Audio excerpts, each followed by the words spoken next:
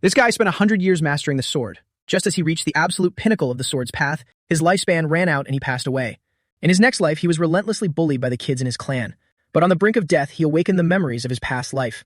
Inheriting a century of sword mastery from his previous life, he grasped the ultimate truth of the sword as a mere child, something that took his entire past life to achieve. Now he's absolutely overpowered. He brutally crushed those little punks who bullied him, and even became the patriarch of the clan. Anyway, enough rambling. Let's get straight into it. The story is completely finished, and we've covered it to the very end. Enjoy watching. A muscular young man sits on a rock, resting an ultra-long sword in his lap. These were my master's final words when he entrusted this sword to me. I carefully followed his teachings, devoting over 100 years to the sword, and finally reached the apex. I trained until I coughed up blood. But facing death, I finally realized it was all meaningless. I regret it so much. If only I hadn't spent my entire life obsessed with the sword. His mind drifted back to when he was just a young boy, muttering to himself, and live an ordinary life instead. The white-haired boy towering over him frowned in annoyance and demanded, "What did you say?" Though they looked the same age, his strike was incredibly heavy. He kicked him hard and yelled, "Someone like you wants to live an ordinary life. Your mother brought this clan to absolute ruin. You should be thanking the heavens you haven't been kicked out yet." He kept cursing as he stomped on him. This place is the Sichuan Duing family, a prestigious clan specializing in poison and hidden weapons. But raging flames consumed everything, marking its official downfall, simply because they rejected the man who shattered the martial world's order centered around the 9 great sects, one of the martial world's newly risen powerhouses, all because they refused the proposal of the heavenly demon cult leader, Mian Trung Hatch. That was the one and only reason. Whenever he set his eyes on a woman, he would show up at her door to propose, if ignored or rejected. If he didn't get what he wanted, he would use absolute force to abduct her. And then, he shifted his target to a member of the Duong clan, the woman known as the Poison Phoenix, Duong Tri Tui. Even though the Duong family fought with everything they had and ultimately managed to defeat the heavenly demon who came to snatch her away, the clan's resources were completely depleted after that calamity, driving the Duong family into a steady decline. And the son of the Poison Phoenix was none other than this young boy being ruthlessly beaten, all because of the past. 3 of them ganged up to bully him alone. "Don't you dare collapse yet. I'm not done beating you." The young protagonist, of course, refused to submit. Even beaten to that extent, he still glared back at them fiercely. The boy lunged forward to stomp on him a few more times. "Blaring at me is useless. If you feel wronged, go blame your mother." It wasn't until late at night that he trudged home alone. "This is my everyday life. Everyone accuses my mother of seducing the heavenly demon cult leader and ruining the clan. They even vent their resentment and blame for her, by beating it all out on me." As soon as the young boy opened the door, he saw his mother waiting. "Son, why are you home so late?" She panicked upon seeing her son covered in bruises.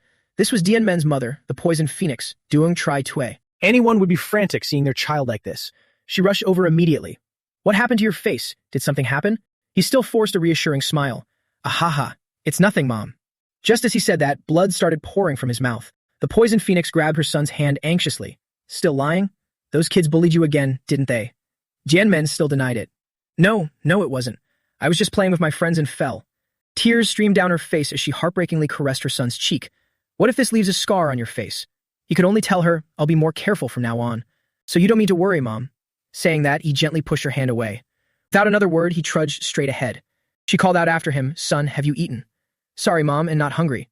I just want to rest a bit." Returning to his room, he shut the door tightly and curled up on his bed. "I know this isn't my mother's fault, but I have my own unspoken agony. Because even if I resist loudly, it only brings more vicious beatings. That was exactly how my father died.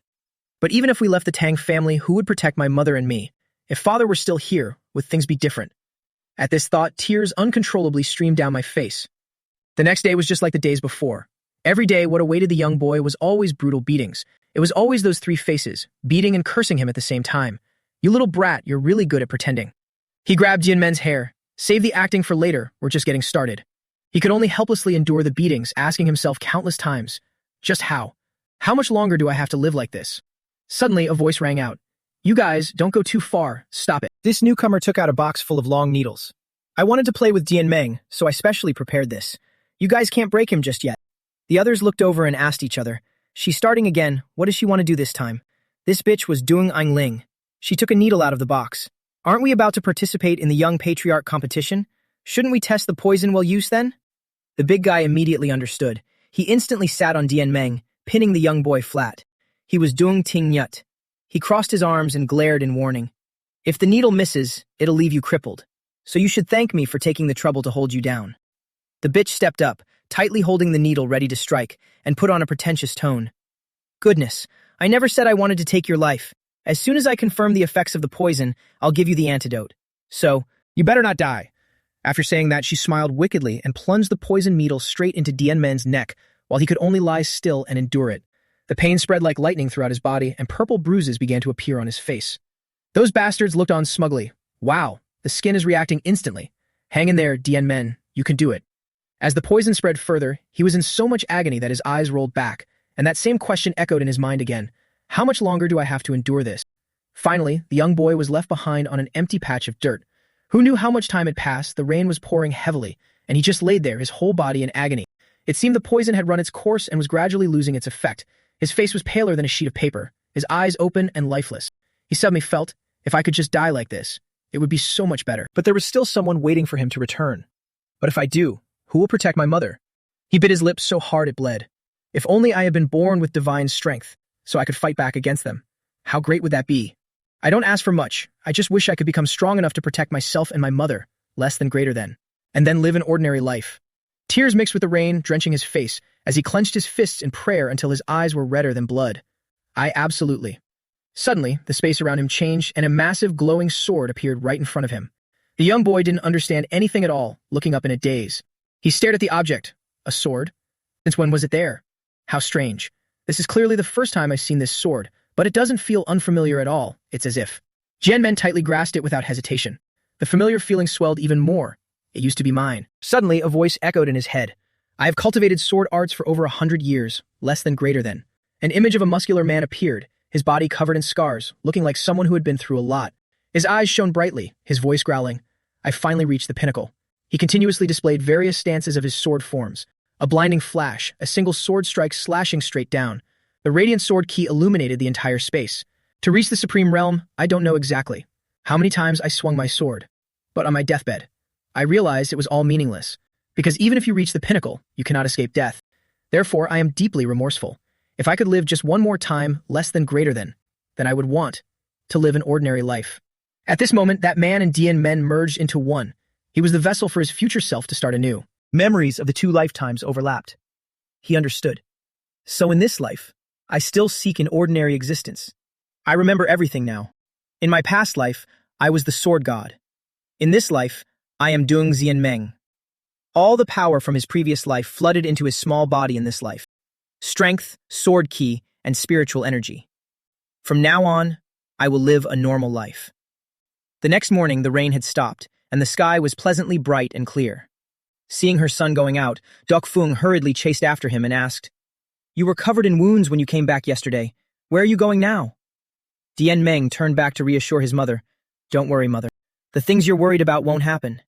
He had never looked so energetic. I'll be taking my leave now. After saying that, he left immediately. His mother didn't know what to do, only able to stay home and trustingly watch her sons retreating back. In the courtyard of the Dung family, those bastards had all arrived. They asked each other, that brat Dien Men isn't going to chicken out today, is he? That guy Dung Tin Yet put on airs. Well, we did go a bit too far yesterday. But if he doesn't want to make things difficult for his mom, he'll still crawl his way here, right? He's got quite some backbone, after all. They laugh mockingly together. Someone of his level? Give me a break. This white-haired guy was always the most heavy-handed. He smirked wickedly. Whatever, if he shows up, I'll beat him to a pulp, damn it. If he doesn't, well, let everyone mock him. Ha ha ha, the laughing group suddenly turned around. Oh look, Dien Men was approaching from afar, and they immediately caught his scent. Here he comes. That bitch Dern An Lin sat perched on a tree branch, mocking. Seriously, what took you so long? She jumped right down. I was worried you wouldn't even dare to show up. With a gleeful face, she waved her hand. Dien Men, we're over here. Hurry up and come here. Our main character's face was colder than ice, calmly sweeping his gaze over them. The white-haired bastard stepped up to block his path.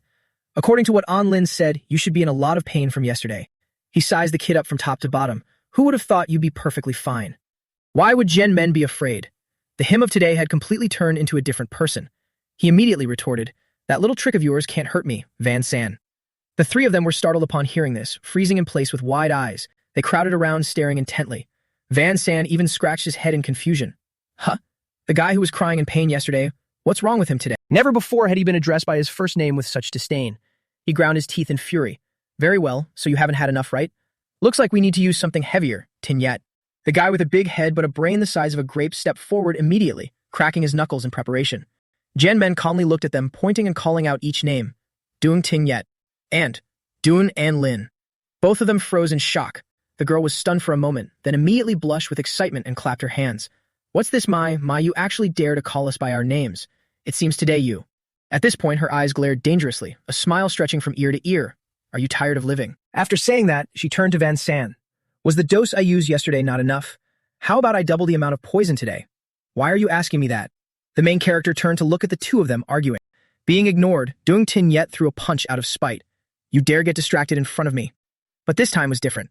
Before his punch could even graze his face, the kid's hand was faster, tightly gripping his ugly mug. 5 fingers dug in forcefully, leaving him no room to resist. With a loud bang, he smashed his head straight into the ground. Too fast and too dangerous. With one guy down, the other two turned to look with their mouths hanging open, unable to believe their eyes. It was a sight they had never witnessed in their entire lives. With a single hand in a split second, Jen Men flattened the guy with one strike. What is going on? Tin Yet was taken down with a single punch. The other two stood there in utter bewilderment. He hasn't even learned any martial arts. How could he do that? I don't know either. Jen Men questioned them with a cold voice. On what basis would I not know the things that you know? Weren't you planning to participate in the election for the young patriarch? He charged forward step by step. Were you planning to bring this pathetic level of strength with you? Van San was scared shitless, quickly getting into a stance while cowering in fear inside. What the hell is this guy doing? It's like he turned into a completely different person overnight. He tried to clench his fists to reassure himself. Calm down, Doong Van San. Tin Yet only lost because he was careless for a moment. I've trained for years for this election. How could I possibly lose to someone like him? Thinking this, he confidently charged forward. He put all his strength into a punch aimed right at him, roaring loudly. Pathetic level of strength? I'd like to see about that. Let's see if you can still talk tough after taking one of my moves. Take this. Jianmen's face darkened menacingly, looking extremely dangerous as he tightly caught his fist. Looking at Van San's completely shell-shocked face, he mocked, if all the candidates are at this level. With just one hand, he twisted the guy's body like wringing out clothes. His bones were definitely crushed to pieces this time. Then the outcome of the young patriarch election can already be predicted. The scene shifted to a grand building named the Dark Poison Hall. This place used to be the patriarch's residence and where all major and minor clan matters were decided. But since the patriarch position had been vacant for a long time, it had now become the council chamber for the elders' pavilion. An old man's voice echoed inside. Since everyone is gathered, let us begin. The children participating in this young patriarch election have basically been finalized. Today we will discuss whether Duum Zien Men, the son of Dak Fuan, should be allowed to participate, although he hasn't expressed any intention himself. The old man had no idea that outside our main character was dragging in the unconscious body of that bitch Anne Lin, but everyone knows he is often bullied by the other children. He also has zero foundation in martial arts, therefore I disapprove of his participation. Does anyone have any objections? Along the way, anyone who saw this was shocked to the core. Someone in the hall wondered, but isn't he of the former patriarch's bloodline? If we exclude him, the legitimacy of this selection will surely be called into question. The old man's eyes glinted with malice. I understand your concerns, but allowing a boy with zero martial arts to drag down the prestige of the entire selection, isn't that a far more serious issue? He showed blatant contempt. Even if he is the bloodline of the former patriarch, right now he is nothing more than a burden. Just then, the massive doors were thrown open by the young master with a single push. Everyone in the room flinched and turned to look. It was none other than Dien Men, the very child they were just discussing. The white-haired man's jaw dropped as he gasped, Doom. Doom Dien Men? The old man glared with boiling, murderous intent and cursed. You insolent brat, do you have any idea what you're doing? He stood there, his cold gaze sweeping across the room. Of course I do. Everyone present gasped in shock. What? Only when he stepped closer did the old man see the girl firmly clutched in his grip, making him jump in shock. Dern Jian Men roughly held Anne Lin by her hair, lifting her up so everyone could witness her pathetic, battered state. The old man's eyes widened in sheer disbelief. He gritted his teeth, his voice low and threatening. All these years, I have silently endured endless humiliation within the Durang family, but I won't hold back anymore. An elder clutched his head and shrieked, How dare you beat a candidate for the young patriarch position to such a state? Another slammed his fist furiously on the table. Do you not know that severely injuring a candidate is a grave crime? The boy clenched his fists, completely unfazed.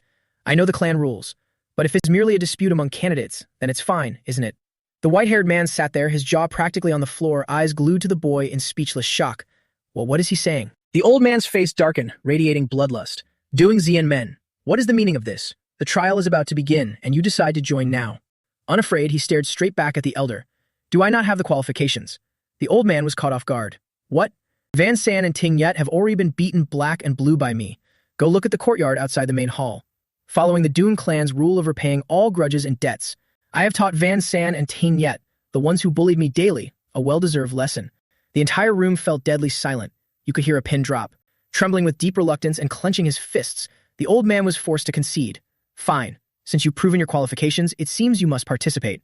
The crowd erupted in immediate protest. Elder, you can't. He's just abusing the candidate's immunity to avoid punishment for a grave crime. Exactly. Setting aside the legitimacy, allowing this will only harm the other candidates. Dian Men shot them a side glance, mentally noting the two men. Just as he was about to put them in their place, the old man raised a hand. Silence. With a darkened expression, he declared, I approve his participation in the trial. The crowd turned to him in utter shock. Elder. Bursting with a murderous aura and looking as if he wanted to devour the boy alive, he snarled, to pull such a reckless stunt. Doesn't that show immense confidence? If a qualified descendant of the patriarch wishes to enter, what reason do we have to stop him? Dun Jin Men, I hope your strength matches your arrogance. If you fail to become the young patriarch.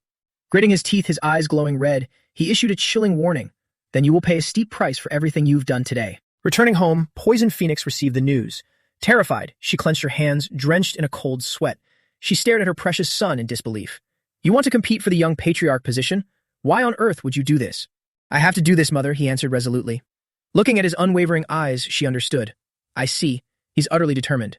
This isn't just some fleeting, impulsive whim. Dian Men, I gave you this name praying that you would live a long, peaceful life of 100 years. I never expected the little child in my eyes to become such an imposing, majestic man in the blink of an eye.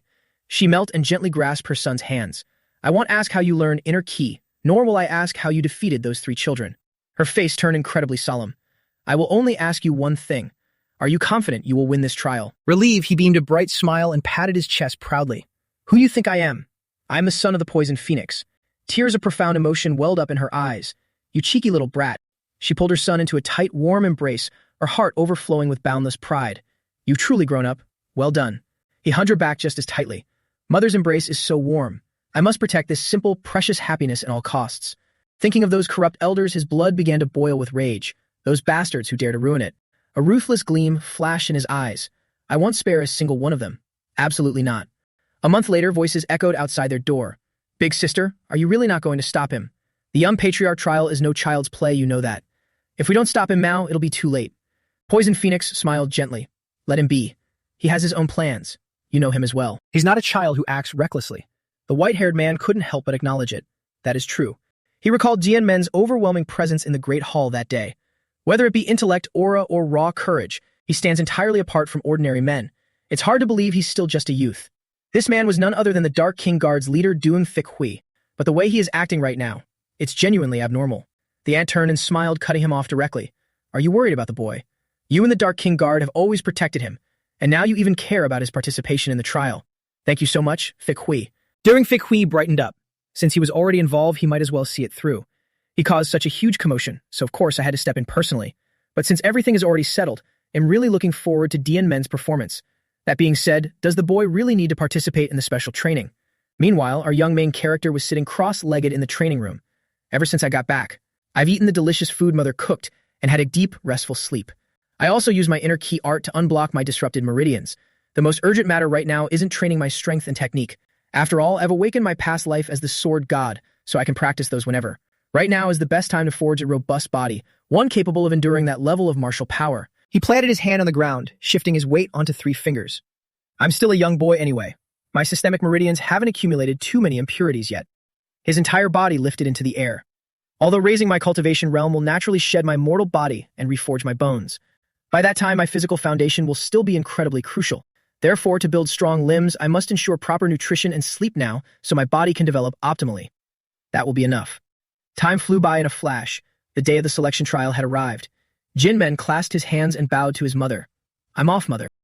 Poison Phoenix could only advise him. Be careful not to get hurt. Duong Thick Hui also bowed. Sister Duong Tri Tui, please take care of yourself. She waved at him. All right. It was truly a pleasure seeing you this time. The two of them left together.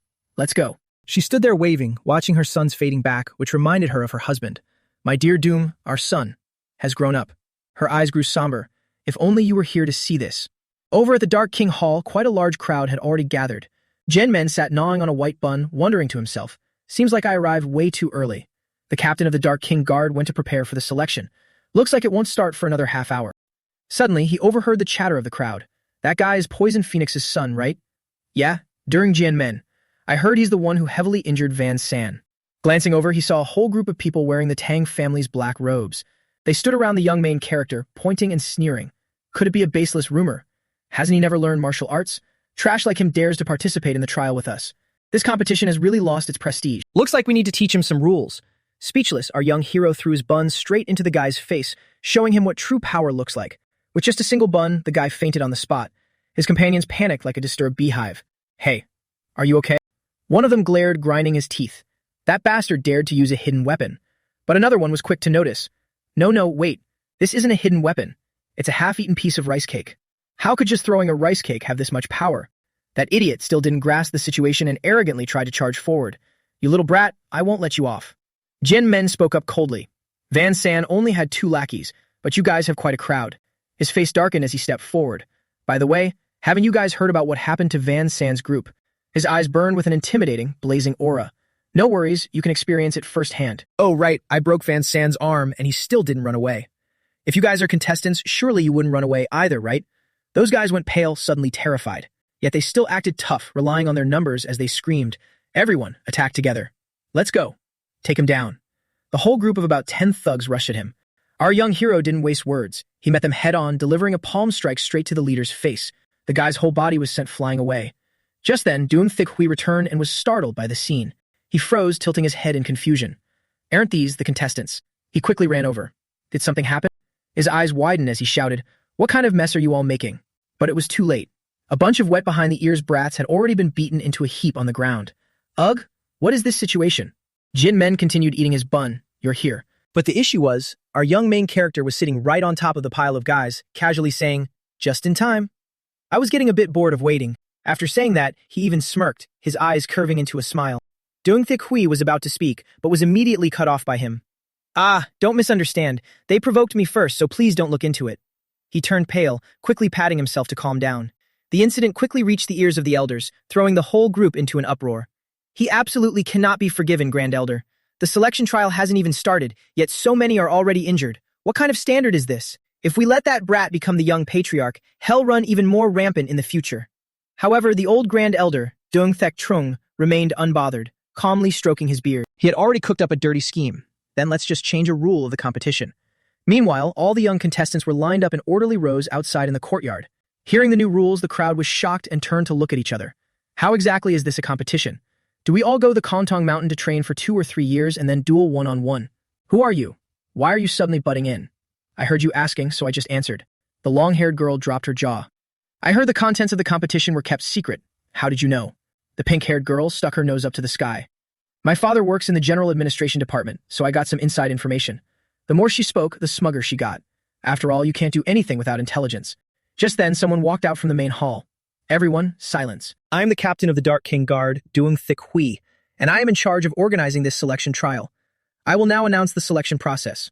The kids stared in awe and whispered excitedly, "It's Captain Thick Hui. I heard he's the youngest captain ever. He really is so handsome." The selection will last for a total of 4 years, with 3 of those years dedicated to training. Dart throwing techniques. In the first year, you must find a training method that suits you and train independently. Hidden weapon techniques. Poison crafting. The remaining 2 years will consist of comprehensive training under the guidance of an instructor. He shouted at the top of his lungs. After all the training is complete, the official selection will begin. The format will be... The pink-haired girl chimed in eagerly. It's a one-on-one duel. But the old man, Doom Thak Trung, stepped forward and interrupted. A goo poison battle. Everyone was shocked. The pink-haired girl froze and crumbled inside, wishing the ground would swallow her up in embarrassment. What? Their faces turned pale. A goo. Poison battle? The goo poison we all know? Just like sealing powerful venomous creatures in a jar to slaughter each other and create a lethal toxin, the goo poison battle is a solo fight for survival. You must kill until only one person remains. The old man continued bluntly. We originally planned to choose the young patriarch through duels, but due to the recent incident, over 10 candidates were suddenly eliminated. Standing nearby, Doon Fitch Hui could only facepalm in helplessness. If we continue with the old rules, this will never end. Therefore, the format has been changed to an all-out battle royale. Just like that, our protagonist suddenly became a thorn in everyone's side. Damn it, it's all because of that Doom Dien Men. The old man stroked his beard and looked down, continuing, the responsibilities of the young patriarch are immense. They will guide the future of the Doing family. Therefore, this is no child's play, but a noble right where you must risk your lives to surpass your limits. Fight, survive, and seize the victory. The winner will claim everything the Doing family has to offer. These imposing words ignited the flames of determination in every child's heart. The ultimate victor of the goo poison battle. Everyone present was filled with boundless ambition. Doing Van San, Doing Tin Yet. Doing An Lin, Doing Tak Thien. Doing Kuklum, doing Jian Men. Everyone knew there can only be one. The old man thought this would hold our protagonist back, but he was dead wrong. He was actually secretly laughing on the inside. As easy as flipping my hand. A piece of cake. That night, first of all, thank you all for taking the time out of your busy schedules to be here. The scarred man leaned his hands on the table. I hope you can all listen to me first. You must be aware that the Doong family has been planning something recently. They murmured among themselves. Are you talking about the competition for the young patriarch position? I heard from our spies that they announced it a few days ago. Exactly. And after that, the participants, the kids who have the potential to become the Doong family's young patriarch, have already set off in their carriages. Of course, the current Doong family is nothing to fear. If the alliance leader wishes, he could eradicate them at any moment. The glared with his glowing red eyes.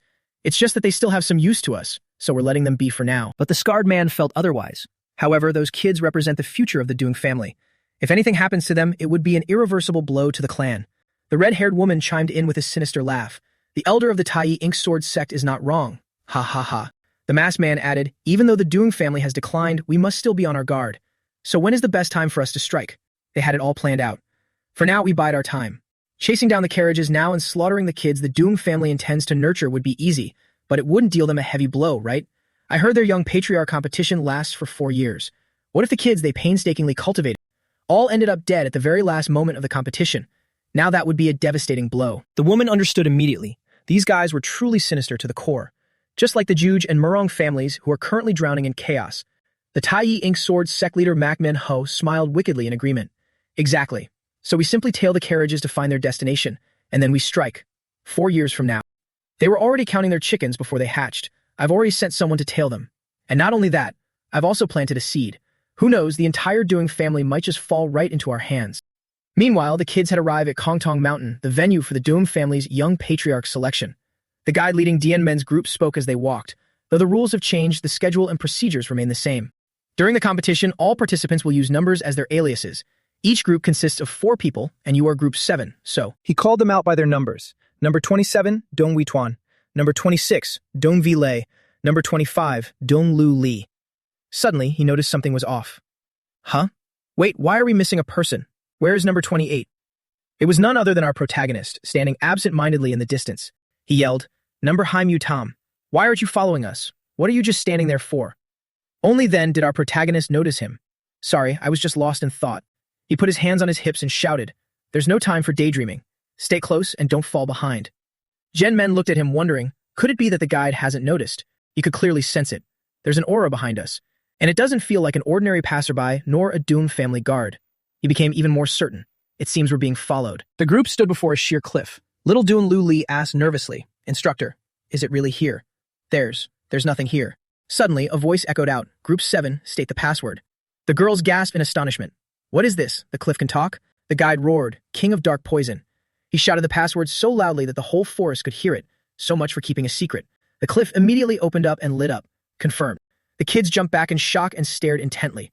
Only Dian Men remained calm. A man holding a fan appeared. Welcome, everyone. It was an old man who looked rather refined. Allow me to introduce myself. He smiled with crinkled eyes.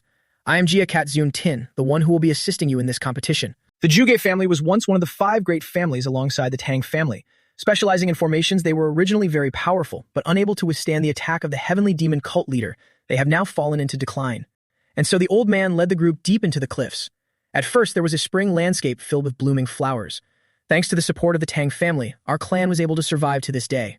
But the further they went, the worse the scenery became. Therefore, to repay this kindness, our Jube family has set up a formation for this competition to prevent outside forces from intruding. Finally, the path became freezing cold. The kids looked around in awe. So this is the Juge family's formation. You can't even distinguish the weather in space. It's truly miraculous. Suddenly, he stopped. Tang Vi Li peeked through her hair, stealthily observing the protagonist. Seeing his expressionless face, she immediately guessed that Tang Dian Men is thinking about something else again. He was exactly like this in the carriage earlier. At that time, the team leader had said, after arriving, you will be teammates for 3 years, so you should get to know each other first. And so they turned to strike up a conversation. You're Tang Dian Men, right? The pink-haired girl who seemed the friendliest waved her hand. Tang Lu Li, I hear about you all the time. Everyone probably knows about your fight on the day of the competition. The mushroom-haired boy also spoke, Tang Wai Tuan, nice to meet you. You're really famous. I heard you even injured Tang An Lin. Lu Li, both admiring and scared, added, you got a lot of nerve. Do you know her grandfather is the 3rd elder? Even though you'll be safe during these 4 years of competition, but Hearing their tone, Men immediately cut them off with a stern voice. What exactly are you trying to say? Are you trying to blame me for dragging you into the goo poison battle? The girl hastily explained. The rule change did startle me a bit, but I wasn't planning on blaming you.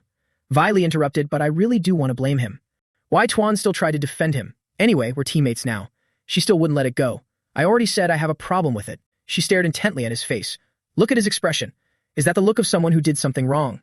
Men, speechless, chuckled and said nothing more, which made her even more furious. What are you doing? You dare to laugh at me? Even now, she was still secretly observing him. Even if the others won't hold you accountable, I will. I've poured so much effort into today. If he dares to cause trouble again, I absolutely won't let him off. She was so busy glaring at the protagonist that she didn't watch where she was going, bumping straight into Lu Li ahead of her.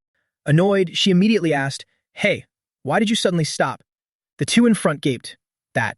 The kids, not understanding what was happening, stared into empty space. The Jugyo martial artist disappeared. Wai Tuan hurriedly looked around. He was clearly just here. How did he vanish in the blink of an eye? Lu Li cried out in fear. Where on earth did he go? Even Viley's voice trembled. I heard that in a formation. If you take the wrong path, you'll get trapped in a spatial rift. No, wait. He set up this formation himself. How could he trap himself? The more they spoke, the paler their faces became. No, wait. The question is, how do we get out? They all started panicking. If we wait here, someone will come save us, right? We won't be trapped here, right? Only Men calmly looked around. Lu Li screamed, We're doomed. Does no one here understand formations? Only Viley noticed the protagonist placing his hand in the air. What is he trying to do? No, I should ask. How can he be so calm? In another space, the old man Zhuge Zhuang Tin was snickering to himself. They must have realized they are trapped and are terrified by now, right? After all, the Zhuge family's absolute formation, the seven-lock illusory sky formation, can only be broken by its creator. But on the other hand, that Tang family elder is really petty, making me trap all the team members just because of one kid. Behind his back, that old man had been secretly scheming, ordering him. As long as you eliminate number Hai Mu Tam, I will double the financial aid for the Zhuge family. This Zhuang Tin was no saint either, laughing smugly. Haha, with such an attractive offer, how could I refuse? The selection round is unfair anyway. The only one losing out is the Tang family. Our Judu family just needs to reap the benefits. Suddenly, his body froze in place. He startled and turned his head. There's a strange sound coming from the formation. What the hell? He turned back to see Men holding a knife, having completely sliced through his formation. His face drained of color as if had seen a ghost, screaming, You guys, how is this possible? Men even smiled broadly and asked, Juju martial artist, how could you have the heart to leave us behind and go first? We're still young and can't keep up with your pace, so please look after us. The old man was drenched in cold sweat, stammering, Right. It was my oversight. He couldn't comprehend it at all. What the hell? My formation is absolutely perfect. How do they find me? The other kids crowded around Men asking, Men, how did you just do that? Slice it open. You sliced open the formation. What does that even mean? Viley suddenly shouted, Is now the time to be asking about that? She pointed and yelled, We managed to find the Juve martial artist with great difficulty. We need to stick close this time, lest we get left behind again. But when they turned around, there was nothing but thin air. The group stared in dumbfounded shock. He disappeared again. Men chuckled silently, speechless. Again. The old man was running like the wind, terrified out of his mind. Damn it. I am a proud member of the Juge family, yet am being forced to flee within my own formation. But that brat's eyes seemed like they could see through everything. How could a mere teenager have such an imposing aura? A blue light shined in front of him. Found the exit leading to the training ground. He immediately dashed through as fast as his legs could carry him. In a flash, he teleported to the forest, only now daring to stop and pant heavily like a dog. This should be fine. Drenched in sweat, he thought. Although I don't know how he did it, there's no way he can find his way here. But before you could even catch his breath, a voice echoed right above his head. Zhuge Wuren. The old man looked up, his heart skipping a beat in shock. Instructor Yuan Zhen. This muscular man dressed in black was Tang Yuan Zhen, the instructor of Squad Bai. He immediately noticed something was wrong. You don't look so good. Moreover, the candidates of Squad 7 are nowhere to be seen. Did something happen? The old man's face turned pale with panic, his mind screaming for a way out. Calm down, haven't I already prepared for this exact situation? So he began his dramatic act. I'm afraid Squad 7 can no longer participate in the tournament. Yuan Zhen was shocked. What do you mean by that? The old man forced a frantic tone, lying without batting an eye. I waited for a long time, but they still haven't returned. They might have been attacked by bandits or wild beasts around here. It's a great pity, but life is unpredictable. It's best to cross Squad 7 off the list. Just as he finished speaking, the sound of something shattering echoed from behind. His whole body instantly stiffened, his heart jumping out of his chest. Yuan Zhen also looked in that direction. The old man's face turned ashen as he peeked over. How is this possible? Unaware of the situation, the instructor yelled in surprise, What is going on here? Could it be intruders? Changshan hurriedly stepped in front of him. No, it's not. Instructor, wait. Let me confirm this first. But the sharp dagger on the other side remained plunged deep, and with a loud crash, the barrier shattered into 100 pieces. The old man turned his head in sheer terror. It broke. The pinnacle formation of the Juju family, the Seven Locks illusionary sky formation, was broken just like that. The one who broke it was naturally none other than Yanming. He appeared with a supremely confident smile, while the old man stood frozen in disbelief. Impossible. The old man's face was instantly covered in snot and tears. He flashed a sinister grin.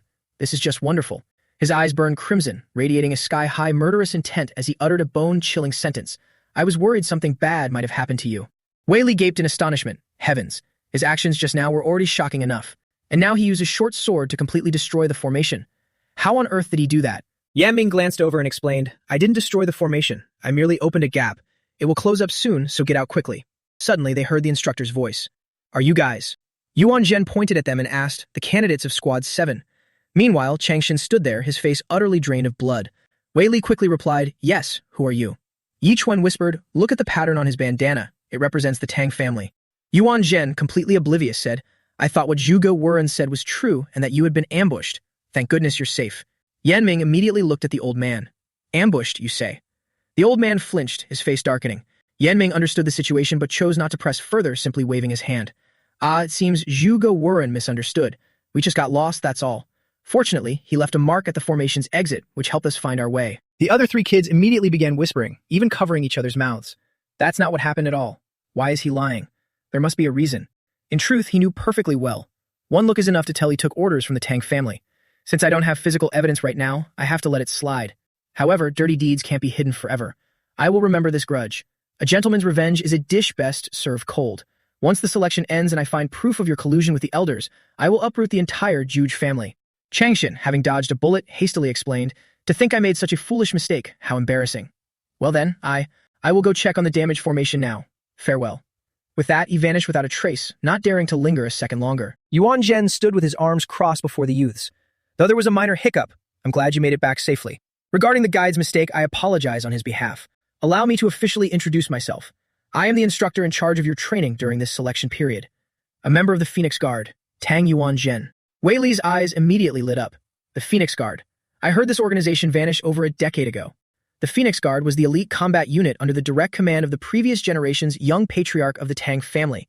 Every member was an elite warrior of the Tang clan, possessing martial prowess equal to that of a captain. She looked over at Yanming, who was casually picking his nose. Wasn't the previous young patriarch the Poison Phoenix, Yanming's mother? In other words, he nonchalantly asked Yuan Zhen, so why didn't you guys stay at the Tang family estate before? She panicked upon hearing this. Don't these two know each other? The man replied, over a decade ago, to protect the previous young patriarch, the Poison Phoenix, we fought a battle to the death against Ma Guantian. But in the end, we suffered a crushing defeat. As he said this, his brows furrowed deeply, his teeth grinding in bitter regret. He stepped forward. Therefore, those of us who failed to protect our master are nothing more than sinners now. Suddenly, several more figures appeared behind him, clad in the exact same attire. His voice turned stern. That's enough for introductions. Next, I will explain the rules of the selection. Listen carefully. The first year of the selection will focus on independent cultivation. You must choose a training method that suits you, and based on your progress, we will distribute martial arts manuals and provide guidance. Liu Li asked in astonishment, what about the Tang family's manual rumored to be lost after the great battle with Ma Guantian? Can we also learn the Myriad Heavenly Flower Rain? Yuan Jin explained, the Myriad Heavenly Flower Rain is a martial art passed down only to the young patriarch. Although incomplete, its incantations will be imparted by the elders. Yanming knew of this. The Myriad Heavenly Flower Rain. Is it the technique that unleashes countless hidden weapons falling like a storm?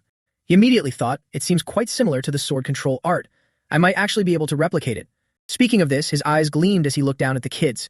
Therefore, only the one who becomes the young patriarch can learn the incantation from the elders.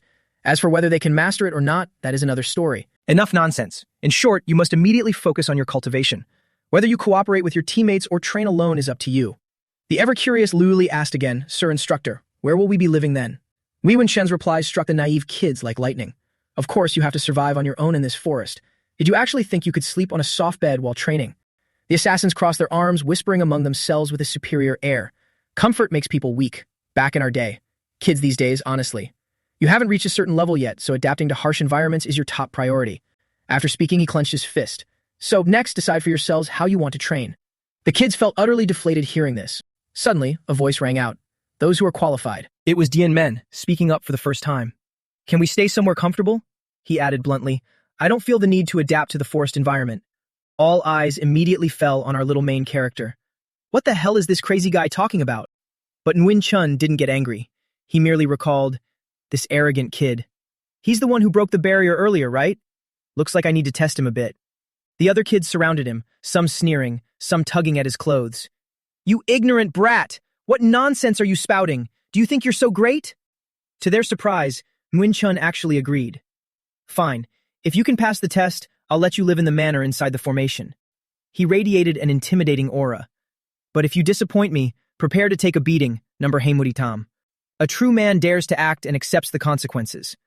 Our main boy nodded instantly. No problem. They got right to it that very night. All right, the test is very simple. My squad members will shoot hidden weapons at you from all sides. You just need to block or dodge them within a 5-step radius. We'll begin once you're blindfolded. Without a trace of fear, Dien Men took the white cloth and covered his eyes. He could already sense the positions of all the assassins. Bring it on. Each of them held at least 3 hidden weapons in their hands. The 3 kids stood there dumbfounded. He can actually do this. Besides, why isn't anyone making a move? Vi Li immediately guessed. Are they deliberately stalling to put invisible pressure on him? But it was only quiet for a few seconds. In that very moment, all the assassins hurled their hidden weapons at once. Our main boy stood perfectly still, feeling the rain of darts plunging toward him. A quick count revealed the exact number, a total of 167 of them. It's quite a lot, but not that difficult. The boy smirked confidently, reaching into his pocket for a weapon. Nguyen Chan watched, utterly shocked. Our main boy gripped his blade and activated a skill, attach. Many people overlook one thing. Martial arts isn't just about techniques, but it also contains profound principles. They can roughly be divided into 3 main principles: heavy, fast, and change. Supreme martial arts encompass break, scatter, attach, sever, and sharp. Jian Men spun around, his moves creating a small whirlwind around him. Not a single dart could slip through. Since Jian Men had already grasped the profound principles of swordsmanship in his past life, executing this was as easy as flipping his hand. So when those who had only gone through basic training and hadn't yet comprehended the true essence saw this, they would undoubtedly be terrified. Moon Chan's eyes widened so much they nearly popped out. He couldn't believe it. He blocked all those hidden weapons with just one move. No, he didn't block them, he deflected them. I'm afraid even I couldn't dodge that many hidden weapons so calmly. No way. The kids stared at each other in horror. What did we just witness? He swung his blade just once and sent all the weapons flying. Unbelievable. The atmosphere returned to normal. Our main boy ripped off his blindfold. I passed, right? Moon Chan was still in a daze, questioning himself. Actually, I wasn't even sure if I could pull that off. Wai Tuan kept calling out, Sir Warrior, but he still hadn't snapped out of it, until they shouted, Sir Warrior Moon Chan. He finally came to his senses, coughing a few times. The result was undeniable. You've passed. You can rest in the manor from now on. Whether he wanted to or not, he had to admit it. It seems a monster has been born. Wai Tuan gasped in awe. With this kind of strength, you can't help but admire him. Lu Li blushed deeply. Ugh, I'm so jealous. Meanwhile, the shameless Vi Li pointed a finger and demanded, Hey, you're not going to abandon your teammates to enjoy the luxury all by yourself, are you? Jian Men glanced over. Since when are they close? Naturally, it's every man for himself. He was thrilled, putting his hands on his hips and laughing loudly to tease them. Oh my, the food at the manor must be delicious. Ah, by the way, no one's going to feed you in the forest, right? Ha ha ha. The 3 kids stood frozen. Vi Li was even ready to charge at him. You bastard. Stop right there. The other 2 immediately had to hold her back. Wien Shen observed the kids, thinking to himself, it's good that the other members aren't too discouraged. But the outcome of this trial is already clear before it even begins. He looked back at our main boy, thinking, maybe this child, only to see him walking away. Suddenly, Dien Men stopped and said, Oh, right. Please add a bit more meat to my meals. After all, eating well is the only way to grow up fast. He was talking directly to him. The boy had already made up his mind. Only by eating my fill can I help the Doom family rise again. The next morning, there wasn't a single soul in the forest, only wolves hunting for prey. Several wolves swarmed together to devour an animal carcass. They were chewing loudly when suddenly, they all froze in place. Every single one of them started coughing and gagging violently. Just as they collapsed, the 3 kids, led by Vi Li, rushed out to fight. And just like that, the 3 kids had to live in a cave on a cliff that night. Good thing the anesthetic we prepared earlier worked. Yeah, we can just use this method from now on. They roasted the animal legs over the fire, chatting away. Wai Tuan, you're really good at making poison. Your knife-throwing skills are great too. Even so, the kids looked visibly gaunt, staring intently at the meat thighs in anticipation. 4 months have already passed. At first we planned to run away, but we ran straight into a bear. After that, unable to hunt anything, we had to survive by chewing on tree roots. So the first time we caught prey, we were so happy we cried. Later, we even found a place to stay up high. Wai Tuan let out a long sigh. Sigh, Jian Men must be living the dream right now. Hearing this, Vi Li gnashed her teeth in anger and yelled, Don't mention that guy in front of me. The boy flinched and dodged. I was just curious. She burned with anger. What's there to be curious about? I bet he's enjoying himself all alone. She was already imagining beating up the protagonist. Just wait. When we get back to the manor, I'll knock him out with one punch. Wai Tuan still remembered the scene where he single-handedly handled hundreds of throwing stars. He was already very strong when he left. Now that he's undergone training, who knows how powerful he's become. Suddenly, Vi Li startled. Hey, wait a minute. The meat on the fire disappeared into thin air. The two of them whipped around to look behind, their faces pale. It was Lu Li sprawling there, her belly round and full. Burp. Ah, I'm so stuffed. Some had nothing to eat while she ate everything, and yet she had the nerve to say, Friends, you're blocking the light. Could you move aside a bit? Why are you looking at me like that? It was obvious Lu Li would get the beating of a lifetime tonight. You know exactly why, you damn fatty. Scene changes to the manor inside the Seven Locks illusionary sky formation at Kongtong Mountain. Several assassins are surrounding Dian Men. Were these people planning a sparring match? He stood still within the encirclement, his gaze sweeping over them. Win Chun glared and shouted, Begin. Two assassins charged forward like lightning. The protagonist showed no fear, leaning backward and effortlessly dodging their attacks. Taking on two at once, his skills were beyond words. He raised his leg high and kicked one straight in the face. Immediately, the others rushed in to take their place. They attacked him from all directions, and they were even using weapons. Just as the throwing knives thrust forward, Dian Men's figure vanished in a flash. The whole group was bewildered. They thought they hit him, but they only struck thin air. The protagonist jumped down from right above them, reaching into his clothes for something. Excellent. Time to test out my new move. With golden rings on all 10 fingers, his eyes shone brightly with an excited smile. The assassins instantly went on high alert. Here it comes. But he didn't even aim at them, powerfully swinging both arms to the side. The group stared in confusion. Did he throw hidden weapons into the air? They were all circular rings equipped with two razor-sharp blades. Whirling intensely through the air, one slice to the neck and a head would roll. One of them was hit, his shoulder slashed open and spurting blood. The guy next to him shivered. Isn't throwing them like this too reckless? Ah, he looked around, seeing the assassins collapsing in a panic. What's going on? None of them escaped. Those throwing stars, they're too fast to see clearly. The protagonist wasn't done yet, shouting, Spin. Activating the whirling chaotic dance of darts skill. Everyone around him was sent flying backward. Nguyen Chan's eyes widened in horror, his teeth chattering. How is this possible? He actually took down highly trained members in the blink of an eye. Moreover, when using an area of effect attack, he could control this force to merely graze their skin. He also realized something. That move just now. Did you create it yourself? The protagonist nodded. That's right. He picked up the dart with a ring in the middle to examine it. This move would indeed leave opponents defenseless. It's too formidable. May I ask what this move is called? Jian Men answered as asked. It's called the whirling chaotic dance of darts. He asked again, I see. But using this move will consume a lot of inner ki. How did you overcome that? The protagonist asked him in return, Do you remember when I borrowed a book on eye techniques from you before? Eye techniques are martial arts that enhance vision. Wen Shun nodded. Yes, it contained the heaven-battling eye and the time-flowing eye. Since the records on the time-flowing eye were incomplete, I recommended the heaven-battling eye to you. The protagonist nodded. I learned the time-flowing eye. He was shocked. Huh? He couldn't believe it, thinking, he learned the time-flowing eye. That is the Doing family's most ancient eye technique. Its incantation has long been lost. How on earth did he do it? Jian Men explained further. Actually, although the incantation is incomplete, I know this eye technique is a top-tier martial art. If I throw hidden weapons along the trajectory seen by the time-flow eye, then even with a sliver of inner ki, I can still hit the target with pinpoint accuracy. Drenched in sweat, he took a deep breath. This kid really never ceases to amaze me. To think he could comprehend an incomplete incantation all on his own.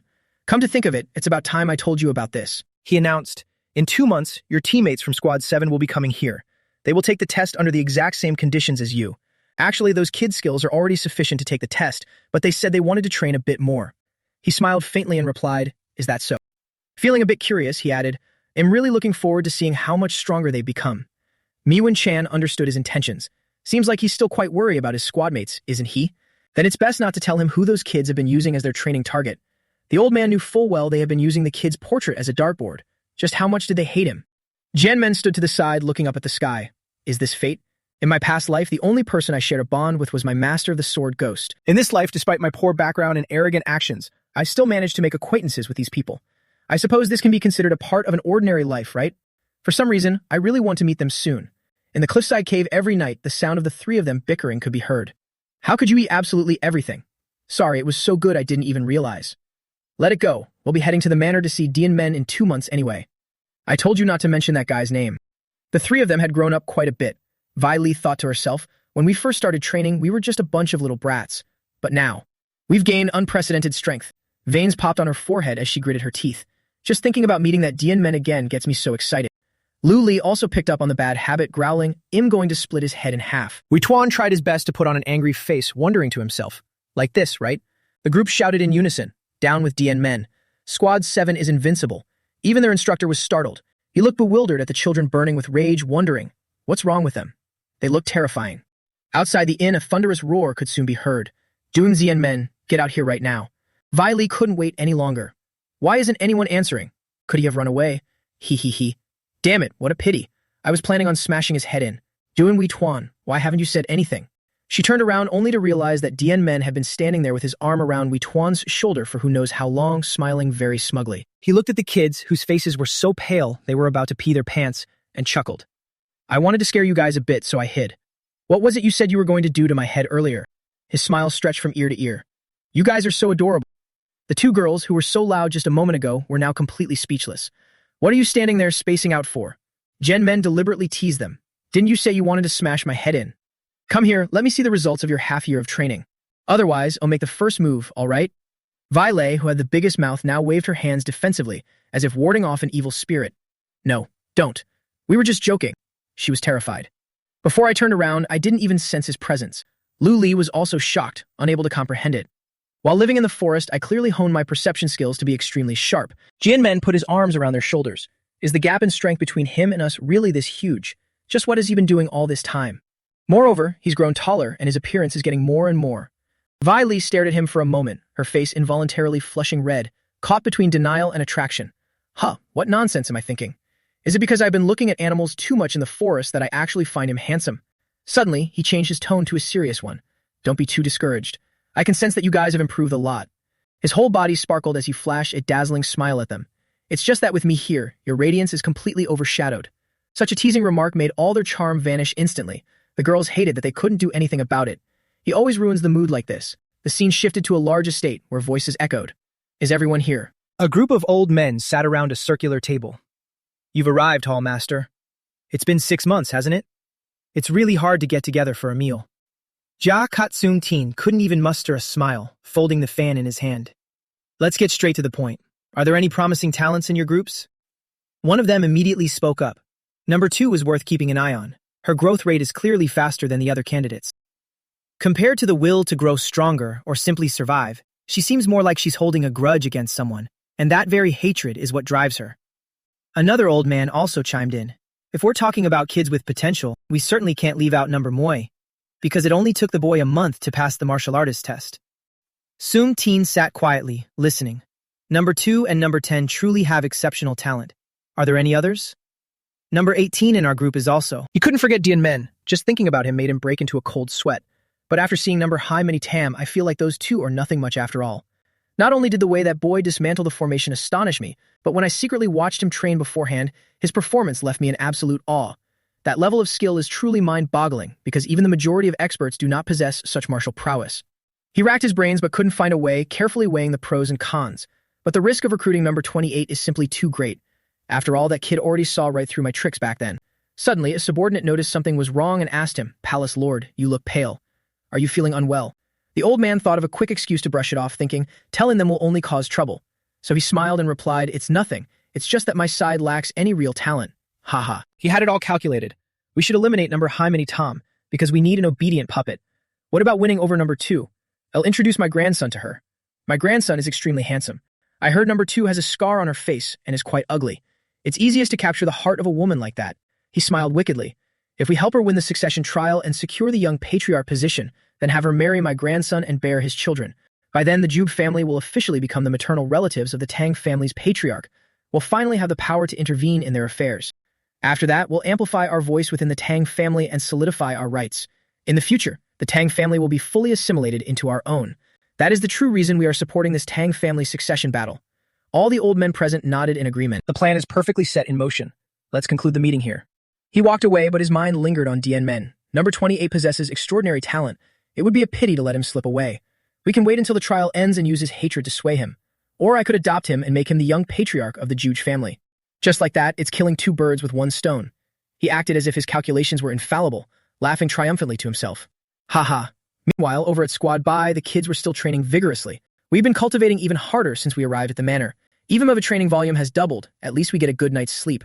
After throwing her knives, Violet turned to ask Lu Li, did Wai Tuan and Dian Men go to the crafting room today too?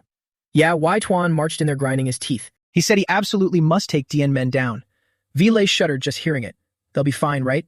Wei Tuan's poison crafting skills are really strong. Over on the other side, Wei Tuan was indeed showing off to Dian Men. See this.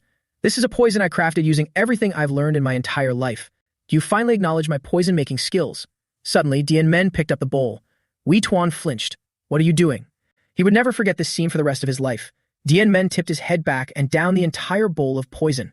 Unable to stop him, Wei Tuan could only scream in terror. You lunatic! Why did you drink that? He shook Dian Men frantically, on the verge of tears as he pleaded. Throw it up immediately, you brat. You're going to lose your life at this rate. Suddenly, Dian Men's face turned green. Ugh. Wei Tuan stared at him in utter shock. See, could it be taking effect already? But Dian Men just let out a loud burp, blowing a cloud of green toxic gas straight into his face. Completely unharmed, he wiped his mouth and chuckled. Oops, who told you to keep shaking me? Meanwhile, Wai Tuan collapsed onto the ground with a soot-black face. It spilled out. Suddenly, Dian Men felt his body undergoing a change and burst into laughter. It seems this isn't a lethal poison after all. Wai Tuan turned back, his face covered in tears and snot. What did you say? This is a lethal poison that can melt your internal organs. But why are you perfectly fine? However, he couldn't explain why Dian Men was still standing tall, completely unharmed. But why are you perfectly fine? This is so strange. He smiled wickedly and leaned in close to Wai Tuan. That's exactly it. Could it be that your skills are just too lacking? That single sentence infuriated Wai Tuan so much that his face turned as dark as the bottom of a pot. The two girls standing outside could even hear Yi Tuan screaming, Ah! Why aren't you dead yet? Vila immediately guessed. It seems he failed. Lu Li nodded in agreement. Indeed. Jianmen went even further, crossing his legs and casually drinking another bowl of poison. Yi Tuan knelt down, heartbroken, begging, Stop drinking my poison like it's alcohol! What was even more devastating was that after drinking it, he asked, Is there more? I don't feel a thing. Yi Tuan looked at the empty bowl in despair. It's all gone, you brat. So utterly helpless that he pounded the table loudly and gnashed his teeth. Damn it, why isn't it having any effect? Could he really be immune to all poisons? But Jianmen could feel it inside him. It's a little different from absolute poison immunity. This is the Tang family's ancestral mental art, the azure light poison aura that all members of the Tang family possess. It's an internal martial art that manipulates poison, but saying the user themselves could be poisoned by it is a bit strange. So I guessed, since this internal energy that manipulates poison is called the poison core, then it must be capable of absorbing lethal toxins. Doesn't that mean I should be guiding the poison to invade my own body instead? He couldn't help but rejoice inwardly. Just as I predicted, the poison entering my body has been converted into internal energy. A sufficient dose of poison is simply a divine elixir to me. But this is also a realm that requires profound enlightenment to achieve. Those who only treat poison as a weapon wouldn't be able to do this, even if they knew the secret. Right now, ordinary poisons can no longer increase my internal energy. Therefore, I need much stronger toxins. Thinking of those cunning old foxes back home, he deepened his resolve. Before I can live the life of an ordinary person, there are still many stumbling blocks I need to clear out, even though I can dispose of those elders at any time. But the Black Evil Alliance and the Heavenly Demon Cult, I'm not entirely sure I can handle them.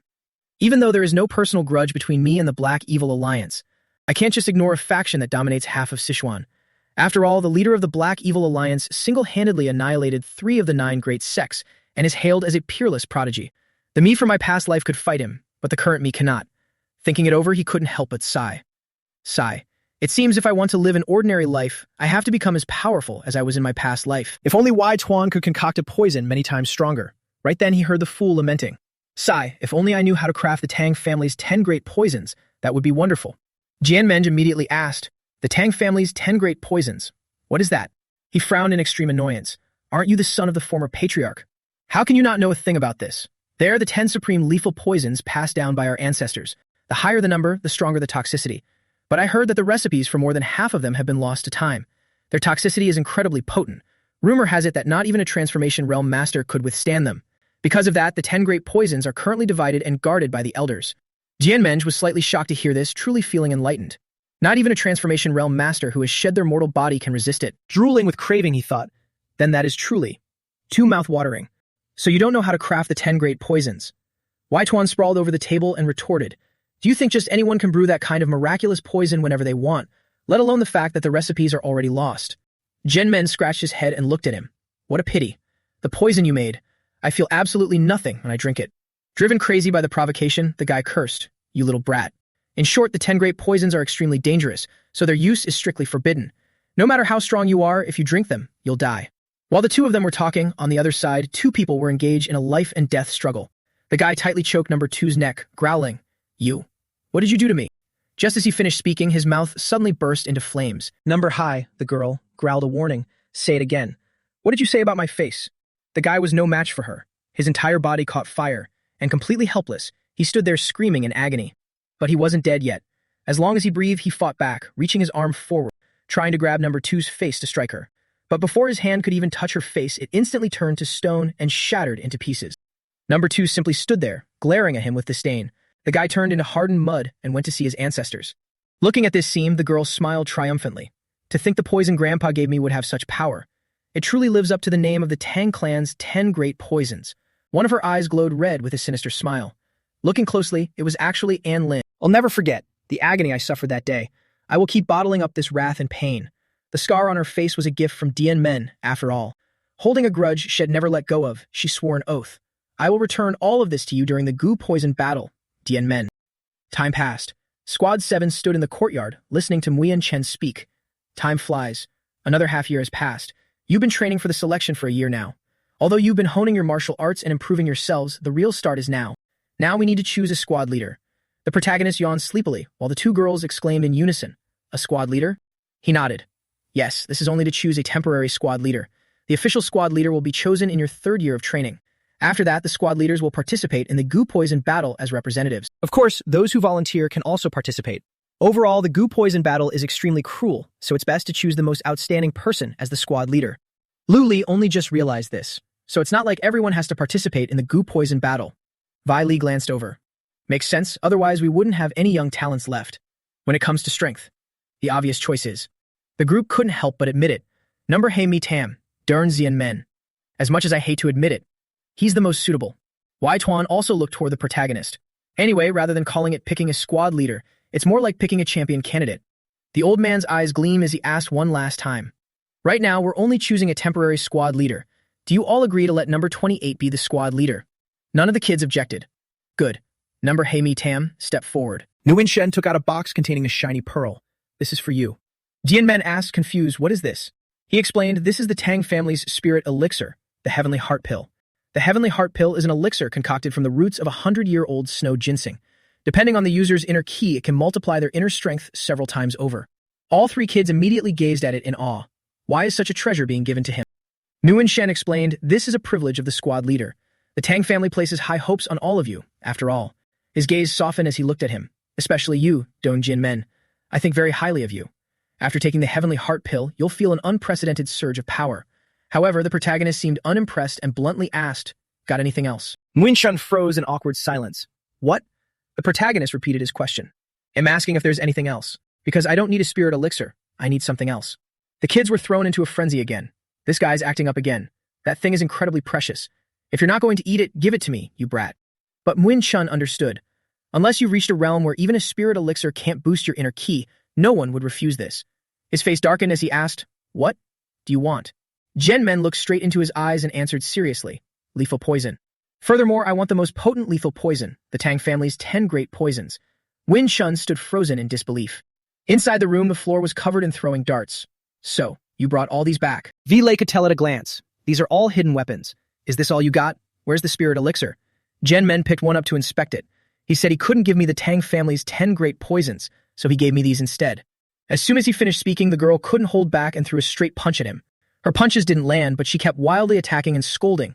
"Oh my god, you should have taken the spirit elixir. You idiot." Only Lu Li said, "Jen Men, I respect your decision. You're already very strong without a spirit elixir anyway." Wai Tuan laughed foolishly. The Council of Elders must be thrilled to have saved a Heavenly Heart Pill.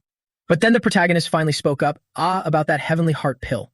Revealing the truth to the kids, he said, "I haven't returned it yet. A few hours ago, Nguyen Chun handed him a wooden chest and said, 'These are the hidden weapons you asked for. They've all been repaired. Do you really want to give up the Heavenly Heart Pill for these?' He held the chest in his arms. It's a bit of a pity I couldn't get the lethal poison, but there's nothing I can do." The instructor still couldn't understand. "You're probably the only person who'd refuse a spirit elixir in favor of poison." Feeling that compensating him with these items was a bit unfair, he asked again, "Do you need anything else?" But he felt, this is enough. Oh, I have a question. What is it? How do you plan to handle the heavenly heart pill? He replied, return it to the medicine hall, of course. Why? Are you regretting your choice? But he had already come up with an idea. Not quite. I just thought of a great idea. The kids panicked when they heard his plan, so you and the instructor decided. If the other members can team up and defeat the temporary squad leader, less than greater than. They all stood there with their mouths agape. And we'll choose a new squad leader, and the reward will be the heavenly heart pill, less than greater than. Nu and Shan even agreed, this idea isn't bad. Not only does it boost morale, but it's also an investment in the Tang family's future. It's not a loss at all. He raised a finger and told them, in short, you can challenge me anytime. Right up until the goo poison battle begins. As soon as he finished, the kids scrambled away. I'm going to get my darts. You're dead meat, Duong Dien Men. They were completely blinded by greed. Dien Men couldn't help but chuckle. These guys, seriously. He had it all calculated. No matter what, I won't lose to them. But once I become the young patriarch, I should still give them a few heavenly heart pills. But they didn't seem to know their place, shouting rowdily outside the courtyard, full of vigor. Duong Dien Men, get out here right now. He had to change his mind. But for now, I need to establish my authority. The whole crowd kept hollering, come out here. He had no choice but to step out. I'm coming, what's the rush? Do you guys want to get beaten up that badly? Time passed just like that. Autumn passed, winter came, one season followed another. Still, not a single one of them could even touch a hair on Dien Men's leg. Every single time they were beaten to a pulp, groaning in pain on the ground. Dien Men even smugly asked, which loss is this for you? 173 times already, huh? Vi Li and Lu Li sat on the side completely intimidated. Does he never get tired? Even his breathing hasn't hitched at all. It's not your first time seeing this. I gave up ages ago. Lately, I don't even care about the competition. Just staring at Dien Men's handsome face is enough for me. The two girls were entering the prime swooning age. It really is eye candy, right? Our main guy held his hand out to Wai Tuan and asked, do you yield?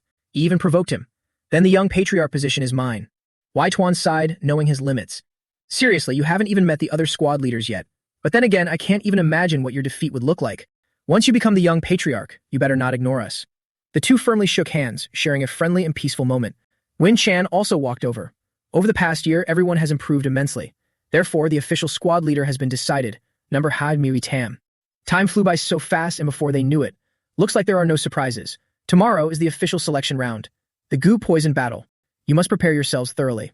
Dien Men confidently shouted, understood. The old man continued, you have trained for 3 years. In other squads, some have given up and others were eliminated early for lacking qualifications, and some even lost their lives. In contrast to them, all members of Squad 7 are completely safe and sound. Moreover, every one of your skills can rival our Phoenix Guard, so you should all be proud of yourselves. As for the goo poison battle, I have emphasized it many times, but I still must warn you one last time. His face was incredibly serious, his eyes burning with intensity. Although poison was forbidden in previous practice matches, in the goo poison battle, apart from the 10 ultimate poisons, all other lethal poisons are permitted. This is a competition where you must use your strongest killer moves. Therefore, you must give it your all, number Hai Miri Tam. He even brought out a box prepared for the goo poison battle. These are the poisons you need. Yituan furrowed his brows and warned, although you're fine drinking the heart-shattering, scorching earth poison, an ordinary person would die from just a single drop.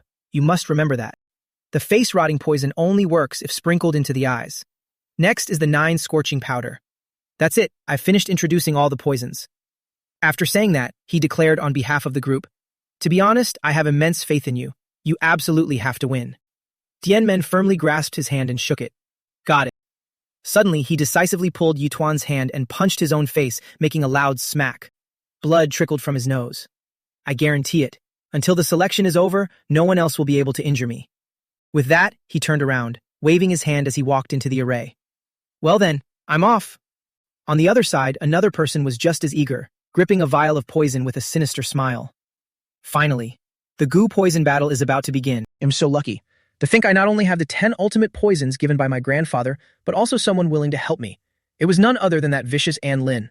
Before she entered this place, someone had come looking for her. She was quite surprised. Could it be that the Juge family intends to help me? How exactly will you help? That old man tried hard to persuade her. As you know, the arena for the goo poison battle is created by our array formations. Therefore, for us, controlling the array and moving you to an advantageous position isn't a problem at all.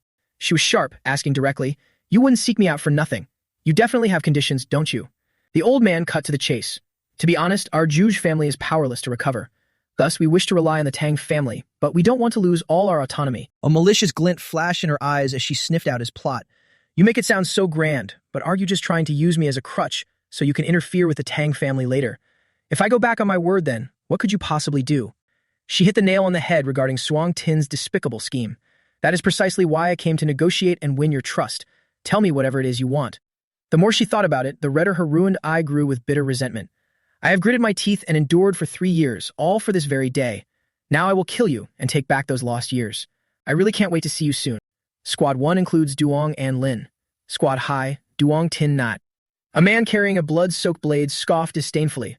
I thought the Tang family's strongest armed force was something special. Turns out they're just a bunch of braggarts. I wasted 3 years playing around with you lot. Squad Ba, Duong Kuk Lam. Before entering the gate, he had already slaughtered all his trainers. I wonder if there are any interesting guys in there. Squad Bone, Duong Hai Lam. Squad Nam, Duong Chi Liet. Squad Sao, Duong Min Tiu. Squad Bay, Duong Dien Men. Everyone has arrived. Our main character feels no fear, even in the mood to enjoy the view. Wow, this weather is perfect for a funeral. From this moment on, the goo poison battle begins. The Yen Men stands high up, looking down at the lush green grass.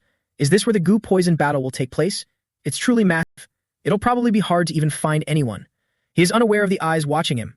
The one dispatched by Squad 7 is indeed number Hai Miu Tam, although it's a pity to lose such a talent. It's Shuang Tin, snooping around in the shadows. But the Jia Cat family has already arranged everything. We must eliminate him quickly to prevent any errors. He never expected him to notice, let alone turn his head to look straight at him with a deep frown. That gaze sends shivers down his spine. Why does it feel like? He's looking right into my eyes. Ah, impossible. There are multiple layers of formations there. How could he see my true body? Unexpectedly, while lost in thought, his face is seemingly slashed in half. That scared the hell out of me. It was Dien Men who shattered his formation with a single strike. After the strike, he even asks, "It feels like a despicable gaze is watching me. Is it the Jia Cat family?" Recalling Nguyen Chan's warning, no one except the participants is allowed to interfere in the goo poison battle. That's what the instructor said. But not only did they play dirty from the very beginning, they're now interfering in the goo poison battle too. I don't know what they're plotting, but bring it on. Come and get it. With that, he instantly leaps away. He hasn't even bothered to act yet. Once I finish this goo poison battle, I'll go settle the score with them. Cutting to Suang Tin, who is clutching his face, trembling in fear and panting heavily. There were clearly several layers of formations, yet he still spotted me. Thank goodness I retracted the bright eye formation connected to the array realm in time. Otherwise, I would have gone blind. Moreover, his sword strike just now bypassed the formation space and tore through its very essence. I've never seen such a profound realm of swordsmanship. His face turns pale with fear as a realization hits him. This is bad. His skill level is far beyond what we can handle. If he uncovers our intentions, he will definitely seek revenge. I must do everything in my power to stop number Hai Miu Tam.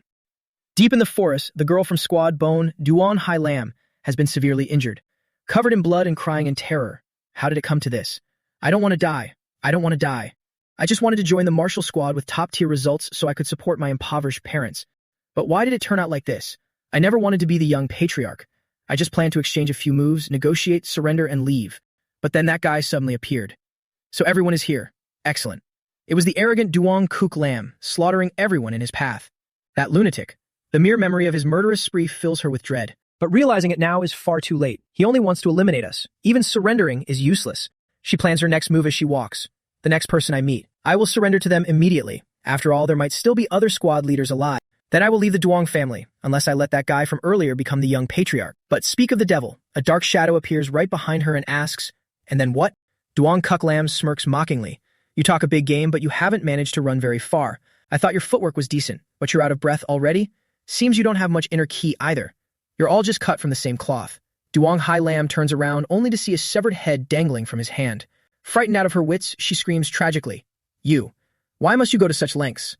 Why must the people of the Duong family slaughter one another?" But he couldn't care less. He asks coldly, "So what?" With a wicked smirk, he says, "I've never considered myself a member of the Duong family." Her eyes widen in shock. What? But before she can process it, her head is lopped right off. Meanwhile, on the other side, Dien Men is dashing through the forest at lightning speed. He glances around and suddenly focuses on a specific direction. Perfect. There's a cave here. It's desolate. No one will probably find me here. Sensing his ki and finding nothing abnormal, he steps right inside. Then I'll just quickly break through to the transformation realm right here.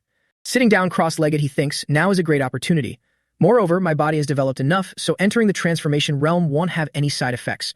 Entering the transformation realm requires 2 conditions, enlightenment and inner ki to open the Ren and Du meridians.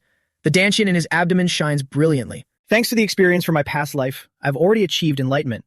I've also accumulated plenty of inner ki from the poison Wai Tuan concocted. The spiritual power within him blazes to life. Everything is set. Let's begin. I must clear the blockages in the Ren and Du meridians. After that, I'll let the azure light key carry the poison I've accumulated for so long to flow through. My inner ki is surging explosively. Ordinary martial artists experience immense agony during this process. Every bone in the body will continuously shatter and mend, then be reborn in a new body. A complete metamorphosis. But I already went through this in my past life, so this won't be a problem at all. Done in just a few minutes. Complete. That was way too easy. His power radiated throughout the entire cave. It's a good thing I cleared the impurities in my meridians in time. If they had been excreted during the shedding process, it would have been a huge hassle. Besides, I can't go into battle wearing stinking clothes. It's only the beginning, but this isn't bad at all. Now then, let's test this power out. Before the goo poison battle began, I made sure to condition my body and maintain a state of purity. Therefore, the physical changes aren't too obvious, but still. Genmen raised 2 fingers, and a small blue orb immediately materialized at his fingertips. Let's do a horizontal slash to see just how destructive this is. In an instant, the massive cliff face before him was completely cleaved in half. Channeling my inner ki is incredibly effective as expected. That was quite satisfying. Shall we make our move now? On the other side, Doong Kuklum had caught yet another opponent. He sat perched on a branch looking down with disdain. How boring. What the hell have you been doing for the past 3 years? Are you sure you're here to fight for the young patriarch position? Say something. I'm sure you must have trained, right? So why are you this pathetically weak? The other guy was beaten bloody, unable to utter a single word. Damn it, I'm so unlucky that my very first opponent in the goo poison battle is him. I heard he was an orphan, but the Grand Elder treats him like his own flesh and blood. The Grand Elder's prized disciple, Doong Kuklem. He truly is as formidable as the rumors say. I thought I'd have a chance at winning if I struck first, but I couldn't even touch the hem of his clothes. Instead, I ended up injured like this. Damn it. Why is it that with death fast approaching, and thinking of that guy?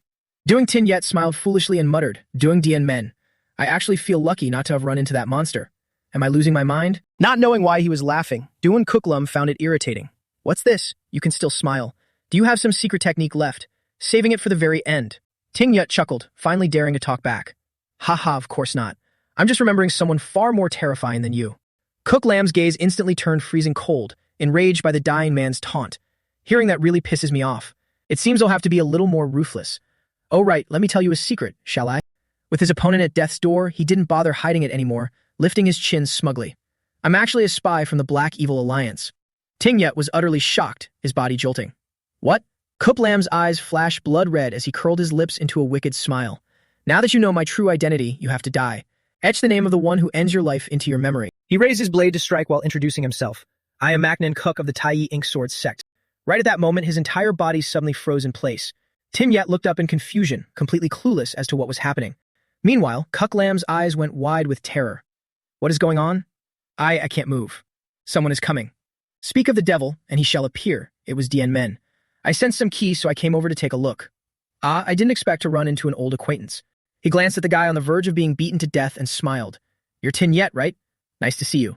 Have the wounds I gave you last time fully healed?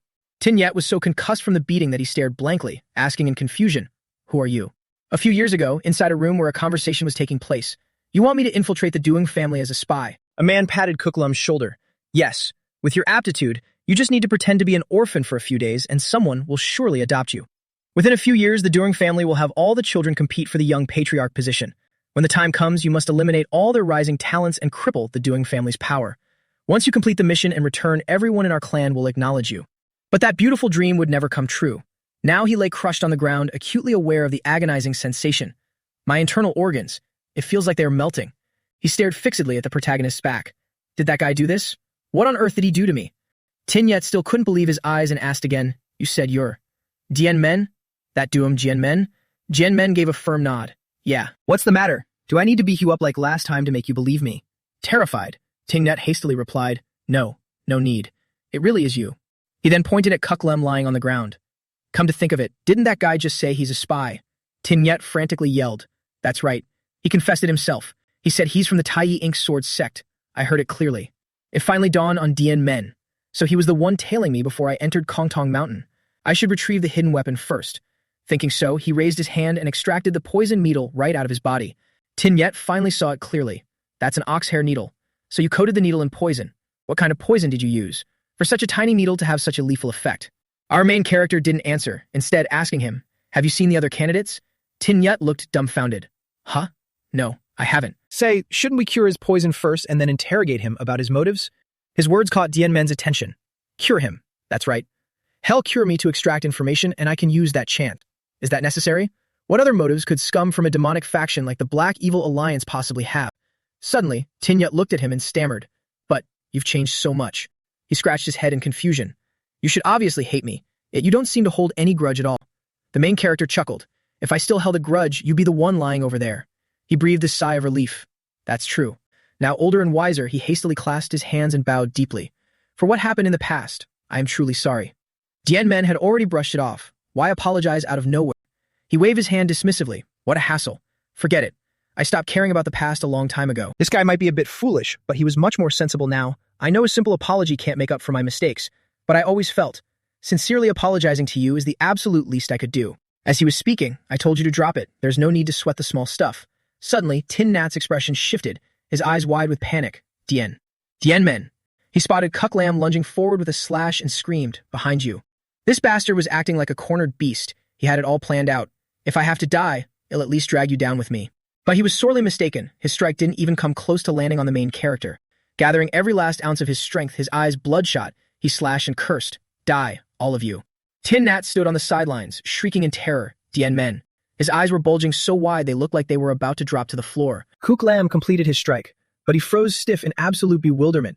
What's going on? How is this possible? I clearly hit him. Yet there was nothing but thin air before him. Dian Men had somehow manifested right behind him. I didn't want to be cruel to a dying man, but for those who refuse to let go of their wicked ambitions, it is only right to scatter their souls to the wind. The main character placed a hand on his shoulder. Still, leaving your corpse intact makes it much easier to clean up. Now, he wouldn't live another second even in his wildest dreams. Eyes rolling back, he only had time to think, you cruel bastard, before dropping completely dead. Tin Nat stood there, his jaw still hanging wide open. Too powerful. Even though that guy was a spy, he was still one of the top contenders for the championship. Not to mention, the final move he used was the exclusive technique of the Tai Ink Sword Sex Leader, the Tai Twin Sword Stance. It's a formidable sword art with blazing fast dual strikes, yet Dian Men easily. Seeing him look like a lost soul, the main character spoke up first. Tin Nat, what's your plan now? He jolted, utterly confused. Huh? What? What plan? He gave him a choice. Right now, it's just the two of us left here. You want to spar with me? After witnessing the previous bloodbath, his courage had completely vanished.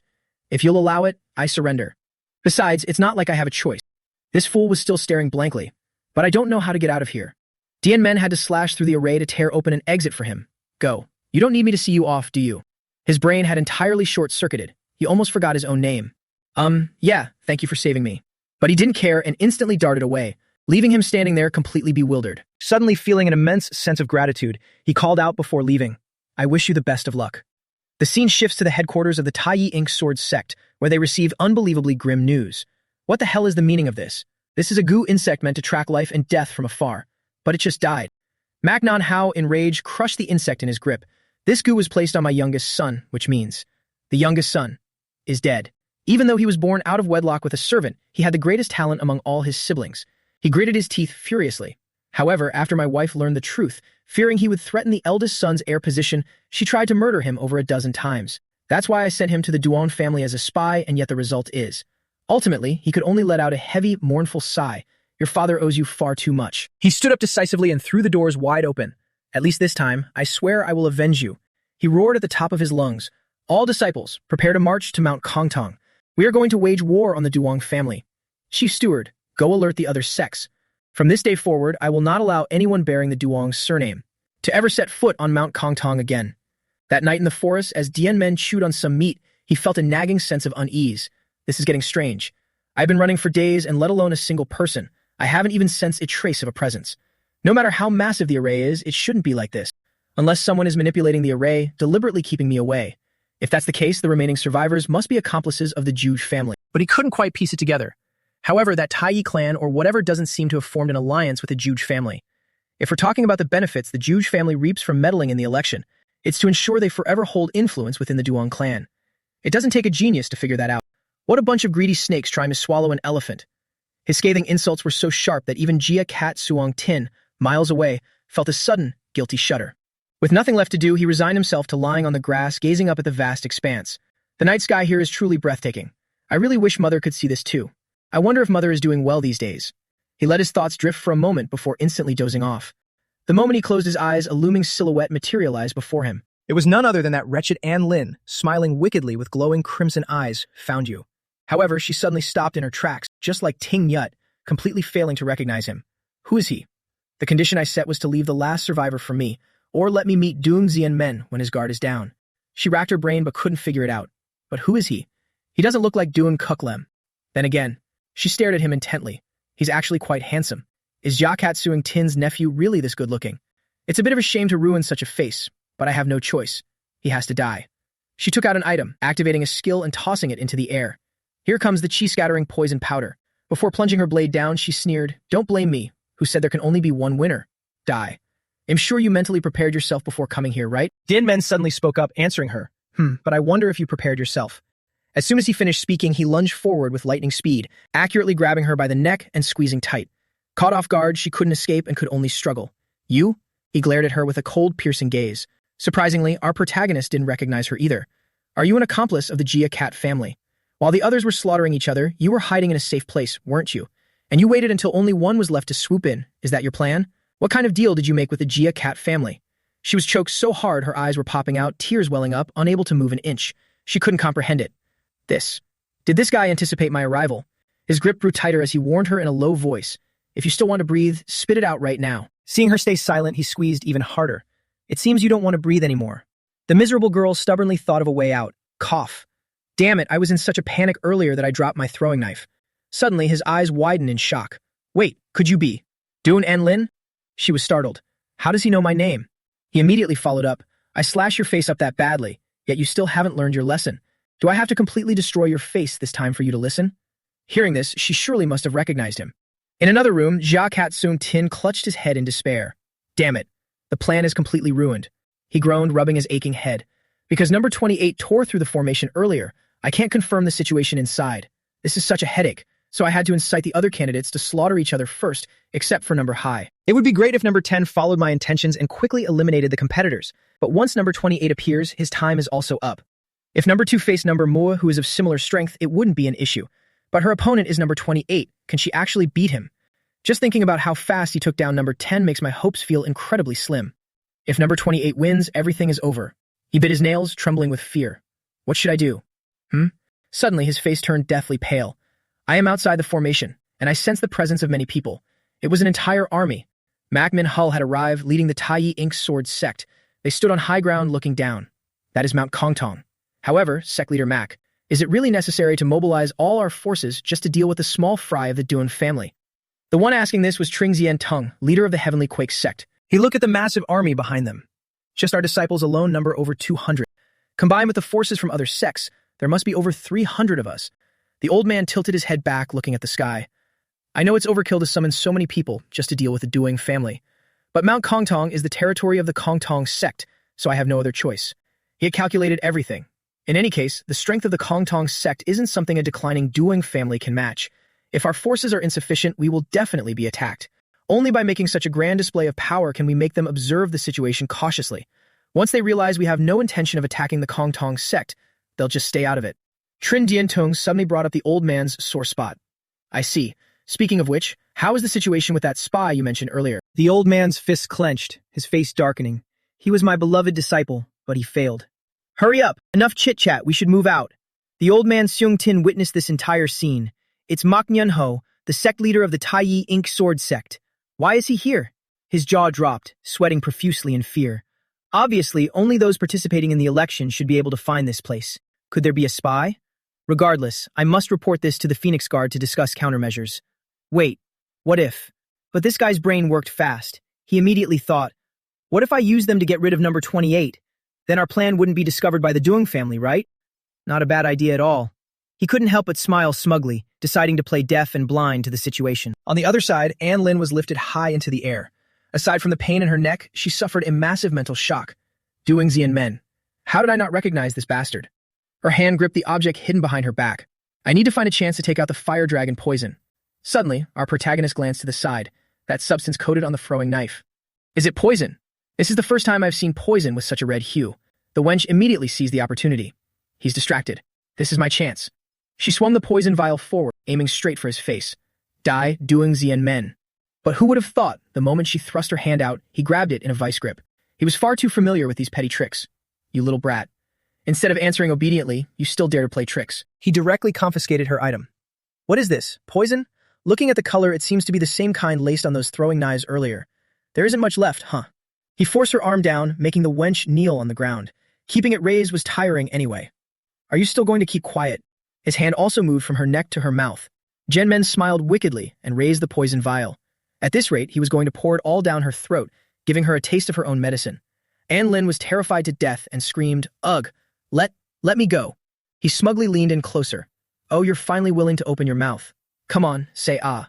As he applied pressure, she was frightened out of her wits, no longer able to stay stubborn. "No, don't. Wait, they'll talk." But he had lost interest. Tipping the vial, he said, "No need. If I just let you have a little taste, you'll know exactly what kind of poison this is anyway." The wench shrieked in absolute terror. This is the Doom family's 10 great poisons. One of the 10 great poisons, the fire dragon breath poison. Turns out it was something good. Even he didn't expect it. The Doom family's 10 great poisons. Aren't they strictly forbidden from casual use?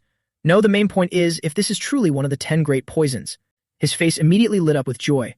To think what he sought was right in front of him all along. Then this is my panacea. Thank goodness I didn't feed it to her. I almost wasted the good stuff. She burst into tears of panic and begged, I've told you everything. Hurry up and let me go. I surrender. I surrender. Furthermore, I'll help you deal with the other candidates." But he wasn't stupid. His hand still gripped her mouth tightly. "You still haven't finished answering. Are you an accomplice of the Juju family? If so, spill the exact details of your deal. If you dare hesitate even a little, I'll force you to drink this fire dragon breath poison." In the end, she had to confess everything. They proposed a political marriage with you. That's right. They want to merge the Jugi and Doing families through marriage. That way, they can maintain a permanent relationship of trust. He felt something was off. To think they'd consider a political marriage with the next generation's young patriarch. The Jugi family elder's true purpose is indeed to scheme for his own power. I see. Naturally, this guy wouldn't pass up such a good opportunity for marriage either. He directly downed the entire vial of poison. How should I deal with them? Just kill them? Or beat them to a pulp? Anne Lin watched this scene, nearly pissing her pants in terror. What in the world are you doing? Jinmen glanced over, finding it perfectly normal. Don't look at me like that, and not giving you any. Her face changed colors like a traffic light, from red to green, then deathly pale. He actually drank it. The fire dragon breath poison. She couldn't help but smirk. Yes, the heavens are truly helping me. However, after drinking it, not only did the MC not die, he even praised it. Whoa, I didn't expect it to be. Strawberry flavored. Tisk tisk. His entire head burst into a blazing sky-high fire. Seeing this, the wench thought he was about to be burned alive and went mad with joy. Yet what she heard was a cry of sheer satisfaction. That hits the spot. Unaware of the reality, she kept shrieking. You fool, you actually took the initiative to drink the Doing family's 10 great poisons. That is a lethal poison that not even a body with total poison immunity can withstand. Burn alive until you die, Doing Dien Men. She waited patiently for 1 minute, then 5 minutes. Minutes passed and his head was still on fire, but it didn't seem quite right. Why hasn't this guy's grip loosened yet? Dien Men's voice returned to normal. That startled me. It suddenly felt so spicy. The fire completely died out and he was completely fine, as if he had just chugged a premium energy drink. The wench stared with wide, bulging eyes, a sight she would never forget for the rest of her life. How? How is this possible? It can't be. The Doing family has a legendary realm, completely different from total poison immunity. It is said to resist all types of poison, where just a single breath or a drop of blood can kill dozens of people. That is, the poison human realm. Even though my grandfather said this realm truly exists, but... Her voice trembled. Could it be... You are a poison human? The moment she finished speaking, he snapped her head backward. You didn't actually think I'd spare someone who tried to assassinate me, did you? I'm not that soft-hearted. And just like that, Ein Lin died on the spot. He felt the surging power within his body. The azure-like key in my poison has undergone a transformation. Drinking the Doing family's 10 great poisons. Feels like I just mastered a supreme yang martial art. Is this what it feels like to possess the power of blazing yang? It was incredibly satisfying. Time to go. Thanks for your poison. However, after taking only a few steps, he suddenly stopped in shock. A blazing fireball appeared in front of him. It's clearly the dead of night, so why is the sun out? The formation. It was shifting at every single moment. The pitch-black night instantly turned into broad daylight. On top of that, the space around him was changing unpredictably. He was the only one standing still. Jinmen didn't quite understand. Is it because the trial has ended, so the formation has been dispelled? But he quickly realized something was wrong. No, that's not it. I can sense a lot of unfamiliar presences. 200. No, there must be over 300 of them. How strange. The Tang family doesn't have this many people. It's highly suspicious. There's no way the Juge family didn't notice this many people. It seems they intentionally lured them into the formation. Does the Juge family want to eliminate me? I'm already all too familiar with his petty schemes. That's perfect. I was just in need of some target practice.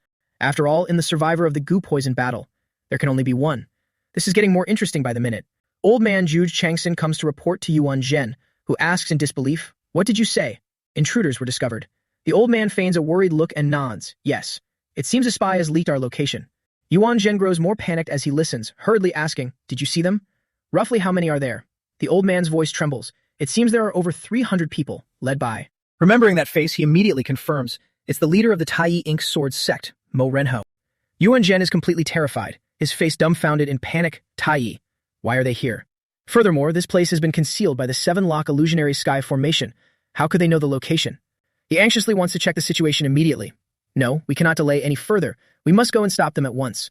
The old man's face pales, he grits his teeth, sweating profusely, unable to utter a word for a long time. It isn't until he's asked, "Master Zhugo, why are you hesitating?" that he finally speaks. Now he doesn't even dare to look straight, averting his gaze. An unexpected situation has occurred. They have already entered the formation world where the goo poison battle is taking place. As you know, even we cannot enter that formation. Therefore, we can only rely on the competing squad leaders to handle it themselves. We can only pray that the remaining survivors can smoothly resolve this crisis. But while that old man is standing outside talking about this, our main character has already wiped out the entire damn group of assassins. On the other side, the corpse of the spy Ji Lin is also discovered. So this is where you fell, little brother. Mo Renhu looks at the corpse, enraged to the point of madness. Little brother. Jen Yansong, standing nearby, also puts on a sad face. It seems we found the right place. Looking at the wound, it appears he was hit by a hidden weapon like the ox hair needle. He briefly analyzes the corpse. There aren't many traces of battle around. I'm guessing he was taken down with just a single strike. But the more he speaks, the more it only infuriates the other guy. His whole body emanates killing intent. So because of the poison, you didn't even have time to fight back before you died. Burning with fury, he roars to the heavens. Listen closely, all of you.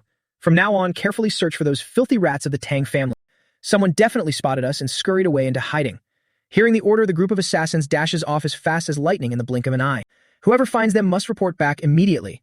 We must take everyone on Mount Kongtong. His eyes gleam with a wild, feral light, bearing the name Tang, and capture them all in one fell swoop. After an unknown amount of time, the dispatched assassins start chatting. Senior brother, the sect leader seems to be in a bad mood today. Yeah, unlike usual, he isn't hiding his killing intent and all today. I suspect. That corpse just now was the spy planted by the sect leader. The external wound on that corpse seemed to be just a single needle prick on the back of the neck, right? What kind of poison was on that needle, to be able to take a life with just one strike? They were already spooked after seeing the corpse earlier. That's why they say the people of the Tang family are terrifying. No matter how high your martial arts are, you can still be assassinated. The two of them are just telling each other, if you ever cross paths with someone from the Tang family in the future, you must be extremely careful of their hidden weapons. They'll remember that, senior brother. Suddenly, with a swift thwack, both of them take 2 kneels straight to the neck, blood splattering. Just like that, unable to put up any resistance, they collapse dead on the spot. The others don't understand what the hell is going on, only seeing that those pierced by the needles are already frothing at the mouth. Junior brother. One sharp-eyed guy recognizes it. Is that the ox hair needle? The whole group finally reacts, drawing their swords and looking around, not daring to take another step. It's a sneak attack. Everyone, draw your swords. Where are you? Stop hiding like a coward. Come out and fight. Don't let your guard down, junior brother. The junior brother standing next to him now has a face as dark as the bottom of a pot. No, it's not that. Look up there, senior brother. Only now does the whole group notice, up in the sky, a storm of venomous green needles is raining down like a torrential downpour. This time, even if they grew wings, they wouldn't be able to dodge. The faces of the entire group turn paler than a sheet of paper. Good heavens. This is impossible. Thousands of needles crash down like a waterfall. Not a single one of them escapes the strike. Every single one of them stands frozen like a statue, with each corpse having at least 5 needles pierced all over their bodies. The attacker is none other than Tang Yanming. He single-handedly wiped out the entire group, looking smug after the fight, so the intestine-severing scorching earth poison has such a terrifying destructive power. As long as I have enough poison, I can easily dispose of these small fries. The more he fights, the more satisfying it feels. Absolutely incredible. Gathering all the poison needles back from the pile of corpses. Thanks to the time flow, I didn't expend too much inner ki when firing the ox hair needles. These two martial arts are truly a perfect combination. Now then, let's go find the group heading east. On the other side, Mo Renhao's group still hasn't grasped what happened, looking at each other in confusion. Are you saying the people from the search party are all dead? The subordinate reporting kneels completely down in panic. Why, yes. They have no external injuries, only the puncture wounds of the ox hair needle. The lethal poison they were struck with is exactly the same as the corpses we found earlier. Furthermore, they all died in the exact same manner. Jan Yansong is just about to speak, Sec Leader Mo, the way I see it. Then another assassin hurriedly ran over and knelt down, reporting the West Intelligence Squad. The East Squad has also been completely wiped out. Mac Nenhao's smile completely vanished. Frowning deeply, sweating bullets, and stricken with fear, he muttered, "The disciples I sent out are all dead." That means, are these the only people we have left? Damn it. The crowd looked at each other in panic. We've only been searching for over an hour, yet nearly 200 of our men have been killed using the exact same method. Trin Jiantung voiced his shocking thought. This might actually be the work of a single person. Sec Leader Mac. He already knew, his face darkened as he stood up abruptly, unable to deny the terrifying truth. You're right. If more than one person possessed this level of power, the situation would be even worse. This isn't a level that the younger generation can achieve. There must be a master from the Doom family lying in ambush. To think, we become the prey. His hands curled into trembling fists. Sec Leader Trin, I'm handing over the command to you. This guy's hidden weapons are phantom-like. I must personally guard the rear. Trin Jiantung stood frozen, eyes wide. Are you really going to act personally? He had calculated everything. Biting his lip to solidify his resolve, he said, I can't let any more disciples die, so, in counting on you. With that, the whole group began to move out. Trin Jiantung walked with palpable anxiety. This place is dead silent, without a single trace of key. This is too nerve-wracking. Looking around and glancing up at the sky, his worry deepened. The sun is setting. It'll be dark in an hour or two. If we don't find the ambusher before nightfall, our entire force might be annihilated. He was practically wetting his pants in fear. Right now, we're only suffering losses with absolutely nothing to show for it. Perhaps retreating before taking heavier casualties and regrouping our forces is the best strategy.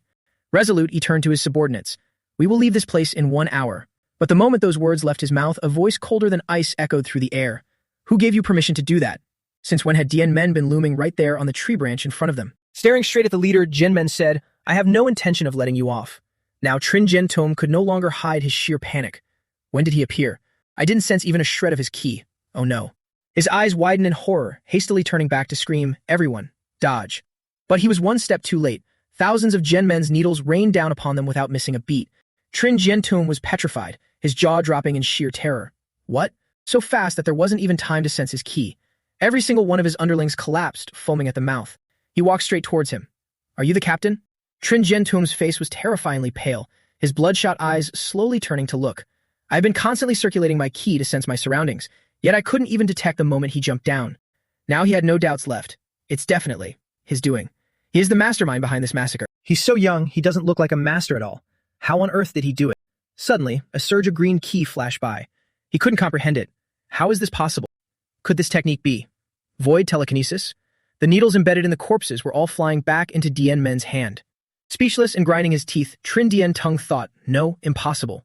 Only a master at the transformation realm can use void telekinesis. But seeing how he stopped attacking to retrieve his hidden weapons, the internal energy consumption of this technique must be immense. Yet he gave up the advantage of his sneak attack to step into the light. He is severely underestimating his enemy. Gathering his courage, he forced out a wicked smirk. To have such power at your young age, you truly are formidable. How come I've never heard of the Dung family having a genius like you? Jian Men coldly put his needles away. So what if you haven't? Hearing an answer he entirely didn't expect, the guy was startled, momentarily at a loss for words. Locking eyes with him, Dian Men continued, You're going to die soon anyway. Knowing my name is useless. His hands clenched so tight his veins bulged. You little brat, you must be tired of living. His entire body blazed with spiritual power. Since you're asking for death. His body transformed in the blink of an eye, every single muscle bulging with explosive strength. He dashed forward with lightning speed, roaring at the top of his lungs. Then I will gladly grant your wish. Dian Men, completely unfazed, stood his ground waiting for the incoming attack. When the distance was close enough, raising a single hand to block was more than enough. This was a piece of cake. Trin Jiantung suffered shock after shock, utterly unable to believe his eyes. How could he so effortlessly block my full-powered palm strike? Dian Men couldn't even hold back a mocking laugh. This isn't your full power, is it? I'll give you time. Issuing a blatant challenge, show me what you can do with all your might. After the Diansang sect, one of the 9 great sects, was annihilated by the Black Evil Alliance, Trin Jiantung willingly joined them.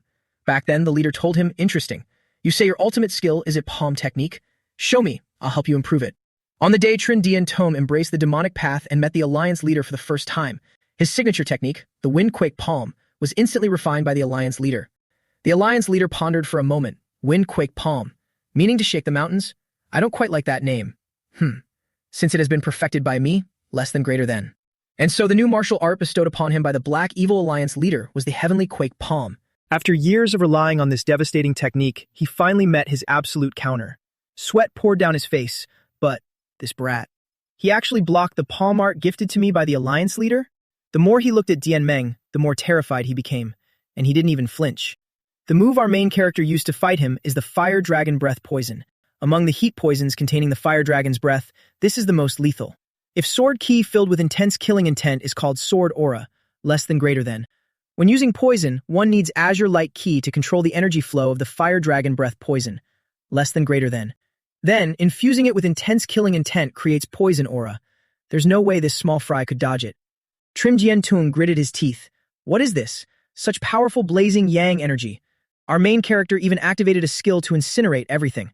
This guy is beyond saving now. His bones started to crack. Panicking, he cried, "Heaven. Heavenly quake palm." He could only feel the sting of defeat. It's broken. He screamed in agonizing pain, his eyes rolling back. Arg. In the end, his entire body was burned to a crisp, turning into charcoal. His charred body collapsed and shattered into pieces. Jian Men, finally satisfied, retracted the flames. Not a bad effect. He only just thought of a name for it. Since it's a poison aura infused with scorching heat, let's call it Blazing Poison Aura. Suddenly, his eyes lit up as he turned to look behind him. Well then, Manhwa arrived with his men at the perfect moment. Jian Men continued to provoke them.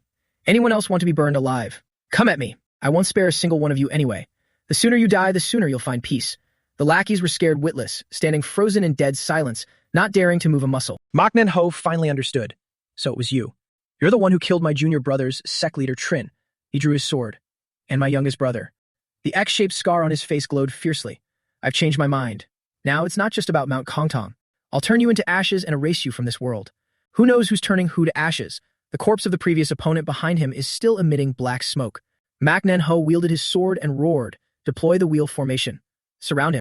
Watch out for poison and hidden weapons. Focus your attacks to exhaust him." In the blink of an eye, hundreds of assassins surrounded him seamlessly. Not even a fly could escape. The assassins pointed their swords at him. Manhwa's face was as dark as the bottom of a pot. I've lost too many disciples and too much power. To think the price for avenging my youngest brother would be this tragic. He made up his mind. I must eliminate him so their deaths won't be in vain. Jian Men stood still, his expression unchanged, just looking around coldly. It's not like it was his first time being surrounded. The wheel formation, huh? Reminds me of my training days. Back then, I used the whirling chaos darts. He couldn't help but smirk in excitement. How about trying a different move this time? Golden flames danced in the air as his silhouette gradually blurred. The assassins were terrified, unable to track his movements. They clamored. He disappeared. Watch your surroundings. Where the hell did he go? One of the rare few managed to catch a glimpse of his phantom-like figure gracefully flashing by. Senior brother, watch your back. But it was too late. The moment they saw him was the exact moment their lives ended, sending them straight to the afterlife. Blood splattered the air. This time, he killed them personally without relying on poison needles. Even the strongest guy here, Manhwa, couldn't follow his movements. How is this possible? I can't keep up with his speed. The old man locked his eyes on him, wondering just who on earth is he. A blind and fearless lackey dared to charge at him despite the situation, yelling, "You dare kill my martial brothers." Our main character reached out his hand towards him. "Lend me your sword for a bit." With a sharp snap, the sword still mid-swing and the lackey's hand shattered into 100 pieces in an instant. He shouted, "Break," and suddenly all the swords in their hands shattered into thousands of fragments. Manhwa's face scrunched up like a monkey's bottom. He gritted his teeth, growing more terrified by the second. What kind of monster is this? He can shatter swords without even touching them. Only our main character knew the secret. I used the profound principle of break to crush the swords, then applied the principle of scatter to spread the fragments. Then, I used my will to control the resulting shockwaves, making them spin within a certain range. And Jian Men stood in the middle of the clearing. Spin. Countless sword fragments swirled around him like a tornado. The remaining assassins couldn't defend themselves even if they tried. It took a while for one of them to realize. What is this? Isn't that the highest ultimate hidden weapon technique of the Dung family? 10,000 Heavenly Flower Rain? They screamed in sheer terror. He actually knows how to use the 10,000 Heavenly Flower Rain. But as soon as they screamed, they were sent to join their ancestors. The area was flooded with blood, reeking of a terrifying metallic scent. Our main character even kindly explained to them, well, although its power doesn't quite match the real 10,000 Heavenly Flower Rain, less than greater than. It's more than perfect for dealing with small fry like you. Less than greater than. Let's just call this move the Iron Fan Scatter. Less than greater than. After beating them all, he stared straight at Manhwa. All right, those small fries took a bit of my energy, so it's your turn next, isn't it? Infuriated, the old man planted his feet firmly into the ground. You arrogant bastard, how dare you? Gripping two crossed swords in his hands, he roared to the heavens. Let's see how long you can keep up this arrogance. He still confidently reassured himself, no matter how strong he is, I have nothing to fear. Because I have the Tai twin sword arts and the ink sword key created by the Alliance leader. Die. I will turn you into ashes. The main character didn't care, standing there with a mocking smile. You've already said that twice. Provoked even further, he charged forward and roared, Shut up. Tear your flesh and shatter your bones. Die. Thinking it was nothing, Jian Men pulled out a small razor-sharp dagger from his clothes. He unleashed a barrage of skills. Amnam's sword danced Tai Yi Inc. sword 10th form, attacking like a madman but still failing to touch a single hair on his body. To make matters worse, Jinmen was yawning continuously out of boredom while dodging. The old man's eyes nearly popped out of his head. Having lived to this age, he had never been so blatantly despised. He was seething with utter humiliation. He unleashed a few more moves. Tai Yi Inc. sword final form, first Inc. rain sword. However, whatever move he threw was effortlessly dismantled by him in seconds. With a solid thud, the great battle concluded as Mak Nenhal's sword plunged straight into the ground. He was drenched in sweat. You actually blocked my Tai Yi twin sword arts with just a short dagger. Jian Men looked at his pathetic state with a smug smile. I've dabbled in swordsmanship myself, so I saw right through your intentions and sword moves in an instant. By the way, that move from earlier goes something like this, right? The short dagger in the main character's hand erupted in roaring black flames. The old man's face went completely dumbstruck, his eyes bulging in terror. How can you? He stared at him as if looking at a ghost, finally stuttering out, also control the ink sword key. He asked again and again, how can you control the ink sword key? Was this thing called ink sword key? To him, it was ridiculously easy. Because the killing intent of this sword art is extremely heavy, I figured the sword key is also formed based on that killing intent. He even added a final blow. This move is simple, anyway. Mak Nenho froze as stiff as a board, his face rigid, enduring a massive shock in his heart. What? Even I had to master the Tai Yi twin sword arts before I could control the ink sword key, and yet he says it's simple. Come to think of it, that spy I killed a few hours ago used this move too, so you belong to the Tai Yi ink sword sect. Before you could say a word, the main character jabs straight at their leader. Though I don't know much about you guys, I do know it's an organization under the Black Evil Alliance. Everyone knows the leader of the Black Evil Alliance is a rare grandmaster seen once in a century. No matter what kind of martial arts it is, he can refine it into supreme techniques perfectly suited for the user. That's why figures from both the orthodox and demonic factions want to join the Black Evil Alliance. The old man couldn't fathom the hidden meaning in his words. What on earth are you trying to say? His next sentence shocked him to his core once again. I'm just feeling disappointed by your cheap tricks. Anyone who knows how to control killing intent could probably mimic this. At this point, Jian Men even tilted his head with a lofty, disdainful look. The Alliance leader bestowed this martial art upon you. Seems like he didn't have high expectations for you, huh? The old man finally realized he was being mocked, glaring bitterly. You bastard. Ignoring the burning rage on his opponent's face, the main character raised his short dagger. Never mind, since you've given it your all, even if it lacked power, I should return the favor by showing you an ultimate technique. He even sarcastically warned him in advance, just don't wet your pants after seeing it. Mak Nyunho couldn't guess what he was about to do, asking in panic, an ultimate technique? Eyes wide open, wondering what is he planning to do. Right at this moment, the short dagger in Dien Men's hand flared with an overwhelming blue light that filled the sky. For a martial artist who has reached a certain realm, well, the length of the weapon doesn't matter at all. The originally tiny short dagger magically extended into a long blade. The old man's eyes were about to pop out of their sockets. What? That is. As the main character swung it a few times, he immediately recognized it. It was Sword Aura. Just as he screamed, "What are you doing?" the tree behind him was sliced cleanly in half in the blink of an eye. Having narrowly escaped death, the spared man didn't know his place, turning his head to ask, "Is this all the skill you have?" However, when he fully turned around to look properly, he was shocked. Extending thousands of meters behind him, a massive sword carved all the way to the horizon. After the strike, Diem Men clicked his tongue, looking at the sword. This kid's body is a bit hard to control, huh? Meanwhile, all the blood drained from Mak Nenhal's face. He gritted his teeth tightly. This is impossible. Even though Ink Sword Key and regular Sword Key have different destructive powers, they cannot withstand the supreme realm of Sword Key, Sword Aura. In the old man's eyes, the main character was almost like a god reborn. But not only can he effortlessly control Sword Key, he can even execute Sword Aura, which proves that. Unable to hold back, he asked, "Could it be that you have already stepped into the transformation realm?"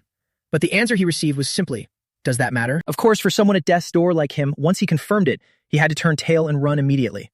I have to escape from here. The main character watched him run, not even bothering to give chase. How bothersome. This is a formation world, where could he possibly run to? I might as well finish him off right here. But the raised sword suddenly paused. Feeling something was off, he rummaged through his pockets first.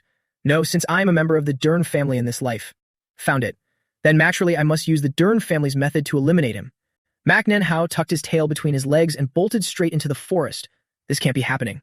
He ran while racking his brain. This is absolutely impossible. Just who in the Tang family raised that monster? The Tang family is declining by the day, yet a transformation realm master has appeared. The alliance leader definitely won't just sit and watch, but he hadn't run far when a series of massive trees collapsed behind him. The old man turned his head, only to see a circular object slicing through the wind. What is that? There are so many small, razor-sharp hidden weapons flying right at me, and their speed is incredibly fast. Right as the thought crossed his mind, he was hit. The circular blade slashed directly into his body, sending blood splattering. Now he could only think of one thing. If I keep running like this, I can't shake off these hidden weapons. I have to strike them all down. With a sword in each hand, he stood there to confront hundreds of sharp, flickering circular blades. If the old man didn't go all out this time, he would only die. Gathering whatever strength he had left, he roared, "Bring it on." Initially, he managed to block a few of them. His confidence surged as he shouted arrogantly, "Do you think I'd lose my life in this godforsaken place?" But after bragging for just a moment, he nearly wet his pants upon looking at the weapon in his hand. The sword that was wrapped in ink sword key has cracked. His arms and legs began to be slashed open. The moment he got distracted, a circular blade swept past, cleanly severing his arm. With his remaining hand, he desperately tried to fight back. Finally, it stopped. The ground was littered with the circular blades. He howled in delight. "See that? I knocked them all down." The clueless bastard stabbed his sword into the ground and roared, "I, Mo Ren Hao, will never be defeated by such petty tricks." He was already secretly rejoicing. Losing an arm is fine. As long as I keep my life, I still have a future. That move just now must have consumed a lot of his inner ki. I just need to endure. But before you could celebrate, our protagonist approached, exuding a thick, murderous aura. "Should I praise you?" Seeing him standing there without a single drop of sweat, the old man panicked wildly. He used such exquisite techniques, yet he doesn't show the slightest sign of fatigue. Then he saw him twitch two fingers. The circular throwing knives on the ground instantly stirred, darting up to resume their assault. Now he had no mind to think of anything else. What is this situation? The hidden weapons are spinning on their own on the ground. This is bad. Before he could even stand steady, a barrage of throwing knives poured down like lightning. Mo Ren Hao widened his eyes in sheer terror. Just what kind of divine being is he? Someone like me who abandoned his identity as a Wudang disciple to join the Black Evil Alliance, and then became world-renowned as a demonic sect leader. His eyes slowly rolled back. Couldn't even scratch him. Just what kind of monster have I provoked? Before one could even count to 3, the hulking body collapsed straight to the ground. Too fast, too lethal. Dian Men recalled the throwing knives to his hand. I guess that settles it. I suppose I've gained something out of this. At least I got to test the power of my techniques. Once I become the young patriarch, I will pass this down to the Phoenix Guards under my command. The entire clearing was now littered with corpses, awash in a sea of blood. Now that he was done, he thought, shall we head out now? His eyes flashed as he silently calculated his next move. After all, there are still unresolved troubles waiting outside. Those elders who dared to frame my mother as a sinner, along with the Juge family colluding with Tang and Lin to swallow the Tang family. I will catch all of you in one fell swoop. Not a single one of you will escape. Repay kindness with gratitude and enmity with vengeance was his working principle. Gripping his blade, he slashed horizontally through the air. Meanwhile, on the outside, Zhuge Changshan was still putting on a deep act for Nguyen Chan.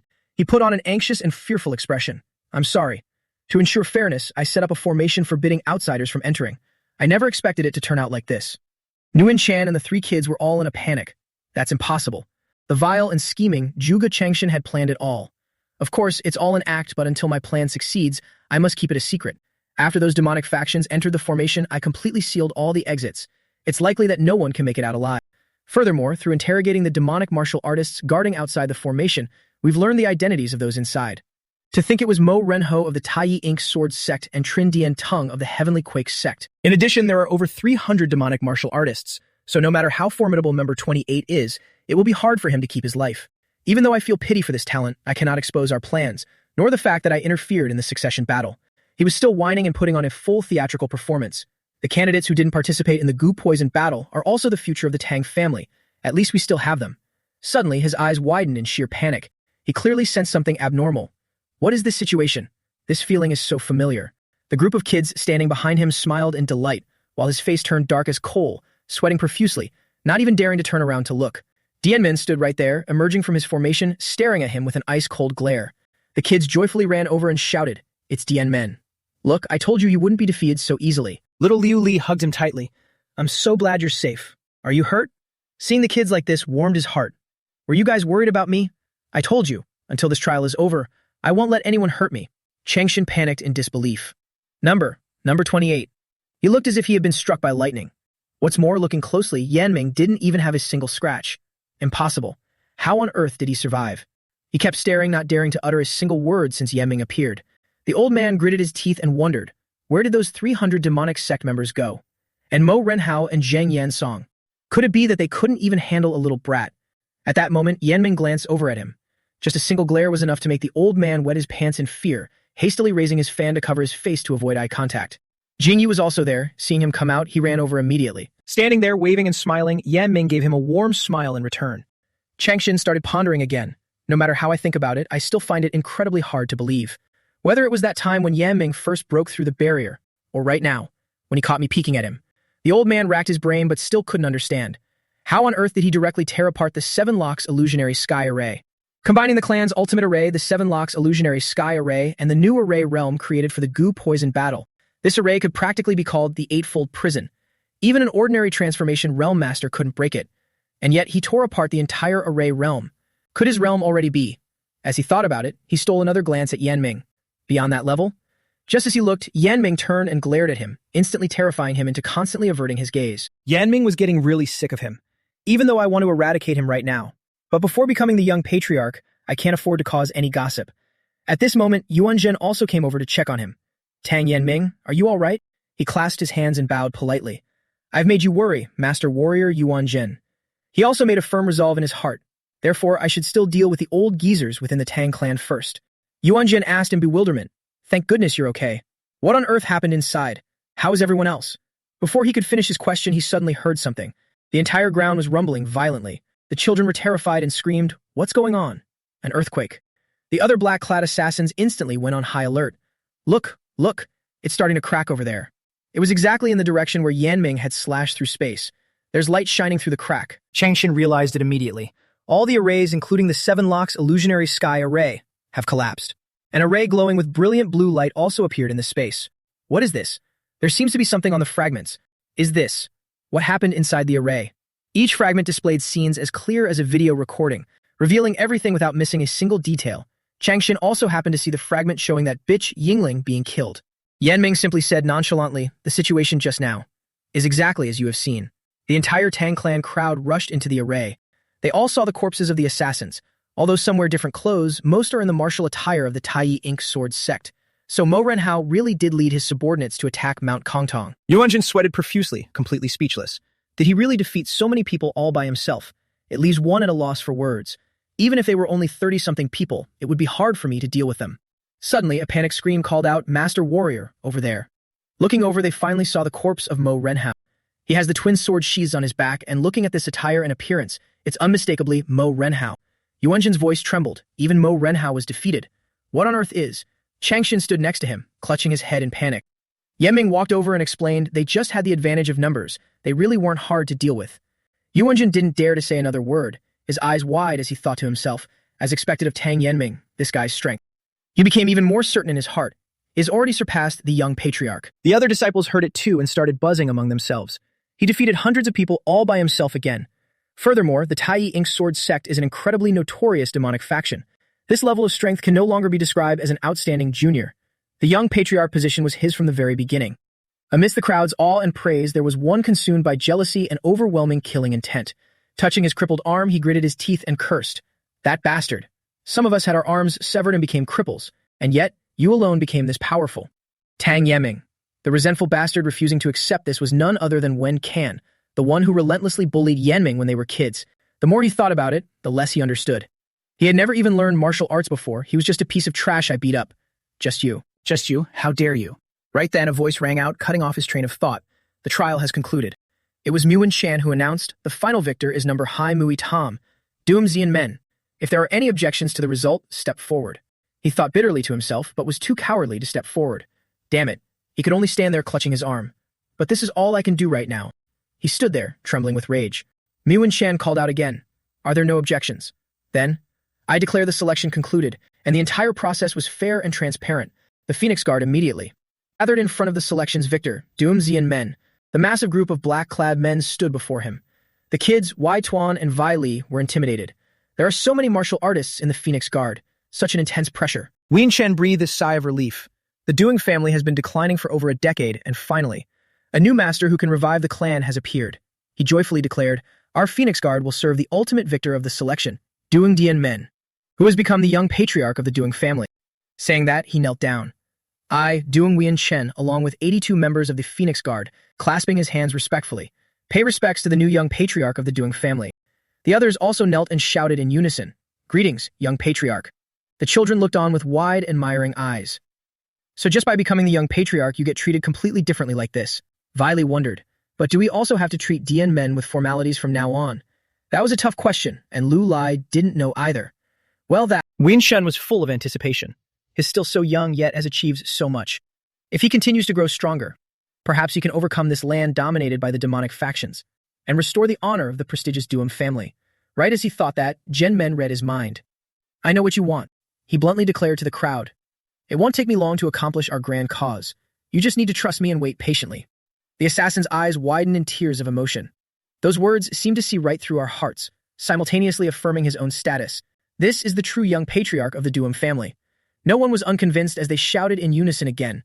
We swear to follow the young patriarch, the victor of the selection, to the death. He got into character extremely fast, immediately ordering with authority, "Get ready, we need to head back." After saying that, he walked straight ahead, followed by the 3 kids from his squad. Only Van San was full of hatred, glaring at him intensely. Why? Just why? Thinking about it made him grit his teeth in anger. Why are you the only one who gets everything? He was on the verge of madness, his eyes glowing uncontrollably red. I will definitely get my revenge. Even if I have to sell my soul, I'm willing. I swear I'll drag you down to hell. That night, back in this forest, the corpses of the Tai Ink Sword sect assassins still hadn't been fully cleared out. A person suddenly appeared. It was Tai Hu of the Kongtong sect, looking at the pile of corpses and wondering, did they leave that quickly? I rush here as soon as I receive the report, but the result is still. Suddenly, a desperate cry rang out, "Martial Uncle." Several dark figures appeared above him. How could you leave by yourself? That figure landed right next to the old man. Before even seeing his face, a reprimanding voice could be heard. You've already entered the transformation realm. You need to be calmer. Old Tai Hu adjusted his glasses. I couldn't sense any aura at all. Huentio, don't you find it strange? But the fat guy replied, Don't change the subject, Martial Uncle. The fat man who just arrived was Huentio of the Kongtong sect. Who could sleep soundly in front of a mountain of corpses like this? The 2 of them stood looking at the scattered corpses. If it were me, I'd have left too. The more they looked, the more unbelievable it seemed. However, the fact that over 300 martial artists were killed is truly astonishing. As the saying goes, a starved camel is still bigger than a horse. They truly live up to the name of a once supreme family. After all, as far as I know, the Dung family's forces stationed at Mount Kongtong amount to less than 100. Old Tai Hu said bluntly, That's why I find it strange. Mount Kongtong is our sect's territory. Since such a major incident happened, aren't they going to give us an explanation? The fat man wised up a bit. You mean, they deliberately avoided us to take action. The more they talked, the more confusing it got. We're not a demonic faction, so there's no need to do that, right? Besides, the Dung family already paid the rent for Mount Kongtong. Could they be hiding some secret? As expected, ginger gets spicier with age. Tai Hu had all sorts of suspicions. Who knows? But then again, I didn't expect the Dung family's hidden weapon techniques to be so powerful. How many of them did this person take down alone? The fat man had to agree. Right, taking out this many people alone is truly astonishing. At this point, he suddenly got goosebumps. His heart skipped a beat, and he turned around in shock. What?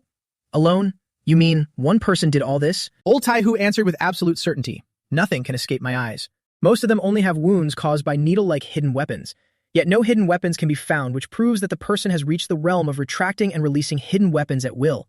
Also, considering the fact that they didn't even have time to draw their weapons, it's evident that most were killed in a single strike. Experts who have reached this level can be counted on one hand, right? The old man's eyebrows rose, full of interest. I need to meet this person. Let's head to Sichuan. The fat guy, Huentio, tried to stop him. What? You want to go to Sichuan? You can't. What if we run into the Black Evil Alliance on the way? The old man shot him a glare as sharp as a knife. Did you forget that I've already entered the transformation realm? He cleared his throat and turned to leave. If I go alone, I can escape any time. You don't need to worry. The fat man stood behind him, flustered. But I can't do that, Martial Uncle. Since the old man has made up his mind, there's no shortage of reasons. They won't just attack us randomly. The fat guy conceded, waving his hand. Forget it. Who can argue with you? Let's return to our sect first.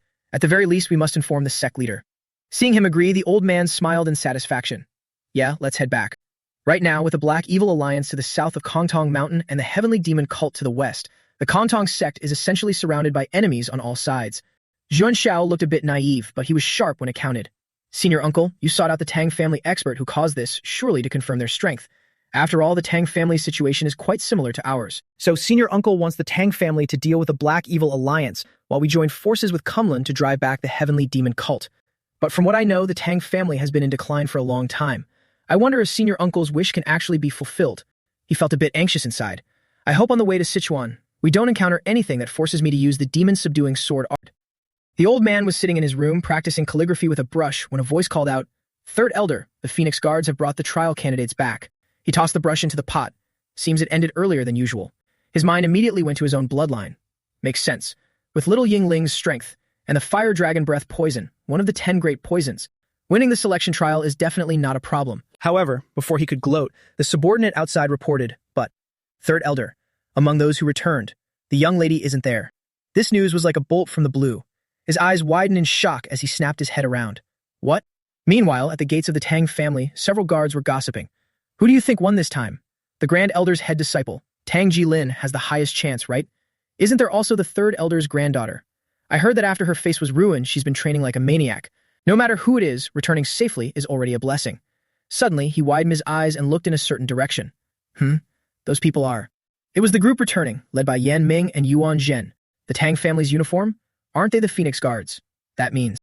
They immediately shouted to announce the news. The trial participants have returned. Everyone craned their necks eagerly. The selection is over? Did time pass that quickly? Yeah, time really flies. Who is the winner? How should I know? The crowd looked at Yan Ming but didn't recognize him.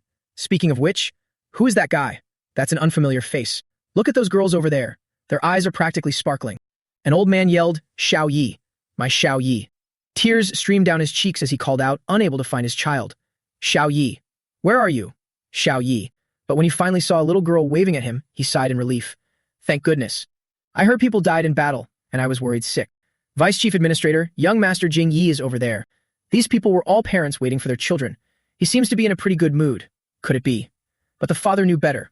Well, it's best not to get our hopes up too high. The voices of parents calling their children rang out endlessly. Ming's son is over there. My child. Zhao Yang. So you're all right. While some rejoiced, others shed tears of sorrow. I don't see Jilin anywhere. I can't find my Ming Zhao either. Looking at this scene, Yan Ming also thought of his mother. Are they the parents of those who sacrificed themselves? Mother must have been so worried about me too. But then he suddenly remembered. What if I get home and she doesn't recognize me? That was entirely possible. Still, I'm quite curious to see her panicked expression. Thinking about reuniting with his mother, he couldn't help but smile happily. Suddenly, the little girl, Lu Li, sidled up to him and whispered, Yan Ming, look over there. The people from the Chief Administrator's department are coming out. She immediately boasted, Do you see the man wearing glasses? That's my dad. Hearing this, Yan Ming guessed her intent right away and smiled mischievously, seeing right through her. What's this? Are you already asking me to look out for your father? The girl suddenly showed unexpected shrewdness, not hiding her ambitions at all. Of course, how could I waste a good connection like you? The MC had to concede to her. You're being a bit too blunt about it. This kid really knew how the world worked. She sighed deeply. It might sound a bit boastful, but my dad is very capable. It's just, because he refuses to form factions, he's never been promoted, so he's always stuck doing odd jobs. The MC suddenly felt a sense of goodwill toward the man. That actually works out well for me. He immediately made up his mind about the naive old man. Anyway, those colluding with the elders will hinder me from seizing real power, so I might as well start pulling people to my side right now. I also need to look into Wei Li and Yi Quan's family connections. As far as I know, Yi Quan is connected to the Medicine King Hall.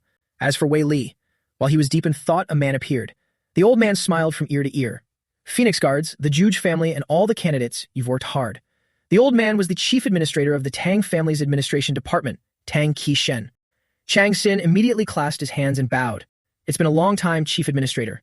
Have you been well lately? The old man threw his head back and laughed loudly. Haha, you look as elegant as ever. I won't forget the all-around support the Juge family has given us. Chang Xin recalled his attempt to trap Tang Qishen's daughter and choked up in panic. Please don't mention it. It was just a small matter. Qishen patted his shoulder heavily as a warning. The Jugu family's absolute formation, the Seven Locks illusionary sky formation, was a huge help. Thanks to you, I could send our juniors into the trial with peace of mind. The MC stood there listening and laughed inwardly. But the formation shattered. Meanwhile, Chang Xin could only smile awkwardly and nod like a pecking chicken. Yes, that's right. Having finished speaking, Tang Qishen waved his hand and started to leave. I've spoken with the elders. Follow me to the elders' hall. Oh, the Phoenix Guards can disperse and rest now. You all have been carrying out escort duties for years. You must be exhausted, right? Yuan Zhen was just about to reply, We appreciate the thought, but he declared bluntly, we will not go to the Elder Council. Hearing this, the two old men were startled, completely baffled. They didn't even recognize him. Who are you? He straightened his back, his expression unwavering. I am Tang Wen Chan, acting captain of the Phoenix Guard. Tang Kai Pham glared at him, clearly displeased. Very well, Tang Wen Chan. Did I mishear you? You refused to go to the Elder Council. Wen Chan calmly replied, As far as I know, the selection process is managed by the Dark Poison Hall. So, based on the rules, we should be heading to the Dark Poison Hall, not the Elder Council, shouldn't we? Kai Pham was utterly speechless. What? He immediately started yelling, You are just a lowly guard captain, yet you dare to lecture a chief administrator like me about the rules. His anger flared up violently. Disperse immediately. Otherwise, I will consider this as an act of insubordination. Everyone present panicked. Wen Chan had to think carefully. Insubordination, meaning we cannot defy the elders. Even though I anticipated this, I didn't expect them to be so unyielding. The tension in the air was palpable, but Dian Men stepped forward decisively. Insubordination? Is there anyone in the Tang family with more authority than the young patriarch? Old Kai Pham looked at him in astonishment. And who might you be? He declared bluntly to the crowd, I am the victor of the battle for the position of young patriarch. He flashed a confident, triumphant smirk. Tang Dian Men. Inside the third elder's room, a desperate scream echoed. What did you just say? The old men were in utter disbelief. Did I mishear you, Chief Administrator? Who did you say the winner was? Kai Tham's voice trembled, speaking through gritted teeth. As I just said, the winner of the young patriarch title is Tang Dien. The third elder slammed the table, completely unable to accept it. Impossible. How could that piece of trash defeat An Lin? Moreover, she possesses the fire dragon poison that turns people to ashes.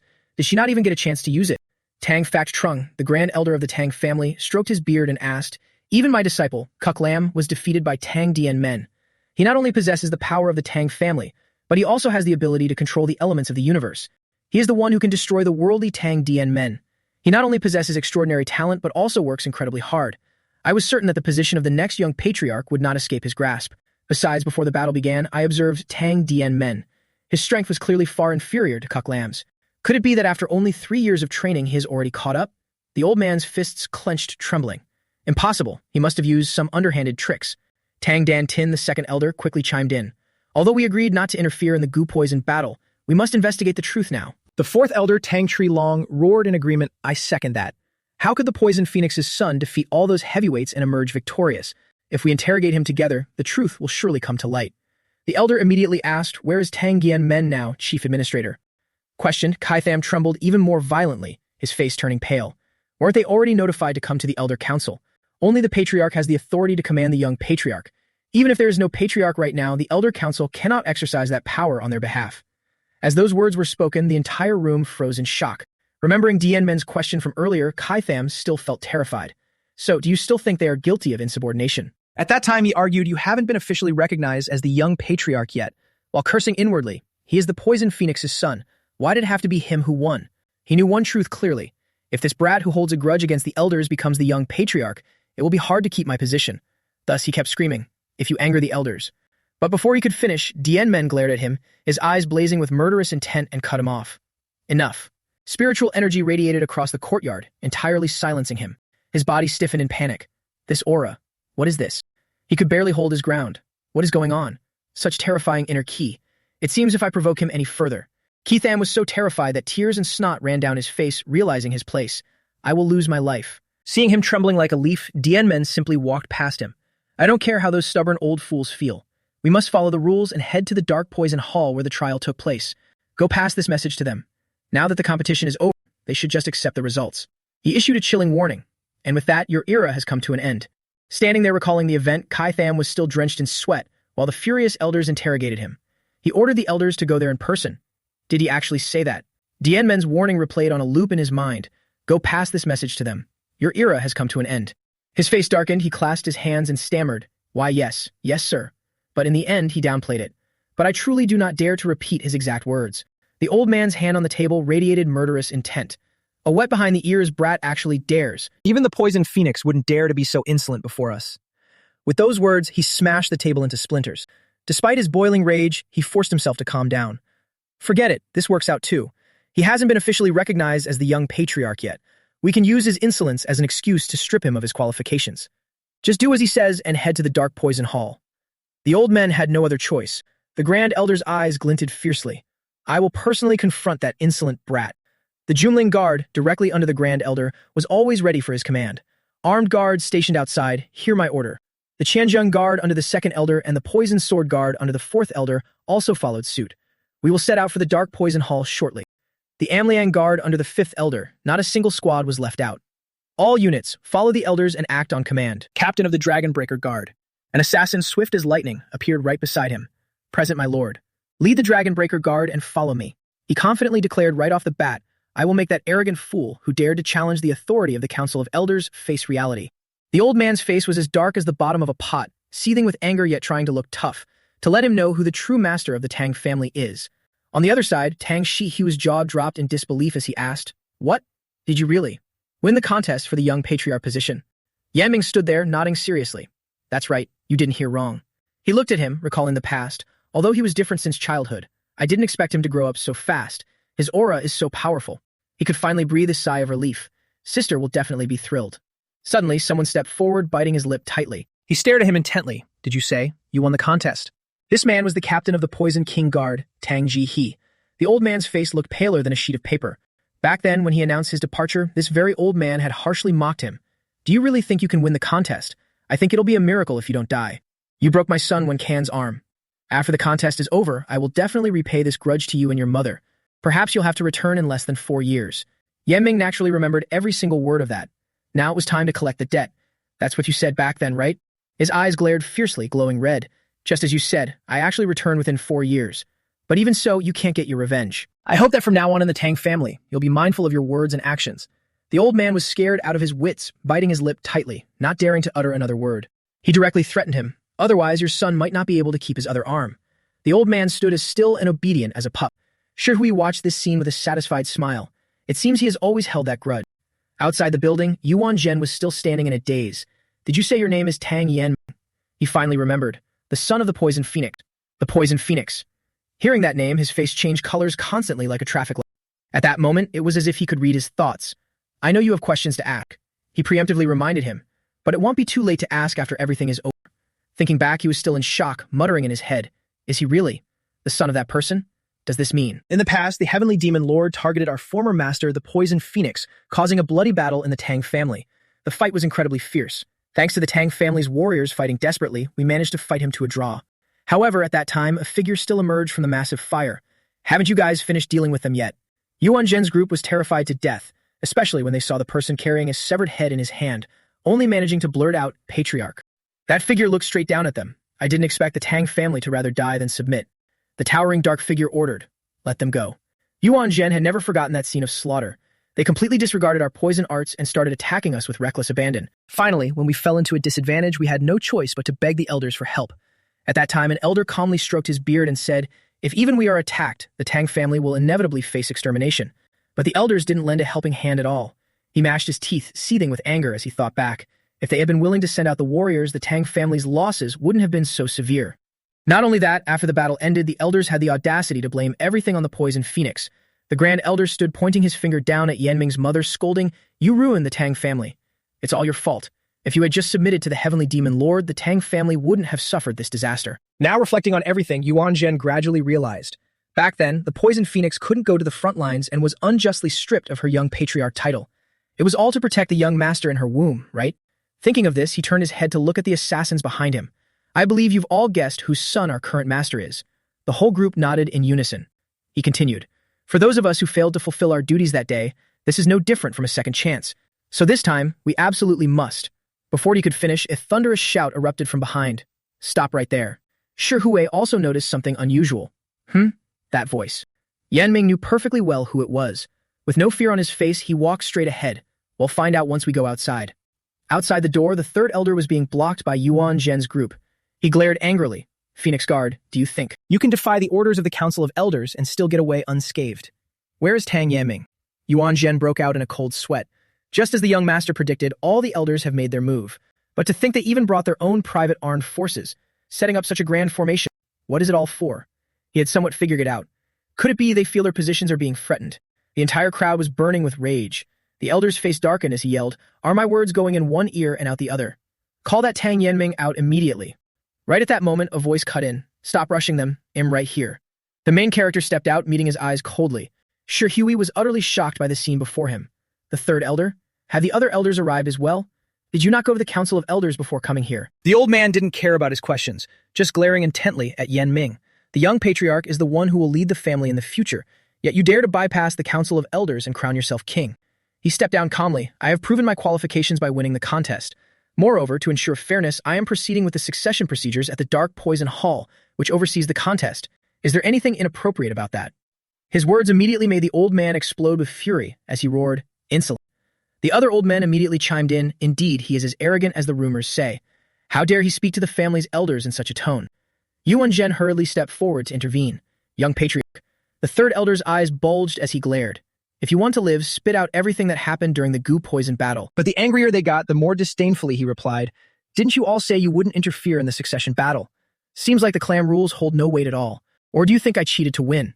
Having no evidence, the old man just roared. On the way here, I heard everything from the hall master of the Boundless Hall.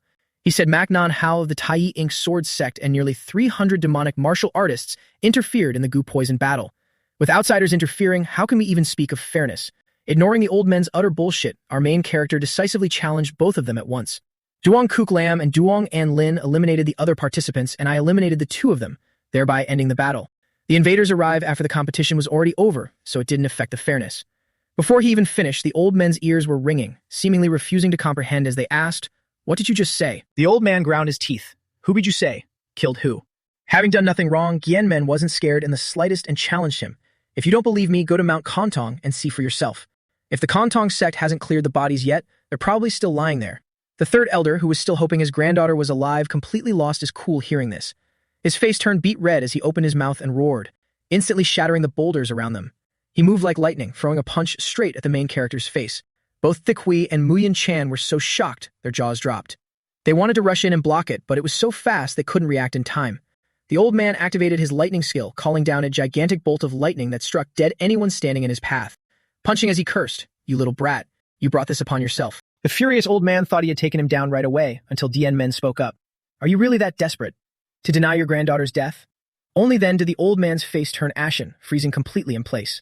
The rocks and dirt around them had shattered to pieces, but as the dust settled, Dien Men was still standing there. He had blocked the old man's punch with just one hand without a single scratch on his body.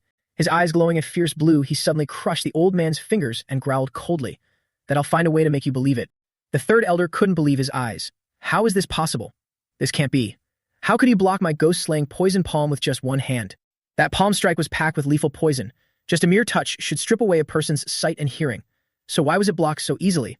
His eyes widened in sheer horror as realization finally hit him. Could it be? Is this brat's power far beyond my decades of cultivating inner ki? At that moment, the poison on his hand had also completely vanished. He ground his teeth so hard they nearly broke. Impossible. You little brat, how dare you? He swung his other arm for another punch. How dare a little brat like you look down on this elder? Dien Men suddenly let go of his hand and rummaged through his pockets. He pulled out the very vial of poison that belonged to An Lin. The old man's eyes widened, locking completely onto the vial as he muttered, That is. He quickly reached out to snatch it. "Why do you have that?" The main character let out a mocking laugh. "What's wrong? Can you tell what this is? You're terrified right now, aren't you?" With that, he dropped the vial straight down. "The vial of poison you gave to your granddaughter is now in my hands."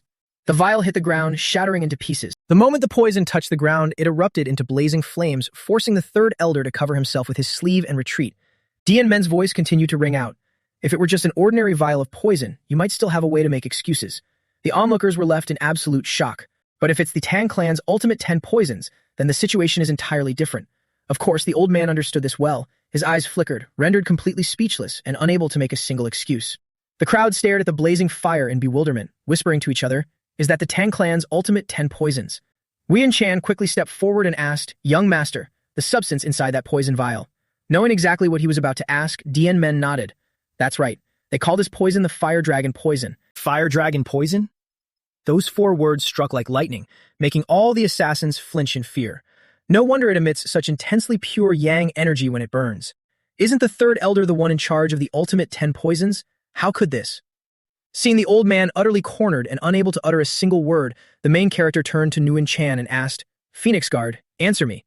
Are the Tang clan's ultimate 10 poisons really so cheap that they can be used for personal gain?" He played along and answered, "Absolutely not.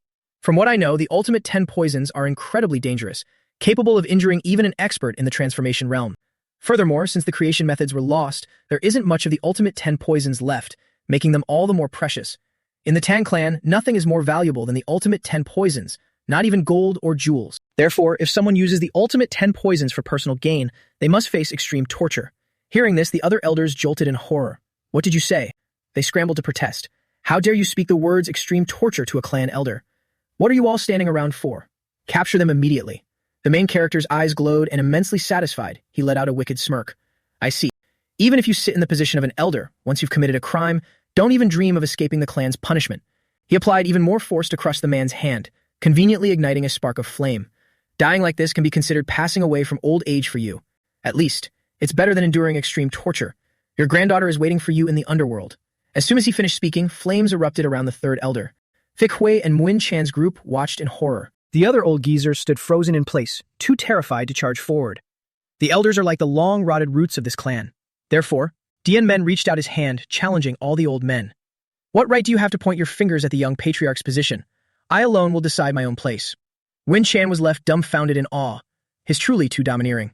Who else could stand so tall and proud right in front of the elders like this? His heart swelled with hope. The fate of the Tang clan might really change from here on out. The Grand Elder couldn't hold back anymore. "How dare you?" He glared at his subordinates behind him and roared. "What are you staring at? He's a sinner who murdered a clan elder. Capture that brat immediately." But just as he roared, Dian Men calmly revealed an earth-shattering secret. "Grand Elder Duong Factrong, your disciple. He's trying to push the Tang clan into eternal ruin. Did you know that?" He furrowed his brows in confusion. "What are you talking about?" Dian Men gave him a chance. "Do you truly not know about this? Duong Kuklan is a spy from the Taiyi Ink Sword sect." But the old man stubbornly refused to believe it and cursed. "What kind of nonsense is this? Are you trying to frame someone else now?" Ignoring him, Dian Men revealed the truth for all to hear. "I believe you've heard about the Taiyi Ink Sword sect infiltrating the selection trial." The old man acted as if he had gone mad. "Ha! Are you saying Cupland conspired with them from the inside? Where is the proof?" Just then, someone intervened. "Let me explain." The old man was startled the moment he saw Tin Nat. "You? Aren't you the vice manager's son? Why are you?" He tore off his outer robe without hesitation. "Because I am the sole witness who can prove that he is a spy." All the elders in Nguyen Chan's group looked over. "Look at this, everyone." He tore open his shirt, revealing a body covered in crisscrossing slash wounds. "These are the scars left from my battle with Duong Kuk Lan before I met Dian Men in the Gu poison battle. As you can see, these wounds weren't caused by poison or hidden weapons. He used throwing knives and executed a certain sword art to attack. Although I didn't recognize it at the time, less than greater than. I believe his sword art was the dual sword stance." The old man widened his eyes, but his mind still refused to believe it as he weakly argued. "That is merely your speculation." But the fourth elder, Duong Tri Long, who was standing nearby, realized the truth. "This isn't just speculation, Grand Elder. Not long ago, I saw Mak Non Hao wielding his sword from afar. Most of his victims were stabbed to death by wild sword strikes. Meanwhile, the relatively intact corpses bore wounds extremely similar to that boy's." Hearing this, the Grand Elder flinched in fear. Tinyat added, "Exactly. Furthermore, before he tried to kill me, he personally admitted to being a spy and even called himself Mak Non Cook." The surrounding crowd seized the chance to gossip. "Mak Non Cook? Isn't that the abandoned bastard child? You mean the child rumored to be born to a maidservant? If so, could it really be true?" Dan Men was quite grateful to him and turned to look at him. "I was planning to ask you to be a witness, but I didn't expect you to step forward on your own." He had grown up now, vastly different from before. He smiled and sighed. "I should repay you for saving my life, after all." Dan Men also smiled in satisfaction. "Thank you. Thanks to you, things are going much more smoothly." The Grand Elder stood there completely dazed. "That child, Kuk Lan, is really a spy. No, that doesn't matter right now." He had calculated everything. "If I say anything more, I won't be able to retreat safely." So he immediately shouted an order. "Tuan Lin squad, stop him. What is the dragon-breaking squad doing? Don't you want to avenge the third elder?" But with the truth laid bare, all the assassins hesitated. He shouted again. The other armed squads shouldn't just stand there watching either. But Dian Men wasn't going to let that slide. He stepped forward directly. "I advise you all not to act rashly." He looked straight at the old man. "The evidence is clear. Continuing to struggle will only make you lose more face." The old man hurriedly shouted in defense. "I knew absolutely nothing about this. It's completely different from the third elder's situation." But Dian Men wasn't going to let him off easily. "With your high status, a simple 'I didn't know' won't cut it. If Duong Kuklan became the young patriarch and handed the Tang clan over to the Taiyi Ink Sword sect, could you still wash your hands of it with a simple 'I didn't know'? You've been far too complacent." As he said this, his eyes glowed with a terrifying light. The old man was scared out of his wits, backing away as he screamed, "Why, young patriarch, wait." But before he could finish his scream, an arm fell straight to the ground. Dian Men had severed his right arm as atonement to the Tang clan. In the blink of an eye, Dian Men, using only his bare hands and no weapons, managed to sever the Grand Elder's arm from a distance. The old man dropped to his knees, unable to react. Now it was time for him to enact divine justice. "Grand Elder, you cannot escape the suspicion of shielding a spy. According to the rules, your Dantian should be destroyed and your martial arts crippled. But considering you have no suspicion of direct collusion, the punishment ends here." The old man trembled like a leaf, not daring to utter another word. "Thank you for your leniency." He was truly terrified now. The more he looked at him, the more unbelievable it seemed. His speed is so fast that I couldn't see a thing. Could his sword mastery have reached the pinnacle as well? But he definitely hasn't realized that I used the posture of stopping my bleeding to sneak out some poison. He was secretly hiding a vial of poison in the palm of his hand. One of the Tang clan's 10 great poisons, formless poison. a lethal poison with no color, taste, or scent. True to its name, before the victim's body shows symptoms, they wouldn't even realize they had been poisoned. Although its toxicity is weaker than the true formless poison, this is still the formless poison that I spent half my life concocting. The odorless, tasteless poison headed straight toward Dien Men. He thought smugly, no matter what your current cultivation level is, you can't possibly resist the toxic key of the formless poison. The poison slowly drifted over, while he just stood there looking straight at the old man writhing on his knees. His face turned bright red and he couldn't help but smirk, just die in ignorance. He completely believed he could pull the wool over Dien Men's eyes, but less than 3 seconds later, Dien Men's brows suddenly furrowed, glaring at the old man. His voice was colder than ice as he called out the trick. Such petty tricks. The old man instantly began to tremble uncontrollably. Utterly panicked and unable to comprehend, he thought, could it be? Before he could utter a single word, his remaining hand was completely severed. The other elders, unaware of the situation, started shouting, "What are you doing? Didn't you say you would show leniency? Going back on your word like this, what right do you have to be the young patriarch?" The group was cursing fiercely when they suddenly went silent. Wait, hold on. What is that? Only then did they notice the poison vial he was hiding. The Grand Elder's severed hand. That thing next to his hand. Is it a poison vial?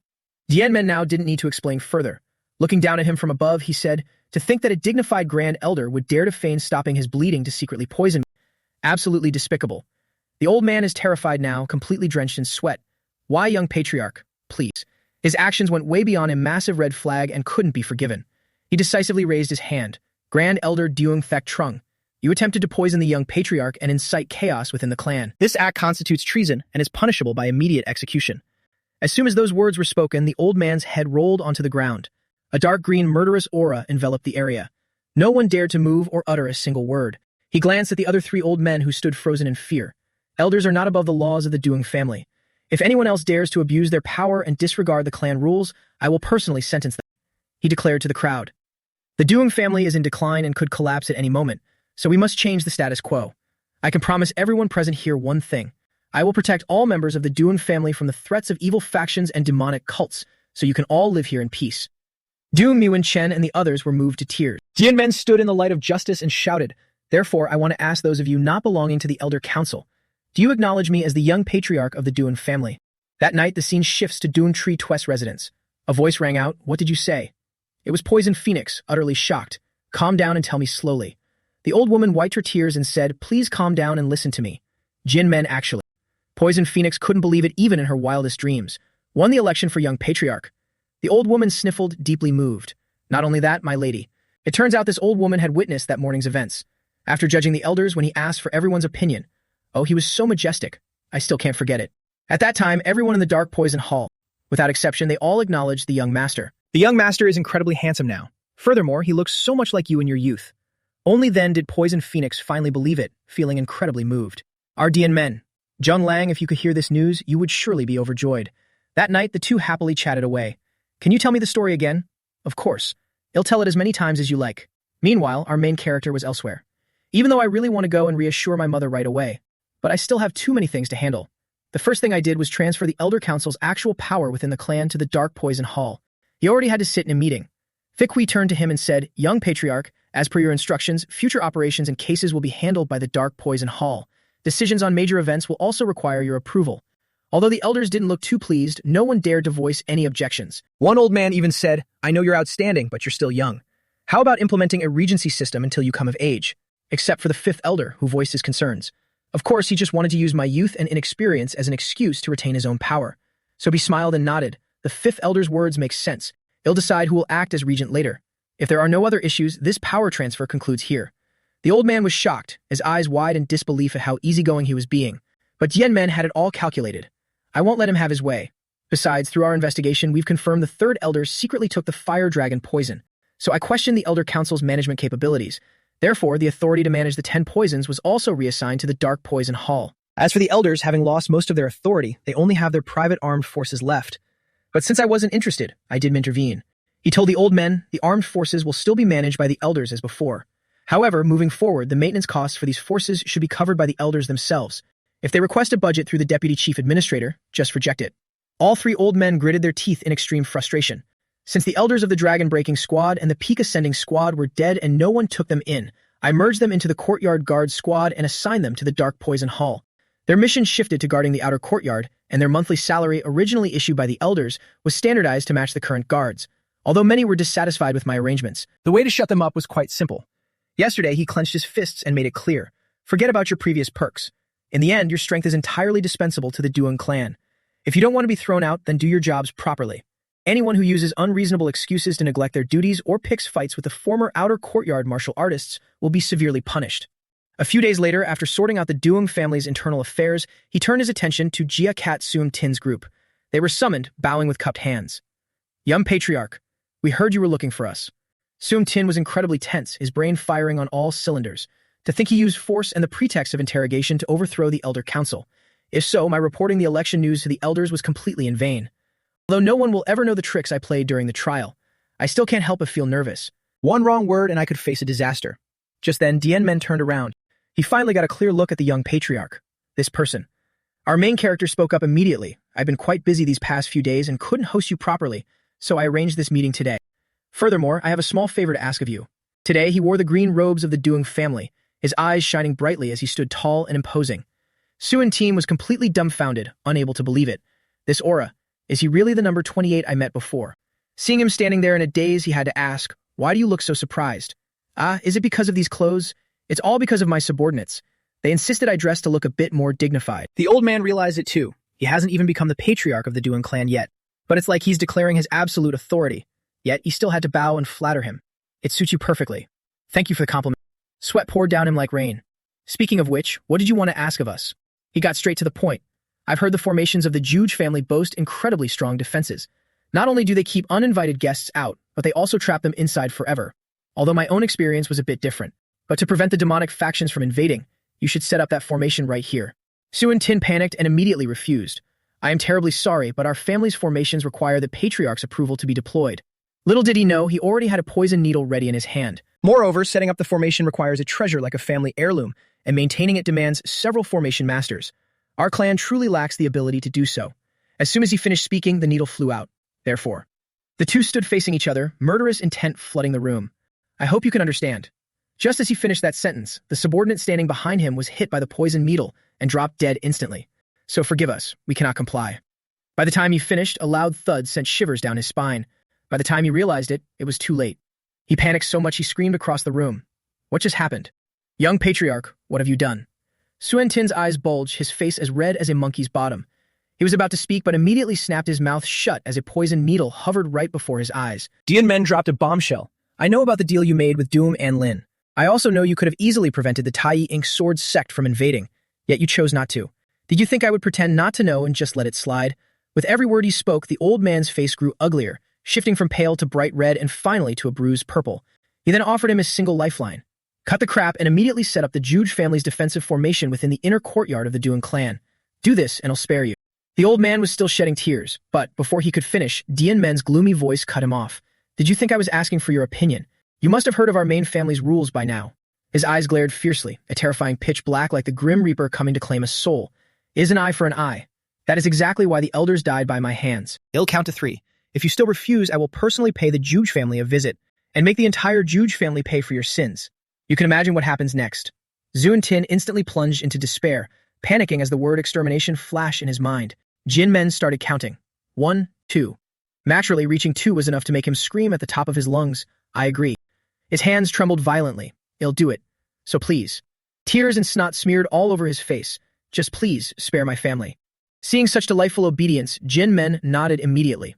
Good. His eyes gleamed with satisfaction. Then get it done quickly. The next morning, at the main residence of the Duong family, Wai Tuan and Vi Li sat as tight as bowstrings listening to him speak. I wanted to call you guys over sooner, but there were too many things to settle. I couldn't stop worrying, so I had to put it off until now. The group felt so awkward seeing Dien Men again that they wanted to dig a hole and hide. Why did you call us here? Suddenly, little Lu Li called out, Young Patriarch. Hearing men call him that made him burst into laughter. Why are you being so formal?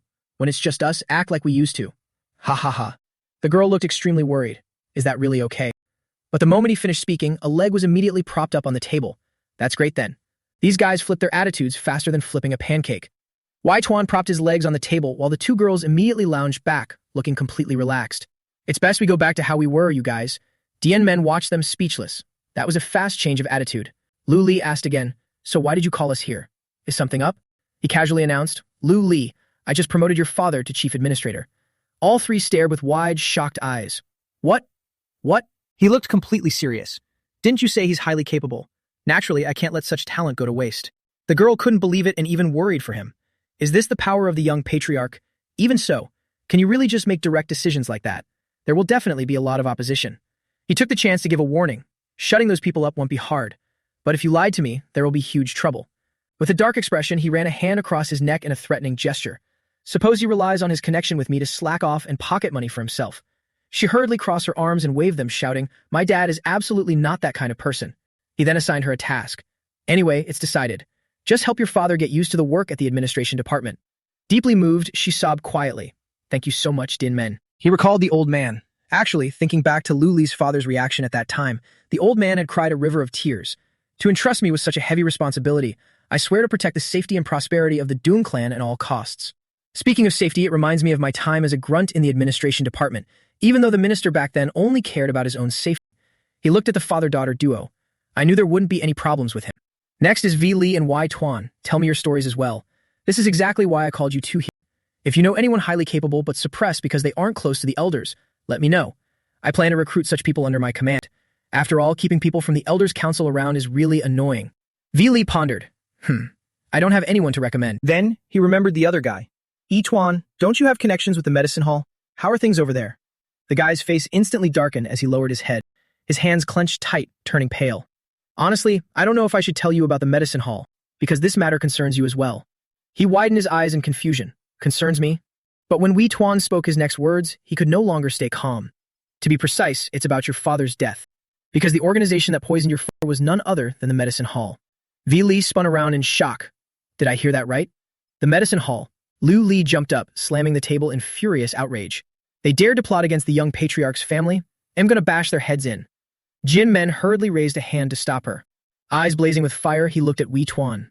Go on. The medicine hall is a completely isolated place. Within the main family, not even the claws of the Elders' Council can reach it. They are in charge of researching all medicine and poisons, mostly relying on treating illnesses or selling drugs to maintain their income. The only reason the Duum clan managed to stand strong after the invasion by the Heavenly Demon cult leader was because the medicine hall survived. That's because 90% of the clan's operating expenses are funded by them. At this point, veins bulged on Wei Tuan's face in fury. The master of the medicine hall used to be my grandfather. The two girls suddenly realized. The one who was inexplicably replaced. That's right, so you knew about it too. Back when my grandfather was the hall master, there was a man who came to see him every single day. That was your father, Duong Vi Dun, whose real name was Ha Vi Dun. I heard that after the Heavenly Demon cult's invasion, the insults aimed at the Poison Phoenix kept increasing. Every time he would stand up to defend her and fight those who spoke so arrogantly. But your father was just an ordinary scholar without inner ki, so every injury from those quarrels and fights left deep scars on his body. Hearing this, you could imagine how pathetic the man must have looked at that moment. If a body without internal ki has to endure attacks imbued with internal energy, it wouldn't be able to neutralize the internal force, leading to extremely severe internal injuries. But even so, did he still step forward to fight? Father? Wei Tuan bit his lip tightly, choking up. And then it happened. He and the deputy hall master at the time, the deputy hall master of the Medicine King Hall, Dun Net, got into an argument. Dun Net threw insults at your mother, the Poison Phoenix, and my father heard him. It was clearly the deputy hall master's fault. But let alone apologizing, when Doom Net realized he couldn't win the argument against my father, he was about to use martial arts. Fortunately, my grandfather saw it and stopped Doom Net in time. This incident also caused Doom Net to lose his eligibility to run for Hall Master in the next term. Jian Men understood. So he harbored a grudge and poisoned my father. The boy had tears in his eyes, biting his lip tightly. That's right. After that, he even killed my father and overthrew the Medicine King Hall. My grandfather was also poisoned by him and locked in the dungeon. Vi Li was completely shocked and turned to pat Wei Tuan. Such a heinous crime, and yet no one knew about it. No matter how secretive it was, it shouldn't be like that. The boy he met back then said, after my grandfather was poisoned, he lost consciousness. So even if I told the truth, no one would care. I participated in the election because of this. At least during these 3 years, it could protect someone who knows the inside story like me from getting killed. Tears rolled down his cheeks as he sobbed. Even though I really wanted to go visit my grandfather immediately, I was too scared to go. I'm sorry, Dian Men. The talented person you meet. I'm afraid they are no longer in the Medicine King Hall. He was a bit puzzled. Do you know why that deputy hall master kept your grandfather alive? If he wanted to keep it a secret, he should have silenced him permanently, right? Wei Tuan lowered his head. If I'm not mistaken, it must be because there is an inner core in the Medicine King Hall that even the elders don't know about. It's a legendary creature that lives in magma. the inner core of the 10,000-year fire carp. Both Lu Li and Vi Li snapped their heads around. 10,000-year fire carp. Does that thing really exist? The main character didn't quite understand. What's so rare about an inner core? Isn't it just a rare item that enhances internal energy? Wai Tuan added, it's not that simple. Legend has it that about 100 years ago, the young palace master of the Blazing Sun Palace swallowed the inner core of the 10,000-year fire carp, received immense yang heat power, and entered the transformation realm. But the Blazing Sun Palace has now become history due to the heavenly demon cult. The process might be somewhat exaggerated, but her entering the transformation realm by consuming the inner core is real, because this is a legend that even juniors like us have heard of. The inner core of a spirit beast always contains lethal poison. If someone consumes it directly without removing the toxicity, they are extremely likely to lose their life. But if detoxified improperly, the inner core's efficacy will also be reduced. Genmen understood. So the only person who can remove the toxicity while retaining its full efficacy is the former hall master, meaning your grandfather. The more he spoke, the more he sobbed. Yes, the current hall master's goal is to consume that perfect inner core to break into the transformation realm. Then he will take his subordinates, leave the Dune clan, and establish his own sect as its patriarch. The group listened in panic, their jaws dropping. Wouldn't that be equivalent to treason? Genmen understood and cursed inwardly. What an absolute fool. Even if he attains a higher realm of internal energy through the inner core, if he cannot comprehend the transformation realm, he will never be able to reach it. The main character naturally wasn't going to let this go. Wai Tuan. Thinking about it now, he just realized. During our 3 years of training, he never showed his sorrow, so I had no idea. It turns out that despite suffering such misfortune, he always kept a smile on his face for us. First of all, I want to thank you. It must have been very hard for you to say this, right? Truly, thank you for telling me the truth. Then let me ask one more question. He looked at him and asked seriously. If I clear out all the current personnel of the Medicine King Hall and help your grandfather recover his vitality, can the Medicine King Hall function normally like before? If your grandfather was just poisoned, I will find a way to fix it. You just need to answer me. Wai Tuan clenched his fists with determination. It can. His eyes burned brightly as he declared fiercely, because I know my current level is not inferior to the current hall master. As long as you find me a few people proficient in pharmacology, I can teach them. With this, he had nothing left to complain about, smiling in satisfaction and nodding. That is good then. Vile, can your story wait until we've resolved the matters at the Medicine King Hall? The young girl gave a firm nod. Of course it can. Genmen propped himself up and stood. Then let's head to the Medicine King Hall right now. Tuan suddenly grew timid. Is it really okay? You haven't even visited your mother since returning. He threw the door wide open. Mother will understand. Moreover, with my status as the young patriarch, I cannot turn a blind eye to those plotting treason. Most importantly, my mother wouldn't want me to just stand by and watch my friends suffer misfortune either. I will completely purge that Medicine King Hall you mentioned from the Doing clan. At the Medicine King Hall, the bastard Doing Nut was frowning deeply in intense annoyance. Doing Vizum's son actually became the young patriarch. What a real nuisance. Even though the incident where I killed his father happened before he was born, he couldn't possibly know. But that Doing Wai Tuan still hasn't returned. This is a bit suspicious. He isn't the type to abandon his grandfather. But then again, what in this world is more important than one's own life? After reassuring himself, he smirked triumphantly. I can kill him any time. But the problem lies with the inner core. Only by completely absorbing the internal energy of the inner core can one enter the transformation realm. He thought of that old man lingering between life and death. But that damn old man, even if he regains consciousness, absolutely refuses to open his mouth, ruining my chance to execute the plan. Should I just try to remove the poisonous key myself? Tisk, no. If I'm not careful, it'll ruin the entire inner core. I need to find a better way.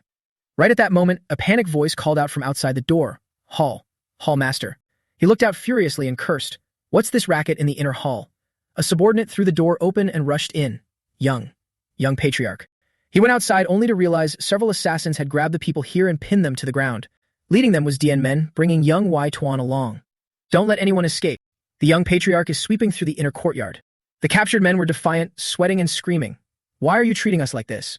Have you forgotten where this is? He walked beside the boy and asked, Wai Tuan, have you found him? The kid teared up, not yet. I've turned the entire Medicine King Hall upside down, but I still can't find a single trace of my grandfather. Unable to bear it any longer, the boy screamed right in the faces of those men. Tell me right now, where did you hide my grandfather? However, the only answer he received was, well, we don't know either. Finding them to be eyesores, he called out, Nguyen Chan. Hearing his name, he immediately charged forward and drew his sword in a flash.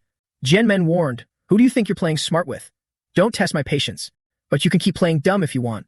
Either way, I only need to keep one person who knows how to tell the truth. Finally, the whole group had to confess. The current hall master gave an order after the survival trial started, telling us to lock the former hall master in the dungeon. Yutuan's face turned pale in sheer terror. He dared to lock my grandfather in a place like that? That place was originally an isolation ward for infectious patients, but due to its cold and damp environment, it actually worsened their conditions, so it was sealed off. Yet he dared to. Jian Meng made his decision. I will go inside with Yi Tuan. Once the Phoenix Guards finish cleaning up here, go to the front and await orders. Only then did the crowd realize the fear and scream wildly. Young Patriarch, please show mercy. We were wrong. Please spare our lives. By the time he walked into the cave, the outside was drenched in blood, all of them dead. As soon as he entered, he looked around and observed, it's really deep. Was it remodeled from a cave? It certainly fits the environment of a dungeon. Yi Tuan rushed ahead eagerly. We're almost there. Finally arriving, this place is the entrance to the dungeon. He suddenly blushed in fear, biting his lip with tears welling up. Grandpa, please don't let anything happen to you. What if I'm too late? Jian Men had to reassure him. Don't worry, he's still alive. The boy turned around in shock. Really? Jian Men's eyes shone brightly as he looked straight into the final cell. Yeah, I found him. Just as he found him, the boy rushed to the door and clung to the iron bars. It's me, Grandpa. Why Tuan is here. His hands exuded murderous intent as he prepared to break the door. Step back a little, Why Tuan. With a few horizontal and vertical slashes, the iron door was shattered to pieces. The boy hurriedly rushed in. Grandpa, crying bitterly, why has it come to this? Before the trial started, it wasn't this serious. It seems they even used the key-scattering poison. He quickly placed a hand on him to soothe him. Calm down, we're here to save him. Besides the key-scattering poison, what else did they use? Yi Tuan tried to hold back his tears. There's also the brain-damaging poison. It's a poison that damages the brain. Although not fatal, it makes a person foolish. Its toxicity isn't strong, but it spreads throughout the body and invades the brain and spinal cord, so taking an antidote is useless. If you miss the initial stage, it will be incurable. Jian Men understood, I see. Then it's simple. The boy, still holding back his sobs, turned to him instantly. What? Jian Men placed his hand on the old man's chest. Support him. He knew how to cure him. I just need to channel my inner ki into his body. I'll have to use the ability of the Azure Aura, activating his skill immediately. Myriad poison predation. An entire whirlwind of Azure Ki rushed out wildly. It struck straight into the old man's core. It will devour all the poison Ki in his body. The old man's body started to recover, no longer as pale and purplish as a corpse. Yi Tuan's jaw dropped as he realized. His hands? He had calculated it. The poison of my Azure Aura has absorbed lethal poisons many times, so its toxicity is extremely strong. Therefore, to avoid harming his already weakened body, I can only use its poison-absorbing ability. Yi Tuan hastily cried out. He's starting to breathe again. His complexion has also become rosy. The old man's eyes slowly opened. You should wake up now. As soon as he finished his sentence, the old man opened his eyes. Where is this? Isn't this my grandson, Yi Tuan? But the person next to him is... Suddenly, the old man's eyes widened, so moved that tears instantly rolled down his face. He joyfully called out right away. Vidum, is it really you? After some explanation, he finally became completely lucid and realized. So, you are Vidum's son, and have now become the young patriarch. D-Men nodded. That's right. Yi Tuan told me about the past. I heard you took great care of my father. The old man cried in deep emotion. Fate truly is miraculous. Due to my negligence, this child never got to meet his father, yet now he has saved my life. Vidong, the son of you and the young miss, is an outstanding talent. It's a pity you couldn't see this with your own eyes while alive, but I hope this good news comforts your soul in heaven at least. I'm old now and this body is useless. Even so, do you still want me to serve you? He draped a coat over the old man's shoulders. Of course. I came here today specifically to arrange new positions for you and Yi Tuan. Let's head outside then. There's still someone out there you'd want to meet. As the old man stepped out of the cave, the bastard Duong not panicked the moment he saw him, his face turning red as a baboon's ass. That old man. How is he standing there safe and sound? He finally figured it out. Could it be the young patriarch? He hollered indignantly. Why did you go on a massacre in the Medicine King Hall? Internally, he reminded himself. He slaughtered the elders without hesitation. I absolutely must not fight him. Don't you know the Duong family's operating funds are all earned by the Medicine King Hall? Do you want to ruin the Duong family? Annoyed to his core, our protagonist cut him off immediately. You saw where I stepped out from. Are you playing dumb? Or are these your dying words? As he said this, his eyes widened, his face turning incredibly dark. The bastard Duong not instantly chickened out, not daring to utter another word. He turned his head to ask the old man again, do you have any last words you want to say to him? The old man shook his head decisively, not even bothering to look, which terrified Duong not. Knowing he had absolutely no way out, he hurriedly turned and ran. Get out of the way. I'll die for sure if I stay here. Damn it. Damn it. I worked so hard to climb to this position, but after taking just 3 steps, his feet abruptly stopped in place. I can't move. He looked down at his neck and realized, acupuncture needle. This was Yi Tuan's doing. Severed intestines, scorching earth poison. Hearing this, he instantly died right on the spot. He smugly recalled the needles. How about it? His skills are enough to replace you, right? But you can't hear me anymore. Seeing the remaining crowd panicking and trying to flee, now are only the small fries left. Phoenix guards. Sweep through the Medicine King Hall. Nguyen Chan and the squad understood immediately. Understood. Saying that, our protagonist immediately led the old man and his grandson back, leaving the bloody scene of death behind. Rumors started spreading like wildfire. The Medicine King Hall has been wiped out. It's true. I heard the Phoenix guards slaughtered everyone there. This news spread throughout the entire clan in the blink of an eye. Many shared the same thought. Hasn't the Duong family survived until today, all thanks to the Medicine King Hall's contributions, to actively cut off the clan's funding? Just what is he thinking? In a room over at the Medicine King Hall, a conversation echoed. Do you want to take the inner core right now? The old man clasped his hands and shared his thoughts. True, if we keep this, who knows if another scum like Duong Not might appear. Give me a few days to purge the poison key, and I'll give it to you once it's done. However, Dien Men was drooling for the poison pill. I appreciate your goodwill, but I can just take it with me directly. The old man turned to remind him, if you aren't going to use it right away, it's best to store it here. But he already figured it out. It's fine, I'll use it right now. Just like that, he took the pill back. As expected of his spirit pill, I can clearly see the intense poison key, and he wanted to remove something this precious? That won't do. I have to absorb all of its inner key to satisfy my craving. Dien Men reached out and began to absorb it. The moment he touched it, he knew. It contains an extremely potent fire poison inside. As expected of a spirit creature living in magma, however, the power still isn't on par with the fire dragon breath poison I ingested before. If a normal martial artist consumed an unrefined inner core, they'd be incinerated from the inside out until they died. But the fire dragon breath poison was even stronger than this. This makes me realize the might of the 10 poisons all over again. Was it really made from the breath of a fire dragon? Perhaps I should learn more about the 10 poisons.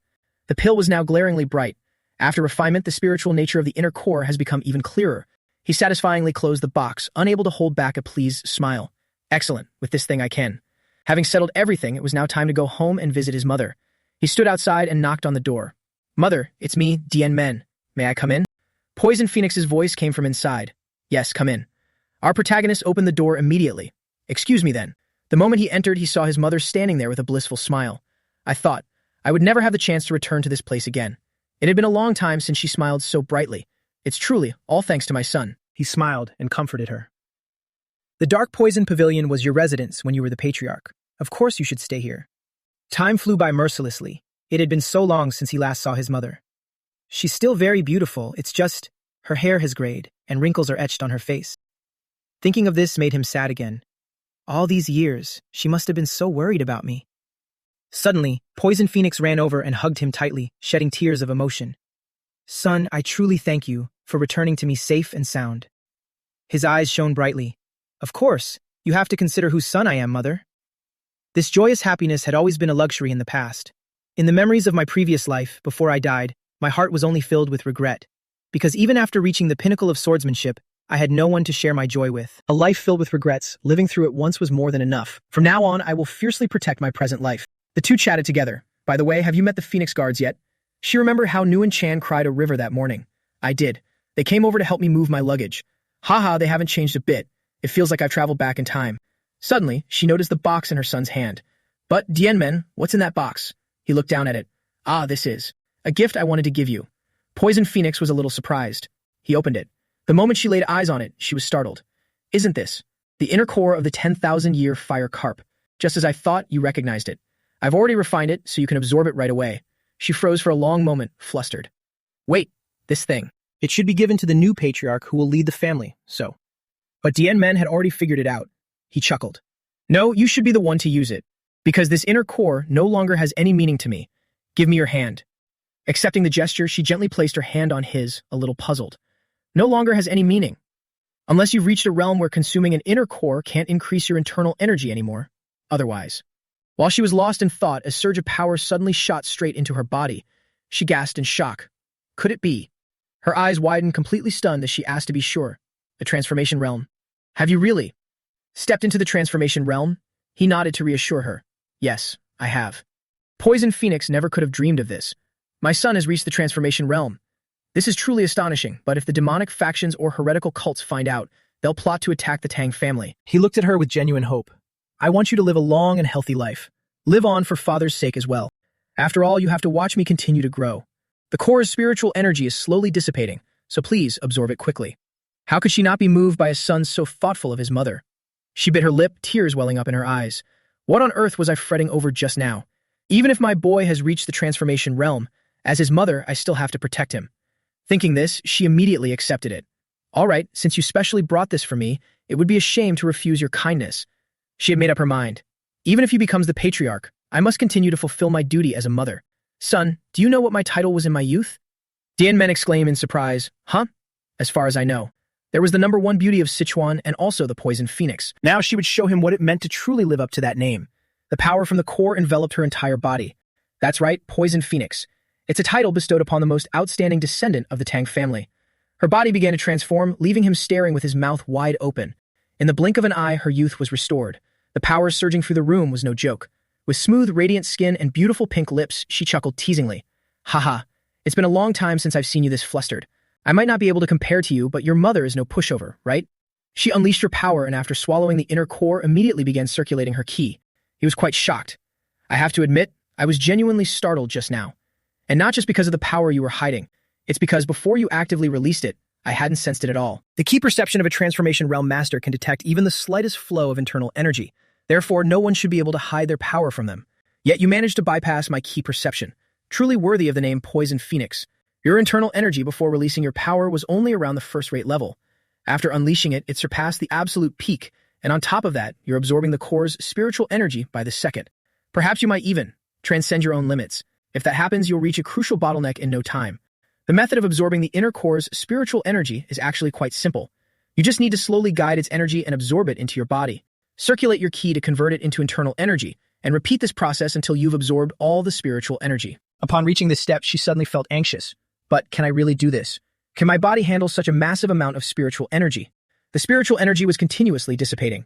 Drenched in sweat, she bit her lip. What should I do? At this rate, half of the spiritual energy will go to waste. Right at that moment, a hand reached out. It was Dianmen. He placed his hand on her shoulder to reassure her. She looked down, wondering to herself, is this Dianmen's hand? The protagonist guided her. True enlightenment isn't just about thinking to yourself and digging deep into your own mind. It's about observing your surroundings, analyzing phenomena and rules, and imitating them. Only then can you grasp the opportunity for enlightenment. This time, let me assist you from behind. Infused with a massive surge of power, she immediately recognized it. It's Dianmen's ki. With his help, everything went much smoother. Did it touch the core's spiritual energy and merge with it? But what you're emitting is just the green poison ki that everyone in the Tang family has. Suddenly, it clicked in her mind and she understood. So that's how it is. Spiritual energy is a pure ki that can transform into anything. Therefore, there's no need to slowly convert it into internal energy bit by bit. Instead, it can be entirely converted into a familiar attribute for absorption. Thump thump. This way, the ki circulation process can be bypassed entirely. Now she was no longer afraid. Come here, enter my body. She suddenly felt incredibly lucky. I really am. A person blessed with wonderful offspring. The hand he had placed on her shoulder, emitting light smoke, suddenly flared with a bright glow. Dianmen finally smiled in relief. It's a success. At this rate, Mother is also about to enter the transformation realm.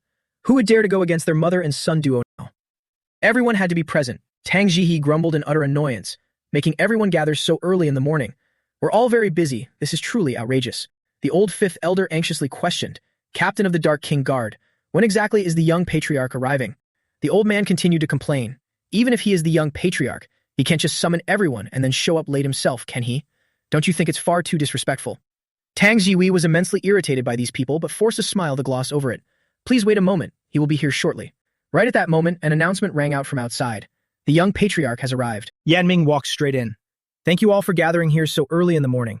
Since I have an important announcement to make, I thought it best to summon everyone. The crowd watched him walk in, each harboring their own calculating expressions. The old fifth elder spoke up again. An important announcement. Hearing the old man, the protagonist decided to settle an old score.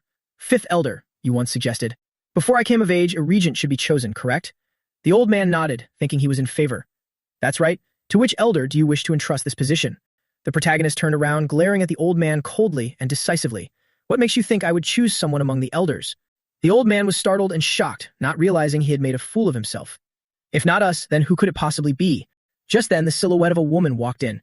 Everyone immediately bowed in respect. As Tang Shihui looked over, his eyes immediately widened in absolute shock. A beautiful, youthful woman. The elders were the most shocked, their faces turning pale. Her appearance. It's been over a dozen years. How does she still? Yeming looked at the old men mockingly. She is the most qualified candidate, is she not? Poison Phoenix. Tang Jihui, the one stripped of her title as young patriarch by the Council of Elders as punishment during the heavenly demon cult's invasion over a dozen years ago. The woman smiled gently, looking over those present. So many familiar faces.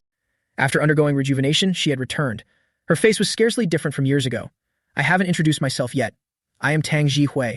Returning to the night before the region announcement, the woman was resting leisurely in a bathtub. While entering the transformation realm is a good thing. I still can't quite get used to the rotting stench emanating from my body, and to be laughed at by the maids on top of it. That being said, I'm still not quite proficient at channeling astral ki, though it's only a matter of time. But after stepping into the transformation realm, I can truly grasp Yanming's realm. That boy has already entered the mastery stage of the transformation realm. I heard that even the current overlord, the leader of the Black Evil Alliance, only entered the transformation realm after turning Hai Mai. Could Yanming have obtained some sort of fortuitous encounter during the trial? The woman smiled brightly as she looked toward the door. It's been so long. Finally, I can sit and chat with my son. Mother and son had already planned everything out. Yanming stood there, immediately cupping his hands. Congratulations, mother, on entering the transformation realm. The woman patted the seat next to her. It's all thanks to you. Come sit here. Mother and son chatted and laughed cheerfully. Speaking of which, Yanming, how did you enter the transformation realm? To achieve such a feat at your young age, I find it truly hard to believe. He really didn't know how to explain it. It's normal for mother to be curious, but what excuse should I make up? If I say I gain enlightenment from the memories of my past life, she definitely wouldn't believe it. Then I'll just make something up based on the trial. So we changed the subject. Mother, have you heard about the third elder secretly giving one of the 10 great poisons to someone else? The woman had already heard of it. Yes, he gave the fire dragon poison to his granddaughter participating in the trial, right? He took the opportunity to say, that's right, I ingested that fire dragon poison. Poison Phoenix froze upon hearing this, completely in disbelief. What? How could you casually ingest such a poison? Your body will. The protagonist scratched his head awkwardly. As you can see, mother, I'm fine. During the goo poison battle, when facing Tang Yingling, I was struck by the 10 great poisons, but I found enlightenment on how to dissolve the toxic ki into internal energy, thus stepping into the transformation realm. The more the woman heard, the more shocked she became. Oh heavens, the woman was bewildered, doubting life itself. So there's actually this kind of enlightenment. However, seeing her attitude, he also felt less worried. Phew. Thankfully, she accepted it very quickly. Suddenly, Poison Phoenix remembered something. Right, there's one more thing. I heard from the maids who drew my bath. They said you swept through the Medicine King Hall. Could it be? Seeing his mother's tension, he knew. It's better to tell the truth about this. After all, it concerns father. Yanming had no choice but to confirm. About that. It's just as you suspected, mother. And so, that night, the protagonist told her everything. Poison Phoenix clenched her fists in anger. So that's what happened. Her face clearly showed sorrow. I had my suspicions back then, but I didn't expect it to be true. That child Yi Chuan must have suffered greatly as well. Yanming, I have a favor to ask of you. Seeing her this serious for the first time. After losing my husband, I feared losing my only child too, which is why I always endured the humiliation of living in the clan. But now, I no longer want to just stand by and watch. As long as you agree, I will solidify your foundation and clear away all those who covet your position. With her saying that, it couldn't be better. It perfectly aligned with his plans. Now the crowd looked at the woman walking in, stunned. Poison Phoenix? So many years have passed, and she hasn't changed a bit. Could she have truly regained her youth? Shihui was probably the only one here who was overjoyed. He called out happily, Jihui Nuna. The protagonist announced loudly and seriously, everyone please join me in congratulating my mother, Tang Jihui. He also took the chance to declare, starting today, she will become the new patriarch of the Tang family. The fifth elder's face turned as black as the bottom of a pot, his jaw dropping. Not an acting patriarch, but the patriarch. The woman also spoke up, thank you all for gathering here. Although I bear the title of patriarch, I am merely acting as a proxy, handling affairs on behalf of the young patriarch until he comes of age. To ensure I do not betray the young patriarch's trust and mandate, during my tenure, I will rebuild the collapsed foundation of the Tang family. As these words were spoken, while Shihui and Yuanjin wept tears of joy, the factions of the old elders fell into absolute panic. Next, let us begin this morning's meeting and discuss the agenda. From that moment on, Tang Jihui initiated a massive restructuring. She even renamed the destroyed Medicine King Hall to the Medicine Pavilion, and simultaneously appointed Tang Haoli as the Pavilion Master and Tang Yichuan as the Vice Pavilion Master.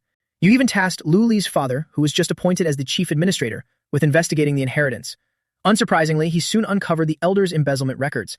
The recovered amount is staggering, more than enough to cover the clan's operating expenses for quite some time. The captain of the Poison King squad in the Dark Poison Hall, Dun Chi Hak, was dismissed. Including him, the majority of the corrupt elders have been stripped of their positions. Even those who weren't elders but abused their power for personal gain out of greed have been removed from all important posts. All of this happened in just a few days. Jian Men watched in admiration. She truly is a heroine among women. Truly impressive. Thanks to you, mother, the clan's internal affairs have finally been settled. When I first entered the survival trial, I only wanted a peaceful life with you. But before I knew it, I had gained so much more around me. Not just my friends, but the members of the Phoenix Guard who trust and fight alongside me. But also hundreds of people within the Dung family. Now I have so many people I must protect. The old me couldn't even take care of himself. I could only resent my status and my very existence. But from now on, I will relentlessly grow stronger, until no one ever dares to look down on the Dung family again. Whether it's the leader of the Black Evil Alliance or the Lord of the Heavenly Demon Cult, I will not let any faction become a threat to the Dung family. Meanwhile, the forces of the Black Evil Alliance had also caught wind of this. Are you saying the Dung family has a newly appointed young patriarch? He rested his chin and thought. I see. Makes sense the patriarch position couldn't stay vacant forever. Suddenly, a woman barged in and spoke bluntly. Alliance leader, forgive my boldness, but that new young patriarch killed Mak Nen Hull and Tring Jian Tung. Those two weren't just part of our alliance, they were prominent figures in the underworld. The woman was Lu Twit Lian, leader of the Xinhua gang. Please pull them up by the roots before the Dung family expands its power and restores its former glory. However, Liu Cat Tuan, leader of the Black Evil Alliance, just sneered in disdain upon hearing this. Why should I? She gasped in utter shock. She hastily explained because harming them is a direct challenge to your authority. Before she could finish, he clenched his fist in rage. No, didn't I already issue a warning? His eyes widened, blazing with fury. The Dung family is still useful. We cannot touch them for now. But those two dared to defy my orders and attack the Dung family, bringing ruin upon themselves. So the ones defying me weren't the Dung family, but those two fools, right? His killing intent filled the room, terrifying her into silence. He even let out a relaxed sigh. They should consider themselves lucky to die at the hands of that young patriarch. Otherwise, even if they made it back alive, I would have punished them myself. But more importantly, the fact that this young patriarch killed them both is genuinely intriguing. Their strength wasn't something ordinary people could handle. With that, he made his decision. Send a letter to the Dung family. I want to invite the young patriarch of the Dung family to the upcoming Sichuan gathering. Back at the Dark Poison Hall, Dung Tritui's residence, Dian Men was happily chatting with his mother. Thank you for your hard work settling our internal affairs. Despite her flawless work, she was still anxious. It's been so long since I handled official duties, I was a bit nervous. I don't know if I did a good job. He immediately praised her. You did wonderfully, mother. Suddenly, his eyes widened in sheer disbelief, breaking into a cold sweat. But, mother, did you conceal your power again like last time? She nodded in confirmation. It seems since you've experienced it once, you can spot it right away. He couldn't believe he was only just realizing how formidable his mother was. Your aura is hidden flawlessly. I couldn't sense it at all, but... He was still confused. You've already reached the transformation realm. Why do you still need to hide your strength? She explained gently, I do this not just to hide my power, but because the Ruin Meridian concealment technique I'm using is a secret art of our clan. I hope that once you learn it, you'll be able to hide your true strength as well. He tilted his head in innocent confusion. Huh, why is that? If you want to know why, it begins with a very long story, because I have to talk about the founder of this martial art, and the story of the Dung family's first ancestor. Long ago, a plague broke out in a certain village. Even though it wasn't a year of famine, countless people died, reduced to nothing but skin and bones. Fearing the disease would spread, they burned dozens of bodies before even holding funerals. In the end, it was just a matter of dying sooner or later. At that time, the entire village was infected, leaving everyone just waiting for death, except for one person. There was only one young boy who remained perfectly fine. Why was he the only one untouched? No one had the presence of mind to think it through. Because in the eyes of the infected, that boy was no different from the source of the plague. He was the child of a plague demon. Eventually, the child was driven away, but where could he possibly go? He had to hide in a cave to shelter from the rain, sneaking out to eat the offerings the villagers left at the nearby shrine to ward off the plague. That was how he barely survived. He spent his days in total solitude. 1 day, 2 days, until the 3rd day, when no more villagers came to offer sacrifices. They were all dead. He was the only one left. The boy wondered why was he the only one safe. But he didn't have to wonder for long. An organization found him. The man who found him flashed a wicked, ecstatic grin upon seeing him. I finally found a child with the potential to become a poison human. That was the most evil assassin organization in the history of the martial world, the Moon Shadow Poison Assassin Sect. They abducted children from all over the world, training them to become assassins. To prevent them from escaping, they forced the children to swallow poison pills, periodically handing out the antidote. The young boy grew up and became an assassin, but not long after. He witnessed the tragic death of a comrade who didn't receive the antidote in time. That was when he realized the plague that struck his village years ago was caused by the poison assassination sect, and that he wasn't the source of the epidemic. From then on, to become stronger, the young man began to push himself to the limit. Even the most incredibly dangerous missions, he didn't hesitate to accept and complete them. Ultimately, he even achieved the feat of assassinating an absolute master. The young master praised him endlessly. Well done. Thanks to you, the reputation of the assassination sect resounds throughout the world. Therefore, I have decided to bestow upon you the title of one of the 5 great assassins. Just tell me what you want and I will grant it all. Everyone wondered what the boy would ask for. But right then he glared with eyes like a demon and roared, I don't need anything. And just like that, he unleashed his moves, striking down the people of the assassination sect. That young man had entered a profound realm. Using the enlightenment gained from his battles with peerless masters and the martial arts learned from the assassination sect as a foundation, he created his own ultimate technique. That was the most primordial form of the myriad heaven flower rain, and the lunar shadow poison assassination sect. Just like that, vanished overnight. Later, his descendants established a foothold in Sichuan, which is the current Tang family. The moniker he left to the world remained the Shadowless Guest, but how the heck did she only realize after finishing her story that Dian Men had fallen asleep and was snoring like a log? Infuriated, she pinched his cheek and yelled, "You rotten brat." He was asleep but still listening, so there was such a piece of history. Then, what does the story you told have to do with the hidden acupoint ruined meridian? She explained, including the 5 great assassins and the sect leader. The assassination sect had many masters who had reached the transformation realm, but the Shadowless Guest was able to annihilate them all single-handedly. Do you know what his secret was? Wasn't it the myriad heaven flower rain? With this kind of hidden weapon martial art that can overwhelm sheer numbers of enemies, it's extremely rare for any martial artist to withstand it. You guessed half right. It was indeed the myriad heaven flower rain, but it wasn't a hidden weapon martial art. It was a martial art that controls aura. This was truly something the main character didn't expect. Aura. You're saying it's not a hidden weapon martial art, but an aura martial art? Exactly. A confrontation at the transformation realm is a clash of auras. If the opponent attacks with aura, you must use aura to defend, because ordinary hidden weapon martial arts cannot pierce the protective aura of a transformation realm master.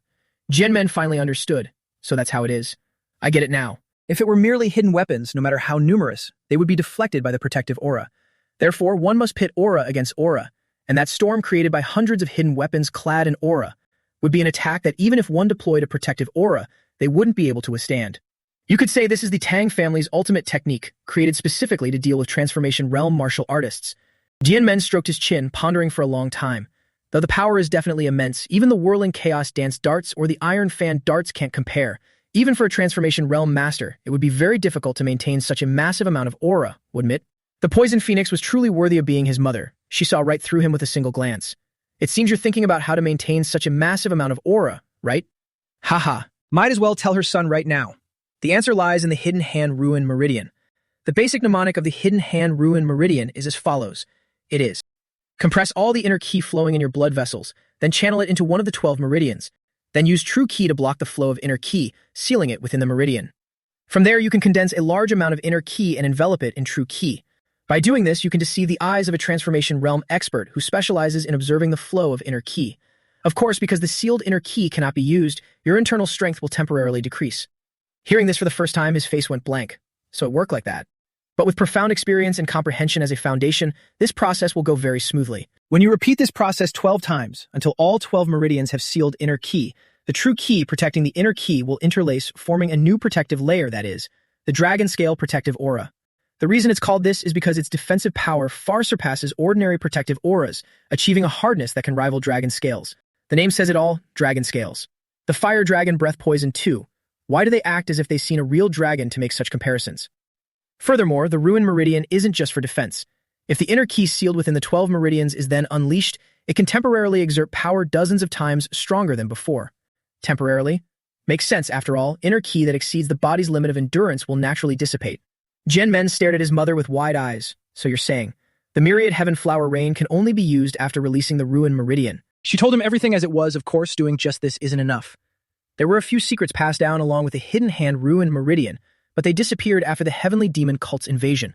The oral secrets were also lost due to the sudden deaths of the 2 elders. Hearing this, he felt a sudden pang of guilt and shuddered immediately. After all, he was the culprit. But his mother remained very optimistic. But if it's you will definitely be able to fully learn the myriad heaven flower rain. After all, the poison phoenix smiled brightly, placing a hand on her chest with pride. You are the son who makes me proud. The son who makes me proud. His mother believed in him so much that Dian Men couldn't help but curve his lips into a happy smile. Of course, there is nothing the son of the poison phoenix cannot do. He had already made up his mind, so I will definitely not let down your expectations, mother. I will make you even more proud. And just like that, my mother imparted the hidden hand ruined meridian to me. He had it all figured out. After using the hidden hand ruined meridian, there will be a void in my inner ki. If I want to replenish it quickly, drinking poison is the best policy. Because while poison is harmful to others, to me, it's an elixir. So I don't need to accumulate inner ki from scratch. Looks like I'll have to ask Wai Tuan to concoct some poison for me. As he was deep in thought, he heard a knock on the door. What is it? An assassin stood outside and reported, "Ah, your friend is here. I told her you were handling official business, but she insisted on seeing you." Right after he finished speaking, Violet burst in from outside. Gasping for air, she immediately screamed in a panic, "Help me, Dien Men." Having never seen her so panicked, he was shocked. "Violet, what's wrong? Why are you panting so heavily?" No matter how exhausted she was, she still managed to speak. At this rate, with tears streaming down her face, she cried out, "At this rate, my older sister is going to die." A matter of life and death was definitely urgent, but he still didn't know the full story. "Your sister is dying? Then you shouldn't have come to me. Shouldn't you have gone to the medicine hall first?" The young girl cried while explaining, "I called the doctors over countless times, but this isn't an illness that can be cured with herbs or medicine." Hearing this, he somewhat guessed it. "What do you mean? Could it be internal injuries?" Without making him guess further, she bluntly said, "It's a severed meridian. The 9-yin severed meridian." Hearing this, he immediately realized how critical the situation was. Since ancient times, besides the scorching Fire Sun Palace, there was another peculiar martial arts sect that utilized severed meridians, the North Sea Ice Palace. As the name suggested, the martial artists of the Ice Palace all cultivated ice arts. For those born with profound yin and cold ki, this could be considered a natural gift. But it was also a physique that, if they didn't practice ice arts, would result in the severed meridian syndrome. Jin Men followed Violet back to her house. "Are you and your sister their descendants?" She sorrowfully explained. "To be precise, we are their later descendants. I heard that in the past, after establishing themselves in Sichuan, the descendants of the Ice Palace formed a marital alliance with Sichuan's #1 clan, the Dung family. Even though learning ice arts could cure the severed meridian, this is the Dung family, a clan that specializes in poison and hidden weapons. So no one practiced ice arts, nor is there any related information left. The ice arts passed down by our ancestors have long been lost. Inheriting this physical constitution should have only appeared once every few decades in the family. But ironically, he understood. Actually, it's not like there are no other ways." Suddenly, the younger sister stopped. "We're here. That's my house." It was truly surreal. In broad daylight under the blazing sun, Vi Li's house was frozen solid like the North Pole. As soon as she went inside and saw her older sister, Vi Li couldn't help but cry. No, her condition is even worse than when I left. The entire body of the girl lying there was frozen stiff. She had already lost consciousness. No matter how much Vi Li shook her, "Sister, wake up." The MC looked around examining the scene. Ice covered everything. To think the cold ki has spread throughout the entire room. It seems more serious than I thought. He seriously told her, "Vi Li, listen to me carefully. I can't guarantee that I can cure your sister." Hearing this, the young girl was shocked in despair. What?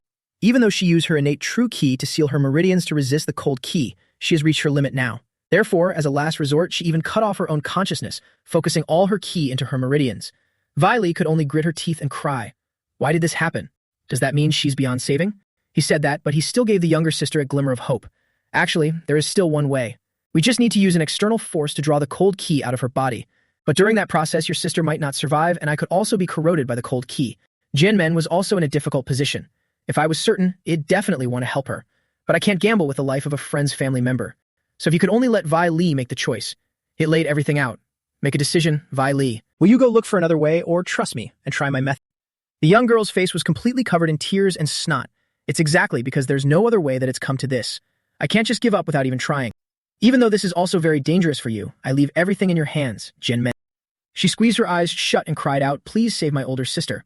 Since it had come to this, he had no reason to refuse. All right, let's try it then. However, to treat her, she had to be completely stripped. Does it really have to come to this? Yeah, but this is a bit too embarrassing. Jin Men's face flushed bright red, acting shy despite his eager eyes. Her clothes will get in the way of me drawing out the yin ki, so there's no other way. I'm serious. Oh well.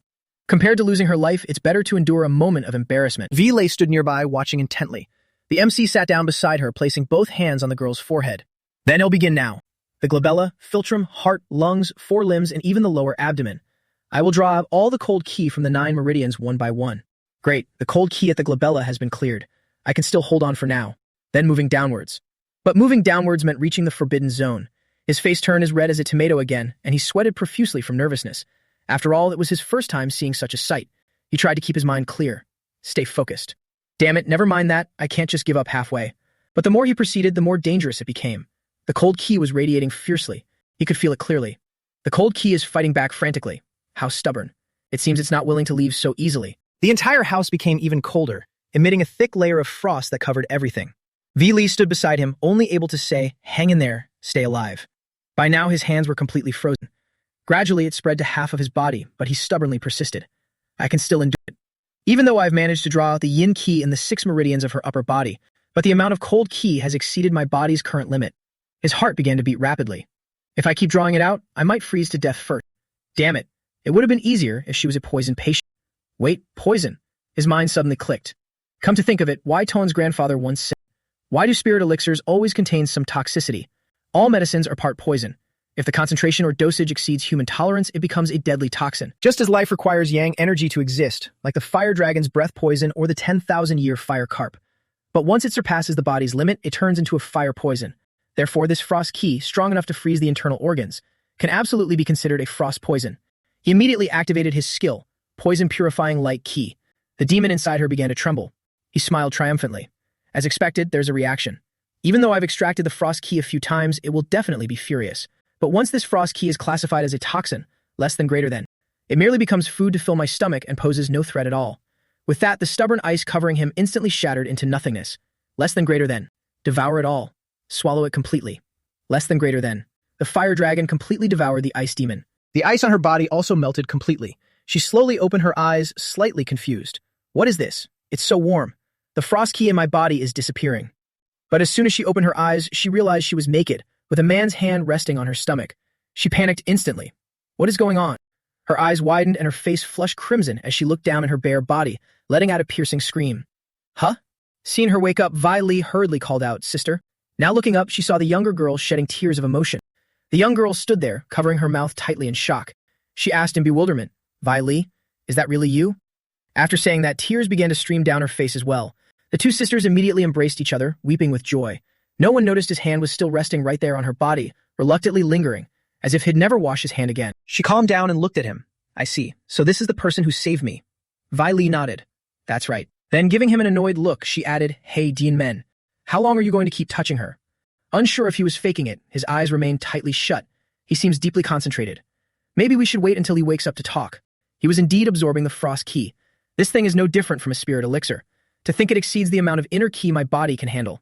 Although if left alone, it would naturally dissipate. But this is a great opportunity to test the hidden hand of the ruined meridian. I must try to absorb all of this frost ki. One meridian is already filled with inner ki. Once I absorb all the frost ki, how many meridians can I fill? When he finally opened his eyes, they were entirely focused on the frost ki. 4. This far exceeds my expectations. This is equivalent to boosting my internal strength by about 4 times. Although it's a bit of a pity that my cultivation base will temporarily drop, I have no choice. He'll just have to make up for it by consuming more poison. Now startled, he looked over to see the two sisters staring at him awkwardly. Dian Men flinched, looking down at the situation. He finally removed his hands, sweating profusely. The older sister was insanely embarrassed, but as he was her savior, she had to endure it. You don't need to panic. Vi Li told me everything. I truly don't know how to thank you. He was still smiling brightly. As the young patriarch, taking care of the family is my duty. Right at that moment, the door flew open, and an old man's voice roared. Vi Hiu. Vi Li. Are you girls okay? His eyes suddenly widened in shock. Huh? The scene in the room was truly hard to explain. The old man's eyes immediately burst into flames, his muscles bulging. You little brat, what have you done to my daughters? Even with 10 mouths, it would be impossible to explain. It's not what you think, father. Their house was finally no longer frozen. The old man was now kneeling and bowing before him. I am truly sorry. I offended you without knowing you had saved my daughter. To not even recognize you as the young patriarch, I have made a grave mistake. Jian Men felt terribly awkward. It's fine. In your shoes, I would have misunderstood too. The old man wept with emotion. 1,000 words cannot express my gratitude. You have spared me the tragedy of a white-haired man burying his black-haired child. My wife was from the Duong family.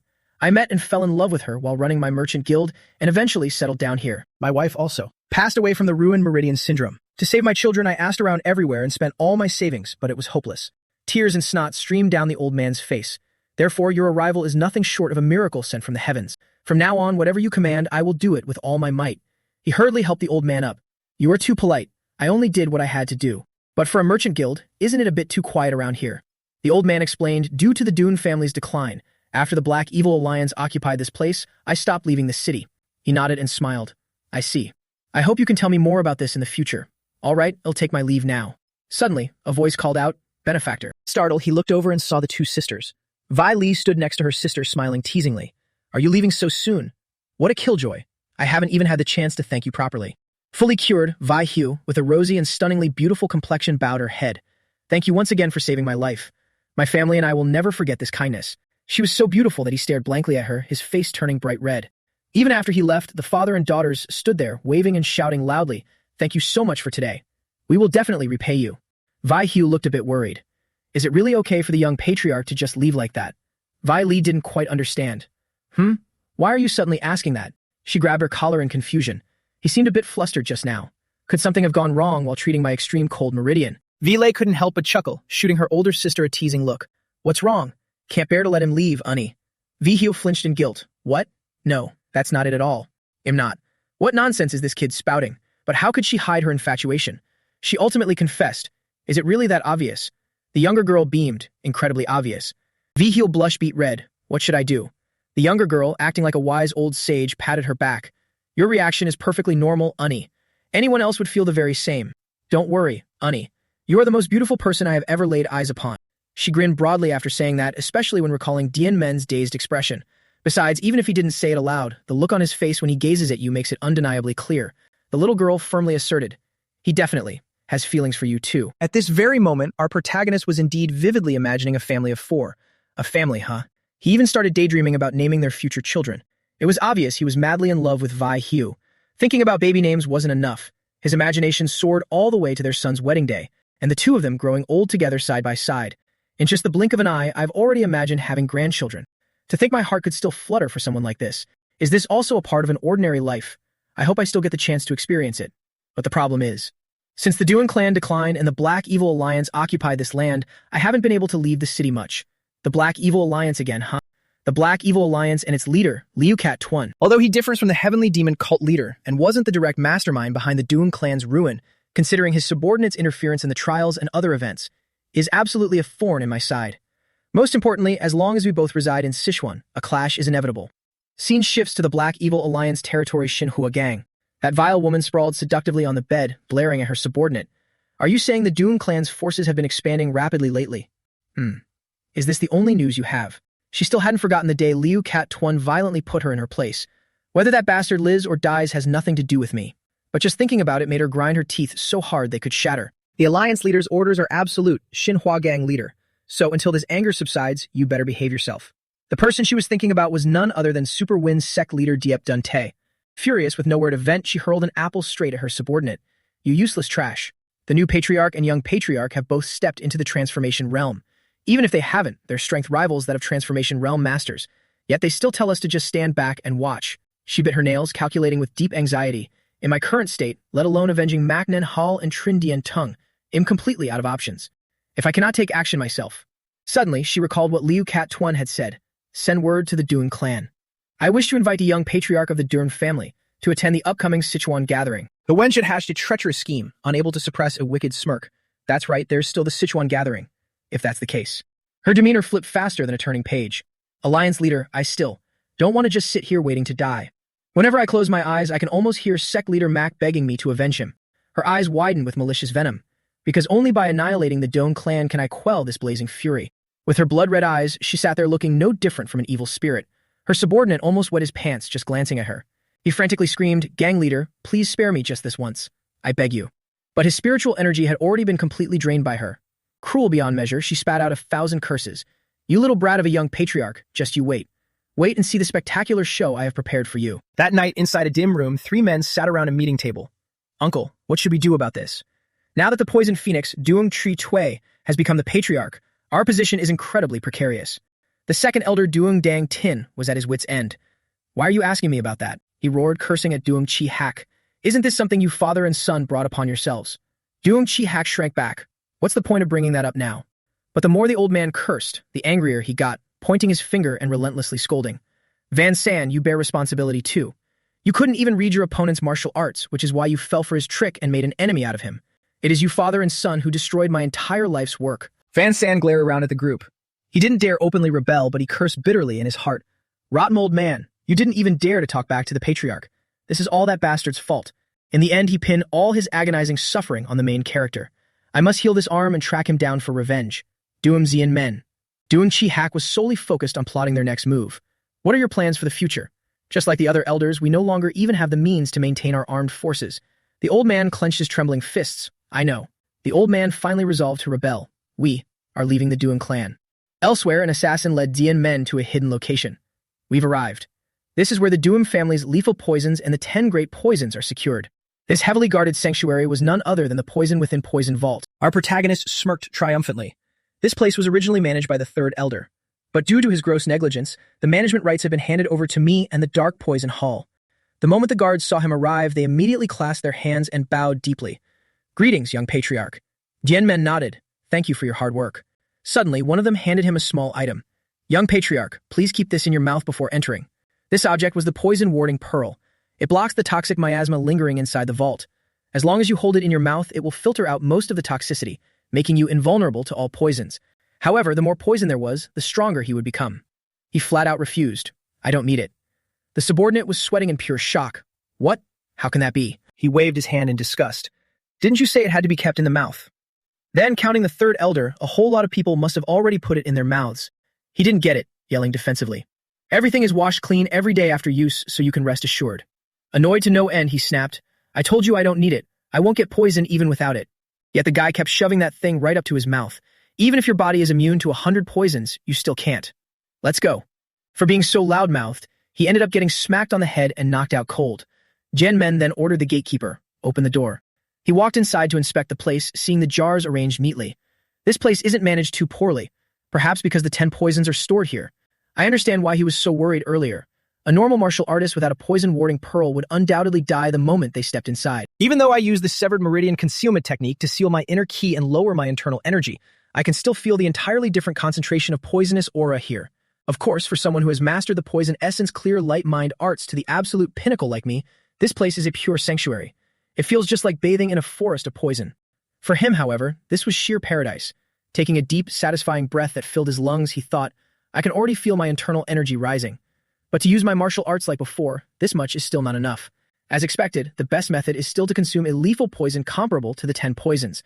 But unfortunately, clan rules state that I cannot use the 10 poisons on my own. If only I had the crafting method, I could even ask Wai Tuan to make it for me. Suddenly sensing something off, he glanced at a darkly stained wall. Why does this feel so strange? Only the airflow in that specific spot is distorted. It's almost like... Jianmen realized it immediately. A formation? There's a formation inside the Dune clan's poison vault. This doesn't seem like the work of the Juge clan. It's best to check it out myself. And so, he immediately drew his blade and slashed a clean line. He was shocked the moment he saw it. This is a passageway? It was a long corridor, brightly illuminated by lamps. There are even talismans inscribed with forbidden and seal. He understood now. This isn't a formation from the Juge clan, but one from an alchemist. Alchemists. My master in my past life had ties with a few alchemists. Just like how my master was obsessed with swordsmanship, they were passionate about mystical arts. Their ultimate goal was to master these arts, surpass human limits, and attain enlightenment to become immortals. I suddenly remember that during my training back then, my master forced me to enter a formation created by an alchemist. That place was swarming with unknown savage beasts. Then again, aside from things that personally interest them, alchemists never interfere with worldly affairs. Why is there an alchemist formation inside the Dune clan? Even his master had once warned him, most alchemists are extremely selfish. In order to achieve immortality, they only care about demons, ghosts, and monsters. You want to ask how I managed to befriend them, right? It's actually very simple. Just ignore right or wrong and beat them up every single day. Soon enough, they'll be crying and begging to talk to you. It truly sounded absurdly surreal. Given how eccentric they were, he immediately figured it out. There's probably no one in the Dune clan who thinks like my master. Perhaps the clan possesses something that piqued an alchemist's interest. This place is sealed with hundreds of talismans, yet the poisonous aura still seeps through. The thing inside must be extraordinarily toxic. I originally came to find the crafting method for the 10 poisons and copy it if I could. But this seems much more interesting. Why hesitate? Let's go over and take a look. But right as he entered, eerie voices immediately echoed out. Someone has entered. The seal inside. It's not. Vo and catch. How much time has passed anyway? Whoever it is, set me free. Before him was a sphere completely covered in talismans. Rumor has it that the 10th lethal poison of the Dune clan's 10 poisons completely vanished. Turns out it's right here. But wrapping the entire vat tightly in talismans like this doesn't give off a good feeling at all. Jianmen curiously reached out to touch it. Just what kind of poison is this to warrant such extreme measures? Let's see. But the moment he touched it, a yin-yang mark appeared, violently knocking his hand away. The repulsive force created by the spell's power is incredibly strong. I'm afraid this is even harder to dispel than a normal formation. But once he set his mind to something, he would see it through to the end. I just need to use my telekinesis to slice them off one by one, then continue to sever the talismans on the vat. Just like that, he shattered layer after layer of talismans. It was a bit tiring, but not too difficult. In the blink of an eye, it was done. Drenched in sweat, he noted, the severed meridian concealment has indeed reduced my internal energy significantly. Normally, I could have resolved this with a single sword strike. Once all the talismans were removed, a wooden jar was revealed. After clearing away the talismans, the poisonous aura radiating from it has grown even thicker. He placed his hand on the vat. Now let's see what's inside. The demonic entity inside sensed it immediately. The power of the talismans imprisoning me has vanished. Ah, how long has it been since I last saw the light of day? Genmen jolted in absolute shock.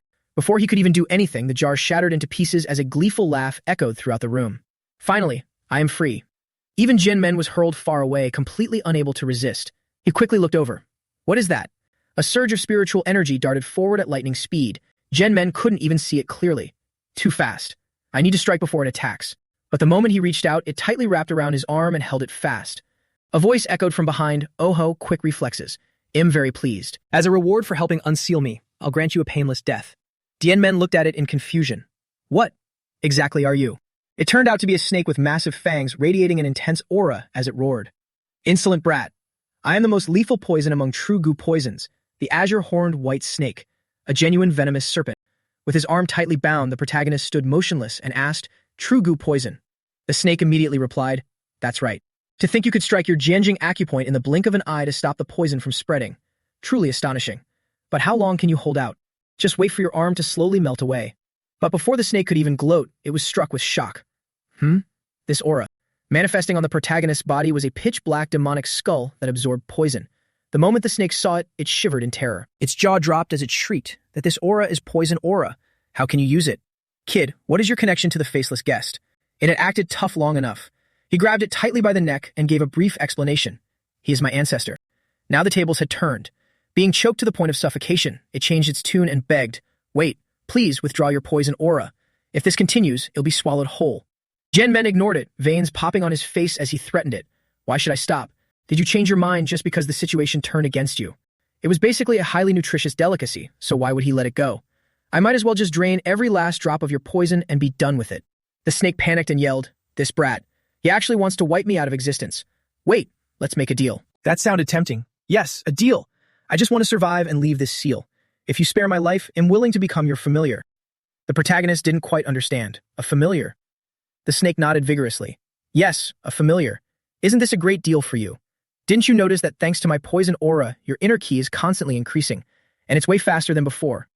Genmen calculated for a moment. Indeed, this guy's poison aura was far superior to the inner core of the 10,000-year fire carp or the fire dragon poison. Just a brief absorption had significantly boosted his inherent inner ki. The snake trembled in fear, offering everything it had to trade. If I become your familiar, I can provide you with poison aura whenever you need it. Compared to draining me dry right now, isn't it better to save me for when you actually need it? But seeing it shed tears didn't soften his heart at all. No need. I don't have a habit of sparing my enemies. I can just find other poisons. The snake kept whining and begging, "Please let me go. I've been locked in here staring at this earthen jar for hundreds of years. Besides, once I become your familiar, I'll have no choice but to obey your orders unconditionally. Spare me. Can't you show a little mercy?" It opened its eyes wide and sparkled, its cheeks even blushing. "Please." It really was hard to kill it looking like that. Genmen let out a long sigh. "Sigh. I'll trust you this one time." It was so overjoyed it could hardly believe it. "You agree?" Of course, he still had to warn it. "But if you harbor any ill intentions, I'll erase you from existence immediately." The snake was ecstatic and hurriedly agreed, "Yes. I absolutely won't try any funny business." He asked again, "If I want to take you as my familiar, what do I need to do?" "I know absolutely nothing about magic arts." Its entire body radiated brilliant spiritual energy. "You don't have to do a thing." A glowing orb flew toward him. "This is called the soul thread. Accept it, and my soul will merge with yours. That means I will have officially become your familiar." The protagonist immediately took it. As he clenched it in his hand, the light radiating from it grew brighter and brighter. Meanwhile, outside, the assassins were panicking, anxiously grabbing their heads. The young patriarch has been in the vault for a long time. Could something have happened to him? We're dead for sure. We'd better go in and check. Huh? But we're not allowed to enter the vault without permission. One of them boldly put the stone in his mouth. At worst, we'll just be punished. We can't let the future of our family meet with a mishap here. Sigh, you're so stubborn. Suddenly, a bright light flashed right beside them. There's a light coming from inside the poison vault? The group panicked even more. What in the world is happening inside? And there are tremors too. Every single one of them shouted in shock. Young Patriarch, are you all right? Young Patriarch? Seeing Dianmen standing right at the door, they finally breathed a sigh of relief. What exactly is that light radiating from the young Patriarch? He looked down at his arm. Is this the dragon scale aura shield? Unlike the previous protective aura, it feels like I'm enveloped in a tangible shell. After taking the azure horn white snake as my familiar, I gained enough inner ki to fill all 12 meridians. This is truly a rare stroke of luck. It was a good thing he spared it. This wasn't bad at all. However, I'll need to carefully control this power when I go out later. The attention I drew on the way back really put me under pressure. Walking around with his whole body ablaze would attract attention no matter where he went. Just thinking about it made him break a sweat. The snake had also hidden inside his body and followed him out. It even asked him in confusion, "Why bother? You're already the young patriarch. Why should you care what your subordinates think?" The faceless guest never hid his power back then. He didn't say much, simply raising his hand and suddenly flicking it hard. "Didn't I tell you not to randomly poke your head out?" The snake clutched its head in grievance. "As long as I don't want them to, others won't be able to see me anyway." Ouch. Besides, with this level of aura, no one would dare attack you recklessly, right? The protagonist looked at his body overflowing with immense power, unsure whether to be happy or sad. But this is too flashy. I originally intended to live an ordinary life in this lifetime. The snake was quite sharp, immediately questioning what it heard. This lifetime? You say that as if you've already died once before. Come to think of it, is such a thing actually possible? But its next words surprised him even more. What do you mean by that? He didn't expect the snake to see through him. There must be a reason why you possess such power. Just like my former master, your ancestor, the faceless guest. Those who carry immense power all have their own destinies. He chuckled as he looked at it. Were you bossed around like this back then too? The snake was left speechless. Ha! Don't even bring it up. That man was even more inhumane than you are. He relentlessly bossed me around until his dying breath and even found a mystic to seal me away in an earthen jar, claiming it was because I was too dangerous. Now he understood. So it was because it used to associate with alchemists. This guy is a high-level monster. With a creature like this, the alchemist probably wanted to turn it into his shikigami. I didn't expect him to help my ancestor seal it. Could it be that my ancestor and my master were the same kind of person? Do you want to talk nicely, or do you want a beating? A series of whys appeared in his head. Come to think of it, is there a reason I was born this way? Could it be related to the awakening of my past life's memories? No matter how he thought about it, it didn't make sense. Amid the tension, a panicked voice suddenly called out from outside, "Young patriarch." He jolted in surprise and quickly covered the snake. "What is it?" The assassin hurriedly said, You need to go outside and take a look. Right now, the demonic faction's forces are marching from the provincial capital toward the Tang clan in Sichuan. Outside, the fat guy Huiyan Tio was carrying an injured man running out of breath. Damn it, we're almost there. But before he could take a few steps, he was blocked by several men on horseback.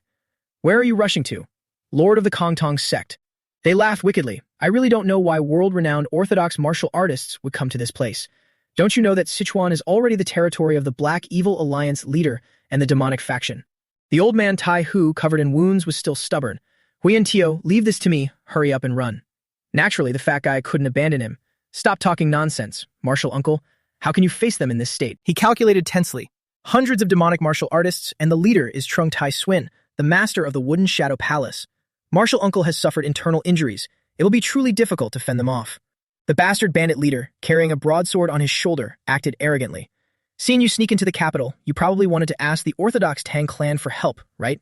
Didn't you know? After the alliance leader occupied Sichuan, even the Tang clan was isolated and left helpless. Ha ha ha. If I hand you over to the alliance leader, he will definitely treat you with supreme martial arts. I plan to capture you alive and not exterminate you completely, but I can't guarantee you'll keep all your limbs." Right at this moment, Jin Men was led here. Is that the place? Who is that person wearing the yellow martial arts uniform over there? He looks like a martial artist from the Kongtong sect, young patriarch. Hearing voices, the fat guy immediately turned around. Our main character calmly analyzed the situation. Then the ones on the opposite side must be from the demonic faction. Go and invite the lord from the Kongtong sect over here. It seems we have distinguished guests from afar. Behind him was Muan Chan, along with two other subordinates. The fat guy Huiyan Tiu looked him up and down. That uniform.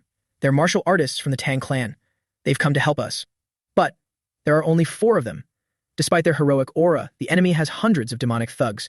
He walked straight to the front and told them, "The lord you're carrying seems heavily injured. Please step back first." The fat guy still wanted to stop him.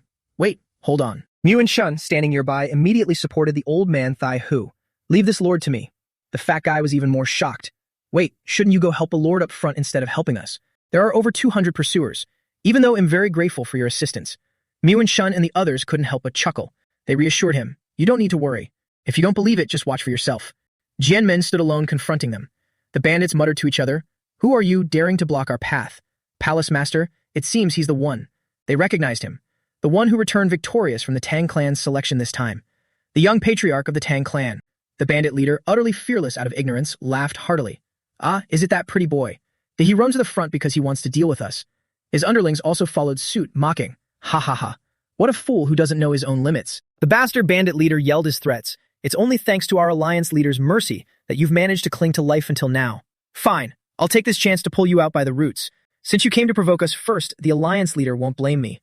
However, before he could finish speaking, a needle pierced straight into his forehead, and his eyes instantly rolled back. His whole body staggered, and he fell right off his damn horse. That's what you get for talking too much. After taking him down, he scratched his ear. Listening to this nonsense makes my ears itch. The Alliance leader's mercy. Pull out by the roots? Bring it on. Both the bandits and the fat guy, Huan Tio, shared the exact same expression. Their jaws dropped in absolute disbelief. Jianmen reached into his pocket and smirked wickedly. They'll also take this opportunity to wipe all of you out. Since they willingly offered their lives on his doorstep, they couldn't blame him for being ruthless. The bandit leader lay frothing at the mouth on the ground, while his underlings couldn't believe it. Palace Master. Is he dead? When did he shoot the poison needle? I didn't even see him move. That was nothing. He had hundreds more in his pocket. With a super powerful swing of his arm, the underlings warned each other. Did he just throw a handful of ox hair needles into the air? Don't let your guard down, everyone. In just a split second before they could react, a rain of needles poured down from the sky. Everyone took several hits instantly. We're done for. The entire army fell like harvested crops. Jinmen looked at them collapsing and wondered, I came out so hastily that I definitely didn't coat them in poison. Why is there a poisoning effect? The snake appeared and explained, of course, because the needles you threw were infected with my poison key. Hardly anyone in this world can resist my poison. So that was it. He was quite satisfied. You're more useful than you look. The snake immediately sounded aggrieved. Geez, what do you mean by than I look? Wen Tio had his eyes opened. Just standing and watching almost made him piss his pants in fear. My God, I didn't expect such supreme hidden weapon techniques. Could he be the person Martial Uncle mentioned, the one who single-handedly defeated 300 disciples of the Tai Ink Sword sect? The surviving bandits were terrified. What did we just witness? He took down over 100 people in the blink of an eye. Didn't the Tang clan already decline? I've never heard of the Tang clan having such a monster. Don't panic. No matter how formidable he is, he's only one person. Thinking this, they gripped their weapons tightly again. A scar-faced thug, as blind as a bat, still managed to yell. As long as that brat hasn't reached the transformation realm, his inner key isn't enough to perform that move multiple times. I'll take the lead to restrain him, the rest of you charge after me. After saying that, he threw his life away right in front of him. Die. He slashes his blades straight down, but his blades striking him only sends sparks flying everywhere. He's still sneering. Ha, you brat. Where did all your arrogance go? Right before the main character shatters the blade in his hand with a single punch. The effect of the dragon scale isn't bad at all. The bandit's jaw drops to the ground. You shattered a weapon with your bare hands. The rest of the gang finally realizes, wait, could that be the myriad flowers in the rain? Having let them make the first move, it's now his turn to stretch his muscles. So, is it my turn now? Human Chu is drenched in sweat, biting his lip and watching with wide eyes. I heard that after the demonic cult's invasion, the Tang family's secret manuals were lost. It turns out I was wrong. Incredible. Now he is even more certain. The strength of the Tang family is still immensely powerful. If we really follow Martial Uncle's idea, letting them deal with the Black Evil Alliance while we face the demonic cult.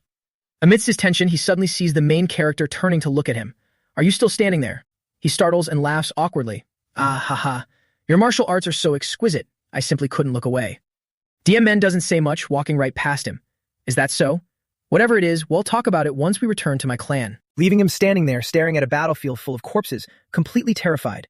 It seems we absolutely cannot make an enemy out of the Tang family. A few days ago, on the outskirts of Sichuan, Tai Hu and Huyan Tiu sit drinking and talking in an inn. Fortunately, we weren't provoked by the demonic factions on our way to Sichuan, Martial Uncle. I heard that after the Tang family's decline, Sichuan has become their territory, and the streets are practically deserted. Martial Uncle. He finally notices the old man, face tense as a bowstring, staring in another direction. Why is Martial Uncle so tense? Thinking this, he turns his head to look in the same direction. Before them stands Lu Cat Tuan, who knows since when, arms crossed as he asks, is the food to your liking? This tavern may be small, but I eat here often. The chubby man startles. He was right next to me, and I had no idea. He is clearly no ordinary master. He stammers, why you? Who might you be? Tai Hu has to speak up. Huyan Tiu, do you not know? He is from the Liu family. Upon hearing Liu family, his face completely changes, turning whiter than a sheet of paper. Could it be? The leader of the Black Evil Alliance, Liu Cat Tuan. Yes, it's him, standing there with a smirk. Apologies for interrupting your meal. So, what brings two Taoists from the Kongtong sect to my Sichuan? The two momentarily don't know how to respond. We came to this remote inn exactly to avoid the demonic factions. To think the esteemed alliance leader would visit such a tiny tavern.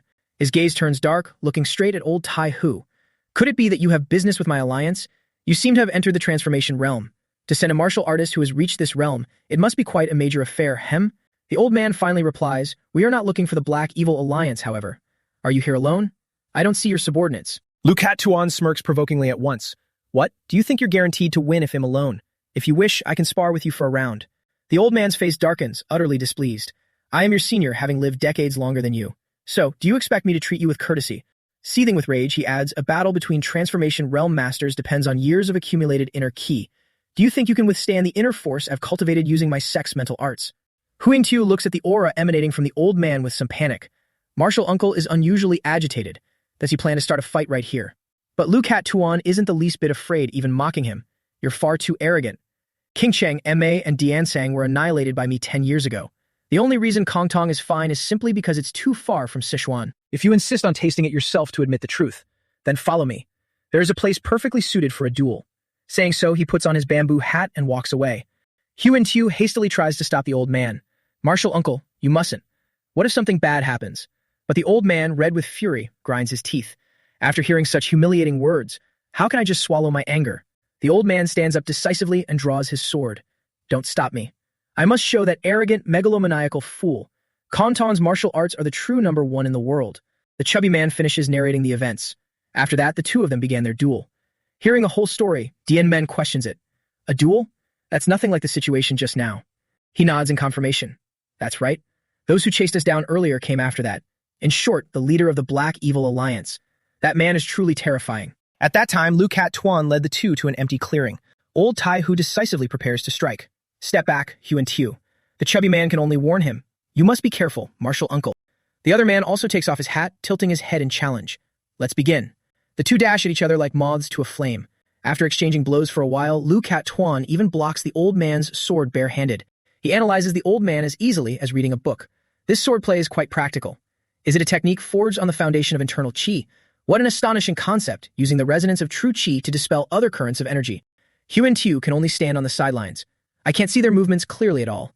Is this what a battle between transformation realm martial artists looks like? Suddenly, in a split second, he sees Lu Cat Tuan charging forward to attack the old man. The two clash with their profound inner qi head-on the verge of deciding a victor. Lu Cat Tuan fights with growing ferocity. This surely isn't your full strength, is it? Try a little harder.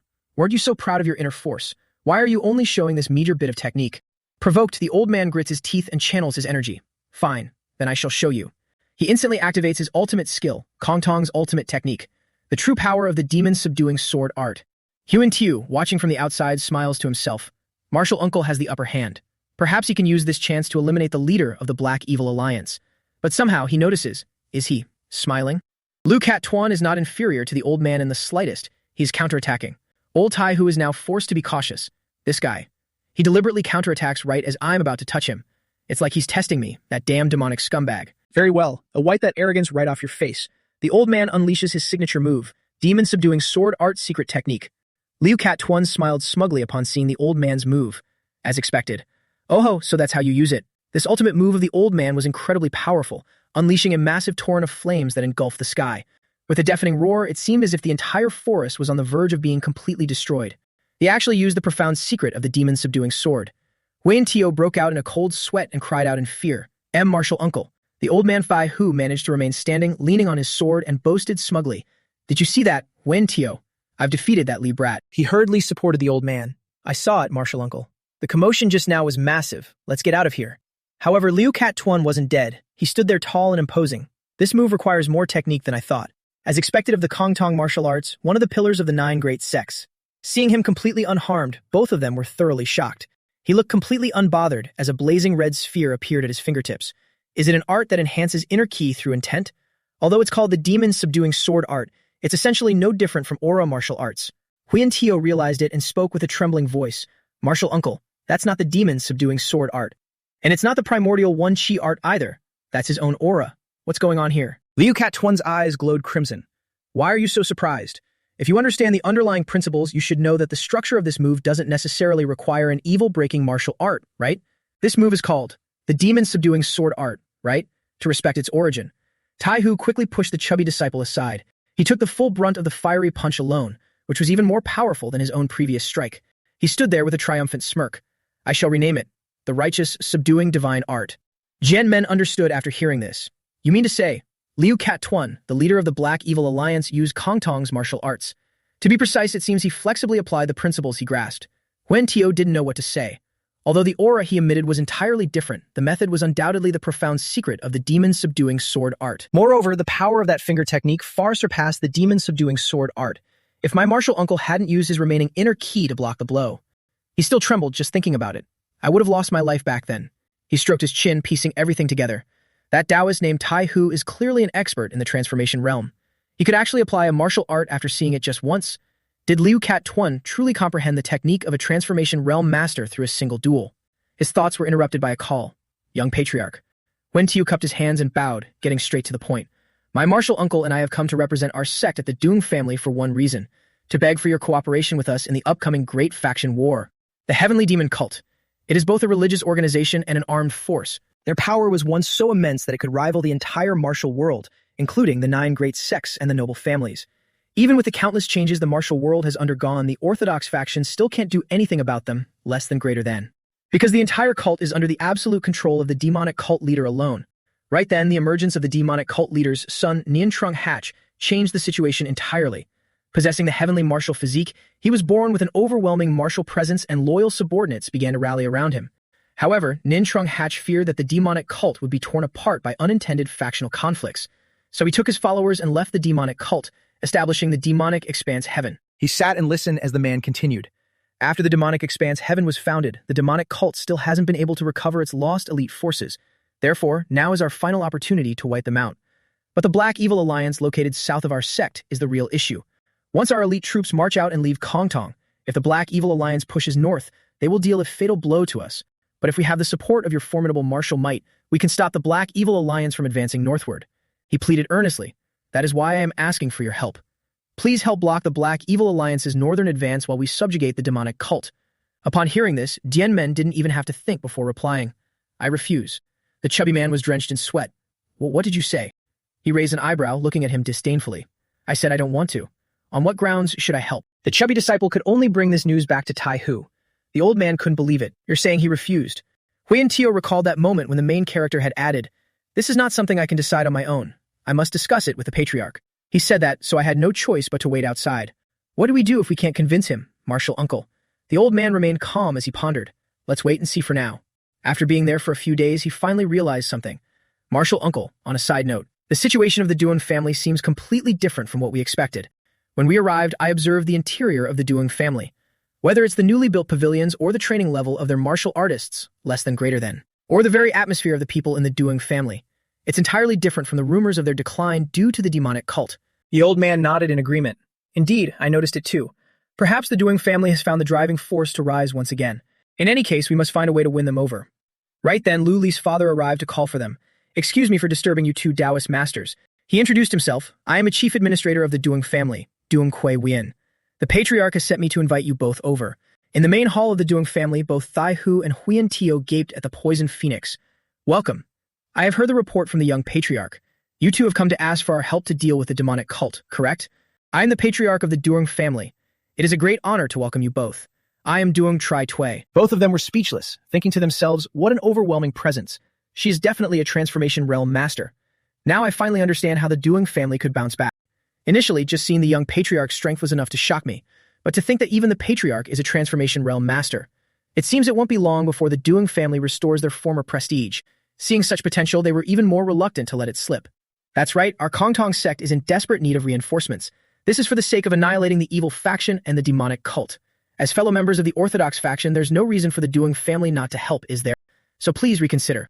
She didn't even need to think before turning to Dian Men. Dian Men, you just refused, didn't you? Has your mind remained unchanged? He nodded immediately. Yes, mother. The chubby man panicked even more.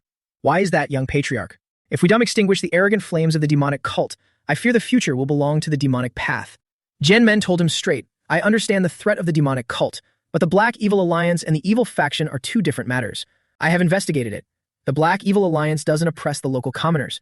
Although they collect protection money, they also wipe out bandits and take care of the people's livelihoods, just like the Orthodox faction does. Therefore, in this situation, we have no reason to attack them first. Xuan Xiao's jaw dropped. What do you mean by that? The main character's face suddenly darkened drastically, glaring at them in disgust. Furthermore, you just said we are all part of the Orthodox faction, right? But back when the Black Evil Alliance wiped out the Orthodox sects and the Heavenly Demon cult attacked my clan, I heard that not a single person from the Orthodox faction lifted a finger to help. I understand. Everyone must prioritize the safety of their own clan and sect, so I don't blame anyone. But now you want to use eradicating the demonic cult as an excuse to ask for our help. Do you think I don't know? You're terrified that after the Kunlun sect is destroyed, Kongtong will be next. You're only doing this out of a desperate need to protect yourselves. The two men clench their fists, unable to argue back. How shameful. He makes a valid point. We claim to act for the greater good, but in reality, we're just afraid of disaster befalling us. Old Tai Shu had to speak up. The young patriarch is right. I apologize for not considering the Tang clan's perspective. Xuan Xiao was even more surprised. Martial uncle, why? Normally, you would have been furious by now. The old man remained calm. It was my oversight, relying on grand excuses to demand the Tang clan's sacrifice. It's only natural that you refused. You had no choice but to turn it into a transaction. How about this? As long as you help us, we will pay you accordingly. This is no longer a plea for assistance, but a formal invitation to cooperate. Could you reconsider? If that was the case, the main character had no reason to refuse. Since you put it that way, it would be inappropriate for me to keep declining. Xuan Xiao's face brightened immediately. Really? Then let's discuss the troops we can deploy first. However, he wasn't finished speaking. That being said, Yan Ming's eyes practically turned into gold coins. Could you tell me beforehand how much you're going to pay? What the Tang clan lacked the most was money. Finally, the agreement was settled, and the two men walked out of the main hall with gloomy expressions. Xuan Xiao looked completely shell-shocked. To think we just blew through several years' worth of our sect's operating funds in one go. Old Tai Shu was much calmer than him.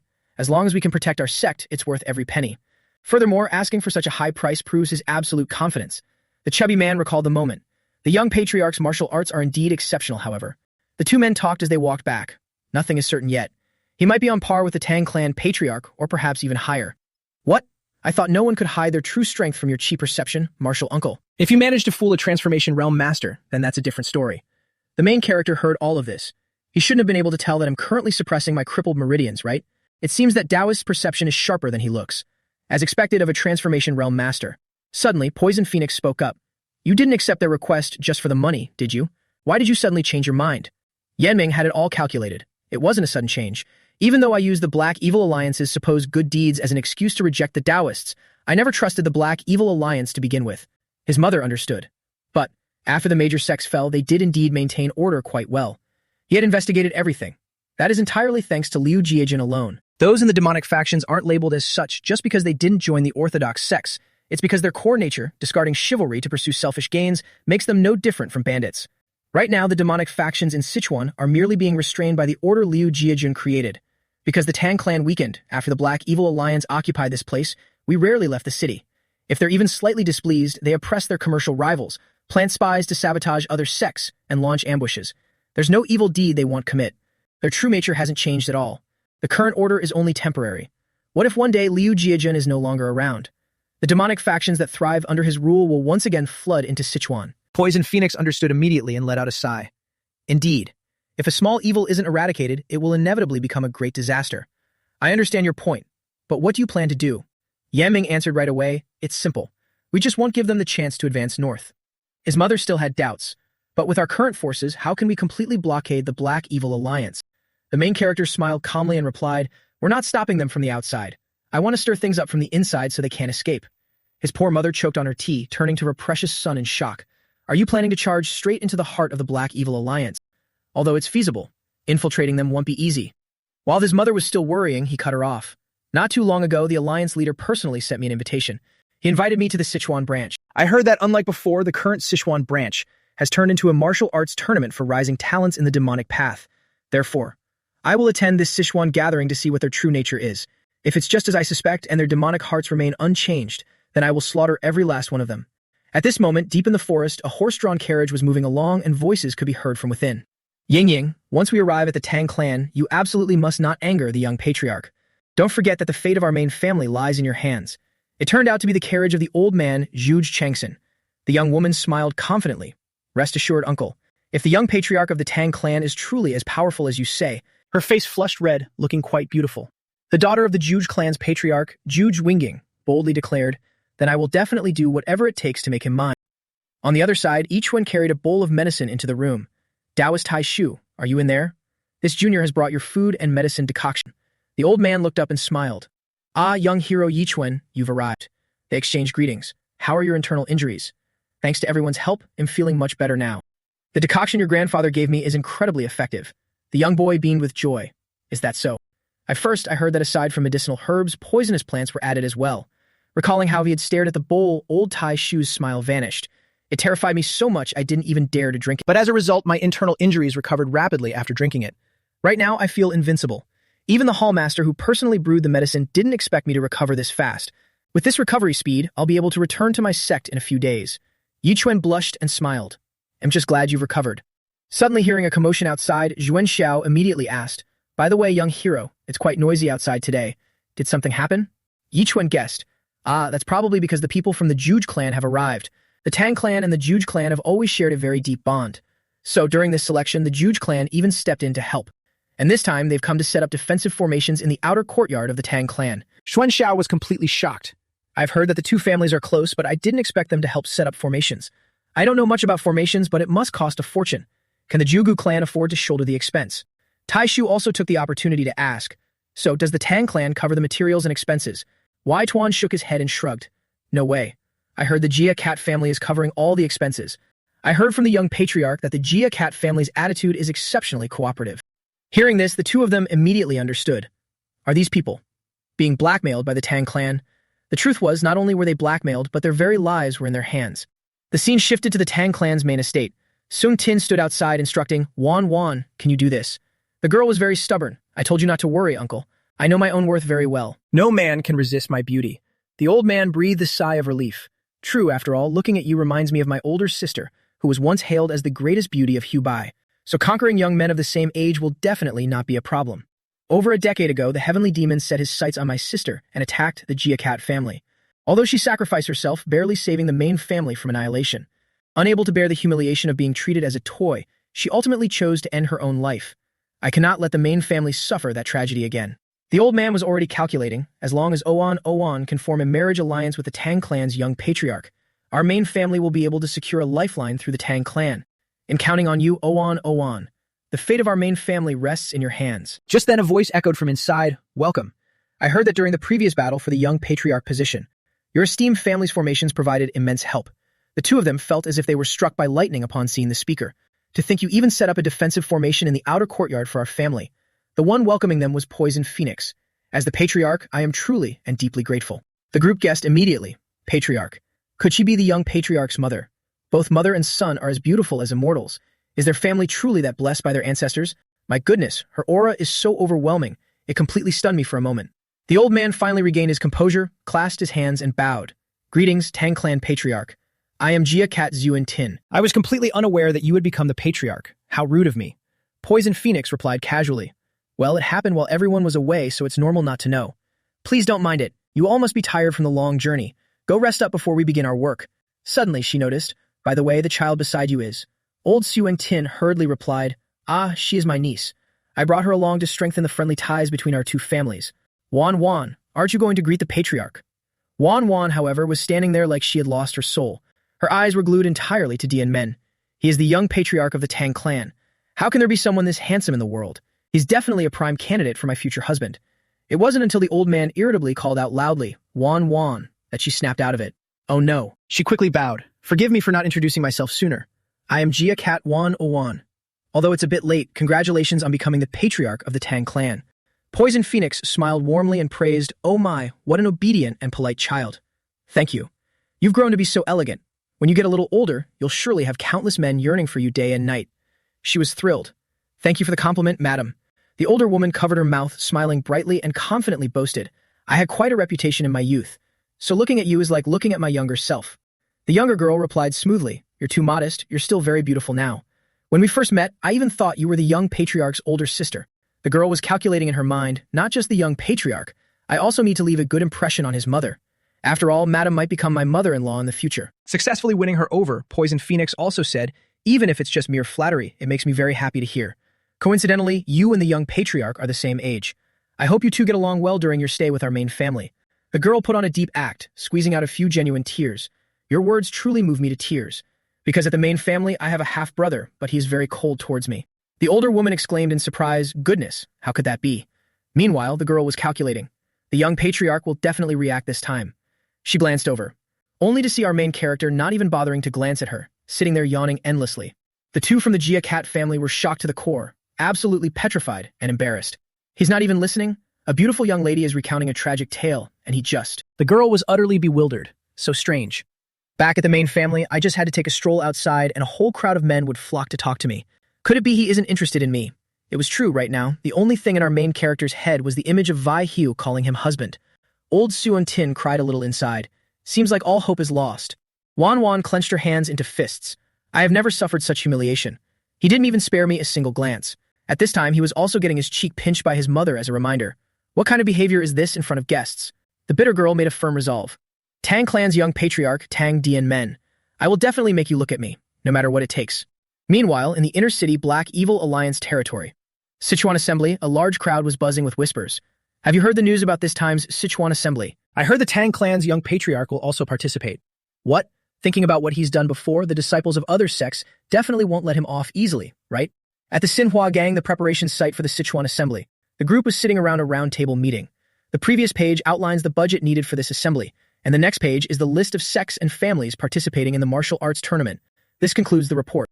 The Xinhua Gang leader, Six Evils, Reverend Thrung Min Yet, casually chewing on a piece of grass, said, the report ends here.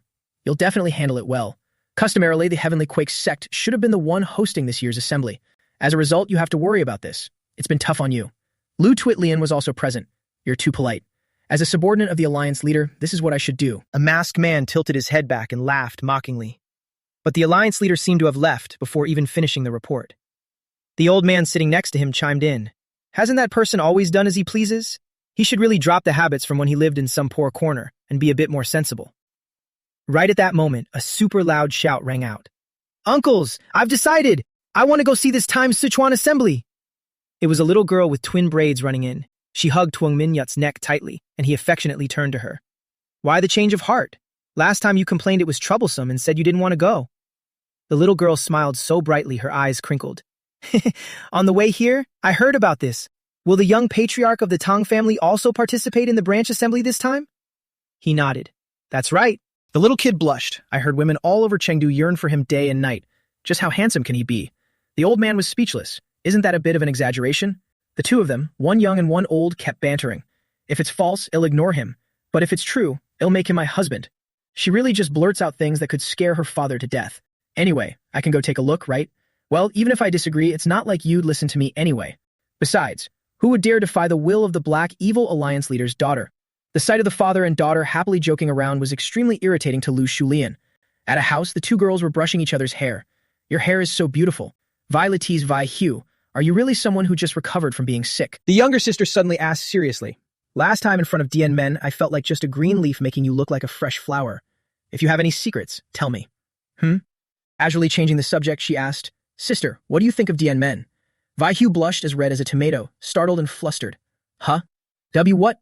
Why are you asking that? The two girls continued teasing each other. Tell me I just mentioned his name and your breathing got so heavy. Did you learn martial arts just to listen to people's breathing? Jokes aside, aren't you bothered, sister? The other girl looked stunned. Bothered about what? Now Vi Li finally spoke up. Dien Men is going to attend the Sichuan Assembly soon. We probably won't get to see him for a while. Her sister was completely shocked. What? The Sichuan Assembly is actually a gathering place for the demonic factions. Won't it be too dangerous? Vi Li felt exasperated hearing that. That's not the point. What if the female disciples from the factions attending the Sichuan Assembly set their eyes on Dien Men? Sister, doesn't that bother you? Vi Hugh looked visibly sad. That. The younger girl pressed on. You don't want that to happen, do you? Then let's go too. To the Sichuan Assembly. The older sister, being timid, immediately tried to refuse. But what if we cause trouble for the young patriarch? Without letting her finish, Vila pulled her straight toward the door. Oh my, you don't need to worry about that. I have a way to arrange it. At the Tang family's main house, Dien Men was sitting and talking to Wanwan. So, you want to accompany me to the Sichuan Assembly as my maid? She eagerly nodded. Yes, I heard it's a place where young talents vie for power. I am very curious about how the competition will unfold. He didn't refuse, simply resting his chin on his hand and replying indifferently. That's not a problem. After all, the notice said I can bring one escort warrior and one maid with me. But you must remember this trip isn't for fun. Despite her calm exterior, she was going crazy inside. I definitely have to go with him to win his affection. Right at that moment, the large doors burst open. Dien Men. He looked at her and smiled. I sense someone coming, and sure enough, it's you. Vila barged straight into the room with Vi Hugh in tow. That's right. We're here because my sister has something to say to you. The older sister was mortified. You brat, you're being too rude to the young patriarch. However, upon entering, they noticed ONOANH sitting there.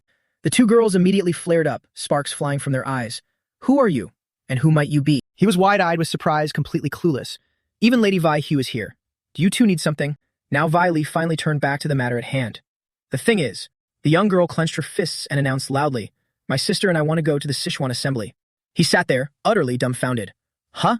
So, Vi Li wants to be the escort and Lady Vi Hugh wants to be the maid. The girl patted her sister's shoulder, smiling broadly. That's right. Didn't you say you can bring one person for each role? Then my sister and I are the perfect fit.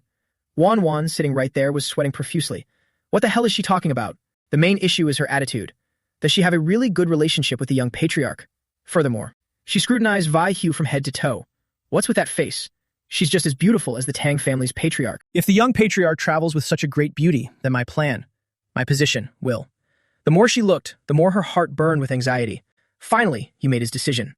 Vi Li, you can be the escort, but not Lady Vi Hugh. I've already promised the maid position to someone else.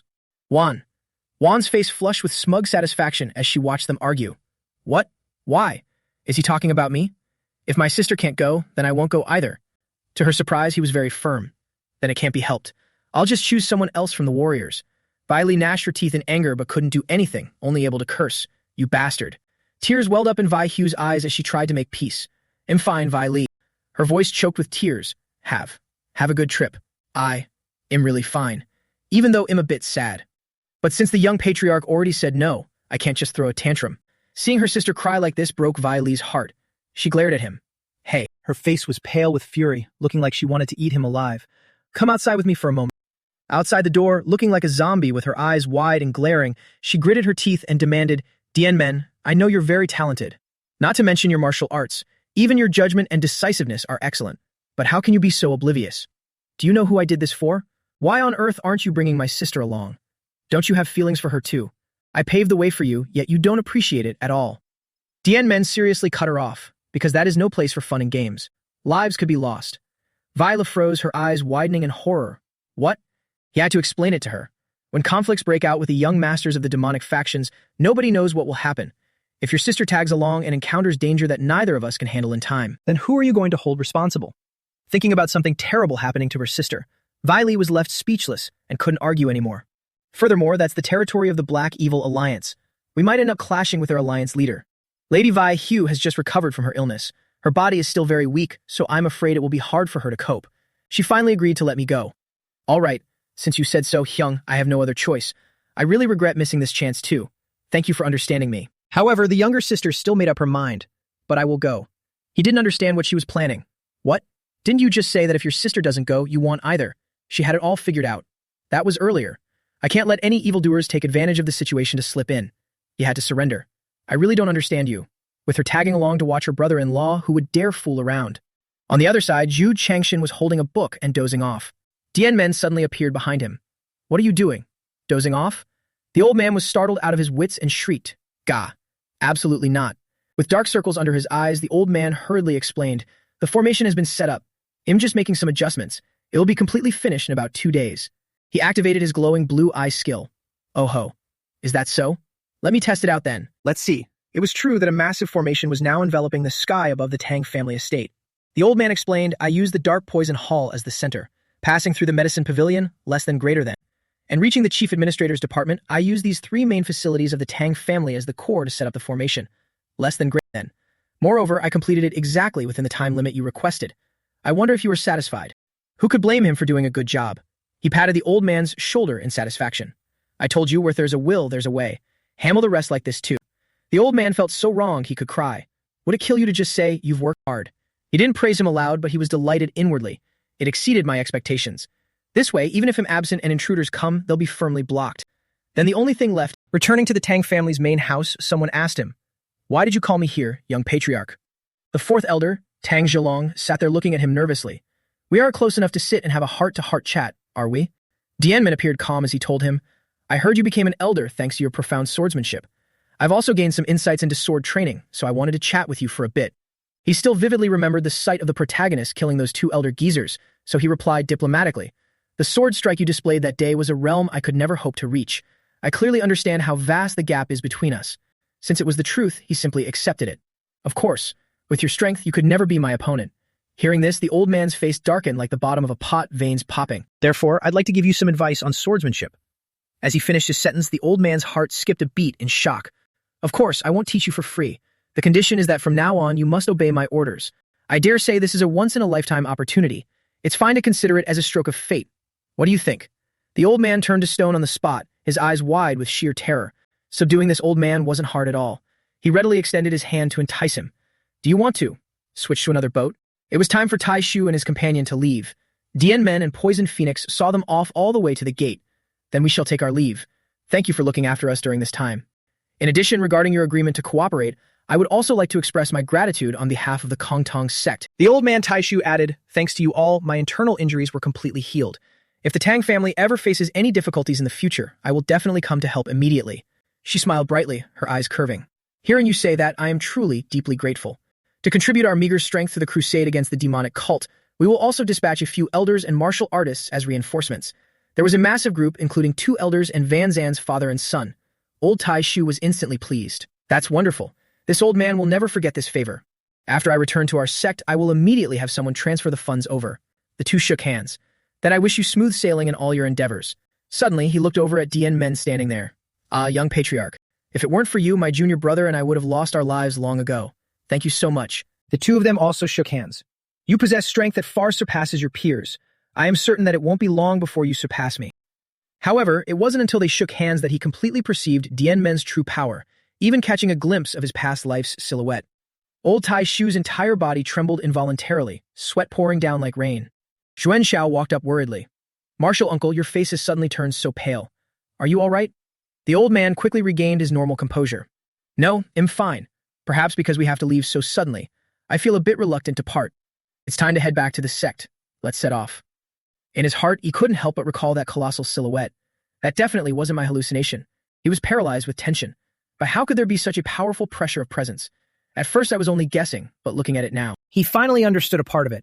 The reason why the Tang clan could rise from the ashes once again. It doesn't lie with the Tang family's patriarch, but with this young patriarch. Before letting the Tang family group leave, Poison Phoenix told them one last time. Repay every grudge, return every favor. Just as the family rules dictate, our clan places immense importance on loyalty and honor. Once the Tang family has decided to assist, then you must live and die together with the Kongtong sect on this expedition. The entire group shouted in unison, understood. Only the father and son of the second elder, Tang Mingxin, were incredibly annoyed, grinding their teeth so hard they nearly snapped. She shouted loudly, then, I wish everyone a victorious campaign. Time passed, and it was finally time for Dien Men to set off as well. Wai Tuan handed him a box full of medicine vials. Take it, I've replenished enough of the heart-severing burning earth poison. I always have to thank you, Wai Tuan. He asked him in confusion, but why you take the same type of poison every time? There are still many other poisons available. The protagonist had it all calculated. In any case, this is the poison I am most familiar with, and its toxicity is truly second to none. All right, my companions are waiting. I'll be going now. Wai Tuan smiled broadly. Even though I don't need to worry about you, you must come back alive. The white snake wriggled out again. Is he really just a teenager? He asked it back. Why are you asking this all of a sudden? The snake remained suspicious. No matter how formidable, this isn't the level of strength a teenager should possess. Residing within him, it naturally sensed an unusual surge of power. Calling you a senior who's roamed the martial world for decades wouldn't be an exaggeration, though for now you still can't compare to that shadowless guest. Furthermore, the sword techniques you displayed when luring the fourth elder were even more incredible than those of the peerless swordsman that the shadowless guest and I once faced. He let out a sigh, brushing it off. There's still the leader of the Black Evil Alliance, someone who can grasp the absolute truth of martial arts with just one look. What's so strange about someone like me? So stop asking such trivial questions. The more the snake looked at him, the less it believed him, but it could only think to itself. He's clearly not a dragon. By now, the two girls were already waiting at the gate. Spotting him, Vi Li immediately waved. Ah, he's here. Where have you been all this time? He walked over to them. I went to find Wai Tuan for some poison, but who's this standing in the middle? The man immediately clasped his hands and bowed. Greetings, young patriarch. I am Trum Cat, tasked with taking you to Chengdu. I will certainly escort the young patriarch safely. Knowing his name was enough. All right, I'll be counting on you. The Poison Phoenix also came to see her son off. Are you leaving right now?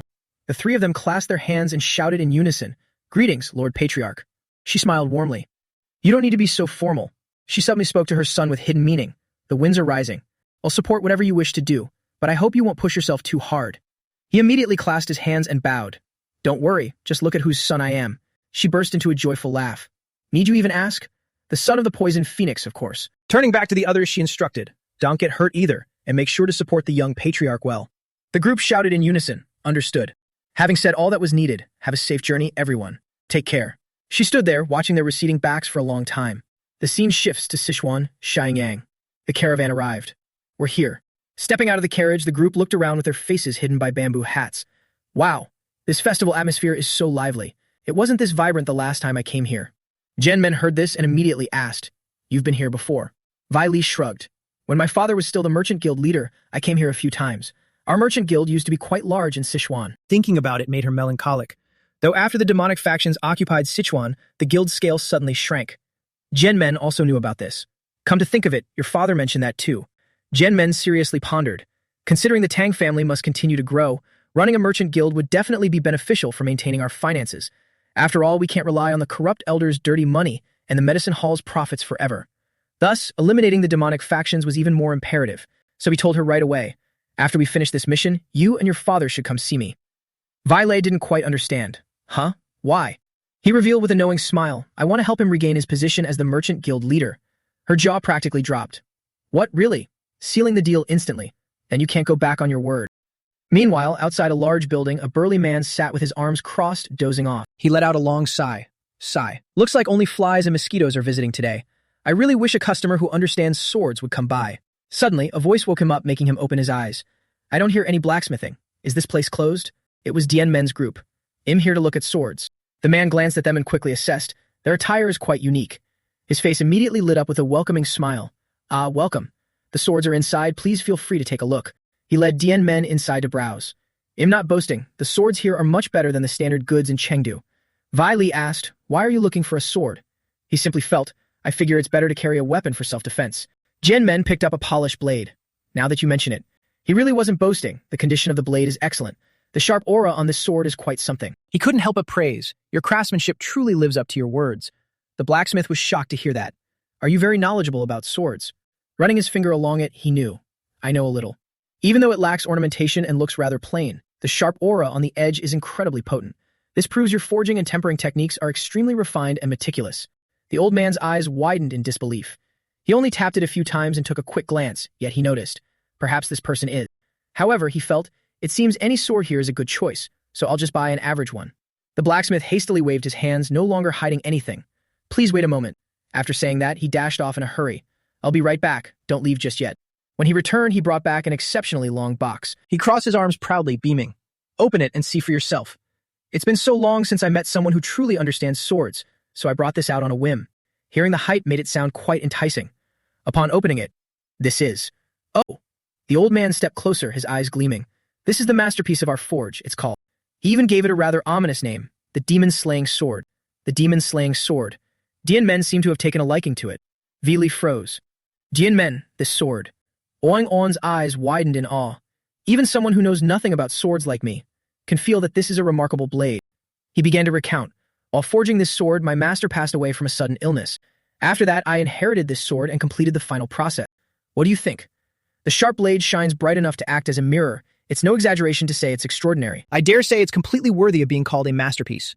Even without him saying it, he knew. Indeed, it can rival the sword I used in my past life. Because I can feel a profound sharpness constantly radiating from it, but in this life, he was different. "It really is excellent, but I don't need such a good sword." The old man's face froze in disappointment. "Huh, why? Is it not to your liking?" The main character smiled and sighed to reassure him. "No, quite the opposite. It's a masterpiece to be proud of. I'm actually very grateful that you let me admire such a fine sword. It's just too good for me. Things you don't need, no matter how good, are useless. Furthermore, carrying such a masterpiece will only easily attract attention. So it's better to just carry an ordinary sword." He finalized his choice. "Just name your price for the sword I chose earlier." The old man looked visibly sad and let out a long sigh. Sigh. "Since you put it that way, what else can I do?" Just then, a large crowd of people arrived at the door. "What's going on here?" The moment the old blacksmith saw him, he panicked frantically. "Why, young Master Nian?" This scarred bastard causing trouble was the young master of the Xianyang sect, Nian Theotan. He growled threateningly. "I made it clear you were to offer the best sword. Yet you dare to hide the good ones to trick me. A lowly blacksmith. And you dare to deceive me." The old blacksmith hurriedly and frantically explained, Sir. You've misunderstood. Young Master Mien." Jianmen frowned deeply at the crowd. "What's going on? Those guards are emitting a very unusual aura. There's definitely something off." The white snake also popped its head out. "No wonder I sensed a filthy aura. It turns out to be demonic ki." He wouldn't have known if it hadn't spoken. Demonic key. Yeah, Vo and Kak and I dealt with demonic cultists a few times, so I know it. Is this your first time seeing it? That was indeed the case. Yeah. I've only heard of it. This is my first time seeing it with my own eyes. He was a bit curious. Why would people from the demonic cult come to Sichuan? Even the snake didn't know. I don't know, just catch a few and interrogate them, and we'll find out. At that moment, Mian Theothan walked up to him and snarled, "Get out of the way. I have to kill that blacksmith. If you don't move, I'll kill you first." His arrogant tone irritated the main character, who directly reached his hand out. You little brat, speaking with absolutely no manners. Being looked down upon for the first time, the guy was furious. What? You bastard. But before he could finish his curse, his head was flicked so hard his brain rattled, sending him falling flat on his back. His lackeys turned pale with fear and screamed, "Why, young master?" He openly despised him. With your skill level, you wouldn't know how to use a good sword even if you had one. Go home and train for another 20 years before coming back here. The lackeys drew their swords and charged right in. Turns out he was well connected. How dare you strike the maternal grandson of Nam Chun Thuan, the sect leader of the Xianyang sect under the Black Evil Alliance? For such insolent behavior, you won't make it out alive. His eyes blazed with killing intent. Who that brat is has nothing to do with me. But as for you guys, he asked them straight to their faces, what is your connection to the demonic cult? Just then, a large dark figure appeared behind Nian Theothan. Who goes there? Wan Wong shrank back in fear. Where did he come from? The others also turned their heads. The newcomer had his lower face covered with a black cloth and glared at the main character. Daring to use such a filthy name for our holy cult. It seems you don't value your life. Those lackeys hurriedly stood in front. Young master, quickly hide behind us. But the moment he finished speaking, he was slashed to death. The masked man swung his sword and shouted, Heavenly Moon Squad. Present. From here on, we shall attend to young Master Nian. Clean up these small fries immediately. He stood opposite and stared at him. Come to think of it, I'm quite surprised. Our stealth technique was flawless. How did you detect us? All the bystanders were trembling in fear. People from the demonic cult appearing in the center of Sichuan. Thinking it was something profound, Jian Men disdainfully replied, The foul stench on your bodies hit my nose so hard. How could I not know? If you want to hide your identity, hide that ugly face of yours first.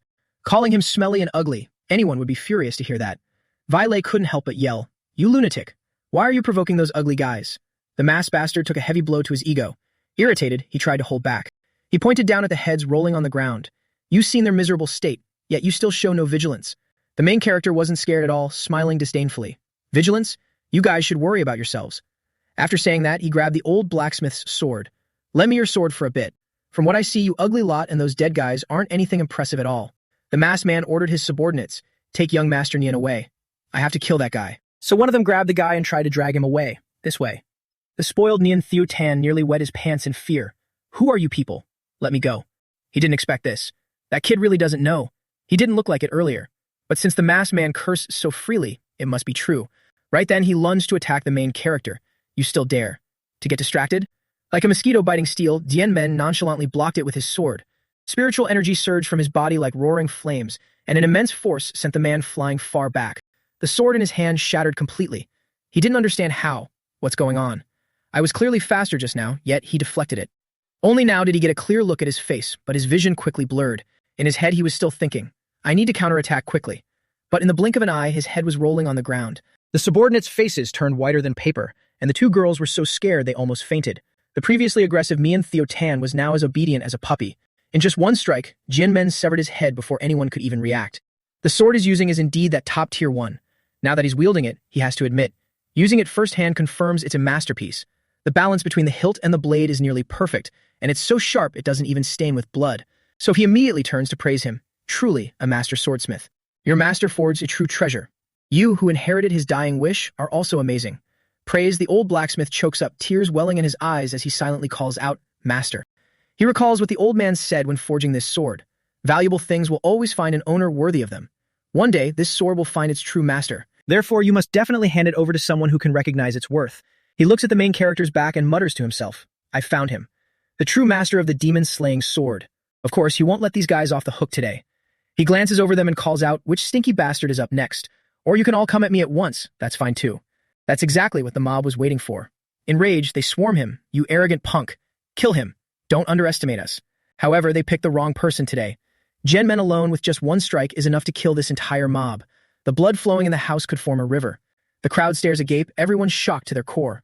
Wan is petrified on the spot while Violet exclaims, I can't even remember. How many times he's stunned me like this? She just can't understand it, that guy. Since when did he learn such swordsmanship? Remembering they were in the same training group since childhood, the more she thinks about it, the more baffled she becomes. The scene shifts to a large mansion, where a man paces back and forth calculating secretly. Everything is proceeding exactly as planned. It's almost too smooth. The second son-in-law of Nam Chun Fuan, the sect leader of the Xiangyang sect under the Black Evil Alliance Nian Vu Trung Heavenly Demon Cult, chuckles to himself. Those fools from the Black Evil Alliance would never dream that I'm actually a descendant of the divine cult. My son, Nian Theo Tan, has also inherited the talent of the Nian family, possessing extraordinary martial prowess from birth. Although he's my son, it's true that no one in his peer group can defeat him. Clenching his fists triumphantly, he gloats. As long as he shows off his talent at the Sichuan gathering and successfully enters the management level of the Black Evil Alliance, will take the first step in weakening their power. By the time they realize it, Sichuan will have already been conquered by the demonic faction. Suddenly, a subordinate runs back to report. My lord, Lord Mian. The old man recognizes him immediately. Erichu, a member of the Heavenly Moon squad assigned to protect Theo Tan. The subordinate falls to his knees, stammering his report. My lord, Nian, young Master Nian, has been captured by a weirdo wearing a bamboo hat. He witnessed Dian men slaughtering a whole bunch of people with his own eyes and is still terrified. Back at the blacksmith's house, the two girls stand frozen in place, staring unblinkingly. Has almost finished them all off. But who's going to clean up this battlefield? If we brought older sister here, she probably would have fainted ages ago. The girl tells the main character, come to think of it, one of them escaped just now. Is that really okay? What if he calls for backup? But Dian men had already calculated this. I let him go on purpose for exactly that reason.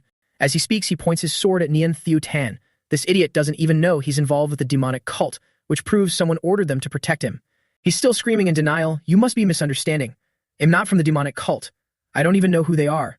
He doesn't say much. Just tapping the sword against his neck is enough to scare him into sobbing and snotting all over. You'll find out soon enough. The person coming will give you the answer. Just as he finishes speaking, a shout comes from outside. They're here. It's Nian Vu Trung leading a massive crowd. Standing outside the door, he yells, I know you've taken the young master hostage. As long as you release him and surrender, I'll spare your life. His face flushed red like a baboon's ass, he roars. But if you dare to resist, I'll tear you apart and feed you to the beasts. Thinking it's no big deal, Jian Men walks right out. I'm coming out. He even drags Nian Theo Tan along, holding the sword to his neck in a direct challenge. What are you going to do? Seeing the old man, he screams even more pitifully, Father. The other three inside the house watch the scene utterly speechless. Who is the actual villain here? Vi Li is a bit worried. Damn it, a single glance is enough to tell they outnumber us by at least 2-1. What exactly is Jian Men planning? The bastard Nian Vu Trung bellows. Insolent. Do you even know who you're messing with? Thinking he didn't know, Jian Men hits a raw nerve right away. The demonic cult. I know that eerie aura on you is demonic key. You hid your identities and came to Sichuan just to play tricks, right? Now let's see who's intimidating who. Even if I don't know whether the Black Evil Alliance is aware of this, if they find out, I'm afraid they won't let you off the hook. The old man is completely stumped. Terrified and gnashing his teeth, he thinks, that guy. Has he realized the demonic key we've kept hidden? All 30 members of the Heavenly Moon squad dispatched earlier are nowhere to be seen, yet he walked out unscathed. This proves he is extremely dangerous. He must be eliminated. The old man grits his teeth, ready to silence him for good. In the name of the Nian family, I command you. All members of the Heavenly Moon squad, use the inverse blood demonic art. Inverse blood demonic art? Vi Li is terrified upon hearing it. Isn't that the legendary martial art that Ma Kuang-Thian used when attacking the Duong family? Those assassins truly charge at him, their bodies blazing with fire. Unafraid, Jian Men stands there and asks, the Nian family, huh? What is your relationship with Mian Trung Hak? That bastard, with one foot in the grave, still runs his mouth stubbornly. Is this your final question before you die? He doesn't mind telling him either. I don't have any personal grudges with him, but he is the one who ruined my family. Mian Vu Trung laughs heartily and blurts out several names at once. My older brother hasn't just ruined 1 or 2 families. Is it the Juge family? Or the Murong clan? No, wait, in Sichuan, it could also be the Duong family. Quickly state the name of your family. After killing you, I'll go annihilate your entire clan. How the hell did he guess it right on the money? Vi Li grits her teeth in anger, desperately wanting to charge forward. Wan Wan panics and holds her arm tightly. No. Going over there is just a death sentence, you know that. She cries out miserably as she speaks. Vi Li can't easily rush out anymore. But, finally, they decide, right now, we can only trust the young patriarch. They charge forward like rabid dogs. Heavenly Moon squad. Finish him. The white snake snuck a glance at him and asked, Kid, they're coming in hot. What are you going to do? If they come, I'll welcome them, he said, raising his premium sword. You already know the answer, so why ask? Just kill them all. What's there to be afraid of? It was time to show them some manners. He raised his great sword. The first stance sliced right through space. Annihilate. A single, direct slash that seemed to take no effort at all. Yet a second later, every single assassin in the squad was chopped in half in the blink of an eye. Blood dyed the sky red. Nian Vutrung's smile completely vanished, his eyes wide in absolute shock. The old blacksmith and the two girls also had their worldviews completely shattered. Nian Vutrung's face turned deathly pale. This is impossible. 70 warriors of the Heavenly Moon squad using the reverse blood demonic art. Even a transformation realm expert couldn't possess this level of power. His jaw dropped. This reminds me of my time in the cult, the Heavenly Demon cult. At that time, two old men, left emissary Kong Ton Tai and right emissary Hak Lian Trong Fian, were covered in blood, listening to the announcement. The young leader's coming-of-age ceremony is now concluded. The winner is a long-haired, blue-eyed young man. Nin Trung Hak. It was him. Just recalling it made him want to piss his pants. Brother Trung Hak's might back then was enough to crush both emissaries who had entered the extreme demonic realm. I haven't felt such terrifying pressure ever since. The more he looked at the protagonist, the more unbelievable it felt. Yet I'm feeling that exact same pressure from him. There was no winning this battle. Knowing better, he immediately dropped to his knees. Please, please spare my life. He had it all calculated. But at the very least, I have to save Tiu Tan. His face flushed bright red as he begged for one thing. No, you can kill me, but please spare Tiu Tan. Although I don't know what grudge you have against the Heavenly Demon Lord, that boy isn't like me. He doesn't even know he's involved in this. He's just a normal kid. So please, let him go. But Dien Men wasn't blind. Normal, you say. He had seen all the crazy things that kid had done.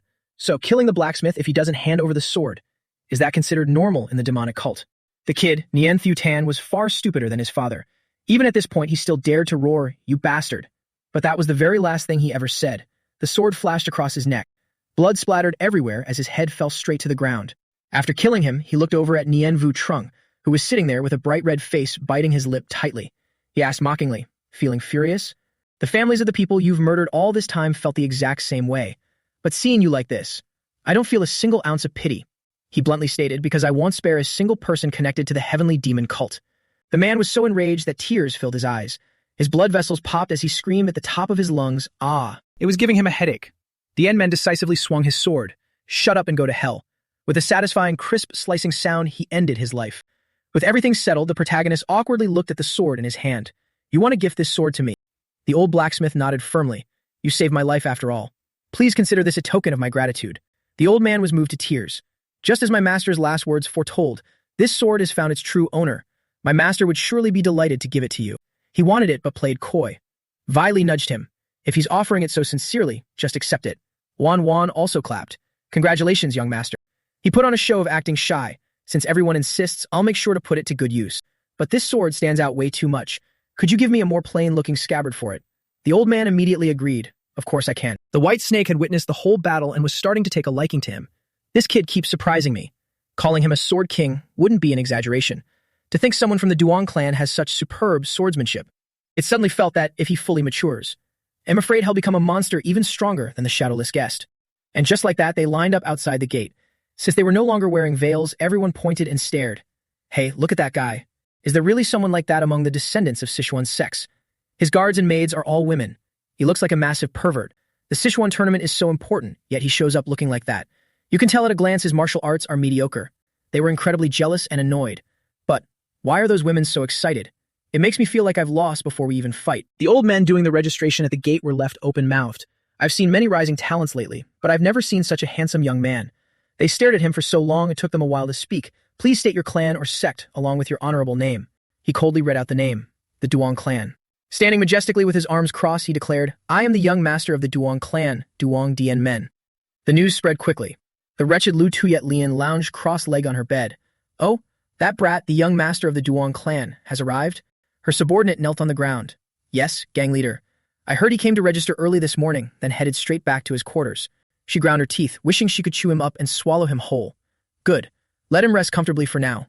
Il Su kill that arrogant bastard to avenge you." Brother Mac. Memories of when she was a young girl came flooding back.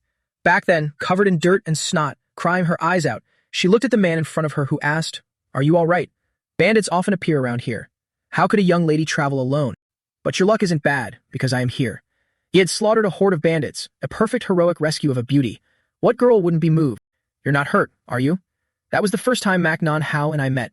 I was originally the beloved concubine of a high-ranking official. Though I lived in comfort, I was nothing more than a plaything. But one day, my lord suddenly died in an unexpected incident. When he was alive, he had a hobby of collecting martial arts manuals. Desperate to start anew, I impulsively grabbed the manuals and fled. After that, I met Mac Nian Ho. From that day on, we quickly became close. Hailing from Wudang, he taught me basic martial arts for self-defense, while I, after mastering the basics, officially began practicing the stolen manual, the Crimson Lotus art. But alas, the heavens didn't want me to be happy. From then on, I contracted an incurable illness, and my body grew weaker by the day. Sensing that I didn't have much longer to live, I left him. I didn't want him to see me in such a hideous state. A long time later, I heard the news that Manhwa had shaken the world as the leader of the Tai Ink Sword sect. By then, I was already at death's door. Tormented by endless pain, I just wanted to die and be done with it. But my lingering attachment wouldn't let me close my eyes. Even if it was just one more time. I just wanted to see Mac Appa one last time. Yet her wish came true. He appeared alongside Liu Cat Tuan. Alliance leader, the extraordinarily talented girl I told you about is her. But how did she end up like this? The other man saw the problem at a glance. So she used a woman's body to practice a masculine martial art. The energies clash, so it's naturally expected that her body weakens by the day. If you want to live, recite the martial arts incantations you've learned. At that moment, she wondered, is this a fateful encounter? I was mesmerized by his words and opened my mouth, slowly reciting each line of the incantation. He listened to the incantation for less than half a moment, stroked his chin in thought, and said, "This will do." Then he took out a pen and paper to write. He modified the Crimson Lotus art into a version that could utilize a woman's yin energy. The new Crimson Lotus art. Liu Cat Tuan even instructed, once you master this, all your internal injuries will automatically heal, so work hard to perfect it.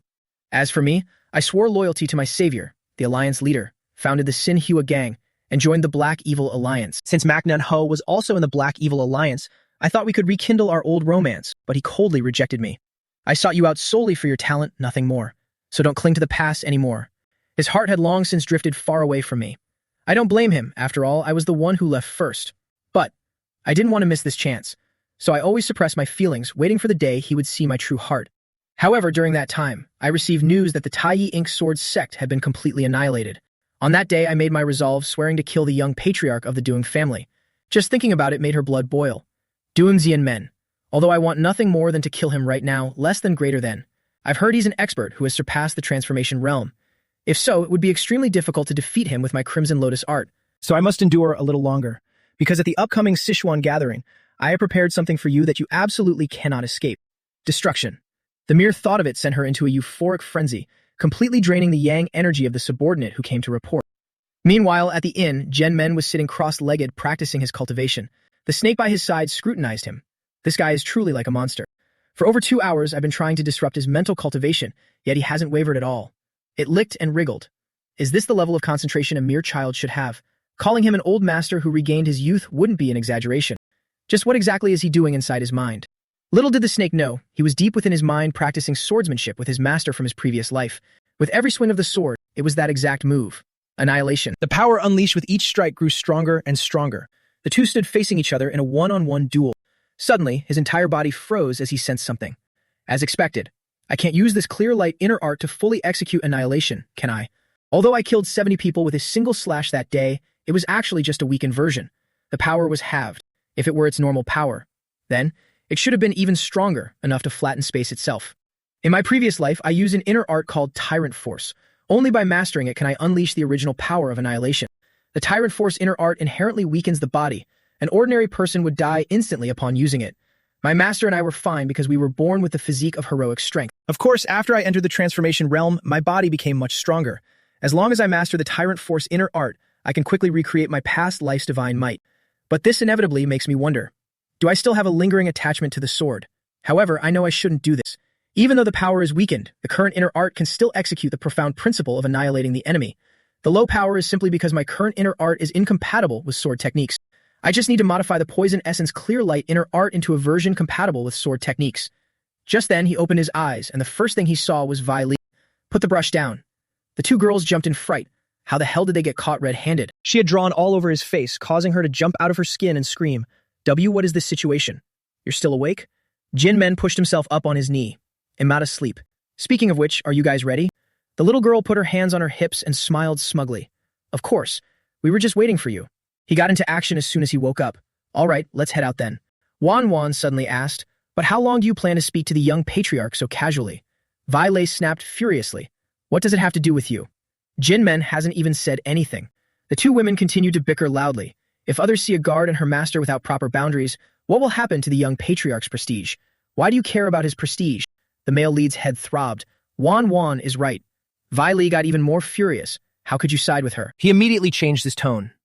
But you don't need to walk on eggshells around those demonic factions. Her face lit up with joy.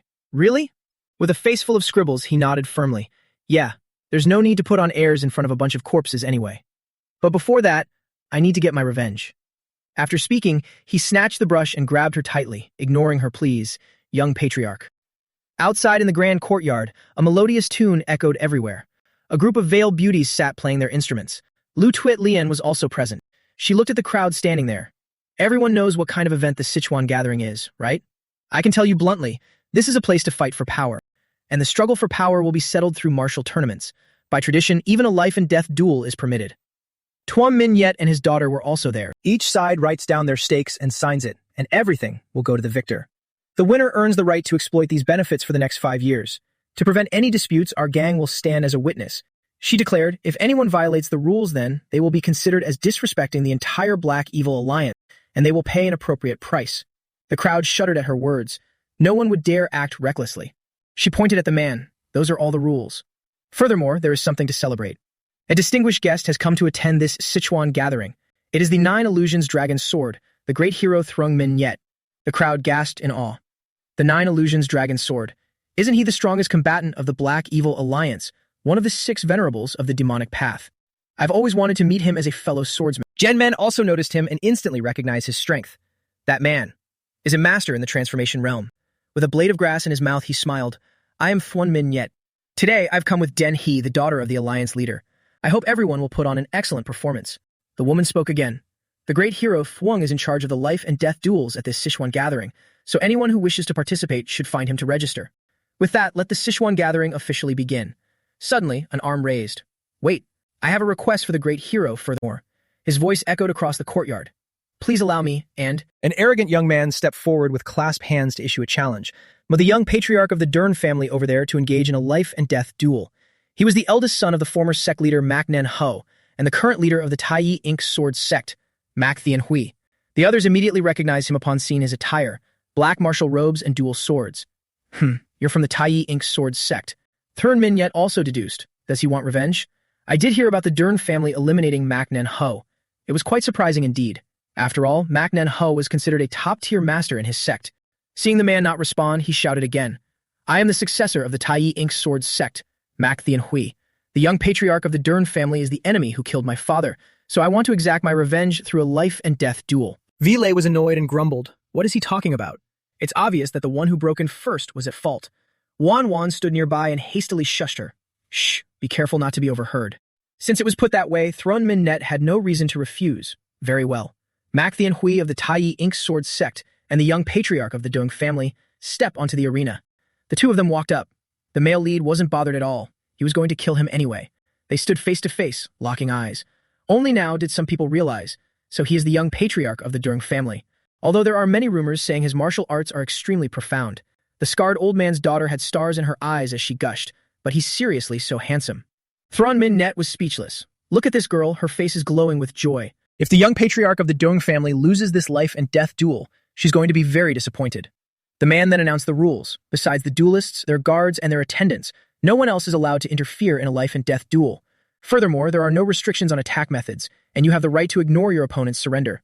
Do either of you have any objections? They replied in unison, no. In addition, since you two are representing your family and sect, your guards and attendants are permitted to join the fight. Young patriarch of the Dung family, aren't you going to bring your guard?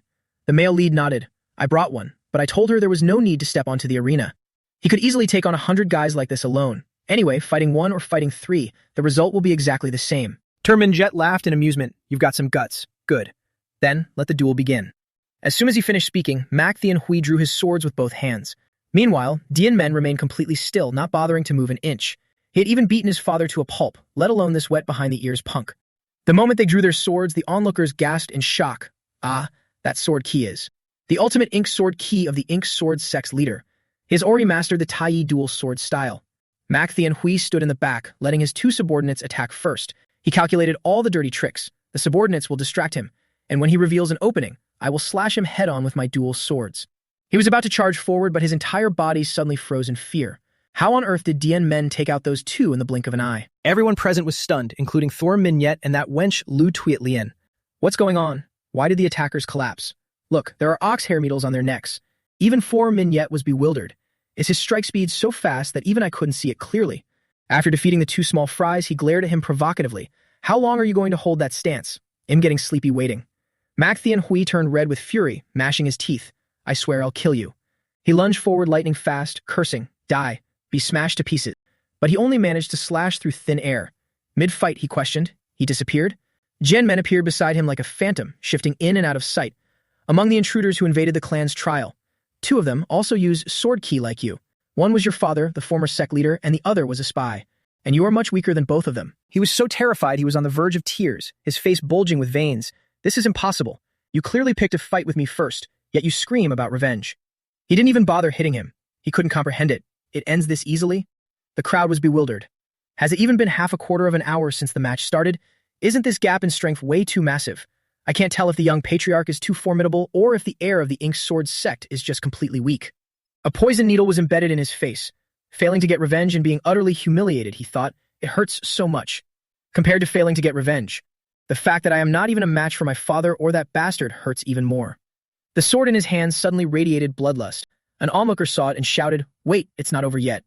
On Macthian Hui's sword, dark ki is emitting from it. He nearly went mad as he thrust straight forward. He used up every last drop of his strength. I will prove it. I am stronger than them. But even more horrifyingly, Dian Men actually blocked his sword ki with his bare hands. Easier than taking candy from a baby. Macthian Hui was dumbfounded. He blocked it barehanded. A sword brimming with sword ki. He didn't say another word, simply clenching his hand tight and crushing the sword to pieces.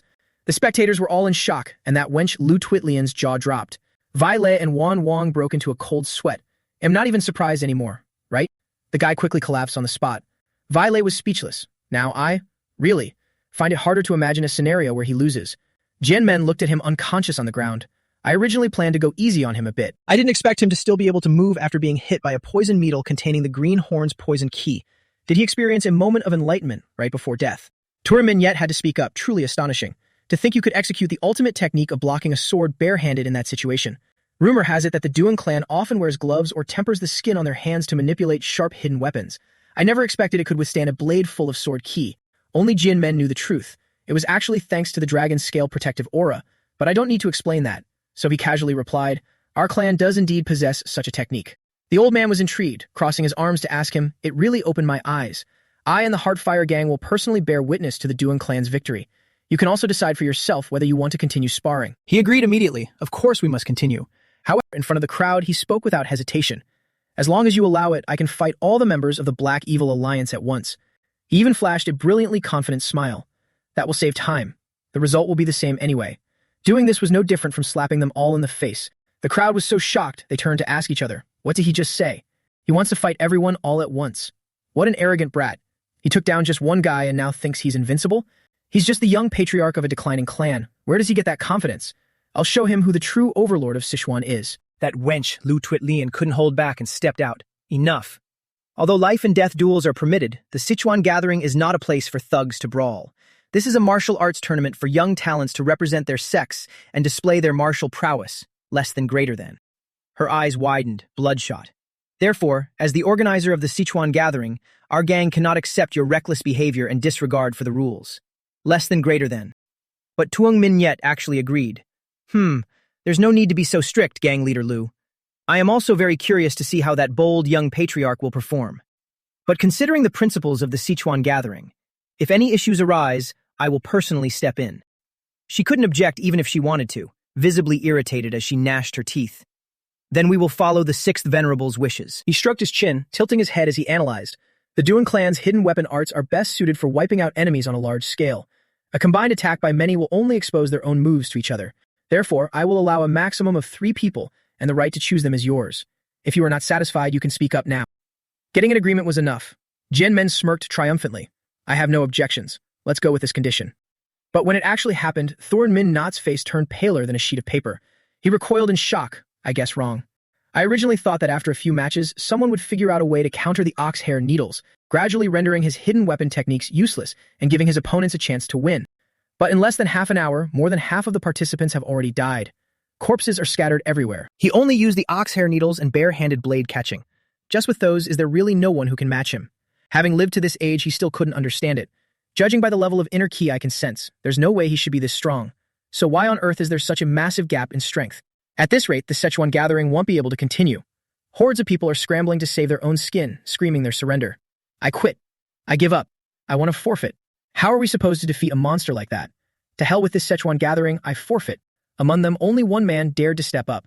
Covered in white bandages that obscured his face, he stepped into the arena. Everyone fell completely silent. He issued the challenge himself. The Super Wind sect will fight the next match. There is no need for the other sects to step forward. My guards and I alone are enough. Your little one-man show ends here. This man was none other than the young leader of the Super Wind sect, Diep Tan Jiang. Thum Nhat Min breathed a sigh of relief.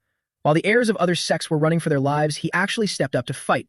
He truly lives up to the Super Wind sect's name. He asked, young patriarch of the Duong family, do you have any objections to this next life and death duel? He naturally gave the same answer, no. Dian Men was still busy evaluating his opponent. What a miraculous physique. I've never seen anything like it, not even in the memories of my past life. With nothing more to say, he declared, all right then, let the life and death duel begin. Our protagonist stuck to his old trick, unleashing a barrage of poison needles. His two guards immediately charged forward to block them. This time it was truly different. His barrage of poison needles was completely bent and broken by them. Vi Li and Wan Wan watched with rising anxiety. The oxhair needles. They bounced off. Look at that. Their skin is like tree bark. It's cracking. Thuan Min Not knew it well. The withered wood body art is exactly as its name implies. It causes the user's body to wither and twist like rotten wood.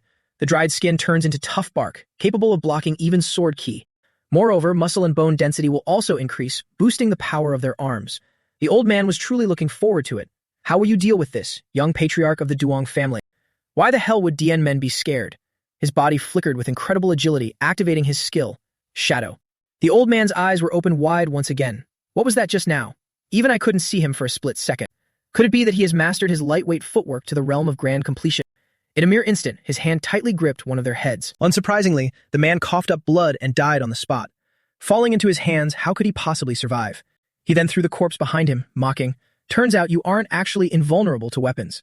Another guard rushed forward in a furious rage. Ah, how dare you hurt my senior martial brother? This fool was just throwing his life away again. He effortlessly disposed of him with just a single hand. He still had the presence of mind to tease his enemy. Let's see if that tongue of yours has been trained too. With those words, he drove a finger straight into the man's mouth.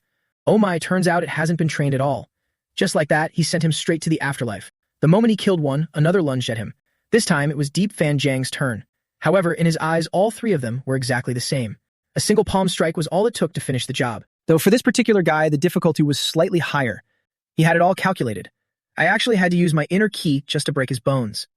Dian Men's hand clamped tightly around his throat. He was also faster than the others, gripping our protagonist's arm tightly. Your body is certainly very tough, but do you really have no other redeeming qualities besides that? So you came to provoke me, relying solely on your thick skin. It seems you don't have any other tricks up your sleeve. Then I guess I can just kill you now. With every word, his grip tightened a little more. Suddenly, he let out a sinister laugh. Hee. Did you really think hardening my body was all I could do? Dian Men decisively lifted him high into the air. I've been waiting for you to grab me all along. Who knows what trick he had? His entire body flared with surging murderous intent. Now I'll show you. Watch this. Activating his skill, the true essence of the withered wood body art. This technique was passed down to him by his master, Tan Jiang. Next, I will show you the true methodology of the withered wood body art, but you must absolutely never teach it to outsiders. The sect leader of the Super Wind sect, Diep Dan Ti, had also warned him at the time. You must only use it when you intend to completely obliterate your opponent. With his face as red as a monkey's butt, he asserted, now is that time. Withered wood body art, star-absorbing great art. Without even knowing if he had absorbed anything, he roared with triumphant laughter. It'll suck out every drop of your inner ki. Turn into an empty husk and die, young master of the Tang family. Dian Men's eyes shone brightly, smiling without a hint of fear. He merely gave him a gentle warning. I advise you not to do anything foolish. When Diep Zhen Ti was young, he traveled the world seeking his true worth. Then he met a lama in Tibet. Seeing his aptitude, the lama taught him a martial art called the withered wood body art. Since the inner technique was lost, it could only be used as an external martial art, less than greater than. But for someone who specialized in bare-handed blade snatching like Diep Den Te, it was the perfect technique. However, he kept searching for the true manual until he joined the Black Evil Alliance and met Liu Cat Tuan. Meeting Liu Cat Tuan was a stroke of luck. He figured it out after a short study. You want to use the lost inner technique of the withered wood body art. Piece of cake. The essence of all martial arts is hidden in their names. This martial art isn't named just because it makes you look like withered wood. It's because while your flesh withers, the inner ki roots itself in your dantian, turning your entire body into a dry branch. So just like a tree absorbing water in a wetland, it can also manifest the star-absorbing technique, draining the opponent's inner ki. Thinking he had struck gold, he now used his signature move, howling at Dien Men with false bravado. It'll drain every ounce of your inner ki. But very soon, he realized something was terribly wrong. Seeing Dien Men looking nonchalant and completely unharmed, he thought, why isn't he reacting? Instead, he was the one experiencing the bone-deep sensation of being drained for the first time. What? What's happening? Why is my arm? His eyes bulged, fixed intensely on Dien Men. You! What exactly did you do to me? I told you, but you didn't listen. Dien Men smirked in utter disdain. In the past, regardless of whether it was the orthodox, unorthodox, or demonic factions, there were three villains known as the cruelest enemies of the martial world, the star-absorbing three evils. True to their name, they used the star-absorbing great art to drain their opponent's inner ki. They were inseparable, like sworn brothers, using the star-absorbing great art on anyone they met. Moreover, two of them were transformation realm masters, so no one dared to resist recklessly. Anyone who saw them would tremble in fear. Rumors say, was it them? They went everywhere extorting people. They died without even knowing how. In his past life, Dien Men's master had defeated them. To think you defeated such formidable foes all by yourself. How did you do it? The bald old man glanced at them and replied, I just swatted them away while testing a new sword technique. No big deal. Of course, that was before the sword ghost appeared. His master once said that one of them tried to absorb his inner ki, but died because he couldn't handle the Tyrant Force ki. Thinking back, Dien Men realized that Tyrant Force ki had a destructive nature. It was normal for a regular martial artist not to endure it. Even though I haven't mastered Tyrant Force yet, it doesn't matter. This is more than enough to kill him. Dien Men's voice was cold and mocking. I advise you not to do anything stupid. Didn't your family teach you not to eat things off the ground? My inner ki is no different from a lethal poison.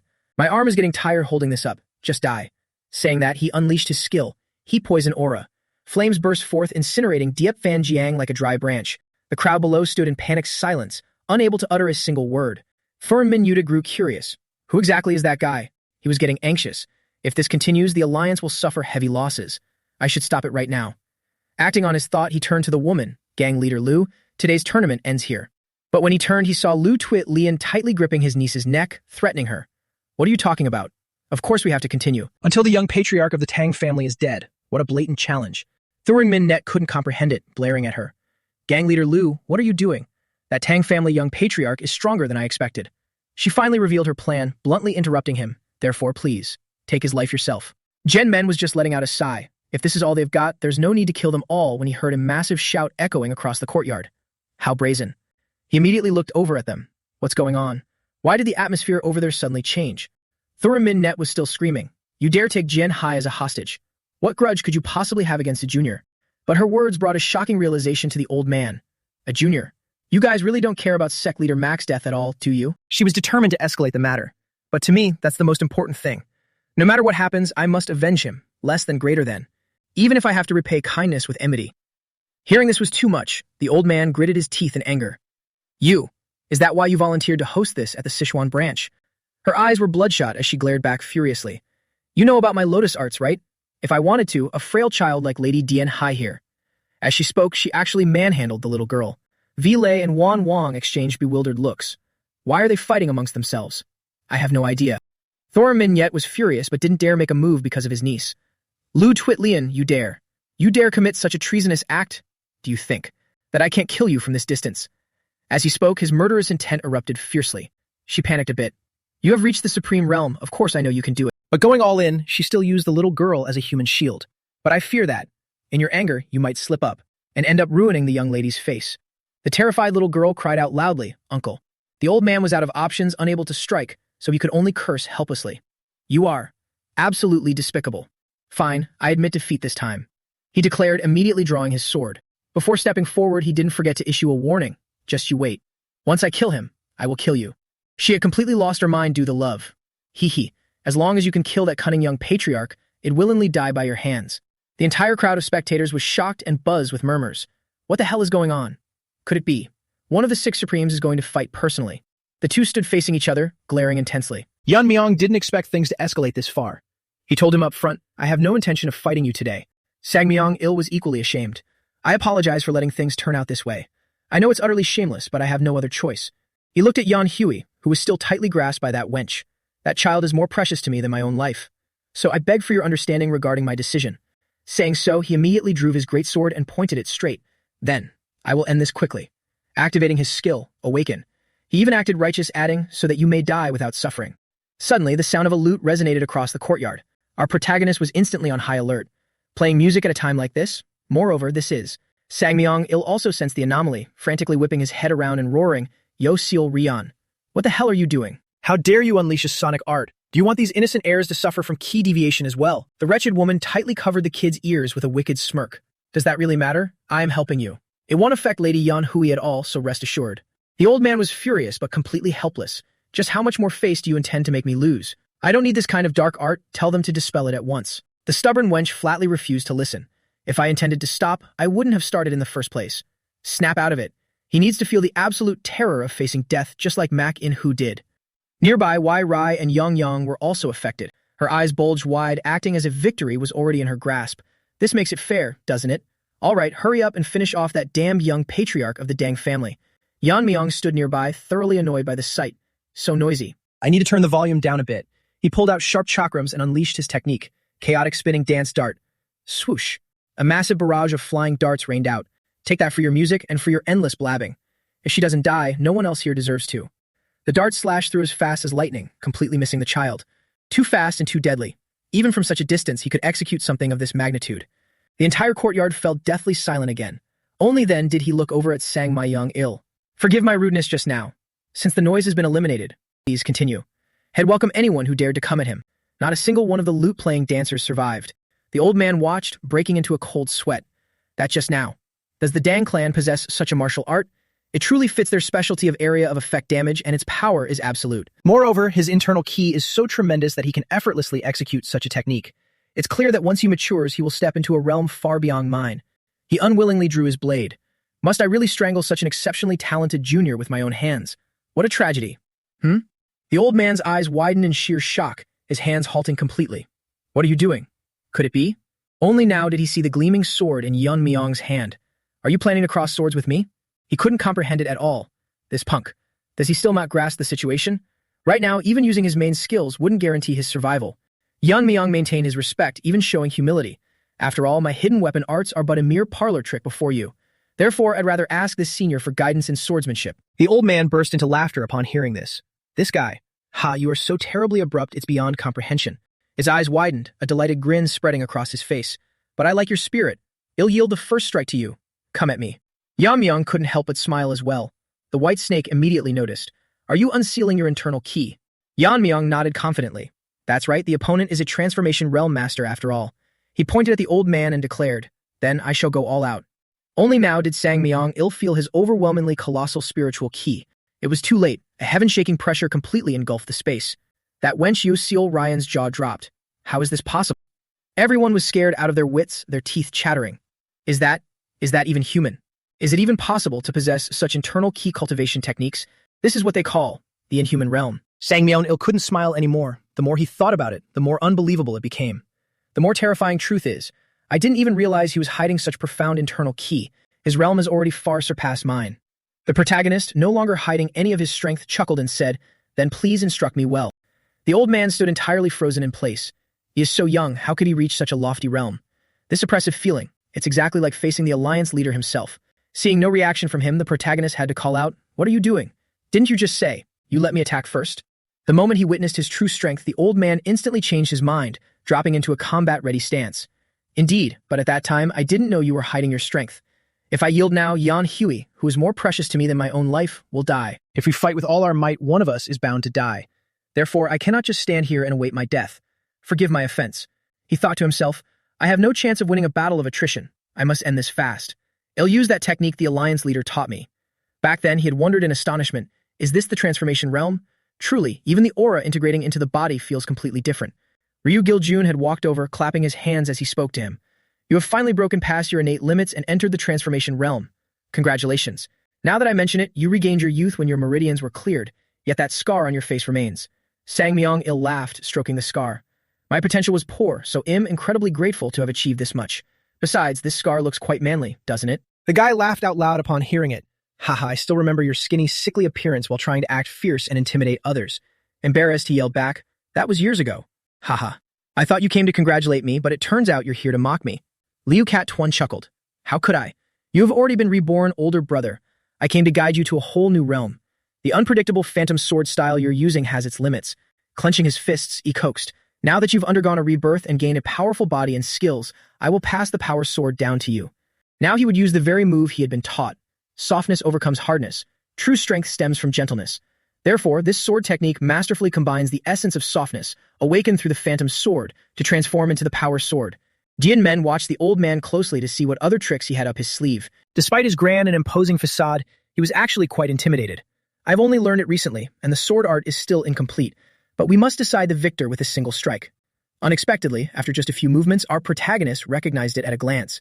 Since we crossed swords, I thought you would execute the complex phantom sword. I didn't expect you to use this half-baked power sword. The old man panicked even more. What? How you know about the power sword? Only now did he notice the exceptionally bright glow of the sword in Dian Meng's hand. His eyes widened to the tearing point, freezing him completely on the spot, entirely overwhelmed by shock. Impossible. Even I haven't mastered the sword art well enough to execute the power sword to perfection. And yet he can execute the power sword in its flawless state. Since ancient times, sword arts have always been created by pushing one of the following profound principles to the absolute limit.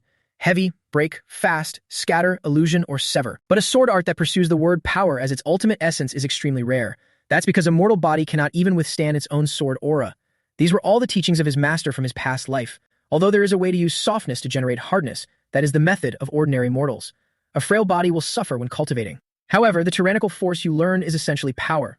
Therefore, after weakening to the extreme, it achieves absolute power. He had calculated everything. Although my current body is unlike my past life, I still retain the memories of executing the power sword. So he warned his opponent in advance. It's been a long time since I used this, so I might not control its power well. I hope you can withstand it. The crowd stood watching with bated breath, no one daring to move an inch. On the battlefield, the two charged straight at each other with colossal, overwhelming power. At first, they were evenly matched, barely holding their ground against each other, until the two swords finally clashed. It brightly illuminated the entire space. The scene shifted to a large building in the distance where voices rang out. A powerful aura is coming from the Heartfire gang. It seems the Sichuan branch's gathering is incredibly lively. The bald old man seemed very pleased. I heard that the sixth venerable, the crossing sword, is also watching the battle. It must be his aura. Perhaps he unleashed his power on a whim to encourage the younger generation. The man next to him felt otherwise. But if that's the case, isn't it a bit overkill? We can feel the shockwaves even from this far away. Anyway, nothing's wrong. Let's continue drinking. The Sichuan branch's gathering will last at least 10 days and 10 nights. Just then a person shouted, "No, that's not right. Everyone put your wine glasses down right now." The crowded room froze and turned to look. A scrawny man realized this aura is surging exponentially. Indeed, back at the battlefield, the power erupted fiercely, shooting straight up into the sky. Even from this building, the sheer force of the aura could be felt, and they were nearly blown away by the resulting gale. Over in a small village nestled within the forest, a man wearing a conical hat was sitting leisurely, drinking wine. Suddenly, he jolted in surprise and looked behind him. It was Liu Cat Tuan, who exclaimed in slight bewilderment, "Older brother." Back at the battlefield, his older brother was indeed in bad shape. After fighting our protagonist for a short while, he ruthlessly coughed up a mouthful of blood. The sword in his hand was shattered to pieces, and a gruesome, bloody gash had been slashed across his chest. His entire body staggered, unable to even stand firm anymore. Yet he still managed to utter, "We must protect Xianhe." The wretched Lu Twit Lien watched in stunned silence, her jaw practically hitting the floor. The crowd watched in panic. What in the world is going on? Great hero, Tuong Min Yet. Was the crossing sword actually killed? The two guys from the tavern earlier had also arrived. What the hell is happening? Master Lu, who did this? The wench immediately screamed. The young patriarch of the Dung family killed great hero Tuong. The crowd was even more confused. The Dung family? Is he the rumored one who annihilated the Tai Yi Ink Sword sect and the Heavenly Quake sect?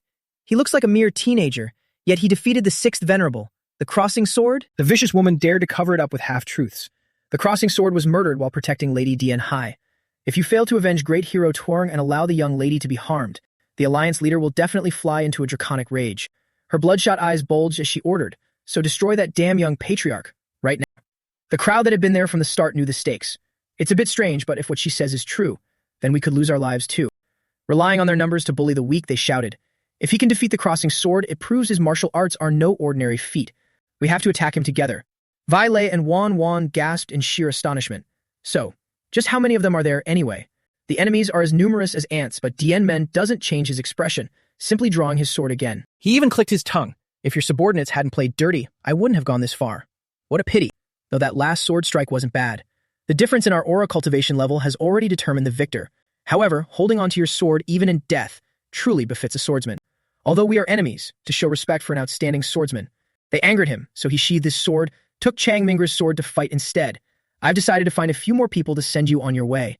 The crowd became even more furious seeing this. He took great hero Chang's sword. Quick, attack him. He calmly threw that sword straight into the sky. Using just one move, break, the sword immediately shattered into thousands of pieces. The whole group was instantly stopped, covered in wounds. What is this? The fragments of the sword? What a cheap trick. Do you think you can defeat over 2,000 of us with this little trick? In terms of confidence, no one could beat him. He backed up his words with actions. That's enough. The old bastard was still shouting, they're just fragments.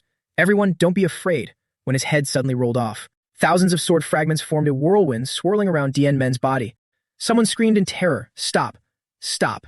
That must be the Tang family's ultimate technique. It's the 10,000 heavenly flower rain. The skinny man couldn't understand. Isn't that ultimate technique already lost? How is this possible? The snake even appeared to openly mock them, to mistake this minor move for the 10,000 heavenly flower rain. What a narrow-minded bunch. Just a group of fools who have never seen it with their own eyes. Vi Li and Ying Ying were still standing outside, carefully observing. But being from the Tang family meant they would still be targeted. He reminded the two girls, I'll stop them from getting near you, but some will definitely slip through. You can handle a few of them, right? The battle-hungry Vi Li immediately drew her sword. Yeah, I can't be a free bodyguard. Don't worry, I won't get in your way. No need to worry about us, just fight to your heart's content. Dien Men nodded firmly. Yeah, even if you hadn't said it, I was planning to. The sword fragment whirlwind grew even stronger as he activated his skill, Iron Scale Paint. Next was Shadow Hide Body. Wherever he went, corpses piled up. They even screamed, I can't touch him, he's too fast. Those old men who were talking big earlier were all sent to the afterlife. By the time they realized the truth, it was too late. We can't beat him at all. Unable to hit him, they turned their sights on the two girls. There's someone in Tang family uniform over here too. Everyone, get over here. If we can't do anything about that monster, we have to at least kill these two brats to offer to the Alliance leader. Viola recalled that moment, surprised as she pointed at her own face. You're planning to help cure my terminal meridian. I have the terminal meridian syndrome. Dien Men had noticed it. Yeah, there are also 3 streams of cold ki in your meridians. She immediately grabbed her clothes tightly and turned away. Do I have to do the same as my older sister? The main character was speechless. You don't need to undress. She refused the treatment. I don't need it. It's a bit inconvenient, but it's not life-threatening anyway. The main character almost had a nosebleed thinking about Vi Hugh. Damn it. I accidentally pictured that scene. He could only tell her, that's not the only reason. The reason you wanted to help her was, without even knowing you had a terminal meridian, you still managed to develop to a level comparable to the Phoenix Guard. This proves you have martial arts talent. If the terminal meridian can be cured and your blocked meridians cleared, then your true strength would be no joke. Right now, she was single-handedly taking on the horde of people rushing at them. Her current strength would reach a level on par with the clan elders. Those guys quickly realized she was not to be messed with. This side is too strong as well. Just what kind of background do these people have? Ying Ying's eyes were opened as she stared at Vi Li. Seeing her naive appearance before, I even doubted her strength. Who would have thought? She's actually stronger than the successors of ordinary sex. She was still standing in a daze when Vi Li turned around to remind her, hide behind me properly. It's tiring to protect others. Ying Ying, who had only cared about making herself pretty until now, was so scared that she shed tears. I really regret not cultivating diligently. Now I can't help with anything at all. I can only stay in the back and watch helplessly. That skinny man was still standing outside, screaming his lungs out. We must block his wind pressure. No matter how high his realm is, his inner ki has a limit. So even if we get injured, we must surround him together. These fools were still offering up their lives on a silver platter. He was also truly puzzled. Aren't they afraid of being sliced in half? Suddenly, the crowd noticed the wind pressure dissipating and took the chance to charge again. Great. His wind pressure is getting weaker and weaker. These guys didn't know the value of their lives at all. It was truly baffling. Even if it's to repay a debt of gratitude, there's no need to risk your lives like this. Just what kind of existence is the Alliance leader to them? Forget it. Now isn't the time to think about it. He decided to kill them all first and figure it out later. It was time for another round. Annihilate. This time, the moves weren't like a storm but super sharp. With every swing of his sword, a bunch of them were sent to the afterlife. Blood flowed like a river in this place, the stench of blood filling the air. The sinner Lu Swillian could only stand and watch helplessly now. She couldn't believe it. He took down 1,000 soldiers in the blink of an eye. So him defeating a transformation realm master with one strike wasn't entirely based on luck. In front of him, having numbers isn't an advantage at all. She immediately shouted, everyone, stop. No matter how many of us attack, we won't be able to deal with him. You should all fall back and save your lives. The woman forcefully pushed the little girl. I'm sorry, young miss. I will definitely atone for what happened today. Young patriarch of the Tang family, our game ends here. In any case, even hundreds or thousands of people can't defeat you. Tears rolled down her cheeks. To kill you, I can only borrow the power of the Alliance leader.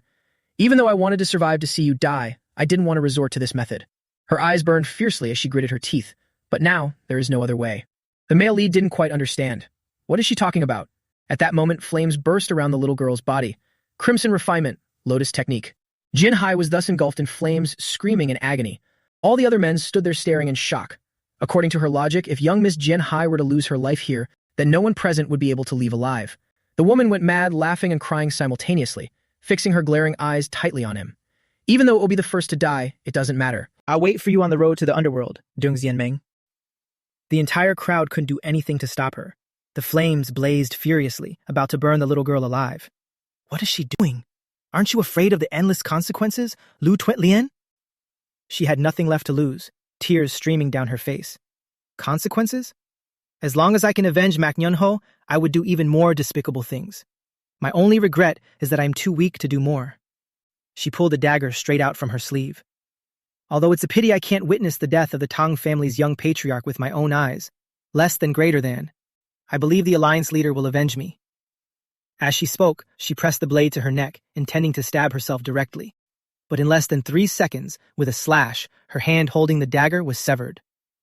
If you want to die, you have to ask Xianmeng for permission first. Her eyes widened in panic and disbelief. Right after severing her hand, he had already reached them. Taking a deep breath without a word, he reached out to save the child first. The flames blackened the little girl's body. She could only scream in pain. Without saying a word, he clenched his fist tightly, instantly extinguishing the flames in a flash. Jinmen despised this woman to the core and told her, "Your actions just now didn't just harm an innocent person. They also sullied the sacrifice and honor of the opponent who fought me. Even though he was my mortal enemy in a fight to the death, he was worthy of my respect, yet you trampled on his dignity. Therefore, I advise you to brace yourself for a miserable death." He hadn't expected things to come to this and had to figure out a plan. That said, dealing with her should be left to the alliance leader himself. In any case, I can't let the situation get any worse. The woman collapsed on the ground, laughing slyly in a threatening challenge. Do you think the alliance leader will forgive you if you do that? No, absolutely not. No matter what petty tricks you pull, it's useless, young patriarch of the Tang family. Hee. Today, the alliance leader will definitely execute you. The male lead was furious, veins bulging all over his face, wanting nothing more than to tear her apart alive right then and there. It seems I have to rip your mouth to shreds first. At that very moment, a colossal burst of power suddenly cascaded down straight from the sky, and the silhouette of a man appeared. Jinmen and Vaile's group immediately turned to look. The rest of the crowd widened their eyes in terror, while Lu Tuet-Lien laughed maniacally in delight.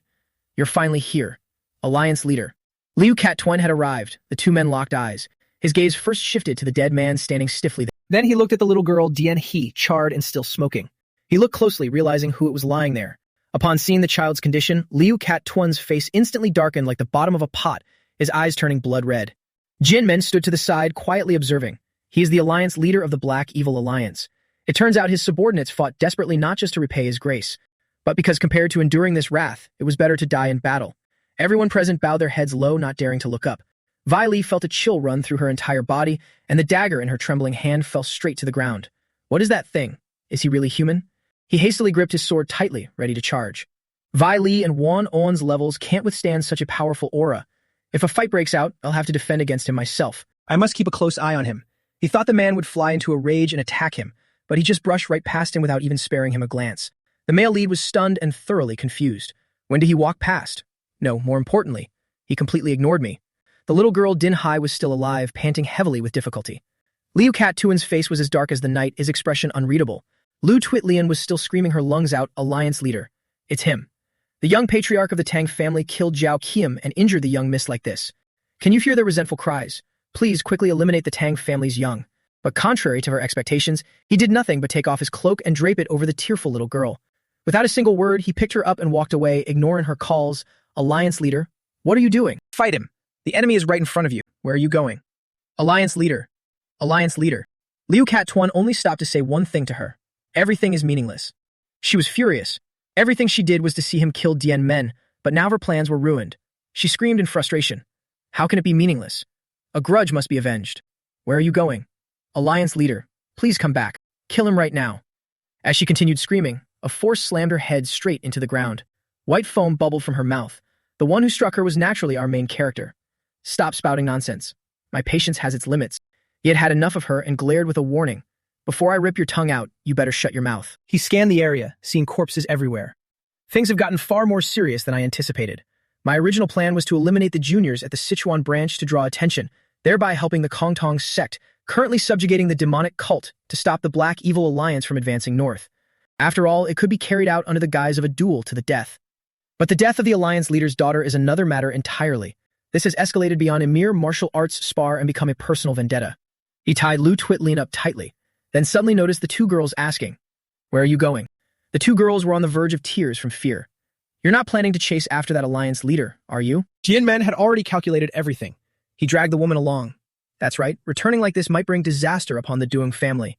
I have to settle this once and for all before I leave. You all head back first and wait for me." Vile couldn't bear to see him throw his life away and hurriedly cried out, "Don't go." You definitely felt it too.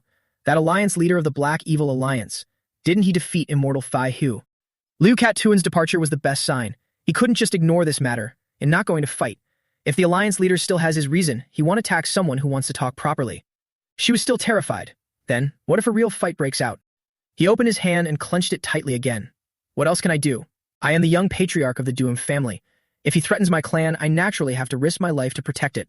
This time, it's a matter of life and death, all or nothing. The scene shifts to Liu Cat-Tuan's quarters. The pale-faced physician kept his head down, trembling all over as he stammered. "I am deeply sorry, Great Alliance leader. We did everything in our power to save the young lady. But not only did the fire key burn her skin, it had penetrated deep within. On top of that, the young lady's pulse was inherently weak to begin with. So even though it breaks my heart to say this, I must inform you. The young lady has passed away." His mind was now constantly flashing with images of them laughing and talking happily. Dian He, big brother Min Yet, boss. The little girl's father had told him before he died. "Cat Tuan, after I die, I must entrust the Black Evil faction to you, and my Dian He too. I hope you can take my place and care for her like a father, and leaving it all to you." He clutched his face in agony. Ever since that moment, it felt like something inside my heart shattered.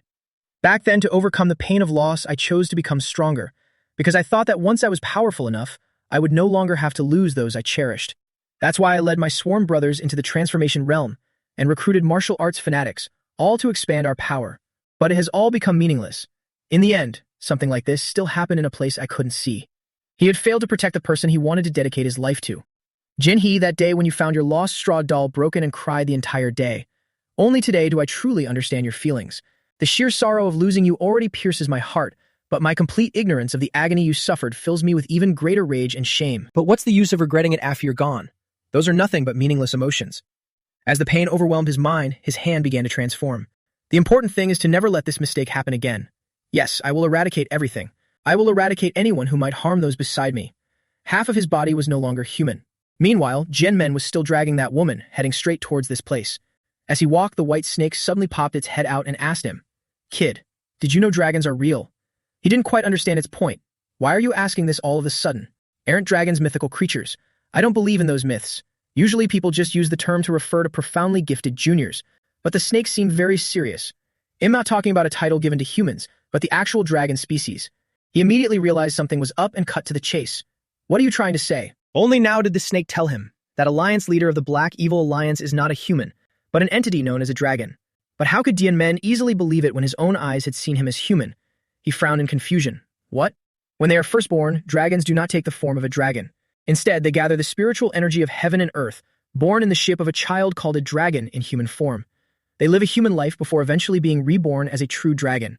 Usually, after maturing, dragons begin a hibernation period lasting hundreds of years.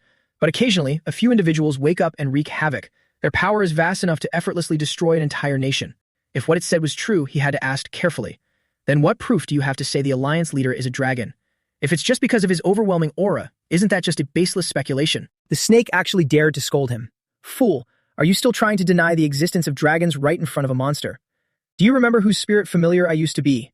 Why do you think Vo An Cat kept me by his side? Because humans have a completely different aura. They cannot identify dragons. On the other hand, possessing a demonic body like mine allows me to recognize their aura. That is why the Phantom Guest chose me as his spirit familiar. The two of us have always traveled everywhere, hunting down the evil dragons that brought harm to the mortal realm. This is the first time I'm hearing about this. Our ancestor used to hunt dragons? Even though it gets harder to believe the more I hear, these are still the words of a 1,000-year-old demon, so it does feel somewhat credible. But compared to that guy's identity, I'm more curious about our ancestor. Just how terrifyingly strong was his martial arts prowess for him to be able to hunt dragons? If I could fully unleash the sword techniques from my past life, would I be able to take on a dragon? So as long as it's a dragon, it must be eradicated. The snake immediately shook its head. Of course not. Evil dragons that harm people aren't the only ones in this world. There are still rare benevolent dragons known as the Azure Dragons. I heard that stopping the evil dragons was originally the Azure Dragon's duty.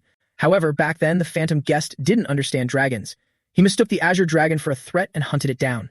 Later on, the Taoist sorcerers who allied with the Azure Dragons to eradicate the evil dragons clashed with the phantom guest. Only then did he realize he had killed the wrong target. So he decided to take the Azure Dragon's place in hunting down the evil dragons. The more they talked, the more interesting information surfaced, so that's how he got to know the sorcerers. The snake scoffed, puffing out its chest arrogantly. Back then, he hadn't even subdued me to be. No, he didn't even have a spirit familiar like me to help him. So you still have a long way to go. Jin Men was left speechless at its smug face. Was it trying to show off? Suddenly, it put on a serious face. Anyway, that's not the main point. Like I just said, when dragons are born, they don't even know they are dragons. They just live like humans, coexisting with the people around them and developing feelings. Just like that, their personality is forged through those bonds.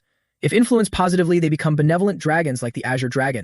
But if negative emotions dominate their personality, they will turn into evil dragons. Jin Men was starting to understand, turning into an evil dragon due to negative emotions. You mean, that guy Liu Cat Tuan was insanely furious just now?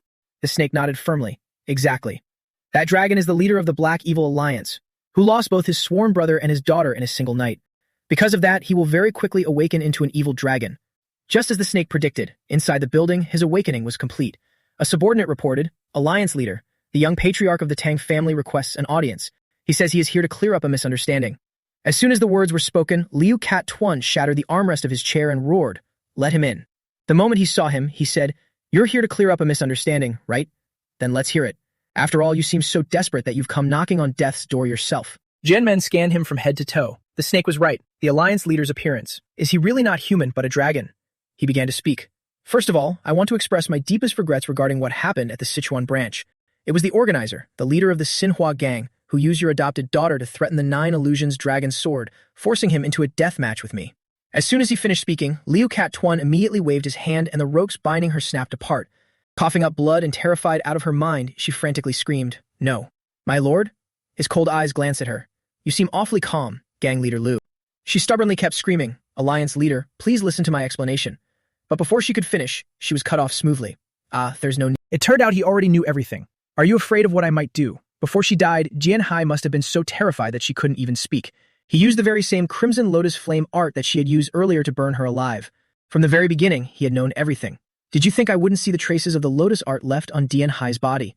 You clearly wanted to avenge that brat from the Mac family, so you used Dian Hai as leverage and exploited my older brother Min Yet. I won't let you die a quick death. I want you to suffer twice the agony that Dian Hai felt before you die. He stood aside silently, watching him handle the situation. Did he grasp a whole truth just by looking at the aftermath? Maybe he's actually a reasonable man. But somehow, even knowing everything, he still wanted to kill him. You are next, young patriarch of the Tang family. Do you know why I've spared the Tang family all this time? He said as he stepped down. Don't let Dian He's healthy appearance fool you. She was actually suffering from an incurable illness and couldn't practice martial arts. Even just studying inner key arts would cause her to cough up blood. Even the medicinal herbs brought from all over and the famous doctors were completely helpless. That was why I placed my hopes on the Tang family's poison, intending to use poison to fight poison. But Dian He, the one who needed to be cured, is no longer here. Therefore, there is no need to keep the Tang family around anymore. Dian Men didn't expect him to wage war for this reason and calmly tried to persuade him. Even though you know the truth, are you still not willing to back down? If you do this, how are you any different from falling into the Xinhua gang leader's trap? Liu Cat Tuan scoffed in mockery. Are you trying to say I was manipulated by her? You little brat. Didn't you bring the Xinhua gang leader here just so I wouldn't vent my anger on you? In the end, did you just want to rely on a few words to escape your guilt? How truly ridiculous. Was this guy overthinking things? Right is right. He had no interest in playing such games. He jumped straight to his conclusion. No matter the process, the deaths of the people I cherish are all connected to the orthodox factions. There was one before, and today, there are two more. Therefore, I absolutely will not let this go. Including you, only by destroying everyone involved in this matter can my anger be quenched. What happens next has nothing to do with the Black Evil Alliance's punishment. It is purely my personal revenge. And the Tang family will be the first. His eyes glowed crimson again, as the killing intent and draconic spiritual energy visibly soared to the heavens. He thought dealing with that wench would be enough. Do we really have to fight in the end? If he wanted it, he would oblige. He drew his sword as well. He even provoked him. I suggest you end this fight quickly. After all, earlier, the entire military force of the Black Evil Alliance, including the 6 venerables of the demonic path, has already marched toward the Tang family. After I am done dealing with you, I will also use Lightfoot techniques to catch up with them. He truly didn't see that coming. Now that he had touched the Tang family, there was no way he could let him off. The two sides clash fiercely against each other. Genmen fought while worrying about the situation back home. If those words are true, then the main family is in grave danger. I have to finish him off quickly and head back. He even brought up old debts to settle. Because my older brother belonged to the demonic path, he died at the hands of those orthodox hypocrites. Afterward, Qingcheng, Diansang, Mount Emi. All of them. The orthodox fools who cheered at my brother's death were completely eradicated by me. So this time, it's just the Tang family's turn. But I won't just stop at the Tang family. I will wipe out all martial arts factions in the Central Plains and eradicate this threat at its roots. Therefore, from this moment on, the entire world shall bear the brunt of my wrath. Meanwhile, at the main estate of the Doing family, Poison Phoenix sat leisurely sipping tea. My boy, Dian Men. I wonder if everything is going smoothly on his end. Just then, a servant threw the door open and rushed in, screaming, "Pa! Patriarch! It's a disaster." She turned to see the martial artist, Nguyen Chen. What's the matter? Breathless and panting, he could only manage to shout, "We're under attack." A massive swarm of martial artists from the Black Evil Alliance has stormed into the Doing estate. Poison Phoenix froze in sheer shock. Could it be? Her thoughts instantly raced to her beloved son, Xian Men. At this very moment, our protagonist was engaged in a hair-raising battle of life and death with Liu Cat Tuan. The two of them exchanged relentless, explosive blows. Xian Men began to feel a chill of dread. Even seeing it with my own eyes, it's hard to believe. I've unleashed all my killing moves using the strong sword, yet still. It was an even match, neither yielding an inch, as the Grand Pavilion collapsed into rubble around them. After exchanging blows for a while, Liu Cat Tuan also realized, truly worthy of the skills that defeated Big Brother Min. Even stronger than the sword arts I taught my brother. What's more, your body and internal ki are robust enough to unleash such a barrage of combo attacks. He ground his teeth in frustration, his mind racing to calculate his next move. He blocked all my sword strikes. Even in this chaotic situation, he can still analyze and predict my sword techniques. If that's the case, I have to attack at a speed the naked eye can't even follow. With that thought, he sprang into action, his lightning-fast slashes tearing through the very air. Finally, a strike landed, drawing a spray of blood. But the villain immediately sensed something off. I couldn't block it all, but no matter how I think about it, something feels very strange. Your moves are like you're following the most optimal trajectory to claim a life. Jin Men flinched violently upon hearing this. He grasped the pattern of my blade that quickly. He continued speaking as his attacks rained down. To unleash such masterful sword techniques at your young age, could it be thanks to the ocular arts from those eyes of yours? The moment the words left his mouth, Liu Cat Tuan's dragon claws thrust right up to his eyes. Dian Men hastily dodged out of the way. Getting blinded now would ruin everything. Fortunately, he managed to save his eyes, but he was ruthlessly sent flying far away. His body slammed into the ground, skidding across the dirt for a long distance. And yet, he charged again, still aiming directly for his eyes. Jian Men hurriedly raised his sword to block. A supreme blade clashing with bare hands, a brilliant golden light exploded. With a deafening boom, the ground beneath Dian Men's feet shattered into pieces. Seizing a chance to counterattack, he surged forward. The two chased each other like soaring arrows. Neither willing to back down, their eyes locked in a fierce, unblinking glare. Tearing the entire place apart, a victor was still yet to be decided. The grand building was reduced to absolute nothingness, yet the two of them still stood there, their auras blazing. Liu Cat Tuan couldn't help but widen his eyes in awe, truly astonishing. To think we'd fight this long and still be at a draw. Your skill is absolutely worthy of the title Sword God. I thought I had mastered martial arts to the point where there was no higher path to tread, but it seems I was wrong. He smirked triumphantly. You might just be the perfect stepping stone for me to elevate my realm. The more he spoke, the more alarmed Dian Men became. As unbelievable as it is, his aptitude is truly superhuman. Not only is he perfectly neutralizing my fierce onslaught, but he doesn't miss a single detail either. It's as if he's discovered something incredibly fascinating. He's starting to enjoy this battle. Prolonging this fight will only put me at a disadvantage. I need a swift victory. But using poison and my azure-like ki for sword techniques won't unleash their true power. Furthermore, looking down, he noticed cracks forming on his blade. After constantly using the strong sword, this weapon is at its breaking point. It's only lasted this long because it's a masterpiece, but I don't know how much more it can take. The moment he glanced down at his sword, he looked up to find the enemy right in his face. Grabbing Din Men by the head, he snarled, "You're too arrogant. You dare get distracted in front of me?" Being caught like this spelt absolute doom. He was reduced to a mere punching bag for his enemy's amusement. Din Men barely endured a few strikes, coughing up mouthfuls of blood. Luckily, he managed a horizontal slash just in time to force him back. He slashed frantically, but what he cut in half was merely his cloak. This guy was far too fast and dangerous. Teleporting out of danger, he mocked. As expected, ordinary martial arts won't be enough to defeat you. I recently comprehended an absolutely magnificent technique. I'm genuinely curious to see how you'll handle it. As he spoke, he pointed straight at him. Dian Main's eyes widened in horror as a blinding beam of light shot toward him. This move is called the Fuqing Divine Art. A perfectly round fireball materialized at his fingertip. With a mere flick, it struck its target and detonated with the force of a bomb. In an instant, our protagonist vanished into the blast, his fate unknown. Assuming he was dead, he sneered, "Even you couldn't withstand the Fuqing divine art." Makes sense. After all, it's a martial art created on the foundation of the Kongtong sect's ultimate technique, containing the profound mystery of internal ki amplification. Of course you can't endure it, but mid-sentence his entire body suddenly froze on the spot. What is this? The inner ki aura that was just reinforced is slowly fading away. To think the main character was still alive, plunging straight down from the sky without a hint of pain. Liu Katuan's face completely froze up in shock, the smile instantly white from his lips. Jian Men had returned, and of course he was far more formidable than before. He stared in sheer astonishment as he swung his sword down. His brain was still lagging, unable to figure out how to block, let alone understand why his previous attack hadn't killed him. With an earth-shattering boom, Liu Katuan collapsed, clutching his mangled, bloodied shoulder, wondering, what is going on? How could your sword strike just now possess such devastating power? After landing his strike, he safely touched down on the ground. He couldn't help but let out a smug smirk. I have finally comprehended how to execute a complete sword strike. To think I would achieve this enlightenment right on the boundary between life and death. He looked him dead in the eye. Did you say you wanted to use me as a stepping stone to reach a higher realm? What a pity your wish won't be fulfilled. From beginning to end, his people had been wreaking absolute havoc, yet he still dared to come and provoke the Duong family. He made up his mind to kill him, declaring confidently, because today you will lose your life right here. Jian Men looked at the sword in his hand. Even though it was just a spur-of-the-moment idea, I actually succeeded. The transformation realm can borrow powerful intent to alter the essence of things, so naturally, it can also alter the essence of inner ki. Because fundamentally, tyrant force causes issues when the body surpasses its limits, so if I convert its debilitating properties into poison, less than greater than, then I no longer need to worry about the weakening of my bloodline. I can finally unleash the sword techniques of my past life. Less than greater than. But hearing his words, he absolutely refused to accept it.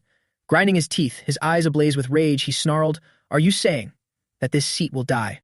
As soon as the words left his mouth, his entire body lunged forward, dragging a blinding cloud of dust in his wake. He stared in wide-eyed shock. He shattered the ground. Someone like you dares to stand before this seat and spew such arrogant nonsense about killing me. His power truly was no joke, but the main character knew how to suppress him now, sprinting far away as fast as he could. He had it all calculated. I can't just casually approach him. But after just a few steps, Liu Katuan suddenly loomed right in front of him. He began slashing and killing in a mad frenzy. A colossal sword swung straight down, forcing him to immediately raise his blade to block it. The sheer force blasted them both far apart, but before he could even steady his footing, that bastard struck again as fast as lightning. He was gathering immense power in the palm of his hand, preparing to bring it crashing down. It hit him dead on. Jian Men was in deep trouble this time. But there was still a sliver of hope. What he had actually struck was the sword. He began to mock him. Did you think gaining a tiny bit of enlightenment would give you a chance at victory? The outcome will still be the same. Glaring menacingly, he threatened, "You will die here, and today the entire Dune family will be completely wiped out." But he wasn't scared in the slightest. He even let out a mocking chuckle. Liu Katuan's eyes widened in fury as he cursed, "You little bastard, you still dare laugh." His eyes glowing fiercely, he retorted right to his face, "You seem to be severely underestimating my family. The martial artists of my family are not weak at all, because after becoming the young patriarch, I have trained them with extreme rigor." He fully believed his people would protect the Duong family well. Furthermore, the most important thing is, the Black Evil Alliance isn't the only one with a transformation realm master. His beautiful mother had already reached that level as well. At that moment, she was roaring fiercely, "Everyone, fight with your lives. Hold the line until the young patriarch returns. Show them that the Duong family will no longer let others trample over us like before." He let him know the one being destroyed today isn't the Duong family, it is you. With that, he tensed his body and sent him flying backward. Liu Katuan was caught completely off guard, left utterly dazed. He was more stubborn than a cockroach. Unable to land a decisive blow, he gritted his teeth and cursed, "You disgusting orthodox hypocrites, what gives you the right? Not only did you kill my big brother, but just because this was a matter of the demonic faction, even though you had the ability to save Dian Hai, you remain utterly cold and indifferent. And now you want to kill this seat. If you can, then just try it. Come at me." He yelled as he delivered a devastating punch straight into his stomach. That strike was truly brutal, causing him to cough up a mouthful of blood once again. He passed out cold. The white snake hurriedly popped out, calling, "Kid, wake up. Kid." Damn it! There's no other way. Not knowing what else to do, it blew air directly into his mouth. "If you die, then I, whose soul is bound to yours, will lose my life too." In the blink of an eye, he was brought back to life by the snake, just in time to see Liu Katuan bringing down his fatal strike. The snake was scared out of its mind. Hey, could that be? He was also staring in sheer panic. This guy is like a copy machine. He stole his move and is now gloating. In the sword strike you used to neutralize the restoring justice divine art, I sensed a technique that weakens the opponent. So this is how it's used. Now, try and block this. If he can't block it this time, he'll be sent to meet his ancestors. On the other side, Poison Phoenix is also fighting hard. Even though half of our clan's warriors went to reinforce the Kongtong sect, they are still holding their ground well. But the number of enemies I sense with my ki is already more than double. Moreover, she stares straight ahead. From a distance, a powerful aura is approaching while slaughtering warriors. That person's realm is at least equal to or above mine. It is one of the 6 venerables of the demonic path. She is calculating her next move. I must strike before more of our clan's warriors perish. But as she turns, she is startled. Out of nowhere, a massive figure wielding a large sword is already standing there, turning his head to look around. The entire sky is glowing brightly in that direction. Both the orthodox and demonic factions here can see it. Poison Phoenix feels a surge of panic and anxiety. That's clearly the direction of the Black Evil Alliance's stronghold. This noise. Is Dianmen fighting? But is that really a sound humans can make in battle? She can only pray silently. You must not let anything happen to you, Dianmen. On Dianmen's side, the world seems as if it's split in two. Panting heavily in exhaustion, he realizes that move just now was clearly the sword technique Pierce. Furthermore, its power rivals my own technique. Even if he is a dragon and not human, with no resistance against the attribute of decay, how could he analyze a sword strike he just blocked mid-battle and fully unleash the power of Pierce?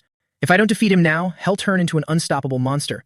The enemy begins to taunt again, facing a master who once brought me such thrill and inspiration to create new martial arts. But even if I comprehend the form of your sword technique and use my inner ki art to make it my own, grasping it means absolutely nothing. Whether it's to master martial art or to create new techniques for the ones I love, it's all just a futile effort. In the end, they still died at the hands of those stronger than them. After all, the law of the Central Plains lately is the strong preying on the weak. Therefore, I will no longer stand by and watch your actions. To ensure you dare not abuse your power, I shall become the new rule. His body continuously morphs into a monstrous form. 2 white horns sprout from his head as he declares, I will reign over all of you and rule this world. The two clash again in an earth-shattering battle. Jianmen is slammed straight into the ground. He grips Jianmen's sword tightly, pressing it down. Before Jianmen can even regain his senses, he is lifted entirely and hurled far away. Flames erupt from both his eyes and mouth, and even uses his skill to form a fireball in his maw. Struggling to defend himself, he is in disbelief. This lunatic, this has completely surpassed the realm of martial arts. If I had dodged even a split second slower just now, I definitely would have died on the spot. It was too close. Damn it, the divine art he used was so powerful it distracted me for a moment. I must counterattack quickly. Jianmen grinds his teeth until they bleed, desperately trying to think of a plan. But looking around, he sees nothing but thin air. Where did he go? The snake suddenly raises its head and shouts a warning. His up here, you brat. Jianmen looks up, only to see him hovering in the air. A black snake appears in his hand. Although my exclusive martial art, the black snake palm, is the legacy my older brother left behind when he entrusted Jin Hai to me, it's actually completely unorthodox. It's not even on par with third-rate martial arts. But that's to be expected. After all, it was just a technique for demonic underlings who had never experienced true martial arts. The 2 snakes in his hand shoot straight into the sky. He boasts arrogantly. However, I have modified it time and time again, transforming it into a martial art worthy of my prestige. He stares at the black hole hovering in the sky. What is that? How can an entity devoid of humanity conjure up something like that? He introduces it himself. True black snake palm. This is my ultimate technique. Prepare to receive my strike. The white snake panics as it watches the 2 black snakes coil together and plummet downward. Brat, even you will be crushed to dust if that hits you. You better run away now. Jianmen refuses to give up and tells the white snake, you just focus on supplying me with poison ki, Tenjiak. The snake panics as it sees him stand up, sword in hand, and screams, you lunatic. Are you really planning to block that? But there is no other choice. If that massive aura crashes into the ground, even the Earth's axis will tremble. Countless innocent people will die. Therefore, my only option is to break through it. I have a plan, just trust me and channel your poison ki to me. The snake looks him straight in the eyes, unable to argue. Where does he even get this baseless confidence from? Left with no choice but to trust him, it sighs, ha, whatever. You better keep your little life intact. The main character thought, if that's a martial arts technique, I can use the Tyrant Force True Ki to neutralize it. But to neutralize such a massive amount, just using Pierce to slice it isn't enough. I need to use a stronger sword technique, a strike that pierces right through the caster at their core. He glanced down at the most extraordinary yet long-suffering sword in the world. I'm counting on you. Just hold on a little longer. The sword technique I'm about to execute next carries the will of a single strike piercing through the azure sky and the crimson sun. From that concept, I created the complete martial arts form of penetration. Liu Cat Tuan stood from above, looking down at the fiery scene below. With sorrow in his eyes, he thought to himself, big brother. Memories of his childhood rushed back. He was just a scrawny kid stealing grain. While he was eating, a voice echoed from outside. Finally caught the thief in the storehouse. Are you the one who ate all the rations meant for the villagers? A crowd gathered at the door, cursing at him. So young, yet you dare to steal. You clearly lack discipline. The big guy marched up furiously. Let's see if you can handle this punch. Suddenly, Minuet stood behind and stopped him. Be big brother, wait. That kid's body. Back then, Liu Cat-Tuan was so skinny his bones showed. He was barely as thick as a house pillar. He's so small and frail, I really can't bring myself to hit him. Minuet smiled teasingly. At this rate, the black evil faction will turn into an orphanage. The boss let out a long sigh. Finally, he called out loudly, Hey kid, you don't eat it like that. He smiled warmly and reached out a hand. Come with us. At the very least, we won't let you starve to the point of having to steal food anymore. By the way, what's your name? Liu Cat-Tuan was so moved that he completely teared up right on the spot. Big brother gave his surname to a nameless nobody like me and became my family. Although we weren't an orthodox sect, to help me protect myself, he taught me the black evil palm technique and became my master. Big brother, before you died, you entrusted Jian Hai to me, didn't you? Just as you were my pillar of support, I wanted to be hers. He looked up at the sky in despair. But now, I don't know how I'll ever have the face to see you again. The only thing I can do now is slaughter everyone involved in the deaths of Jian Hai and you, big brother. Just as he was deep in thought, a bright light flashed from the ground below. He was bewildered. What is going on? Unexpectedly, it was Dian Men thrusting his sword upward, unleashing his skill, piercing the azure sky and the sun. With a loud boom, the sword grazed right past him. The snake on the protagonist's back was in absolute shock. He actually pierced through such a powerful attack with a single strike. This sword technique didn't even exist in the era of the Shadowless Guest. Just what kind of divine being is he? However, halfway through the thrust, the sword couldn't withstand the force and shattered completely. Is this your limit? You've already proven your true worth, demon-slaying sword. But merely severing one arm doesn't mean the leader of the Black Evil Alliance is completely defeated. This is the only chance to end everything. So I hope you'll cooperate with me just a little longer. He placed all his hopes on it. I'm counting entirely on you, demon-slaying sword. The move he unleashed now was a violent tornado formed from the shattered sword fragments. Drawing his dagger, he roared out loud, let's decide the victor with this strike. Liu Cat-Tuan hastily spun around, but it was too late. The thrust of the blade was overwhelmingly powerful. A single slash struck straight into his opponent's body. He still tried to resist, but it was too late. There was no way our protagonist would give him the chance. However, he still clung to hope. My aura. How could it be? Broken by a puny dagger. He gritted his teeth so hard he spat blood. No, at this rate, I can never get my revenge. He roared to the heavens. I will not let you slaughter me. Die. Genmen's eyes burned bright, seizing the moment. He's agitated. There's an opening. Without missing a beat, he slashed with lightning speed. Liu Cat-Tuan's arm fell straight to the ground. It didn't stop there. Pressing his advantage, he charged forward, his murderous intent surging to the heavens. He delivered another fatal thrust. He screamed in sheer agony, blood spewing from his mouth. But he still wasn't dead. To lose an arm and still be able to move like that. If the Tyrant Force true key within the fragments of the demon-slaying sword hadn't shattered his aura earlier, we would be right back to square one. Even at this point, he still roared in defiance. It's not over yet. This seat has not fallen. He didn't care. Regardless of victory, he wasn't about to lose a war of words. No, it's over, leader of the Black Evil Alliance. Pay the price for daring to anger this young master. He still had his signature move unused, Tyrant Poison Aura. Liu Cat-Tuan's eyes widened in horror, his jaw dropping as his entire body froze in place. Drained of all his strength, he asked in sheer panic, what kind of technique is this? My body is weakening. It's starting to disintegrate. The white snake poked its head out and asked, did you create a new technique that fast? Genmen nodded. That's right. Just like using the fire dragon poison-breathing art to execute the thermal poison aura. Similarly, I used the Tyrant Force inner key to unleash the poison aura. Reaching this point, he didn't need to fight anymore. He put away his weapon. It's over, leader of the Black Evil Alliance. Although I didn't want it to end this way, you can only blame yourself for directly attacking my clan. On the brink of death, he still stubbornly argued, do you think you have the right to say those words? But right after speaking, his entire body collapsed on the spot. His eyes remained wide open in indignation. I cannot die. I can't die in such an unjust way. He kept staring endlessly at his departing back. He muttered incessantly, even if it's for Jian He and my brother, I swear I will kill you, to avenge their souls. Jian Men finally breathed a sigh of relief and looked over his body. Good thing this battle ended with my limbs intact. It was so brutal I could have easily been crippled. He then told the snake, Tan Jack, replenish my poison key one more time. The snake was furious. You're bullying me again! Do you think poison key just appears on demand? You've sucked me dry! Seeing it dare to talk back today, he just had to glare to threaten it. Looks like you want to go back into the jar, huh? The snake immediately stayed as quiet as a mouse. I never said I wouldn't give it to you. Crying inwardly, it whined. Oh man, why is my life so hard? Why is it so tragic? He gripped its neck. Cut the crap and replenish the poison. Neither noticed the dragon behind them opening its massive maw to bite down.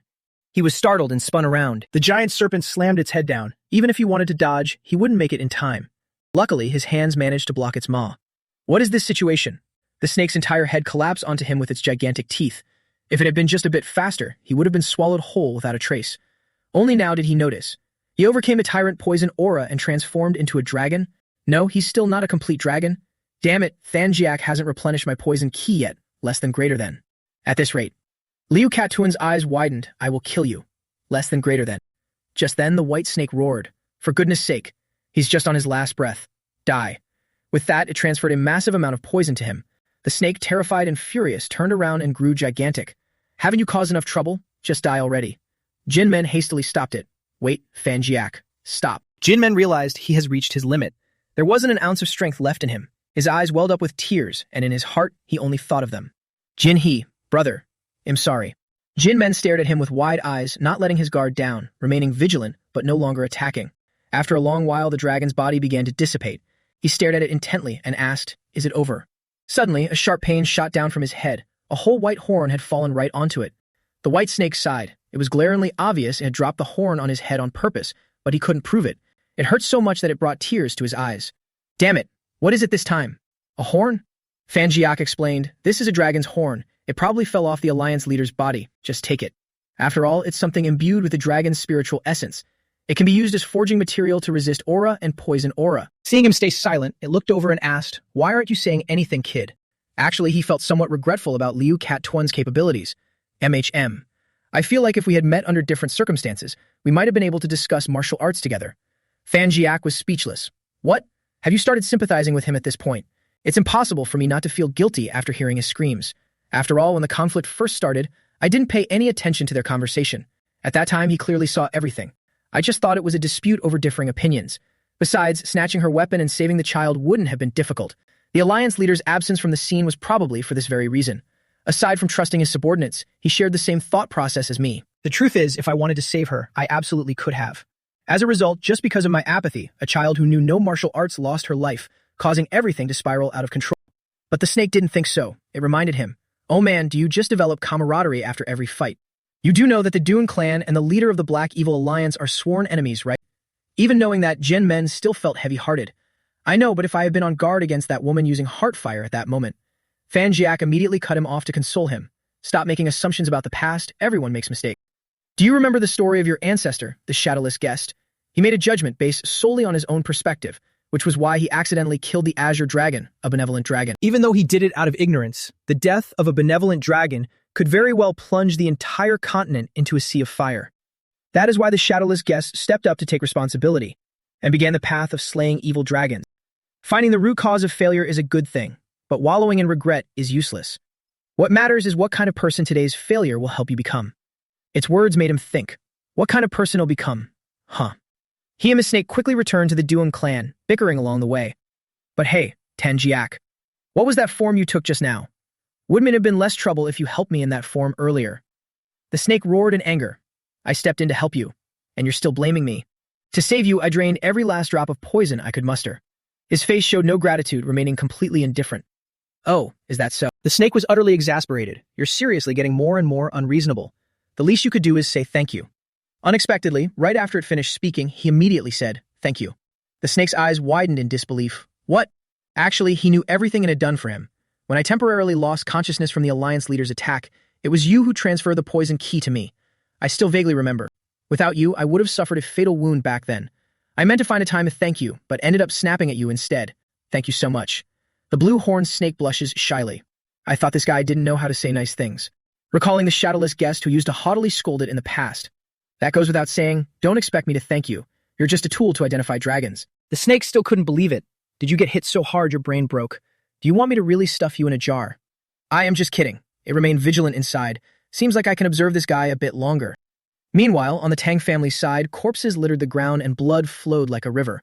The poison phoenix stood her ground, fiercely battling the bald man across from her. The two exchanged blows back and forth, the tension as tight as a bowstring. She had to fight while scanning her surroundings to strategize.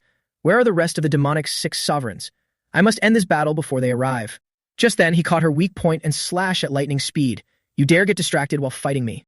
Just a moment of carelessness, and she was instantly overpowered by his counterattack. She fell to the ground as he lunged forward, growling. If you're worrying about the remaining sovereigns, rest assured, they won't interfere. Because the formation is full of traps and hard to breach, they've gone to deal with the formation masters. Once the formation is dispelled, a force twice as large will flood in. Unaware of the situation elsewhere, he kept boasting. Furthermore, the alliance leader is also on his way here.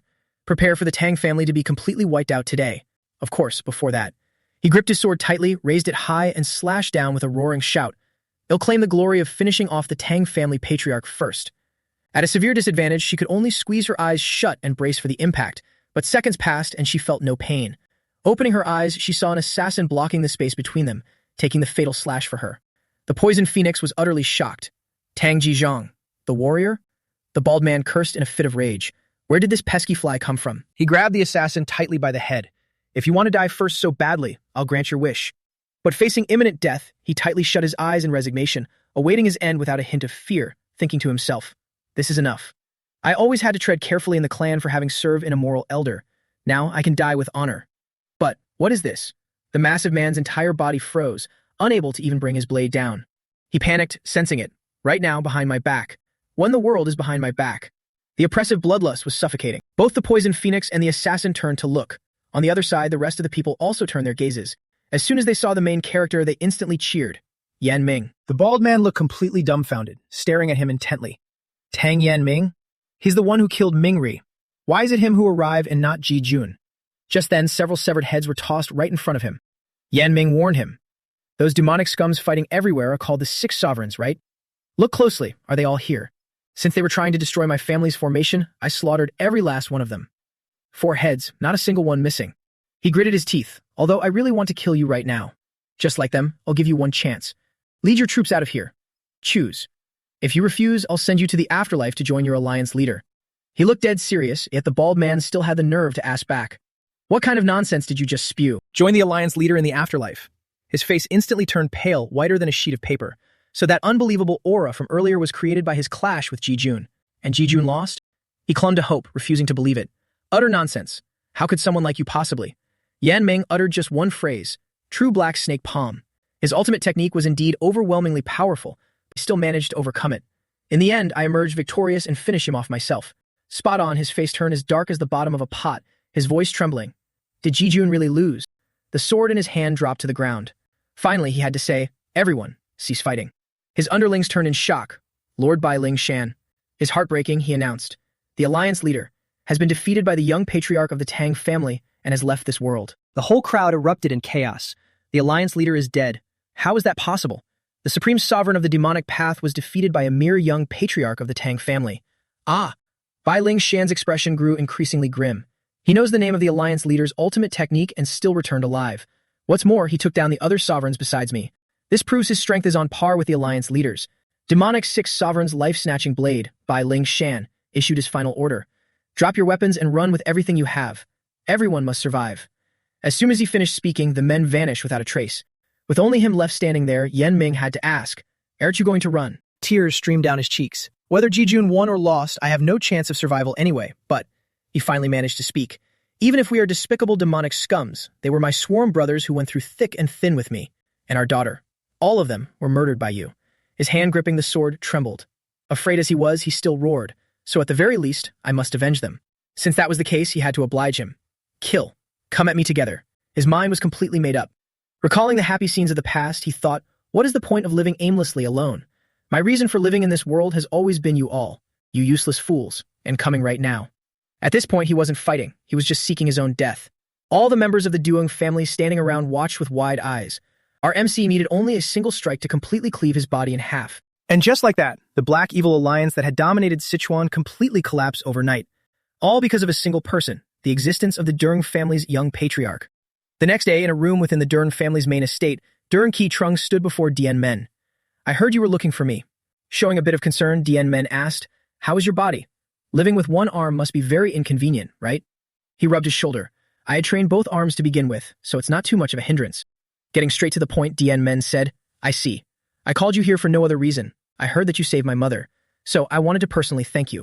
Looking perfectly earnest, he replied, as a warrior of the Durn family, it was my duty. This subordinate has never sought any reward. Our MC chuckled, staring intensely at him. Is that so? But I am still quite surprised. After all, our relationship wasn't exactly good. Duan Ki Trung flinched in panic. No, that's not true at all. Stopping his teasing, Dien Men said, in short, rewarding merit is a given. He then looked at him seriously. Do you want to learn swordsmanship? His entire body stiffened in profound shock. Swordsmanship. Men continued, after all, since you only have one arm left, it will be very difficult to throw hidden weapons or use poison. Therefore, based on your condition, I want to teach you a left-handed sword art. I guarantee that if you learn exactly what I teach, you will definitely become even stronger than when you were whole. Moved to tears, he shouted loudly, I am deeply grateful for the young patriarch's grace. Men laughed. What grace? If anything, I am the one indebted to you. I still have a lot to handle. We'll begin once you're fully recovered. The scene shifted to the old man, Jiakat Sung-teen. Looking as exhausted as a dried corpse, he sighed heavily. Sigh, what kind of suffering is this? It's all because of that damn young patriarch. The moment he uttered that insult, Men suddenly appeared right behind him and growled. What did you just call me? The old man jumped out of his skin, hastily standing up in a panic. Why, you've returned. It's great that you're safe. Not holding it against him, Men said, no need for formalities. Crying miserably on the inside, he forced a smile and lied without blinking. Haha, I was just speaking nonsense earlier. Surprisingly, Men wasn't angry at all. Wen Wang and Vi Li returned earlier and told me that you risked your life to maintain the formation and prevent the enemies from invading. Closing his eyes tightly and sweating profusely, he said, it was my duty. However, in his heart, he thought, actually, I was planning to run away. But it was his niece, Wan, who had shouted at him. Are you planning to abandon the Doing family during this chaos? What is the meaning of this? We must help them in their time of need to solidify our relationship with them. Even Lady V Lei dragged her exhausted body to buy time for the formation to activate. At that time, the old man argued, but if, as you said, the young patriarch went to confront the alliance leader, then the chances of him surviving. Wan firmly cut him off. He will definitely return. She had even spoken through tears, please believe in the young patriarch. But at this point, he would rather die than admit that. There's no need to tell him about that, right? Men gently continued, it's good that you were able to help. Smiling, he patted the old man's shoulder. Thank you for keeping your word. Therefore, I will actively assist the Jiakat family in making a swift comeback. The old man's eyes widened in profound shock. Thank you so much, young patriarch. With that said, our MC turned to leave. I'll take my leave then. I'll be counting on you in the future. Even after he left, the old man stood frozen, watching his back. The young patriarch always strikes fear into others, yet he said such things. It's like he's become a completely different person. That's right. However, before he could even rejoice, Men casually tossed a warning over his shoulder. Next time, it would be best if you didn't harbor thoughts of running away during the chaos. The old man's smile instantly vanished as he broke out into a cold sweat. So, he knew everything all along. Our MC walked away, his mind still calculating. Fortunately, the main family's losses weren't significant. The essential matters have basically been resolved. All that remains is... Time passed. 2 days later, deep underground in the Black Evil Alliance's citadel, Win Shun followed him, his eyes wide with astonishment. To think there was a place like this beneath the Black Evil Alliance's citadel. Before them lay a literal mountain of gold, its peak unseen. So much money. It's enough to sustain the clan's operations for decades to come. Unbelievable. Win Shan's eyes widened in disbelief. They managed to hoard so much treasure. This makes it even harder for me to understand why the Black Evil Alliance stubbornly clung to Sichuan. Our MC knew the answer to this. Although the Alliance leader commanded the demonic factions, he never expanded his territory. He simply wanted to live quietly in Sichuan. Although he exchanged martial arts for wealth when recruiting subordinates, considering his temperament, he didn't do it out of greed. It's likely because there were too many people wanting to learn martial arts, so he used wealth as the minimum threshold to join. Min Chen, I'll leave the cleanup here to you. Transport all these treasures back to the main family. I want to take a walk around here. Saying so, he immediately walked off. Men found a place heavily covered in cobwebs. To think there is a place like this so deep underground. It looks like an archive. How strange. But why isn't there a single book here? He picked a volume up to examine it. Did the Alliance leader write this himself? It reads, life is an endless cycle of repayment. When I lived in Sichuan, the saying, repay every grudge, return every favor, resonated deeply with me, and I always kept it in my heart. But the boss, the man who gave me a name and was like a father to me, was murdered by a martial artist from the Qingcheng sect. Therefore, I took that man, along with the entire Qingcheng sect that brought him into this world, as well as the Diansang and Ime sects that sheltered them, and wiped them all out in one fell swoop. At the same time, to prevent their martial arts from ever resurfacing, I decided to destroy all their secret manuals. This is the mockery and disdain I offer to the dead. The more he read, the more impressed he became. Did he study how to counter every type of martial art and compile it? To think he could condense so many counter techniques into just a dozen books. The Black Evil Alliance fortress used to be the territory of the Qingcheng sect. This place once held the secret manuals passed down for hundreds of years by the great sects. Yet he seemed to deny their history and martial legacy, burning all their existing texts and keeping only his own. He let out a sigh. That is some extraordinary confidence. But right after saying that, he realized, no. It's more accurate to say their history was shallow to begin with. That's why the martial arts of those arrogant fools who abuse their power to bully others could be condensed into fewer than 10 books. This concludes the chapter on the Black Evil Alliance. Right after the battle with the Black Evil Alliance ended, while the Tang family was restoring order to a chaotic Sichuan less than greater than. The heavenly demon cult sought to invade the central plains from Qinghai. At the same time, the Kunlun sect engaged them in a fierce battle, desperately trying to stop their advance. One of the Kunlun elders, the Kunlun demonic immortal Q Yun, was a decisive transformation realm master and a solid pillar in holding back the heavenly demon cult. But the heavenly demon cult's power was so vast it rivaled the 9 great sects. With countless troops and overwhelming might in every aspect, the battle gradually turned against the Kunlun sect. But at that crucial moment, reinforcements from the Kongtong sect and the Tang family arrived. With the formidable forces of the Kongtong sect joining the fray, alongside the transformation realm master Tai Shu, the heavenly demon cult was forced into a temporary retreat.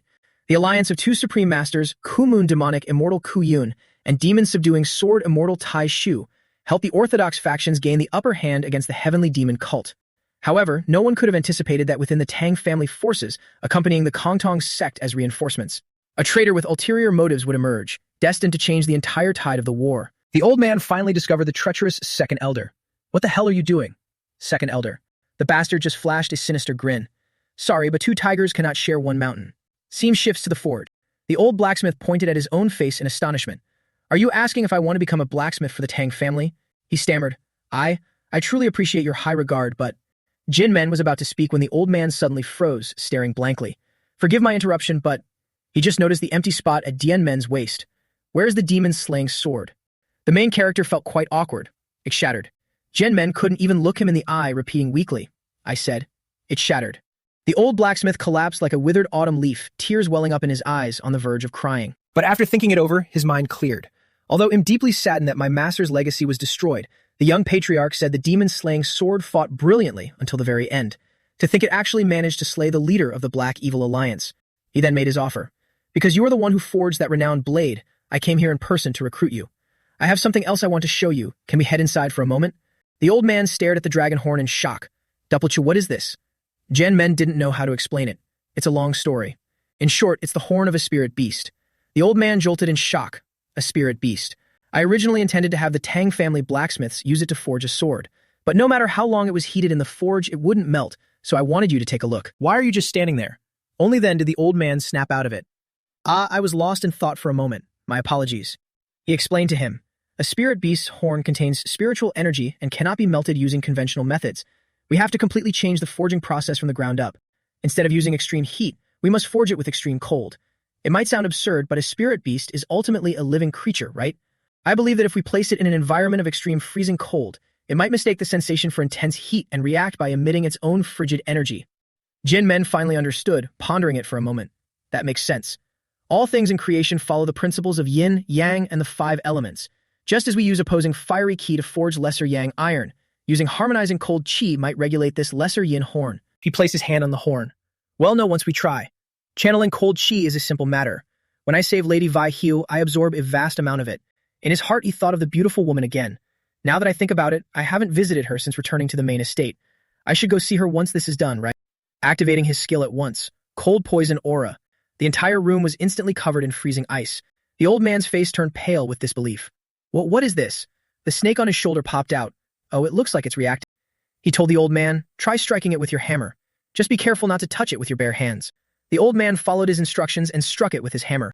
Upon striking it, he saw the result. It actually deformed. This method works. Jin Men finalized the deal right then. That I'll leave it to you. The old man still had doubts. But isn't this size a bit too small to forge a full sword? He didn't need it to be long anyway. Just forge it into a short sword of appropriate length. To me, the length of the blade doesn't matter much. The old blacksmith thought as he worked, the demon-slaying sword forged by my master has fulfilled its purpose. Now it's time for the sword I forge. To replace the demon-slaying sword, I must pour my entire soul into it. Over at the Xinjiang estate, the old man tilted his head back and downed his cup of wine with immense satisfaction. He looked at the girl beside him.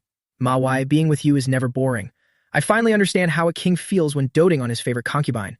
She smiled brightly, rubbing his shoulders. That breaks my heart. How could you compare me to those catastrophic beauties? This lowly one is completely devoted to the cult leader and the divine cult. I surrender everything, both body and soul. Who wouldn't be thrilled hearing that? He grinned from ear to ear. Ha ha ha, true. I used a bad example. Then he added, right, I have a favor to ask. You know the divine cult is at war with the Kunlun sect, don't you? She nodded. Of course, isn't that the mandatory route to march into the Central Plains martial world? How is the progress over there? He replied, yeah, but they still haven't been able to clear the path. Not only because of the Kunlun's sect's fierce momentum, but also, our biggest headache is the Kunlun demonic immortal, Kuk Ven, and the sword immortal Tai Hu of the Kontong sect, who just arrived with reinforcements. It's because of these two that our cult's forces are being stalled. But a great opportunity just fell right into our laps. An elder of the Tang family traveling with the Kontong sect has contacted our cult. Ma Wai, he said he wants to borrow your power. Her eyes widen in shock. My power? Yeah, it seems the reputation of your brilliant medical skills has reached all the way to Sichuan. Just like that previous incident, the leader of the world's #1 merchant guild, the Myriad Gold Merchant Guild, the Myriad Gold Ghost, Kyun Hai Furen. Even though he threw money around like dirt, he couldn't cure his son's terminal illness. It seemed absolutely hopeless. But you cured him in a single night, right? Thanks to you, the Myriad Gold Merchant Guild remains the main source of funding for our cult. We're counting entirely on you again this time. The man from the Tang family desperately needs your medical expertise. She agreed immediately, winking playfully. I naturally wouldn't refuse your request. So who am I treating? He wants to heal his grandson's arm. What's wrong with his arm? I heard one of his grandson's arms was completely crippled. Naturally, she wasn't foolish enough to work for free. So, what do we get in return? The reward was beyond her wildest imagination, making her eyes widen in shock. He said, hell, give us the Tang family's 10 poisons, something capable of poisoning even a transformation realm martial artist. She was intrigued but played hard to get, her greed knowing no bounds. Is that all the reward? He shook his head. Of course not. Anyway, it doesn't really matter whether we have that or not. To be precise, he isn't handing the 10 poisons directly to us. Instead, he'll use it to poison the demonic immortal and sword immortal, then hand their corpses over to us, thereby opening the path for our march into the Central Plains. Just thinking about it made him grin from ear to ear. At the Zhuge family's main estate in Hubei, corpses lay everywhere as curses rang out. How foolish. Everywhere in the Central Plains is in my grasp. Even if this is the Wudang sect's territory, aren't they too off guard? A man wearing an open coat that exposed his six-pack, still covered in blood, tilted his head and spoke. Come to think of it, I heard the leader of the Black Evil Alliance is dead. Was his opponent really some kid from the Tang family?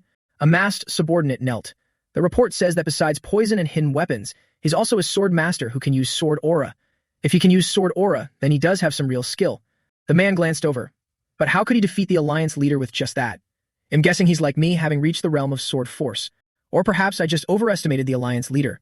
He died without a shred of dignity. I originally planned to deal with the leader of the Black Evil Alliance while I was at it, but this can be considered a good thing. He stood up with a smug smile. Anyway, that's one less troublesome pest to deal with in the future. Now then, let's start cleaning up this trash. Where are the people of the Murong family? The subordinate answered truthfully.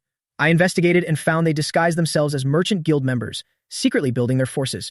Suddenly, his expression grew serious, sensing it like a hound. Heavenly Lord, someone is heading this way.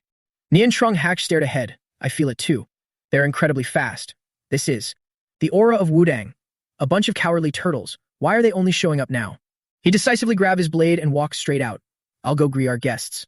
Handle the Murong family yourself. As he stepped out, he looked up at the sky. Father, the world of the demonic path is almost here. As for Wang Wan, she had been training much harder ever since she returned from traveling with Dian Men. She trained so much that her arms trembled. It feels like my muscles are tearing apart. I can't give up. Remembering how deeply shocked the old man Suen Tin was then. You want to learn our family's martial arts? She firmed her resolve. This is the martial art I barely managed to convince my uncle to teach me. Back at the Sichuan branch, I could only stand there and watch in helplessness, that feeling of being utterly useless. I don't ever want to experience that again. She squeezed her eyes shut, channel the energy. If it doesn't work the first time, I'll do it again. Right at that moment, someone approached. Stop. It was Suen Tin. His face was as dark as the bottom of a pot, looking incredibly grim. She ran straight to him. Uncle, weren't you busy today? Why are you here? But the old man solemnly placed a hand on her shoulder. Wang, don't panic at what I'm about to tell you. I heard that the main estate in Hubei has been wiped out. Her face instantly flushed, tears rolling down her cheeks. What did you say? The demonic heaven lord, Nian Trung Hak, has already destroyed 3 of the 5 great families. Once he became active again, the situation in Hubei changed in the blink of an eye. Even though the Sword Venerable and the Wudang sword cultivators tried to stop Ma Guangtian from raiding the Zhuge family, Wudang was stopped and threatened. If you take one more step, he bluntly declared, Wudang will also be wiped out before dawn. But after confronting him, they were left helpless, forced to stand by and watch the Zhuge family be annihilated. Reading these letters, Dian Men furrowed his brows in confusion. So they were forced to fold in front of the heavenly demon lord? Looking at the Changshan uncle and Mies duo in front of him, I've heard the news from Hubei. Your noble family has been wiped out. The old man cried endlessly. Ying Ying's previous judgment was not wrong. If we had run away that day to hide from the Black Evil Alliance, I'm afraid we would have been killed by the heavenly demon lord as well. Therefore, perhaps it is the will of heaven that the 2 of us survived. However, their bodies trembled again. The fact that the Juju family is gone, it truly fills me with such utter fury. I apologize for losing my composure in front of you, but our protagonist wasn't angry in the slightest, simply telling them, "You haven't lost everything yet." Doesn't the Juju family still have people who came to the Tang family like yourselves? As long as there are survivors, there is a chance to rebuild the clan. I promise to repay your trust, but I haven't been able to fulfill it yet. Moving forward, I will actively support you in rebuilding your clan as soon as possible. His eyes lit up, looking straight at them. So, to ensure I don't get a reputation for breaking my word, please don't give up hope either. He didn't quite understand. Stroking his chin in thought, he said, why would he suddenly make a move? Regardless of the reason, we must prepare our defenses. Right at this moment, someone came and shouted, "Young Patriarch." A guest from the Wudang sect requests an audience. A gleam flashed in his eyes. Someone from Wudang is visiting at a time like this. All right, let him in. Naturally, he instructed Changshin and Wing Ying. You two go get some proper rest and calm yourselves. I want to hear what the person from Wudang has to say. He had to be on guard from now on. A guest from Wudang. Whether they're a guest or a scoundrel, I'll only know once we meet. He looked at the man in front of him. Are you from Wudang? The man clasped his hands and bowed. Yes, I am Qing Yun, a sword cultivator of the Wudang sect. I am here to request reinforcements from the Tang family. You know that the current situation in Hubei is extremely chaotic, right? He nodded. Yes. I heard that Ma Guangtian has started making moves again. The man started talking endlessly. That's right. In just a few short days, both the Jugi and Morong families have been wiped out. And I heard the news that the Tang family annihilated the Black Evil Alliance during this time. As an orthodox martial artist, could you use your power to confront evil? Please help us drive away Ma Guangtian. Dian Men let out a disdainful huff. You clearly came to beg for help, but your attitude is truly infuriating. I refuse. The man's face instantly turned pale with shock. He yelled at the top of his lungs. Why, young patriarch?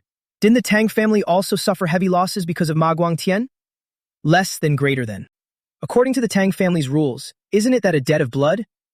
Before he could finish, he pissed Dian Men off, who cut him right off. Watch your words. Less than greater than. His eyes widened in fierce hatred. A Wudang sword cultivator who just stood back and watched when my family was attacked. What right do you have to stand here and discuss my family's rules? Just this was enough to scare the man shitless. He was just scaring him, then sighed. I have no intention of turning a blind eye to the atrocities of Ma Guangtian. However, when the Zhuge family, supposedly under Wudang's protection, was tragically wiped out, just to avoid a direct conflict with the heavenly demon lord, didn't you also just stand there and watch? You're greedy for life and afraid of death, yet you have the gall to use my own family's rules to lecture me? He furrowed his brows tightly, telling him directly with extreme annoyance, this attitude of yours makes me incredibly dissatisfied. The current situation of the orthodox martial factions is terrible. The man's face flushed as he stammered. We just wanted. The martial arts alliance once located in Wuhan was destroyed overnight, less than, greater than. And the demonic faction Ma Guangtian took over that territory. Just like that, the demonic forces openly began operating right in the heart of the Central Plains martial world. The decisive factor was that when the leader of the Black Evil Alliance annihilated 3 of the 9 great sects, Ma Guangtian simultaneously attacked the martial arts alliance. He had figured it all out. At that time, all the orthodox sects were busy protecting their own territories, which is why things ended up like this. That being the case, even if we manage to drive the heavenly demon lord away, who will manage the orthodox factions after they lost their central command? Without a common enemy, everyone will clearly just dive back into fighting for power, right? The more he thought about it, the more it gave him a headache. Thinking it over, we're not even as unified as the Black Evil Alliance. I just wanted to live an ordinary life, but no matter where I go, there are people getting in my way. Maybe I should just directly manage the orthodox factions myself. After this sudden realization, it actually didn't seem like a bad idea. Thinking so, he said immediately, after the martial arts alliance disappeared, we lost our core. Right now, it's best to reestablish a central command first. King Jin's eyes lit up, nodding repeatedly. That's right. So, are you willing to help? Dian Men pushed off the table and stood up. Not currently, because the immediate priority is to help Kunlun and Kongtong attack the demonic cult. Only after that can we deal with Ma Guangtian. But we need someone who fully understands the war situation on both sides to adapt and command accordingly. He volunteered himself. Exactly. So please leave it to us. But he didn't plan for that. No, the center will be Sichuan. I will establish a new martial arts alliance right here. There was no need to rely on anyone else. After the young patriarch made his declaration, the establishment of the second martial arts alliance was quickly set in motion. Juju Changshin took charge of overseeing the construction, while the General Administration Department's lightning-fast land acquisitions made real estate in Sichuan as expensive as gold. The skyrocketing land prices kept the General Administration folks thrilled for quite a while. And just like that, the second alliance of the orthodox factions was officially born. After its establishment, the Zhengtian alliance began recruiting talents on a massive scale. Dian Men looked at the pile of paperwork in shock. So, all these people want to join the alliance. Old man Changsin standing nearby nodded. That's right. Looking down at the sea of people from high above, Dianmen is stunned. I never expected this many people to show up. The old man explains. The 6 factions, the great families, and various small to mid-sized sects must have come out of admiration for your name. After all, you led the declining Tang family to obliterate the Black Evil Alliance, making you the focal point of all Sichuan. You even have a nickname now. It's the name Dark Poison Sword Dragon. Even though it's a bit embarrassing, I think this nickname suits you perfectly. He burst into laughter upon hearing it. Haha, Dark Poison Sword Dragon? Not bad at all. The old man asks again, should we announce the alliance leader now? You established the Zhangtian alliance, so no one will object if you take this position. Still feeling a bit anxious, he replies, we can't be so sure yet. Although the core principle of the Zhangtian alliance is to reject the demonic path and eradicate evil sects, he looks down at the crowd below. Will those people share the same thought? There will definitely be those with ulterior motives. Jianmen calculates carefully, therefore we need to take action. First, we must make them remember their place. The crowd below murmurs endlessly. Standing before him is a massive, bald old man. Zun Tin stands in the middle, feeling incredibly awkward. The young patriarch truly guessed right. It's as if he foresaw this exact situation. After completing the admission procedures, the representatives of the major sects immediately sought out the young patriarch. First is this old man, a classic hypocrite. Young patriarch to avoid wild rumors. Although I know you're far more formidable than your peers, there were no witnesses to you defeating the leader of the Black Evil Alliance. So please prove it through a martial arts duel. And let's use the position of alliance leader as the wager. Hearing this, Sun Tin finds it utterly grating. To use such an excuse to covet the alliance leader position. I'm speechless, there's nothing left to say. At a time when the demonic forces flourish like never before, leading to endless strife across the central plain, only Sichuan, overseen by the leader of the Black Evil Alliance, was barely invaded by the demonic forces. But after his death, Sichuan became a masterless mountain. Naturally, it incites greed, making new factions want to take root here. After seizing the alliance leader position, aside from taking the Black Evil Alliance leader's legacy, they can also rule over countless disciples of the allied sects. He lets out a long sigh. Thinking of these things, no one would be unswayed. Sigh. Let's hope this duel makes them realize their own limits. The old man finally introduces himself. This poor monk is Tu Van of Shaolin, the transformation realm expert of Shaolin, the preeminent Tu Van. He hasn't stopped running his mouth from the very beginning. Though this is a duel, this old monk will treat it as a real battle. I heard your title is the Dark Poison Sword Dragon. Then I'm afraid you must unleash every martial art you know, from hidden weapons and poison arts to sword techniques, so you won't live to regret it. He replies coldly, thank you for the reminder, Grandmaster, but I intend to use only my sword. I don't want to cause any unfortunate accidents by using poison. The moment Dianmen finishes speaking, the old man frowns instantly. Unfortunate accidents. Sun Tin, acting as the referee in the middle, shouts. Then the duel is about to begin. Are you both ready? Both of them nod simultaneously. Then up next, the preeminent figure of Shaolin, Grandmaster Tu Van, and the young patriarch of the Tang family, the Dark Poison Sword Dragon, Durn Dianmen. The duel wagering the position of the Zhangtian Alliance leader officially begins. Even now, the old man is still talkative. Unfortunate accidents. This old monk admits your growth speed surpasses your peers, but you are being way too arrogant. With that, he stomps a foot heavily onto the ground to show off his might. It's so powerful that the ground shatters to pieces. The onlookers are completely dumbfounded. That is, the ultimate technique representing Shaolin martial arts. He even activates his skill, Indestructible Vajra. Everyone is shocked. That's not just Indestructible Vajra. It's the unbroken ultimate technique of the first-generation Shaolin abbot. He carefully deploys the body of the Indestructible Vajra just to taunt him. Did you think this old monk would fall for your poison? Even if his title is the Dark Poison Sword Dragon, he can never pierce through the body of the Indestructible Vajra. This is no different from telling him to hand over the alliance leader position. Nobody has even done anything yet. Why so tense? He chuckles and searches his pockets. I didn't expect to test out this item so soon. During a previous meeting, the old man Dung Kui Huyen wondered, do you really intend to establish the alliance headquarters at Mount Qingcheng? He nodded firmly. Yeah, after the Black Evil Citadel collapsed, that place has been deserted. Isn't it a perfect fit? As he was saying, then let's just buy up the surrounding land, a voice called out from outside. Young patriarch. You watch the joyful blacksmith rush in, it's Macnan Thiet. Holding a box in his hands, he yelled, apologies for interrupting your meeting. He grinned from ear to ear as he presented it, but the thought of showing you this made me unable to hold back. The whole crowd immediately turned to look. This is. How can this short sword be so transparent and sparkling? But he asked him instead, have you maimed it yet? He answered immediately. Yes, it emits a fluorescent glow and was forged with frost energy, so I named it based on those traits. Dragon horn, white snow. And now he takes it out to test it right on the spot. The onlookers below are all astonished. A short sword. He isn't planning to face the body of the indestructible Vajra with just a short sword, is he? Old man Tu Van is burning with rage. It seems you're not just stubborn, but obstinately unrepentant. In that case, I'll just have to make you taste it yourself. Unable to hold back any longer, he charges forward with his supermassive punch. Just by looking at the brawl, you can tell this is no ordinary fight. The crowd below exaggerated further. The aftershocks of his fist technique are even spreading outside the martial arts arena. Master Tu Vun's fist aura is something even a transformation realm expert would struggle to handle. But how the hell did his punch get completely stopped by Dian Men with just a short sword? Even the old man panicked. How? How is this possible? The short sword is completely fine. There's not even a single scratch on it. Through this punch, our main character immediately felt it. So this is the inner key of Shaolin.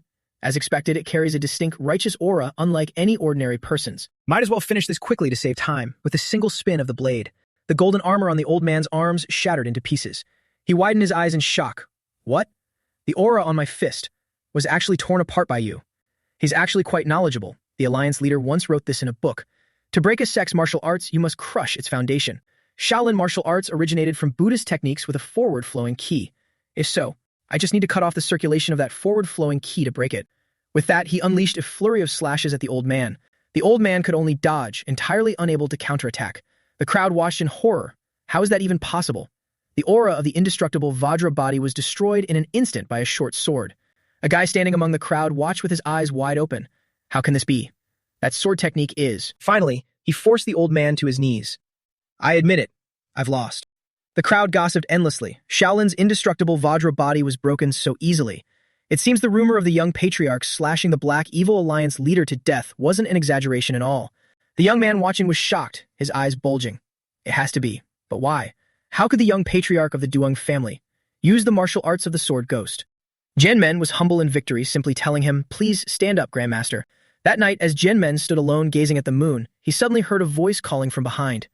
Alliance leader. Our main character secretly loved it, but acted shy, coughing softly and turning away. You suddenly stopped calling me young patriarch and switched to Alliance leader.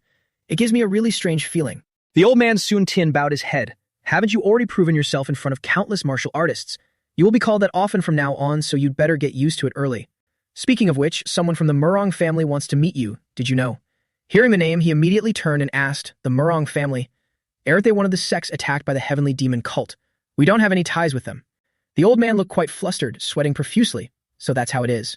That person said they urgently needed to see you and asked me to pass on a message. Less than greater than. He listed off a bunch of names: Sword Ghost, Body of Valor, and Overlord Power. Jinmen's eyes widened in sheer astonishment. What? Less than greater than.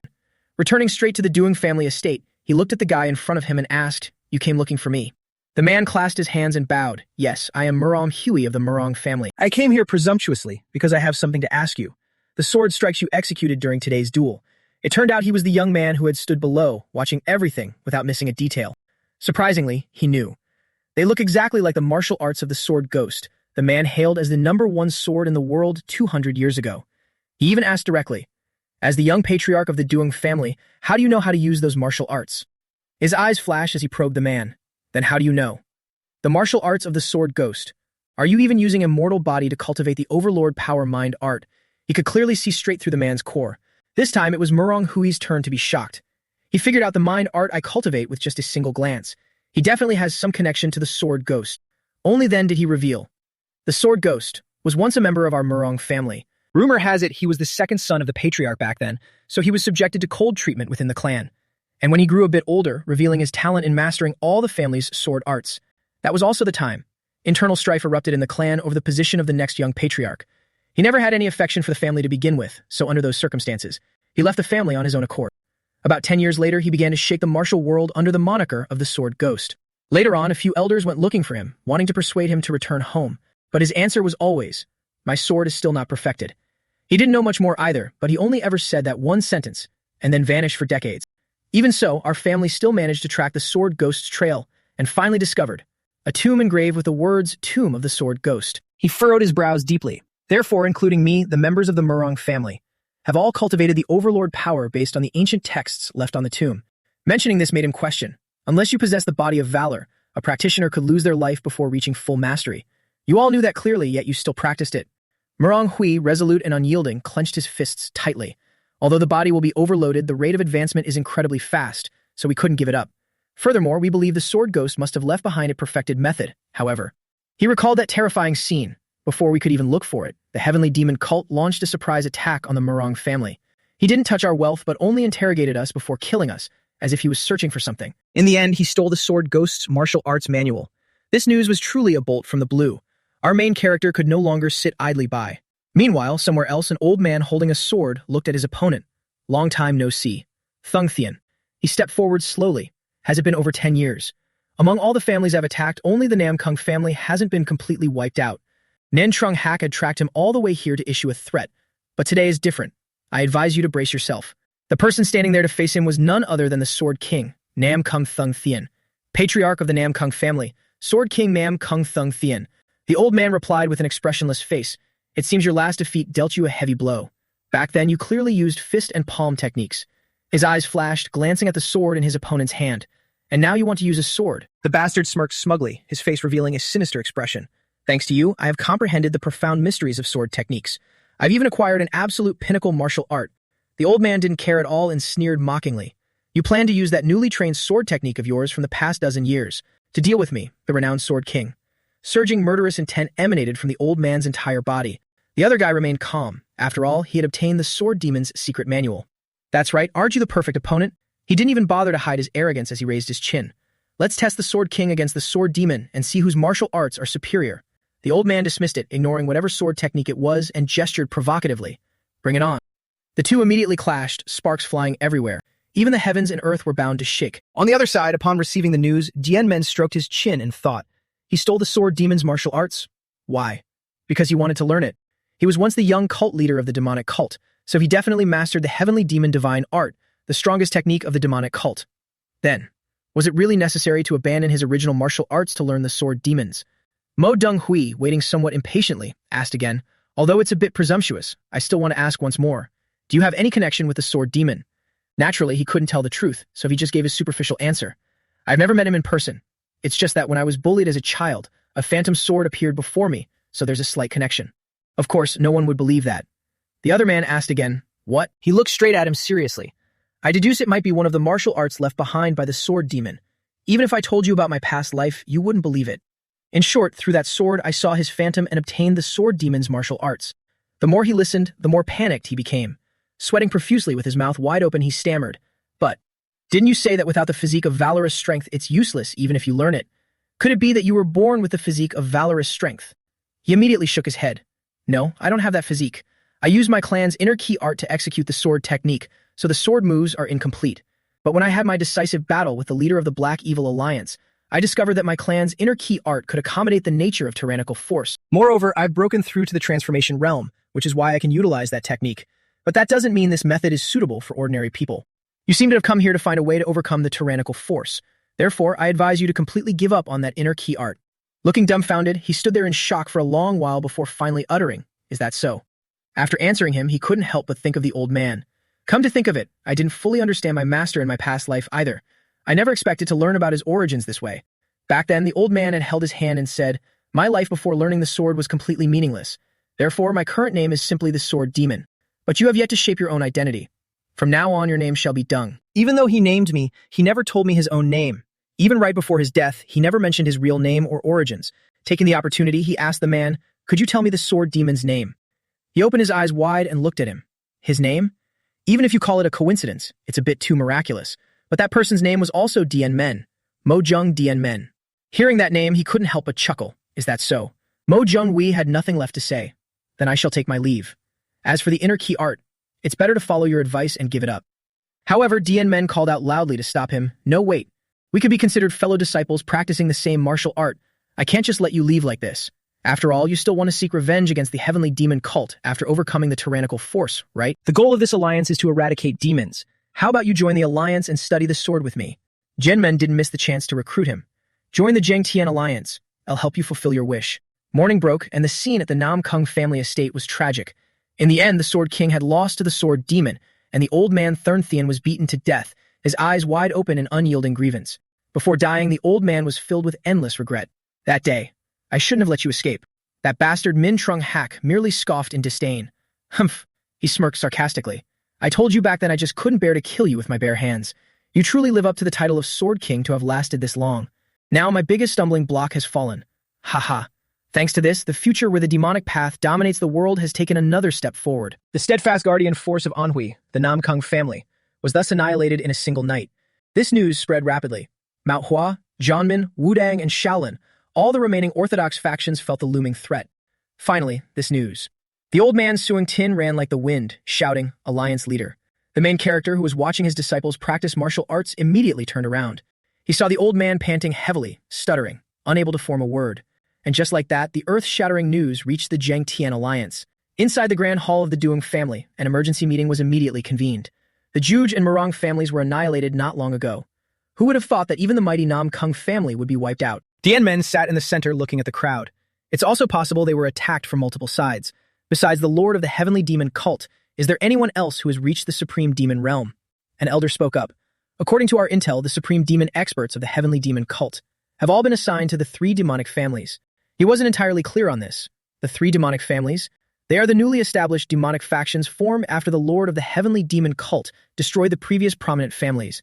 The Liu family of Fujin, the Quach family of Guizhou, and the Hua family of Shanxi.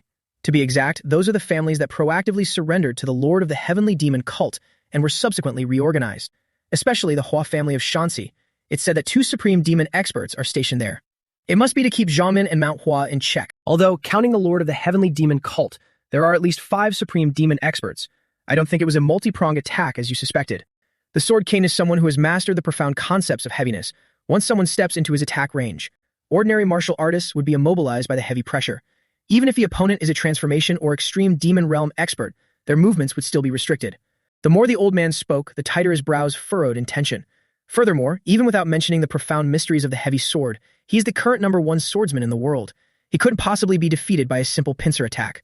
So the way I see it, it can only be because the martial arts of the Heavenly Demon Cult leader have reached a level where he can fight the Sword King single-handedly. This news wasn't good at all. He had to think carefully. At least 5 extreme demon realm experts, plus a cult leader capable of defeating the Sword King. Furthermore, this might not even be their entire fighting force, so the situation is incredibly dire. My original plan was to first help the Comtong and Kumlin sects wipe out the Heavenly Demon Cult, and then join forces to deal with the Heavenly Demon Cult leader. He quickly brainstormed strategies, but the war is currently at a stalemate. Should we attack the cult leader first? We have to be able to hold our ground against him. Since we lost the initiative, it feels like we're already in trouble before the war has even started. How should we effectively distribute our forces? Just as his head was throbbing with a headache, the old monk Tu Van turned to him. Alliance leader. Only then did he realize that everyone was staring at him intently. Everyone is waiting for me to give the order. I can't show any indecisiveness. Thus, Dianmen spoke up. As your alliance leader, heed my command. But before he could finish, someone rushed into the room from out of nowhere, shouting at the top of their lungs. Disaster has struck. He stared at the man, his face blank with astonishment. That martial arts uniform. Are you a Taoist priest from the Kongtong sect? The man fell to his knees, panting heavily from exhaustion. Aren't you guys in a battle to the death with the Heavenly Demon Cult? Why are you here? The man looked at him, on the verge of tears from sheer panic. Are you the alliance leader of the Zheng Tian Alliance? Dianmen replied calmly. Yes, I am. Please catch your breath and speak slowly. Did something happen to the Kongtong and Kumlin sects? As soon as he finished speaking, the man immediately bawled and screamed, I beg you, please save our sect. Martial Uncle Tai Hu and Kumlun's demonic immortal have been inflicted with an unknown, highly lethal poison. His mind immediately jumped to old man Tai Hu and Huyen Tiu, utterly in disbelief. Poisoned? Could it be? He recalled handing something to an elder earlier. Take this. What is this? He told him. It is one of the 10 great lethal poisons, the Creation Slayer. I heard the Heavenly Demon Cult also has an extreme demon expert equivalent to the Transformation Realm, so we must be on guard. But do not inform the 2nd and 5th elders. The old man didn't quite understand. What? May I ask why? At that time, he had already taken precautions. Although they haven't made any moves right now, they are definitely plotting something behind our backs. 4th elder, I already had a prior agreement with you, so naturally I can entrust this task to you with peace of mind. But not the other elders, therefore. You absolutely must not let the other elders get their hands on that poison. Yet now things had come to this. His eyes flared with intense killing intent as he glared at the man. What happened? The armed forces that my clan sent to support your sect. What happened to them? The terrifying aura radiating from him filled the entire room. It was obvious he was absolutely furious. The man was so terrified he forgot to cry, his eyes wide open, unable to utter a single word. Such intense killing intent. The white snake familiar appeared and immediately warned him. Kid, your killing intent is getting way too thick. Do you want them to die from asphyxiation? Reel in your killing intent right now. Only then did he notice that everyone present in the room had gone deathly pale. The snake, being an outsider, was quite clear-headed. It even pointed out, if it's really as you suspect, and he came here because of those traitors' tricks, would he still be begging for help? Wouldn't he be cursing you instead? So you should ask for the full story first. His mind cleared, Jianmen immediately changed his tone. Forgive my lack of manners. Could you explain the situation in detail? The man immediately told the truth. Yes. The terrain of Mount Tianshan is treacherous and ideal for an ambush, so we decided to let the Duong family guard the rear. But the Duong family went completely silent, and when I went to check personally, I found out. The entire armed force was completely wiped out. I suspect it was a surprise attack by at least an extreme demon realm expert. Hearing this, his face darkened with fury. The snake had to remind him again, "See, you have to let people finish their sentences." His fists clenched tight, trembling slightly. My suspicions haven't entirely faded, so it's best to calmly confirm everything. Thus, he suppressed his anger and asked, "What exactly do you mean by the sword immortal and demonic immortal being poisoned?" After the Duong family's armed forces were completely annihilated, the heavenly demon cult launched an assault. Right after that, the cult leader's trusted confidants, two extreme demon realm experts, the left and right emissaries, personally took the field. And the ones who stepped up to engage them were Martial Uncle Tai Hu and Kunlun's demonic immortal. The clash between the transformation and extreme demon realm experts left everyone standing in stunned silence. At that time, the battle between the four of them was locked in a stalemate. No, to be precise, the evil-shattering technique derived from Martial Uncle's demon-subduing sword art practically held the upper hand in suppressing their demonic ki. However, an unexpected variable appeared right then. Hearing this, Dian Men lost his composure again, growing anxious. What variable? Right when the transformation and extreme demon realm experts were engaged in a fierce battle, someone suddenly intervened.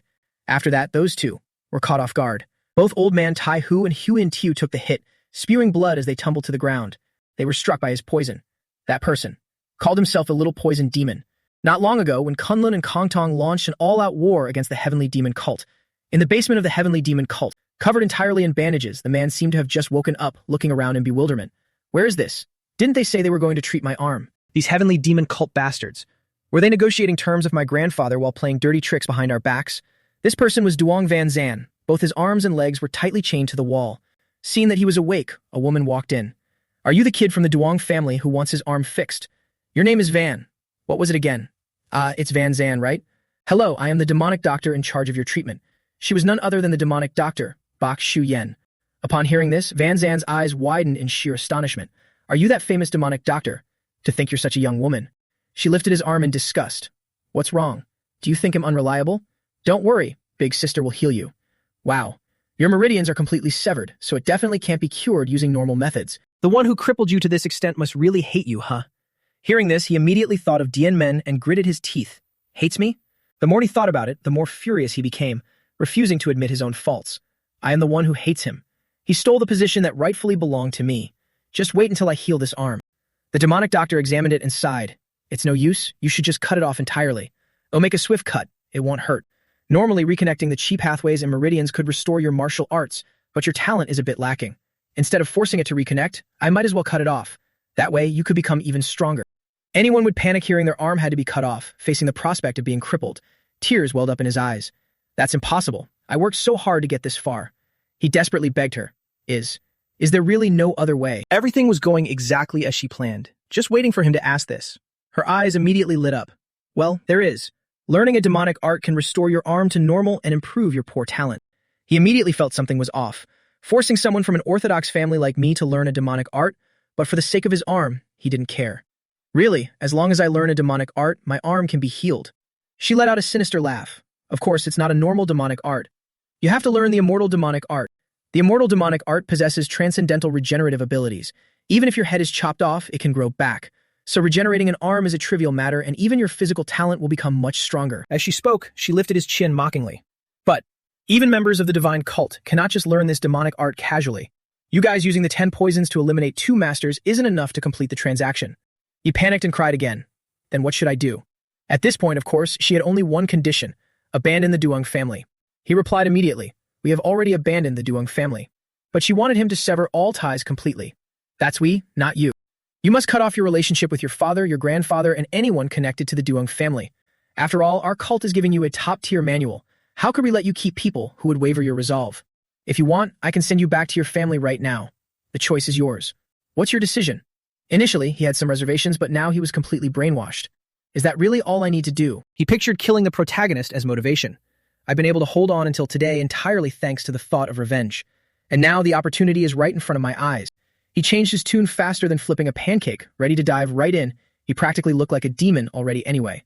"I've even discarded my own surname, so why wouldn't I be able to abandon my family? I am more than willing." And so after a night of agonizing pain, his transformation was complete. Now with a new identity, the bastard Van San stared at his stump, furious. That Tai Hu's attack contained true chi, which affects my regeneration. Normally, I would have already regenerated my body and returned to the front line. Moreover, if I don't take this painkiller called the Higanbana pill, the pain of regeneration will break my spirit and drive me insane. Even though I use the blood from my severed arm to poison those transformation realm masters, it's a pity it can only end here. He gritted his teeth so hard they nearly shattered. I have to become even stronger.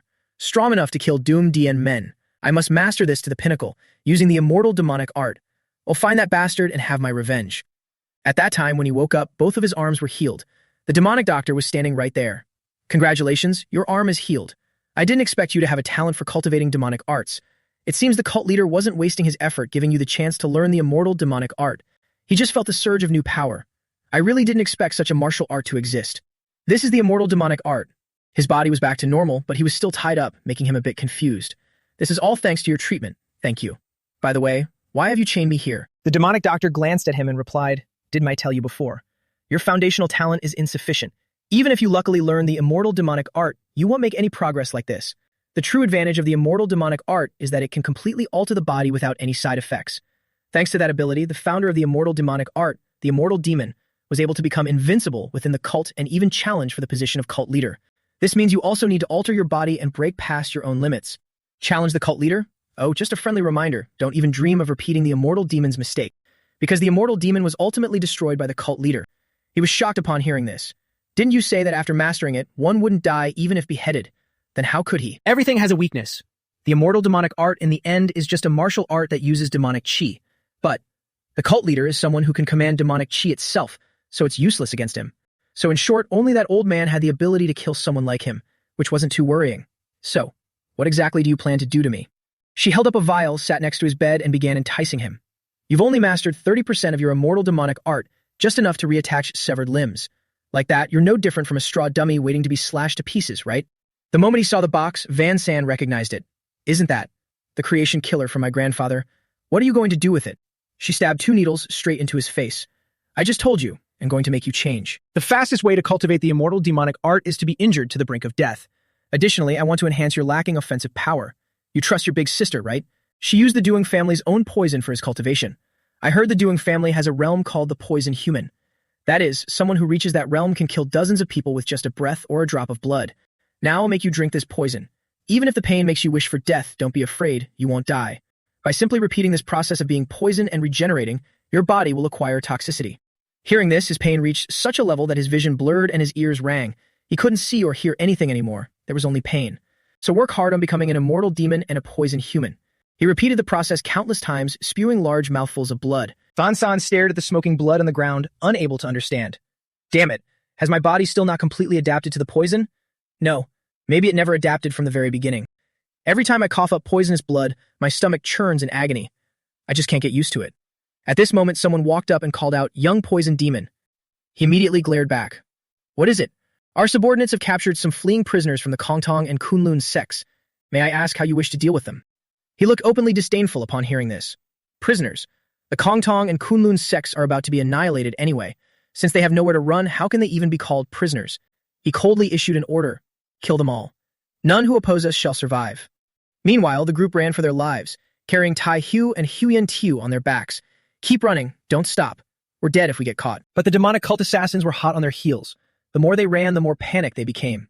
Damn it, nothing we do can shake them off. At this rate, we'll be caught. Huyen Tiu gritted his teeth in anger.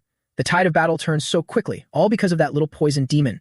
The messenger sent to Sichuan must arrive quickly. Suddenly, he spotted a dark silhouette. It looks like someone is up ahead. But in a flash, that figure disappeared. He halted in confusion. They disappeared. The people running behind him were bewildered. Great hero Huyen Tiu. Why did you stop? They're catching up to us. It was true. A single second of delay meant getting caught. One of them yelled, I'll buy us some time. Senior brother and the Kunlun Taoist, keep running. Huyen Tiu looked over, tears in his eyes.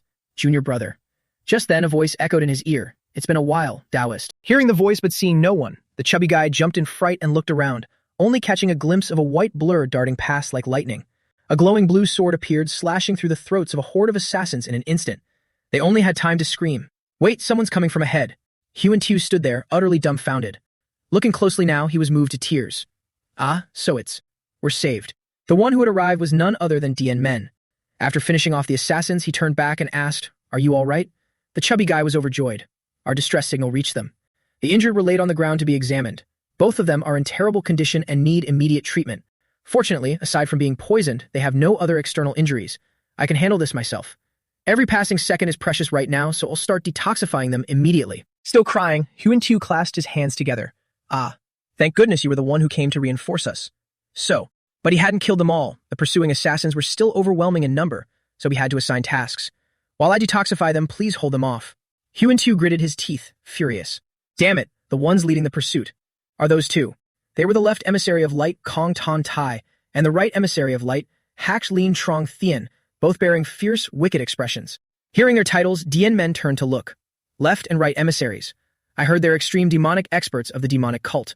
He immediately ignored them, turning his focus back to healing first. Detoxification will take about half a quarter hour. Please buy me some time. But Huan-Tu's group consisted of only 3 people. Startled, they blurted, "What? Us?" The left emissary recognized the situation at once. Detoxification? The Duam family really did send reinforcements. Murderous intent radiated from his hands. But did you think it'd give you time to detoxify them? In your dreams, he roared. Prepare to die, all of you.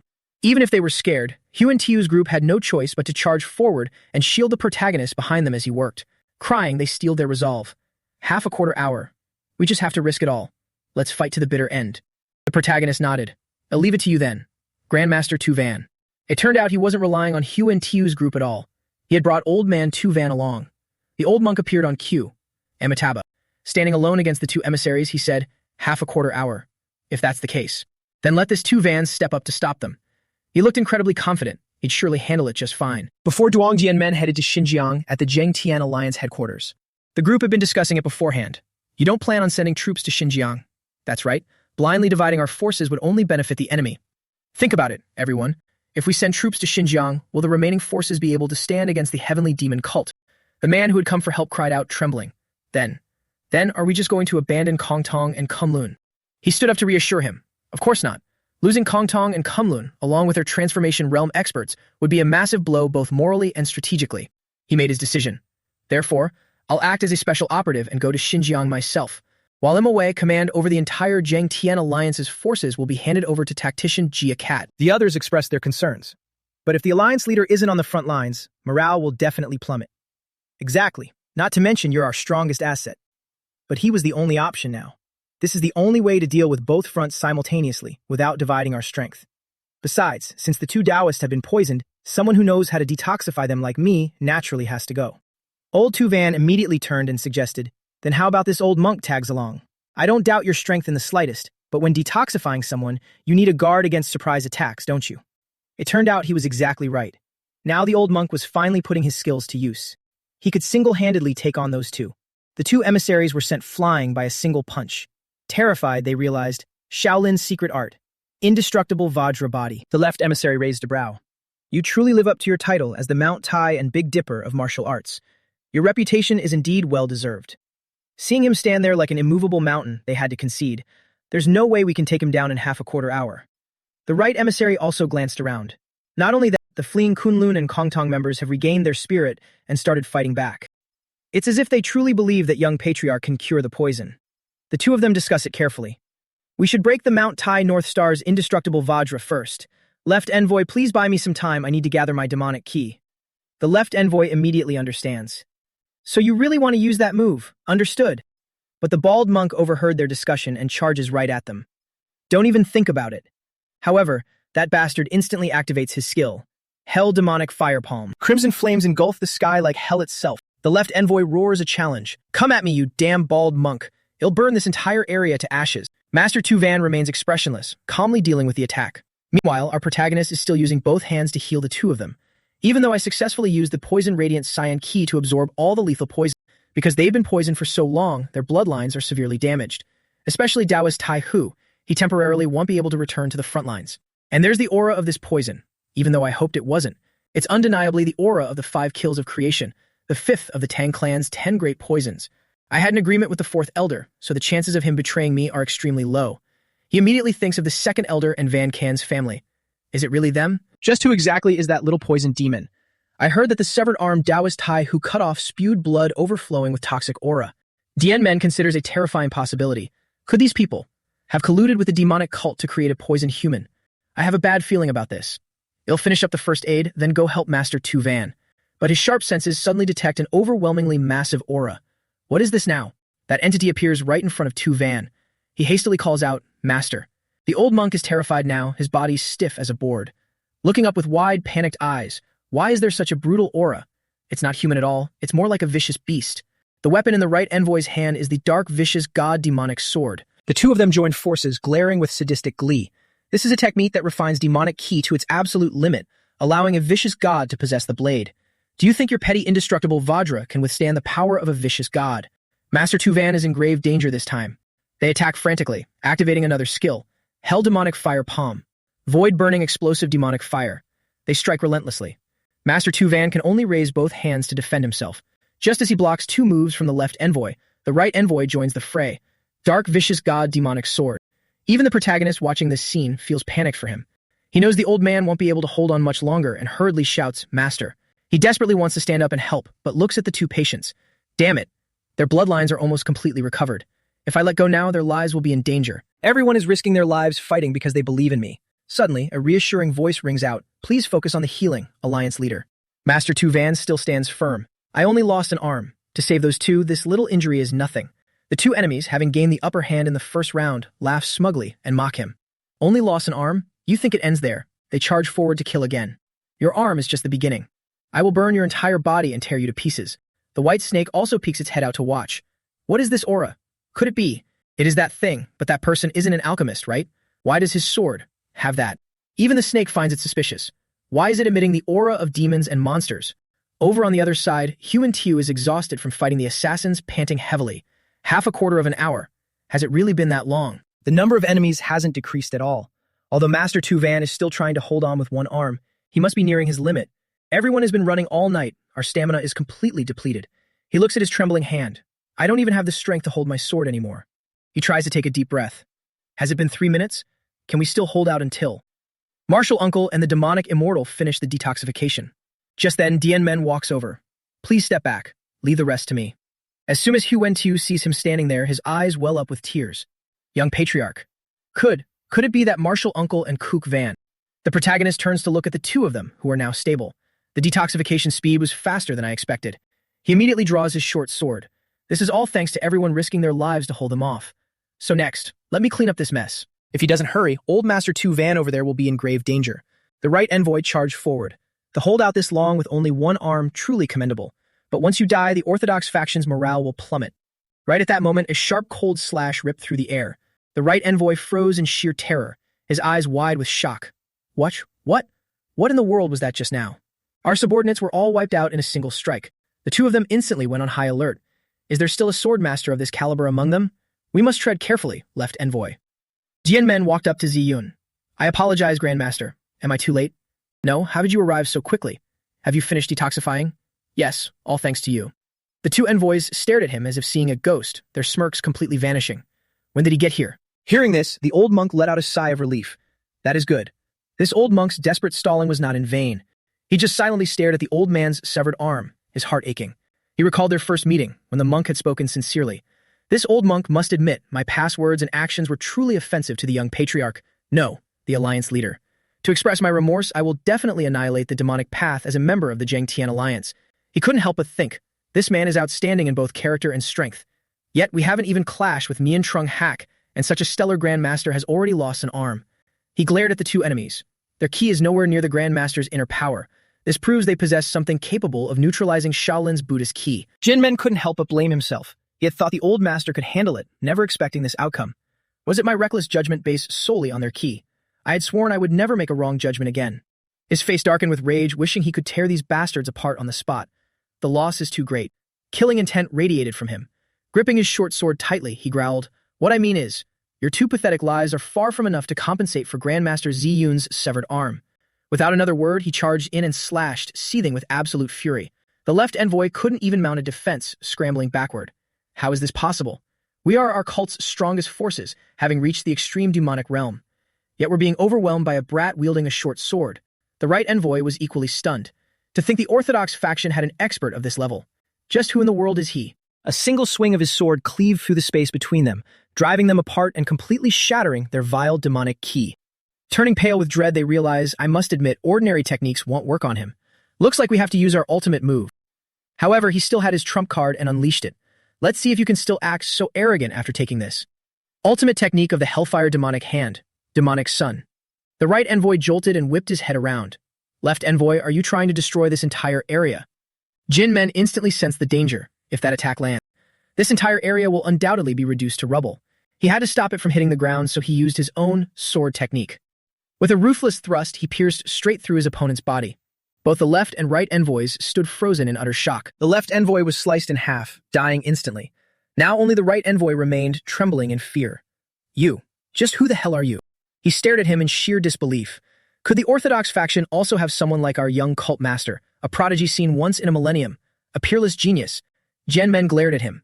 Though there is no need to tell a dying man, I will make a special exception. I am the young patriarch of the Tang family, and the alliance leader of the Zhengtian alliance. The right envoy finally understood. So he is the dark poison sword dragon? But the moment the thought crossed his mind, his head was cleanly severed, swift and decisive. The protagonist hurriedly checked on the bald monk. Is your arm all right? The old man replied immediately. I am fine. This old monk has already stopped the bleeding. Speaking of which, you are truly extraordinary. Smiling warmly, he raised his stump. To think you eliminated both the left and right envoys, crushing the demonic cult's morale. This old monk feels that losing an arm was well worth the price. But he still felt incredibly guilty. It's all because this junior failed to make a careful judgment. The old man cut him off. You need not blame yourself too much. After all, ensuring the survival of the two masters was far more important. Ziyun reassured him with absolute optimism. Besides, even with the loss of an arm, this poor monk's spirit will not wane until the demonic path is eradicated. Since he put it that way, there was nothing more to say. Hearing you say that puts this junior at ease. In his heart, he felt deeply grateful. Even if the Orthodox faction is somewhat disadvantaged, I feel fortunate that someone like Grandmaster Ziyun exists. Suddenly, Ziyun glanced at the two corpses. However, that ominous ki is yet to dissipate. Shouldn't human ki fade away along with their lives? Xianmen noticed it too. Indeed, even though they are dead, I can still sense lingering killing intent. The old man made up his mind. It would be best to purge that ki before we leave. He asked the old monk, are you able to do that? The old monk raised his arm with a smile. Shaolin's Buddhist ki holds the power to cleanse impurities. Haha, ordinary demonic ki can be easily expunged. Reaching his hand out, he said, let us quickly clean this up and head back. Right at that moment, the white snake screamed frantically. Kid, stop him before he touches that ki. That's not the ki of a corpse, it's the ki of a sword. He urgently shouted, Grandmaster, wait. But it was a bit too late. The aura suddenly flared up again, leaving the old man frozen in bewilderment. Jin Men lunged forward and grabbed the old monk's shoulder. With a swift tug, he hurled the old man away, while he himself stepped in and slashed with his short sword. Grandmaster Ziyun was truly having awful luck today, one crisis after another. Are you all right, Grandmaster? The old man shuddered. Thank goodness the alliance leader intervened. Since he was safe, he had to deal with this grotesque thing himself. I infused Tyrant Force Ki when I swung my sword, but it still hasn't dispersed. The old man frowned deeply. The moment this poor monk's Buddhist ki touched that sword, it was devoured by that vicious demonic energy. Such overwhelming resentment. That is the Buddha-slaying ki. Neither of them could understand it. What exactly is that thing? Just then, the red beam shot up. It has taken form? The white snake also stared intently. I couldn't quite believe it, so I only suspected it at first, but to think it was actually true. Hearing its words, he immediately asked, do you know what that thing is? It's a demonic specter, but not an ordinary one. If something born from the accumulation of a single grudge is an ordinary demonic specter, that hideous monster crawling on the ground right now. The white snake explained is a physical entity formed by gathering hundreds, if not thousands, of grudges sealed into a sword. Meaning, it's a man-made demonic specter. Apart from special cases like you and the phantom guest, the only ones who use demonic specters as shikigami are alchemists, but even may strictly forbade the forceful creation of demonic specters. However, occasionally someone would break the taboo and seal grudges to create one. He glanced at it. So you mean? The snake said bluntly, there is likely a descendant of an alchemist within the demonic cult. Moreover, it's someone who breaks taboos and stops at nothing. A heaven-defying alchemist. Jin Men tightly gripped his blade, ready to fight. The monster's body was like rubber, stretching from one side to the other. It was crawling on the ground, then suddenly lashed out with its hand in a rapid attack. Of course, our main guy wouldn't just stand there, immediately delivering a few basic slashes. However, despite being slashed, it didn't even have a single scratch. As expected, my slashes aren't landing. Is it because it's formed from grudges? It gave him a headache. Furthermore, while it's immune to physical attacks, how is it able to launch physical attacks itself? The white snake seemingly read his thoughts and gave him a hint. It's obvious that you can't attack it. After all, demonic specters are ultimately just entities of evil intent. It volunteered itself. How about you leave it to me? He didn't quite trust it. Leave it to you? Do you have a way? The snake smiled wickedly and smugly. It seems you only see me as a poison reservoir, so you've forgotten. It told him, I am a demonic specter that has lived for thousands of years. As soon as it finished speaking, a thick fog covered the area, and the snake revealed its true form. Just by standing there and hissing, it scared that demonic monster so much it practically wet itself. The people outside couldn't understand anything, only seeing it. The fog has suddenly become so thick. My vision is getting blurrier. The monster was still frozen in fear, not daring to attack. Jin Men, afraid the others might see the white snake, warned it. It's crowded and complicated here, so finish this quickly. It obviously agreed immediately, growing to a colossal size and flicking its long tongue. It was now 1,000 times larger than that bastard. The snake began to threaten it. For a newborn, your level is quite high. You've already surpassed ordinary demonic specters. Its eyes glowed brightly. But you're still far inferior to me, one who has cultivated for thousands of years. Just immediately become my nutrients. The monster instantly became as docile as a puppy. It just stood there like a statue, allowing the snake to open its massive mouth and swallow the entire monster in one huge bite. The snake ate its fill happily, while Dian Men was surrounded by the crowd asking, Alliance leader, are you hurt? Speechless and unsure how to explain, he could only reply, I'm fine. Wen Tio continued to praise him endlessly. As expected, that fog just now was also your ultimate technique. The main guy awkwardly scratched his cheek. Something like that. Just casually making up an excuse to fool them and get it over with. Old Tu Van wondered, speaking of which, what on earth did the demonic cult create?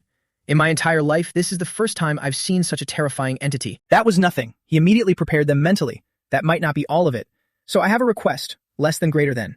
Grandmaster, could you take them back first? They were all startled and shocked. Being away from him meant danger, so everyone was terrified. But more importantly, they looked at him in confusion. Could it be? You plan to go to the demonic cult's headquarters alone. Wei and Tio panicked and tried to stop him. You can't, Alliance leader. We've currently dealt with their main combat force, the left and right envoys. We should know when to stop and retreat.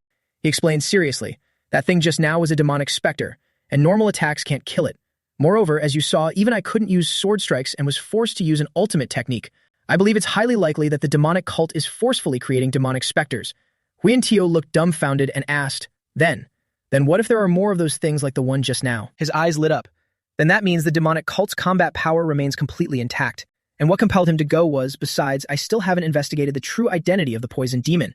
If he really is connected to the Dern family, I must eliminate him. He calmly added, everyone might feel him being too reckless, but I think taking advantage of the demonic cult, losing their main combat force right now is a great opportunity to deal them a fatal blow. Having said this much, it wasn't appropriate to stop him further. Regardless of what Huin Tio still wanted to say, the bald old monk stopped him and resolutely declared, I understand, Alliance leader. The old monk sensibly stopped at the right moment. Although I have great faith in your strength, you are still the leader of the Zhengtian Alliance. Please make sure to prepare for any situation and act carefully, Alliance leader. That's more like it. Jim Men smiled, turning to leave, not forgetting to remind them. All right then, just wait for my good news. After speaking, he activated his movement technique and flew out of sight. Only after he left did old Tu Van smile brightly and turn to the others. Haha, I feel that even if we tried to stop him, we wouldn't have been able to anyway. Who in the demonic cult could possibly threaten the Alliance leader? Haha, he was just trying to be optimistic to ease their fears, but deep down he was truly anxious. I say that, but I'm still very worried. After all, besides the cult leader, we still don't know how many Supreme Demon Masters there are. But instead of doubting, I've decided to wait patiently for your return, Alliance leader. He was truly waiting more anxiously than a child waiting for their mother to return. You absolutely must return safely. Scene transitions to Xinjiang, the Heavenly Demon Cult's headquarters. Van Sound walked inside and a voice rang out. The poison demon has arrived. As soon as the woman back Chiu Ian saw him, she said, Congratulations, I heard you made a great contribution on the battlefield. He turned and recognized her, Lady Demonic Doctor. The more she looked at him, the more pleased she was. You finally have the demeanor of an outstanding demonic practitioner. The patriarch of the demonic poison Yang clan must be so proud hearing this news. Ah, I guess I should call him your father now, right? His expression shifted instantly, looking far from thrilled. A few days ago, on the second day after Tang Van Can entered the poison human realm, the woman brought him to meet someone. Say hello. This is the patriarch of the demonic poison Yang clan who is supporting the divine cult. From now on, he will guarantee your identity. He immediately cupped his hands and bowed respectfully. I am Tang Van Can. Thank you for bestowing a new identity upon me. Before you could finish, the old man shouted, No, that's not right. The old man smiled sinisterly and patted his shoulder. Didn't you say you wanted to abandon the Tang clan? Then you can no longer bear the surname Tang. I will take you in as my adopted son. From now on, your name shall be Yang Van Can. He loathed the idea but had no right to refuse, so he bowed his head. Yes, father. The old man immediately burst into hearty laughter. Good. I currently lack an heir, so gaining such a reliable son now is absolutely wonderful. Their conversation reeked of hypocrisy. I am deeply grateful to you, patriarch, for accepting someone as flawed as me. What a boring answer. Bak Xiu Yan spoke up. Come to think of it, since you've achieved military merit, the cult leader will naturally reward you. Have you thought about what reward you want? Van Can had already calculated this. I am considering asking for a light foot technique. I heard the footwork of the Kunlun sect is formidable. Next time, I plan to join the pursuit team to earn even more merit. Her cold eyes swept over him from head to toe. Footwork, huh? Footwork is fine. However, that's too boring. How about something else? Things like footwork are abundant in the divine cult's scripture pavilion. For example, the original manuscript of the blood reversal demonic art. This woman was a true master manipulator. Every word she spoke was deadly serious. Van Can was immediately shaken. The blood reversal demonic art. I heard of it too. It's the martial art that the heavenly demon cult once used to attack the Tang clan. That demonic art can trigger a person's latent potential, multiplying their strength several times over in a short period. But he immediately voiced his concern. Isn't that extremely dangerous? Depleting inner ki will cost you your life, or you will suffer ki deviation. She had already figured everything out for him. That applies to ordinary demonic practitioners. Haven't you already mastered the undying divine demonic art? Just think about it. The blood reversal demonic art can be life-threatening, and the undying divine demonic art makes one unkillable. If you combine these two, the effect would surely be astonishing. Wouldn't it? She said that, but she was trying hard to hold back her laughter, harboring a belly full of dirty schemes. Though I am honestly just curious to see what happens when two conflicting martial arts clash. She didn't actually care for him at all. The scene shifted to the old man Zhuge Changshan, who was standing over a tactical map when someone came looking for him. Are you here, military advisor? He turned around and replied, Ah, I came here to double-check the troop deployment. The other man politely said, You've worked hard, but being able to mobilize over 2,000 men in just a few days is all thanks to your swift strategic planning. At this, the old man stroked his beard anxiously. Come to think of it, the alliance leader and Ziyun must have already met. The people from Kunlun, right? Asked this, Changshin couldn't say for sure. It's hard to say. We can only pray that they aren't late. He had already thought ahead. If the alliance leader can cure those two Taoist masters and get them back to the front lines, then the alliance will have 6 transformation realm experts. This time, old Changsin had to rack his brain until his head throbbed. The heavenly demon cult has 5 extreme demonic experts, so as long as we maintain our fighting strength, we'll relieve a lot of the burden. I must hold off the heavenly demon cult while preserving our forces before the alliance leader returns. But Zhuge Changsin had no idea it would be a very long time before he reunited with Tang Dian men. Furthermore, before returning, he would take unforeseen actions, causing earth-shattering events right at the demonic faction's headquarters. At the Grand Hall of the Heavenly Demon Divine Cult, Mount Tianshan, Xinjiang, Van Can stood before the demonic god. The old man looked down at him. Young poison demon, by collaborating with the left and right envoys, you have achieved glorious merit for the demonic cult. Thanks to you, our cult's plan to march into the Central Plains has taken another step forward. Merit must naturally be rewarded. Speak, what is it that you desire? Standing below, Van Can was sweating profusely, just looking at him. This is the first time I've had a private audience with a cult leader. He doesn't look like what I imagined, but the dense demonic ki he unconsciously exudes creates an immense pressure, lesser than greater than. However, he had already been coached by the demonic doctor and spoke up immediately. This subordinate wishes to request the original manuscript of the blood reversal demonic art. The old man didn't expect this either. The original manuscript of the blood reversal demonic art, pondering for a long while. The original manuscript. Letting out a long sigh, he saw right through it. You have learned the undying divine demonic art and now want the blood reversal demonic art. This can't possibly be a coincidence. It seems the demonic doctor has spoken to you. An immortal body has the ability to overcome the side effects of the blood reversal demonic art. This curious and mischievous nature is exactly the charm of the demonic doctor. He smirked and agreed immediately. Very well, then I shall get straight to the point. The blood reversal demonic art has no original manuscript. Van Can was taken aback by this. The old man continued. The blood reversal demonic art is originally a technique that channels demonic ki into certain lethal acupoints to unleash one's potential. Therefore, just like the undying divine demon defying death and utilizing all lethal acupoints, that is the entire essence of this cultivation method. His ears rang, unable to comprehend it. What? But what I learned is... Suddenly, his face turned pale and his entire body stiffened. Huh? My body. I can't move. A pure wave of killing intent came crashing down directly onto him. His face was whiter than a sheet of paper. Is this the perfected heavenly demon divine art that the demonic doctor mentioned? The old man remained still in his seat, waving his hand high in a teasing manner. Did I scare you? I feel it would be more effective to let you experience it yourself. He didn't stop there. He snapped his fingers loudly, and instantly, it felt like a punch smashed right into the center of Van Can's stomach. He screamed in agonizing pain, echoing to the heavens, while the old man remained utterly unfazed. I just caused a minor rampage of your demonic ki. If it rampages completely, you might suffer chi deviation. Van Can felt as if his guts were burning up, tears and drool streaming down his face. The heavenly demon divine art contains a method to suppress demonic ki, Once perfected, it can control all demonic ki within a certain range. In other words, the life and death of every demonic practitioner in the cult rests in the hands of the cult leader. But there was one person who escaped my control. That was the undying divine demon. Even if I made his demonic ki rampage and forced him into ki deviation, it had no effect on his body. Not only that, it conversely unleashed his potential, turning him into an uncontrollable, immortal monster. He was in tremendous pain, but still had to listen closely, looking up in shock to ask, an uncontrollable monster? Then what happened to him? I heard from the demonic doctor that the current cult leader killed him. The old man continued, I indeed hadn't explained it fully to the demonic doctor. He abused the blood reversal demonic art, overstimulating the potential of the undying divine demonic art. In the end, unable to endure his own regenerative abilities, he brought about his own destruction. So the conclusion is, if you, the one who has learned the undying divine demonic art, push the blood reversal demonic art to its absolute limit, you can master the true blood reversal demonic art. His eyes glinted as he looked seriously straight at him, warning. But relying on your own strength alone, you cannot clear all the lethal acupoints of the blood reversal demonic art. If you want to obtain the power of the undying divine demon, you must undergo ki deviation just like he did. For someone like you who hasn't mastered the immortal demonic art, this could be suicidal.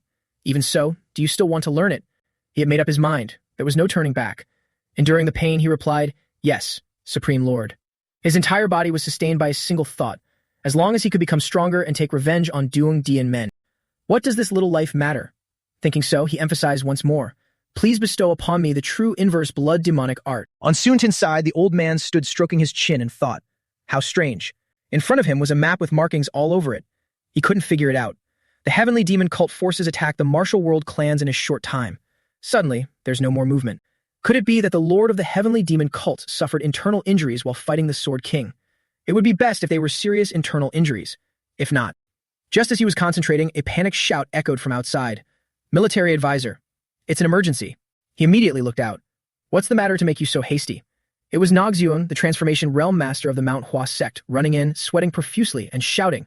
There's an urgent report saying the heavenly demon cult has made a move.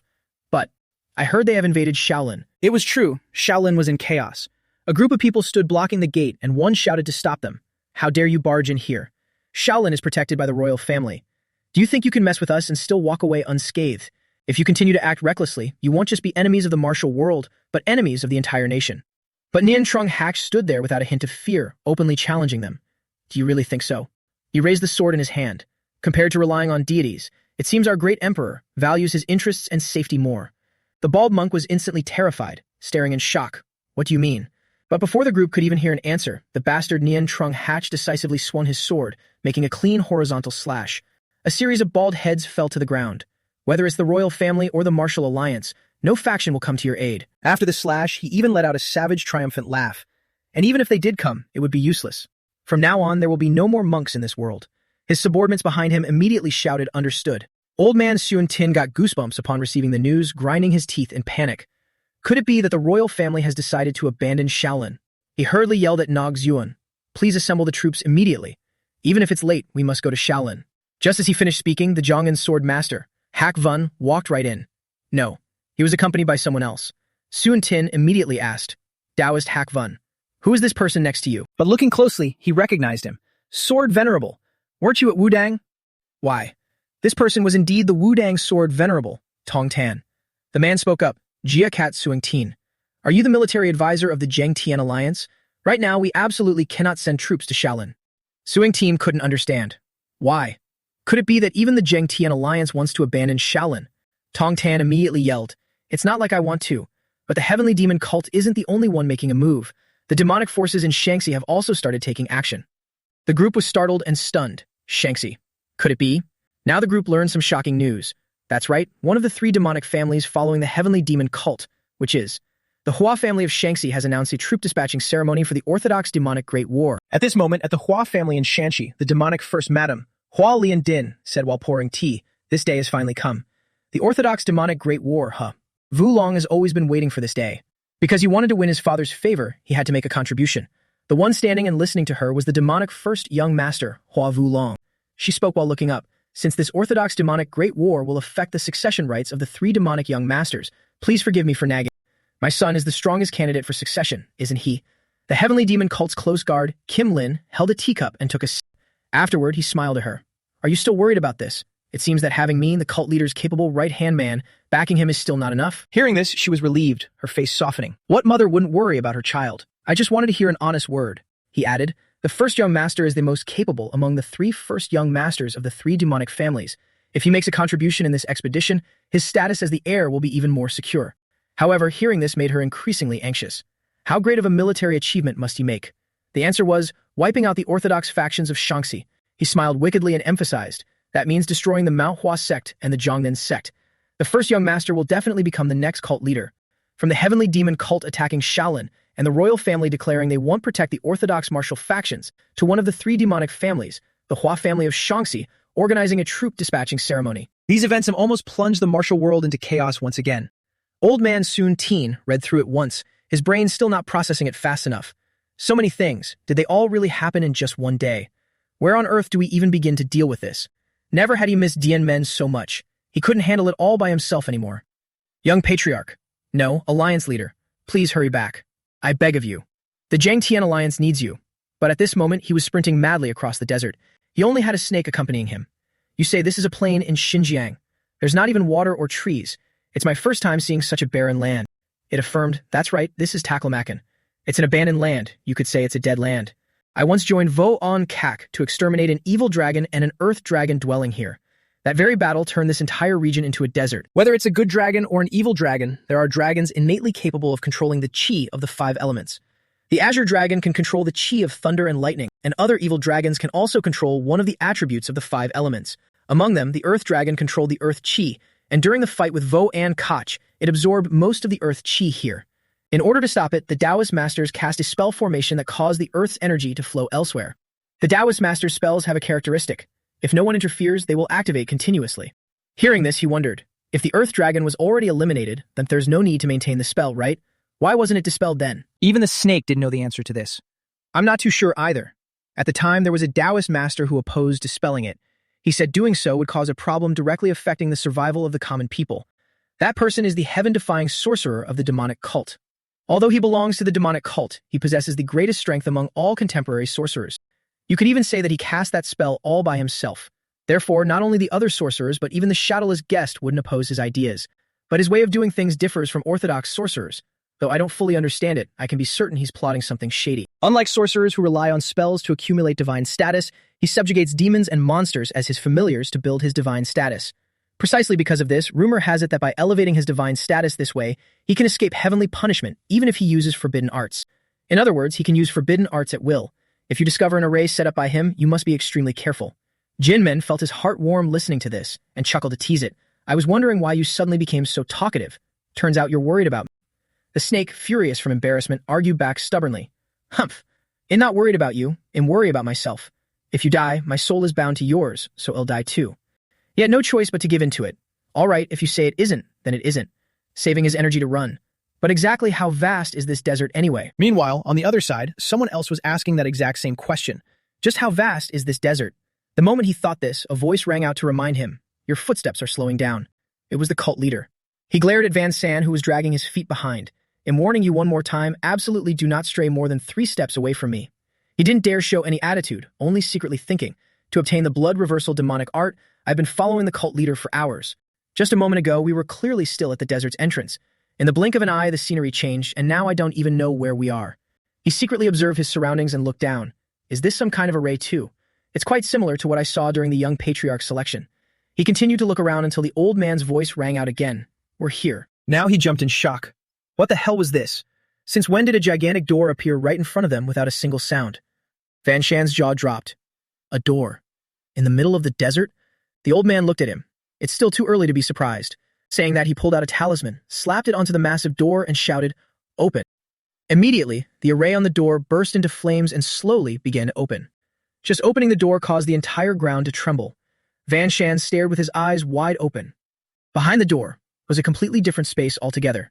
Blue sky, white clouds, golden sunshine, and full of trees, not a sandy desert at all. Moreover, when I learned poison crafting at the Dune family, I saw many types of plants, but this place is full of ones I've never seen before. The old man led him inside and boasted arrogantly, This is my martial arts training ground. It's also the place where the first-generation cult leader materialized the world from his imagination hundreds of years ago. Only the descendants of the first-generation cult leader have the authority to open and close this door. In other words, if you train here, no one will be able to disturb you. so you should cultivate here. If you follow in the footsteps of the left and right envoys and enter the extreme demonic realm, our cult's combat power will advance to another level. Van San immediately fell to his knees and shouted, I am immensely grateful for your care, Supreme One. Since they were already inside, there was still one more step. He turned his head, looked around, and called out, Well then, come out. Instantly, two dark figures appeared. The cult leader took one look, his eyes lighting up as he greeted them. Long time no see, Fionn Locke. The two figures that appeared weren't human. They were two deer standing on two legs, even wearing clothes. Your subordinates have come on orders, Supreme One. Van San couldn't even tell what kind of creatures they were anymore. What? What are those? Are those masks or real deer heads? The two sides conversed for a moment, and Fionn Locke nodded. We just need to help him train like that. Understood. The old man turned back to look at Van San. During your time cultivating here, Fionn Locke will take care of your daily needs. I'll ask one last time, you aren't changing your mind, right? He puffed out his chest without a hint of regret. No. The old man just shouted one word. Good. His eyes immediately lit up as he activated a skill. Demonic summoning great demonic god art. Pain instantly spread throughout Van San's entire body. It hurt so much that tears streamed down his face. What is this? The pain from my demonic ki erupting not long ago can't even compare to this agony. His limbs felt like they were being shattered into 100 pieces. He collapsed to the ground, unable to move a muscle, and the entire space was filled only with his terrifying screams. The old man looked at him triumphantly, smiling from ear to ear. I believe you can overcome this, just like the immortal demon did. I wish you success in mastering the divine art soon. After saying that, he pulled out another talisman and shouted, Close! Just like that, he left the guy behind and walked away. The scene shifted back to the main character. Both of them stared blankly at the sight before them. This is? The snake also poked its head out. So it's here. A gigantic array was drawn on the ground. It was the inverse wind dragon array. The snake knew. This is the superpowered array created to subjugate the earth dragon. Jianmen observed, I can feel an abnormal aura at the bottom of this array. The snake was also surprised, so you could vaguely sense it too. Down there are at least hundreds, thousands of demons and monsters. They probably aren't absorbing the earth dragon's residual ki. I suspect this is also a dirty trick played by that heaven-defying guy, because those people will stop at nothing to subjugate demons and monsters as their familiars to accumulate their divine status. Hearing those numbers shook him to the core, thousands of them. Even though I anticipated it, it's still far more than I imagined. Before we go to war with the demonic cult, should we clear all of this out first? But if they are like the ones from before and can ignore physical attacks, they'll be very difficult to deal with. However, as worried as he was, he looked over at the snake and saw that it was absolutely loving it, drooling everywhere. Haha, it'll definitely be able to upgrade my divine status significantly. It quickly turned to him to ask for permission. Can I handle them? He nodded immediately. Go ahead. The snake was quite surprised. Are you really okay with that? Jianmen explained, I am not a sorcerer. I don't understand these types of demons well. You're more suited to deal with them. Besides, with your strength, it won't be difficult at all, right? The snake was a bit stunned. That's true. But I didn't expect you to agree so easily. He wasn't joking, repeating it once more. Just go ahead. It works out perfectly. Traveling through this vast desert has nearly depleted my inner ki and stamina. Before confronting the demonic cult, I need to find a place to rest and recuperate for a day. I permit you to reveal your true form. Make it quick and finish them off. The snake immediately trembled with excitement, its eyes glowing brightly. Understood. In the blink of an eye, it transformed into a gigantic snake. Before leaving, it reminded him, just a heads up, there's a village towards the desert border in the north. I'm off then. He gave a quick nod. Go on, don't worry about me. It didn't even wait for him to finish nodding before diving straight into the ground. Inside the formation was a dense web of interlocking yellow talismans. Suddenly, it pricked up its ears to listen, seemingly hearing voices. What is that? A powerful aura is approaching. It's not the master. Master, this is the aura of a demon. The monster inside the talisman glared with its glowing yellow eyes. Intruder. An intruder has appeared. Guarding the reverse wind dragon formation was a wolf, the Earth Guardian General, the four-eyed divine hound. Hearing the snake's movements, it snapped its head up. Regardless of who the intruder is, they must be annihilated. The snake had now entered, but the sight before it felt off. How strange. A forest beneath the desert. Has the Earth's spiritual energy been sealed within this formation all along? Furthermore, there was an immensely massive crater deep underground. The snake immediately descended beside it. I can sense countless auras. Did he seal all the demons and monsters in here? It immediately had a thought. If I absorb all of them, my divinity will increase significantly. Right at that moment, the wolf lunged forward. The white snake went on high alert. Something is coming this way. The wolf established its dominance the moment it appeared. How dare you trespass here? Though I don't know how you managed to find this place. Intruders must absolutely die. Only now was it clear that this wolf was also gigantic, boasting 4 eyes and bearing a fierce maw full of razor-sharp teeth. The snake eyed its opponent warily. This guy's divinity. It's of the highest tier. Suddenly, the wolf paused. You look somewhat familiar. Unexpectedly, it hit the nail on the head. Aren't you the azure-horned white snake, the familiar of the shadowless guest? The white snake didn't recognize it and asked, "You know me?" The wolf stared intently at the white snake. "Yeah, I met you back when the shadowless guest was still active. I thought you crumbled to dust after he died. To think you're still alive. As a mere pathetic tool, why are you here alone?" The moment the words fell, the snake furrowed its brow, immensely irritated. Its eyes flared with a burning red fury as it repeated, "A tool. You're just a lowly gatekeeper. How dare you call me a tool?" The two beasts then wildly lunged at each other, abandoning all pleasantries. The scene shifts to the village northeast of the Tarim Basin, Xinjiang. Gen-men had arrived. Just as Thanjiak said, there's a village at the edge of this desert. To think people actually live in such a desolate area. Sitting cross-legged in his room, cultivating and pondering, he thought, though the room is a bit crude, at least I have a place to rest. I wonder if things are going smoothly on Tanjiak's end. Although I can temporarily leave it to Tanjiak, I will inevitably face more demons and monsters later on. I can't keep relying solely on it. The essence of demons and monsters is resentment filled with hatred. What if I channel an intent even deeper than resentment into my sword? Just then, someone called out from outside, "My lord, this lowly one has brought you a meal." It was an old man. Looking at him, he immediately felt annoyed.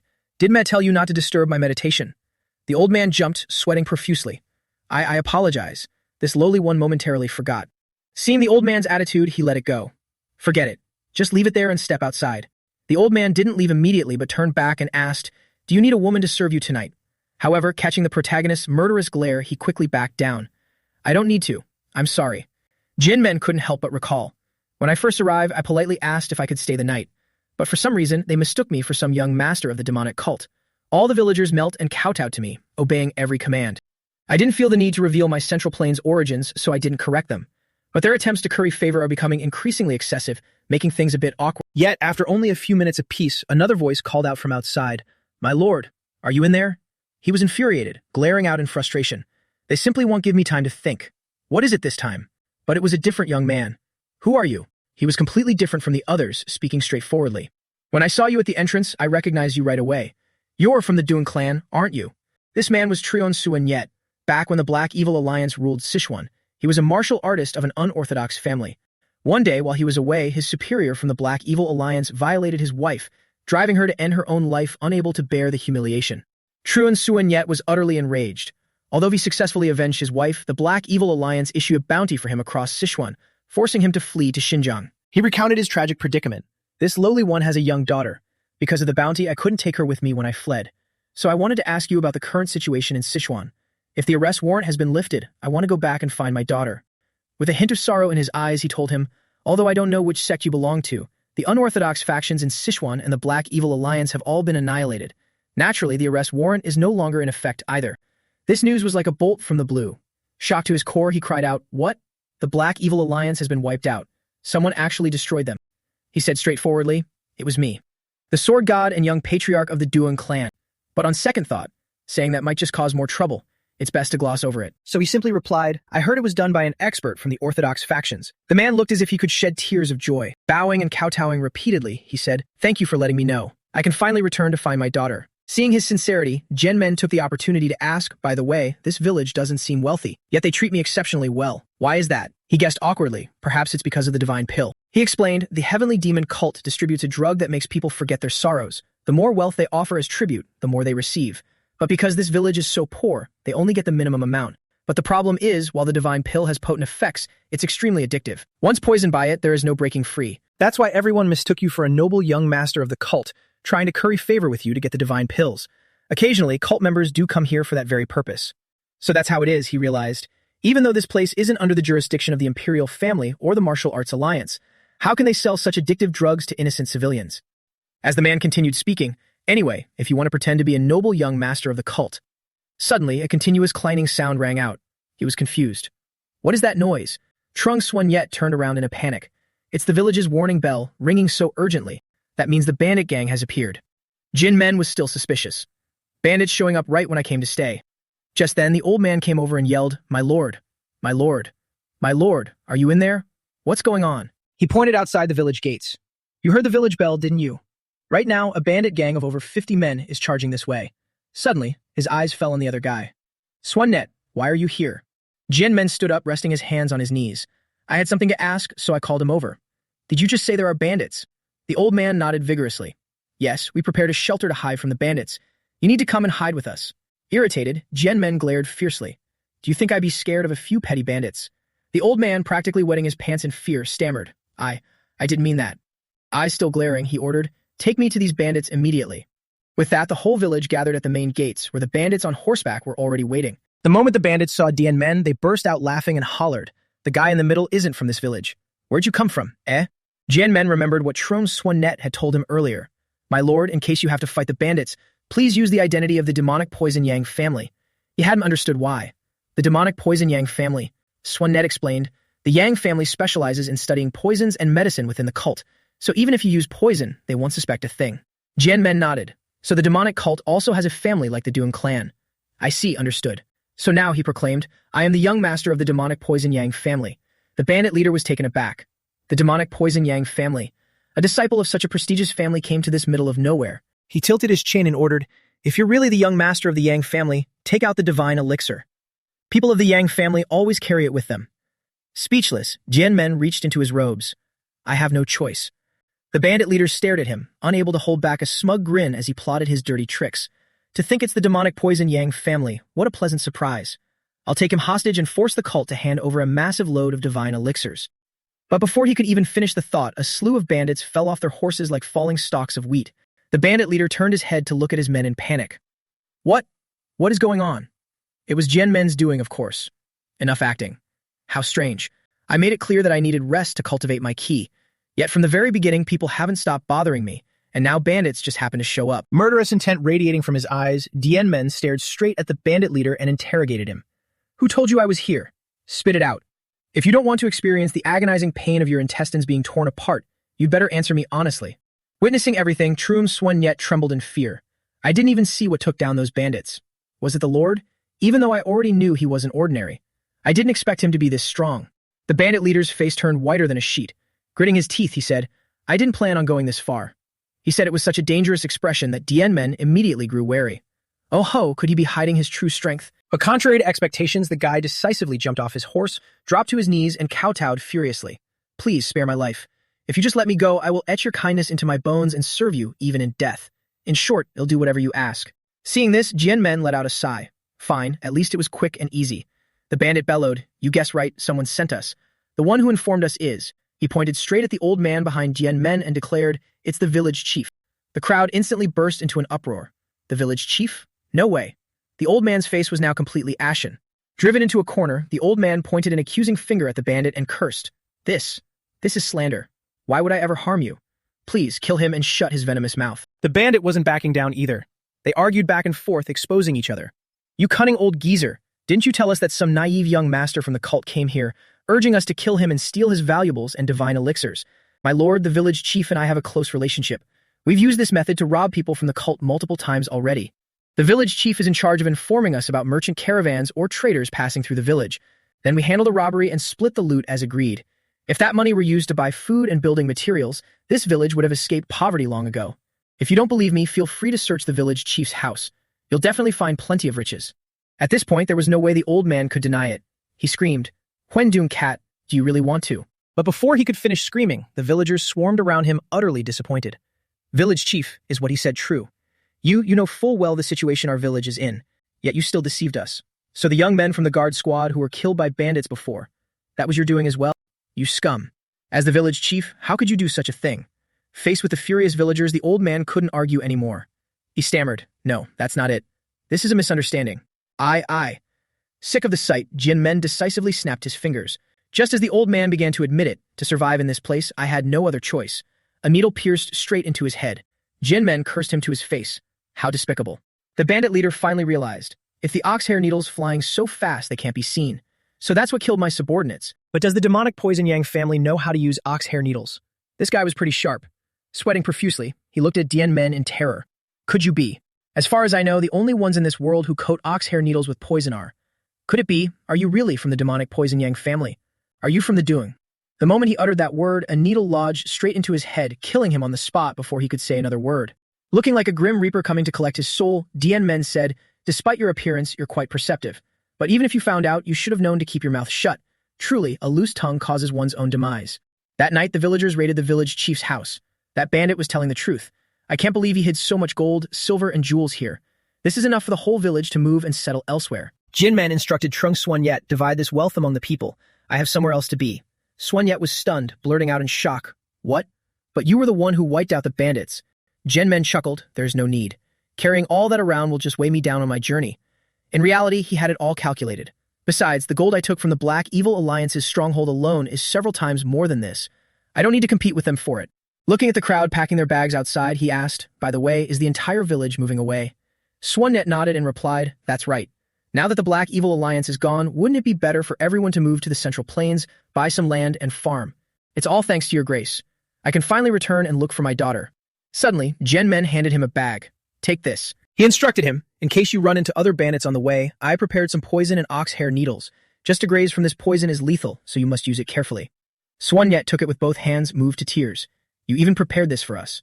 I truly don't know how to thank you properly. Yet the fool still had to ask, Ah, my lord, may I ask, are you from the Dung clan? But seeing that he wasn't too bad, he spoke truthfully. Yeah, I am the young patriarch of the Tang family, Tang Dien Men. Trung Suanyet's entire body instantly tensed up like a bowstring. I guess he wasn't an ordinary person, but to think he's the young patriarch. Having stayed here for a while without seeing the white snake anywhere, he started to feel anxious.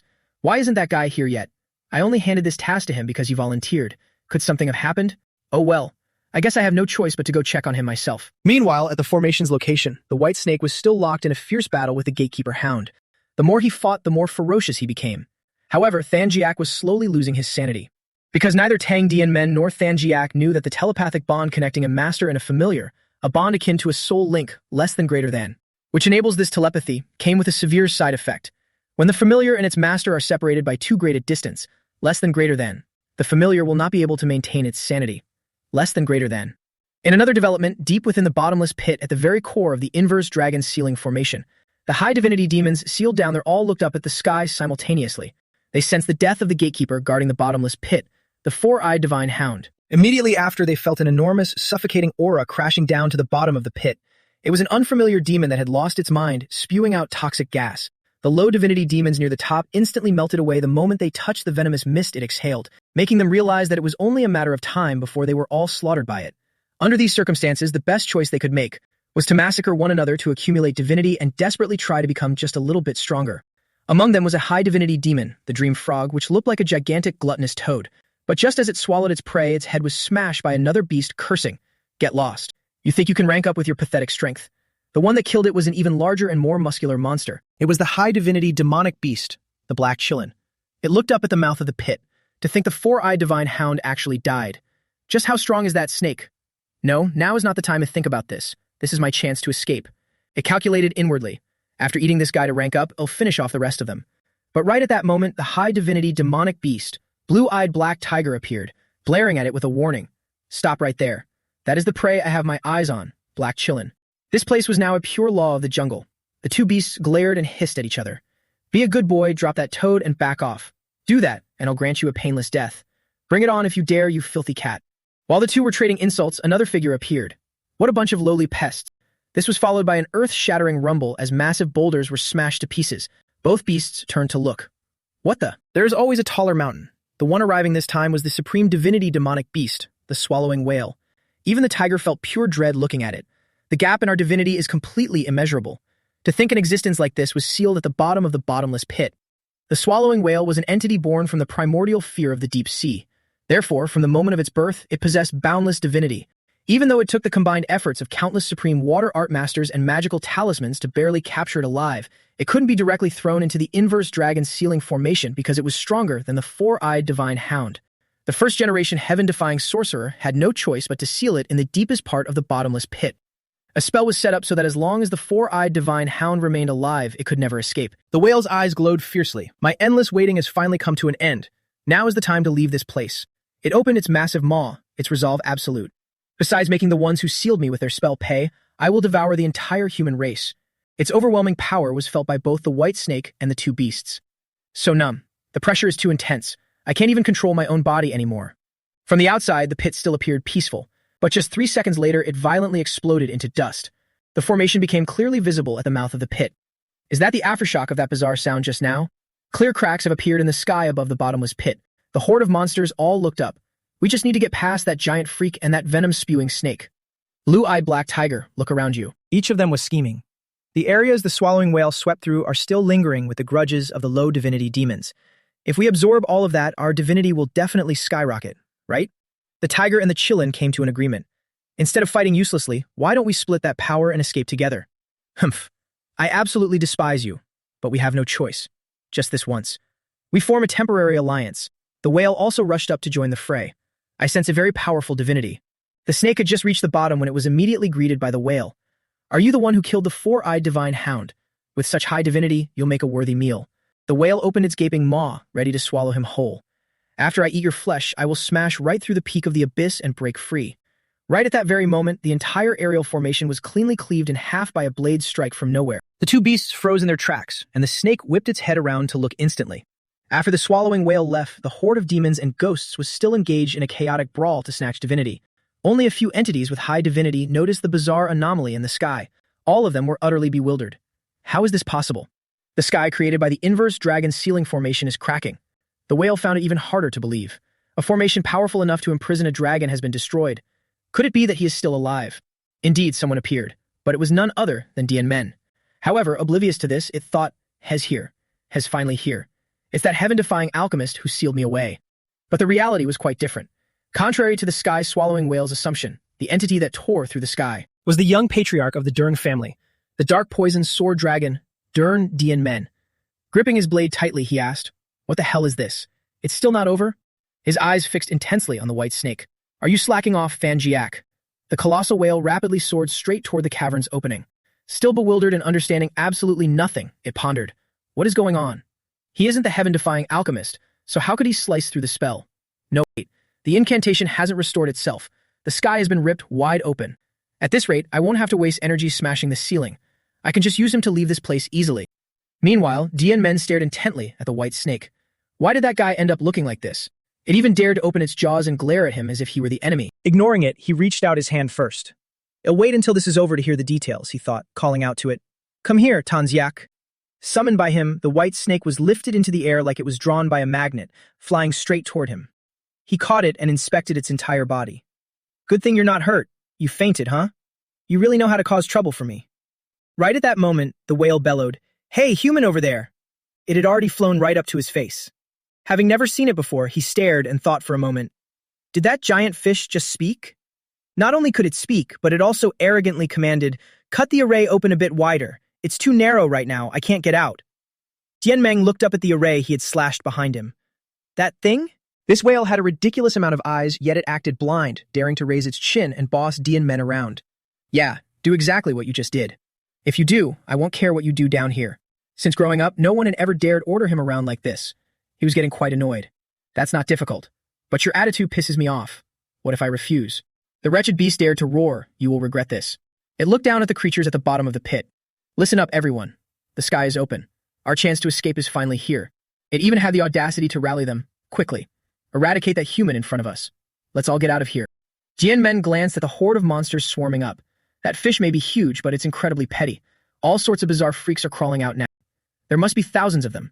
At this rate, wasn't all my rest and recovery just a waste of time? He let out an exhausted sigh. It was time to stretch his muscles and joints again.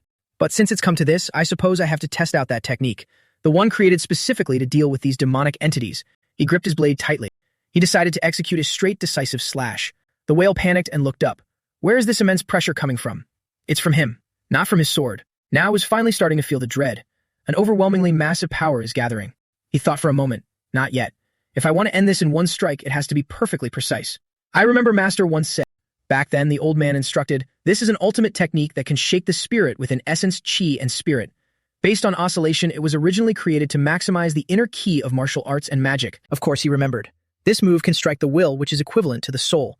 In other words, if I use the tyrant force, which carries the attribute of decay, to create the oscillation, then even ghosts won't be able to evade it.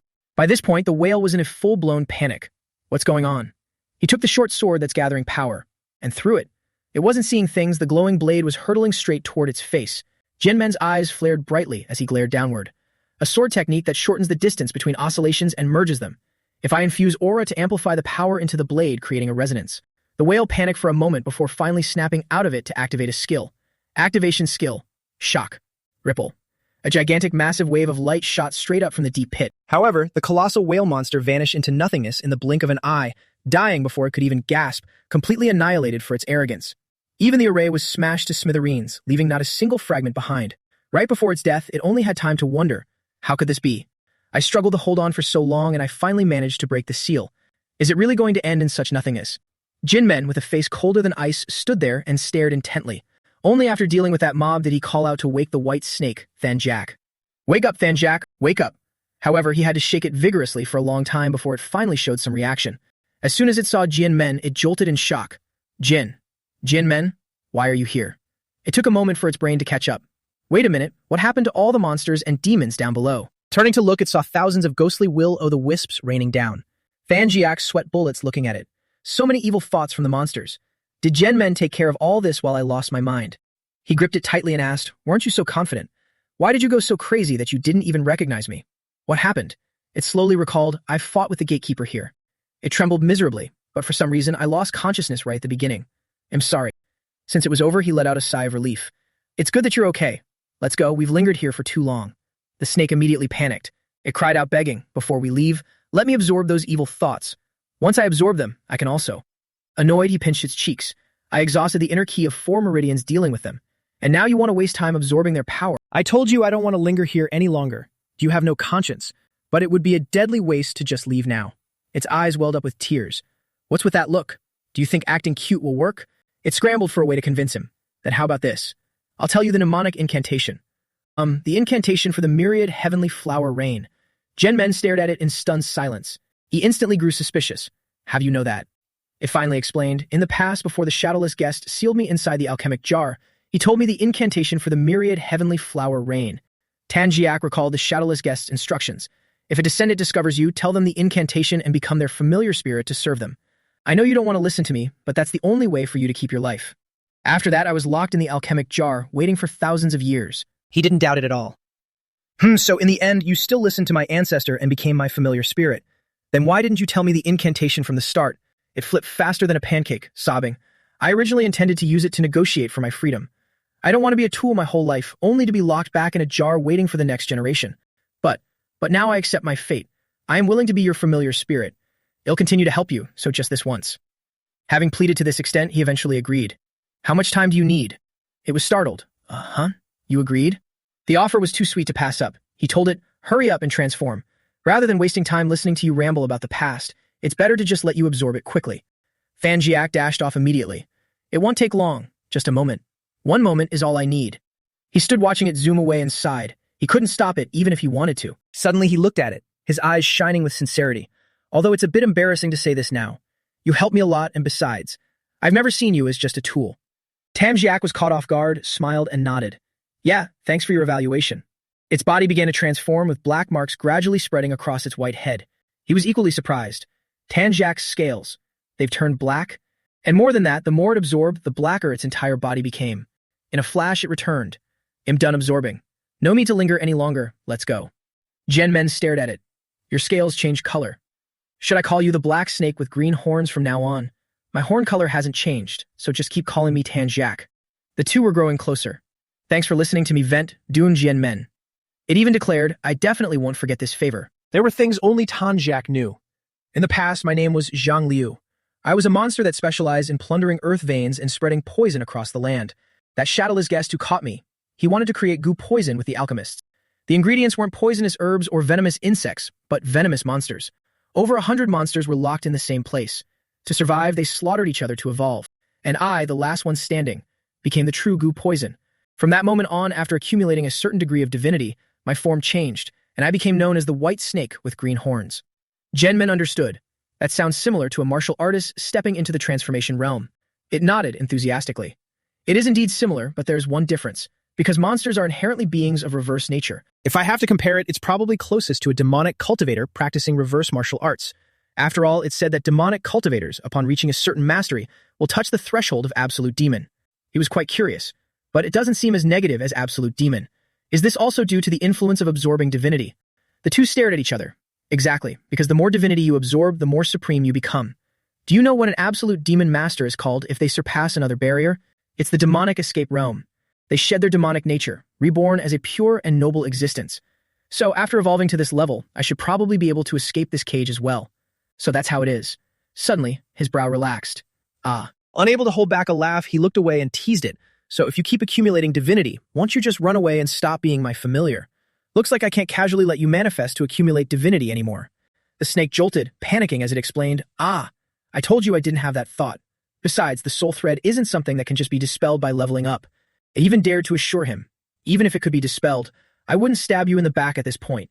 So let's just go. Don't we still have a long way ahead? Fine then, he chuckled and let it go. Ha! I wonder who just wasted my time. The two continue their journey, having to pace back and forth on this path in a single day. At this rate, I might just develop feelings for the desert. Suddenly feeling something was wrong, he immediately froze. The snake quickly asked, What is it? He looked straight ahead. So it's a village. He nodded firmly. Yeah, after you entered the Wind Dragon Array, I came here to rest. He stared intently in that direction. Didn't they say they were leaving together? Why is there still the presence of people in the village?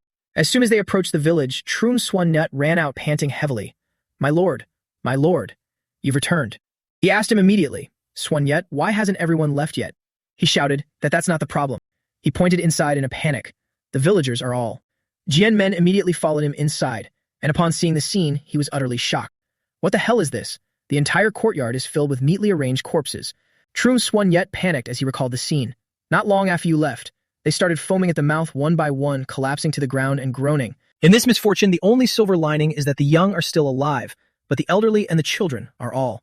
He asked immediately, why did this happen? There must be a reason, right? He seemed to have a clue. Based on my guess, it must be withdrawal symptoms caused by the divine pill. Before you left the village, he showed him something he didn't even recognize. What is that? He replied. It's a divine pill I found in the village chief's house. Most of the villagers have taken at least one divine pill. In other words, all of them are poisoned. That's why I wanted to ask if you had any way to cure them.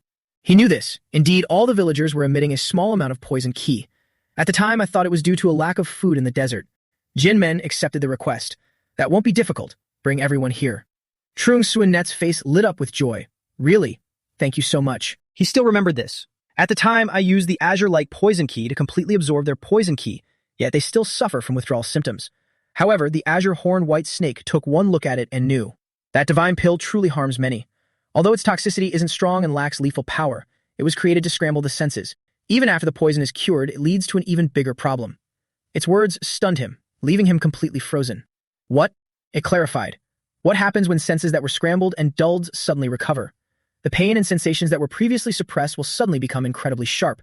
Just a graze on the skin will feel as agonizing as a severe burn. Therefore, they can only stay poisoned and wait for a slow death, or stop taking the drug and be tortured to death by the aftermath. Although I don't know who made this, it is truly too cruel. However, as it spoke, its eyes met his face, which was as dark as the bottom of a pot, sending chills down its spine. This guy. So he knows how to make an expression like that too. His face was bulging with veins. Jin Men abruptly pulled back the white cloth covering someone's face. They had died with their eyes wide open. Filled with regret and heartache, Jin Men reached out to gently close their eyes. I cured them out of good intentions. In the end, it was what killed them. He made up his mind. Swan-Net, lead the survivors to the Doong family. Go to the medicine hall, find a man named Doong Y Tuan, and show him this divine pill. He will definitely find a way to resolve these poisoning symptoms. Just mention my name and he will help you. With a loud boom, he leapt and vanished into thin air, leaving him standing there in a daze. My lord. Jin Men recalled what Swan-Net had told him. He said the place in charge of researching drugs and poisons in the demonic cult is called the demonic poison yang family, right? He was thoroughly disgusted by those demonic cult bastards. Once I reach the demonic cult's headquarters, the very first thing I'll do is wipe out the demonic poison yang family. The scene shifted to the divine cult, the prestigious demonic faction, the demonic poison yang family. Several masked figures were concocting a massive amount of drugs, shouting at each other. We don't have enough poison arrow tree sap here. Bring more over. Who's in charge of supplying the ingredients? The heartbreak grass hasn't been processed at all. Focus. You all know how valuable the divine pills we're refining right now are, don't you? The patriarch is arriving soon. You newcomers, hurry up and get more ingredients. Just then, a man walked in and the crowd roared. The patriarch has arrived. A man stood up and bowed. You're here, patriarch. The other waved his hand. You've worked hard. Is the production of the divine pills still going smoothly? The bald man bowed his head. Yes, it's all thanks to your guidance. The old man smiled smugly. Your flattering skills are getting better by the day. I am very pleased. He was extremely satisfied. Good things really have been coming one after another lately. Not only has the demand for divine pills skyrocketed, but I've also gained the cult leader's trust because of it. Van San, whom I took in as my adopted son, has also performed exceptionally well. To think he could defeat two Transformation Realm Taoists, although our main family status still can't compare to the families of the left and right envoys. As long as we keep accumulating merits like this, just thinking about it made him unable to hold back a wicked laugh. The next top family of the demonic faction will be our demonic Poison Yang family. Suddenly the bald man asked with concern, "Please forgive your subordinate for speaking out of turn. Is Van San? No. The young patriarch doing well?" The old man's eyes crinkled with a smile. The cult leader is personally teaching him martial arts. Haha, after all, his battle achievements are glorious. The cult leader seems very pleased too. But why are you asking about his recent situation? The bald man lowered his head, sweating nervously. As long as he's fine, that's good.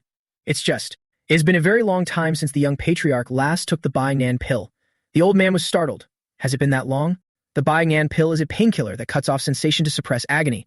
The divine pill is essentially a diluted version of the Bai Nan pill, modified to some extent. You could say it's the core of the divine pill, which is why its pain-relieving effects are so incredible. He knew this well. Without the B-Man pill, Van San wouldn't be able to suppress the pain.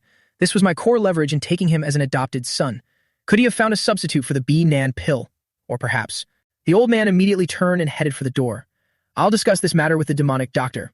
Suddenly, a loud rumble echoed from the courtyard. What was that noise? Even the ground was shaking. Is it still shaking? Could it be an earthquake? A subordinate burst through the door, screaming, "Disaster! We have an intruder." The old man rushed out to the courtyard immediately. Who is so bold as to dare trespass? As soon as he stepped out, he was met with a shocking sight. In his courtyard stood Dian men surrounded by blood and corpses. It took him a moment to force out the words, "Who are you?" His face went from pale to sickly green. All the family's guards have been taken down. Jian men looked at them coldly. To find this place, I had to search high and low since dawn. It was exactly to see the true faces of the demonic Poison Yang family, the ones who created the divine pills that are harming the innocent. Murderous intent radiated from him as he glared and growled. Are you the patriarch of the demonic Poison's Young family? The old man froze upon hearing this, sweating profusely. What did he just say? After a long pause, he finally blurted out, Did you come here to see me? He looked him up and down, noticing the character on his robes, the character for Zheng on the uniform. Isn't that the uniform of the Qin Thian Min? What is someone who belongs in the Central Plains doing here? His face darkened as he glared with pure hatred. You bastards spread poison to the poor, ruining their lives just to exploit their blood and sweat. I came here today to annihilate you all. The old man was stunned. What did you say? But his expression quickly shifted, and he let out a sigh. I thought it was something important. Still pale, he stubbornly retorted, How ridiculous. The commoners here all belong to our cult. What does that have to do with someone from the Central Plains like you? Besides, the power over life and death of everyone under our cult lies entirely in the hands of the cult leader. He even had the gall to widen his eyes and question, What gives you the right to spout nonsense about destroying our cult? We have never harmed the Central Plains. Shameless bastard. He decisively drew his blade. You waged war against Kunlun and Qinghai precisely because you want to march into the Central Plains and create a demonic world, didn't you? During that process, those divine pills of yours surely worked wonders for spreading your doctrine. Because taking just one pill poisons them, making them dependent on it, and eventually forcing them to submit to the demonic cult. The more he spoke, the angrier he got. He swung his blade horizontally and roared. As the alliance leader of the Qin Thian Min, I will never allow that seed of disaster to spread into the Central Plains. Upon hearing his title, the old man cowed in fear. Alliance leader of the Qin Thian Min. Could it be? The dark poison sword dragon, Doom Dian Men. Even though the Central Plains and Xinjiang are far apart, certain news can still travel thousands of miles. First was the news that the leader of the Black Evil Alliance who dominated Sichuan was defeated by the Duan family's dark poison sword dragon. That news had already reached Xinjiang. Then came the news that a new orthodox alliance, the Qin Thian Min, had emerged in Sichuan with the dark poison sword dragon at its core. But despite these shocking rumors, Xinjiang didn't have much of a reaction, because the heavenly demon cult's vice leader, Ma Kuang Thian Chu Nian Trung Hak, was making his move. They believed that no matter how strong the orthodox forces in the Central Plains were, they wouldn't be able to affect Xinjiang anytime soon. Knowing his identity made him panic even more. He racked his brain but still couldn't figure it out. But why are you here? Wait, if he's here it means. He stammered, asking just to be sure. Did you not run into our cult's left and right envoys? Of course he had, and he had even sent them straight to hell. The left and right envoys. Oh, you mean those two small fries? He casually dropped the bomb. I killed them both. Now that you mention them. I have no reason to spare demonic cult masters trying to kill my alliance members. Ignoring the old man's pale, shocked face, Jian Men tightened his grip on his blade. That's all the answering I'll do. No matter how much you try to stall, you can't escape your clan's annihilation.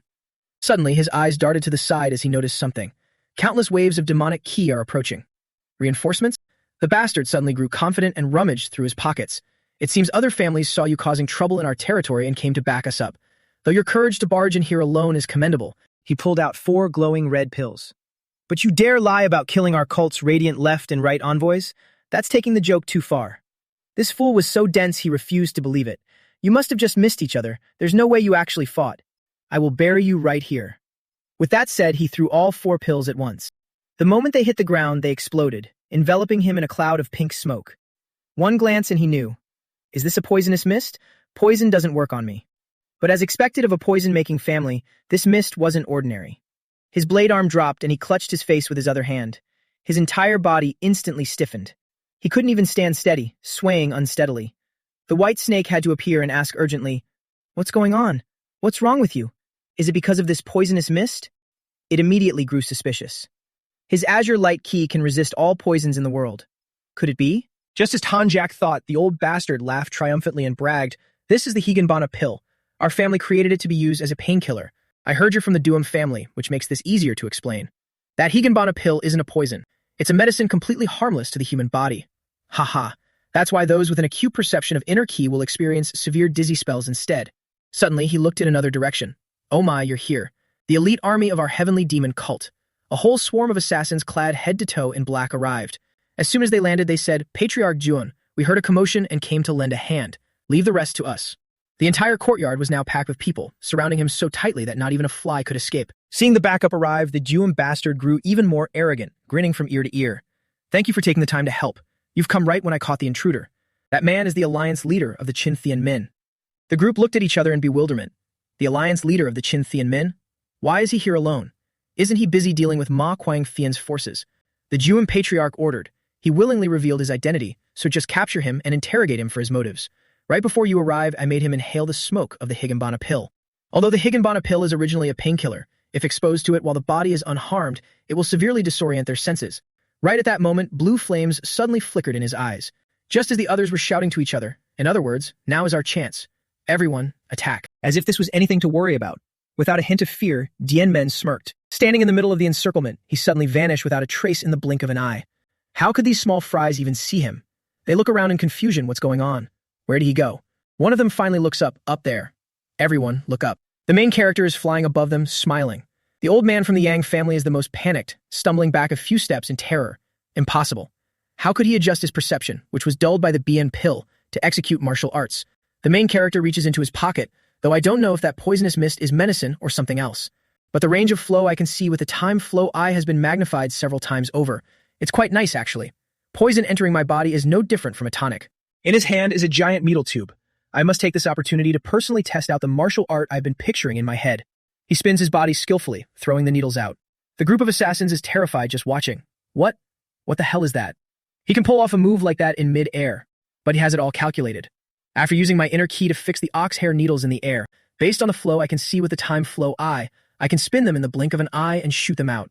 Instead of running, those bastards just stand there with their mouths wide open in awe. My God, is this real? The skill he's using is the ox hair needle storm. Thousands of needles rain down like a downpour. The old man from the Yang family stands there, jaw dropped, face pale. What did I just witness? It was like a rain of death just poured down. Dinmen is completely unharmed and gloats as he looks at them. I came here to annihilate you all. Who would have thought you'd actually give me a fortuitous encounter? The man from the Yang family is so frantic he can't even think straight. Fortuitous. Ah, did he say fortuitous encounter? Who on earth is this guy? The killing intent radiating from the main character grows even denser. He smiles wickedly, ready to finish it in a flash. Then let's end this right now. The painkiller that brings the user to an emotionless state, the BN pill, has a side effect. If misused or abused, it makes human perception extremely sensitive, destroying the nervous system. However, no matter how good the medicine is, an overdose turns it into poison. Therefore, the Azure Light Key absorbed the excess toxins of the BN pill, adjusting its efficacy to the maximum limit Jinmen could withstand before absorbing it into his body. The ultimate result manifesting in Jianmen's body is a state of extreme euphoria. In other words, he achieves the effect of an awakening drug. The main character actually loves it. What a miraculous experience. I even feel an unprecedented sense of omnipotence. The old man from the Yang family looks like he's seen a ghost, absolutely refusing to believe his eyes. Impossible. No one has ever overcome the side effects of the BN pill. Just what in the world is this? He draws his blade straight out just to broaden the old man's horizons. So what if there's no precedent? I can give it a try right now. Wouldn't it be fine if I just become the precedent? He clenches his teeth, scared out of his wits, trying to resist. I can't just sit back and wait for death. Even without the cult leader's permission, I have no choice but to use that move. He strikes himself a few times and his whole body is activated, bursting with power. He charges forward as fast as lightning, reaching out to attack him. I won't let you have your way. Jinmen is just so terrified. As he charges, he still has time to think.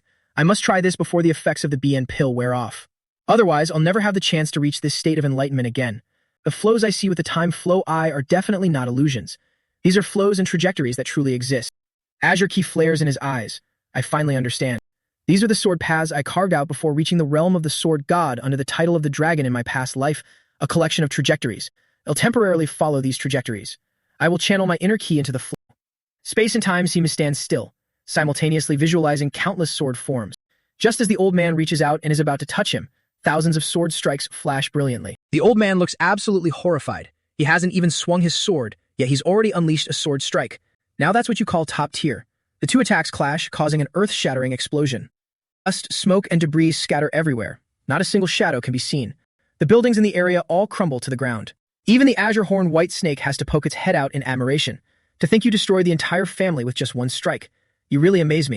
It even offers him some advice. The aftershock just now wiped out everyone in this area. Wouldn't it have been better to leave one alive to gather intelligence? However, he has other plans.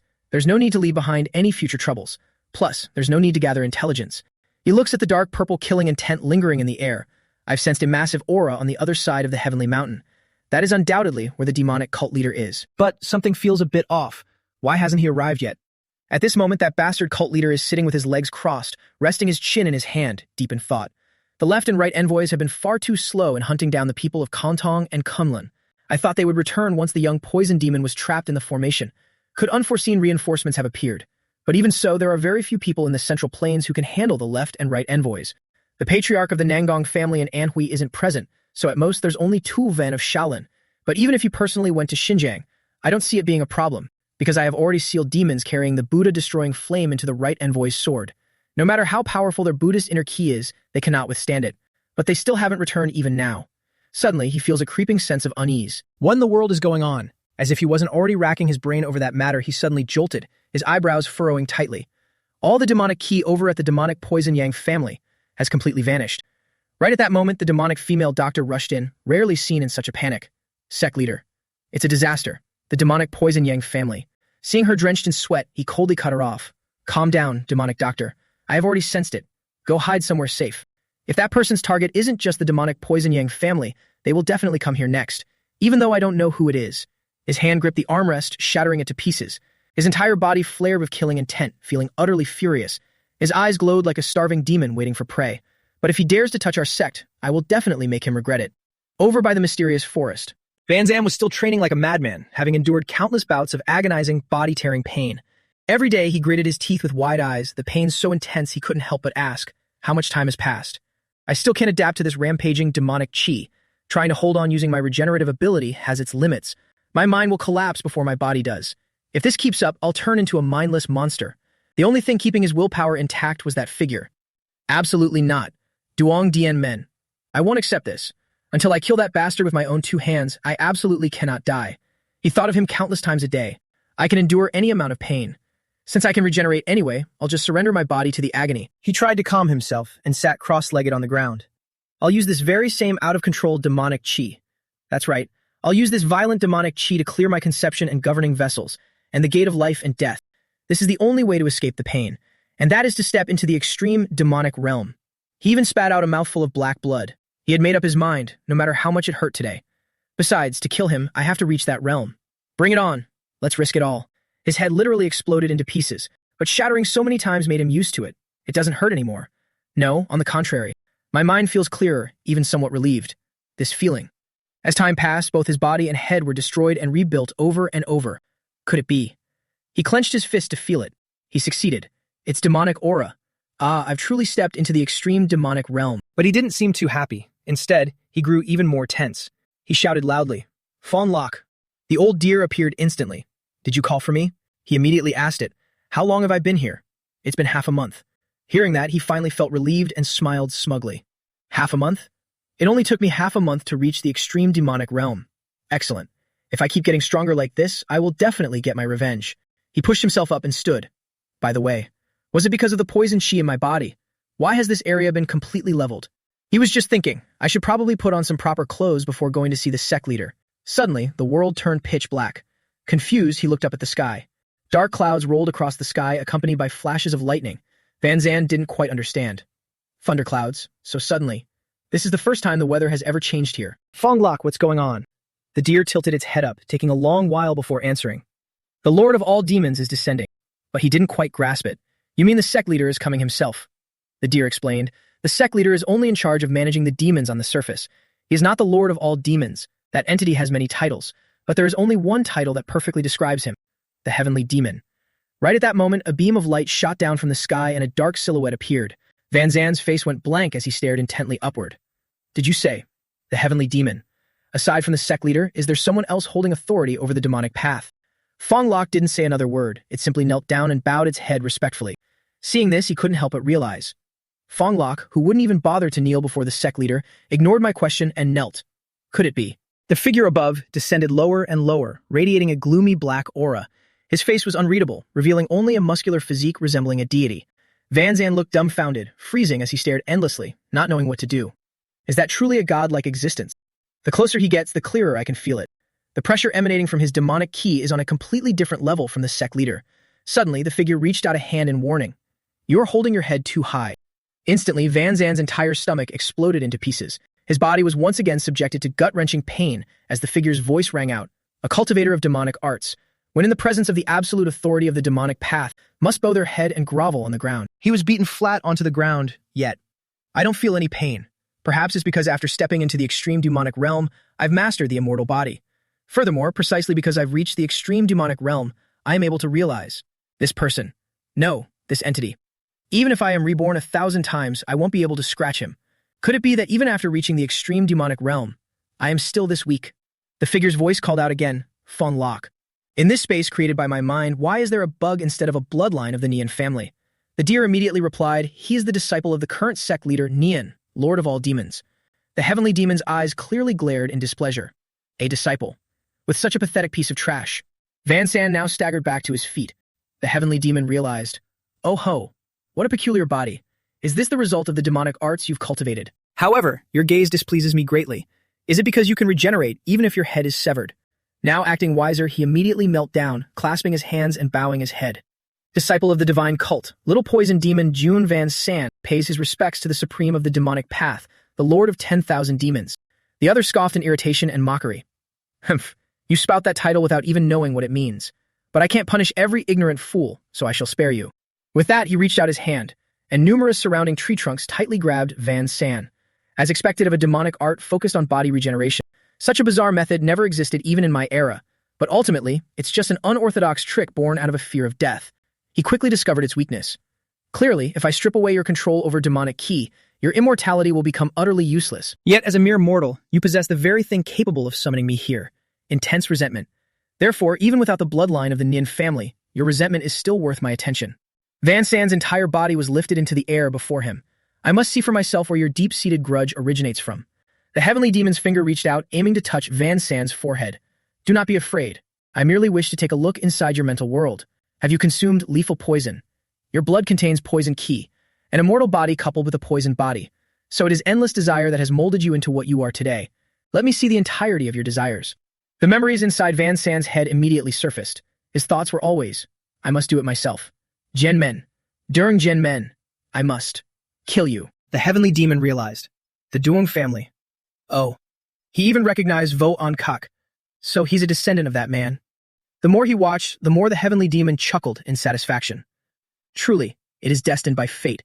I was supposed to enlighten the descendant of the Nian family, but he is not here. This must be karma. You sure are lucky, kid.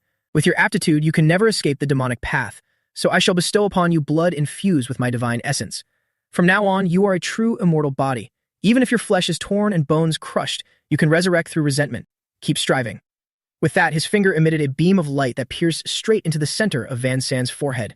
A blinding light erupted violently, powerful enough to shatter the very ceiling door of this place.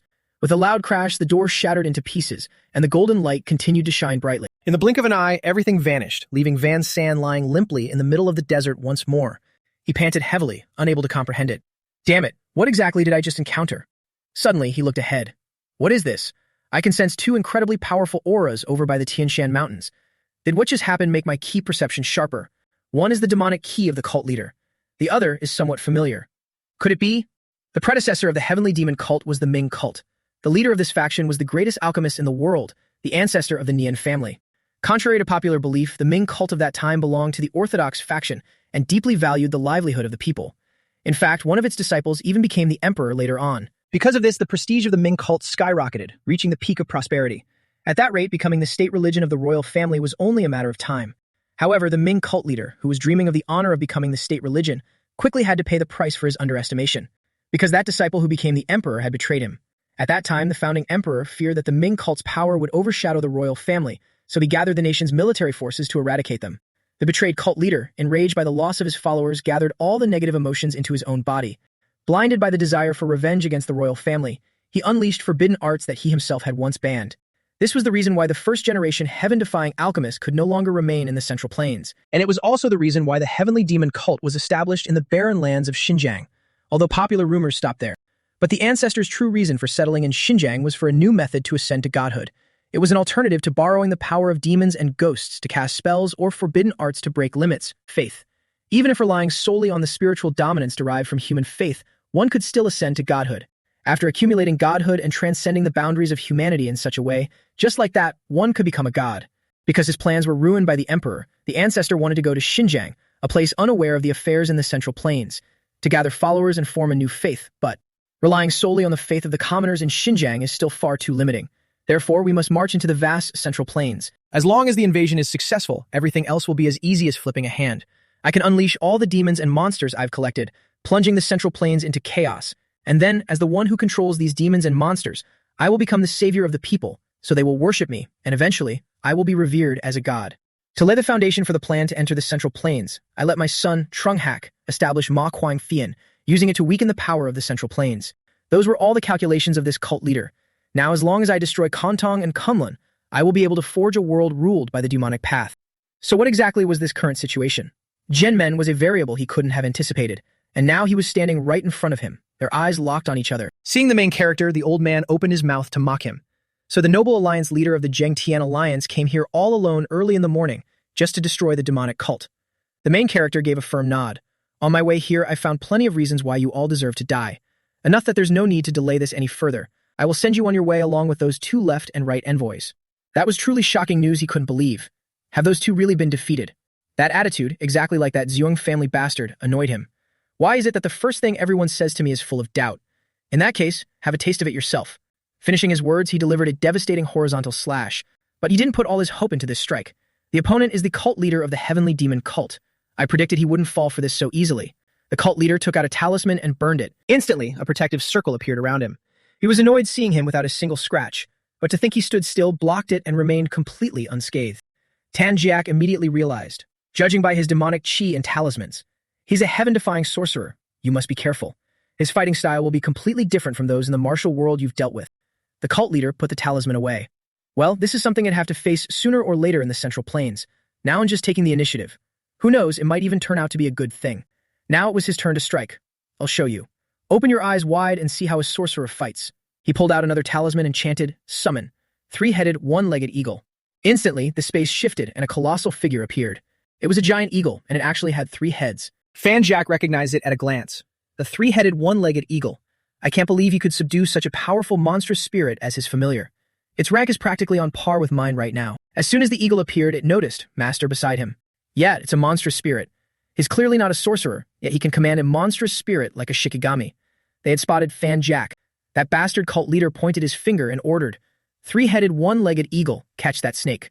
And so it was beast against beast, man against man. Before charging, Fan Jack told him, you focus on dealing with that sorcerer. Leave that rotten bird to me. It roared, its body expanding to a massive size, turning from a white snake to pitch black. The battle between the two beasts seemed as tense as a drawn bowstring. Watching this scene, Xianmen just thought, Fan Jack seems eager to test out its power after leveling up. With that strength, it shouldn't be a problem, right? That bastard cult leader aimed right at him. You said you're from the Tang family, so that must be the cyan-horned white snake, right? Although I don't know why it's turned into a black snake now. If you're an opponent capable of bringing such a monstrous spirit, that I must unleash mine too. He immediately braced himself, his eyes wide with vigilance. What trick is he trying to pull now? But somehow, looking back and forth, he was just standing there like a statue. Nothing's happening. Suddenly, a supergiant hand burst up from the ground and tightly gripped his body. He couldn't even react. It was too fast, too dangerous. It was another colossal bullhorn demon. That old geezer really had a lot of tricks up his sleeve. The giant bastard warned as soon as it appeared, "I won't let you harm my master." With those words, the hand gripping him tightly swung high up in the air and smashed him straight into the ground like squashing a bug. A normal person would have been crushed to a pulp long ago. Tanjak panicked and turned around. Jinmen. But the moment it looked away, the bird grabbed it tightly by the neck. "You still have the luxury to get distracted?" The evil spread its wings, pinned the snake to the ground, and stomped on it. "I suggest you stay put like a good boy." Tanjak was beaten bloody, fuming with rage. "You hit hard. You rotten bird." The cult leader looked down from above, starting to boast arrogantly. "The Ghost King. He's my most powerful demon, and the eternal guardian deity belonging to the descendants of the Nian family. It's your honor to fight him. After all, no one has laid eyes on him in hundreds of years. With a massive body like that, it even raised its foot to stomp on him again." The cruel cult leader snarled his order. "Finish him, Ghost King." The demon pulled out a gigantic blade from nowhere. Gripping it tightly with both hands, it slashed straight down. An earth-shattering blow. The entire courtyard was smashed to pieces. The snake washed from the side in panic. Being hit like that, nothing would be left of a person. Ignoring that it was being pinned down, it roared, "Jian Men." But it seemed it was worrying for nothing. Jian Men's voice rang out. "Looks like you're having an easy time over there, huh? Focus on your own fight, Fan Jiak." With those words, an explosive blast erupted. He suddenly appeared, launching a counterattack that sent the demon's blade flying to the side. That old geezer's eyes widened and his jaw dropped in disbelief. He blew away. The Ghost King's attack. He saw through it at a glance. After exchanging blows, I knew right away. This thing was created by combining thousands of formulas. Moreover, the level of those formulas is incredibly high. To destroy those formulas, the best method is the ripple technique. But the attack range is too wide. If I'm not careful, Pan Jiak will get hurt. So if I compress the key of the ripple technique, limiting the range to an absolute minimum. The blade in his hand glowed brilliantly. He activated his first skill to teach this Ghost King some manners. Four Suns Ripple Focus Point. The Ghost King screamed in agonizing pain. The cult leader standing aside couldn't even figure it out. What's going on? He didn't even use a magic formula, yet he managed to injure the Ghost King. Where the hell did that guy come from? Looking over at the two beasts again. Even the one-legged, three-headed eagle. Fanjak, seeing that its master is fine, has regained its spirit. The snake is now wrapping tightly around the bird, biting off one of its damn heads. Meanwhile, our protagonist just keeps shining like a god as he fights. That bastard cult leader stands there completely dumbfounded. The Demon King is being pierced full of holes by him. Dian Men finishes his attack and shows blatant contempt. The strongest demon is only this much. Do you have any stronger cards left to play? The cult leader is left speechless for a moment. I am truly amazed you could defeat the Demon King, but getting cocky over a slight advantage. You are indeed still too naive. He smirks wickedly. Did you think that while you were dealing with the Demon King, I was just standing around like an idiot? The space suddenly becomes terrifyingly silent. He vanished in the blink of an eye. This isn't just footwork. Even his presence has completely disappeared. Where on earth did he go? Suddenly, he hears Thanjiak cry out. Hurriedly looking in that direction, the snake is being blasted by thousands of lightning orbs. Our protagonist is furious. I still can't sense his presence. Is it because of his spell? Moreover, he controlled Thanjiak with just a single talisman. Now we see the bastard standing right in front of the bird, scolding it fiercely. You failed to capture him and even got beaten up. You disappoint me. The bird lowers its head. This subordinate has no face to see you, master. He decides to retrieve the bird into the talisman. Tisk tisk, useless trash. If even you die, my divinity will take a fatal blow, so get back. Though the losses are heavy, taking you in as my familiar will make up for it. Fanjak Bak Sa. The snake glares at him with disdain. Don't speak as if we're close. The old bastard smiles sinisterly. Of course we are, because my ancestors once helped your master, Vo and Kak, catch the earth dragon. So if you think about it, you've also received our sex grace. The snake glares at him mockingly. To think you hold on to something from 1,000 years ago. What a pathetic family. If you want to make me your familiar that badly, then you better watch out for the kid behind you first. Sure enough, our guy is already slashing straight at him. He hurriedly pulls out another talisman, just as our protagonist brings down a strike. But this time he's disappointed. I didn't feel the strike hit him at all. As the dust clears, some strange objects appear in the courtyard. Where did these coffins come from? No, more importantly, did he use a coffin to block my sword strike? He looks closely, completely stunned. It wasn't blocked by the coffin. Inside each coffin, I can sense the aura of a master capable of reacting to my sword strike. A massive row of coffins appears, separating him from the snake. The cult leader looks immensely smug. You asked if I had any stronger cards, didn't you? Although the Demon King is the strongest demon, that wasn't my best card, though I didn't want to reveal this one just yet. Right at this moment, the coffins also open. A horde of corpses walks out from inside, but they are all transcendent realm and ultimate demonic masters from my ancestors' era. Not only that, they were the absolute best in the world at that time. There are as many as 30 of them. This is my absolute best card. Looks like he's forcing him to go all in this time. This is an art that turns the corpses of former masters into zombies, seals them, and then awakens them all at once. That is the ultimate demonic soul return great art. This time, it's a full-on attack from 30 masters. Don't underestimate them just because they're corpses. Their speed. Even the caster like me finds it hard to control. A female demon rushes forward first.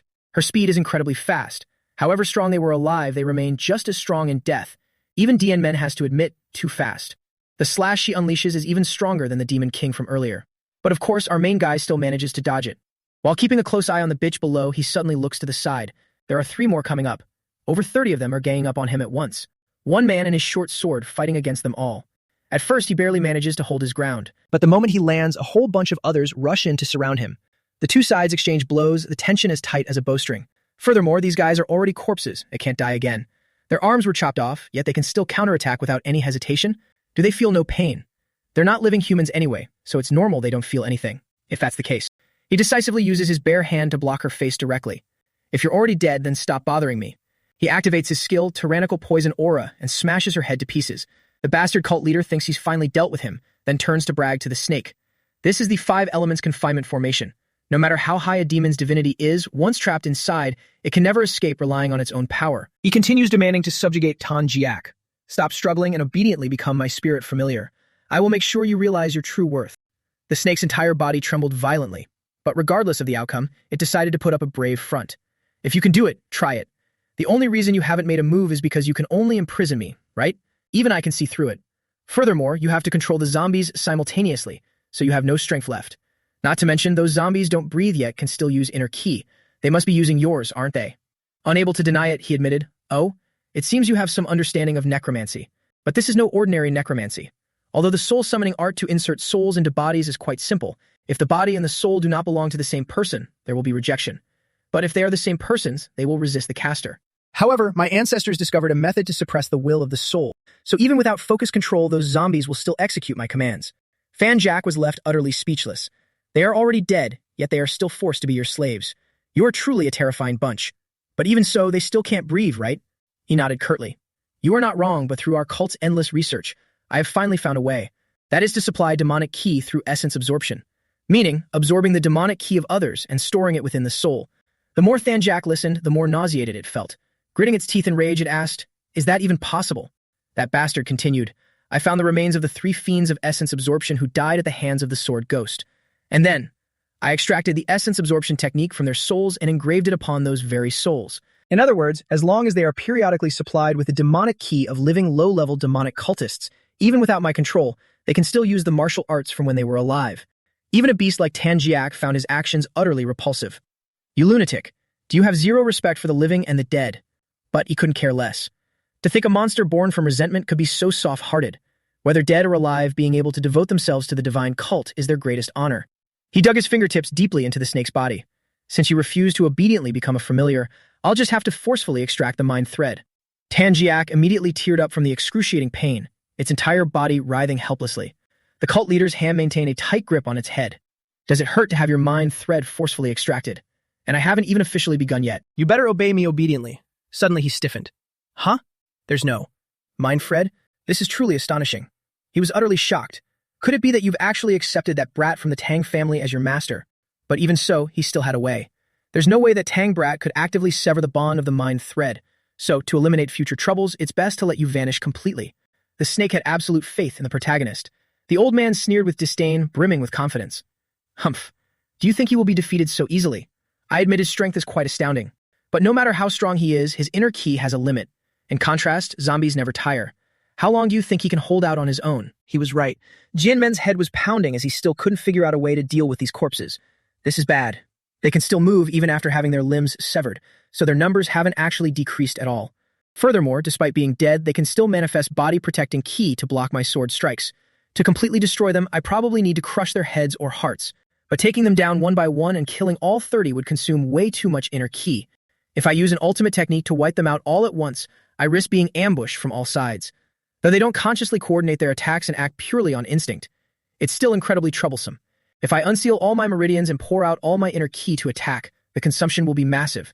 Without Thanjiak here, it would be extremely troublesome if another problem arises right after. In the end, I still have to defend against all sides while using an ultimate technique to sweep them all away. He racked his brain for a solution while continuing to fight. Suddenly, a voice rang in his ears. I'll only say this once, so listen carefully. He recognized it immediately. Thanjiak, this is. I'm using the mind thread to talk to you. We're out of time, just listen to me. Take everything you have mastered, accumulated, and firmly believed in, everything you have seen, along with your very life and will, and fill the sky with them. If you can't endure it, then you can only accept defeat. That was the method it taught him. Right as the snake finished its sentence, the wretched old man's hand pierced straight into its head. It is finally over. But being able to hold out for this long, he is somewhat worthy of the title of Alliance Leader.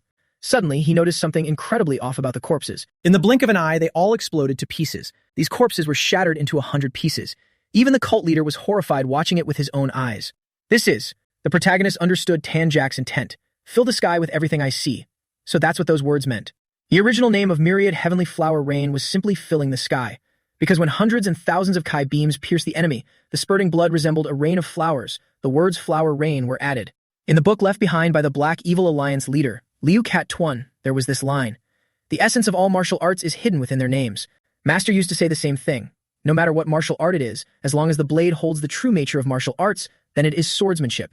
Yet I only focused on the form and profound theories of the martial arts created by the Phantom Guest, while completely ignoring its core meaning. Hidden weapon arts. That's not it.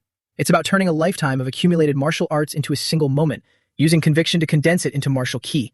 Even though we are both using the time flow eye to observe the flow that I see and what Ancestor Phantom Guest saw are completely different. Just as Ancestor Phantom Guest could see the trajectory of the hidden weapons he spent his whole life researching, less than greater than. I can also see all the sword paths I have swung from my past life up until now, pouring everything I have into that trajectory. That is filling the sky. He successfully did it.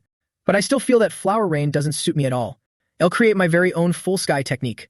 The entire space turns an eerie green filled with countless sword ki.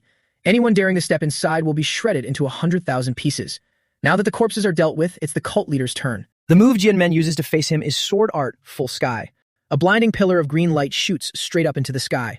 Our main hero floats in mid-air, surrounded by thousands of dazzling sword strikes. The cult leader can't stand still anymore. He looks up at the sky, his jaw dropping. He easily shattered the protective ki of the extreme demonic masters.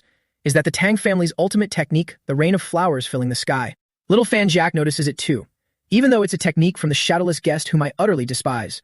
But no matter when I see it, this sight is truly awe-inspiring. Our hero glances over. There are 3 zombies left that haven't been blown to bits. To move freely under the pressure of such a powerful ultimate technique, it proves they were supreme masters when they were alive. He has it all figured out. You probably didn't volunteer to turn into this state, did you? So, I'll give you a painless death. Sword Art Full Sky. Just slashing the rest of them, no big deal. If you could take down over a dozen, what's 2 more? The cult leader is absolutely terrified, his jaw practically hitting the floor. That technique. It's extremely dangerous. It's no longer just a simple strike. The white flashes of sword ki pour down like a waterfall. Getting stronger by the second, the explosion is even more powerful than an atomic bomb. He glares at the 2 zombies with deep hatred. Suddenly, he hears the voice of that woman in his ear.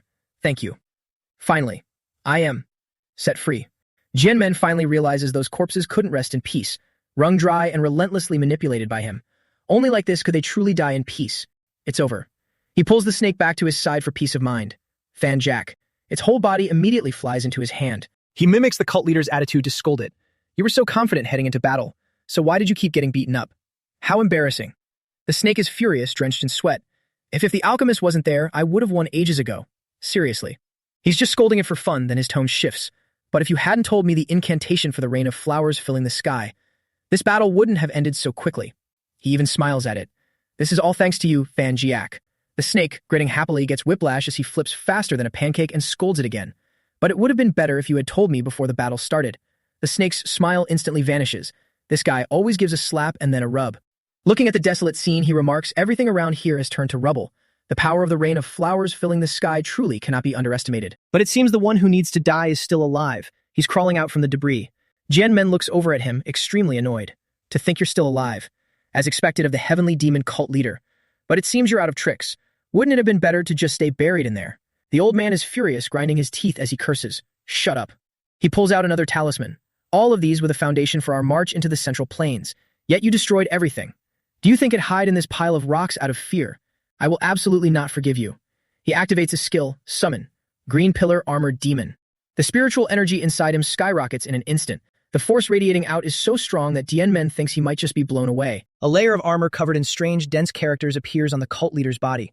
Although this demonic item has no power on its own, its true value is unleashed the moment the caster wears it. He's going all in, pulling out his strongest moves and boldly declaring, "I will use this to kill you." His hand abruptly raises. The boulders begin to twitch and move along with his hand. Eventually, they converge into his supermassive stone blade. He rests the blade on his shoulder, glaring intently at Dien Men. "For the future of my cult, I swear to kill you right here.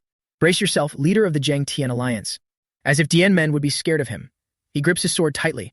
His face is emotionless as he watches the cult leader leap up and slash down like a vicious demon. But in a flash, he completely dodges it. The slash was powerful, but it only hit thin air. It's useless. The old man grows increasingly furious as he keeps missing his target. His massive, muscular body blocks Dien Men's path, relentlessly swinging the blade without tiring. Our main hero doesn't even need to do much. By just picking the right moment, he manages to strike and leave the cult leader's body riddled with holes.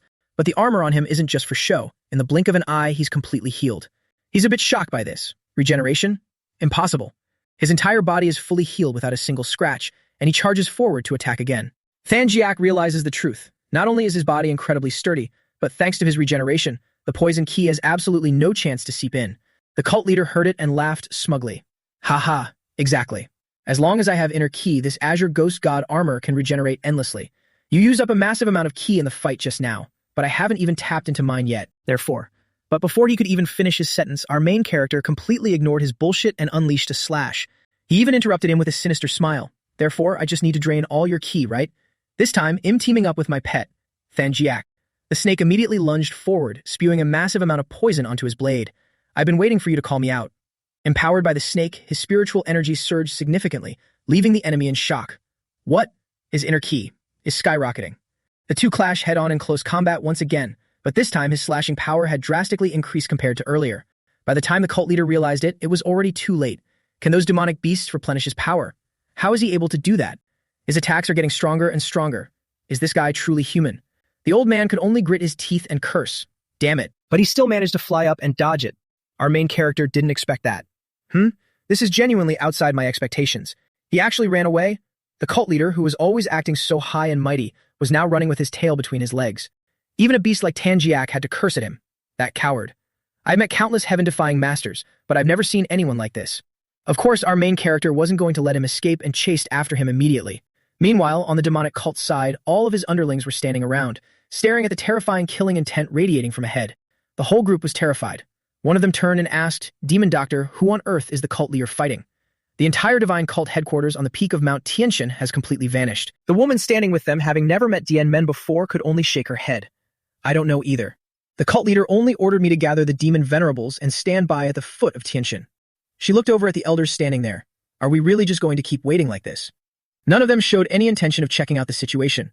The demon venerables are the founding elders of our cult. Their strength is second only to the cult leader and the left and right envoys.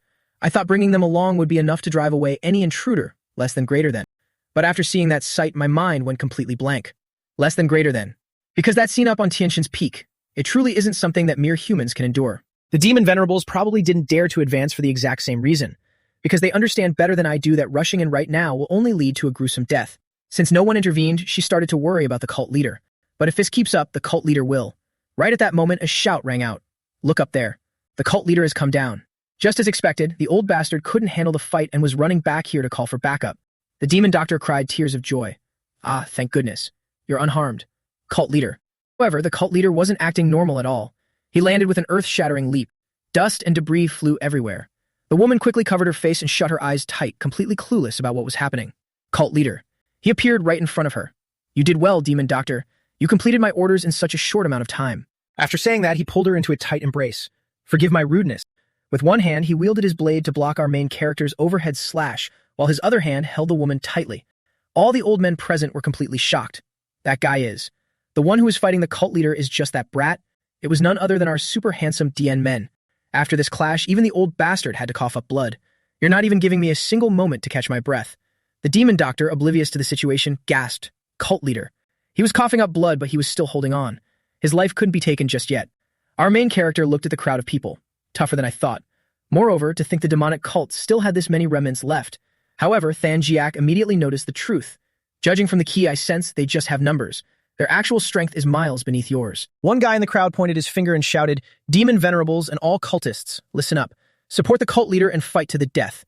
Annihilate the intruder." But the cult leader was still clear-headed. He raised his hand to stop them at once. "No, stand down. Even if you all attack at once, you won't be able to do a thing to him. I cannot let you sacrifice yourselves in vain. A sacrifice is only meaningful if it yields a worthy outcome. This bastard didn't return here for no reason. He had already devised a dirty scheme to secure his retreat. Therefore, merely risking your lives isn't enough. You must use your lives to help me. Everyone, unleash 50% of the blood reversal demonic arts power. Unleash 50% of the blood reversal demonic arts power." The demon venerables instantly understood the meaning behind those words. Because if they pushed the blood reversal demonic art to 50%, they would suffer key deviation from the rampaging demonic energy. Unless one reached the extreme demon realm to freely harness demonic ki, like the left and right envoys of light, then using 50% of the art was basically asking for death. Seeing that none of them moved a muscle, the cult leader's voice turned ice cold. "Since he's going to kill you all after he kills me anyway. Now that things have come to this, if you're all still hesitating, then I'll give you a little push." At this point, brotherhood meant absolutely nothing. The entire group was forced to burn their blood. By the time they realized it, it was too late. They shed tears of agonizing pain. This is the controlling demonic ki of the heavenly demon divine art. He wants to force us into ki deviation. Is he really going to sacrifice all of us? The crowd looked at the cult leader, then over at Dien Men, who stood there like the Grim Reaper. But will using the blood reversal demonic art really be enough to defeat that monster? Even the cult leader couldn't handle him. The old men with veins bulging all over their faces and eyes bloodshot had to make up their minds. We're out of options anyway. All we can do is fight to the death. For them, all paths led to death. They charged forward to attack Dien Men all at once. Our main character's expression remained unchanged. From start to finish, his eyes only held a bone-deep disgust for them. Just standing still was enough for him to slice the entire group into 100 pieces. Anyone who stubbornly rushed at him met the exact same fate. With just a single slash, he completely annihilated the entire horde, turning them all into minced meat and shattered bones. The cult leader was starting to panic. You can take down even the demon venerables, who unleashed the blood reversal demonic art with just a single strike. Suddenly, he noticed the beauty in his arms was completely silent. He looked down only to see that the woman was already dead. Looking at the multiple cuts on his own body, he finally realized the defense of the blue pillar ghost armor shouldn't have been pierced by that last strike. But then why? Could it be? Has my inner ki been so depleted that I can't even maintain its perfect form anymore? He looked up again at the giant blade, now shattered in half. He had to use another method. Now that our main guy had finished off the minions, looks like you're trying to stall for time to pull some trick. Did you really think it'd let you have your way? Let's end this, cult leader of the heavenly demon cult. He needed to end this quickly to prevent any further complications. Who knew what other tricks this vile bastard could still pull off? Just as he guessed, the bastard was up to no good again. Wide area demonic calling. The moment he finished speaking, his entire body erupted with blood-red spiritual energy. Even he couldn't believe it. The recoil is so strong. Can he still counterattack me with the little inner ki he has left? But there was also a vortex like a cosmic black hole in the sky. What is that thing? Dien Men had to stay on high alert. The sky is gradually turning red, spreading from that blackish red cloud. Is this a trick related to the recoil from earlier? He especially felt a very strange aura, looking at the corpses scattered across the ground. This is the demonic ki being extracted from these corpses. The red spiritual energy from the corpses was all gathering into the cult leader. Is the cult leader absorbing them? Before doing this, he had personally closed her eyes. Why? I originally wanted to at least save you. Go ahead and hate me. May you rest in peace. He made up his mind to avenge her. I will kill him. Now with his powers surging rapidly, let's attack together. He noticed it. His armor is recovering quickly. To destroy it, I need to focus all my attacks. He managed to block Sky Filling once, so I need a stronger strike. If I let the sword intent of Sky Filling overlap and condense into a small area, it will maximize the attack power. He activated his skill, Sword Stance, Sky Filling, Little Sky Filling, and attacked him, but a golden halo radiated from his body. To think he could withstand even Little Sky Filling. Seeing him stand tall as if he hadn't been injured at all gave our main guy a headache. What is going on? His eyes gleamed as he finally revealed the truth. Wide area demonic calling is the secret technique of the heavenly demon divine art. Be they living or dead beneath this red cloud, the demonic ki within them will run rampant and be absorbed by me. Once the red cloud spreads, the demonic ki of every demonic practitioner in Xinjiang will be completely drained by me. He spoke with absolute conviction. I originally didn't want to use this spell, but to kill you. Sacrifices must be made. He couldn't believe this bastard was so ruthless. Besides your followers, are you planning to kill innocent civilians as well? Even in the wrong, he refused to admit it and smirked evilly. Feeble faith can always be cultivated again. Are you only pretending to care about the commoners because you wear the word orthodox on your robes? Fan Jiak didn't quite understand. Isn't it a good thing for us if all the demonic practitioners die? But he didn't think so. If it were just the people of the heavenly demon cult, I wouldn't care. The problem is the people living in this barren land who have absorbed demonic ki. They just treat it as a way to nurture their health and follow the breathing techniques. Furthermore, when I felt the effects of the Lycoris pill, I completely understood. Even without learning demonic arts, simply being continuously exposed to the divine pill's toxicity will cause demonic ki to accumulate in the body. If I just leave those people to die, they'll end up repeating the same mistakes. They'll regret not making a better choice again. The death of that kid last time still haunted him. That is not something an alliance leader responsible for everyone in the Central Plains should do. His face flushed red, eyes shooting fire, as he made his decision. I can't afford any more regrets. I have to finish him before the red cloud spreads, even if I have to use the dragon scale and my primal ki. Suddenly, Tanjiak spoke with unusual calmness. No, that's not necessary. Based on what you're saying, as long as the red cloud doesn't spread, it'll be fine, right? Seeing its demeanor, he immediately understood. Do you have a way? The snake flicked its tongue smugly. Of course. When it comes to spells outside of martial arts, I know much more than you. Besides, we're bound by a telepathic thread. How could I just watch you walk to your death? After speaking, it began to doubt itself. I've changed too much. Have I been influenced by being around him for so long? But first things first. The snake soared into the sky, shouting a few instructions. Draw his attention. Don't let him come near me. I will do whatever it takes to destroy that spell. The cult leader saw it ascending and immediately grew wary. The blue-horned white snake? Why is it approaching the spell? The giant snake just flew straight up toward that black hole. It was using its own body to directly attack the hole. Gen-men did exactly as told, immediately targeting the cult leader. You don't have time to be distracted right now, do you? Blocked, the bastard cursed in fury. You. Stinking bug. Tanjiak realized, judging by this width, it has probably only spread to the area near the Tianshan Mountains for now. It told itself, I must act now. There is only one way for me to stop this spell right now, and that is to consume the divine essence of the evil spirit, to cancel out the magic. It stopped, opening its mouth wide to spew out a massive amount of pitch-black smoke. Its streams of blackish-blue spiritual energies soon covered the black hole entirely. Now the cult leader understood its purpose. The red cloud has stopped spreading. Could it have consumed its own divine essence to stop it? That lunatic. To dare sacrifice the divine essence it has accumulated all this time. Releasing its divine essence so recklessly will definitely. It'll lose my life. Just as he was distracted by the snake, Gen-men struck down. The cult leader couldn't dodge in time and barely managed to block with his massive broadsword over his head. Gen-men also understood what the snake was doing and couldn't help but praise it in satisfaction. Fan Jack is truly reliable. If it weren't for him, this battle would be a huge mess. The more triumphant he felt, the more infuriated the cult leader became. You damn wretch. How dare you use this trick to stop me from replenishing my demonic ki? In truth, the snake was also thinking to itself, even I find it strange, to actually give up my own divinity to fight for a human. To think that after that day, I could still open my heart to someone. In its mind, it had never forgotten the day Vo and Cock trapped it inside that jar. Back then, with a tear-streaked face, it had demanded, Why? Didn't you say you let me go once it was done? At least tell me the reason you're doing this. But the only answer it received was, because you are far too dangerous. As he locked it inside, he added, Just accept it obediently, Tanjiak. This is your only path to survival. After the jar was sealed, he seemed to say something else, but it couldn't hear anything anymore. Thinking back now, it still bitterly assumed, Humph, he probably just called me a tool or something like that. Vo and Cock, at least your descendant doesn't see me as a mere tool. Although he's bossy, he knows how to say thank you and respects me. I'm doing this not because my spirit thread was stolen according to your arrangements. It's because. That's right. I'm doing this for a friend. It truly cherished Gen-men. I am following my own will. That day I had begged desperately. I'm begging you. I don't ask for complete freedom. Just please don't lock me in here. Vo on Kak. But he still closed the lid. I'm sorry, blue-horned white snake. Yet it never heard this apology. I will use mystic arts to seal you here. Even though you can no longer hear me, you truly helped me so much. I'm so sorry I couldn't treat you better. But now that you have reached the realm of the true goo poison, those heaven-defying mystics won't let you off. It was true. Fan Jiak never knew that outside the Doing family, a horde of enemies had come for its life. Vo on Kak. Where is it? Hand over that monstrous demon at once. At that moment, Vo on placed his hand on the jar, silently wishing it well. If my descendant finds you, I hope you will be free then. I will clear away those who would hinder your future freedom. Thank you for everything during our time together, my friend. Vo on had treated it so well. It was just a pity it never knew. Fortunately, Vo on's descendant treated it just as well. Gen-men stood below looking up. The clouds have clearly thinned out. It seems things are going smoothly on Tanjak's end. He suddenly felt, from now on, I can't just treat him as a poison key supply station. Speaking of which, I need to take down this bastard first. Let's wrap things up on our side too. The cult leader, beaten to a pulp and gasping for air, still tried to speak. Wait, hold on, Alliance leader of the Zhengtian Alliance.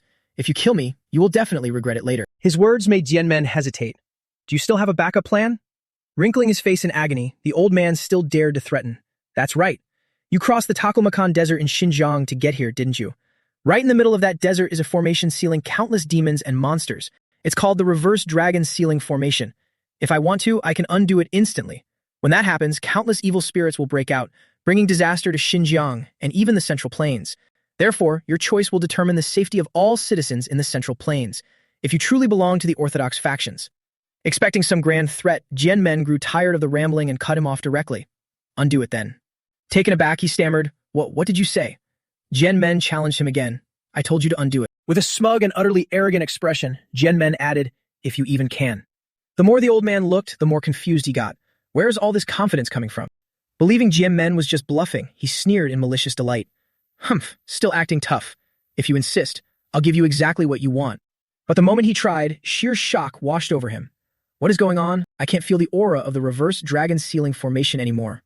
Well, there was nothing left there but sand. Jian Men and Tan Jiak had already taken care of it beforehand. Jian Men didn't forget to mock him. Is this the best trick you could come up with? Do you still not grasp the situation? The only reason Fan Jiak evolved into a black serpent was thanks to that Reverse Dragon Sealing Formation. He then delivered the final blow. He devoured every single evil spirit inside it. Hearing this, the old man was burning with rage. Devoured them all? That damn snake. Those were spirits I painstakingly gathered. Why care so much when you're about to die? So what? As soon as he spoke, Dian Men slashed him with a brutal cross strike, completely obliterating him, leaving not even a single bone behind. Dian Men coldly declared, anything that sows disaster upon this world must be eradicated. The cult leader's eyes slowly glazed over, unable to move anymore. The vision of the demonic path ruling the world was right before my eyes. I hate this so much. Now all he could do was lie there and wail in agony. Ancestors, why didn't you wipe out the Doong family completely? Why? Dian Men stood watching his lifeless body, realizing he had likely logged out to go ask his ancestors, before finally letting out a sigh of relief. It's finally over. However, he didn't celebrate just yet. Even though the cult leader is dead, I can't let my guard down.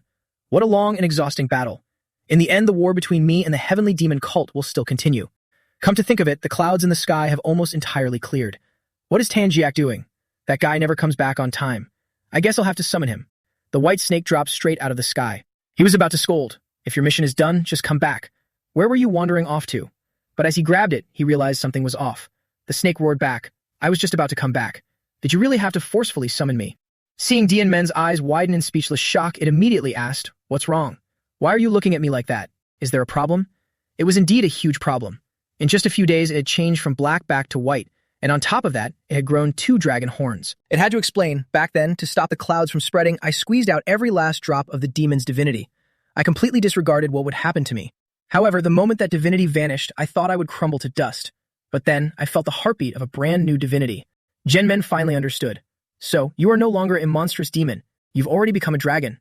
The white snake looked visibly proud. Yeah, I didn't expect breaking free from the binding would lead to this result. But he was still curious. Didn't you say dragons are born by absorbing the spiritual energy of heaven and earth? Are you a sub-dragon then? But it shook its head. It doesn't seem like it. Even it didn't quite understand. This is my first time seeing evil spirit turn into a dragon too, so I'm not entirely sure. But the time I spent as an evil spirit was probably my growth phase as a sub-dragon. So do you have any new skills? Can you not use poison anymore? The dragon immediately bragged, I can use many new skills now, and I can still use poison. But my dragon divinity right now is only at the level of a newborn, so it probably won't help much. When it said this, its face clearly looked sad. Jian Men smiled to reassure it. You've already helped me a lot. Why are you so downcast? The greenhorn snake rarely spoke such sentimental words. In short, I'm the one who should be thanking you for making me your familiar. I never expected to attain a new divinity in such a short time. The two bickered as they left. Well, we've gained a bountiful harvest. It's about time we headed back. After all, our war with the demonic factions has only just begun. He turned his back so he didn't see the corpse of that guy twitching. It wasn't until the corpse completely sat up and another silhouette appeared behind it that the main character was startled and stopped in his tracks. He glanced back. What's going on? Who is that? When did he get here? It was none other than Van San who had arrived, and he was biting firmly into the cult leader's neck, absorbing the poison. The cult leader woke up and recognized him. You are the poison demon? What are you doing? He didn't bother saying a word to the old man and just smashed the old man's head straight into the ground. After sucking the old man's blood, he felt a euphoric rush, truly worthy of the blood of someone with divinity. Just drinking it makes me feel my own divinity ascending. I really must thank that person for this. This bastard was truly ungrateful, thanking someone's ancestor while beating them to such an extent. Now his mind was solely focused on the main character. Hey, it's been a while, hasn't it, Duumzi and Men? I didn't expect to run into you here. It wasn't until he opened his mouth to speak that he realized it. This voice. Could it be? Doing Van San. He glared fixedly at him. Oh, you actually recognize me. How touching. I thought you would have forgotten a nobody like me. He remembered now. The demonic cult leader just called him the poison demon, right? The one who interfered in the battle between Kontong and Kunlun was indeed him. He also took the opportunity to ask, did you also kill the martial artists our clan sent to reinforce Kunlun? At this point, he didn't hide anything anymore. Them? My grandfather did that, but you can pin it on me. Because those who opposed surrendering to the demonic cult that day were all slaughtered by me. But just thinking about you and the Doing family suffering losses because of this, less than greater than, makes me feel incredibly satisfied. Saying this, he even bared his teeth in a gleeful smile. Less than greater than. Of course, that's still far from enough. Before this bastard could even finish speaking, his body was immediately sliced in half by him. He was furious at him, his face dark with rage. Sending your whole family to Kunlun was the final act of mercy from the patriarch of the Doom family, my mother.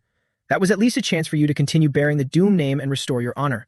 But somehow he didn't know how the guy was still able to speak after being chopped in half. The Doom name? What meaning does that have to me? Do you think we'd still care about that petty surname after being exiled? His body was mending back together in a speed visible to the naked eye, as he continued to smirk sarcastically. And that dog shit family honor, if you want it, you can keep it. Jin Men was completely speechless. Is that guy even human anymore? Tanjiak sensed it. I can only be certain that he has cast a technique upon his body stronger than any ordinary spell. Although it's very faint, I can sense some sort of spiritual essence in his blood. That's no ordinary spell or inner core. It couldn't comprehend it. There are even traces of divinity, higher than me in my dragon form. Is this even possible? What exactly has he been through? But without letting the two scrutinize him further, he quickly lunged straight forward. I've always been waiting for the day I'd reunite with you. God knows what he had to be so arrogant about to curse at him. You stole everything that rightfully belonged to me. Today is the day I get my revenge. Jin Men's expression didn't change. In the blink of an eye, he vanished without a trace, teleporting right behind him. He was still looking around in confusion. Where did he go? Then his entire body was slashed into hundreds of pieces. This time, it wasn't just a clean slice, he blasted him into pieces. Only his lower half remained standing. The main character thought it was over. I didn't even bother listening. If you wanted to kill me, you should have become stronger than me before showing up. But somehow, he could still hear his persistent voice. Ah, as expected. Is that so? It seems even after entering the extreme demonic realm, I still can't match you. He even had to turn back to look at him. Could it be that you? This guy was now more resilient than a leech, healing perfectly without missing a single piece after being chopped like that. He couldn't help but ask him, have you turned into a monster? Van San, ugly as a demon, turned around arrogantly. A monster? Saying that really hurts my feelings. Couldn't you choose a more imposing title? You're quite famous in Xinjiang too. What was it called again? The Dark Poison Sword Dragon. He wanted to copy him. I should get a similar name too.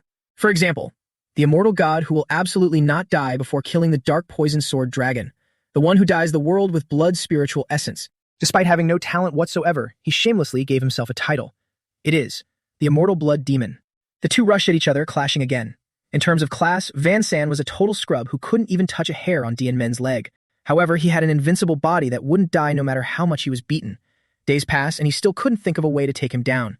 He even arrogantly insulted him. What's wrong with you? Your hand speed is slower than yesterday. Keep slashing. The main character leaned to dodge his punch. I've been unilaterally slashing him for nearly a day now, but he keeps regenerating continuously. Not only that, he even becomes sturdier during the regeneration process, and the regeneration speed is getting faster and faster. Damn it. Seriously, fighting guys like this is such a headache. I don't know how long it had been, but when his blade could no longer cut into him, it confirmed it. He was still getting stronger. He smirked smugly. Finally managed to land a hit on you. Looks like you're getting a bit tired, huh? He clenched his fist tightly and laughed in delight. But what are you going to do about this? I haven't even started yet. With that, he threw a devastating, earth-shattering punch, but with his level, he was far from being able to touch him. After punching, he asked, what's going on? Where did he go? The protagonist had already dashed into the air long ago and activated his skill, sky-covering afterimages. He struck straight at him, sending up a blinding flash of light. Who knows if it was enough to kill him? Unbelievably, Van Zan was still standing there, throwing his head back in glee. Ha ha ha. That's more like it. It'd be so boring if you got tired too fast. Keep fighting me. Duong Dian Men. He looked at his body with disgust. Repulsive. He was even holding up his own severed arm and just threw the arm straight at him as a challenge. If you won't come at me, then I'll come to you. Dian Men had never fought such a disgusting guy before. Looking at the arm flying through the air, he was speechless. He ripped off his arm and threw it here, but he didn't use any inner ki at all. What's the point of doing that? Before he could figure it out, the answer came. He blew up his own body on the ground and just like that, regenerated from the flying arm mid-air. Seeing his face appear right before his eyes, he immediately understood. He can regenerate from a severed arm. Quick as lightning, his hands grabbed onto both of his arms and held them tight. It's not over yet. He focused all his strength into his hands, trying to pin him in place so he couldn't dodge. He quickly activated a self-destruct skill, blasting him all the way down to the ground. The protagonist took the full brunt of the hit, crashing headfirst into the ground amidst thick smoke. He even rolled a few times. Than-jiak was worried sick. Dian Men, are you all right?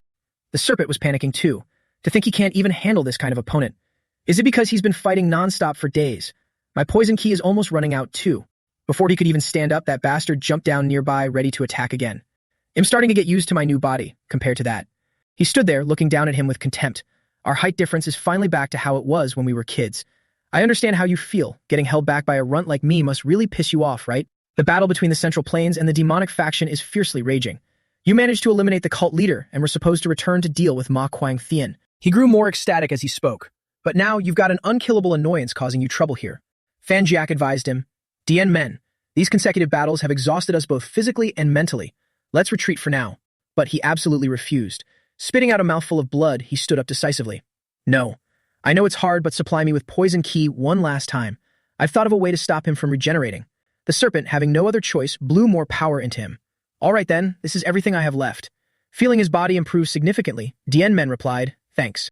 Van Zan charged forward once again. He gripped his blade tightly and stared right at him. I can sense the spirituality and the Genesis-slaying aura in his blood. He definitely used his regenerative power to suppress that amount of poison key. He had it all figured out.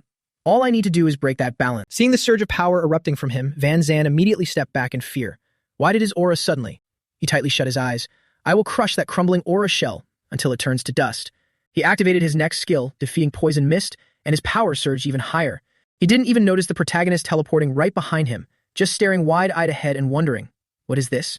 Mist? Suddenly sensing something was wrong, he threw a punch behind him. Are you back there? But there was nothing around. Nothing. Humph, I get it. You're planning to recover your inner key in this mist, aren't you? Swish, you little brat. But no matter how many punches he threw, he couldn't land a single hit, nor could he even catch a glimpse of him. Not only could he not hit him, but he was unexpectedly slashed across, severing his arm. Yet he still acted cocky. Ha, haven't you realized that cutting me is useless? It's just an arm. But his smile faded quickly. He looked down at his severed arm in confusion. Huh? What's going on? Why is my regeneration speed so slow? Now he finally understood. My spirituality hasn't weakened at all. Could it be because of this mist? Dian Men's voice echoed right behind him. I have mixed body debilitating inner key and countless lethal poisons into my aura, scattering them through the mist. No matter how strong your regenerative ability is, it's hard to fight off a mixture of countless lethal poisons all at once, isn't it? And before your body can adapt to this amount of poison, I will hack you to pieces and make you disappear forever. He did exactly as he said, his blades slashing relentlessly without pause. His entire body was hacked to pieces before he could even defend himself. All he could do was stand there and scream in agony. He even yelled out in denial. I worked so hard to attain spirituality, and I'm gonna lose here? No, I've gotten much stronger too. It absolutely cannot end here. He racked his brain to find a way to survive. Think of something, Duong Van Zan. If the poison key has invaded and I can't regenerate, then I'll just blow up all the infected parts. I'll just use whatever I have. Skill activated. Blood explosion art. Burn. An explosive inferno shook the heavens and the earth. Dian Men had to leap far back to evade it. Just like that, the bastard barely escaped death. His hair was completely burnt off, his limbs were covered in slashes, and one arm was severed. However, it worked. The explosion pushed the fog back by about 2 zhang. Now is the time to decide the victor, he roared. Dung Xianmeng, I will make you die the most miserable death. Dian Meng openly despised him. Keep dreaming. He screamed his name. Dung Xianmeng. The two charged straight at each other. Just then, a silhouette appeared between them. Both Dian Men and Van San were caught off guard. The heavenly demon cult leader? He's not dead yet. He still stood there, clinging to his last shred of strength. Before I take my last breath, I will take you all. Smirking with smug satisfaction, down to hell with me. As soon as he spoke, a massive wave of dark purple smoke enveloped both of them. Dian Men panicked. Damn it, what is this? I can't dodge it. What he used was the inner demon jade sealing grand art. All three vanished, leaving only 2 deep purple jades on the ground. This was a supreme sealing art that required the caster to sacrifice their life, imprisoning the target within a jade and trapping them in their inner demons forever. If they couldn't conquer the devil within the inner demon jade, they would never escape, even in death. 2 jades, 1 for each of them. Both Dian Men and that bastard were sealed inside. Only Than-jiak managed to escape. He scowled at the giant sphere trapping him. That damn cult leader. He still refuses to give up even at death's door. Just what exactly is this thing? Since it doesn't affect me, is it a spell meant only for humans? Even so, for someone as strong as Dian Men to lose consciousness, he kept roaring Dian Men's name. Dian Men, wake up. You're the alliance leader of the Zhengtian alliance. How can you fall here? Wake up right now. If you don't get up, I will. He suddenly froze. Wait a minute. If he doesn't wake up, doesn't that mean he'll be free? He had waited countless years for that freedom, yet suddenly having his wish granted felt foreign. Staring blankly in deep thought, if I just fly far away, won't I be able to live the rest of my life in peace? But his conscience made him look over at the unconscious Dian Men. But if I do, what will happen to this guy? He let out a long sigh. I'm not doing this because I like you. Stubbornly hiding his concern, he deliberately added, I'm only doing this because I'm afraid someone will cast a spell on you and steal my spiritual thread. Now transformed into a white dragon, Fan Jiak clutched the jade. I don't know what you're facing in there, but you better wake up before we reach the central plains. Ever since my body gained the divine essence of a dragon, there have been some changes. I can't explain it, but I instinctively understand it. Within my body exists a subdimension of unknown size. He decisively clamped the jade in his jaw and swallowed it straight down his throat. He glanced at the other jade. Do I need to bring that guy along? But even Dian Men couldn't kill him. If he gets released in the heart of the Central Plains, wouldn't everything be doomed? There's no rush anyway. Dian Men will surely understand. He comforted himself. Don't blame me when you wake up. He darted off as fast as lightning. Well then, back to Sichuan we go. Meanwhile, at the main estate of the Doong family, in the infirmary, old Tai Hu was being treated. After he finishes drinking this, feed him another dose in 3 hours. We need more bandages over here. Huiyan Tiu, who was also receiving treatment, gritted his teeth and told the doctor, tie it tighter. Afterward, he smiled warmly. Thank you. Sorry for troubling you again after last time. But the old doctor replied, no need for formalities. This is merely what a doctor must do. Huiyan Tiu knew very well. Before heading to the Zhengtian alliance, we came to the Dern family to recuperate. The patriarch gladly provided us with rooms in the medicine hall and had the doctors treat us. But after hearing that the alliance leader went straight to the heavenly demon cult's headquarters, she couldn't help but be shocked. No matter what, even if he is the alliance leader, to a parent, he is still just a child they worry about. Alliance leader, you must return safely. At the dark poison hall, Doc Fung sat with clenched hands, worrying about her precious son. That boy, Dian Men, is he going through a rebellious phase? He's getting more and more reckless. Even though I want to support his choices, I feel like he's slipping further away from me. He should at least think about the people who worry about him. Suddenly, there were voices outside. She turned and asked, what is it? Patriarch, you have a guest. Doc Fung immediately agreed, a guest? Let them in. It was Vi Hu. She walked straight in. Greetings, Patriarch. Even the assassin guarding the door couldn't help but stare in awe. So beautiful. The girl introduced herself. My name is Doom Vi Hu. Doc Fung listened for a moment, then asked in astonishment. So, do you and Xian Men know each other? The girl nodded shyly. Yes. My life was once in danger due to the terminal meridian illness, and he saved me. I've always wanted to repay him. But sadly, I haven't had the chance. By chance, I had some business at the medicine hall today. I heard the wounded soldiers talking about the young patriarch facing the demonic cult all by himself. The situation is critical now, and I don't want to just stand by and watch because of my frail body. So I want to help the Doom family. Before she could finish, Doc Fung interrupted. I just remembered something. Could you call me Auntie? The older woman's face was intensely expectant, making the girl's heart skip a beat. Huh? Excuse me. Forgetting all her worries, the older woman laughed heartily and teased. Ho ho, I'm just joking. That boy Dian Men, to think he didn't introduce such a beautiful sweetheart to me. Vi Hu blushed deeply. About that. We're not at that stage yet. Saying that, she had already planned everything in her mind. That boy Dian Men, how dare he hide the fact that he's dating such a pretty girl from me? Well, it makes sense. Once he starts a family, he'll have to take responsibility for his actions, right? Suddenly, she asked, come to think of it, the person from the Ice Palace who once had a marriage arrangement with the Doong family also suffered from the terminal meridian illness. Are you her descendant? Is your terminal meridian the 3 yin or 5 yin? The girl quickly replied, no, it's not. It's the 9 yin. This news was truly shocking. Doc Fung's eyes widened in disbelief. What? She stared at the girl intently. Even in the Ice Palace, anyone with 7 yin or above is a rare talent seen once in a few centuries. Yet a branch family member like her possesses the 9 yin physique. Furthermore, her terminal meridian was actually cured. Doc Fung pondered for a moment. You said you want to help the Doong family, right? I have a great idea. The girl was somewhat surprised. Really? Unexpectedly, the woman asked, yes. Do you want to learn martial arts? The girl was stunned, her eyes wide. Learn martial arts. Me? Isn't it too late for that now? The older woman smiled brightly, hitting the sweet spot. But learning martial arts will leave a good impression on Dian Men, you know. Just that one sentence was enough to enlighten Vi Hu. What? Doc Fung then shared, even as a mother, I worry a lot about Dian Men, but I can't be by his side forever. When he becomes the patriarch, he will need more people around him. For example, someone who can help him manage and protect the clan whenever he fights on the front lines. Doc Fung seemed to really fancy this prospective daughter-in-law, resting her chin on her hand and seriously enticing her. As long as you are willing, I can personally teach you. Of course, the decision is still yours. In her heart, she firmly sealed the deal. I absolutely cannot miss out on such a great candidate for a daughter-in-law. Vi Hugh also agreed immediately. Then I will be counting on you, madam. As the two were still talking, then shall we start your training tomorrow? Come here tomorrow morning. Right at that moment, a man rushed in frantically. Patriarch. Urgent report. Doc Fuan immediately looked over. What is it that has you so panicked? The assassin who came to report had a face paler than a sheet of paper. We've received word that the heavenly demon leader has launched a surprise attack on Shaolin. It has finally happened. Hearing this news, the two women's eyes widened, their bodies freezing up entirely, trembling with both shock and sheer terror. Meanwhile, over at the medicine room, the Doing family's doctors were staring wide-eyed, buzzing with discussion. Good heavens. Is it really possible? I had only heard of it, but I never expected to see it with my own eyes. To be able to pour tea in mid-air, is this the fabled void manipulation? It turned out that the one-armed old man Tu Van still had a trick to drink tea without using his fingers. The teacup simply floated and poured itself into his mouth. Seeing everyone marveling at it, he beamed with delight. Haha, I didn't expect to draw so much attention. Young hero Wai Tuan, how are the conditions of Kuk Vun and Taoist Hai Hu? The young man replied immediately. You don't need to worry too much, sir. Their damaged meridians have stabilized and they will wake up soon. Would you like some tea cakes? The old man accepted right away. That's good then. I'll leave their continued treatment in your hands. Oh, thank you.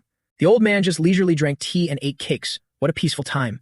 It almost makes me momentarily forget about the war against the demonic forces. It makes sense, after all, this is Sichuan, the headquarters of the Jiang Tian Alliance.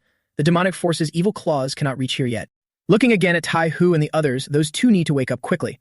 With the relentless flames of war raging outside, sitting here enjoying peace makes my heart truly uneasy. Suddenly someone asked him, "Excuse me, do you happen to know when Dian Men, no, the Alliance leader will return?" Old Tu Ven turned around. Haha, it seems you and the Alliance leader have quite a good relationship. Yituan scratched his head nervously. Yes, back during the young patriarch selection trial, we were in the same squad. The two even teased each other.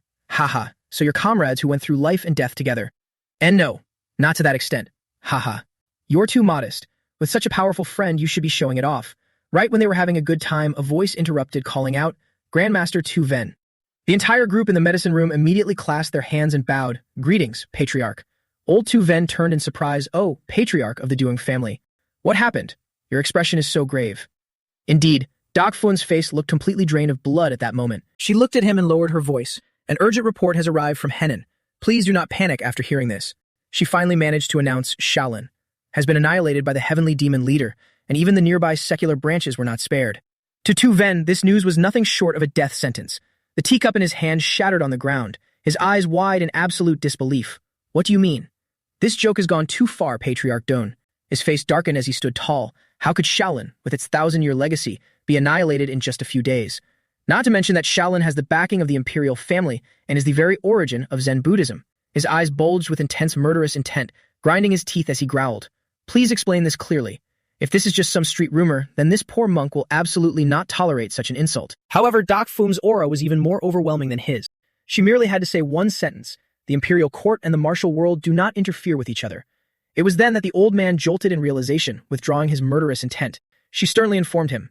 The heavenly demon leader has secured a non-interference pact from the Peng family and the imperial court. After that, he immediately launched his assault on Shaolin. Completely devoid of strength, Tu Ven collapsed to the ground. How could this be? So the imperial court has truly abandoned Shaolin. Doc Fum spoke again. Although you are deeply shocked, that is still not all.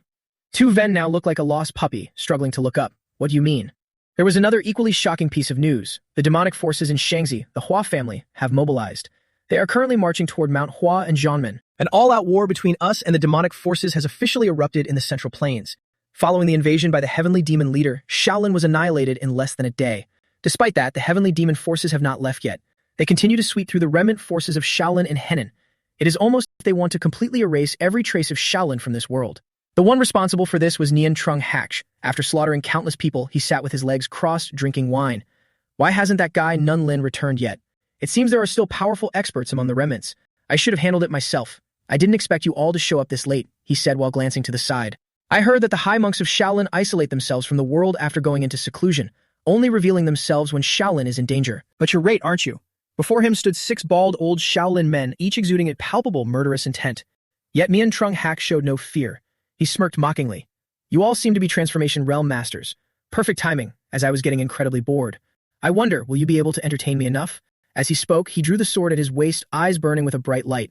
This guy was now completely consumed by bloodlust. The bald monks immediately charged forward and both sides clashed in close combat. But even with all 6 of them attacking, he wasn't flustered in the slightest. He analyzed them as he fought. Fast speed indeed, but your flank is wide open. Wherever there was an opening, he immediately struck. 1 slash across the waist was enough to kill. However, he didn't expect his sword to be blocked by an old man.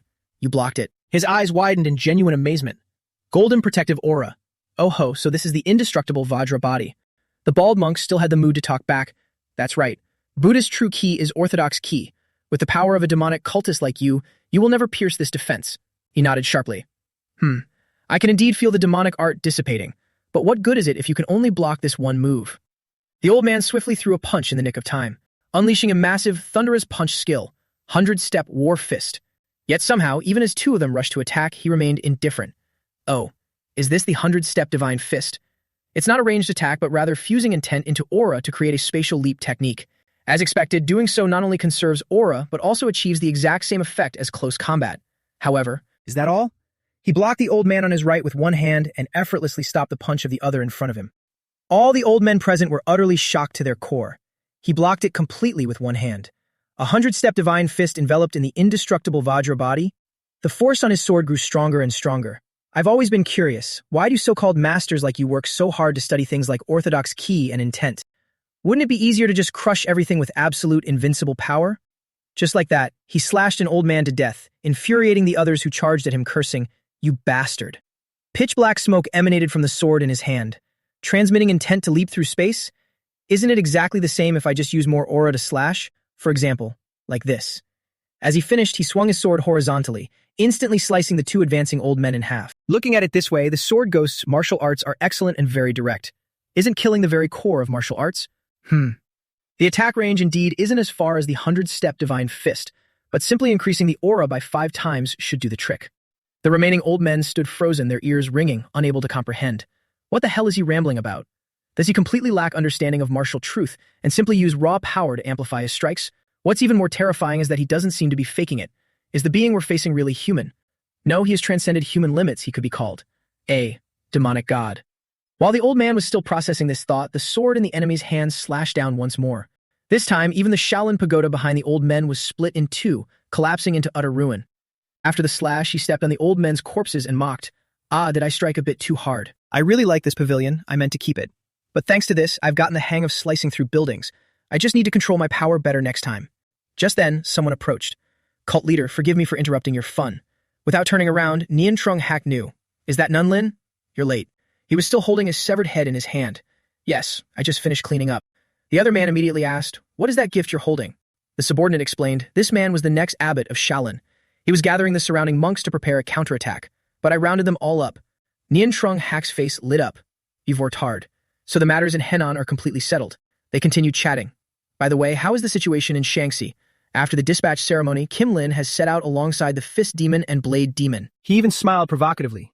"Aren't you anxious, Min Lin? Kim Lin and the Hua family might just take the highest merit." Min Lin ignored his provocation, just bowing his head and calmly replying, "I discarded personal feelings long ago. Kim Lin and I are merely your right and left arms." To his surprise, the leader encouraged him. "It's fine to have a bit more ambition. You might just get an opportunity." Saying that, he waved his hand and left. "All right, enough chit-chat. Let's head back." The Shaolin Temple, which had stood strong for 1,000 years at the heart of the martial world, was completely annihilated just like that. And this news quickly reached the Duong family. Before the news spread, the Zhangtian alliance had been maintaining their formation at Mount Ju, but due to the Hua family's dispatch ceremony in Shaanxi, they couldn't send reinforcements to Shaolin. The military advisor of the Zhangtian alliance, Jia Katsun Tin, was forced to find the best solution in this situation. After learning of the Hua family's troop deployment, he sent Nagziung and Hak Vun to Mount Hua and Zhongnan. It was to persuade the 2 great sects to block the Hua family's attack. Although Mount Hua and Zhongnan were both orthodox sects in Shaanxi, their relationship was far from good. However, the leaders of both great sects were Transformation Realm masters. If they just joined forces, they could stop the invasion of the Shaanxi Hua family.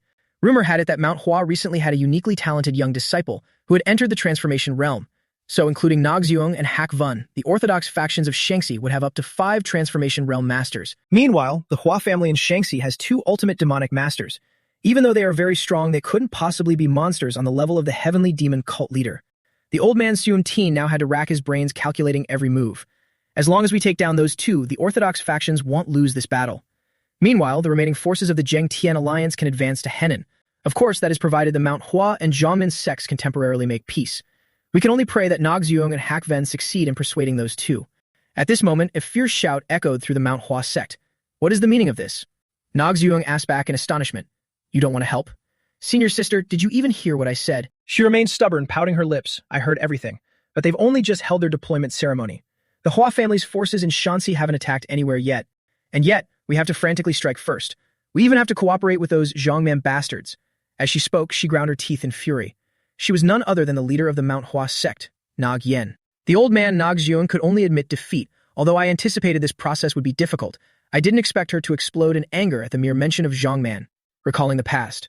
Senior sister was once teased by the Hack generation disciples of Zhongman, so she taught them a harsh lesson during a friendly exchange. Afterward, the current leader of Zhongman, Hak Du, found out and retaliated against Mount Hua. Thus, after going back and forth with retaliations, the grudge between the two sides only deepened. But is this really the time to dwell on such things? He weighed his options and finally said, after taking down the Namkung Patriarch, the heavenly demon cult leader has even laid his hands on Shaolin. If even Shaolin falls, we will be the next target. Do you not understand that? Suddenly, a young man spoke up. May this disciple say a few words. The old lady crossed her arms and glared. What is it? This person was the direct disciple of the Mount Hua sect's leader, Fan Min. He seemed quite eloquent, looking from his master to the old man, Nogzuyong. This disciple understands martial uncle's worries, but the 1,000-year Shaolin won't fall so easily. The invading heavenly demon cult leader might actually be the one to taste defeat, right? So we can just wait for the situation at Shaolin to settle before making our next move. Hearing this, the old man panicked. Don't let peace make you blind to danger. If you wait until Shaolin is annihilated to act, it will be too late. Fan Min retorted without missing a beat. Is that so? Does Shaolin being annihilated mean the heavenly demon cult is incredibly strong? What? It could just be that Shaolin is too weak, but Mount Hua is different.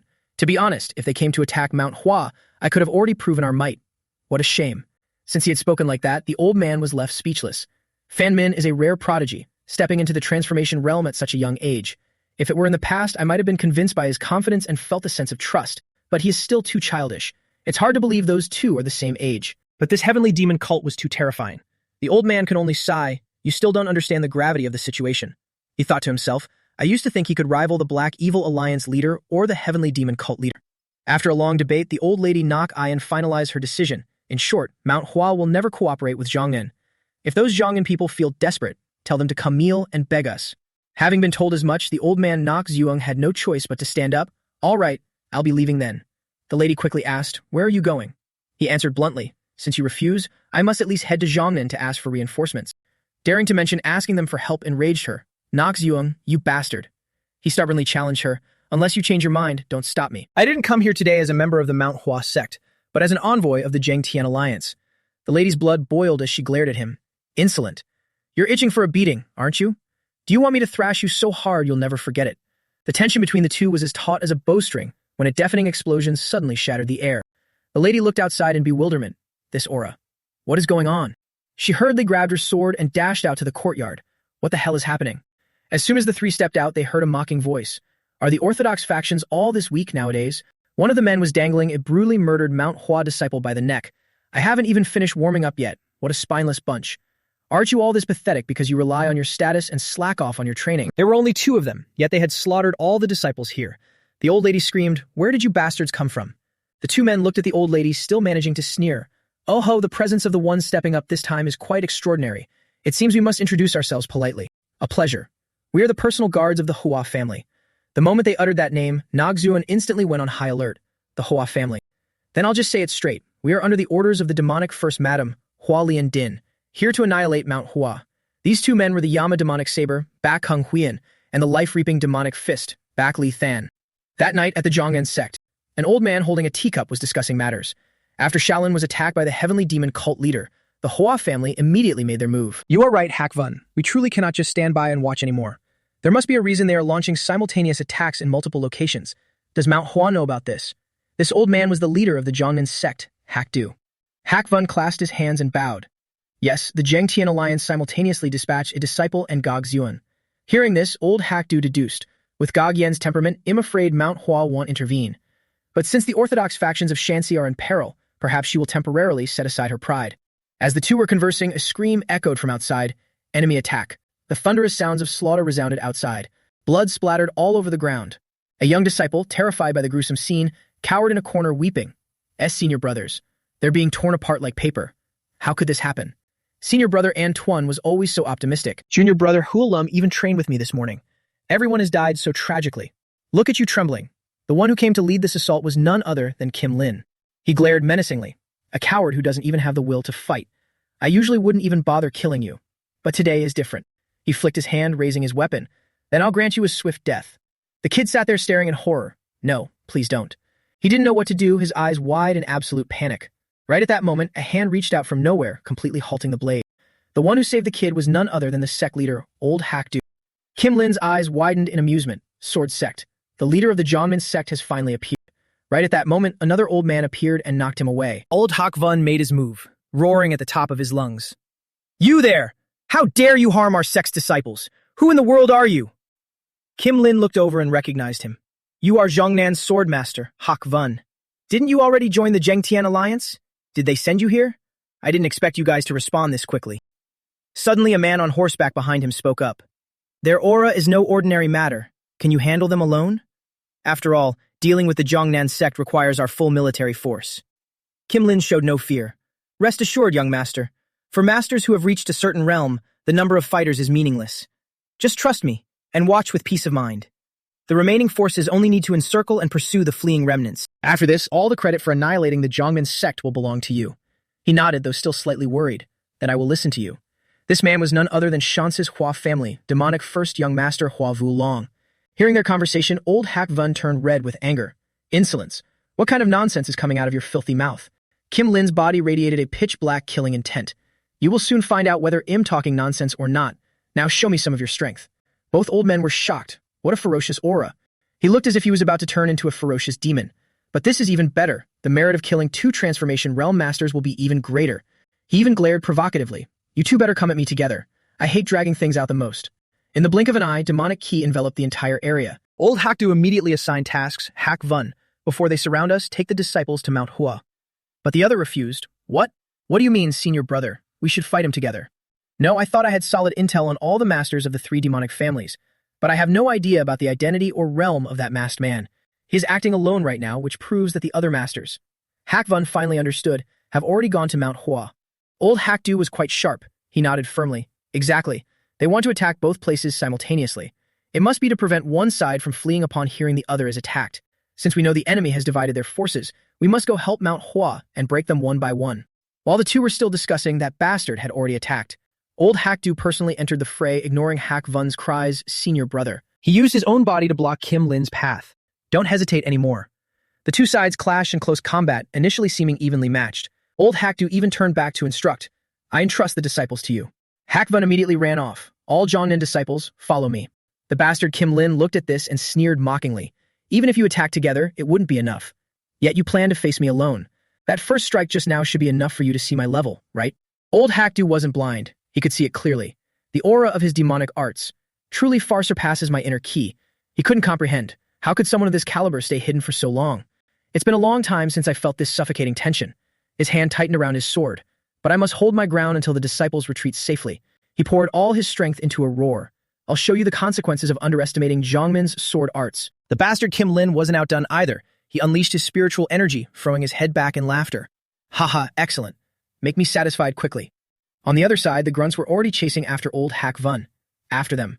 Don't spare a single Zhongnan disciple. The old man let the disciples run first while he brought up the rear. Damn it. Even though I expected this, I didn't think they'd catch up so quickly. He continuously instructed the disciples. Don't look back, just keep running. I'll cover our retreat. However, right after he said that, his eyes widened in panic. Behind them, in the direction of Zhongmen, a deafening explosion echoed through the sky. Old Hakvun stared intently in that direction, praying silently. Senior brother, you have to survive this. Starting with the annihilation of Shaolin, Shanx's Hua family simultaneously targeted Mount Hua and Zhongmen, launching a fierce assault. Just as these two sects fell into a critical crisis, at the Tian Shan Mountains, Tanjiak was rushing frantically, sweating profusely as it calculated, it didn't seem this far when I came here with Dong Meng. Why is this place so vast? I'm originally a snake. I'm still not used to long-distance flying. Wake up quickly, Meng. Our main character was still trapped inside the sphere, his eyes shut tight. An unknown amount of time passed before his eyes suddenly snapped open, regaining consciousness.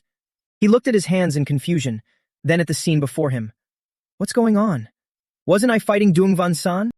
Then I was enveloped by the bizarre sorcery of the heavenly demon cult's leader. Has that spell been lifted? He was just asking Tanjak how much time has passed, when his whole body suddenly jolted, his eyes widening as he looked over. This familiar scenery. He stood paralyzed, stammering. Could this place be? No, that's impossible. A familiar voice rang out. Since ancient times, sword arts have always taken one of the 7 great marvelous principles as their ultimate essence. Heavy, fast, illusion, break, scatter, sever, sharp. But that is the path chosen by mortals who cannot cultivate the ultimate essence, because the marvelous principle of strength brings a backlash that is extremely difficult to endure. Jin Men immediately turned toward the voice. Therefore, the world chooses the simpler, marvelous principle of softness. But only by using overbearing strength to resist the backlash can one truly comprehend the marvelous principle of extreme strength. A deeply familiar scene unfolded, his old master sitting on a rock on his back, while his past self furiously did push-ups. The main character clearly still remembers. This is a scene from the past. Am I dreaming? I never expected to see the two of us together again. Is it because subconsciously, I'm always reminiscing about the time I spent with Master? Suddenly, the old man looked toward him. Hey, you there. Why are you standing there blankly, sneaking a peek at others' training? More importantly, how did you find your way here? The old man didn't recognize him at all and even threatened. If you don't tell the truth, I will kill you. Now Jin Men became even more certain of one thing. This isn't a memory from the past. The old man stared at him intently. How did you find this place? I advise you to answer carefully, or you'll lose your life in the blink of an eye. Meanwhile, he was shocked, his eyes wide open. Is this not a dream? He can actually sense me and even talk to me. Could it be that I've truly returned to the past? First, I need to find an excuse. So he cupped his hands and replied, This junior is Doingxia Men of the Duum family. But before he could even finish his sentence, the old man drew his damn sword. This junior heard that there is a peerless swordsman here. The old man's sword slashed toward Xian Men, aiming to cleave him in half with lightning speed. He growled angrily. I asked how you found your way here. This strike was dealt with full force, showing absolutely no mercy. But of course the main character managed to dodge it, and the old man's sword only sliced through thin air. Seeing him evade the attack, the old man looked surprised and asked, You can see the trajectory of my sword. Jian Men frustratedly adjusted his clothes, gritting his teeth as he looked at the old man. I temporarily forgot about Master's eccentric personality. What a tough old geezer. My dodge just now definitely triggered his competitive spirit. There's no other way. Fighting back with sword techniques will only pique his interest even more. But wait, why is his pocket completely empty when he reaches into it? Back Twit is gone? Not just Back Twit, but even Fan Jack's aura is nowhere to be found. This means no sword and no companions either. Just as he thought, the old man stood there chuckling sarcastically. Interesting. Haha. Did you dodge by pure luck, or did you actually see through my sword's path? I need to test your strength a bit more. This time, our main character was truly scared out of his wits. Doomed. Meanwhile, on the Zhongnan sect side, the battle was far from over. The old man Hack Du, his face covered in wounds but refusing to give up, made Kim Lin completely lose his temper. I didn't expect this to take so much time.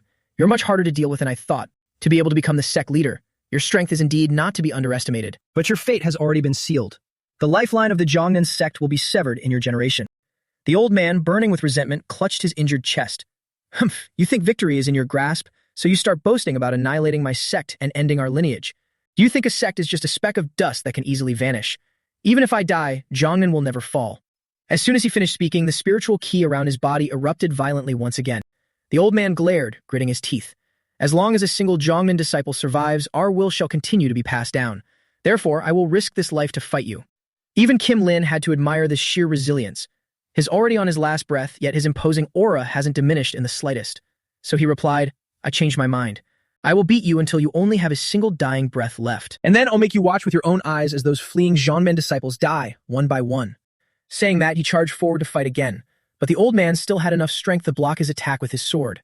In terms of swordsmanship, this bastard was nowhere near the old man's level, but he had a terrifying skill. The 9 Dragons' demonic art. Using demonic ki makes him fast, but that's about it. Third form, 3-headed great ascending wheel. These moves were truly powerful, blasting the old man's entire body several meters away. His body could barely hold on anymore. He was battered and in agonizing pain. The old man gripped his sword tightly, using all of his remaining strength to unleash his move, Heavenly River 36 Swords. The sword trajectories formed an intersecting grid of slashes to counterattack. This technique was incredibly powerful, not to be joked with. But it still wasn't enough to kill Kim Lin. He lunged forward yet again, 4th form, 9 Dragons' demonic art, 9 Dragons' Thunderstrike. Flames combined with demonic ki blasted straight into the old man's body. This time, the old man panicked. His offensive simply gives me no time to catch my breath. But at this level, I can still endure. However, he only endured for 3 seconds. By the 4th second, he was completely blown away. His mind was spinning, and he could only think. The disciples must have escaped from Zongmin by now, right? In that case, I have no final words nor any regrets. But Mount Hua's sect leader, Nak Yen. I still have unspoken words for her.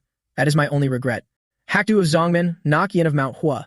The two of us were once the rising stars representing the two great sects, praised as the dragon and phoenix of Shanxi. On the day Mount Hua and Zhongnan held a joint martial arts exchange, I accidentally caught her eye. Just one smile, and at that moment, I fell in love with her at first sight. To leave a good impression on her, I trained bitterly and diligently before the next exchange tournament arrived. Because she loved eating dumplings, I scouted out all the dumpling shops in Shanxi. Wanting to express my feelings, I revised my love letter countless times. But at the exchange tournament the following year, something completely out of my expectations happened. Nak Yen. To think you would cut off the limbs of all the Crane generation disciples of the Zhongnan sect. Moreover, her rampage didn't stop there. She charged straight at me. But after dealing with our martial brothers, she had exhausted her stamina, so I easily subdued her.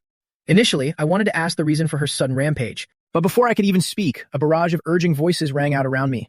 Senior brother. Our martial nephews and uncles have all been severely injured by that woman. Senior brother. You must take revenge. But I couldn't ignore the accusations of my martial brothers. Therefore, I also cut off the limbs of the Jade generation disciples of the Mount Hua sect. Just like that, Mount Hua and Zhongnan completely severed ties. Only later did I find out that Nak Yen's rampage that year was because my martial brothers had harassed her. At that time, apart from feeling guilty towards her, I also felt disillusioned and ashamed of the Zhongnan sect. Even though I desperately wanted to clear up the misunderstanding with her, the relationship between the two sects was beyond saving. Ever since I was destined to be the next sect leader, I made up my mind to change the current Zhongnan sect. Not only must we diligently practice martial arts, but we must also value etiquette and respect, changing Mount Hua's impression of Zhongnan. Only then would I be able to face Nak Yen with my head held high. Since then, decades have passed. Now, even on the verge of death, he still wanted to say, I'm sorry, sect leader Nak. I should have cast aside my pride and the sect's stance, and offered an apology even if just for me personally. But it took me until the brink of death to understand this truth. At this moment, the bastard Kim Lin charged over with a wicked laugh, shouting, It's over, sword sect. Suddenly, a beam of light radiated around him. Reddish-purple plum blossoms. He immediately went on high alert. Could it be? A colossal surge of power crashed straight down. He instantly had to dodge to the side. He managed to dodge, but his cheek was still slashed. He couldn't comprehend it. Didn't back Kum Huan and back Li Than already go to Mount Hua? So why is she here? It's her. The divine maiden of plum blossoms, Nak Yen. Old man Hakdu panicked slightly. Nak Yen? Why are you? She turned her head to look at the old man, letting out a sigh of relief upon seeing he was still alive. Before anyone could say anything, Kim Lin asked, How strange, we clearly sent troops to Mount Hua. So why is the Mount Hua sect leader here? Could it be that you abandoned Mount Hua? Veins popped on her forehead as she angrily cut him off. Hey, the Zhongmin sect leader and I are trying to catch up after so long. Didn't your parents teach you not to interrupt your elders when they're speaking? Her eyes glowed crimson, glaring piercingly as if to see right through her opponent, warning in a low growl to deal with an uneducated brute. I must use this method. Prepare to take a beating. Around the hour of the rooster the day before, when Mount Hua was attacked, she sneered after hearing those two speak. Annihilate our sect. You've barely taken root in Shanxi for a few years, and you loudly demand the destruction of a great sect. You tag along behind Ma Guangtian, got a little taste of success, and now you're acting all smug. So you want to wage an all-out war with the orthodox martial world. Back Kung Huiyan replied immediately, an all-out war. It has already begun. Your intelligence seems a bit lacking, so let me remind you. The Heavenly Lord has already wiped out the Shaolin sect. He is currently on his way to Shanxi. Old man Nak Duong panicked upon hearing this. Shaolin couldn't hold them off? Just considering their history and scale, Shaolin rightfully stands as the center of the Central Plains martial arts, yet they were wiped out so quickly. He clenched his fists, trying to think. The tacticians sent us here to defend in advance, but it's too late. The war situation has changed faster than we anticipated. Baek Kum Huen looked very smug, stroking his beard with a mocking smile. Our Heavenly Lord will soon grace us with his presence. As his subordinate, shouldn't I clear the path for him first? The Jiamin side has probably been dealt with already. She glared angrily. You went to Jiamin too. Do you really have that many troops? From the mouths of these two, it was revealed. The Jiamin side is being personally handled by the Heavenly Lord's bodyguard Kim Lin. Though he's alone, his strength is something neither of us can match. Jiamin might even be wiped out before Mao Hua. She bit her lip anxiously upon hearing this, finally having to compromise. Now is indeed not the time to stubbornly cling to my own opinions. Nokduong, Fan Min. She made up her mind, I must make a trip to Zhongnan. I'm sorry, can I leave this place to you too? Upon hearing this, Bak Li Than's fists immediately radiated demonic ki. Is the sect leader planning to flee from battle? He charged forward to punch. Don't even think about it. Go to hell. All of you must die. The one who intercepted him was Than Min. He smiled brightly and agreed. The sect leader has given an order. How could a disciple dare disobey? Rest assured and leave it to me, master. She looked over at the old man again. I'm sorry, Nokduong. I shouldn't have been stubborn and wasted time. And now I'm leaving you all with such a heavy burden. The old man nodded immediately. Senior sister, don't be so formal. I understand why you're doing this. Please go quickly. She was still annoyed. Damn it. Did you know beforehand? Then I'll rely on you for everything. The old man decisively charged forward, roaring loudly. Disciples of Mount Hua, join me in destroying these demonic forces. And she immediately vanished from the scene. Now that she was here, she spoke bluntly. Your big sister here left her disciples and martial brothers behind to come here, and her heart is already burning with anxiety. Furthermore, before this old man from Zhongnan dies, I have something I absolutely must tell him. Therefore, stop your blabbering and obediently take your beating. As soon as the killing intent was revealed, he instantly recognized it. That purple-red key on your face, is it the Violet Dawn Divine Art? Are you the sect leader of Mount Hua? Auntie Nakien retorted immediately. What? Are you getting excited at the thought of being beaten to a pulp by a female sect leader? Even Kim Lin was left speechless. How surprising. To think a dignified sect leader would speak with such a lack of refinement. Seeing the tragic state of the sword sect, you still have the sheer audacity to be so shameless. Don't you think you're being overly arrogant? Already furious, she glared fiercely without holding back. Shameless and audacious are words reserved for a coward who doesn't even dare to show his true face like you. Once I beat you until you can't even speak, you'll understand. Right at that moment, Hua Wulong rode his horse back from afar. Kim Lin, are you all right? Just as he turned around and called out eldest young master, she seized the opportunity to strike, activating her skill. 34 Plum Blossom Sword Art. The useless Hua Wulong ran back in a panic, pretending to be anxious. I saw a beam of purple-red ki descend from the sky. Could it be that the Mount Hua sect has come as reinforcements? She didn't care who he was. Everyone was in her sights. 15th stance. Thousands of plum blossoms fluttered wildly in the wind. Kim Lin immediately turned and rushed back to shield him. Please forgive my impudence. She followed up with another technique, scattering plum blossoms. This time, they were utterly beyond saving. The overwhelming power even left the old man Hak Du standing behind her, stunned in fear. Are you trying to slash me to death too? After asking, he was instantly scolded. You lunatic. At my age, do you really think I can't properly control my sword aura? It hasn't even touched you yet, so stop whining over nothing, you stinking old geezer. The bastard Kim Lin sprang to his feet. Plum Blossom Divine Maiden, do you have any idea who this person is? How dare you? Regardless of who he was, the guy was clearly terrified enough to wet his pants. Surprisingly, she knew exactly who he was. Isn't he the eldest young master of the Hua family? On my way here, I ran into Zhongmin's sect disciples heading toward Mount Hua. They told me everything. It was Hak Van who told her. A man named Kim Lin claimed that the credit for annihilating the Mount Hua and Zhongnan sects belongs entirely to the eldest young master. But don't you find it a bit strange? Why would a guard of the Heavenly Lord go to such lengths? Older is indeed wiser. She looked at both of them and delivered the final blow. To me, you don't look like a guard and his master. You seem more like lovers. Kim Lin's eyes bulged in fury as he roared. Shut your mouth. The demonic key around him thickened menacingly. I will make sure you can never spout such garbage again. It turned out she was just playing dumb to provoke him. She smiled and bluntly said, You're the one spouting nonsense. I only probed a little and have already uncovered the truth that he is the Heavenly Lord's son. If he dies, the Heavenly Lord will blame you, and then he will kill you, right? Wow, how truly fascinating. Her expression right now was so ruthlessly wicked that even the demonic cult couldn't stomach it. Despicable wench. Do you still have the gall to call yourselves the orthodox righteous faction? Unfazed, her smile only widened as she mocked him. Despicable? Was your intellect completely crushed along with your martial arts? Every word you say right now just exposes your own weaknesses. You bastard. Furthermore, what right do you sneak attackers have to discuss righteousness? Or should I just hack that little brat to death and show you what true despicability looks like? Unable to bear it any longer, Kim Lin lunged forward with lightning speed. You dare. She wasn't intimidated by any of these brats, immediately charging forward as well. Unexpectedly, just as they were about to clash, old man Hakdu rushed out and intercepted the strike. She looked at him utterly speechless. Hakdu, you're already injured. Why are you stepping in? He calmly replied, Thanks to you buying time, I can move again. Even on the verge of exhaustion, he was still trying to act chivalrous. No matter what, I cannot be a burden to a woman. Nakien ignored him and charged straight ahead with her sword. Ha! The same guy who used to patronize me when we were young. Why even distinguish between men and women now? She aimed straight for the trembling Hua Wulong. Kim Lin clearly couldn't stop them both by himself. He was forced to choose. Without the Plum Blossom Divine Maiden's protection, I can eliminate Hakdu of the sword sect right now.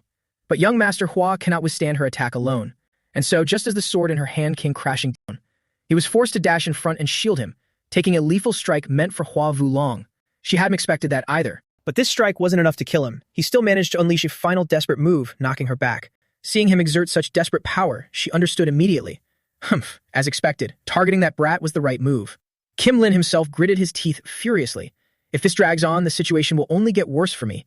he decided to tell the other. Eldest young master, it is deeply shameful to admit, but we must retreat for now. Despite the dire situation, Hua Wulong still dared to snap back. What do you mean? With your strength, you could easily finish them both off. Reaching his limit, Kim Lin furiously cut him off.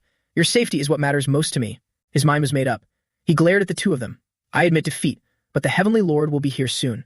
Still, he couldn't drop his arrogance, glaring fiercely to salvage some pride. When that time comes, you will regret not dying by my hands. With her fiery temper, Nakyen glared back fiercely. Who said anything about letting you go? Catch him. This time, I swear, I'll hack that brat to pieces. However, a hand suddenly rested on her shoulder, stopping her. Hackdu, what are you doing? Why are you stopping me? The old man was frail but still remarkably sharp. Because that brat is his weakness, that's the only reason we managed to survive. If you had killed that boy with a single strike just now, that man would have fought us to the bitter end with no regard for his own life. He lowered his head anxiously. Of course, if the two of us joined forces, we might have had a chance to win. However, before he could even finish speaking, his body gave out, and he collapsed. She immediately asked in concern, Are you all right? Hackdu's voice grew noticeably weaker. I'm not. My leg is injured. In the end, I still dragged you down with me. Seeing her sigh, he even tried to reassure her. Don't worry, a little recovery using the great heavenly cycle will do. Helplessly, she grabbed his arm. Goodness, you'd still care about your pride even on your deathbed. Who would have thought that all their past grievances would be cast aside? Supporting each other like true friends, she draped his arm over her shoulders to help him walk. So can you still walk? Shanx's dragon and phoenix. Hackdu isn't what he used to be, huh? He smiled brightly, his eyes crinkling. Shanx's dragon and phoenix was a lifetime ago. Haha. Thank you, and I'm sorry. She replied bluntly. I didn't do this entirely for the Zhangmin sect, but for the righteousness of the orthodox factions. Suddenly, Hackdu took a deep breath and said seriously, Not just about this. Do you remember what happened at the martial exchange tournament back then? I've always wanted to apologize to you for that day, and glad I could say it before I die. Hearing those words, she couldn't help but smile in deep satisfaction. Ah, of course I remember. Even thinking about it now, I still want to teach that Crane generation a lesson. The old man's eyes widened in shock. Is it that serious? What exactly did my junior brothers say? I'm from the Crane generation too, you know. But as soon as it was mentioned, her face wrinkled like a monkey's butt. It wasn't a big deal. I just feel embarrassed bringing it up again. The old man was practically crying, feeling incredibly wronged. Junior brothers, what disrespectful things did you say? No one will tell me. But now Nakyen finally spoke up. After they saw the love letter I wrote to you, they started teasing me. Hearing this, the old man let out a long sigh. Ah, the love letter. That is truly infuriating. I stayed up all night writing it too. But right after saying that, his heart skipped a beat as he realized. Wait, a love letter. But before he could process it, she acted like nothing happened and lifted him right up. All right, I'm going to use lightness skill. Hold on tight. The old man didn't care about anything else. Now he was only obsessed with one thing, screaming and pleading. Tell me more about that love letter. Over at the Mount Hua sect, they had been fighting until dawn, and it still wasn't over. The battle between the two sides was tense as a drawn bowstring, with deafening roars echoing through the sky. Here I come. Even Fan Min was being beaten black and blue. He was coughing up blood, yet the enemy didn't even seem to feel a scratch. The kid was struck so hard he was sent flying left half dead. The old man Nokduong turned around, saw this, and roared. Tan Min, are you still distracted? That's too careless. But as he turned, he lost his own focus in battle, and was immediately slashed by Bak Kong Huyen. Your enemy is right in front of you. Even Nokduong was struggling, gritting his teeth. They are far stronger than I anticipated. Tan Min just entered the transformation realm. He can't possibly handle them. The other disciples are under attack too. If this war of attrition continues, we'll undoubtedly suffer heavy losses. He looked toward the young boy lying battered on the ground and prayed, You have to survive this, Tan Min. Indeed, Tan Min was still gasping for breath. Even he couldn't believe it. I'm still alive. Only now, fighting like this, did he realize. I stepped into the transformation realm at such a young age. I thought my talent could rival the alliance leader of the Black Evil Alliance, or the cult leader of the Heavenly Demon Cult. But now, I understand why my senior brother looked at me with such doubt. I never expected that lacking combat experience would create such a massive gap between us. Bak Li Than, radiating overwhelming killing intent, approached menacingly. Over so soon? How boring. For your age, this level of skill isn't bad. But kid, you severely lack experience. And you won't get another chance to show off your abilities ever again. Because today, you die by my hands. As he said this, he leaped high into the air, intent on delivering a fatal blow to smash the kid to death. Fan Min used every last ounce of his strength to dodge it. Barely escaping with his life, he was met with the enemy's mockery. Ha ha ha. What was that? Such a hilarious move. Playing in the dirt? Do you have no shame? How pathetic. Do you really want to live that badly?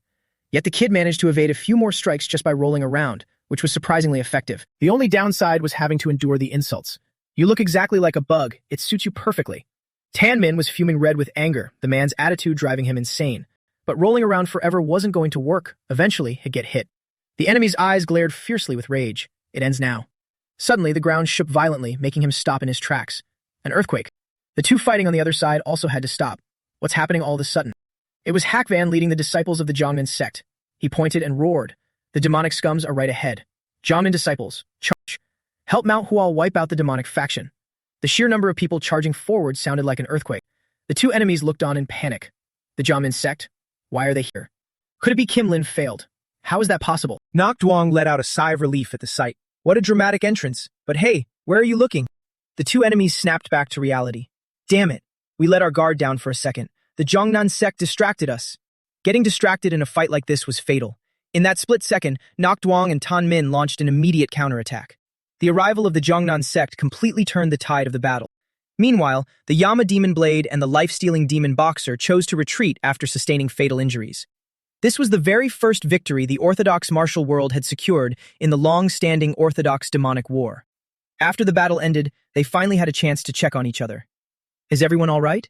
To think we managed to inflict fatal wounds on Supreme Demon Masters.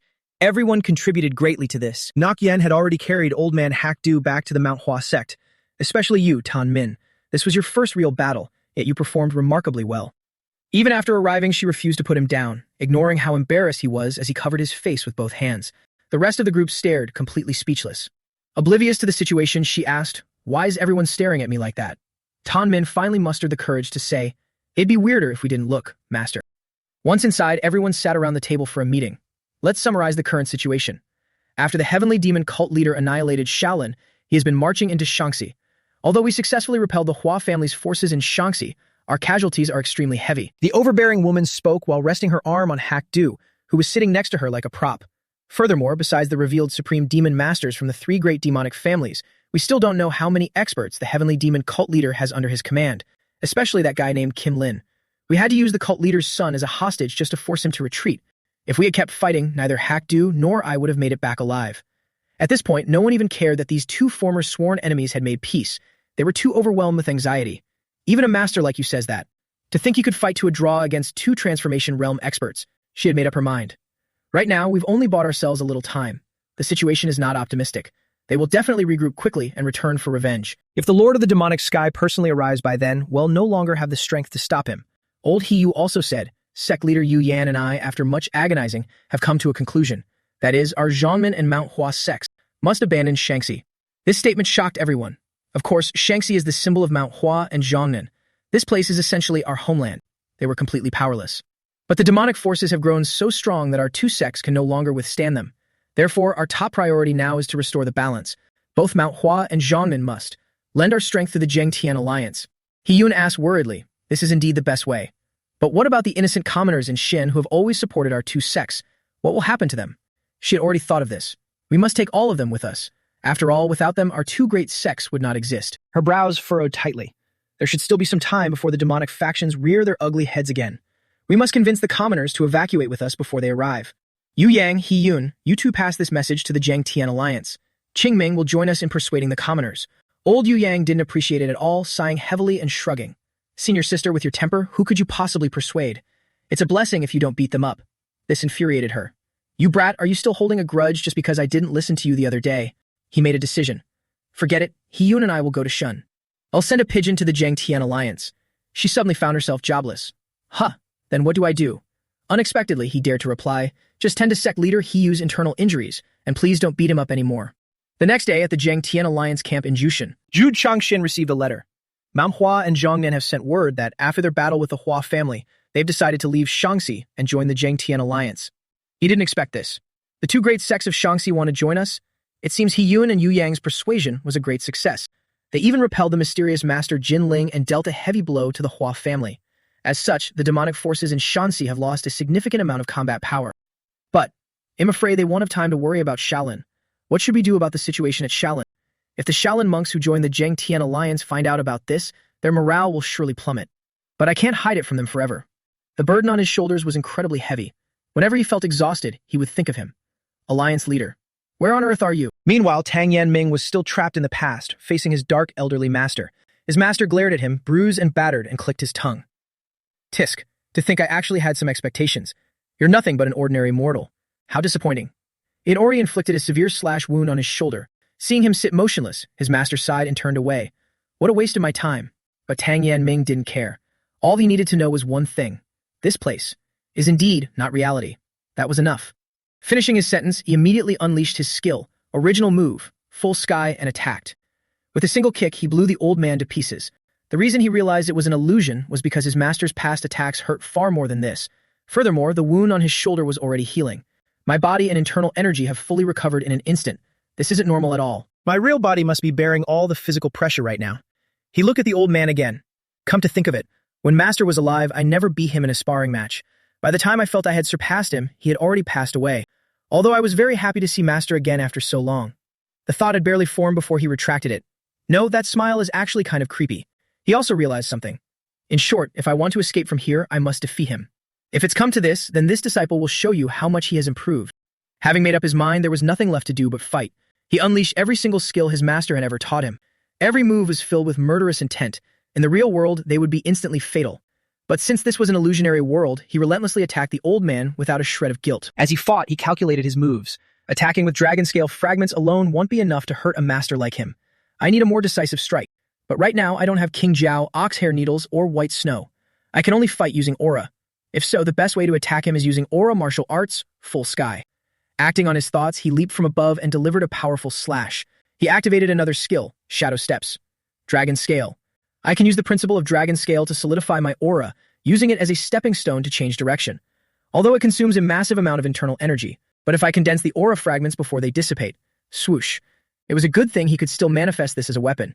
If he kept fighting bare-handed, he didn't know when he would finally beat the old man. Even though his power isn't comparable to white snow, which harbors a spirit, it's more than enough to be used as a sword. The two exchanged blows back and forth, shattering the mountains and hills around them. He struck without hesitation. Having a weapon made it much easier to secure a swift victory. A lightning-fast slash. This time, there was no way the old man could block it. He delivered a devastating slash to the old man's shoulder, tearing across his entire body. Tan Yanming smiled triumphantly. For slashing my shoulder earlier, consider us even, master. However, the old man remained silent, his face grim. Boom! A pillar of light crashed straight down from the sky. His master continued to smile eerily. He. Hearing that pissed him off even more, making him increasingly vigilant. As expected, I can't treat him like a normal human, can I? The fake master stood there, throwing his head back in roaring laughter. Fascinating. This sword strike is absolutely brilliant. I'm afraid few in this world could unleash such a move. But why? The main character, who was looking at him normally, suddenly widened his eyes in shock. How the hell was little Dian He here too? Emerging right from the slash on the old master's body, she turned to him with reproachful eyes. You clearly possess such immense power, yet you just stood by and watched me burn to death. His entire body went rigid as he recognized her. That child is... Why is she appearing here? He tightened his grip on his weapon. No, I can't waver. I know full well that this place isn't reality. The girl's eyes grew even darker. Are you going to use that sword to kill me? Just like you killed those people standing behind you? As soon as she finished speaking, a horde of dark shadows appeared behind him out of nowhere, every single one of them with glowing red eyes. He turned around in panic. They were all the people who had died by his sword up until now. He froze in shock. What? They continuously cursed at him. Doing Zien Men. I curse you. I died an unjust death. These literal demons and ghosts dared to come here. Infuriated, he swung his sword in a horizontal slash, instantly shattering the entire horde. Tried to calm himself down. I must stay calm. These are merely remnants of past memories. But the whole lot of them kept clinging to him like starving leeches. Do you really think so? Filthy pitch-black hands swarmed all over him, refusing to let go. Do you feel absolutely no guilt toward those you slaughtered? Makes sense. You've always been ruthless to anyone who didn't share your ideals. You didn't even bother to wonder what reasons they had. And sometimes, even if you knew, you chose to ignore it for your own benefit. Don't run away. It is the resentment of those you've killed that binds you. What shackles your feet is the very quagmire of doubt, self-blame, and arrogance that you created yourself. All of this is your inner demon. The swarm of ghosts seemed to turn into a muddy swamp, pulling him under, forcing him to accept it. That's right. Dark, negative thoughts drowned his mind.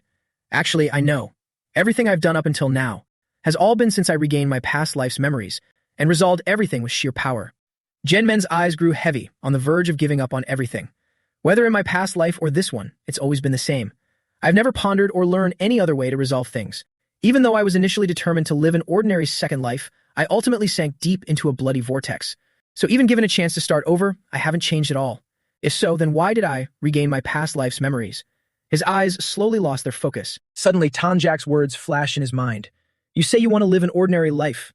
I'm afraid that'll be hard. After all, those with extraordinary talents like you are brought into this world for a reason. That's right. His eyes suddenly shot open in realization, his mind finally clear. A reason. Ah, right, he wasn't given a second chance for nothing. The girl, Dien He, who had been coldly watching, suddenly had a gleam in her eyes. Dien Men had awakened. Absolutely refusing to be swallowed by the black mud, he channeled his inner ki and blasted the whole horde apart. The master and Dien He kept staring at him, seeing him regain his spirit once more. Very well. Is this your choice? Of course he chose to face it. I have too much now. At first, wanting to live an ordinary life, I just planned to eliminate anyone who got in my way. But before I knew it, I had forged so many bonds. In my past life, I was always alone. He thought of his gentle mother and his foolish but sincere friends. Now, not only do I have brothers, disciples, and allies, I have friends, Tanjiak always by my side, and the woman I love. Just that alone was more than enough reason for him to stay alive. If you ask why I regained my past life's memories, it must be so that I would learn to cherish these bonds. And even without those reasons, it wouldn't matter, because I've already made these bonds my reason for living. It doesn't matter if you insult me as a hypocrite to the dead, he declared to them. I will definitely leave this place. Meanwhile, Hakvun and Gogzyun went to the neighboring villages and Xian to inform the locals about the current situation in Shaanxi. They also warned them that after annihilating Shaolin, the demonic forces even planned to wipe out the Mount Hua and Zhongnan sects, meaning this place was no longer safe. From today onward, the entirety of Shaanxi would be engulfed in the flames of war. Although typical battles between sects didn't affect commoners, it was a completely different story when the demonic faction was involved. Just like that, a caravan of refugees was quickly assembled. Xian witnessed an unprecedented scene, a massive, large-scale evacuation. To prevent their path from being obstructed by wild beasts or bandits, Hakven, Noxuon, and Tanmin took charge of leading the way. At the same time, to guard against demonic forces pursuing them, Hakdu and Makian were responsible for protecting the rear. As the group traversed through the forest, she turned around and asked, "So where are we going?" The forces of the Jiang Tian alliance are at Mount Ju, but the refugees can't all go there, right? Elder Hakdu replied, "Well, all travel together until we leave Shaanxi, and then we will head to Mount Ju. The refugees will be led to Sichuan by Hakven. The Duong family and the Jiang Tian alliance are both there. It's the safest place in the Central Plains right now. Once the refugees make it there, they will be safe." The ant sighed. "Humph, it's a blessing we weren't ambushed halfway." The old man immediately retorted speechlessly, "Don't jinx it. By the way, don't you find that Kim Lin a bit strange?" The old man clearly didn't, asking, "Strange how?" Seeing this, the ant shook her head. "Never mind, it's nothing.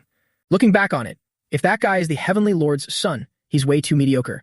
Is it really necessary to protect such a useless fool? Given the demonic faction's usual ways, this is a worthless move. But as a guard, he acted way too emotionally. However, she dismissed her own thought, and probably just overthinking it. Meanwhile, at the Tang family, our Vi Hu was sitting down to practice her martial arts. She recalled Poison Phoenix handing her a book. This is the Cold Poison Ice Bind Inner Art. It was created when the Tang family and the Ice Palace exchanged martial arts. Although it's very difficult for the 9 yin physique to learn ordinary martial arts, the Ice Palace's inner art is the perfect match. The ant had instructed, in other words, this inner art is useless to anyone without the 9 yin physique. That's why it wasn't destroyed during the Heavenly Demon's invasion years ago. With the book in hand, she just had to learn it. Vaihu sat cross-legged and pondered. After a few cycles of breathing and channeling my ki, I completely understand. A mortal body trying to learn this will only invite harm. Even Poison Phoenix, who stood watching her practice, thought, with this kind of martial art, no wonder the Heavenly Demon didn't care about it back then. Vaihu resolved, but for me, this is a precious opportunity. I must train hard. Fate works in mysterious ways. To think that the only martial art that wasn't lost that day would end up helping her. Thinking back, there is still something suspicious about that incident. That day, 17 years ago. The Heavenly Demon Lord took my father's head. At that time, the Tang family was completely defeated, less than greater than. But he whispered something just loud enough for only me to hear. If the Heavenly Lord insists so. He said that, then immediately retreated. The person back then. Was it really the Heavenly Demon Lord in person? The ant couldn't figure it out. Meanwhile, in the vast forest, a tense group of people knelt on the ground, including Kung Huin and Li Than, who had attacked the Mount Hua sect earlier. Kim Lin was also kneeling there, his head bowed and trembling. I, your royal guard Kim Lin, along with the entire Hua family of Shanxi, less than greater than. And the man they were bowing to was none other than Nian Trung Hak. Greet the future sky of the demonic faction, Lord Heavenly Demon. Hua Vu Long hid behind a tree, peering out in terror. That's my father. The Heavenly Demon Lord Nian Trung Hak. To think such a formidable father could have such a useless son. He just kept hiding there, not daring to show his face. To meet him right after failing to annihilate the Mount Hua and Zhongnan sects. I have absolutely no face to see him. Kneeling, Kim Lin continued to confess his sins. It was my negligence that led to the failure of the Shaanxi campaign. I am completely willing to accept any punishment. However, Nian Trung Hatch didn't care. His eyes gleamed as he stared intently straight ahead. He had discovered that the people from the Manhwa and Zhongmen sects were migrating. The moment he released his key aura, Nakien and Hakdu immediately sensed it, startling and looking back. Staring anxiously, both wondered, what was that just now? Their figures were entirely locked in his sights. He simply ordered the remaining masked man, Nun Lin, head to Guizhou and prepare for the campaign. Understood. I will handle the matters in Shaanxi. The next opportunity goes to the Guo family. Meanwhile, Kim Lin, having been ignored, hastily begged, Heavenly Lord, please give me one more chance. This time, I will definitely annihilate both major sects. But the answer he received was, this is your second time. 17 years ago, when invading the Tang family, you were also overconfident. You only brought a few men and as a result failed to wipe out their clan. But I forgave you that time. Because back then, the leader of the Black Evil Alliance who ruled Sichuan had made a move to guard against us. However, now that the Black Evil Alliance's leader is no more, you still arrogantly repeated your past mistakes and ended up with nothing. So why should I give you another chance? From this moment on, the Hua family has lost its right to compete for the succession. Just this single sentence was enough to make his face turn pale with absolute terror. Right then, someone ran out daring to interrupt. Please wait a moment. The demonic faction's eldest young master, Hua Vu Long, greets the Heavenly Lord, who is both my sky and my father. Kim Lin panicked, seeing him pull this stunt, eldest. Eldest young master. But it was too late to stop him. The guy's mouth ran faster than his brain as he blurted out, the reason for this campaign's failure is entirely on me. Because the sect leaders used me as a hostage, Kim Lin had no choice but to retreat. Father, please don't ignore Kim Lin's plea. Give him one more chance. Mian Trung Hak was already thoroughly disgusted by this guy. You called me back just to say that. Fine, if the responsibility is entirely yours, less than greater than, then you shall pay the price. Less than greater than. The moment he finished speaking, he thrust his sword straight out without hesitation. But the one who took that sword strike was Kim Lin. He was still the same, always recklessly protecting the useless Hua Vu Long, even at the cost of his own life. After this fatal stab, he died right on the spot. Hua Vu Long could only sit there and scream, Kim Lin. Meanwhile, Mian Trung Hak cursed coldly. How foolish. Throwing your life away for a mere child. I spent so much effort training you to be a shadow, yet you wavered over such trivial sentimentality. After saying that, he immediately turned and walked away. Never mind, it doesn't matter. Isn't there a saying for this? If a son is uneducated, the fault lies with the father. Hua Vu Long only realized the truth now, his eyes welling up with tears of agony. Not the Heavenly Lord's son, Kim Lin, was my real father. This traces back to the past. Kim Lin and Nun Lin were twins, differing only by the placement of birthmarks on their eyes. At that time, they caught Mian Trung Hak's eye. These two brats look a lot like me. I'll choose the two of you. From now on, you will be my personal guards. In the heavenly demon cult, many children were sold in exchange for divine pills. Among them, we twin brothers were chosen by the young cult leader. With his help, we obtained demonic arts and spiritual elixirs, stepping into the extreme demonic realm. Wearing gold and silver masks respectively, we became his personal guards, becoming the shadows that clear away his obstacles, silently protecting him, or sometimes acting in his name. But one day, Nin Trung Hak sat on the throne, looking down at us and ordered, go and produce some heirs. Find the women of the clans that have surrendered to us, and let them bear the offspring to inherit my position. Kim Lin was still young back then. I couldn't comprehend this order at all. Not only did he suddenly want to find an heir, but he also ordered his personal guards to create them. However, the command from the future sky of the demonic faction was absolutely undeniable. As a servant, I could only obey. He actually sought out a beautiful girl. So, I cast aside my curiosity and personal feelings, treating this simply as an order. But 10 months later, the moment I held my own child in my arms, less than greater than, it inevitably created emotions that a shadow shouldn't have. Less than greater than. Precisely because I knew it was impossible, I yearned even more to call him my son. Though I could never tell him the truth, I had made up my mind, waiting for the day you become the Heavenly Master. No, even when you become the Heavenly Master, I will protect you for my entire life. It's just a pity that his child was far too useless. And just like that, wherever the sky of the demonic faction passed, only nothingness remained. Hua Vu Long could now only sit there, crying and calling out for his father. Cutting to Guizhou, the Ghoul clan of that year. A voice echoed, are you planning to go to Shaolin? Yes, assisting the Heavenly Master is my duty. Then must the Ghoul clan in Guizhou still await orders? How long do we have to wait? Nun Lin also found a girl for himself. Right after they finished their business, he had to leave. She anxiously held his shoulder. I heard the Hua clan has already completed their deployment ceremony. What if they achieve a great victory? Will our DN lose his qualification to compete for the heir's position? He replied coldly, this is the Heavenly Master's command, my hands are tied. However, he lifted the girl's chin and kissed her to reassure her. I understand your anxiety. Calm down. Because I love DN just as much as you do. So please be patient and wait a little longer. I will definitely find a way. Now Nun Lin was even more overjoyed inside. To think Kim Lin actually failed. Thanks to that, we have a chance now. I will deploy the Guizhou forces to attack the Dung clan and the Zheng Tian alliance headquarters. After all, most of the Alliance's forces are at Mount Ju. They won't make it back in time to reinforce. After wiping out the Dune clan, the position of the next Heavenly Master, his mind immediately recalled the figure of his precious son, the demonic young master of the Guo clan, Quach Dien, will belong to my son Dien. Just thinking about it made him grin from ear to ear. Meanwhile, inside the forest, the Manhwa and Zhongmin's sects were discussing. We'll have to part ways here. I will escort the commoners to Sichuan. Hakdu agreed. All right, then let's meet up later at Mount Ju. Take care. With that, the two old men and Tan Min left immediately. Elder Hakdu watched their retreating backs, extremely worried. I hope we can safely reunite without incident. The four of them just dashed away like the wind. Nakian asked worriedly, will Hakvun be all right going alone? Is leading so many people. What if they face an ambush? Elder Hakdu turned to reassure her. The experts of Kim Lin and the Hua clan have all suffered internal injuries. They need time to regroup. That should be enough for an escape. Even if they run into bandits, Hakvun will. The two were mid-sentence when they suddenly felt a piercing gaze fixed upon them. They all realized it at once. This aura is. All four abruptly stopped. That wasn't an illusion just now. Someone is pursuing us. And an absolute master at that. Right after that thought, the figure appeared instantly. You're only splitting up now? How slow. Elder Hakdu recognized him immediately. The pressure of this demonic art is several times stronger than Kim Lin's. This person is the heavenly demon cult leader, Nian Trung Hak. Nian Trung Hak stood there, smiling wickedly. I was almost falling asleep waiting for you all. Nakian was utterly shocked. Not only did he reach Shanxi faster than us, but he also predicted our route and came here to ambush us. Fan Min stood aside, staring at him, shivering despite the lack of cold. So he is the heavenly demon cult leader. This terrifying pressure. He's on a completely different level. Now he felt even more pathetic about himself. All this time, how could I ever delusionally think I was on the same level as someone like that? I can tell even without crossing swords with him.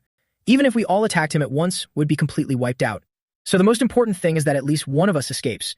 Even if it costs me my life, I have to buy them enough time to retreat. Just as He was about to draw his sword, he saw Nian Zhonghe turn away. Those civilians are heading towards Sichuan, aren't they? I have no interest in them. What I'm interested in is you all, the ones planning to rendezvous with the Jiangtian Alliance forces at Bamboo Mountain. The old man tried to stay calm and listen. He knows our exact intentions. Furthermore, it's as if he watched those refugees heading to Sichuan with his own eyes. How is that possible? Could his key sense really be so monstrous that it covers all of Shanxi? He glanced away and then turned back to them. I did consider whether I should just kill you all, but I changed my mind. Mian Zhang spoke as if he were the king of hell granting a pardon. I've decided to spare you, for now. The old man glared at him warily, knowing it couldn't be that simple, and asked bluntly, what are you plotting? But he immediately denied it. Plotting? I have no schemes at all. It turned out he was just overwhelmingly arrogant. Killing you, and then hunting down those refugees, that would take me no more than the time it takes to drink a cup of tea. I simply won't do it because I find it unnecessary. As he spoke, he walked over and patted the old man on the shoulder. Even I don't slaughter without reason. All four of them widened their eyes in sheer terror. Since when did he? Standing before Nian Zhang, the four of them combined were nothing more than ants. No matter how much you struggle, if I simply set my mind to it, I could turn the Central Plains into the demonic faction's domain in less than half a month. But that would be dreadfully boring. Only by going through fierce battles to conquer the Central Plains can I feel a sense of achievement. That is why I always postponed my clash with the leader of the Black Evil Alliance. Both he and I wanted to challenge each other when we reached our absolute peak. But he ended up dying at the hands of that brat leading the Jiangtian Alliance. What can you do? At the very least, that kid will have to serve as my entertainment. Therefore, for that grand moment, I have only kept the most elite forces of both sides. Whether orthodox or demonic, neither of us needs allies who only get in the way, right? From that perspective, you have proven your worth. Before leaving, he didn't forget to issue a warning. I won't kill you, but you are not to take a single step out of Shanxi. If I catch you, you will lose your lives. Only then did they dare to breathe. Yu Yan's eyes were wide with shock. Did he really just say that and walk away? He also felt a chill. His warning didn't seem like an empty threat, but this fiery-tempered woman couldn't stomach such an insult. She glanced at the junior behind her. So are we really supposed to listen to him and just sit around waiting to die?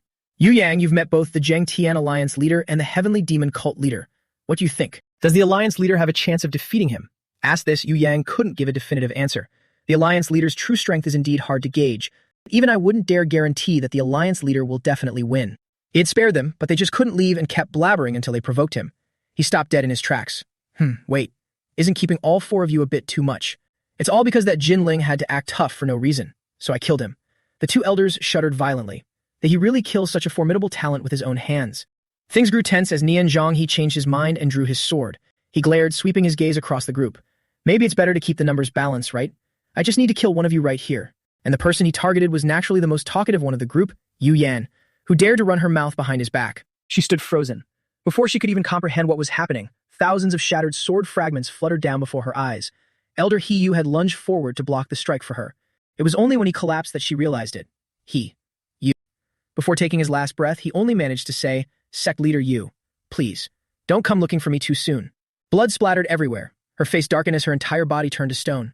You. The old man was dead, his head still turned toward her, his unblinking eyes staring directly at her. The two murders Nian Zhang committed today both played out like this. How touching. Both sides had someone willing to take a blade for the other. After the kill, he turned sharply and walked away. Now you know fear, don't you? Do not leave Shangxi. Be good and wait. Yu Yan lifted Hiyu's body. Why did you do that? Tears streamed down her cheeks. I hadn't even responded to your apology yet. How could you leave me first? The other two turned away, unable to bear the heartbreaking scene. She trembled as she sobbed. We had finally opened our hearts to each other. Her face was drenched in tears as overwhelming sorrow surged within her. Unforgivable. I will absolutely. The sorrow finally warped into sheer hatred. She gritted her teeth and declared, I will absolutely kill you, heavenly demon cult leader. That night, the rain poured down heavily. The woman sprinted frantically through the rain, looking utterly panicked. It was Hua Lianting, and she froze in absolute shock at the sight before her. Hua Yulong had brought back the man's corpse. She recognized him instantly. Jin Ling?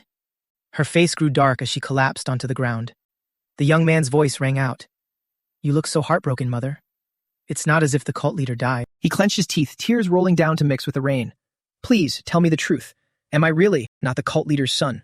It was truly the shock of a lifetime, plummeting straight from the heavens to the harsh earth below. That night she told him everything. It wasn't just you. The young masters of the three families. Are none of them the Heavenly Lord's sons? No one knows why he never passed down his bloodline. Even Jin Ling said he had no idea, only mentioning that. During the 20-plus years of serving him, I often felt he lived a solitary existence in an entirely different world. It's not that he didn't want to, but perhaps he couldn't. He seemed to view himself as the sole existence in the world, treating others as worse than beasts. Tears streaming down her cheeks, she said, That is all I have to say about the Heavenly Lord. Unable to hold back his curiosity, Hua Yulong asked, When you were with Jin Ling, did he ever mention me? She nodded. Of course. He spoke of you often. Since you were a descendant he was ordered to conceive, I was worried at first, but he told me that he would defy the Heavenly Lord's orders for your sake. He recalled Jin Ling's exact words back then. All the credit for annihilating the Zhongnan sect shall be yours. Your safety is what matters most to me. The old man had always protected him at all costs. Jin Ling, the only person who valued him more than his own life, was dead. His mother offered comfort. He wouldn't have regretted protecting you. Reflecting on his life, he realized, I spent half my life striving for the acknowledgement of a father I had never met. Looking back, it was incredibly foolish, and it fills me with deep shame. I didn't even know my real father was right beside me all along. His hands trembled as he clenched them. Mother, She revealed a harsh truth. Once you lost the qualification to compete as the heir, the Hua family of Shanxi lost its future as a demonic clan. But no matter what path you choose from now on, you will always be the son I am most proud of. Left with nothing more to say, he walked out of the room. Then, I shall take my leave. He left his mother behind, weeping into her hands. His heart was consumed by bitter agony, a fiery rage burning intensely within him. The scene shifted to the Guo family in Guizhou. A young woman sat before her vanity mirror, applying her makeup. Suddenly, someone threw the door open. Pardon the intrusion. Her eyes widened in absolute shock at the sight. Dropping everything, she rushed forward. Snubbling into the man's chest with a radiant smile, she called out, My love. She was Guo Huayan, the first lady of the Guo family in Guizhou. Why have you come here personally? Is it what I think it is? Yin Ling offered a smirk in confirmation. That's right. The Guo family's chance has finally come. Mobilize all the Guo family's forces. Prepare to march. Meanwhile, at the Zhang Tian Alliance command post in Jushen, a thunderous roar echoed. Are you going to keep ignoring my input? Shaolin has been wiped out. How could Shangxi possibly be safe? I fear they met with disaster before they even reached Jushen. Song Qing screamed right into Zhugu Changzhen's face. Why don't we just head to Wuhan right now? We can join forces with Wudang to fend off the heavenly demon cult's attack. The old man could only sigh. The factions from Shangxi that were supposed to arrive have indeed lost contact. The other man's face immediately lit up. See, what did I tell you? But Zhugu Changzhen had grown utterly sick of him. His expression darkened with killing intent as he growled, Do you find this situation amusing? Is losing contact with our allies a cause for celebration? The man froze in sheer panic. You. What are you saying? That's not what I meant. Zhugu Changzhen had seen through him entirely.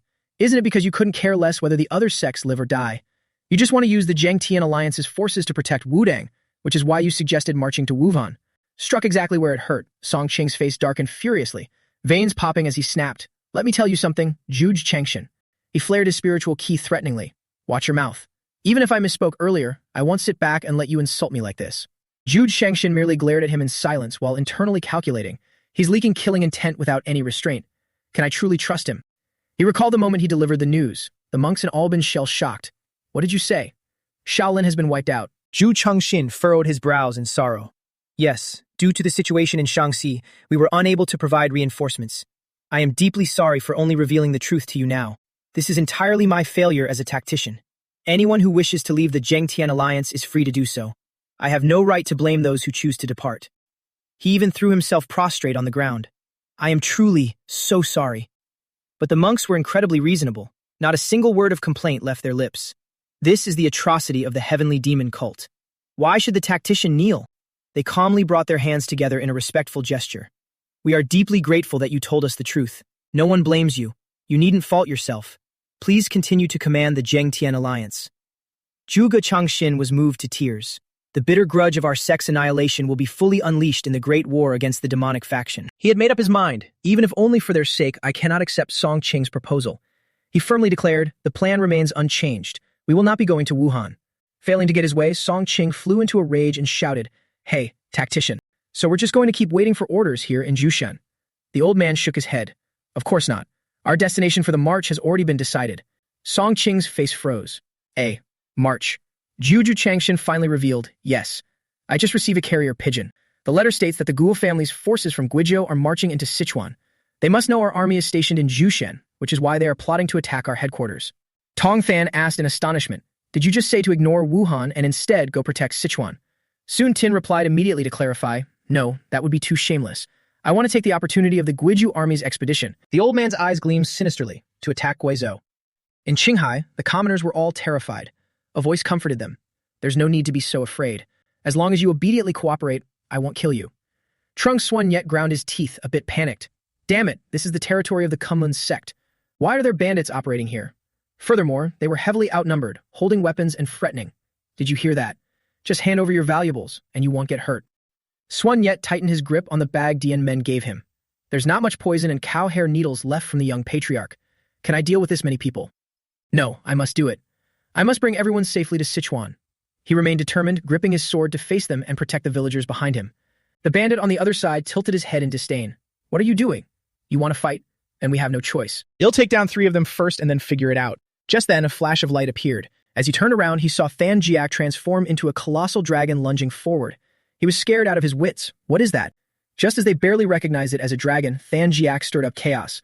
The entire group fled in panic, finding it hard to escape. Trung Su and Nat's group stood frozen in fear, still gripping their swords tightly. He didn't understand anything at all. The thing that just flew past. Am I hallucinating? It was clearly a dragon heading towards the central plain. It was indeed Fan Jiak, flying at top speed. Finally in the central plains. At this rate, it'll reach Sichuan by tomorrow. It still managed to notice. By the way, those people just now looked a bit familiar. Suddenly, its stomach churned. The aura coming from the subspace is not normal at all. What on earth are you going through in there, Dian Men? I'm begging you. You must wake up safe and sound. Inside the sphere, Dian Men was still fighting fiercely. You want to leave here? Humph. You say it as if you can just leave whenever you want. The two stood face to face. The fake master still had a cocky look on his face. You've indeed fortified your inner self, but that only means you haven't lost to your inner demon yet. It doesn't mean you've conquered it. With that said, he unleashed an incredibly powerful slash. The two lunged into a dangerously intense battle. Dian Men didn't know how long he'd have to fight to escape this place. He just knew he had to put everything into defeating him first. The bastard fought while sneering. Ha ha ha. Is this all you have, yet you still delude yourself into thinking you can leave? No matter what you pretend to be, your swordsmanship is useless. However, mid-sentence, he was struck straight down by the sword. His face went blank. What? His entire body was sent flying far away by the force of the strike. A blinding light exploded across the sky and earth. The bald master instantly realized. His aura suddenly changed. Jin Men unexpectedly appeared out of nowhere, bringing his sword down with both hands. He still managed to block it, gloating defiantly. You want a death match with me? Fine, since you're seeking your own doom. While ranting endlessly, his mouth suddenly shut tight. Huh? It was too late when he finally realized. Could this guy? Jin Men immediately activated his ultimate skill. This strike of Jin Men, less than greater than, has no sword form, sword art, or sword path. It only contains his conviction. Less than greater than. That is what leads to the only path in the state of selflessness. The bald man also realized it, a grin stretching to his ears, the ultimate intent.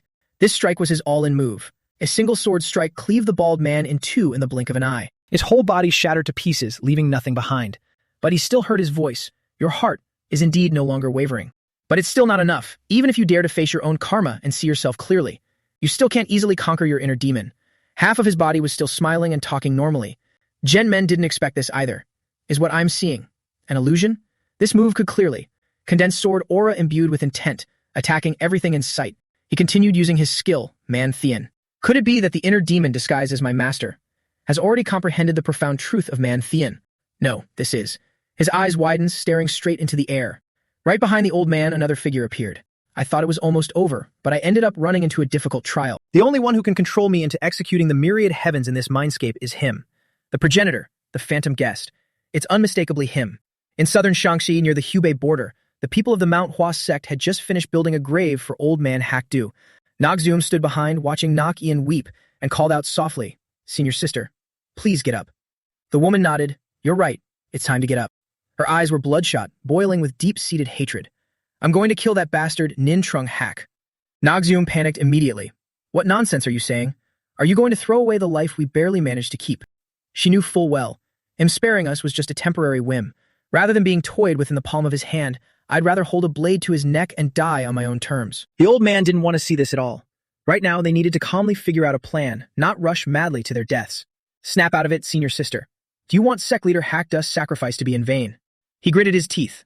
Right now, we need to find a way to escape his line of sight, but her expression was completely reckless now. Her sunken eyes were lifeless, her face gloomy and devoid of vitality. Nogzuan bitterly realized that's not the look of someone resigned to death. It's the hollow gaze of someone who has lost absolutely everything. Just then, someone approached. Excuse me, are you the people from Mount Hua and Jiamin? Fan Min glared as he turned around. Who are you? It was a bald man speaking plainly. I am here to deliver a secret order from the Shaanxi Hua family. Tan Min asked in surprise, an order from the Shaanxi Hua family. Nogzuan was also suspicious. Then aren't you a demonic cultist, and you still have the nerve to show your face here? The young prodigy judged the situation quickly. Seeing as he's alone, he's probably not lying. Why did the Shaanxi Hua family send you here? The bald man was a bit intimidated. I am just a low-ranking demonic cultist. I don't know the inner workings. My superiors merely told me to pass this message to the survivors of Mount Hua and Zhongnan. Leave Shaanxi immediately. Hearing this, they were all startled. Meanwhile, on the other side, Nian Trung Hak's group was still gathered together. Heaven knows where Hoa Vu Long found the guts to stand before Nian Trung Hak with his sword drawn.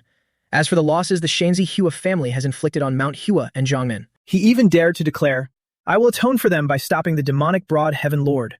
He was surely out to avenge his father's death. Nian Trung Hak stared at them. How strange. I felt a massive surge of demonic energy coming from the Hua family, so I came to check. But why are you out here? Didn't I say the Hua family no longer has a chance? Where are you planning to march your troops off to?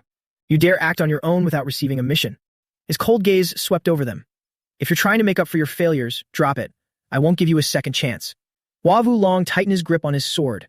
What is the point of this battle for succession? Isn't it to inherit the titles of Son of the Heaven Lord and Lord of the Demonic Path? The other man let out a disgusted sigh. Is that all you wanted to ask? You made me waste a trip here for nothing. But I'm in a good mood right now, so I'll tell you. The demonic broad heaven was originally just a tool for the heavenly demon cult to lay the groundwork for marching into the Central Plains, and I am the young leader of the heavenly demon cult. Once the Central Plains falls under the rule of the demonic path, I will reclaim my rightful position as the Lord of the demonic path. After that, I will naturally need someone to stay behind and manage the demonic broad heaven in the Central Plains for me. In short, this competition was simply to select a Central Plains governor for our cult. His face darkened with annoyance. Does that answer your question? Ho Vu Long gritted his teeth, still having more to ask. Then why did you lie and tell us we were your biological children? The other man replied nonchalantly, because it made setting up the demonic venerables easier. Can't you use your brain a little? If I hadn't claimed you as my son, do you think those two would willingly act as dogs for an ordinary mortal like you? As soon as he finished speaking, Kum Huin and Li Than were so furious their veins popped. It was all a sick joke. I've answered you. Now step down. Hearing this, Hua Vu Long had no more reasons to hold back. Thank goodness. A heartless monster like you isn't my father. Because of that, my mental burden has been lessened quite a bit, no, a great deal. You just asked where I plan to march my troops, didn't you? He gritted his teeth, his face flushed with rage, and stated bluntly, I came here to avenge my father, Kim Lin. You absolute bastard. However, with their current strength, they probably couldn't even touch a single hair on Nin Trung Hak's body. He let out a mocking sneer. Avenge? I see. At this rate, the Shaanxi Hua family will lose everything anyway. But why are the Yama demonic blade and the life-reaping demonic fist here? The two men dared to confront him directly. Because we are thoroughly disappointed. Kim Lin's death had profoundly impacted them. Even if we served you with absolute loyalty for decades, the moment we outlive our usefulness, you discard us without a second thought. His previous words had deeply offended them as well. You manipulate your subordinates with lies and feel absolutely no remorse. How can we trust and follow someone like you? Since joining the demonic path, I've always prided myself on acting openly and honorably. Witnessing your despicable petty nature today truly makes my blood boil. Hearing this, Nin Trung Hatch clutched his face and burst into hysterical laughter. Ha! You joined the demonic path to gain power, and now you want to preach about martial arts honor? Kim Lin was the same. Are your brains all rotting? I thought you might still have a little use left, but looking at you now. He made his final decision. I'll just have to slaughter you all. He even declared before the sun sets today, the Shangxi Hua family will be exterminated. The killing intent radiating from him terrified Hua Vu long before they even clashed. I'm only standing face to face with him. Yet I already feel a pressure so immense it feels like him being swallowed alive. Suddenly, someone patted his shoulder to reassure him. Please, don't let your guard down. Kum Huan and Li Tham both said, after all, even in peak condition, we couldn't defeat the Heaven Lord. Do not forget our true purpose. On that rainy day, after finishing the conversation with his mother, Hua Vu Long stormed out in a blazing fury and told the group, I've lost my right to compete for the heir position. Furthermore, I'm not the Heavenly Lord's son.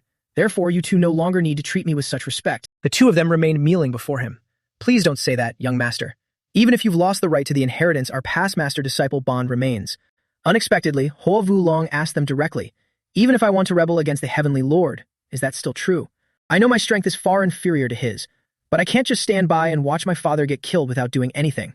If I can cause even the slightest disruption to the Heavenly Lord's plans, I am willing to sacrifice everything to stop him. The two old men agreed without hesitation. If the young master has made up his mind, then we swear to follow you to the death. Even now, they became his solid support. Trust me, those who follow me are right behind us. Hua Vu Long tried to suppress his fear and roared. Listen up, everyone. We are about to begin a battle with no guarantee of victory. I am deeply grateful that you are willing to risk life and death with me. The Hua family will break free from the protection of the demonic heavenly cult. Even if future generations mock me as a fool, no, even if I cannot leave a mark in history. Compared to being a fake bloodline of the Heavenly Lord, I would rather die as a fool who dares to face the truth.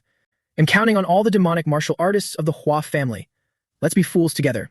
With that, the entire group charged to attack Nian Trung Hak, fully aware they were marching to their deaths. On the other side, the people of the Mount Hua sect received the news and couldn't help but wonder, are they having internal conflicts? Elder Nogzuan gritted his teeth and pondered, to think this would happen while we are trapped here. If it's true, isn't this the best opportunity to escape? Meanwhile, Nagyan immediately stood up. Internal conflict? Perfect timing. That means they're slaughtering each other right now, aren't they? She didn't overthink it and immediately drew her sword. In the midst of the chaos, that bastard Nian Trung Hak will reveal an opening. Once the Hua family forces that invaded Mount Hua and Zhongman are eradicated, I'll chop off his head with a single strike. But before that, you bastard. She glared straight at the messenger. When the Hua family invaded Mount Hua, you were there too, weren't you? He was so terrified he nearly wet himself, but fortunately, Max Yuang stepped in and gave her a forceful slap. He slapped her hard and then questioned. Even 4 Transformation Realm Masters wouldn't dare face him, yet you want to take advantage of the chaos to launch a sneak attack. The old man was the most rational one there. He told her the harsh truth. Snap out of it, senior sister. Do you really think that's possible? By the time you get there, the people of the Hua family might already be completely wiped out. Her entire body trembled, unable to suppress her sorrow. Then what do you want me to do? He killed Sect Leader Hak right in front of my eyes. She grabbed his collar tightly and screamed, how am I supposed to get revenge? Just because I'm weaker than him, does that mean I don't even have the right to try? Suddenly he said, look down at your feet. Both of them stood in silence, looking down at the ground. Hak Du sword. Ah, but it was shattered into pieces, leaving only the hilt. Nox Yuan persuaded her, only by staying alive can we take it with us. Sect Leader Hak Du's relic. He earnestly advised her, if we lose our lives too, then who will inherit his dying wish? What we need to do right now is not seek revenge. It's to ensure Sect Leader Hak Du's sacrifice wasn't in vain, to inherit and honor his will. She immediately hugged the broken sword fragment tightly to her chest, tears streaming down like rain. Survived to the bitter end. The two of them continued to console each other while Fan Min and the other guy stood staring in a daze. He even had to turn and remind him, are you not leaving yet? Only then did the guy snap back to reality and wipe his tears. What kind of martial artist breaks down like this? Finally, she calmed down and let go of her immediate desire for revenge. I'm sorry, Hak Du. This is all I can do for now. Once this battle is over, I will hold a grand funeral for you so that everyone in Mount Hua and Zhongmen will remember you. Only then did she turn around decisively. Let's go. Just as Nogzuing had said, on the other side, both Kum Huin and Lai Than had been beaten to a pulp. How disappointing. Even if you all charge at me together, is this pitiful amount of strength all you have? Nian Trung Hak grabbed Hua Vu Long by the neck and lifted him up. I really don't get it. You all should have known from the very beginning that you couldn't harm this seat even in the slightest, right? All the people from the Hua family brought here were dead, their blood forming rivers. This is nothing but a meaningless sacrifice. It would have been better to do nothing at all. At least you would have kept your lives. However, Hua Wulong wasn't afraid at all and even let out a chuckle. Mintron Hatch couldn't help but ask, "What are you laughing at?" Despite being choked so hard he was drooling, he still managed to say, "Are you curious? Then use your brilliant mind to take a guess." 3 seconds passed before Nintron Hatch realized it. Wait a minute. The people of the Mount Hua sect, are they no longer within the range of my key perception? Only then did he understand. You sacrificed yourself and your subordinates, all to help your enemies escape. Hua Wulong glared with wide eyes. Enemies? Ah, my true enemy is you, the heavenly lord of the demonic cult. Even though I couldn't harm you in the slightest, as long as I could ruin your plans and strike a blow to your pride, I am fully satisfied. Naturally, since he dared to pull a stunt like this, Nian Trung Hak would beat him to a pulp. How foolish thinking that such a petty trick could actually harm this seat. But your sheer audacity is quite commendable. Turns out you aren't a useless idiot after all. If only you had shown this kind of resolve when attacking Mount Hua and Zhongnan. One of his punches blew a clean hole straight through the young man's body, but at least you brought me a little bit of amusement. When you reach the underworld, keep your eyes wide open and see just how utterly meaningless your actions truly were. He went mad, declaring, "I will personally take action and make everyone in the Central Plains wake up to reality." Recalling their earlier conversation, Nak Yen asked in confusion, "Are you saying we shouldn't go to Mount Zu?" The bald man informed them there is a master protecting the Heavenly Lord alongside Kim Lin, named Nan Lin. The Heavenly Lord has ordered him to lead the Quach family's forces from Guizhou to march into Sichuan. Your strategists probably knew about this, which is why they retreated to Sichuan. If you go there now, you might miss your main force. That is all I wanted to convey. I will take my leave now. Having said that, he cupped his hands, bowed, and immediately left. The Mount Hua sect group discussed as they walked. The Guizhou forces are only making their move now. Does that Heavenly Lord really treat this war as a mere game? Nak Duong felt otherwise. Isn't that a stroke of luck for us? If the 3 demonic families and the heavenly demon cult had gone all out simultaneously, the orthodox factions would have been annihilated long ago. Suddenly, as the 3 of them were running, they felt something pressing close behind them. Wait! Nak Duong immediately noticed the anomaly. The movement of the clouds is completely unnatural. It's as if they consciously gathered in one place. Nak Yen sensed it. There aren't many who can pull this off. The heavenly demon cult leader. He's looking for us. He can actually interfere with the flow of nature. It seems his strength can no longer be measured by mere martial arts standards. Nak Duong, Fan Min, we need to speed up. We can't let ourselves get caught within the range of those clouds. However, if one looked closely, they would realize it was actually the green-horned white snake, transformed into a dragon, flying frantically. The 3 of them could only run for their lives. We must leave Shanxi immediately. The scene shifts to southern Sichuan headquarters of the Zhengtian Alliance. Huan Wan slouched over her desk, groaning. Not only do I have to confirm periodic reports, but I also have to patrol the perimeter, manage internal affairs, and even cultivate my martial arts. Looking utterly exhausted and surrounded by piles of documents, I'm seriously going to die from exhaustion. She was now the acting strategist and interim chief administrator of the Zhengtian Alliance Jia Cat. Wan Wan. I've lost contact with my uncle since last week, and the alliance leader has completely vanished as well. How frustrating. Thinking of Dian Men, she grew worried. Could something have happened? Young master, where are you right now? Suddenly, there was a knock on the door. Excuse me, may I come in? She looked at the man entering in slight surprise. Commander Hui? Mo Dong Hui smiled and greeted her. Ha ha, you've been working hard. I was worried you'd be hungry, so I brought some food, he said, holding up a bag. Scratching his head, he smiled shyly. Would you like to eat together? Wan Wan immediately ate heartily, taking a huge bite, fully satisfied and forgetting all her worries, and finally back to life, thank you. Showing his concern, he asked, have you been sleeping on time lately? And really worried about your health. You should delegate some work and get some rest. Wan Wan smiled to reassure him. It's fine. Compared to those out on the battlefield, this is nothing. What do you mean nothing? You've done so much already. Hee, thanks. I'm not just saying that to comfort you, don't worry. This is what I ought to do as a member of the Zhengtian Alliance. Seeing her resolve, he agreed. Let's do our best together. Of course. Right at that moment, someone burst in shouting, apologies for interrupting your romantic moment, but the Thie's an urgent report. Both nearly choked. Romantic moment, my foot. The Tang family assassin looked grave. The urgent report is what matters. What's going on? He was the captain of the Zhengtian Alliance headquarters patrol, Duang Ke Trung.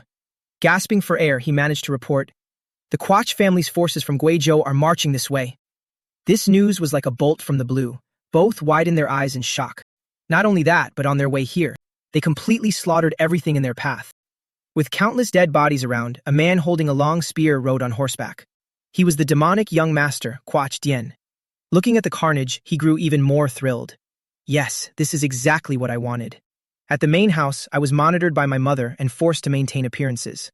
I've always been forced to live an ascetic life. But an old man and always egged him on. In war, momentum is everything. Human dignity is trampled on the battlefield anyway, so just satisfy your own desires. The more he thought about it, the more he couldn't help but laugh. This whole going to war thing. I'm really loving it. He directly ordered, all troops, listen up. From now on, all restrictions are lifted for the next hour. His face twisted in a wicked, deceitful grin. No matter what you do to these peasants, I won't punish you. Slaughter and pillage to your heart's content. Savor their despair and fear. Unleash your desires. Hearing this order, the lowly subordinates slaughtered even more frantically than before. The two figures observing this scene from the sidelines remarked, 1 hour. I fear this is too much of a waste of time. But the other didn't care. You worry too much, Lord Megan Lin. Pillaging is an indispensable evil of war. We can spare this little bit of time. It not only boosts morale, but each soldier can also gather their own supplies. This ruthless bastard with the mouth of a mad dog was the Guizhou Quach family elder supreme spear demon, Quan Thian Nak. He even turned to tell Indan Lin, knowing when to be strict and when to be lenient is the true wisdom of leading an army. The other man remained silent, just turning to observe quietly. Though Quan Thian Nak joined the demonic faction, he was once a military general. Rather than a martial artist, it is more fitting to call him a soldier. He once fell into chi deviation due to some incident. After the Heavenly Lord saved his life, he joined the Heavenly Demon cult and has assisted the Quach family ever since. But his wicked words and actions, which differ from the rest of the demonic faction, always make me feel uneasy. However, his strength is truly outstanding, so we'll have to observe for now. Just then, a bird flies in. The messenger hawk has arrived. It seems to be from Madame Guo. The elder takes it and reads it immediately. Yin Ling, standing nearby, asks, has something major happened? He answers vaguely, you could say that, but not exactly. The letter says the main force of the Zhang-Tian alliance in Jushan is heading toward the Guo family in Guizhou. Hearing this, Yin Ling immediately guesses, could it be? The elder continues reading, seeing they can't return in time to defend, they are attacking the enemy's headquarters to force us to retreat. Even though they are enemies, this strategy isn't bad. He smirks triumphantly. Everything is going exactly as I planned. She wrote in the letter, just as Lord Qun Tianyu predicted, the Zhang-Tian alliance's forces are marching toward the Guo family in Guizhou. I have followed your suggestion and withdrawn all troops from the inner sections to lure them into lowering their guard. The Liu family over in Fujian has also agreed to support us with hundreds of troops. More importantly, the Liu family's strongest combatant, the ice and snow hag Bai Shulian, will also come. She is the Heavenly Lord's strongest subordinate and will definitely be a great help. Looking at the Heavenly Lord's attitude toward the Hua family, perhaps he will just stand by and watch this time as well. Now it's just a matter of who can take the enemy leader's head first. You need not worry about my safety. Please, you must defeat the Zhang-Tian alliance and the Tang family. After reading, Yin Ling can't help but feel, Hua Yan. Although we anticipated this, it still puts her life in danger. I didn't expect her to be so resolute. But to think the ice and snow hag would also lend a hand. This is truly an unexpected development. The elder turns and chuckles. Lord Yin Ling, since Madam has said so, you can rest assured and prepare to march. As long as we defeat the defenseless Tang family and the Zhang-Tian alliance, the next Heavenly Lord will be our young master Guo Yan. Thinking of this, they become even more determined. Yes, you're right. They have been plotting for countless years. Indeed, now is the time to help Yan achieve greatness. If anything goes wrong now, we'll end up just like the Hua family in Shanxi. Therefore, we must quickly destroy the Tang family and the Zhang-Tian alliance's headquarters. The elder immediately shouts, entire army, march, right when that bastard Guo Yan is at his most bloodthirsty. On the other side, Wing Wing, along with Murong Hui and Tang Jizong, has also set off. With the killing speed of these bastards, soon there's no one left. Are they all dead? It seems so. That bastard Guo Yan sighs and clicks his tongue. Tisk, I was just starting to get excited. Looking at the desolate, deadly scene, he adds, what a pity. A subordinate turns to him. I figured you weren't satisfied yet, so I caught a few women with decent looks. I personally selected them. They definitely won't disappoint you. As he speaks, he points at 3 girls tied up and kneeling on the ground. Please relieve your battle fatigue before we go. Guo Yan looks over, his tongue sticking out to lick his lips. Is that so? His face looks unbearably lecherous. It would be rude to ignore my subordinate's kind intentions. So, who should I start with? Just then, a voice calls out, young master. A subordinate runs up. Elder Qun Tianyu has sent a letter. He says the Zhang-Tian alliance's army is heading toward the Guo family's headquarters in Guizhou. He told you to quickly attack the Zhang-Tian alliance's headquarters. He didn't expect this either. Enemies are heading toward our main family. He looks regretfully at the 3 girls. There's no other way at a time like this. I can't ruin our grand plans just because I can't control my lust. Kill them. Bringing them along will only be a burden. The 3 girls, faces pale with despair, beg, my lord, please spare our lives. But in the end, they are slashed to death on the spot. The group sets off again, and he continues to sigh endlessly, thinking with his lower half. Ha, what a shame. Should I have enjoyed myself a little first? Whether we rush or not, the tide of the battle won't change much. Just as his lower half finishes that thought, his upper half shakes its head vigorously. No, even my mother is risking her life. I have to at least appear diligent so the people around me will acknowledge me. After all, this won't be my only opportunity. He fails to notice a few pairs of eyes hiding behind the grass, quietly observing. Suddenly, looking down, something rises from the ground. What is this? It looks like a rope. As soon as he speaks, a series of thorny ropes shoot up from the ground, forming an inescapable net. The whole group is scared out of their wits. Guo Yan pulls his horse's reins to back up. Ugh, what is going on? Then another barrage of thorny ropes shoots up. If his subordinates aren't quick enough, getting cut by these ropes will hurt like hell. Before they can even gather their senses, a swarm of Tang family assassins rushes out with a shout. They fell for the trap. Begin the attack. Guo Yan, boiling with rage, grips his spear tightly. How dare these small fries? Are you looking down on this, young master? As he speaks, he frantically slashes and kills, taking down several assassins in an instant. The others watch in panic. Even a first-rate martial artist couldn't slice a person in half with one strike, right? Now they realize he's at least reached the super peak realm, but they have no choice but to push forward. Going into a frenzy, he sweeps his gaze over them and growls. To dare use such underhanded tricks, where are you all from? As he speaks, someone steps out and retorts. As a demonic faction, aren't you ashamed to call others underhanded? Truly shameless and thick-skinned.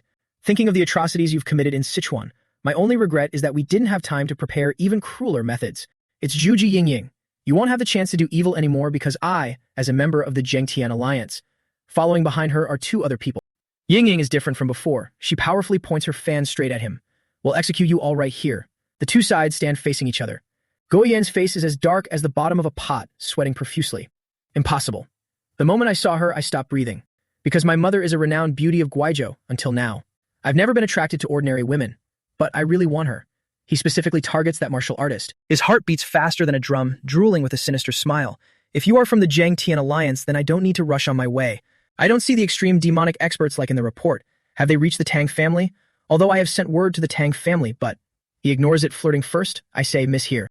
He says this without shame, his eyes shining brightly. You're truly beautiful. What's your name? I want you to be my concubine. Yingying is thoroughly disgusted. To harbor such wicked thoughts at a time like this, how utterly despicable. Even if we had no grudge, I still wouldn't tell you my name. He points the spear in his hand straight at her. Oh my, do you want to take it slow and chat? True, in such a chaotic situation, you can't just open your heart right away. I must take care of these nuisances around us first. Finishing his sentence, he instantly slashes down several more Tang family assassins. Yingying's face turns paler than paper. This is her first time in such a tense real battle, and she lacks experience. She frantically screams, all forces prepare for battle.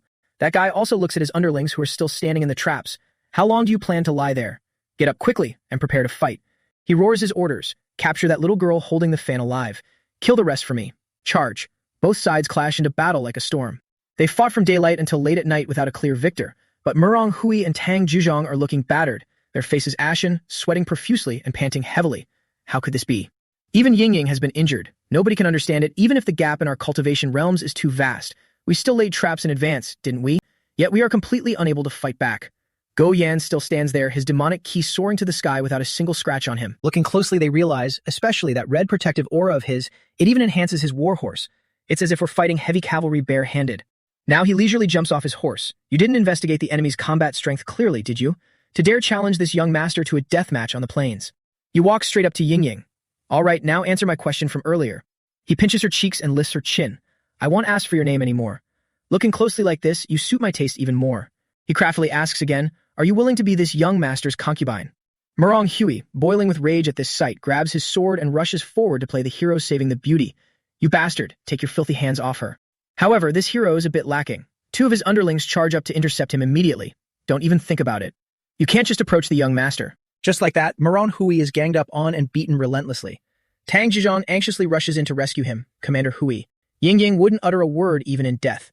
The bastard squeezes even harder. You should answer me now, right? My patience is running out. She is furious beyond belief and curses right in his face. You're so brutal. Who would ever like you? I really don't understand where you get the confidence to woo anyone. Her eyes flash with contempt. Get lost. Compared to the man I like, you're not even close. This bastard doesn't say much. Whether she likes it or not doesn't matter. He sneers, oh, is that so? Finishing his sentence, he rips the front of her clothes open. And there's no need to talk anymore. I will use force to make you submit. He glances at the other two who are still desperately fighting. Your companions seem to have no strength left to help you. Let's just play slowly, the two of us. Compared to the obedient and submissive type, your fiery personality is much more interesting. Yingying's eyes well up with tears, and the only thought in her mind is, young patriarch, please save me. Right at this moment, there is an unusual rustling sound of leaves brushing against each other. White snowflakes begin to fall around them. Both are stunned, not understanding, what is this? Snow? Guo Yan even rubs his eyes, not seeing things. What is going on? How could it snow in this season? Just as he is bewildered and off guard, a girl dashes from behind, shoving him hard to the side while swiftly saving Ying. Guo Yan's entire body is violently thrown far away. He can't comprehend it at all. What is this situation? This palm technique is simple, but the inner key is incredibly fierce. Just who is it? The others also look over in shock. A female figure stands protectively in front of Wingying. Sorry, I'm late. Even though I rushed over the moment I learned of the battle situation, I'm still not very proficient in using my movement technique. But from now on, there's no need to worry. She declares, I will protect you. The Sichuan Tang family, the patriarch's true disciple Tang Weixiao, has arrived. Recalling her time at home, she diligently trained at the Tang family estate every day. Suddenly, sweat pours out and her brows furrow tightly in tension. She opens her eyes immediately, feeling it clearly. There's an aura. She quickly turns around. Master, you're here. It's the poison phoenix walking in, and sorry to interrupt your meditation. The situation is urgent, please understand. I just received a letter. The military forces of the Guo family from Guizhou have arrived in Sichuan. She is horrified upon hearing this. What? Intelligence says they have split into two squads. One part is heading to the Zhengtian alliance, while the main force is advancing towards the Tang family. Although the Tang family is currently short on manpower, aside from a few remaining personnel, the rest of the Zhengtian alliance are at Bamboo Mountain, making their forces even thinner. So can you go reinforce the Zhengtian alliance? She freezes. What? But, do I really have what it takes? Most importantly, the main force is advancing toward the Tang family. Should I stay here? Poison Phoenix has already thought it through. Don't worry about things here. As you know, our family has the formation masters of the Juge clan. Even if victory is difficult, we still hold the advantage in defense. I heard the main force heading here has 2 ultimate demonic masters, but the group advancing on the Zhengtian alliance has at most 1 beginner ultimate demon. She places both hands on her shoulders. I don't want to force you into a dangerous battle. I just hope you can help the Zhengtian alliance achieve victory, and then bring them back to reinforce the Tang family. You have to believe in yourself, because you're far more gifted than you realize. And so, V Hugh sets off. Now, her sudden appearance even leaves Ying in shock. The last time I saw her, she didn't know any martial arts at all. Since when has she become so strong? That bastard Guo Yan is totally entranced. My god, unbelievable. 2 women who catch my eye have shown up at the same time. He roars his command, capture her alive as well. The entire group rushes forward. Ying panics. Dan, dangerous. But V Hugh quickly activates her skill, cold poison ice. Absolute frozen earth. Freezing ice immediately spreads out with terrifying force. The group can no longer push forward. What is this? Snow? Aside from feeling a little chilly, it doesn't seem to do anything. They laugh boisterously. Haha, you call this an attack? Ying looks visibly disappointed. Sigh, as expected, it didn't do much. That bastard Guo Yan continues to sneer. Hee, what a cute little move. But barely 3 seconds later, the smile vanishes from his face. Watch what is going on. The others can't even move, clutching their freezing bodies. It's suddenly so cold. It's piercing my bones, my internal organs feel like they're freezing. In the end, they just drop dead from the cold. No further fighting required. Guo Yan glares at his fallen underlings, his mind exploding with rage. How? How humiliating. A bunch of inner key users actually freezing to death. What a bunch of trash. But he immediately hears her mocking voice. You're no exception either, are you? Cold poison doesn't just freeze your flesh. It freezes your inner key as well. The longer you stay, the deeper it seeps. And somehow, he finally realizes one of his arms is completely frozen. Vaihu threatens him. If you don't want to lose that arm, you better run. Since I only just learned this move, so I don't know how to control its power yet. As she speaks, her eyes gleam fiercely, and the ice orb in her hand grows even larger than before. Meanwhile, at the Tang family estate, Poison Phoenix is pacing in the courtyard. Tang Yuanzhen, captain of the Phoenix Guard, immediately appears. You're here, Patriarch. She asks right away, what's the situation? He looks at the assassins behind him. All forces are ready for combat. As soon as you give the word, we can act immediately. She asks again to be certain. The ultimate demonic masters dispatched from the enemy's main force to the Guo family in Guizhou are Tai Kang demon Quan Tianyu and Yin Ling, right? From what I know, that Yin Ling is the one who, along with a heavenly demon cult leader a few days ago, spearheaded the massacre of Shaolin. His martial arts are unfathomably deep. Fortunately, we have Grandmaster Zi Yun, so we can still manage. However, this alone isn't enough to reverse our current disadvantage. Yuanjin asks anxiously, is there still no news from Q Yun and Tai Shu? She can only shake her head helplessly. They have both regained consciousness, less than greater than. But old Tai Shu said, apologies, though our wounds have healed. We don't know if it's a lingering effect of the poison, but we cannot channel our inner ki, less than greater than. The 2 elders are now powerless. In this state, even if we join the battle, we would only be a burden. Left with nothing to say, she frowns deeply. In short, it's very difficult for them to contribute. Well, focus on defense first and hold out until reinforcements arrive. Suddenly, someone rushes in to report, Patriarch, Captain, urgent report. The scouts monitoring the Guo family forces in Guizhou just sent word back. Not long ago, within the enemy's main force, an ultimate demonic master wearing a silver mask left the unit and is heading toward the Zhengtian alliance. This news strikes like a bolt of lightning. Her face instantly turns completely pale. On the other side, Yinling was initially traveling with Elder Tianyu. They had been traveling for a while without incident. It seems the Tang family can't even take care of themselves. To think there are no ambushes or traps at this crossroad. At this rate, before dawn we can. Yinling suddenly interrupts. Apologies, I need to go check on Guo Yan. The elder, quite puzzled, frowns in annoyance. Lord Yinling, the young master has learned my instant demonic armor art.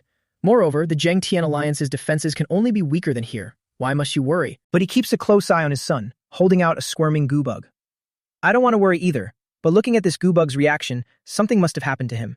He will protect his precious son even if it kills him. He decides immediately, you are more than capable of handling the Tang family forces alone. I must head to young master Guo Yan. After saying that, he leaves immediately.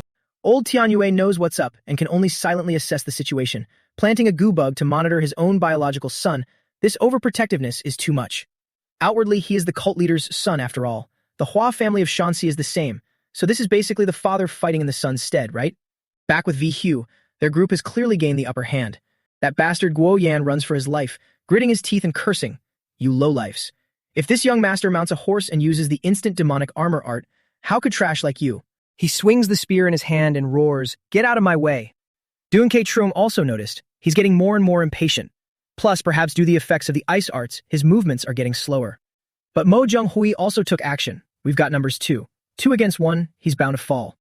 On the other side, Vaihu took care of the grunts all by herself. Thankfully, with the Dun clan's reinforcements, their soldiers can't interfere anymore. We've completely taken the initiative. Everyone was united and determined. We can't miss this chance. Dun clan warriors, attack. The two of them beat Quack Jian to a pulp. He was beaten mercilessly, unable to fight back. Ugh, damn it. No, impossible. A young master like me can't die here. Just then, Nun Lin rushed into the rescue. Everyone was startled and looked over as soon as they felt his aura. Vaihu also stopped fighting and stared blankly.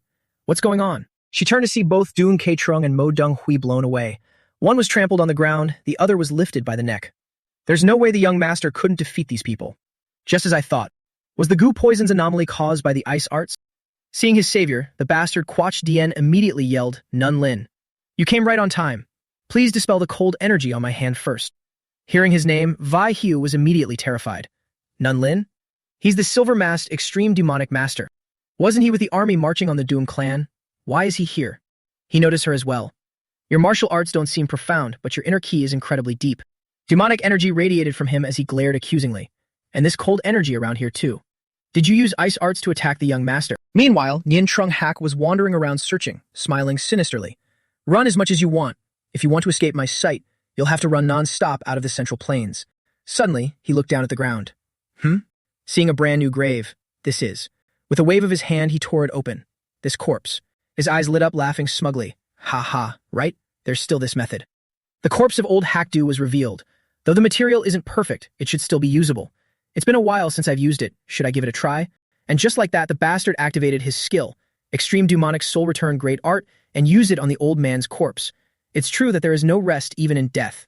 Back at the Doing clan, Doc Fullen racked her brain. This is a fatal mistake. To think the silver-masked master would suddenly leave their formation. I sent Vaihio to the Zhengtian alliance to keep her away from the dangerous battlefield, but it ended up sending her alone to the most dangerous one. But we can't deal with Quenthian Nak fast enough to back her up. Because his cavalry tactics have a huge advantage on open terrain, we are forced to use siege defense tactics. She was so worried she blurted out, if I had known, I would have sent Master Tu Vun to the Zhengtian alliance. Suddenly, Mu and Chan's voice rang out, Matriarch. Coincidentally, the first to receive the eagle message was Master Tu Vun. After handing me the letter, he immediately went out. Startled, she asked, going out at this time? He scratched his head and replied, yes. He said the situation was urgent, and he had to go on ahead. Frantic, she asked, where did he go? To the Zhengtian alliance. By now, the situation on that side was disastrous. Both Dun Trung and Mo Donghui were flattened on the ground, their fate unknown. Vihyu was left alone to face that bastard Nun Lin. Ice arts, huh? This constitution is quite rare. If Granny Bang Twit of the Liu family in Fujian knew about this, she would definitely be thrilled. Tense and speechless, she thought. I can feel the vast difference in strength between us. My current self still can't defeat him. Meanwhile, he had made up his mind. Then I'll just have to capture you alive. Suddenly, Quach Dian howled. Nun Lin, wait. With a highly wicked face taking the chance to leer, there's also that woman from the Zhuge family in the back. You must capture them both alive. Those two bitches have made me suffer so much. They ruined my arm. Now the infatuation in his eyes turned into a mix of love and hate. So I have to love you both very thoroughly. Nunlin was speechless. All right, as you wish. Inside, he couldn't help but think, still having such lustful desires in a time like this. Even though outwardly I am just the young master's close guard, less than greater than. As a father, I really want to teach him a lesson. Despite his thoughts, he still said, Granny probably wouldn't mind the chastity of the ice art user. Since things have come to this, I suggest you to surrender obediently. Vaihyu adamantly refused. And what if I refuse? He threatened her with the two dying men. Then the comrades whose lives you worked so hard to save will die. But he had it all figured out. Though even if you surrender, leaving them here means they'll die anyway. Just as he glared and asked, don't you want to save them? His eyes suddenly shrank in terror. She hadn't sensed anyone behind her at all and wondered what terrified him all of a sudden. It wasn't until old Tu Van spoke up, please step back, that she jumped and turned around. There were too many variables tonight. Vaihyu didn't understand. I heard he was going to fight the forces attacking the Duan clan alongside Master. Why is he here? The old man glared and gritted his teeth. Leave that one to me. Turns out the old man came here for a personal vendetta. It was you, wasn't it? The one who annihilated the Shaolin sect alongside the Heavenly Lord. You silver-masked extreme demonic master. That Nanlin guy is quite surprised. Master Tu Van. I thought he was at the Zhengtian Alliance's headquarters, or had run away after Shaolin was wiped out. He still stubbornly raises his chin. So what? As long as he acknowledges it, the old man will charge right in, stomping his foot fiercely on the ground to threaten him. Pray to your gods, because I, Tu Van, will show you no mercy. The old man's entire body radiates a blinding golden light. Just channeling his inner ki illuminates the entire forest, visible even from afar. Nanlin's arms blocking in front of him go numb. As expected of the master holding the title of Vajra Great Monk, such immense power. It's several tiers higher than the abbot's. Even though he lost an arm, his combat prowess hasn't diminished one bit. Not giving this bastard time to overthink, the old man unleashes his skill, Vajra Ice Fist. However, he already has a way to deal with the old man. It's impressive, but not unbeatable. His entire body still brims with unused demonic ki. Unleashing it all now should do the trick. Old Tu Van is struck and sent flying backward. Glaring at each other as they close in, he begins to counterattack. This time, it's my turn. 9 dragons demonic aura. 9 dragons strike. A barrage of demonic ki dragons lunges straight ahead. The old man immediately clenches his fist. Vajra Ice Fist. A flurry of punches is thrown to counter the barrage of demonic dragons. A heaven-shaking, earth-shattering explosion erupts. Thick dust and smoke billow everywhere, as the other 4 quickly support each other and step aside. Vaihyu even feels it. The wind pressure is too strong. Absolutely no one would dare to intervene. This is a clash between experts who have transcended the transformation realm. The bastard Quach Dian stands outside, shouting in panic. Nigan. Nigan Lin is being overpowered again. When Shaolin was destroyed, why didn't that guy die? Even Nigan Lin realizes it. My demonic ki and Shaolin's Buddhist ki almost perfectly counter each other. If this battle of inner ki continues, I'll only be at a growing disadvantage. I must find an opening and seize it. Right at that moment, the bald old man's hand completely grips his face. With a sudden charge, he pins him down, crushing him into the ground. The old man is furious at these bastards, wishing he could swallow them alive. Die, you demonic cult scum. But just in the nick of time, a sudden aura flashes by, startling the old man and making his heart skip a beat. What the hell? Why does something feel off? Old Tu Van doesn't understand at all. My chi and blood are flowing backward. I clearly wasn't affected by his demonic arts. Could it be? The principle of Buddhist ki uses inner peace to restrain the natural flow, but the annihilation of Shaolin has left the killing intent in Tu Van's heart too heavy, hindering his ability to control the natural flow. And the conflict between theory and practice ultimately, the old man freezes in place, realizing he tripped himself up, will lead to chi deviation. The bastard Man Lin seizes the chance to counterattack with an overwhelming palm strike. It seems the victor has been decided. Tu Van, you're too foolish. You lost yourself in your impatience for revenge. The old man staggers and collapses to the ground. It is because this poor monk's cultivation was not deep enough. That's why I brought this doom upon myself. He stands blocking the bald old man. You're very lucky the gap between us is merely. Now it's time to end everything. Right at this moment, Vaihyu dashes straight from behind to the rescue. But Nanlin just turns around and instantly grabs the girl by her neck. His eyes turn red as he snarls, you're too slow. If you decided to sneak attack, you should have struck immediately. Old Tu Van's face turns ashen. It really is too late. His grip on her neck tightens. Ha, did you hear what that old monk said? Ugh. He's experienced chi deviation, so he's spouting nonsense. Don't worry, I still won't kill you. Just then, right beside him, a pair of glowing green eyes appears. He startles and snaps his head around. But behind him, other than old Tu Van, there's nothing. What's going on? What was that aura that just flashed by? Even though it only brushed past for a split second, that oppressive pressure was truly terrifying. This presence is second only to the Heavenly Lord. His hand even starts trembling involuntarily. Old Tu Van lets out a contented laugh. You're far too late, Alliance Leader. Since when was Dian Men standing right there? He holds Vaihyu tightly in his arms, while the bastard Man Lin's fingers have been chopped off one by one. His face darkens as he looks at the girl in his arms who is scared to tears. Everyone, I apologize for being late. He glances at the people before him. And thank you all for persevering through these hardships until the very end. From now on, there is no need to worry anymore. The Jiang Tian Alliance leader, Duong Dian Men, tells everyone, because I have arrived. A hero saving a beauty should look exactly like this. Dare to touch his girl, and you're dead meat. Nanlin stands frozen to the side, not daring to twitch. Reaching the extreme demonic level, yet I couldn't sense a trace of his aura before he got close. That man is the Jiang Tian Alliance leader. The girl, moved to tears, stared at him in disbelief. Is it really? The young patriarch? He looked down at her. Lady Vi Hu. He gently wiped her tears. Unlike the last time we met, the way you use your inner ki is much more natural now. It seems you've been cultivating diligently. Vi Hu sadly shook her head. Yes, but it still wasn't enough. Dian Men's heart ached as he looked at his beloved. Gritting his teeth, his face darkened. To think my absence caused everyone so much hardship, to the point where even Lady Vi Hu had to fight on the front lines. Just as he was seething with rage, Nanlin, standing behind them, erupted with demonic ki, ready to fight. The fool immediately thought to himself, my instincts are screaming that he's incredibly dangerous. Even if it means mutual destruction, I have to kill him right here. Did he really think he could end this quickly? He told Quachtian, young master, please go over to Quan Thian Nak. I cannot protect you while dealing with him. The idiot, watching the rescue scene, was still clueless. What? Is he really that strong? The main character now let go of the girl and glared at the man in front of him. That silver mask guy. His strength is even greater than the left and right emissaries of light. Are there really so many peerless masters under the heavenly demon lord? Might as well use him as a punching bag to vent his anger. Gripping his short sword tightly, he said, it seems we'll have to catch up later. But it doesn't matter how many of them there are. I will. Deal with you first, Silver Mask. The two glared at each other, locking in a fierce standoff. In a flash, they charged at each other simultaneously. The tension was palpable. They fought a battle that shook the heavens and earth. After just a few exchanges, Manlin was already coughing up blood. He frantically thought of a way to escape. Damn it, the gap in our power is too vast. It looks like I won't be able to flee mid-battle. But he remained stubborn. No, I can't run. This guy will be a massive obstacle for the Heavenly Lord. Even though I have no chance of winning, less than greater than. I must risk my life to at least inflict a wound on him. Less than greater than.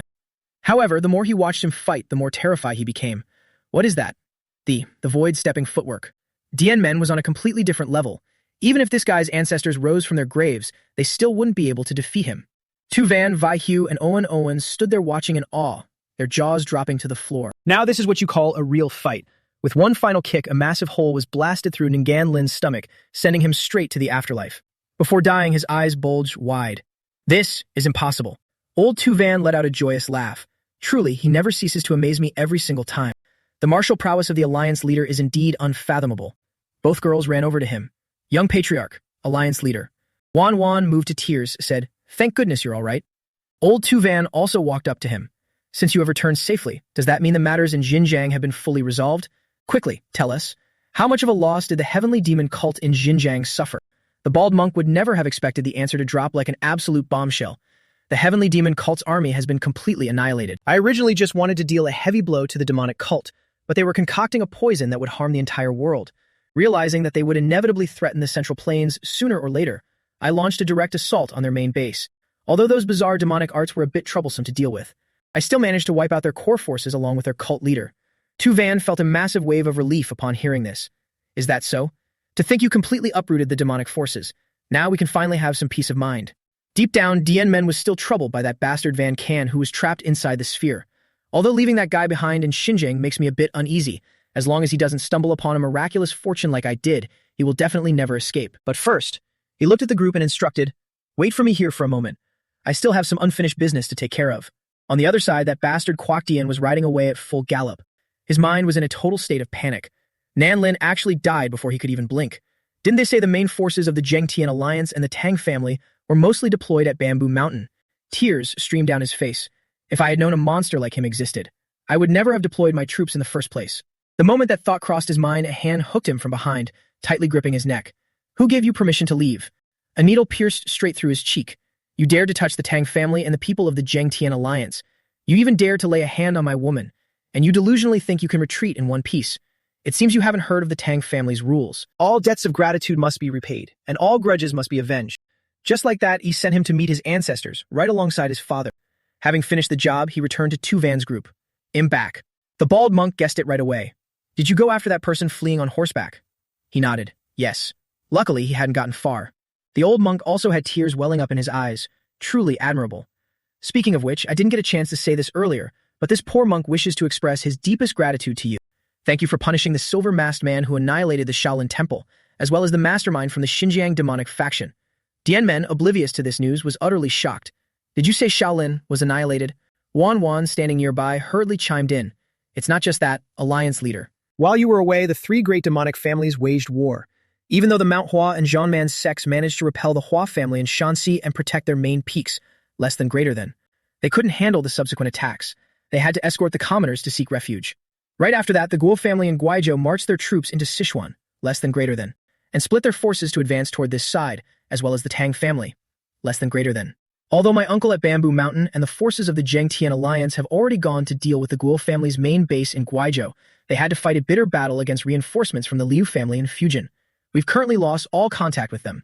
This is truly serious, nothing but bad news. Dianmen couldn't help but feel a knot in his stomach. Did so many things happen while I was away? I'm sorry, my overwhelming ambition has made everyone suffer. The old man, though deeply saddened, still reassured him. What are you saying? You're the one who saved us from worrying about the demonic cult and the Western Front. You've already done so much for us, so please don't blame yourself too much for the recent situation. The most important thing next is to destroy the heavenly demon cult and save the Central Plains, right? Fan Jack suddenly burst out from nowhere. That monk is right. I often feel like you act way too emotionally sometimes. The whole group petrified on the spot upon seeing it, as if they had seen a ghost. Alliance leader? What in the world is that creature? Fan Jack was utterly shocked, its eyes wide as they stared at each other. Huh? What is this situation? You guys can see me too. Before it could finish, Dianmen grabbed its neck tightly. Didn't I tell you not to reveal yourself in front of others? It screamed in agonizing pain. Wait a minute. How unfair. In currently a spirit body, they shouldn't be able to see me at all. Could it be that my divine essence changed after evolving into a dragon? That's impossible. Our protagonist let out a long sigh. The atmosphere suddenly got a bit chaotic. Fanjiak probably didn't do it on purpose. Should I just make it public? Well, since they'd already seen it, he might as well explain. This is the guardian spirit that has existed since the ancestors of the Tang family. When I was dealing with the demonic factions, it helped me a great deal.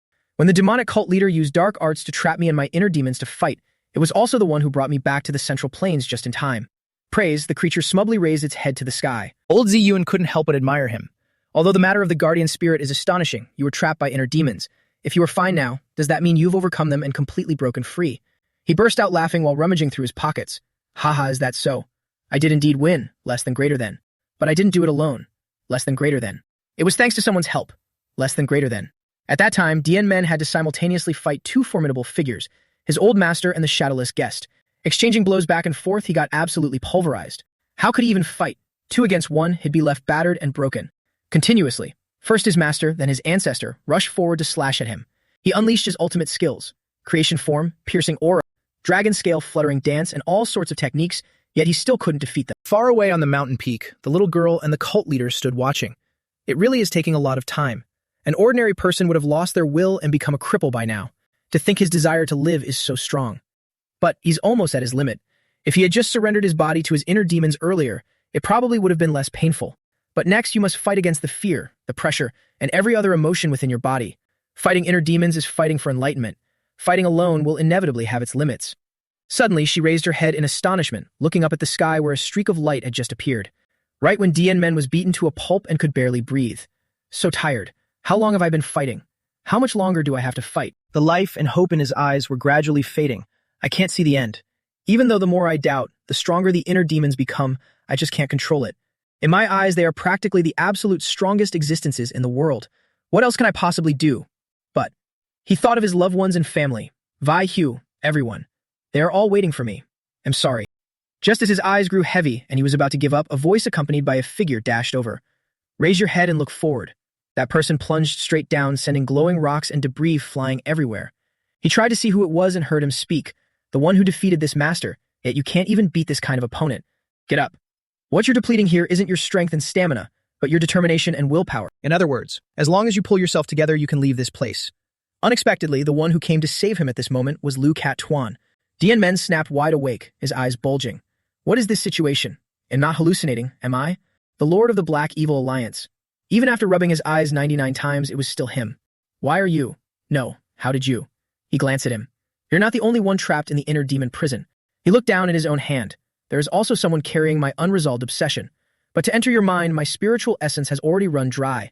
I've seen what you've gone through during this time. You've clearly overcome the corruption of the inner demons, so I really don't understand why you're struggling here. To think that even now you're still swayed by the illusions in front of you. It's so boring to watch, I really couldn't stand it anymore. So I came to help you. After saying that, he even tossed the white snow saber to him. With it in hand, it was like giving wings to a tiger. White snow. Seeing those two charging at him again, less than greater than. With a saber in his hands, what the hell was there to fear? Less than greater than. Just fight with everything he's got. Less than greater than. Both his master and the shadowless guest couldn't believe it. Someone who is about to lose their will can actually pull themselves together? How is this possible? He gripped his weapon. Swayed by illusions, huh? So that's how it is. I understand now. Now this can truly end. He had figured everything out. Fundamentally, this inner demon is not an obligatory path for martial arts cultivation. It was created by the malice that wants to imprison me. The illusions of my master and ancestors are nothing but a part of my inner demons. What I need to cut down isn't the illusion before my eyes, but the thing restraining my will, scheming to make me give up, the entity born from my mind, less than greater than, this very world itself. I will shatter it to pieces, less than greater than. The master could no longer stand. Humph, you finally figured out where to strike. By the way, that sword technique was clearly piercing force, but its power far surpasses the past. Have you named that technique yet? He had already named it. It was heaven-breaking piercing force. The obsession it carries is to sever the world that goes against my will. I ingeniously merged Master's teachings with profound truths to create it. The old man laughed contentedly. Haha, is that so? This sword art, it's truly magnificent. Saying that, he finally dissipated, letting him go. As for the Vo-Ange ancestor, he also told him, I sense a familiar aura within your soul. Fan Jiak. I'll entrust it to you. That was his final instruction. After all, he was the one to soothe their dying regrets. Dinmen didn't understand. What just happened? The illusions created by inner demons can actually talk like real people. And I even absent-mindedly replied to him. Furthermore, did the ancestor's words mean that he never viewed Tan Jiak as a mere tool? But man, that feeling just now. It was truly wondrous. Maybe I won't be able to use heaven-breaking piercing force once I'm out. Is it because I'm inside my inner demons? What's going on? Where is back Twit? Looking down, his hands were empty. I never let go of it, did I? Suddenly, he saw Liu Cat Tuan and the little girl standing nearby. The little girl glared at him, questioning, why did you help him? The more she spoke, the angrier she got. Tearing up, she screamed, when I needed you, you didn't show up. Why? He was speechless. What kind of situation is this?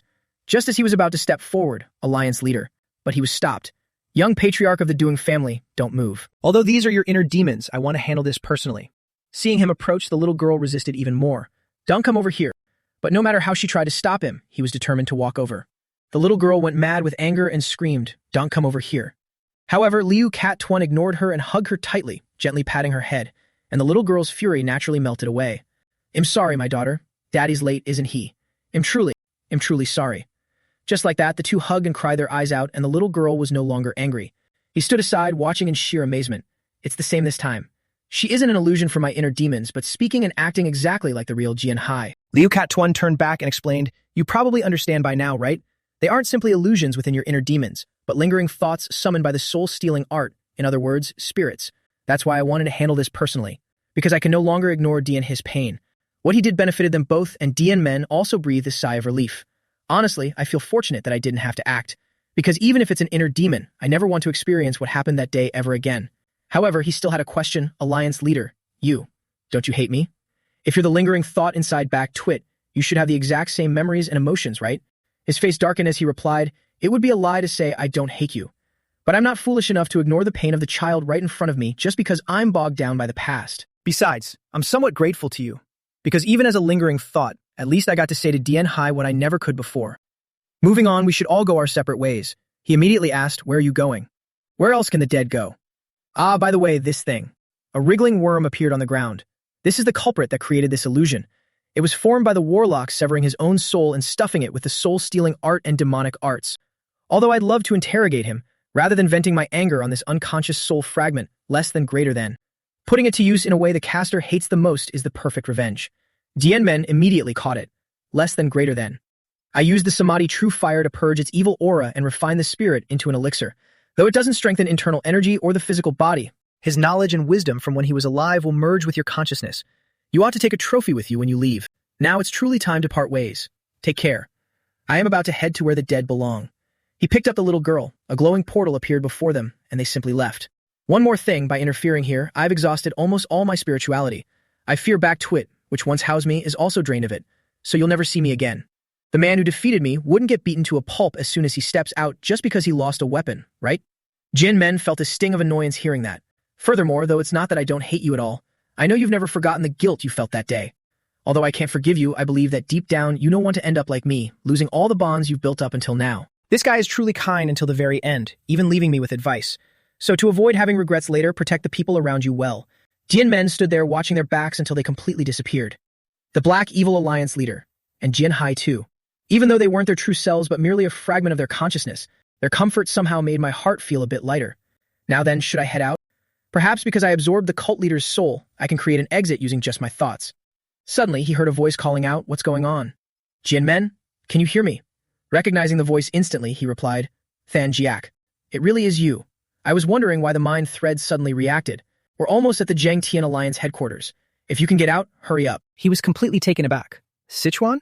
While I was trapped by the magic, you flew all the way here? Tanjiak took the chance to vent. "That's right, you brat. I haven't even mastered flying yet, so don't even ask how exhausted I am." "All right, I know. I'm coming out now." Just as he lifted his foot, he heard a voice. "Carry the enlightenment you've gained today and show the world your will." Our successor. But looking back, there was no one left in sight. He couldn't help but smile and nod. "Thank you, everyone. Master, ancestor, your appearance within my inner demons wasn't just a coincidence, was it? Because I am the disciple who inherited Master's swordsmanship in my past life and the descendant destined to lead the ancestor's clan in this life, less than greater than. You wanted to guide my consciousness, turning the tables by using the cult leader's spell to manifest yourselves, less than greater than. Please watch over me. I will win this war against the demonic faction. Protect your sword, your clan, and everyone beside me." Meanwhile, at the Durang family estate, the situation was incredibly tense. Miwen Chun looked at the army led by Thian Nak. There are too many of them. At a rough guess, their forces outnumber ours several times over. But Poison Phoenix was only concerned with one thing. Just as reported, the man in the silver mask has arrived at the Zheng Tian Alliance. Even though Grandmaster Tu Van is pursuing him, will they really be okay? Well, worry about that later. We need to focus on what's right in front of us. She shouted her orders loudly. "In the name of the Patriarch, I command you." Though I know this order is difficult to fulfill, given the enemy's sheer numbers, we have no other choice. Holding a handful of long, sharp throwing knives in both hands, she continued, "Before you die, each of you must take down 10 enemies, by any means and methods necessary." Even though previously, when the demonic forces invaded this place, our casualties were so devastating we were nearly wiped out, less than greater than. Today, we will show them how the Doom clan is changed. According to our clan's rules, all debts of gratitude must be repaid, and every grudge must be avenged. On the other side, Thian Nak pointed forward and roared, "Charge." With burning rage, both sides charged into battle. There was no time left to wait. A chaotic frenzy of combat broke out. Putting aside their rigorous training, their sheer resolve alone is extraordinary. After watching the battle unfold, Thian Nak could no longer stand still. Our side clearly has the numerical advantage, yet we're being overwhelmed. Furious, he impaled a Doom clan assassin to death. How amusing. To think that I, Quan Thian Nak, would misjudge my military tactics. But in a battle among martial artists, the commander's sheer martial prowess is what matters most. He immediately activated his skill, pure demonic armor art. Poison Phoenix leaped into the fray. Before throwing her darts, she realized. That's the martial art developed by the royal guards, the pure demonic armor art. Just as the rumors said, it creates a solid wall of aura. The old man laughed smugly. Humph, as if a few measly throwing knives could pierce the defense of the pure demonic armor art. However, her throwing knives were far from ordinary. She intentionally threw them into the ground around him rather than aiming for his body. Thinking he had the upper hand, he scoffed, "Ha! What the hell is this? You missed every single one. How hilarious." Her eyes gleamed sharply. "Oh, do you really think I missed?" At that exact moment, the throwing knives planted in the ground suddenly began to spin violently. It was none other than the technique. Floating flower dance flying knife aura art. Poison Phoenix finally spoke. A battle in the transformation realm is a clash of auras. Those throwing knives were merely the guiding axes to control my aura. Yet his retort could still be heard. Even with an aura tempest of this magnitude, you can only bind my footing. But she didn't need much more than that. That's more than enough. Seizing the opportunity, she unleashed her second skill, hurling out a barrage of massive green orbs. The green orbs merged with a surging tornado. Seeing this, the old man understood. As expected, she intends to use an aura tempest infused with poisonous mist to suppress my aura. With my footing bound by the wind pressure, if I don't release the pure demonic armor art to escape, I'll die from internal energy depletion. I'm sure that's what she's thinking. Then let me show you the true power of the pure demonic armor art. Taking advantage of the moment, Nguyen Chen roared out a signal. The Patriarch has pinned down the enemy commander. Wipe out the remaining demonic scums. The two sides clash once more, slaughtering each other relentlessly. Looking down from above, Poison Phoenix couldn't help but be amazed. The combat prowess is even higher than I anticipated. As expected, Although they trained diligently after the Heavenly Demon cult's attack, the real combat experience from the previous battle with the Black Evil Alliance has truly made everyone much more seasoned. Just as she felt a moment of relief, a blinding pillar of light suddenly crashed down from the sky. She was utterly shocked and panicked. What? What the hell is that? Is that Quen Thean Nak's spear? He was indeed counterattacking. The pure demonic armor art was originally created specifically for chaotic brawls. It can accumulate all the damage taken while on horseback into aura, and release it all in a single devastating strike. He frantically unleashed incredibly powerful demonic strikes. How could Poison Phoenix just let him wreak havoc? You think I'll let you have your way? Her barrage of throwing darts couldn't even stop his colossal attack. Not only could her flying blades not change its trajectory, but the aura on them was completely dispelled. The power of that spear was unimaginably strong. Even Poison Phoenix was starting to feel the pressure. If that thing hits the ground, both our allies and enemies will suffer catastrophic losses.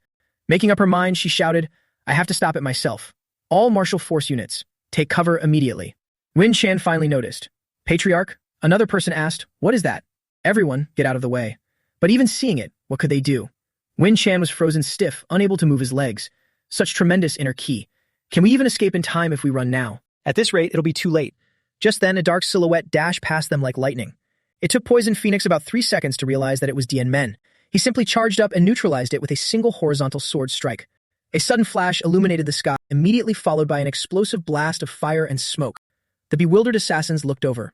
Who is that? Poison Phoenix laughed with tears in her eyes. You're back. Quen Thean Nak ground his teeth furiously. This is impossible. He was as tense as a drawn bowstring. The explosive tremor spearhead of the pure demonic armor art is an attack on par with a decisive weapon. How could he deflect it with just one strike? Who the hell is that guy? Dian Men appeared and tossed down a cloth sack. So, you are the leader of these demonic scums. He immediately recognized him, that martial uniform. Are you from the Zhang Tian Alliance? Your martial aura is just as terrifying as the Alliance leader mentioned in the reports. Dian Men replied bluntly, I am the Alliance leader. Quen Thean Nak was stunned speechless. The reports clearly stated that the Alliance leader had already headed to the Xinjiang front lines in the west.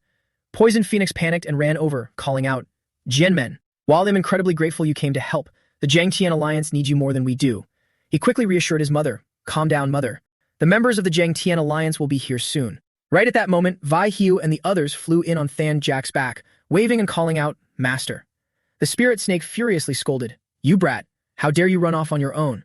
Everyone stared in utter disbelief. Quen Thean Nak's face changed colors rapidly. What? What is that? A dragon? Even a battle-hardened veteran like me has never seen such a thing. Is the world before my eyes even real? Furthermore, the people of the Zhang Tian Alliance are completely unharmed. No matter how hard he racked his brain, he couldn't figure it out. What were Nun Lin and young Master Quach Dian doing? Before you could even utter a word, Dian Men turned to him. Looking at your expression, you seem quite conflicted. So he tossed it over for him to see. Are you looking for this? The sack rolled right to his feet. A head slipped out from inside. Sir Nun Lin? He went to back up young Master Dian. Why is he? Hearing the name, Dian Men immediately understood. Young Master Dian? If you mean that useless brat, he is currently rotting on the roadside from poison. Even wild beasts wouldn't dare touch him. Suffering such a devastating blow, anyone would be infuriated. Throwing all caution to the wind, he charged forward. You bastard! You think someone like you can get away with this? Before Quen Thean Nak joined the Heavenly Demon cult, he helplessly watched his precious daughter die in a war against the nomads. Although this caused his chi deviation and led him to meet the Heavenly Demon cult leader, the real reason he joined the Heavenly Demon cult was Quach Hua Ian, whose appearance and age were identical to his deceased daughter. Therefore, to him, Quach Dian was more than just an apprentice. He roared at the top of his lungs. He was practically my grandson. Even if I die, I will take you down with. Before he could even finish, his head was sent rolling on the ground. Dian Men politely said, Apologies for interrupting. It's just that I've heard far too many regrets from the dead already. Sick of listening, he simply killed him to clear the air. Quen Thean Nak's death dealt a massive blow to the demonic forces' morale. Having lost their commander, they completely lost control and fled in all directions. The Dune family warriors, who had always harbored vengeance against the Heavenly Demon cult, didn't miss this opportunity. They gave chase without hesitation, ultimately achieving a complete victory over the demonic forces, their triumphant cheers echoing across the night sky of Sichuan. The crowd surrounds Than Jiak. Are you saying this little dragon is our clan's goo poison? To think the goo poison exists in the form of a legendary creature. Poison Phoenix even affectionately pinches its cheek. So you've been helping Dian Men all this time. As his mother, I am truly grateful. To celebrate our victory, let's head back and catch up. I have so much to ask you. But before she could ask another question, he immediately stops her. I'm sorry, but catching up will have to wait. Dian Men pulls something interesting from the guy's body. According to the letter found on Nanlin, they are thoroughly prepared for the Zhang Tian Alliance's advance toward the Guo family in Guizhou. The supreme demonic master of the Fujianliu family, Ice Snow Crone, has been dispatched to Guizhou. It's said her power in the heavenly demon cult is second only to the cult leader. If that's true, our precious Jiang Tian alliance forces are in grave danger. To avoid heavy casualties before clashing with the heavenly demon cult leader, he tells them, I have to go save them. This is my responsibility as the alliance leader. The scene shifts to the Guo family in Guizhou. Tong Fan, standing behind old man Suong Tin, asks in panic, just as we predicted, they've rallied their remaining forces and are ready to resist. What should we do now, strategist? The old man turns to look at him. The strategy is simple. When our main force engages the Guo family's troops, a master who has surpassed the transformation realm, one of the rare elites in the Jiang Tian alliance, Tong Fan, you must infiltrate their ranks and capture Lady Guo alive. Tong Fan remains unconvinced, but even if we succeed, what if Quan Thian Mac and that silver-masked master counterattack? He grits his teeth in dissatisfaction. If by then, this alliance leader you have so much faith in still hasn't returned, aren't we just throwing ourselves into a trap? I brought the Mountain Guardians all the way here because I believed you when you said there were no supreme demonic masters and our chances of winning were high. Old man Suong Tin glares at him, uncompromising. Don't worry, the alliance leader isn't like someone else. He won't betray our trust. Tong Fan, struck a nerve and turning red with anger, snaps, you bastard. Are you still holding a grudge over our previous argument? I'm just anxious seeing you pin all your hopes on the alliance leader. He will definitely come. That bastard Tong Tan still refuses to believe it. You say will come, not has come. While the two are bickering, freezing ice suddenly appears before them, covering the entire area. Both jolt in shock and turn around in unison. What? This freezing aura is coming from the Guo family. What on earth is going on? Before they can even comprehend the situation, a voice rings out. Even I can hear your bickering. If you're already here, then hurry up and charge in. Why are you fighting amongst yourselves and dawdling so much? The one who appears is none other than the Ice Snow Crone, back to Lian. Both old men turn paler than a sheet of paper, frozen in terror. The Ice Snow Crone. Why is a peerless master I've only heard of in rumors appearing here? Before they can recover from the shock, she tosses a corpse right in front of them with a heavy thud. Is this what you came for? The old man's pale face turns ashen. Lady Guo of the Guizhou Guo family, that head is unmistakably hers. The old hag's eyes gleam brightly as she raises a brow in disdainful warning. I originally planned to wait until you clash with the Guizhou Guo family before killing her, but you were taking too long and I couldn't hold back. Ha ha ha. Old man Suong Tin has no idea what she's plotting. To kill the leader of your own allied faction. What kind of trick are you playing? The old hag laughs sinisterly, telling them bluntly, allies, the purpose of this war is to fight for the position of the heir among the three great demonic families. Did you really think such a thing as allies existed? The position of the Fujian Liu family was already isolated to begin with. With Lady Liu unable to bear a son, the Liu family has become a discarded pawn. At that time in the room, the girl asked the old hag, if we help Quach Hua Yen, will her family arrange a marriage with ours? The old hag nodded, that's right. But even if we help them, only the Guo family will reap the most benefits. No, could I trouble you to make a trip, Grandma? The hag was deeply shocked. What? Do you really want to arrange a marriage with the Guo family? The girl had calculated everything. Shrugging with a smile, she said, how could I? I just want to create a common enemy. If we do nothing just because we can't compete, will the cult leader be pleased? Besides, unexpected things often happen in war, don't they? For example, an esteemed lady of the demonic faction dying in an accident, right? Looking back on it now, the old hag couldn't help but praise her. This truly is killing two birds with one stone, using enemies to destroy enemies. Lady Liu has always been brilliant in this regard. Shuang Tin and Tong Tan finally realize it. So that's how it is. After all, dead men tell no tales. So after killing us, she can frame it as mutual destruction between the Guo family and the Jiang Tian alliance. Back to Lian, having grown extremely impatient, spreads her arms and roars. Enough chit-chat. Now, all of you, die. Old man Suong Tin genuinely didn't expect a master of this caliber to show up. This is the absolute worst-case scenario that I couldn't foresee. However, but since she's here, they have to face her. Now there's nothing left to do but shout loudly, all units, prepare for battle. Understood. Don't be afraid. There's only one opponent. We also have a transformation realm master, Tong Tan. Do not fear. Hearing these words, the old hag becomes even more thrilled. A transformation realm master, you say? Do you even know which side he's on? Unbelievably, at this very moment, Tong Tan is holding his blade right at Suong Tin's neck. Confused and reaching for his ear, Suong Tin turns around and immediately asks, Tong, Tan? But the man cuts him off. Don't blame me. His face darkens as he bites his lip tightly. You brought this upon yourself. The origin of this must be traced back to the day the Zhuge family was annihilated by the heavenly demon cult leader. Nian Trung Hak stood amidst the sea of fire, the Wudang sect. These slowpokes have finally arrived. Stay right there and don't move. Tong Tan truly stood perfectly still. I witnessed it with my own eyes. Nian Trung Hak's entire body radiated sky-piercing murderous intent. This aura was no joke. I have no intention of destroying the Wudang sect just yet. Standing before that man, he was like a helpless puppy. That was when he knew. That was an existence no human could ever overcome. The man glared at him and asked, but I can't let you leave empty-handed either. Sword. Venerable Tong Tan, you're the strongest in Wudang, right? Care for a little spar with me. I'll let the others go. Knowing he would lose, what was the point of fighting stubbornly? Tong Fan threw away his damn sword and immediately dropped to his knees. I surrender. Please show mercy. It happened so swiftly. Miam Trung Hak's eyes lit up. How boring. But I suppose this isn't so bad either. He told his subordinate, Yin Ling, to bring it out. They threw something in front of the old man Song King. It was a wriggling black worm. He ordered, eat it.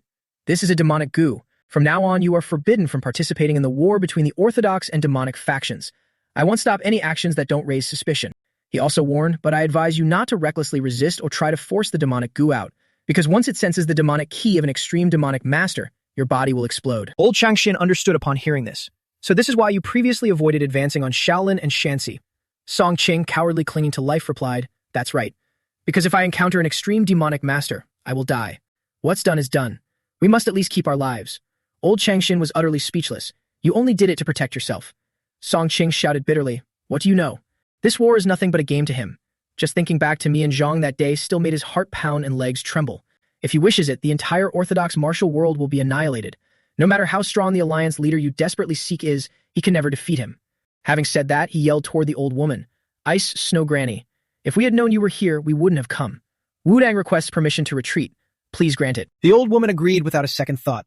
Good. Since you are so humble and sincere, I naturally won't refuse. But I am old now, and dealing with the Jiangtian alliance myself is too troublesome. However, she firmly added, how about you and Wudang put in the effort? Left with no choice but to obey, Song Qing screamed, all Wudang members, draw your swords and aim them at the Jiangtian alliance. The entire group immediately responded in unison, understood.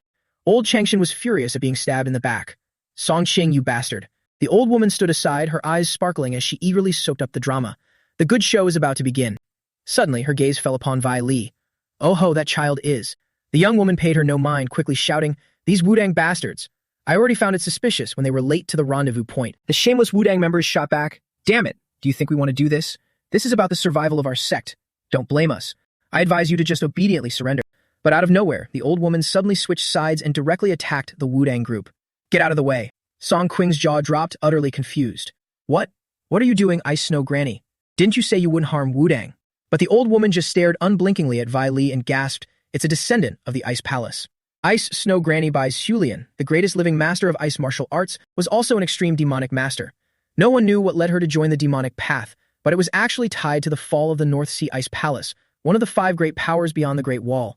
Born with a 7-yin physique, she achieved incredible martial prowess and was once the youngest candidate to become the palace master. But one day, realizing the limits of cultivating ice arts with yin qi, she conducted a dangerous experiment. The foundation of demonic arts is the principle of retrogradation. Could it be similar to using a yang physique to wield yin ice arts? She had thought, if I could use demonic qi to master ice arts. But the result, that experiment, led to the annihilation of the ice palace. The 2 energies went berserk after merging. Even Bai Zulian couldn't control them. By the time she desperately managed to suppress it, she was the sole survivor of her clan. Overwhelmed by extreme guilt, she locked herself in a cave. Decades passed just like that, until a man sought her out. As soon as he appeared, he said, no wonder I sensed the fluctuations of demonic qi. The man who arrived was the patriarch of the heavenly demon cult, Mian Yuli. He asked her, so you're the one who wiped out the ice palace. Having conducted that experiment, you surely know that ice and demonic arts can complement and perfect each other. Cooperate with me. Furthermore, our cult is also conducting experiments to alter innate physiques. If you become part of our fighting force, I promise to help you rebuild the ice palace. That was how Bai Zulian ended up joining the demonic cult. Later, under the patriarch's orders, she followed Nian Zhonghe into the Central Plains and became a core asset of Ma Guangtian. She never would have guessed it even in death. I joined hands with the demonic cult precisely to create an ice arts physique. And yet, I've discovered an innate 3-yin severed meridian right here. With this girl, the plan to rebuild the ice palace can begin much sooner. Smiling, the old woman immediately said, little girl, I have a proposal. The blood of the ice palace surely flows within you. Are you willing to become my disciple and rebuild the ice palace with me? If you agree, I will spare the Jiangtian alliance forces and wipe out Wudang. Song Qing was infuriated by this sudden turn of events and yelled, what? Granny, this wasn't our deal. The old woman glared at him with an icy expression. Wasn't Wudang the one who broke the pact first? The Heavenly Lord made it clear you weren't allowed to interfere too deeply in this war. The man was furious but couldn't argue back. She kept her eyes fixed on Vi Li. All right, make your choice, little girl. As long as you come with me, I will slaughter everyone from Wudang right now. But the young woman immediately shook her head. No, I refuse. Even if the blood of the Ice Palace flows within my veins, she declared bluntly, I am still a member of the Tang family and a warrior of the Jiang Tian alliance. I will never compromise with the demonic path. The old woman raised an eyebrow and asked, Is that your choice? With a flick of her hand, the young woman's legs were frozen solid to the ground. Don't be afraid. I have no intention of harming you, but as punishment for being an eyesore, I will have to kill every single member of the Jiang Tian alliance, and the people of Wudong too. She pressured them step by step. Have you changed your mind now? I advise you to make a wise choice, because regardless of whether they die or not, you are forced to come with me. Right at this moment, two glowing blue eyes appeared behind the old woman. Viley froze and stared, utterly shell-shocked. Huh? Huh? The others also looked over. That person is. Everyone joyfully called out his name. Alliance leader. Alliance leader of the Jiang Tian alliance, Dian Men. Hearing this, the old woman turned around and asked the main character. So, you are the alliance leader of the Jiang Tian alliance? Old Suam Tin looked dumbfounded and asked, Alliance leader? Why are you here? Back to Lian was even more panicked, her eyes wide with shock. How is this possible? I have simultaneously cultivated the 7 yin ice art and demonic arts, yet I can't see through his aura at all. What kind of existence is this person in front of me? The main character didn't even bother saying a word to her and walked straight past. Viley was touched, tears welling up in her eyes. Is it really you, Dianmen? Why are you here? Seeing that she was fine, he immediately replied, I received a secret report that a battle was about to break out here, so I came right away. Fortunately, the Jiang Tian alliance hasn't suffered major losses yet. However, Jianmen glared at Tong Than with eyes as sharp as knives and growled, Sect leader of Wudang, why do you have a blade at military advisor Jia Cat's neck? Although I have many things to ask, I'll deal with this extreme demon master first. After saying that, he looked over at the old woman with a gaze that could kill. Naturally, Baek Tu Lian didn't back down. She struck first to gain the upper hand. Do you think him that easy to deal with? But before she could even finish her sentence, seeing the flames radiating from the main character, she instantly shrank back in fear. While what? Scorching Yang Qi. Fire dragon breathing poison. This is impossible. This burning chi can actually withstand the frost of the 7 yin. Unable to fight back alone, she had to call for her ally. She looked at the other guy and screamed, Tong Tan. What are you standing there for? Stop him quickly.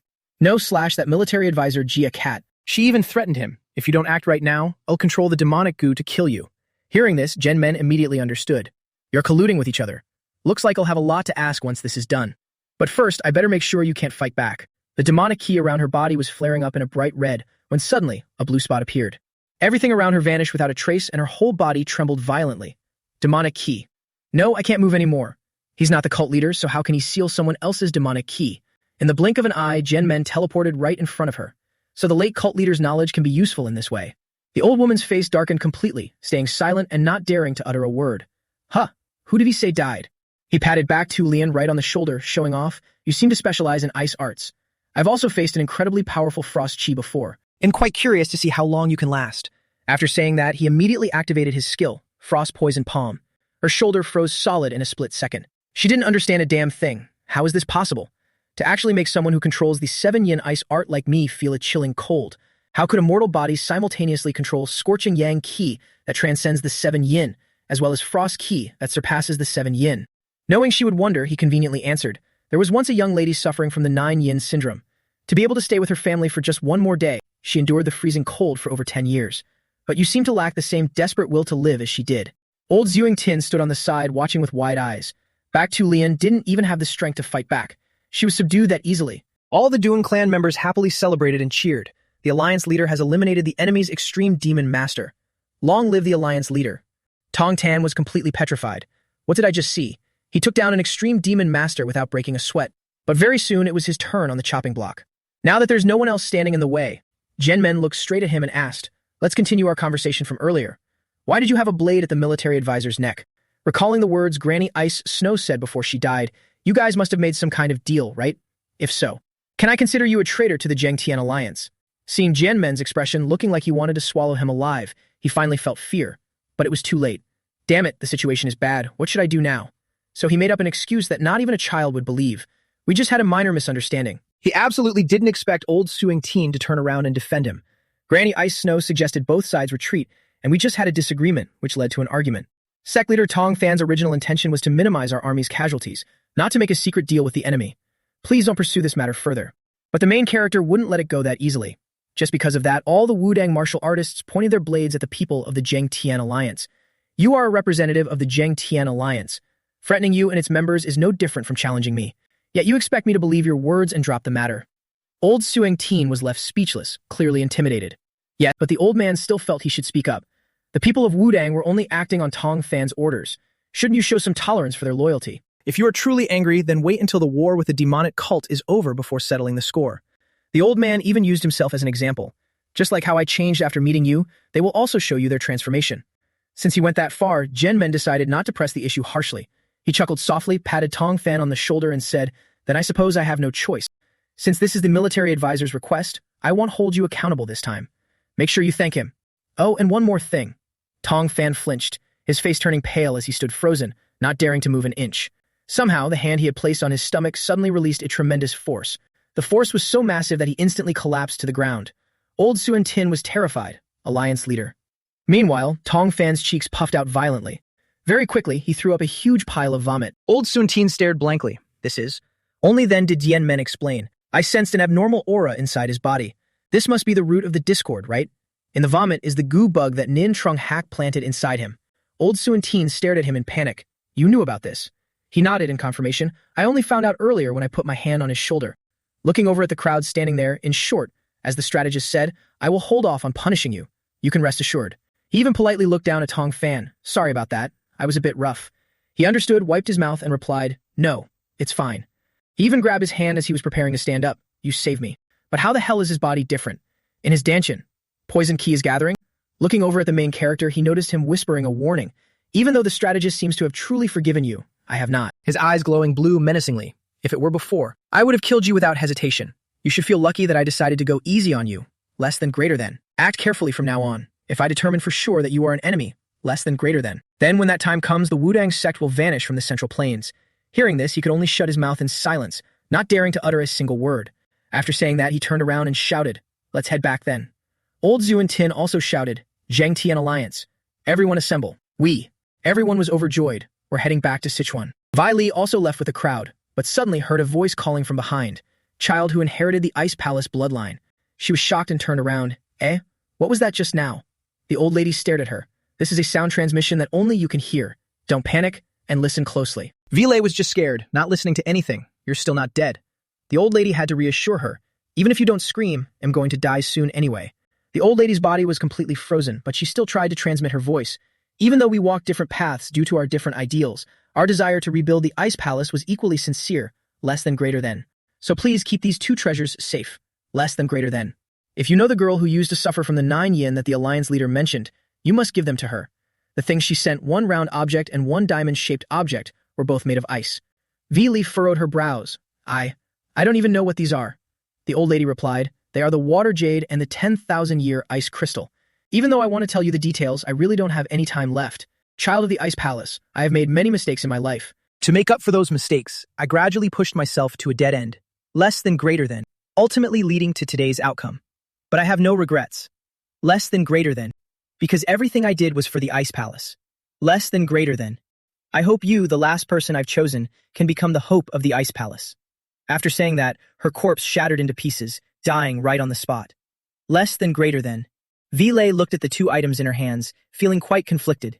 Even though it's hard to completely believe it, if this is a trap by a dying person, I can indeed feel a strange source of power from it. But she still wanted to be clear about one thing. I will respect your legacy, but not for the Ice Palace, because I will forever be a person of the Dung family. 2 days later, at the Zhengtian Alliance headquarters in Sichuan. After the war with the 3 demonic factions ended, the remaining key figures of the orthodox factions all gathered here. Everyone gathered in the main hall of the Dung family, listening to Dian Men speak. Even though we've gone through countless calamities, I'm very glad that we can still meet each other safely. I called everyone here to update you on the previous situation and prepare for the future. Old Sun Tin also looked down and spoke. Kuk Van of Kunlun and Taoist Tai Hu of Kong Tong are still recovering. Isn't the representative of Zhongnan here? Nagyan felt sad bringing it up. When we left Shanxi, the heavenly demon cult leader killed Zhongnan's sect leader, Hak Du. As for Hak Ven, he seems to have been heavily traumatized by Hak Du's death. Therefore, I will relay the situation on behalf of Zhongmin. Sun Tin was about to speak, but then the main character raised his hand to stop him. He looked at him and assigned the task. The Mount Hua sect leader already said she would help relay the message. Let's first update the current situation with everyone sitting here. Old Sun Tin had to bow his head. Understood. He folded the fan in his hand. Then I will start the situation report. After the heavenly demon cult wiped out the Shaolin sect, they gained the upper hand and triggered the Great War between the orthodox and demonic factions. Afterwards, the three demonic factions mobilized their full forces, launching wars all across the Central Plains. In Shaanxi, there was a conflict between Mount Hua, Jiangnan, and the Hua family. Although there were some casualties, we managed to repel the extreme demonic masters of the Hua family. Kim Lin, whose strength far exceeded the sect leaders, was likely executed by the cult leader due to his failure. The invasion force in Sichuan consisted of troops from the Guo family of Guiju and the Heavenly Quake sect's Quen Thien Nak. Additionally, there was Mun Lin, whose strength matched Kim Lin's. They simultaneously invaded the Zheng Tian alliance and the Dun family, less than greater than. He listed everything without missing a detail, and they were defeated one by the alliance leader who just returned. The main fighting force of the Guo family in Guiju has also been completely wiped out. As for the Ice Snow Crone Baek-tu Lian of the Liu family in Fujian, because she betrayed her organization, she went to wipe out the remnants of the Guo family in Guiju. Right afterwards, the alliance leader personally went to Guiju and executed the Ice Snow Crone. According to intelligence, the Liu family in Fujian disappeared without a trace after this event. In other words, the three demonic factions have now been completely eradicated. To sum it all up, the most dangerous figure left is only the heavenly demon cult leader, which was none other than Mian Trung Hak. Next, we will rest for a few days, wait for Thai Hu and Daoist Kuk Vun to return, and then we can. He was speaking when Nagian interrupted, "Wait, the people here plus Thai Hu and Kuk Vun can indeed match the strength of over 10 Transformation Realm Masters. But, Zhang Tian Alliance leader, what is your true strength?" She actually dared to ask that. Is this lady blind, or does she just not understand what old Suing Tin said? She wears her heart on her sleeve and is always so blunt. If this offends you, I apologize, but Hak Du, Nog Zuong, Fan Min, and I have directly faced the demonic Heaven Master. However, her worries are well-founded since she met Mian Trung Hak.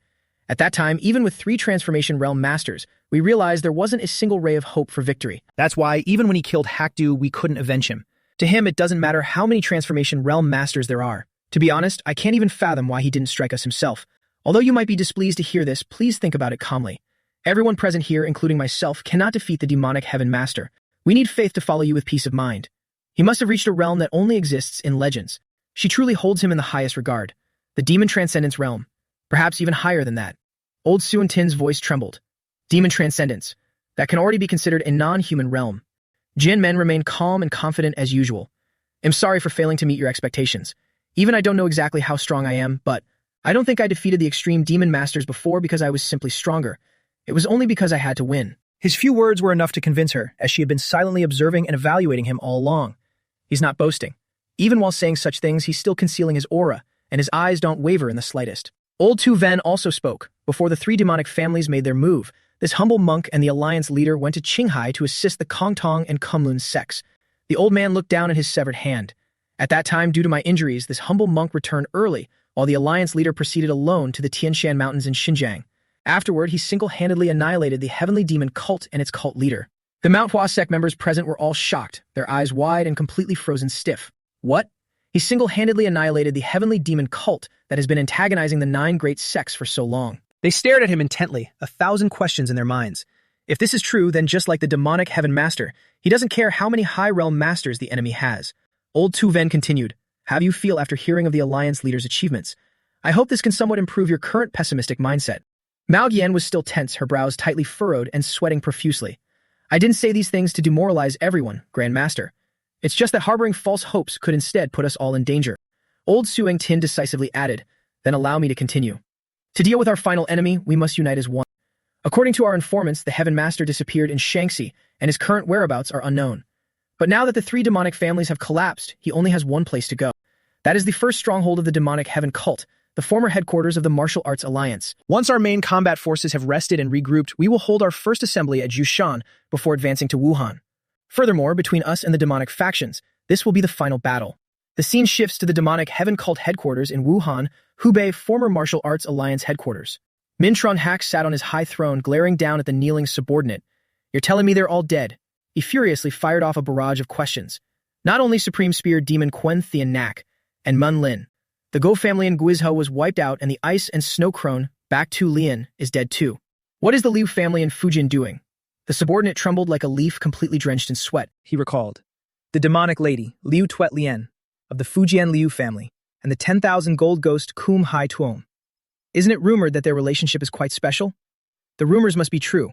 After the news of the Ice and Snow Crone's death spread, the Liu family in Fujian was completely emptied in just one day. Both of them have vanished without a trace. He didn't even dare to look up, bowing his head to the ground. Yes. Heaven Master, this subordinate is utterly terrified. Due to successive defeats, everyone has fled. I am the only one left. What should we do next? Nien Trung Hak looked at his terrified demeanor and burst into maniacal laughter. He never expected to face such a miserable defeat one day. Those who enjoyed power under my prestige not only lost but also fled. In the end, only a third-rate demon like you is left, completely useless. Forget it, it doesn't matter. Even if the 3 demonic families and the demon venerable have all been defeated. Great art of demonic soul resurrection. I can still find others to help me deal with those orthodox factions. He pointed a hand downward as he spoke, activating his skill. In the empty space, only a thunderous rumbling could be heard. A series of wooden pillars jutted up from the ground, scaring him half to death. The blood drained from his face. What is this? Sea coffins are emerging from underground, undoubtedly summoned by Nien Trung Hak. He sat there watching each coffin open. 5 people. Although I can't summon over 30 people like my father did, but quality is more important than quantity. All of them were infamous masters, including those who had reached the transformation realm. He glared at them with a sinister smile. From now on, you 5 are my swords. Time turns back. 20 years ago, on a quiet, breezy night, 2 silhouettes stood on a high mountain looking down. It was Nien Vu Liet. Hearing the call, he turned around. Father, were you looking for me? The old man nodded. That's right, young cult leader. No, my son, Trung Hak. It has been a long time since we've met privately like this. Nien Trung Hak didn't look very pleased. If it's about the rumors within the cult, please pay them no mind. I have no intention of replacing you as the cult leader. The old man seemed unconcerned. How could your father not know your thoughts and end up distancing himself from you? You have always been a child with no desires or demands. This reminds me of the first day I met you. That day, I felt an intense aura from the reverse dragon's sealing array in the Taklamakan desert. When I went to investigate, I found you standing on it. At that time, I was utterly shocked, because if you at that moment had wanted to, you could have broken the wind dragon array and freely absorbed its power. Nien Trung Hak nodded. I also remember that moment. After that, you adopted me. The old man told him, I am not like you. I am a man burning with ambition. This is an ambition passed down through generations of our ancestors, less than greater than. He turned his head and looked up at the high sky. To become an immortal. To surpass the limits of a mortal and ascend to the heavens, less than greater than. To become a god. That is my ambition. Just thinking about it, the old man couldn't stop grinning. Less than greater than. Therefore, to accumulate divinity, I created a religion. However, relying solely on the faith of the people in Xinjiang is not enough to satisfy my ambition. So far, our cult has only had one person successfully ascend to immortality. What exactly is the gap between that person and us? After a short period of agonizing thought, I suddenly realized. Marching into the Central Plains is the answer. But as long as the 9 sects and the 5 great families of the Central Plains still exist, our cult will never be able to march into the Central Plains. His eyes lit up as he glanced at him. So, Trung Hak, are you willing to use the current rumors as an excuse to help me? Lead your subordinates to the Central Plains. Hearing this, how could he not understand? He immediately caught on. Do you want me to weaken the orthodox factions? If that is your wish, as your son, I am naturally duty-bound to do so. Now standing here, thinking back to that day. Ascension. Father. No, humans. They truly are fragile beings relentlessly chasing after fleeting illusions. He looked down in his hand. What's so great about ruling a measly Central Plains? Why go through the trouble of so many generations to achieve it? Even if they do, what they ultimately receive is just death masquerading under the guise of ascension, delusional before even achieving it. But since that was my father's lifelong wish, I can't just hand it over easily. I must pretend it was incredibly difficult to obtain for it to be worthwhile. It's finally coming to an end. Before sunset tomorrow, I will wipe the Zhengtian alliance from the face of this world. Meanwhile, at the Tang family, Vi Li was staring in wide-eyed shock, screaming at the top of her lungs. A direct disciple of the Tang patriarch. Since when? Why did you secretly learn martial arts all by yourself? Vi Hu let out an awkward laugh. Ahaha. I'll try speaking to the patriarch about it. Dian Men, sitting right in front of them and being treated like thin air, had to steal the spotlight back. Ahem, Vi Li, the study isn't a place for you girls to gossip. Didn't you and Lady Vi Hu have something to discuss with me? She finally took the item out. Yes, it's about this. The old woman from the ice palace we met in Guizhou gave this to me before she died. She said it was water jade and a 10,000-year ice crystal. The protagonist's eyes widened in curiosity. Granny Ice Snow. Did she try to pull any tricks when she gave this to you? She didn't know what to say. I was suspicious too, but since it was the dying wish of someone about to pass, I don't think it's a fake. That old woman said she was from the North Sea Ice Palace, and her lifelong wish was to rebuild it. But since it was given by an enemy, I thought you should take a look at it. He stared intently at the 2 items. I really don't sense any demonic key from them. However, Vi Hu was astounded the moment she heard it. Did you say it's a 10,000-year ice crystal? Vi Li immediately looked over. Huh? Sister, do you know what this is? Surprisingly, she actually knew. In the latter half of the martial arts manual the patriarch gave me, it was mentioned in the notes. The 10,000-year ice crystal is an heirloom treasure of the Ice Palace. Not only is it a spiritual elixir, but it can also help someone with a severed meridian. It sustains their yin physique while curing the severed meridian, and ensures that the yin physique passed down for 3 generations won't suffer from it. Viola broke into a cold sweat. Oh my god. If that's true, it's incredibly precious. It must be perfect for you, sister, since you used to have the 9 yin, right? Dian Men also looked at her and finalized the decision. If this is true, then this ice crystal should be given to Lady Vi Hugh. But she was a bit shocked. Give it to me. He had it all figured out. That's right. Although you might not care about rebuilding the ice palace, Lady Vi Hugh, it can guarantee that the severed meridian won't be passed down to future generations. Isn't that an incredibly useful effect? Of course, if someone like me appears in every generation, it wouldn't be a problem. Unexpectedly, she was thrilled and nodded immediately. Ah, all right, then I will gladly accept it. Her face flushed with shyness, whether it was in the past or now. Thank you so much for taking care of me, young patriarch. Hearing his sweetheart say this, how could he not be happy? Don't mention it. The two of them just stood there blushing and smiling, completely turning Vi Li into a giant third wheel. She tried her best not to get annoyed. Can you two go be affectionate somewhere else? But I still support you both anyway. Suddenly, someone walked in. Alliance leader, you have a guest. Yes, members of the Diansang sect request an audience with you. The protagonist was quite surprised.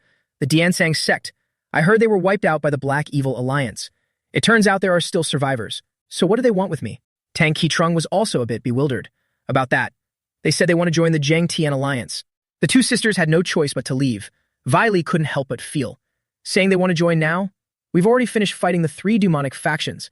Don't they think they're being too shamelessly thick-skinned? By the way, sister, you agreed to learn martial arts not because the other party is the patriarch, but because she is Dian Men's mother.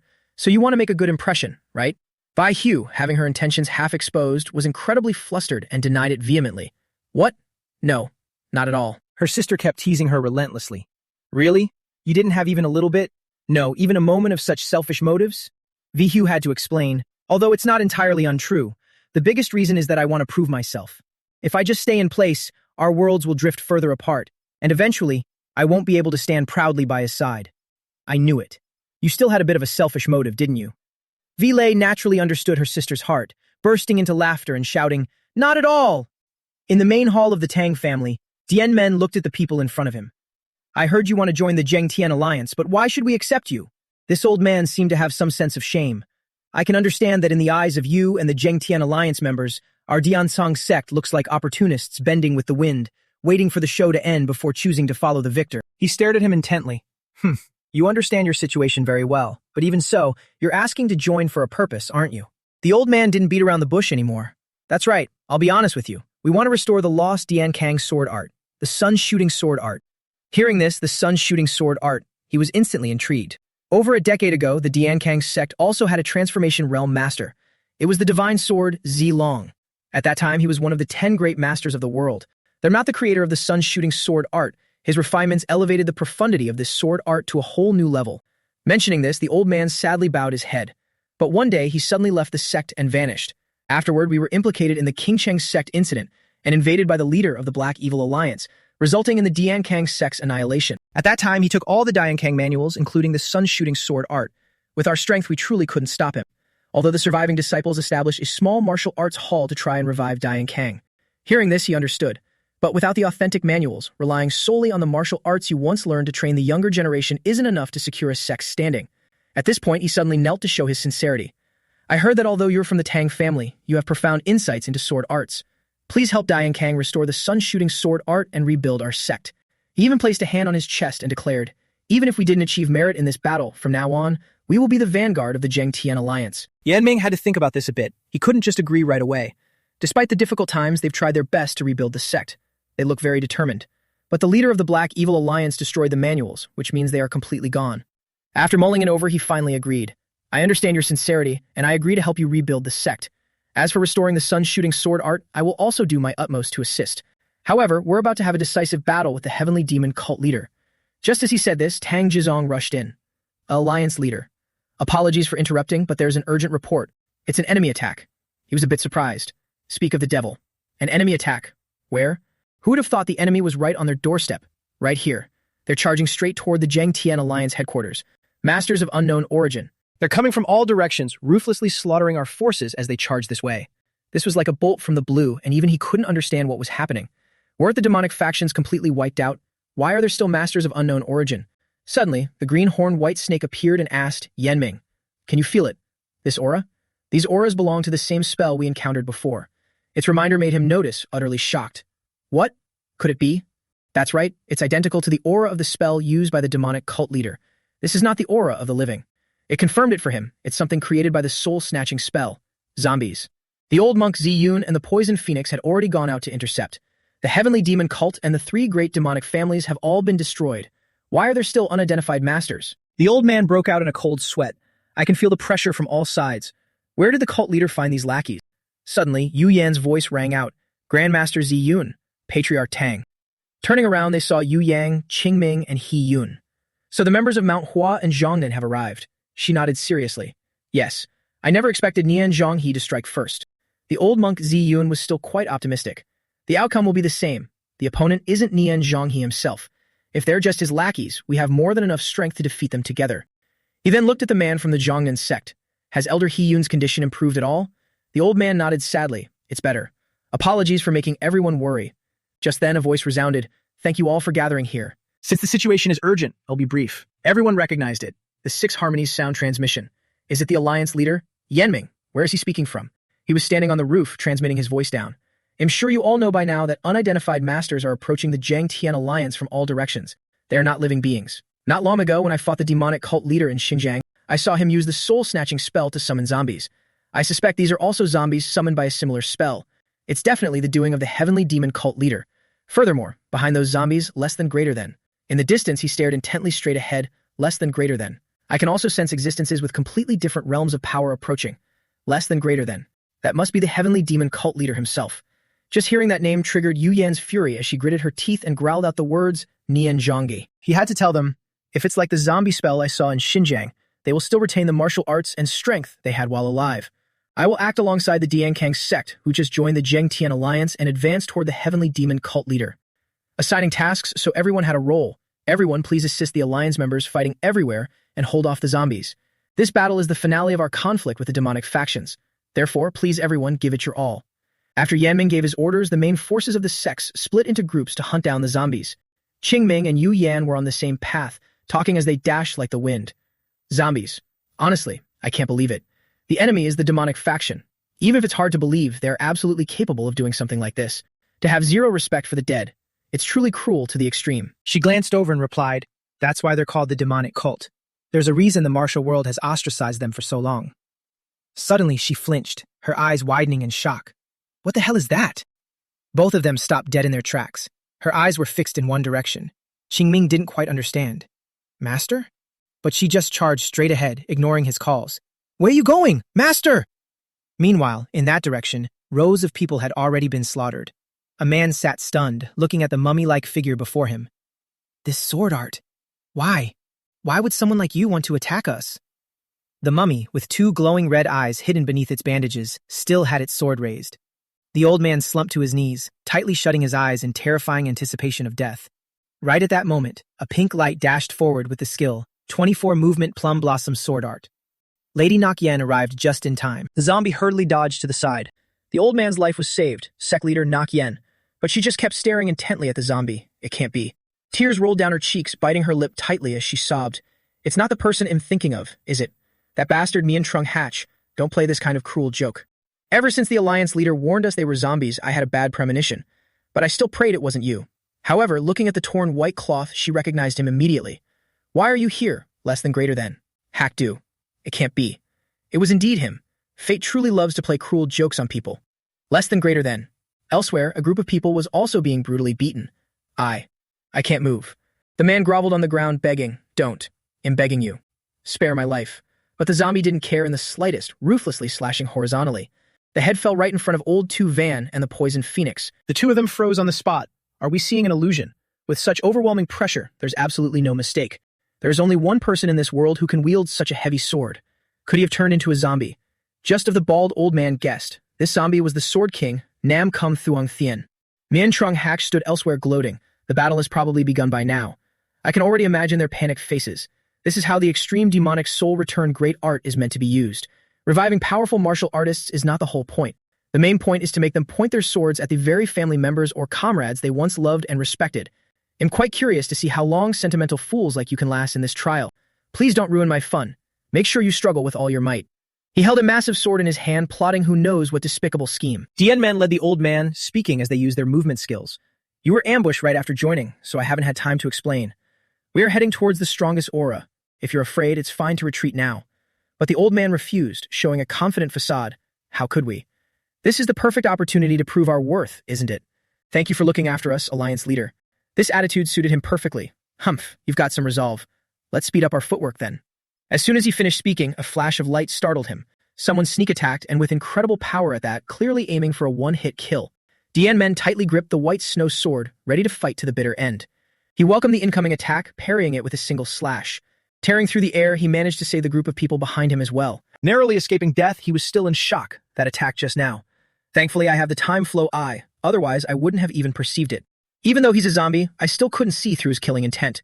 The strength of this master is beyond any doubt. A slender blade. The sword he uses is truly unique. The title engraved on it is. His eyes stared intently at it. Swift Sword, that title is. The old man behind him also spoke up to confirm. There is absolutely no mistake. That sword technique just now, it was. The martial art of the Diansang sect, the sun-shooting sword art. The old man's face went completely pale, panicking in terror. Senior Martial Uncle, why are you? Recalling their last meeting, the Swift Sword had said, the movements of the demonic factions in Sichuan have been unusual lately. In case something major happens, I must personally step in. He had also instructed, before I return, you and your fellow disciples must train diligently.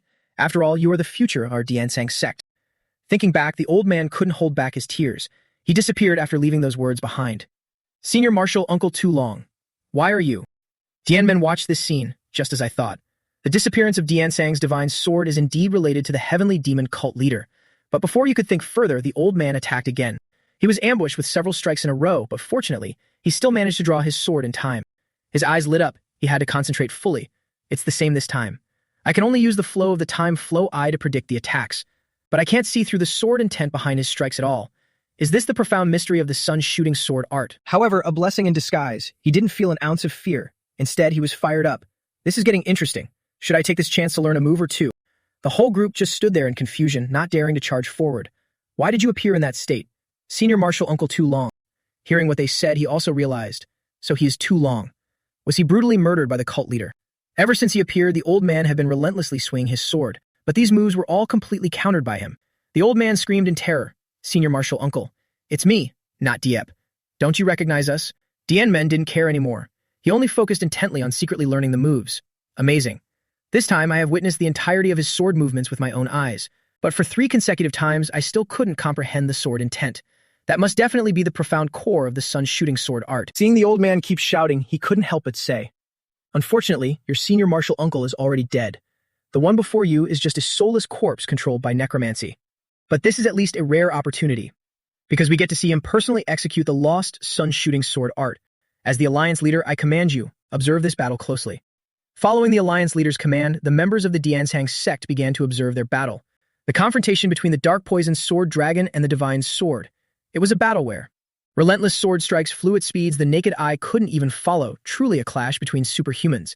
But strangely enough, Dianmen solely focused on parrying the divine sword's strikes. After exchanging around 20 moves, the Dianchang martial artists finally understood his intentions. Old Nyet Jiep watched with his mouth agape. The Alliance leader wants us to memorize every form of the sun-shooting sword art.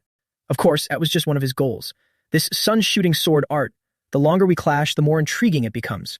At first glance, this sword art takes the profound principle of piercing as its core, channeling all its might into speed. But in truth, it belongs to the exact same lineage as piercing the heavens to strike the sun.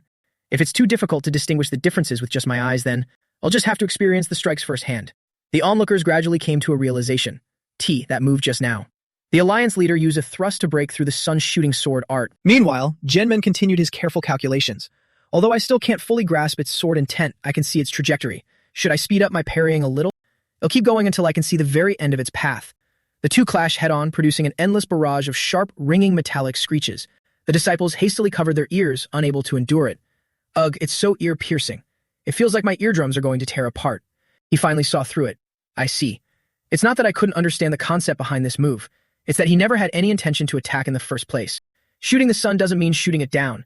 It's the imagery of reaching toward the unknown world beyond the sun. This is the sun-shooting sword art, piercing the void to transcend. And the moment he understood it, he instantly dismantled it. Old Net Ziep hastily cried out, Alliance leader, while touching his ringing ears in confusion. What in the world was that move just now? It was clearly a sword move I've never seen before, yet it closely resembles the sword arts of Diansing. Compared to the techniques my martial uncle displayed, it felt even closer to the ultimate essence of the sun-shooting sword art. He battered the mummy-like corpse, leaving it riddled with holes as the white bandages tore and scattered. It really was the old man. He suddenly spoke up. I cannot fall. If I die, the future of Diansang will. He wasn't even aware that he was already dead. But Dianmen knew. Directly scattering his soul wouldn't be difficult at all. After all, I've already grasped the profound principles of the sun-shooting sword art. There's no point in continuing this fight.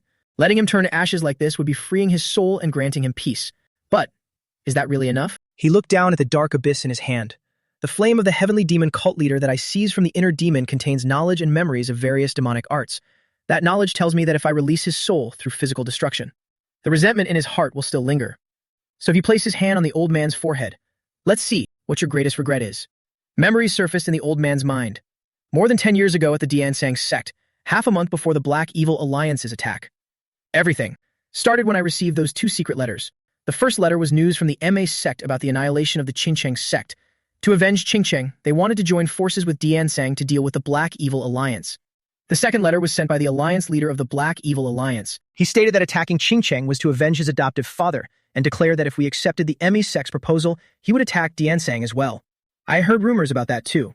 Although from a sectarian standpoint, our sect should accept MA's offer, this incident was indeed Qingcheng's fault.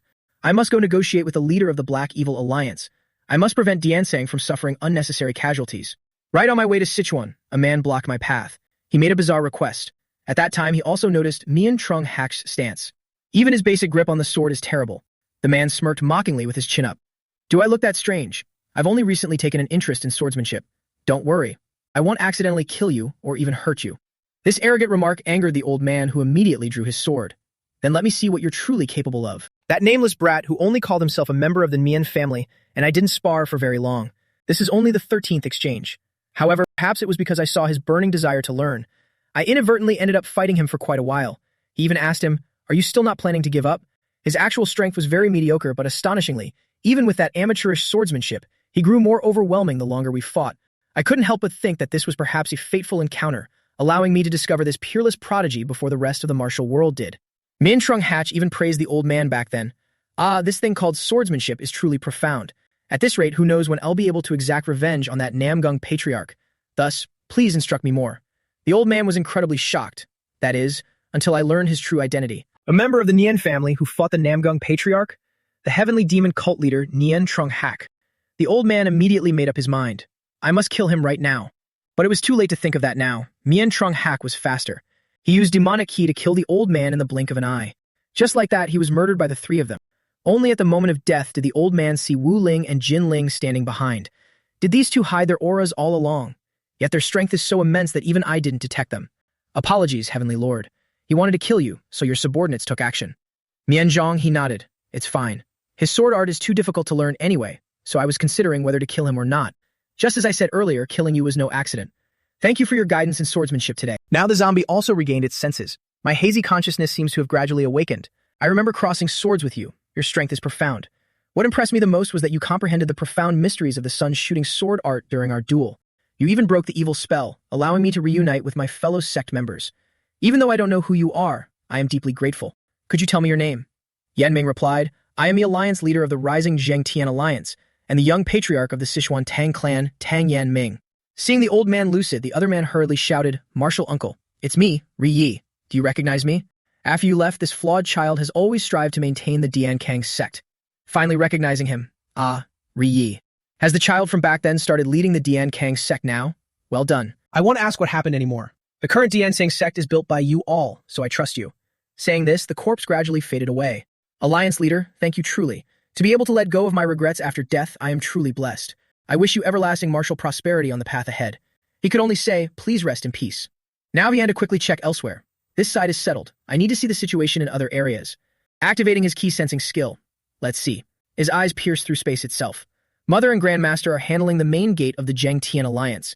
The 2 Taoists, He Yun and Yu Yang, have headed west.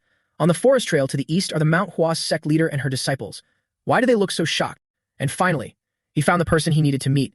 His whole body jolted in shock. Seeing his expression change, Ri Yi immediately asked, Alliance leader? He clenched his fists, wanting to devour the man alive right then and there. Although this is our first direct encounter, my instincts are telling me. He is the heavenly demon cult leader, Nian He. So it is you. He stood waiting for him to approach. I wonder if it's a coincidence that he is heading this way too. No, even if he went a different direction initially. As long as I recognize him, he will definitely recognize me too, and change his course here. He didn't go elsewhere, telling the old man, Ri-Ye, I will impart the core secrets of the sun's shooting sword art and the method to destroy zombies to you. You are in charge of teaching the Alliance members. The old man sensed something unusual. This subordinate understands, but what about you? He naturally had to stay and wait for his enemy. I must go put an end to this matter once and for all. Meanwhile, Nian He also sensed it. Ho, I didn't expect anyone to sense my ki from such a distance. It seems the Orthodox faction still has a master left. His eyes lit up with madness, baring his teeth in a grin. Although he wouldn't do it, just in case he flees and complicates things. Less than greater than. Should I speed up a bit? Thinking this, he dashed forward like flying, hurrying so they wouldn't lose each other. Less than greater than. How highly anticipated.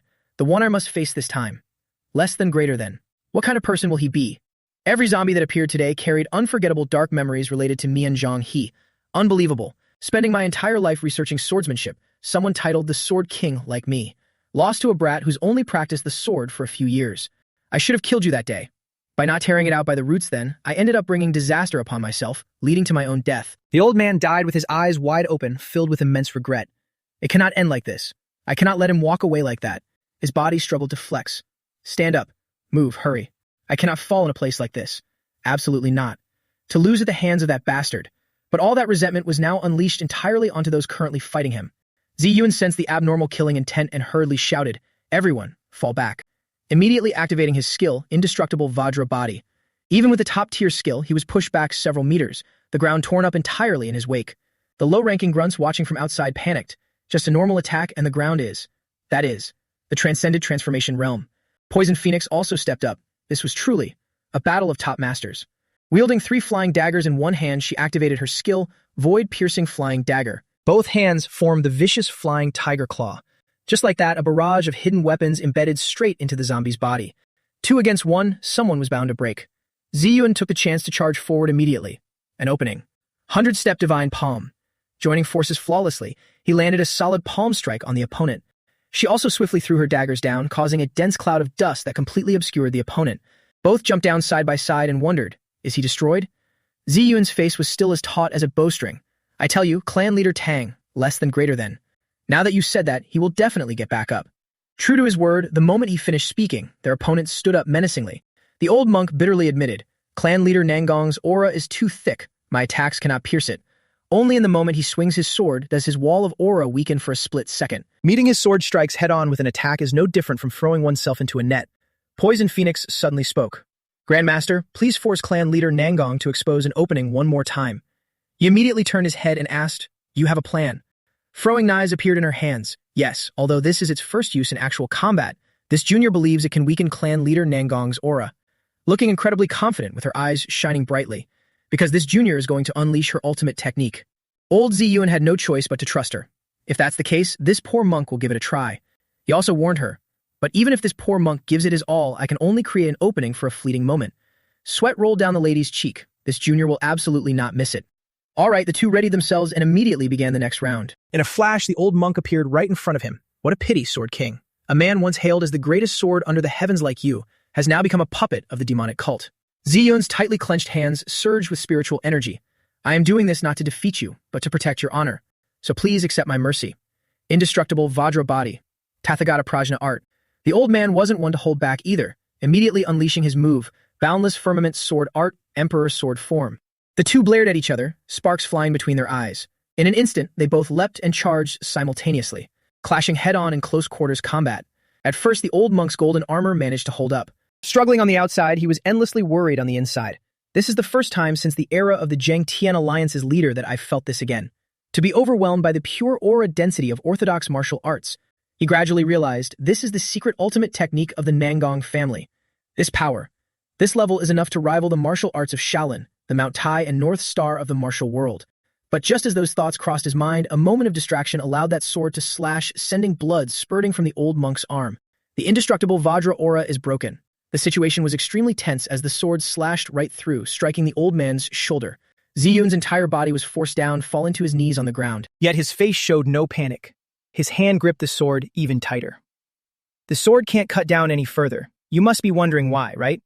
Furthermore, you can't even pull it out. Even a dead man like you must find this strange. The old man even grinned in amusement from ear to ear, because after stepping into the transformation realm, this poor monk has always diligently practiced external martial arts. Even if my aura is inferior to yours, don't even think about crushing the fruits of my life's cultivation. The old monk didn't do this for nothing. It was all calculated. Now it was time for Poison Phoenix to take the stage.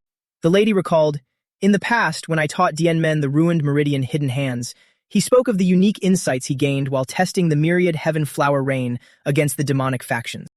Because I hadn't considered martial aura before, I used hidden weapon techniques to analyze it again. Scatter, attach. My son focused on the offensive cycle that utilizes these three great profound principles.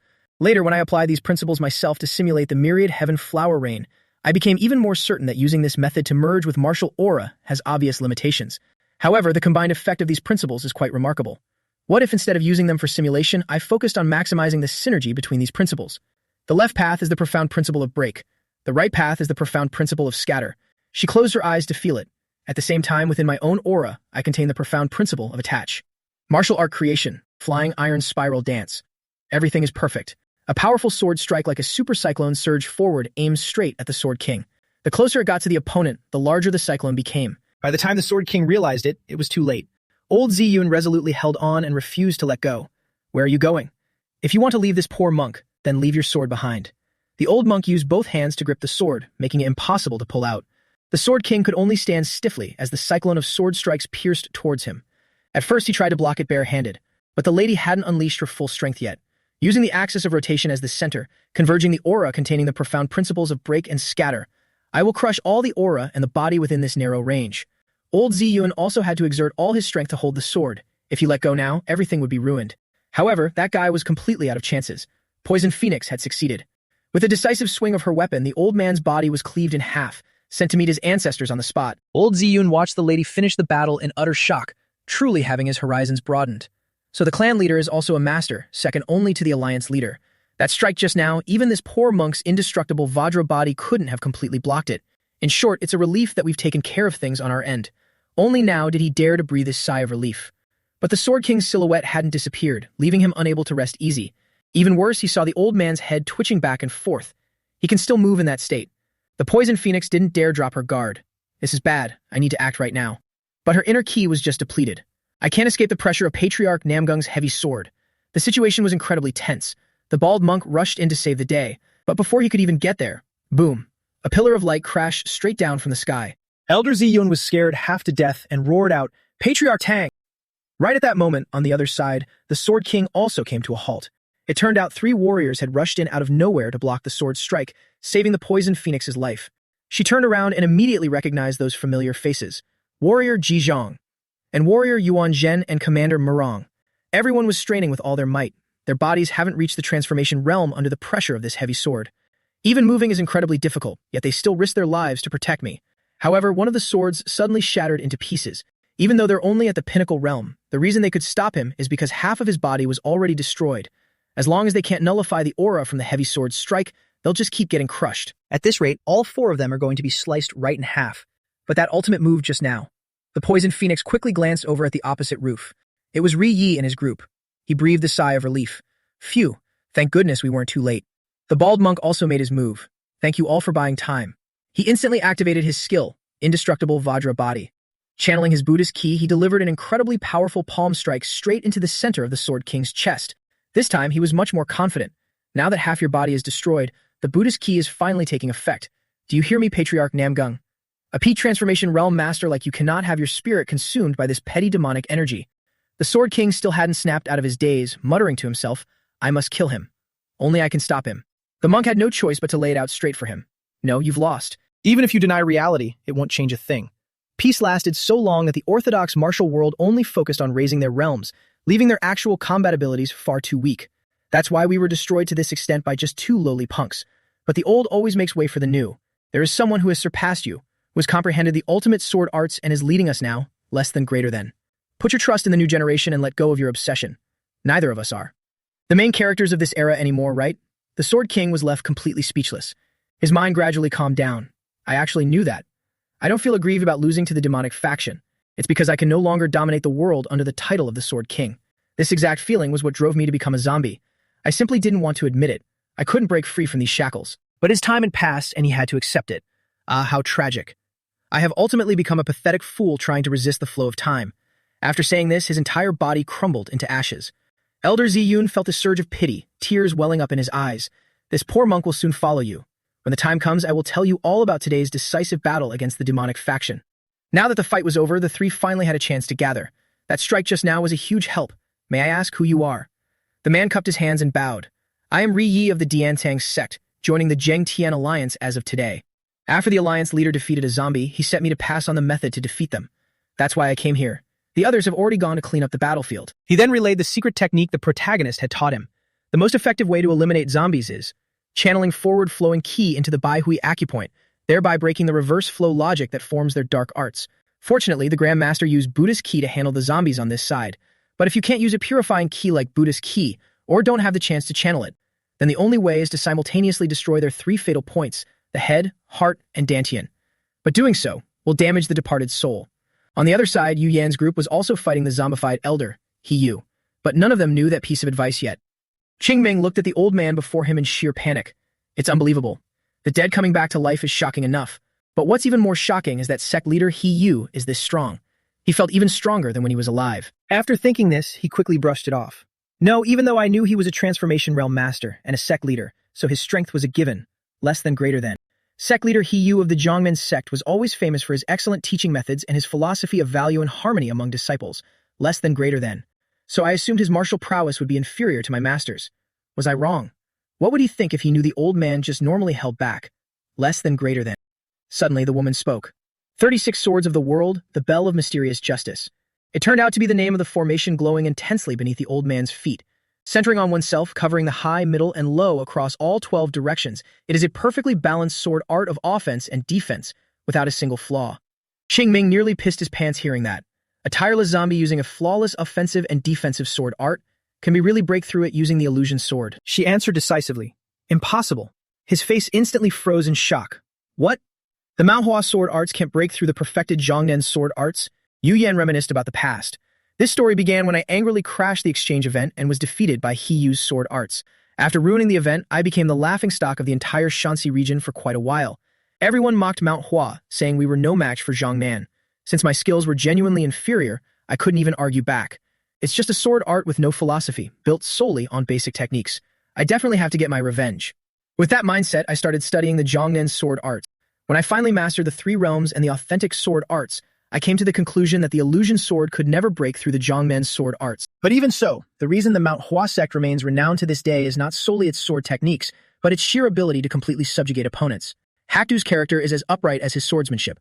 While this is part of his charm, this time it will become his fatal flaw. The old woman's eyes burned brightly as she stared intently at the old man. It's been a long time since we last sparred, hasn't it? So shall we reminisce a little about the past? Bring it on, let's go at it together. In a flash, Nokian vanished entirely right before the old man's eyes. A brilliant crimson light erupted as thousands of plum blossom petals danced in the wind. The two relentlessly exchanged blows, evenly matched, neither willing to yield an inch anymore.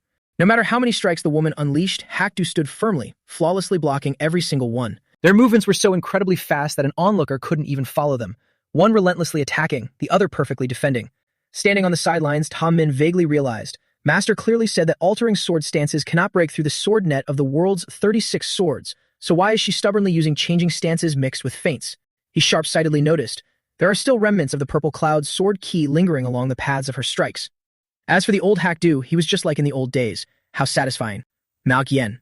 This moment sparring with you brings me absolute joy. Memories of their youth rush back. Although this is an exchange match among the great sects of Shanxi, with elders and fellow disciples watching.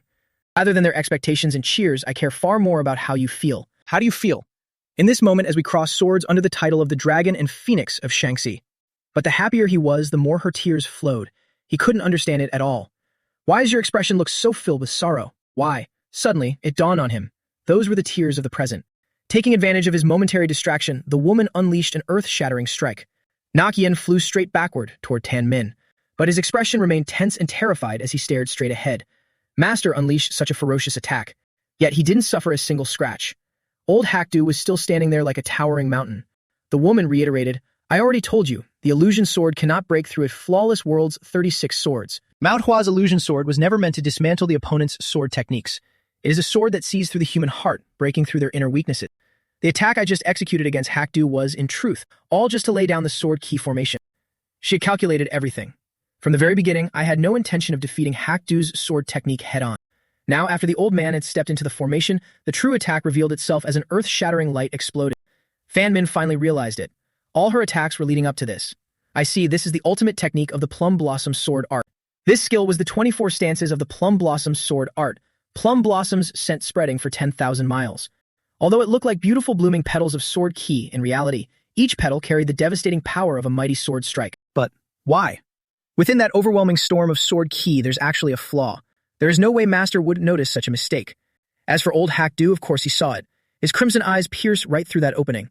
Watching from the sidelines, Fan Min jumped in sheer panic. The old man exploited that very gap to completely shatter the formation into pieces. Unable to stand still anymore, Fan Min hurriedly rushed forward. To think a single strike shattered the plum blossoms sent spreading for 10,000 miles. But Nak Yin calmly stopped him. Don't panic. I intentionally created that flaw for him to break. I already told you, Mount Hua's sword doesn't dismantle techniques, it dismantles the person.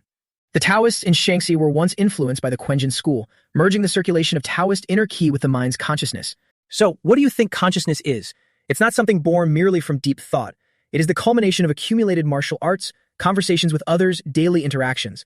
All these experiences fuse together to form a consciousness called self. Thus, even if one loses their will to demonic arts, merely using a familiar action to stimulate the body's memory will cause the Taoist ki to naturally flow again. It stimulates the Bai Wei acupoint on one hand, while restoring one's own consciousness on the other. The woman readied her stance but didn't charge in immediately. She merely tilted her chin and asked, "Well, Hakdu, do you remember this exact situation?" Still anxious, Fan Min called out from behind, "Master." Even so, he is in existence resurrected by demonic arts. Before you could finish, the woman irritably cut him off. Stay out of this. Even if he is a soulless corpse awakened by demonic arts, Hakdu's sheer willpower is strong enough to help him find himself again. Believe in Hakdu. Indeed, the old man's expression had genuinely changed. Memories flowed back to that day once more. He stood bewildered, unable to comprehend. What is this? How did I know the flaw in her sword technique? That's right. My clash with Nak Yen today at the exchange tournament isn't our first time. Before this, she had provoked my martial brothers of the Hack generation. Yes, it was the day before the exchange tournament began. That was the first time I witnessed the plum blossoms scent spreading for 10,000 miles. Wait, his mind was finally returning to normal. Watching the woman rushing toward him, he wondered, then where am I now? Why am I only remembering these things now? Seeing her tears falling once again, he thought, Nak Yen, why are you showing such an expression? He remembered now, they had just made up the other day. They even held each other affectionately, so how could he forget? But the moment he remembered, the sword in her hand pierced straight through his chest. After stabbing him, she screamed out, "What are you doing? Why didn't you dodge?" Her face darkened with agony. Didn't you counterattack instantly before? Do it like you did back then. Her voice, unable to remain strong, broke into heavy sobs. Why did you die in my place? You turned into a zombie, yet you still couldn't dodge my sword. He remembered everything, pulling her tightly into a deep embrace. I'm sorry, even in death, I only brought you more trouble. But the fact that you survived the boundary between life and death and found yourself again, it's all thanks to you. Thank you. Hearing this, she trembled in tears. Before fading away, he left her with his final wishes. Don't get sick, and don't get hurt. You must live a happy life. Getting to see you one last time and telling you this. I'm so glad. With tears in her eyes but renewed strength, she replied, even if you didn't say it, I would still live a long life. I'll kill that bastard Nian Trung Hack, rebuild this sect, and when the rest of my life gets too boring, I'll find my old friends to chat. So don't go anywhere, just wait for me in the underworld. He didn't answer, just giving his best smile as a final farewell. Ultimately, his body faded away. Fan Min hurried up behind her. Master. Having found her closure, she wiped her tears and returned to her usual tough demeanor. Let's go. We still have to fight the subordinates of the heavenly demon cult leader. However, before taking even a few steps, the ground suddenly shook violently. What's happening? An earthquake? But it wasn't from the ground. It was from a massive explosion right in front of them. Even Gokyan panicked, that is. To think the shockwaves could reach all the way here from so far away. In my entire life, I've never seen such a fierce clash. The boulders in the distance shattered endlessly. Just what in the world kind of grand battle is happening over there? It could only mean that the two absolute powerhouses, Genmen and Nian Trung Hak, had finally clashed. While Gokyan and Hakdu engaged in their final decisive battle, Agzuing and Hakvun also encountered an unidentified zombie, forcing them into a bitter struggle. This zombie had long white hair and also wielded a sword, but its face remained hidden. A single slash of the sword scattered sparks for miles. Noxuan felt a sense of familiarity strange. I definitely recognize this sword technique. Although the weapon belongs to the demonic faction, the footwork is very familiar. While he was lost in thought, the opponent appeared in the sky like a flash of lightning, striking down. Fortunately, he managed to raise his sword to block in time. After this strike, Noxuan realized who it was, and this kicking technique, though a beat slow, is incredibly steady and powerful. There's no mistake, this person is. At that moment, Hakvun charged forward. Look over here. Take this. But the figure immediately drew the hilt of the sword. Unleashing their signature move, 36 swords of the world left dragon, right phoenix cloud dance fairy sword. Now they finally realized, what? That's not a double-edged sword, it's twin swords. Are they even using two different sword arts at the same time? Noxuan seized the opportunity to execute his technique. 24 Plum Blossom Sword Art. Blooming Plum Blossom. He slashed out swiftly, forcing the opponent away. The two elders finally had time to speak to each other. I think I know who she is. Me too, I just realized it. The wind-cleaving sword wolf Vu Lian. Since childhood, she possessed extremely high talent in movement skills and ki circulation. She's of the same generation as the current Kunlun sect leader, the demonic immortal Kuk Ven, and originated from the Kunlun sect. When Kuk Ven was appointed as the next sect leader, she resolutely left Kunlun to start the life of a wanderer. No one ever saw her again after that. It turns out she fell into the poisonous hands of the heavenly demon cult leader, although she surely has her own reasons. But we don't have time to worry about that. Let's combine our attacks again. Since she wields twin swords, the two of them must attack together. Just as the three were locked in a tense battle, the ground rumbled violently. They stopped instantly. What is going on? An earthquake. Only then did they see the same scene Nok Yin had witnessed, an explosion tearing through the sky. Na Juan's eyes nearly popped out of his head. Such powerful shockwaves. Is that really a battle between humans? While the two were distracted looking in that direction, they turned back only to find their opponent gone. Seeing her back as she treaded on the air to fly away, is she trying to escape? Hak Ven was instantly on guard. No, she's heading toward the origin of the shockwaves. It must be an order from the heavenly demon cult leader. They both quickly yelled, after her. But in a flash, only empty air remained before them. Her footwork is incredibly fast. She vanished in the blink of an eye. We must catch up to her before her chi signature fades. Suddenly, Hak Ven glanced to the side. Wait, stop. Someone is coming this way. He thought it was an enemy, but it turned out to be an ally gathering. It's Grandmaster Tu Vun. And the Tang clan matriarch is here too. Who is that behind them? The five of them grouped up and gave chase. The zombie retreated halfway through the fight. It seems the heavenly demon cult leader is plotting something. I thought so too. If I may ask, which zombie were the three of you dealing with? The zombie we fought was Nam Kung Thurn Thien. Taoist Net Ziep here, alongside the alliance leader, defeated the divine Sword Tu Long of the Dianchang sect. Nam Kung Thurn Thien and divine Sword Tu Long. Nogzium then spoke up. Actually, the zombie we had to face was the dissecting wind sword wolf Vu Lian. Hearing this, Doc Fuing immediately understood. Just as I thought. These zombies aren't merely subordinates. They're meant to shake the resolve of the orthodox factions. Speed up. The remaining zombies are rushing that way, which proves Nian Trung Hak must be there as well. After taking a few steps, they ran into Nok Ian's group. Nogzuan called out, Senior Sister. She turned around immediately. Nogzuan and the others are here too. You all arrive quickly. Since you're here, can you lend a hand in dealing with them? The group finally noticed. Them? Too. Zombies? She finally explained to him. I nearly exhausted my inner chi dealing with the resurrected Hakdu. Nogzuan was utterly shocked. Even sect leader Hak was exploited. Don't worry, I have sent him off peacefully. As for those two, the larger male zombie doesn't have a single scratch on him. It seems that wherever that brute has passed, no master was able to handle him. The person she was talking about was Tong Tan, who was lying flat in a corner, full of bitter resentment. If he had heard her words, he would have felt incredibly wronged. During his first exchange with the giant zombie, he thought using his sword technique of stillness, counteracting motion, would perfectly suppress the undead. He had coldly scoffed at the time. A sword style without an ounce of restraint. Even though I don't know who he is, this kind of swordsmanship relying solely on sheer chi cannot possibly withstand the Taiji sword's delayed counterattack. So he had leapt high into the air and unleashed his skill. Taiji sword. Final stance. Taiji wisdom sword. Pierce. Just as he was fighting fiercely, his body suddenly went on strike. Spitting blood, he clutched his stomach and wept inwardly. The poison chi is acting up right now. The poison chi that Xian Men had planted to prevent Tong Tan from betraying the orthodox factions again would activate whenever Tong Tan channeled his inner chi to use positive flow chi, even if his target was a zombie. The more he thought about it, the more furious he became. Fortunately, if I only focus on defense, the poison chi won't spread further. That's how I barely managed to keep my life. From his spot, you could also see everything. If it weren't for the chi waves from the other side of the mountain summoning the zombies away, I would have died a long time ago. Just what in the world kind of epic battle is happening over there? It was a clash between two martial arts monsters, Jian Men and Nian Trung Hak. The two of them fought without a clear victor in sight. Standing below, Doc Fun watched, her stomach tied in knots with worry for her precious son. Tu Vun looked at the crowd. It seems everyone has expended a great deal of inner ki dealing with the zombies, But fortunately, they seem to be under the influence of an incantation. As long as we don't cross a certain boundary, they won't attack. Only then did the group notice that they were separated by a long, stark white line. Just then someone approached. Then leave them to us. Hearing the voice, everyone startled and looked over.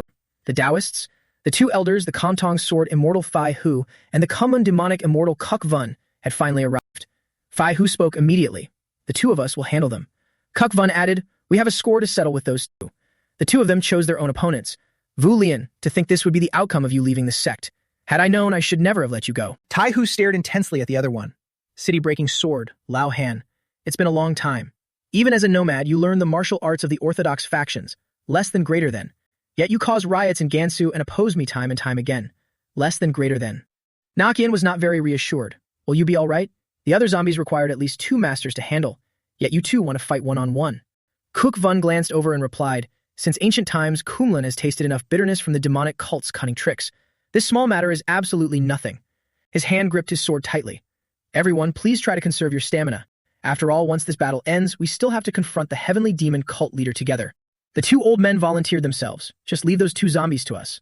The scarred elder looked at Tai Hu. You all, go help the alliance leader. But Tai Hu just stood there, letting out a long sigh. I don't completely agree. Although I've always cooperated with you, our physical condition isn't great either, right? I understand you're a bit agitated seeing someone from your own sect, but it's much more advantageous for us to join forces against the zombies. He looked back toward the fiercely glowing mountain ahead. Look at the scale of the battle over there. Is that really a place where just 1 or 2 of us can make a difference? Ma Qian also agreed. The Kongtong sword immortal is right. Only by going together can we truly assist the alliance leader. Facing their opposition, the scarred elder bowed his head in admission. This Taoist has not thought it through properly. In the end, they made their decision. If that's the case, let's take them down together. If we just destroy these 2 tough zombies, only the heavenly demon cult leader will be left. Charge! The crowd shouted in unison as they rushed forward, confident that they had more than enough strength to take down these 2 zombies. But before they could land a single strike, a deafening, earth-shattering explosion echoed from the distant mountain. Both Magziung and Na Gian were utterly astounded, their jaws dropping. The mountain disappeared. She was stunned beyond belief. Not just that. Nin Trung Hak and the alliance leader of Choizer just clashing over there. The presence of both of them vanished at the same time. The entire mountain had caved in, leaving a massive crater as if a colossal monster had taken a huge bite out of it. It only seemed quiet from a distance, but in reality, the 2 were still engaged in a breathtaking, evenly matched battle. Their fierce chase pushed the tension to the absolute limit as they flew straight toward Wuhan, Hubei. Nin Trung Hak looked at him. We flew all the way here without even realizing it. Without a hint of fatigue, he glanced down with a smug smile. Do you see that place? Those are the ruins of the Martial Arts Alliance headquarters, which is also my home. It seems I accidentally brought a guest to my house. Jin Men glared furiously, gripping his short sword tightly. Today will be the last time you utter those insulting words. That is not your home. It will become your grave. You bastard. With that, he thrust his sword downward, striking like a blinding flash of light straight at Nian Trung Hak. He crashed straight into the ground with a resounding boom, leaving it uncertain if he had been blown to bits. Hovering in the air, Jian Men squinted down and waited, figuring that strike probably wasn't enough to send him straight to hell. Suddenly, a dark streak slashed down right in front of him with immense, terrifying power. That was a damn close call, but he was still completely in one piece. He had nimbly dodged the attack. A strike like this wouldn't be enough to take him down. With just a glance, he immediately recognized it. The Ruined Force Key. So the rumors that you robbed the Sword Ghost's grave are true. He hadn't expected this at all. He actually combined his demonic energy with a Ruined Force Key to unleash the strong arrow strike. Could he have mastered more than 2 inner key arts? Miam Trung Hak remained perfectly composed, holding his sword as he looked down at him. Oh, you recognize the Ruined Force Key right away. Don't tell me you also know the Sword Ghost's martial arts. He even had the nerve to add that old man's legacy is quite tempting after all. There's no need to grasp complicated theories. Just having the innate talent to control the Ruined Force Key is enough. Hearing him speak of his master that way made Dien Men's blood boil. Don't make such arbitrary judgments. That's not a sword technique you can wield just by relying on physical talent. On the contrary, it's precisely because the sword arts are simple that they are so profoundly deep. Hearing this, he mocked. Oh, it seems you studied very diligently. But there was one truth he hadn't revealed to him yet. It wasn't just studying. This is a martial art directly imparted to me by my master. With that, he flawlessly settled into his stance. He never in his wildest dreams expected to face this. His eyes widened in sheer disbelief. Huh? Before his brain could even process it, Dien Men instantly unleashed his skill. Sword move Tam Mui. Strong arrow. He shot forward like a fired arrow. Nian Trung Hak dodged in utter confusion. The Ruined Force Key. What is the meaning of this? The Sword Ghost has been dead for a long time. Is it true that he personally taught you? And that wasn't all. He also unleashed piercing the heavens to pierce the sun, giving him a true eye-opener. The two weapons clash violently in a blinding flash, unleashing a ceaseless, deafening clang. They engage in fierce close-quarters combat, fighting harder with every strike. Haha, how interesting. It doesn't even matter if you're a true disciple or not anymore. He also made Dian Men grit his teeth. To think he actually managed to block that. Looking up from the ground, one could only see a radiant flash of light, blazing like a shooting star. In less than 3 seconds, it detonated ferociously in the sky like a massive bomb. Dian Men had never doubted himself as much as he did right now. Was I overpowered by his inner ki? I definitely didn't sense his internal energy being this profound. Before he could even recover from the shock, Nien Trung Hak flew right into his face. You dare take the risk of clashing your inner ki against mine. You grossly underestimated my limits. Luckily, as he slashed at him, Jian Men managed to raise his short sword just in time to block the attack. A pillar of light slammed straight into the earth, and this time the tables had turned. He was the one taking the brutal hit. Jian Men lay flat on the ground, his head spinning and ringing. Damn it. He and the leader of the Black Evil Alliance are two completely different kinds of trouble. He completely blocked my move by relying solely on the sheer difference in inner ki and physical build. Nien Trung Hak stood above, looking down with a mocking sneer. Why aren't you moving anymore? This surely isn't the full extent of your power, is it? He remained entirely oblivious to the white shadow creeping up behind him. It was Tan Jack. It transformed into a colossal, terrifying dragon, attempting to swallow him whole. But it missed, shrinking back to its tiny form and nestling onto Dian Men's shoulder. As I thought, it didn't work. Jian Men agreed. Sneak attacks are utterly useless against him. Suddenly, the dragon stared intently ahead with dead seriousness. And that guy too. At this point, I suppose we can just call it fate. Just like the leader of the Black Evil Alliance, he is also a supreme dragon among men. No wonder he was so incredibly difficult to defeat. Despite hearing such shocking news, he merely nodded. Just as I thought. Tan Jack glanced at him, completely losing its enthusiasm. You're not surprised at all. I guess it makes sense. After all, you have a dragon resting on your shoulder, so this must be nothing new to you. Fan Jack's blatant attack had been immediately noticed by him. That dragon. Is it a spirit familiar? You wouldn't happen to be a shaman like my father, would you? However, given that your strength is on par with mine, possessing such a skill isn't strange. The important thing is that the dragon you turned into a spirit familiar would make a perfectly suitable gift for my father. Hearing this left Tan Jack completely speechless. That guy seems utterly oblivious to the situation over at the demonic cult. This was all thanks to Din Men's clean and efficient work. I left no witnesses behind, so it's completely normal that he doesn't know. After speaking, he finally caught on. What are you talking about? Did something happen to my cult? He teased him with a subtle hint. Well, something incredibly huge actually happened. With that, they violently clashed in close quarters combat once again. As their swords locked together, Jian Men revealed, including your father, Nian Val Liet, the heavenly demon cult in Xinjiang has been completely annihilated by me. Nien Trung Hak's eyes widened in sheer shock. He hadn't seen that coming at all. Without giving him a single moment to recover, he threatened through gritted teeth. Moreover, starting today, the heavenly demon lord will also cease to exist. It was time to activate his skill, bursting key sword move. Flash. The light once again brilliantly illuminated the sky. I don't know if hearing about his father's death caused Nien Trung Hak's spirit to completely wane, but with blood smeared across his mouth, the main character intentionally mocks him. Why are you so surprised? Don't you know that by using vibrations as a foundation, you can use destructive ki to shake one's will? Makes sense. A meathead who only relies on brute strength to practice martial arts like you naturally wouldn't understand. I'll teach you a proper lesson today. The kind of person who only relies on their heavenly martial physique. No, who relies solely on their dragon physique, and thus looks down on the history and accumulated knowledge of martial artists. That person is merely third-rate. Saying this, his entire body radiates a sky-piercing azure light, looking ready to plunge his enemies straight into hell. Nien Trung Hak's body goes into freefall. Utterly bewildered, he asks, I am third-rate. He still dares to doubt. You say you've annihilated the heavenly demon cult in Xinjiang. What a load of bullshit. The cult isn't just made up of simple demonic practitioners. Big deal. Jian Men recites them to him without missing a beat. What? Are you talking about the 30 extreme demon zombies from the extreme demonic soul resurrection art? Hearing this, he starts to panic. With wide eyes and a trembling voice, he asks, What did you just say? The main character ignores him, listing off a long string of names. Or maybe the three-headed, one-legged eagle. Or the Ghost King, the reverse wind dragon array, or the wide-area demonic summoning. Reciting these is as easy as flipping his hand. That cult leader used far too many moves. Listing them one by one is too troublesome. But there is a simpler way. Hearing this, his soul practically leaves his body in sheer terror. With blood pouring down and his mind buzzing, he still has to perk his ears up to listen. If you win, you can just head straight to Xinjiang and verify it yourself. In contrast to him, the main character is blazing with killing intent. With wide eyes, he points his blade straight ahead. But if I win, then you can go straight down to hell and ask the cult leader directly. Now, even if Nien Trung Hak doesn't want to believe it, he has to, as expected. With your strength, your words must be true. He says this with a melancholic face, tears rolling down his cheeks. A grown man acting like this, and a ruthless monster like him at that. The main character's eyes widen in astonishment. He's crying? Not only is he crying, but he also wails for all to hear. "Ah, father." Clutching his face, "How could you leave so easily? We were only one day away from realizing your dream of marching into the Central Plains." Seeing this, Dian Men instantly dashes forward like an arrow piercing the wind. His emotions are wavering. This is a great opportunity. Right now, he has to strike him down. But just 3 seconds later, this bastard drops his hands, flipping his attitude faster than a pancake. Not a single tear remains on his face, replaced only by a gaze as sharp as a knife. All right, the moment of silence ends here. The moment he finishes speaking, he raises his sword to block the attack. His plan ruined, an earth-shattering explosion echoes through the entire space once again. Min Trung Hak remains standing tall. The news of his father's death didn't affect him one bit. Told you, a guy like him only sheds crocodile tears. Still, Dian Men managed to slash his shoulder, sending blood flying. Humph. This seat was momentarily distracted by paying respects. I didn't expect to be struck by you. With his eyes burning with pure hatred. How interesting. Riding the momentum, Dian Men charges forward, continuing his slashes. Sword art.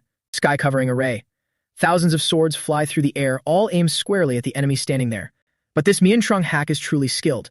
He actually manages to dodge the thousands of sword strikes raining down on him. The ground flashes blindly, completely obscuring their figures. The two of them clash back and forth like bolts of lightning, darting from left to right evenly matched. They fight for a while without being able to determine a victor. But now, as Dian Men brings down a heavy strike, veins bulge on Min Trung Hak's arms as he barely manages to block it. The finishing blow sends him plummeting straight to the ground head first. Still, Min Trung Hak's body remains largely intact. A quick glance shows his injuries are insignificant. It clearly wasn't enough. His eyes dart back and forth in high alert. Just as he calculated, Dian Men hasn't stopped.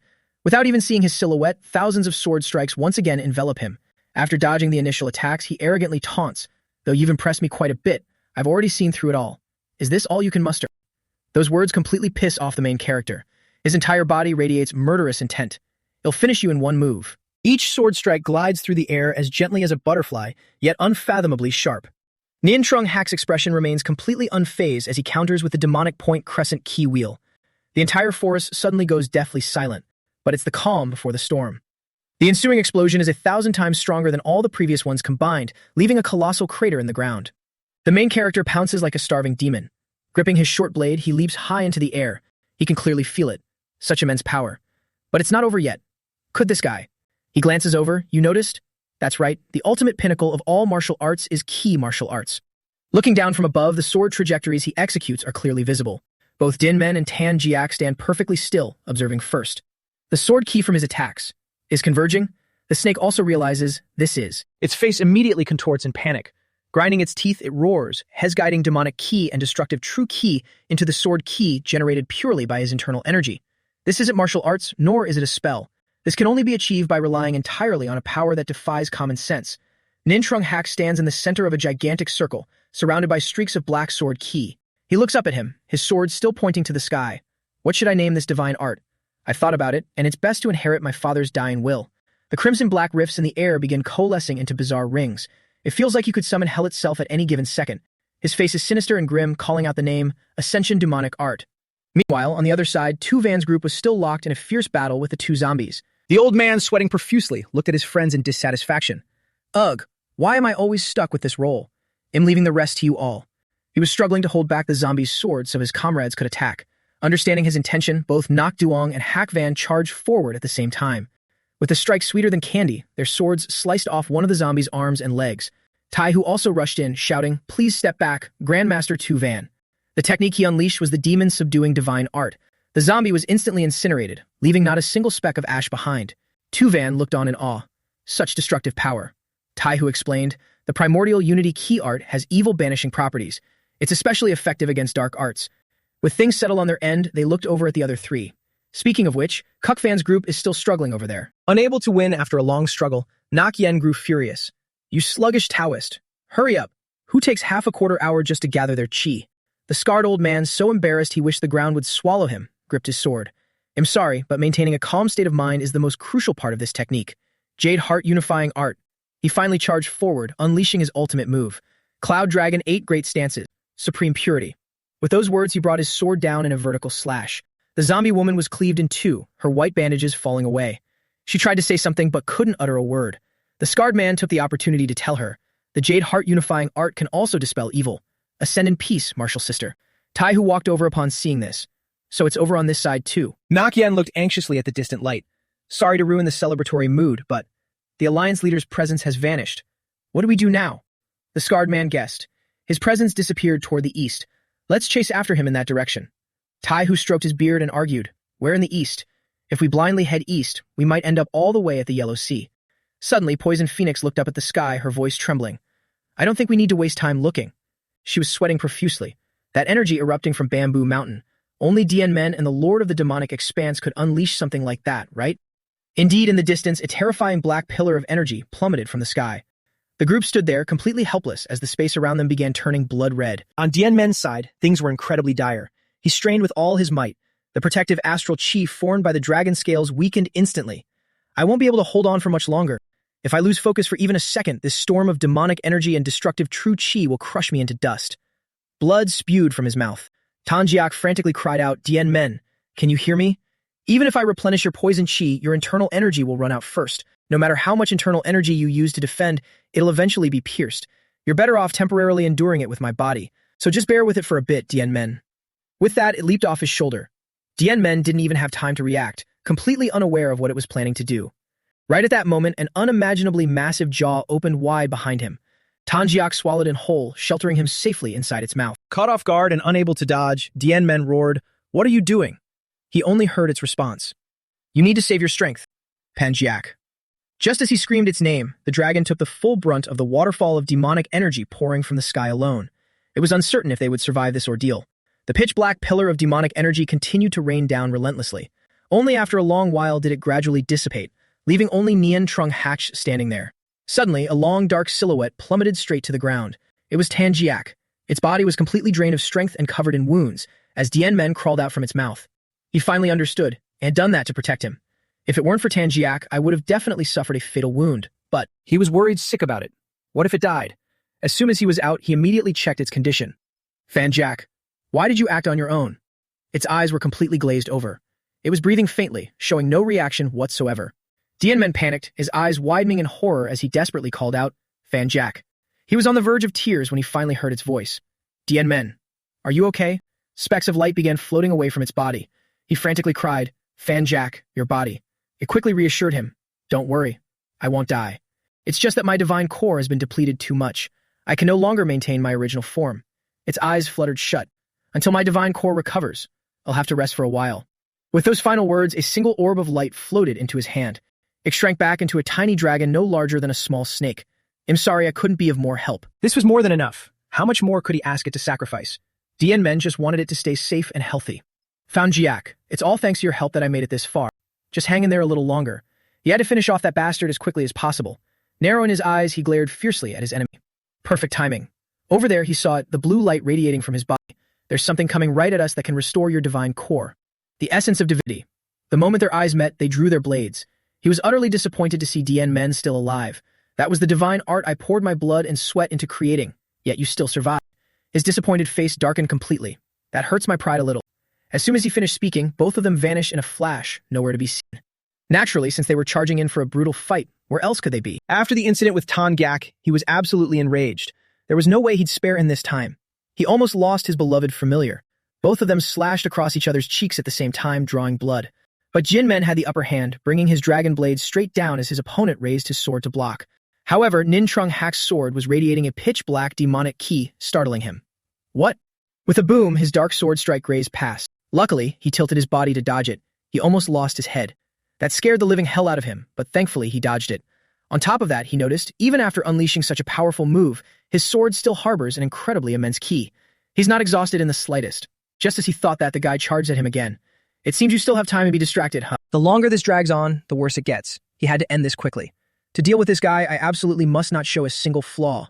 It wasn't just him making assessments. Nin Trung Hak also found many things exceeding his expectations this time. In his eyes, Dian Men was also exceptionally skilled. To think he can still withstand my relentless barrage of attacks. Why have I only just now met such a strong opponent? Until now, humans have been nothing but mere ants to me.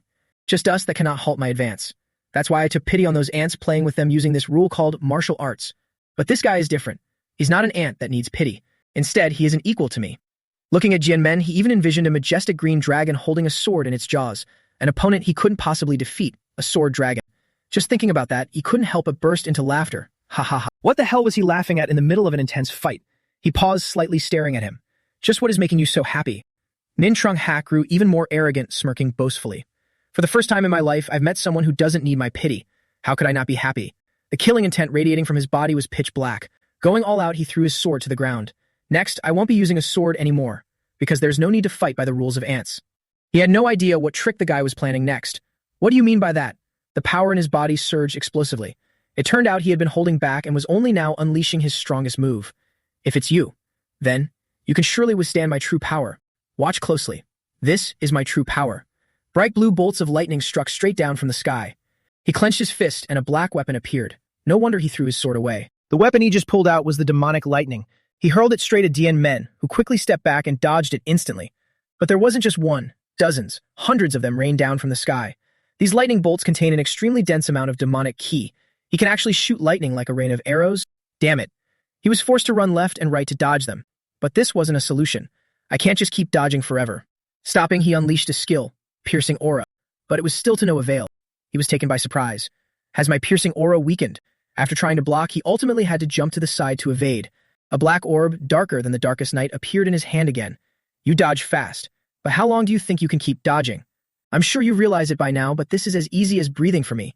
Even if I fight until you die, I won't feel tired. A wicked gleam flashed in his eyes, and the reason I infused demonic ki into the lightning is to let the demonic ki corrupt this land. That way, due to the erupting power of the demonic ki, this place will turn into a desert even more barren than Xinjiang. You ants will starve to death, and the weak will be driven mad by the demonic ki erupting from the earth. The more he spoke, the more maniacally he laughed, lost in his own delusions.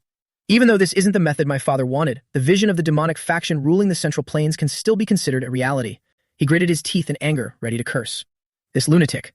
If this drags on, the entire Central Plains will be in danger. Gen Men calculated his options.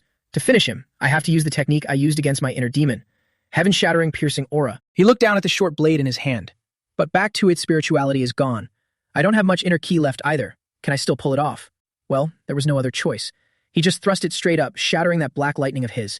Even though its power was weaker than the ascending demonic aura technique from earlier, if he dodged, the ground would be polluted by the demonic ki. What else could he do?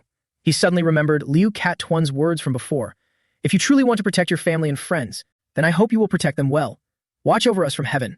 When he woke up from the illusion, he promised himself, I will definitely win this war against the demonic faction. Thinking about this, it suddenly clicked for him. That's right, I've known how to resolve this all along. Nian Trum Hak looked down at him and sneered.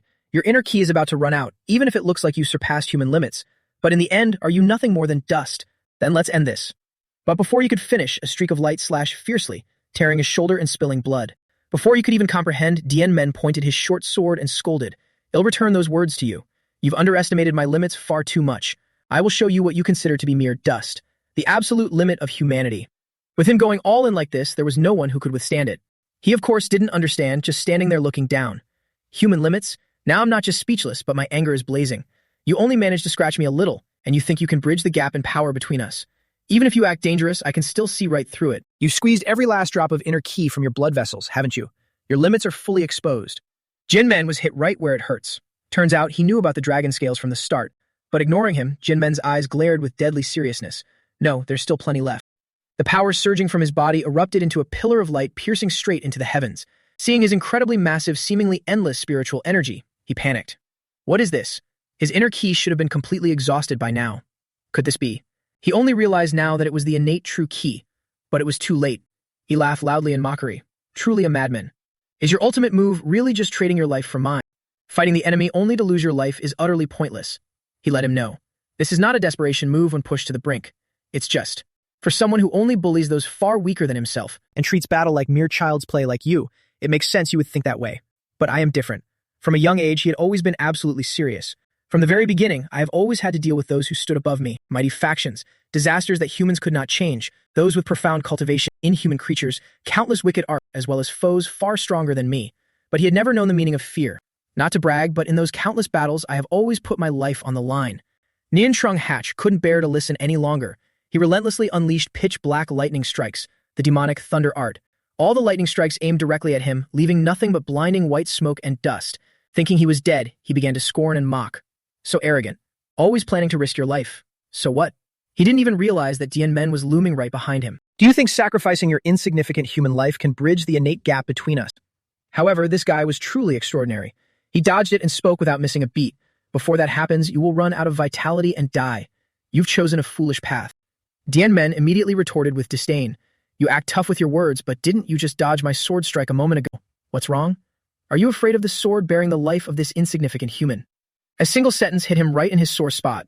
Nian Trung Hak's face darkened with rage, veins popping around his eyes. He was right, and the demon couldn't argue back.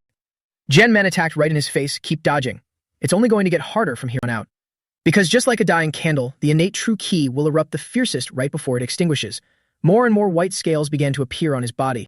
A horizontal slash ripped through the very air. A voice echoed through the space. I acknowledge it. You wagered everything, while I was too careless. Hearing this, Jian Men knew instantly. As expected, he's just like Liu Cat Tuan. Now he finally resorted to transforming. His skin turned pitch black, and two curved buffalo-like horns appeared on his forehead. To show you my respect, I have decided to no longer face you in my human form. Even he started feeling the pressure. When he shifts into a form resembling a dragon, the power he emits skyrockets. Meanwhile, in the central region of Chongqing, villagers could be heard chatting. Haha, the weather sure is unpredictable. Thunder, but no rain. An old man waved to his grandson in the yard. Grandson, stop playing and come inside. The little boy suddenly pointed out the door, turning around with a beaming smile. Grandpa, that star over there is moving. Thinking his grandson was making things up, the old man peeked out to look. A star. And in fact, there are no stars in dark clouds during the day, but when he actually saw it, he jumped in shock. What the hell kind of star was that? It was something black and white clashing in the sky, surrounded by a barrage of lightning strikes. It looked utterly terrifying. Even though the spectacle in the sky above Mount Truck at that time would later be known to future generations as the Clash of the Stars, those who witnessed it up close describe it like this. There were two dragons performing a sword dance amidst the thunderclouds. It was Dian Men and Nian Trung Hak, clashing back and forth, their battle still far from over. He even used his bare hands to fight back against his direct short sword thrusts. They crashed straight into each other, a blinding light illuminating the sky. This was a battle that shattered the limits of them both. And among them, the first to hit their limit, the first to spew blood, was none other than Duum Dian Men. Seeing this, Nian Trung Hak laughed maniacally. Haha, your true ki is exhausted. He blasted a palm strike straight into his abdomen. Heavenly demon divine art. Demonic ki transfer. He only landed one hit, yet he's celebrating like crazy, gloating from head to toe. This is my parting gift to you. I've injected demonic ki into your exhausted body, so die from chi deviation. But even in death, he wouldn't know he accidentally gave him a perfect assist. Thanks, whether it's demonic ki or whatever else. I just happen to need some internal energy for my final strike. Mian Trung Hak completely froze upon hearing that, wanting to cry but having no tears left. He gifted him a palm strike, transcendent demonic heaven-shattering piercing force, an attack that was evenly matched, if not strong. He stared blankly at the pitch-black slash on his chest. This brat can use demonic ki. Does he know demonic arts? But how on earth did he do it? Who do you learn that knowledge from? Moreover, to be able to use all the demonic ki he obtained that way against me. What an incredibly strong obsession. But you are the only one who will die in the end. A body completely drained of all ki will become so weak it dissipates, unable to even maintain its existence.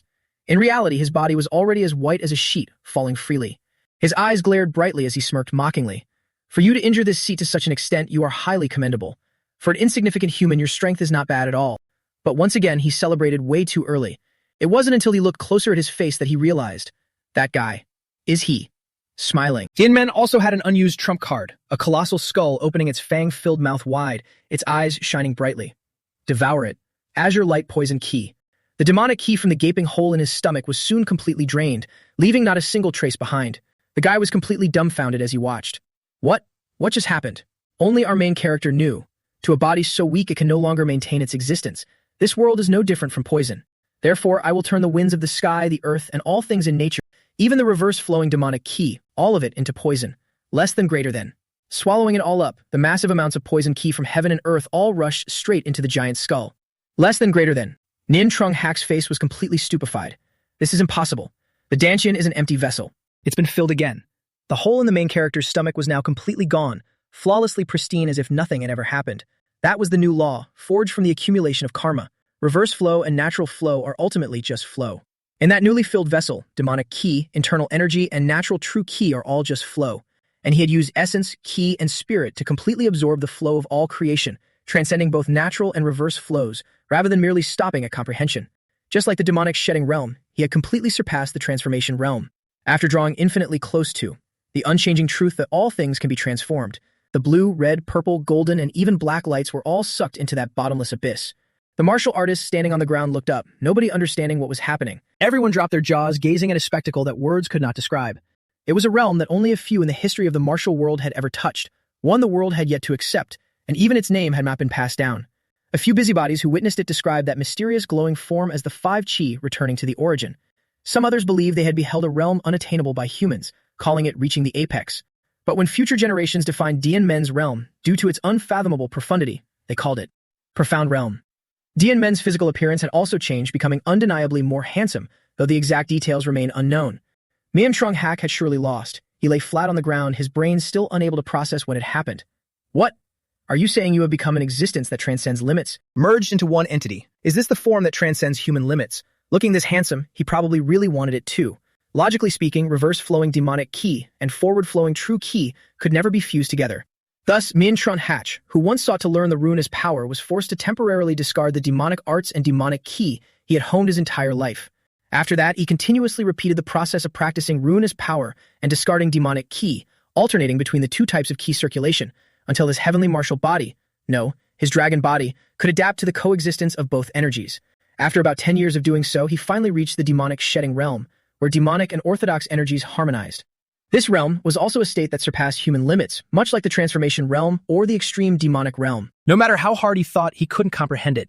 Yet an insignificant human managed to surpass harmonization and reach a boundless domain. That's impossible. My aptitude, absolutely, cannot be on the same level as a lowly ant.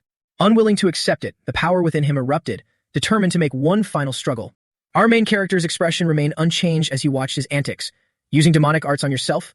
He then heard his voice. If you have surpassed the limits of a human, then I will also shed this human form and use my true body to deal with you. The entire ground violently exploded, shattering into pieces. He began to show off. Look closely. This is the seat's true form. Why bother continuing to hide it? I am the law of this world, the incarnation of the demonic. He transformed into a massive pitch-black dragon and threatened the main character. I will let the demonic path infect the entire world. Crowing too early, before even winning. And I shall rule over everything. The black dragon stood tall and menacing as a barrage of lightning struck down directly from the sky. It opened its gigantic maw full of fangs, and a massive sphere instantly formed inside, shooting straight ahead to attack.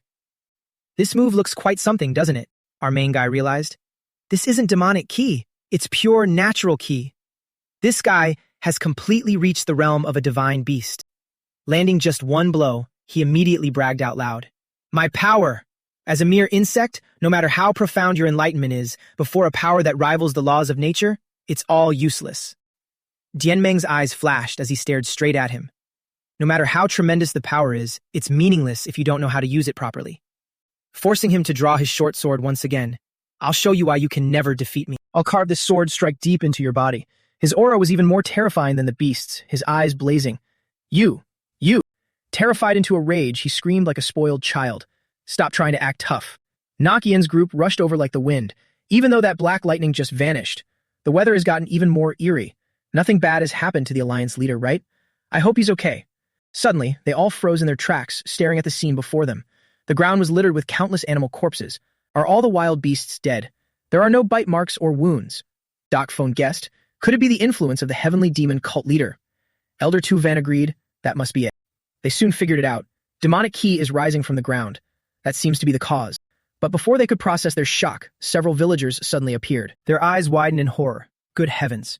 Just as we feared, the commoners had been corrupted by the demonic ki too. Hordes of civilians were staggering around like mindless zombies. They were basically living people, making it much harder to deal with them as they couldn't bear to kill them. Elder Taihu guessed. They don't have internal arts, they can't resist at all. Since they don't pose a threat anyway, should we just push straight through? Otherwise, we'll have to deal with them one by one. It'll waste too much time. But just as they hoped for peace, trouble found them. The villagers had already charged forward with weapons to attack. Elder Tu Ven quickly shouted. Bypassing them wouldn't be hard, but we can't just leave them be. It feels like we're letting the Alliance leader down, but we have to do what we can. Let's move. They charged in, figuring they'd just go easy on them to avoid fatal blows. On Dianmen's side, he could see what was happening over there even with his eyes closed. After surpassing my limits, I can clearly sense auras from dozens of miles away. Even though everyone is anxious, they haven't abandoned their chivalrous spirit. The rest is just finishing what I need to do. He just needed to cleanly dispatch this black dragon Mian Trung Hak. He stood perfectly straight, pointing his short sword directly at the sky.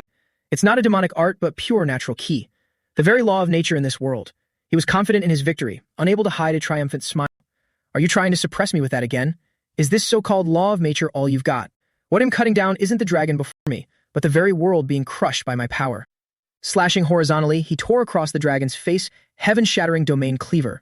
The dragon, caught off guard by the slash, had its eyes flash. But soon after it laughed uncontrollably. Ha ha ha, you little brat.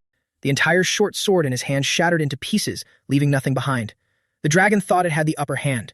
Your luck has completely run out. Now die. It wriggled, whipping its tail straight at him. But he didn't even care now, his mind still on the short sword. Ah, looks like this is the end for you, White Snow. He tightly gripped the remaining shards in his hand. Seeing him not even trying to dodge, Nian Trung Hak kept running his mouth. In the end, you're nothing without your sword. But just 3 seconds later, he was completely dumbstruck. What? Who said he couldn't slash without a sword? A blue light crashed down from above, specifically a white light wrapping around Dien Men's wrist. Before it could even figure out what it was, its entire body writhed in indescribable agony, tongue hanging out as it screamed. Its eyes widened in disbelief. How? How is this possible? Didn't your sword shatter? What trick did you pull? His hand was clearly grasping nothing but air. Just as humans have no limits, swordsmanship has no limits either. Even without a sword, it doesn't mean there's no swordsmanship. His posture was absolutely flawless. This is the culmination of a lifetime's accumulation. It is the essence condensed from his entire life's work. Using sword forms barehanded was just way too easy. A series of moves he had used before, sword path, sword intent, ultimate intent. He unleashed them all. Sword move, righteousness. He slashed a blinding, straight vertical line downward. Heaven-shattering demise. Time to slaughter this dragon. Nian Trung Hak's entire head was split in two. It was obvious that from start to finish, his hands were completely empty.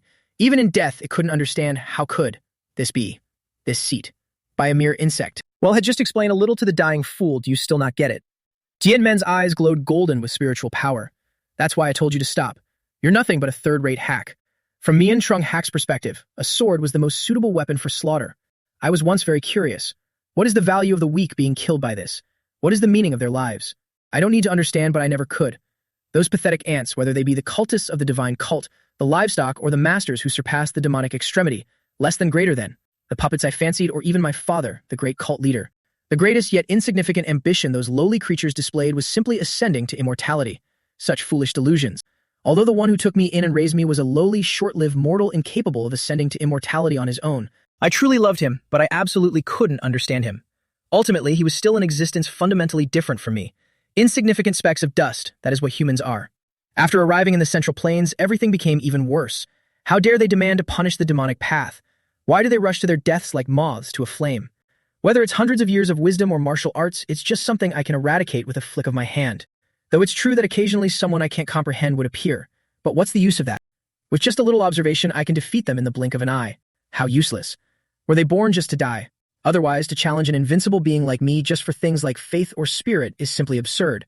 When will I ever be able to understand them? Just how many more do I have to kill to finally understand? I decided to accept and enjoy it. This is undeniably the law of nature. But then, why is he so different? Why is it that no matter how I attack, he can still stand back up and continue fighting me? How dare he look at me with those eyes? What right does a tiny speck of dust have to stand against me? At that moment, he truly wanted to scream. Don't look at me with those eyes. Don't look down on this seat. Don't use those eyes to look down on this seat. But by now, his own eyes couldn't see anything anymore. Jin Men walked closer to him. You're still alive? Being a dragon really makes you tough to kill. But thanks for staying alive. It would have been a hassle if you had turned into a divine core and vanished. His lower half was completely severed, and he ground his teeth in fury. You bastard. How dare you say such things? On the verge of death and still acting out, our protagonist had to give him a smack. His eyes were still glaring, and Dien Men still hadn't lowered his fist. Let me warn you, don't lose consciousness. You still have a lot of suffering to endure for the crimes you've committed. He kept looking up, smirking stubbornly, incredibly arrogant. Even in death, he refused to suffer this humiliation. You shouldn't torture me. You should behead me right now. Before he could even strike, a massive crimson tornado appeared in the sky, accompanied by a series of thunderous roars. He looked up. Summoning demonic ki on such a massive scale? It seems you want to use demonic arts to absorb the residual demonic ki buried around here. He bared his teeth, glaring and laughing wildly. That's right! Moreover, this isn't an ordinary extreme demon soul revival great art. I will absorb the inner ki blended with the demonic ki to snatch the lives of everyone currently exposed to the demonic ki. Thinking it was no big deal, yet still daring to bluff, Jin Men scoffed in disdain. Feeling deeply insulted, the enemy grew even more furious. You can still laugh? Holding up 2 fingers, he shouted, watch closely. The demonic ki and inner ki will quickly converge. Suddenly, his entire body froze. Huh? Jin Men guessed it immediately. What's wrong? Surprised that there's less demonic ki than you expected. Now he finally told him. From the very beginning, this was never my fight alone. Right at this moment, the people of the Zheng-Tian alliance are still purifying those gnawed by the demonic qi. How does it feel to be stopped by those you considered mere ants? He raised his hand high, preparing to deliver a thunderous punch. And even without them, I would never just stand by and watch. Mian Trung Hak was completely out of options now, grinding his teeth in extreme, bitter fury. You. What are you? The skill he used was the Poison Demon Azure-like Qi. Jianmen casually flexed. When it comes to condensing demonic qi, the current me is absolutely not inferior to the extreme Demon Soul Revival great art. Thousands of strands of demonic qi rose, glowing a fiery red. Seeing this for the first time, he was utterly bewildered. How can this be? The demonic qi is gathering in his hand. The inverted qi is transformed into orthodox qi, into inner qi. He stared fixedly at the blinding white sphere in Dianmen's hand. Could it be that in his hand, all the myriad phenomena of the universe are converging? Our protagonist let him struggle one last time. You have any other moves left to unleash? Saying that, he clenched his fist tightly, and now his demonic qi was reduced to absolute nothingness. Mian Trung Hak could only lie back helplessly, looking up at the sky and lamenting, I've lost. To think a being with the status of a human like you could be this powerful. I finally understand how you were able to kill my kin, Liu Cat Tuan. The more I realize this, the more I regret never sparring with him while he was alive. Fine, you're going to die anyway, so tell me what you think.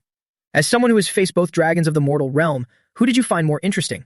He's about to die, yet he still won't offer a sweet word, slapping him in the face instead. Don't misunderstand. It's heaven's favor that you didn't clash with Liu Cat Tuan. He lost to me, not because he was weaker, but because until the very end, he fought in his human form. If he had known he was a dragon from the very beginning, I would have lost my life before I could even match his power. He loved those around him so much that he couldn't realize he was a dragon himself. Because the me back then, to the martial artist who was the Black Evil Alliance leader, was still not strong enough to force him to awaken his true dragon form.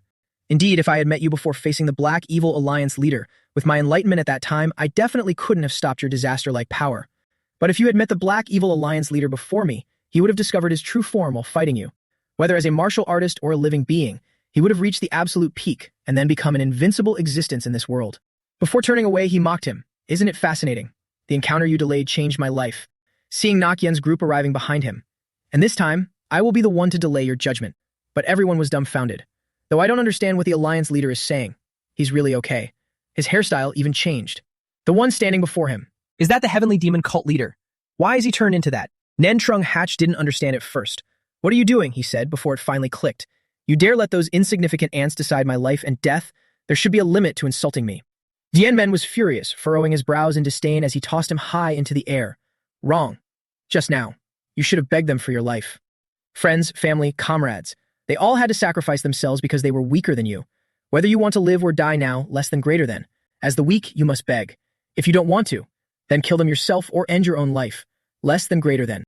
Now he realized everyone was glaring coldly at him. What's with those eyes? You dare look at me like that? When I wasn't injured, you lot didn't even dare to look up. Nakyen spoke up first. At first, I was wondering how I should kill the cult leader to vent my anger. But now, I see that wondering about it was utterly foolish. I only wanted revenge on the one who killed Hakdu. I have absolutely no desire to kill a useless beast with zero dignity like this. He asked her again, will doing that truly satisfy your anger? She spoke on behalf of everyone. Listen here, even though we've lost so much and constantly tasted defeat, we are still martial artists. I don't want to waste time on a speck of dust not worth striking. The more Nien Trung Hak listened, the more devastated he became. A speck of dust? Did that hag just call me a speck of dust? Tan Min smiled brightly in relief. Since Master said so, I must quickly follow suit. Hak Van agreed. Sect leader Nok is not wrong. Tai Hu also said, I have no interest in trash like that either. The scarred man nodded. Yeah. I don't want to lower my own standard by killing him. The bald monk cheerfully agreed. This poor monk has no more regrets either. Now that our revenge against the demonic faction is complete, we will follow the Alliance leader's arrangements for the rest. The Poison Phoenix's face was filled with pure joy. As for me, compared to clan feuds and personal grudges, the most important thing is you. You who led all of this are the son I'm incredibly proud of. Let's go home, son. This was too easy. Everyone letting go also made him content. Since everyone's opinion is like this, then there's no other way. Should I show some mercy? The other man glared, grinding his teeth. You little brat. Even until the very end, you still. How could Dianmen not want to chop him into pieces? Since no one is willing to kneel on your behalf, I have no choice but to finish you off. Rest assured, I won't damage your divine core, because I'll be using it as food. Hearing that, he was terrified, biting his lip in panic. What do you mean? Only at the brink of death did he fearfully beg for mercy. Spare my life. He crushed him to death right then. How pathetic. You don't even have a single person to weep for you. He still screams stubbornly, no. I can't. No. Impossible. I can't die like this. Kim Lin, Man Lin, what the hell are my royal guards doing? Where are the cult members? Where are the three great demonic families? Where did everyone go? Somebody, quickly come and kill that bastard. Damn it. You useless trash. You can't do anything right by yourselves. You're just like stinking ants. Like specks of dust. Ultimately, he was crushed into nothingness, ending his useless life. Having resolved everything, he finally woke up his familiar. Fan Jiak. Fan Jiak. It was still alive, half opening its eyes, groggy from sleep. Dien. Dien Men. Did we win? He pinched its cheek. You already know, why ask? I used his divine core to heal you. Hurry up and get up. He smiled incredibly brightly. It's time to go home. Back to Sichuan. At the main hall of the Zhengtian Alliance headquarters, many were injured, but fortunately, the number of severe casualties was very low. Because the heavenly demon cult's zombies were all top-tier masters, the damage both inside and outside the headquarters was extremely severe. Fortunately, the Alliance also had Transformation Realm masters to deal with them, so the civilian homes didn't suffer too much damage. The old man Zhuang Tin paced anxiously. Now only the battle between the Alliance leader and the heavenly demon cult leader remains. He bit his nails, racking his brain. But I have no way of knowing the current situation. Due to the perception limits of the Juge family's formation, I cannot know how the battle outside of Sichuan is unfolding. The Alliance leader and the members are fighting a life-or-death battle, yet as the military advisor, all I can do is... He had never felt so helpless, only able to wait. He truly loathed his own weakness. Suddenly, a loud call echoed, strategist. The old man was startled awake and hurriedly rushed straight out to the courtyard. As soon as he reached the courtyard, he heard a familiar teasing voice. Seeing you rushing out here without a care for your image, you must have been terribly worried. It was Dien Men and the others, finally back. Don't tell me you were crying. Indeed, tears were welling up in his eyes, ready to fall. Alliance leader. Oh, how hard he had to bite his lip to keep from bawling out loud. He rubbed his eyes a few times. How could I? Then he shouted at the top of his lungs, I knew you could do it. I knew you'd lead everyone to victory. Just like that, a month passed. Inside the grand hall, voices could be heard. I say. Jin Men sprawled lazily across the desk, complaining. The Black Evil Alliance, the Heavenly Demon Cult, and their supreme leader have all been eradicated. Haven't all those who could stir up storms in the Central Plains martial world disappeared? So why are there still so many headache-inducing things on my desk? As it turned out, the desk was now piled with documents taller than a person. Dealing with this mountain of paperwork was truly more exhausting than fighting. Before he could even finish his rant, Sung Tin slammed another stack of papers onto the desk. As the number one in the world, how can you slack off in front of this paperwork? You haven't even finished half of it. He then struck a stern pose. It's not just you. All the Alliance members are incredibly busy every day. Don't you remember? Until true peace is restored, our war against the demonic factions cannot be considered over. I still clearly remember the words you spoke in front of the Alliance members a month ago. Recalling that day made Dien Men want to cry. He thought he sounded so cool back then, but now it only brought tears. Why did I say those things? The old man played good cop, bad cop, lowering his voice to coax him. All right now, keep at it. We have to resolve everything within 2 months. Yet his hands kept dropping stack after stack of documents. This is the report on the scale of damages caused by the Orthodox demonic war, along with the estimated budget for reconstruction. This is the plan regarding the intake of refugees in Sichuan. And this is the proposal for handling the remaining assets and personnel of the 3 demonic factions. At first, Dien Men could still manage a smile, but 3 seconds later he was ready to wail in despair. His back slumped involuntarily, collapsing onto the table. Why do these documents keep coming in endlessly? I'd rather go slay another dragon than deal with this. The old man continued to smile brightly, coaxing him sweetly. Please don't say that. The fact that you don't need to fight anymore just proves that the Central Plains martial world has finally regained its peace, doesn't it? Hearing this repeatedly, it started to make sense, and Dien Men quickly regained his working spirit. If you're going to praise me like that, I guess I have no choice. I'll put in a little more effort then. Oh, that reminds me. What's the news on the other sects? Mentioning this, Zun Tin's face darkened slightly. About them. After the battle with the Heavenly Demon Cult ended, the core members of the Zhengtian Alliance all went their separate ways to rebuild their respective sects. Led by sect leader Nak Ian and her disciple Tan Min, the Mount Hua sect has returned to Mount Hua in Shaanxi. Although they suffered heavy casualties, the survivors remain determined to carry on Mount Hua's legacy. I believe it won't be long before the Mount Hua sect once again becomes the #1 sect in Shaanxi. There were also a few who traveled with them to Shaanxi, but their destination was different. Mao Xiun, even though he is a disciple of Mount Hua, he decided to temporarily leave the sect. Mao Qian suggested that Zhongmin, having lost their sect leader and had their headquarters destroyed, merge with them to establish a new sect. However, Hak Ven declined, fearing it would cause a divide. To assist Zhongmin, Mao Xiun chose to accompany Hak Ven. This is seen as a symbol of the bond between the 2 great sects, and Nog Ian gladly accepted it. On the other hand, over at Shaolin, Grandmaster Tu Ven and the monks who joined the Zhengtian Alliance have all returned to Mount Song to clear the rubble and retrieve the bodies. It was a tragic sight to behold.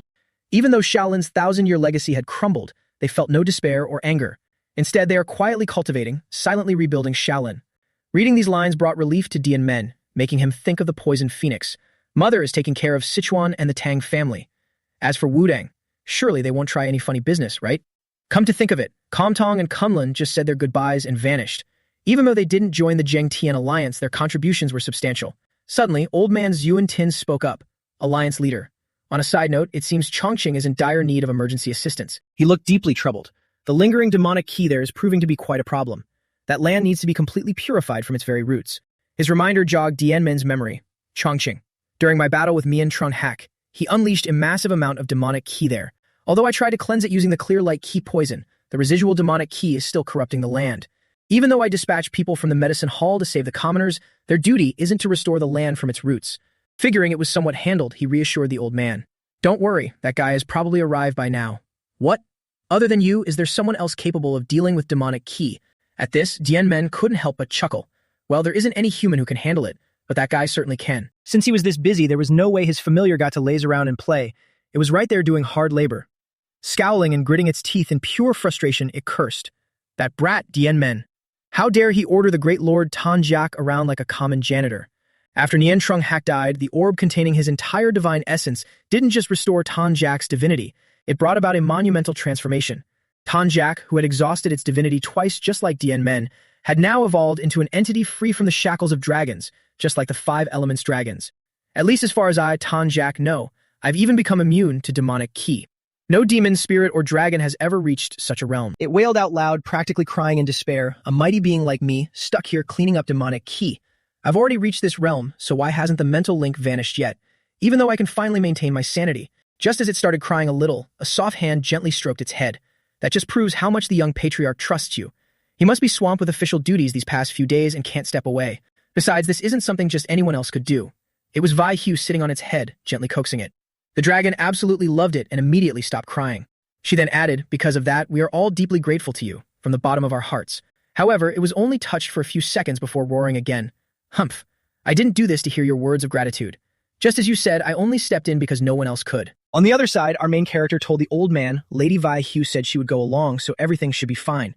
The old man was surprised to hear that. I often marvel at how truly courageous Lady Vi Hu is. If only my grandson were a bit bolder. The old man sighed heavily after speaking. Never mind, let's drop the subject. Seeing him slacking off again, the old man's face darkened. Please process your official duties quickly. He had only gathered his focus for a few minutes before losing motivation again. It's not like I want to read these anyway. Suddenly, a subordinate slammed the door open and rushed in shouting, Alliance leader. An urgent report. Dian Men's face fell. An urgent report? At this point, what else could possibly happen? Unexpectedly, it truly was bad news. Gansu is under a large-scale attack. His face darkened, veins popping on his forehead as a headache set in. Give me the details. What did the Kongtong sect in Gansu do? Who are the invaders? He reported everything he knew. I heard that the Sword Immortal Tai Hu and the entire Kongtong sect joined forces to fight back, but they were overwhelmed by sheer numbers. Moreover, the invaders attacking Gansu are nomadic tribes. Indeed, on that side, several massive shirtless men wielding weapons were blocking the old Tai Hu's path, having beaten him to a pulp. The old man was at least in the transformation realm, yet he was beaten by a bunch of no-names until he spat blood. Huan Tu, standing nearby, hurriedly asked, Are you unwell, martial uncle? The old man still tried to endure.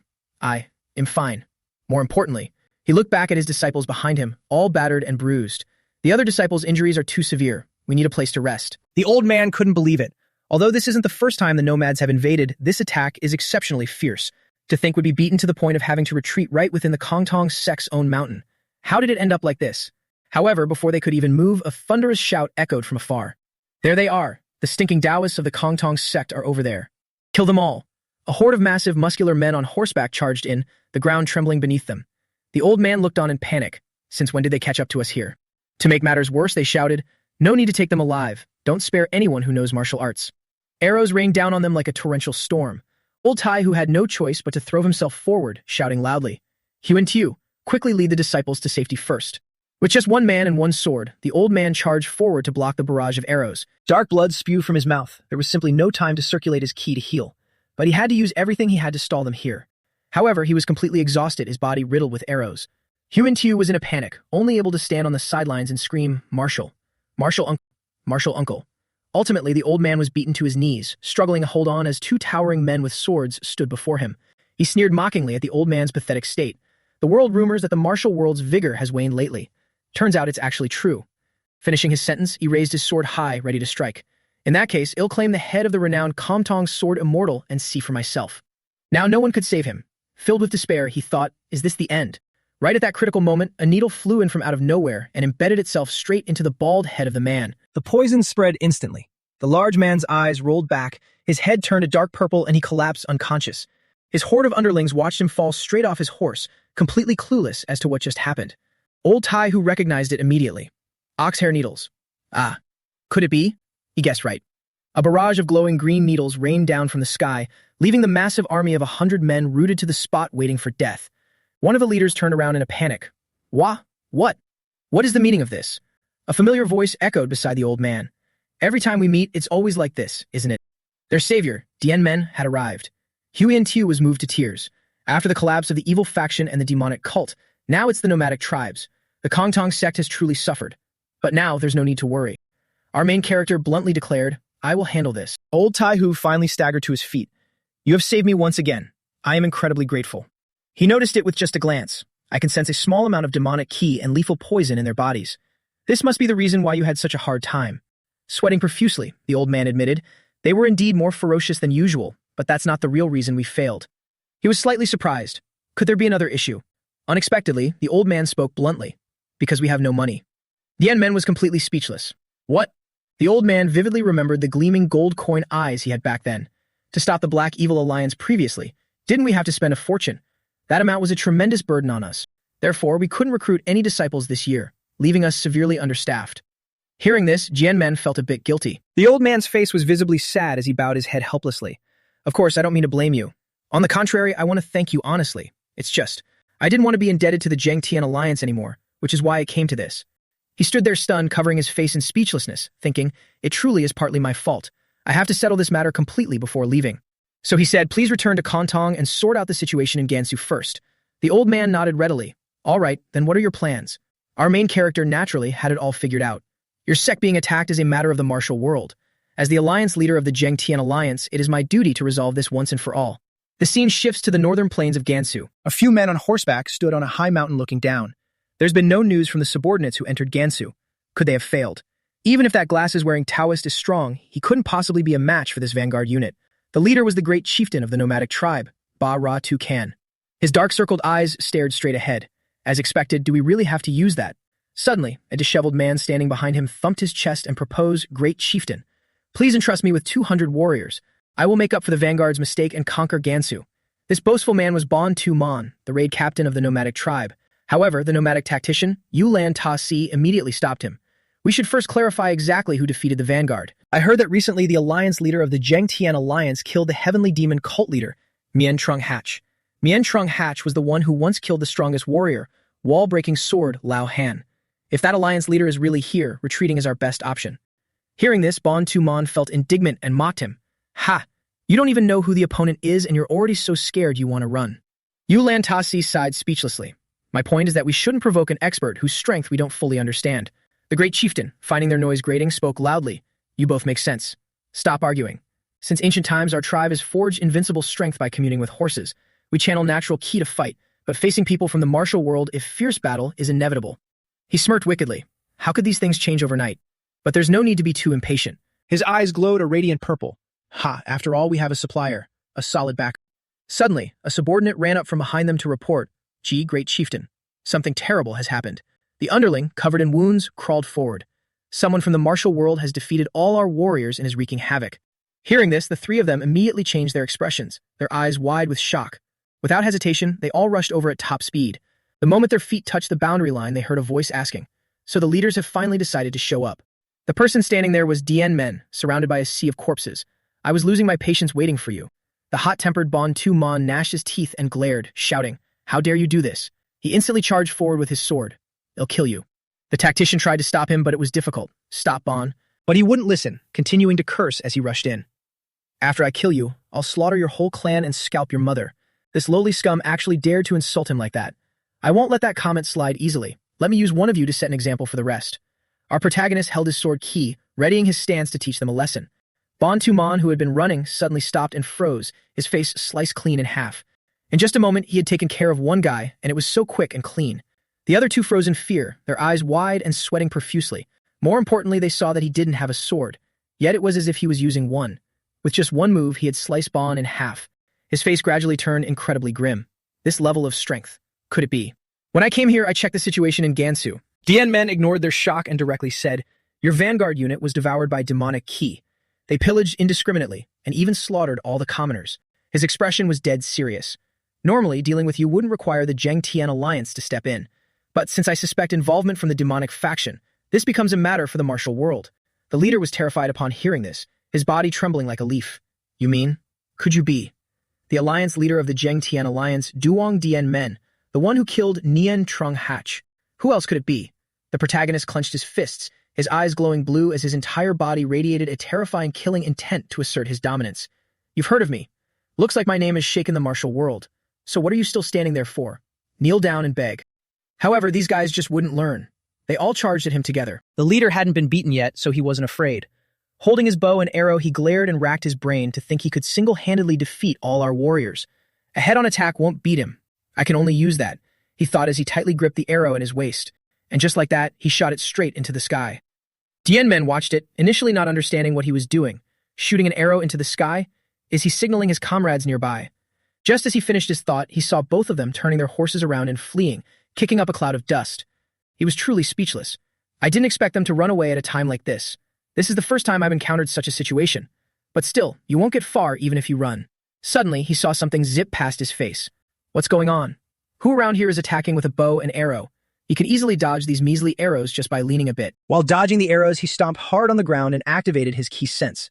They've widened mid-distance between us to 80 Zhang. And within 100 Zhang, it's only those two. But somehow, something felt incredibly off. He could see it so clearly. They are over a mile away from me, but without relying on key sensing, just using their naked eyes, they can still accurately aim at me while riding a horse. It seemed they had some skills. Very impressive, but when it comes to visual prowess, I'm not lagging behind either. As he spoke, he activated his skill, Time Flow Eye. There's no killing intent on the arrow. They aren't trying to hit me, but rather lure me into a predetermined position, and then unleash.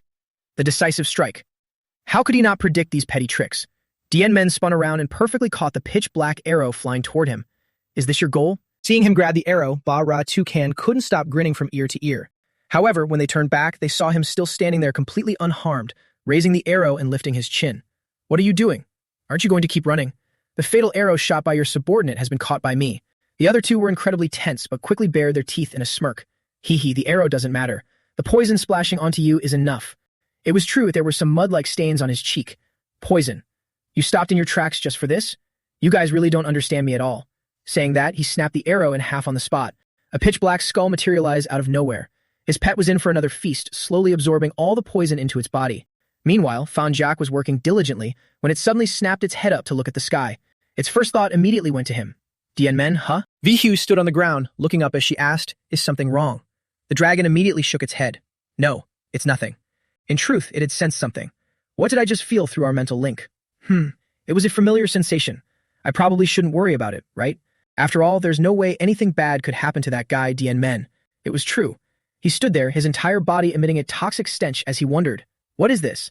This toxicity can actually corrode inner ki. This is no ordinary poison. The dark spots on his body began to spread even further. The bandit leader burst into triumphant laughter. Ha ha. Just touching that poison is enough for it to instantly spread through your veins. It's especially fatal for a martial artist like you. Die here. Dian Men listened, his face showing nothing but utter contempt. This petty black poison couldn't do a thing to him. It's indeed quite extraordinary. This poison is like a living creature, carrying a will of its own to devour me. It's quite similar to the poison demon's azure light aura.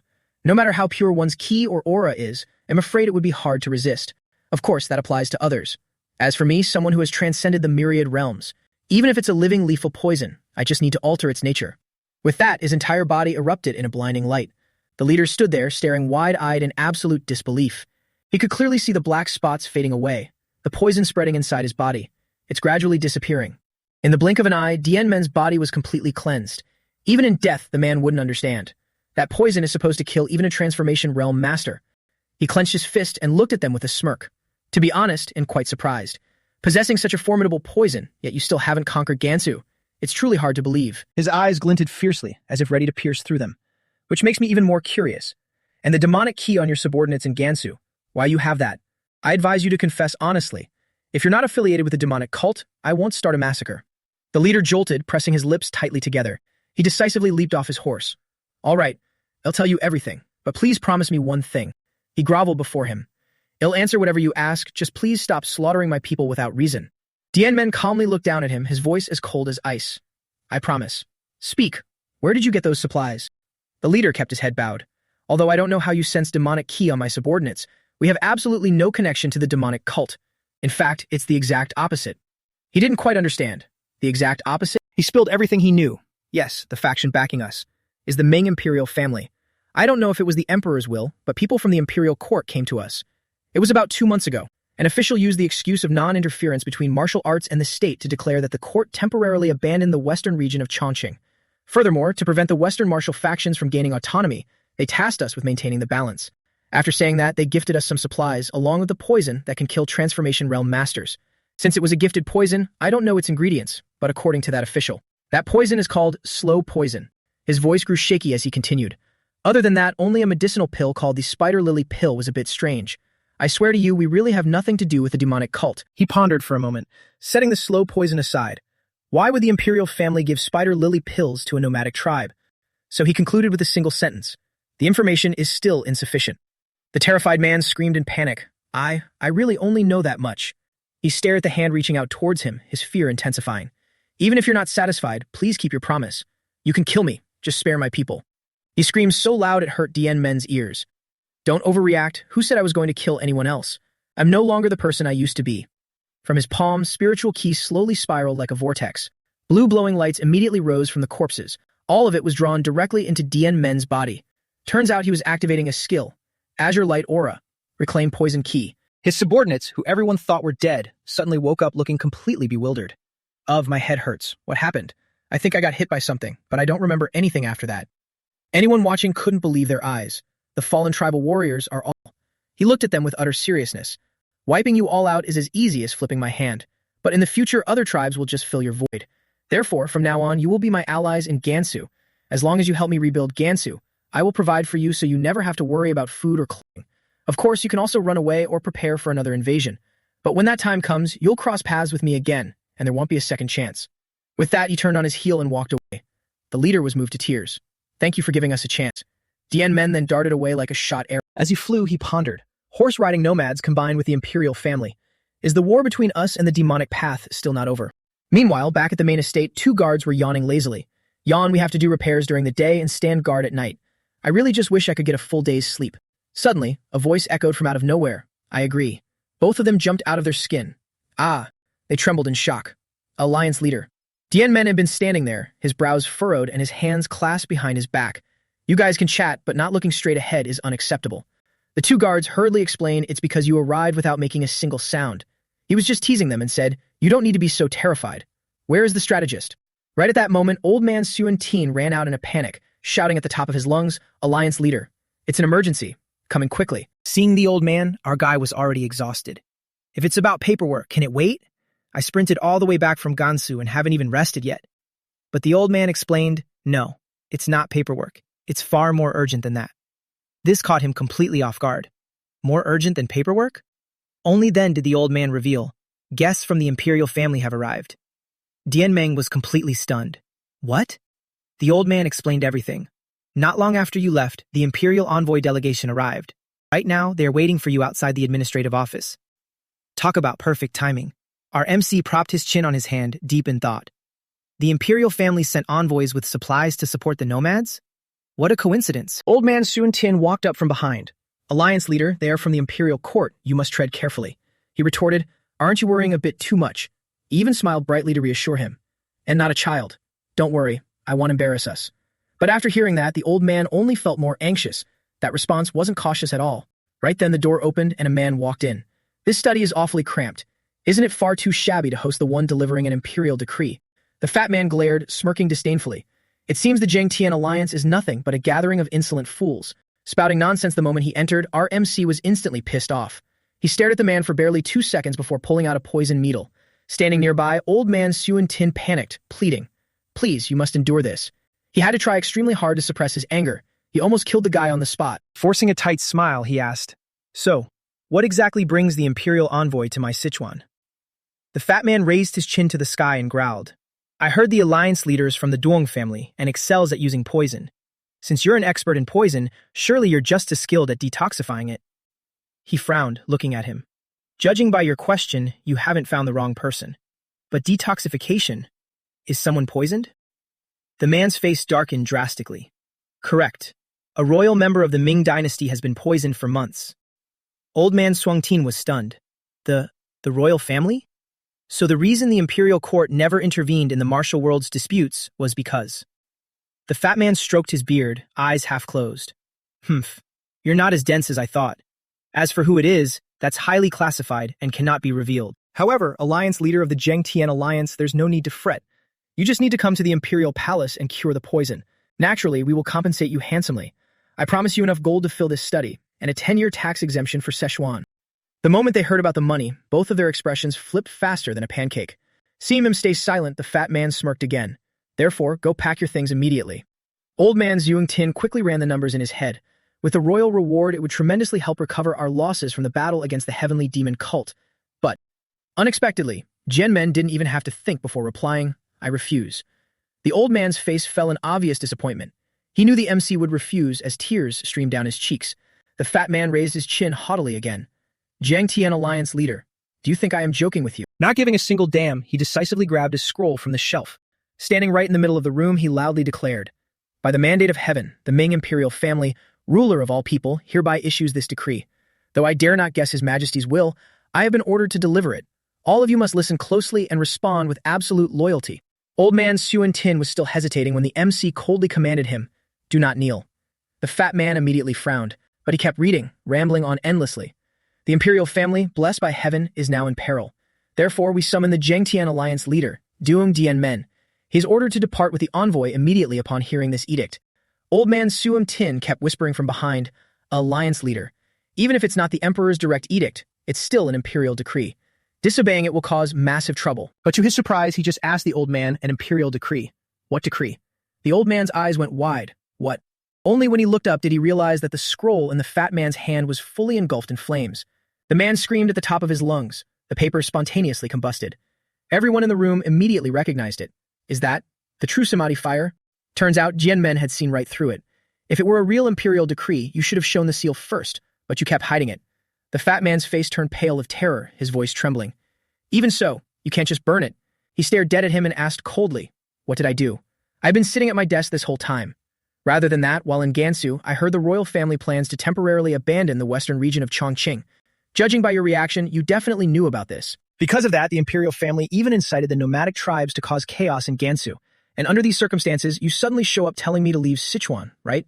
His expression turned terrifyingly dark, eyes glowing a piercing blue, veins popping on his forehead. It's way too suspicious. What exactly are you planning to do while I'm away? Hearing this, the fat man's face turned whiter than a sheet, his whole body trembling. Only now did old man Suam Tin ask, did that really happen in Gansu? The MC's face was as taut as a bowstring. Yeah. What's more, though I'm not entirely certain, it seems the demonic cult is involved. The fat man finally snapped out of his daze, trying desperately to act calm. Listen here, Zhengtian Alliance leader. I don't know what you're talking about, but I didn't come to declare war. I'm here to deliver the imperial family's summons. Before you could even finish, our MC slammed his hand on the desk, cutting him off. No. Ever since the imperial family signed the non-interference pact, your royal summons hold no power over me. He stood up straight, absolutely refusing to let the man make excuses. Of course, it could be exactly as you said. Someone in the royal family really is poisoned, and you had no choice but to beg for my help. But the one in desperate need should be the one begging at my door, shouldn't they? Hitting right where it hurt, the fat man flew into a humiliated rage and roared. Insolence. He just kept screaming like a maniac.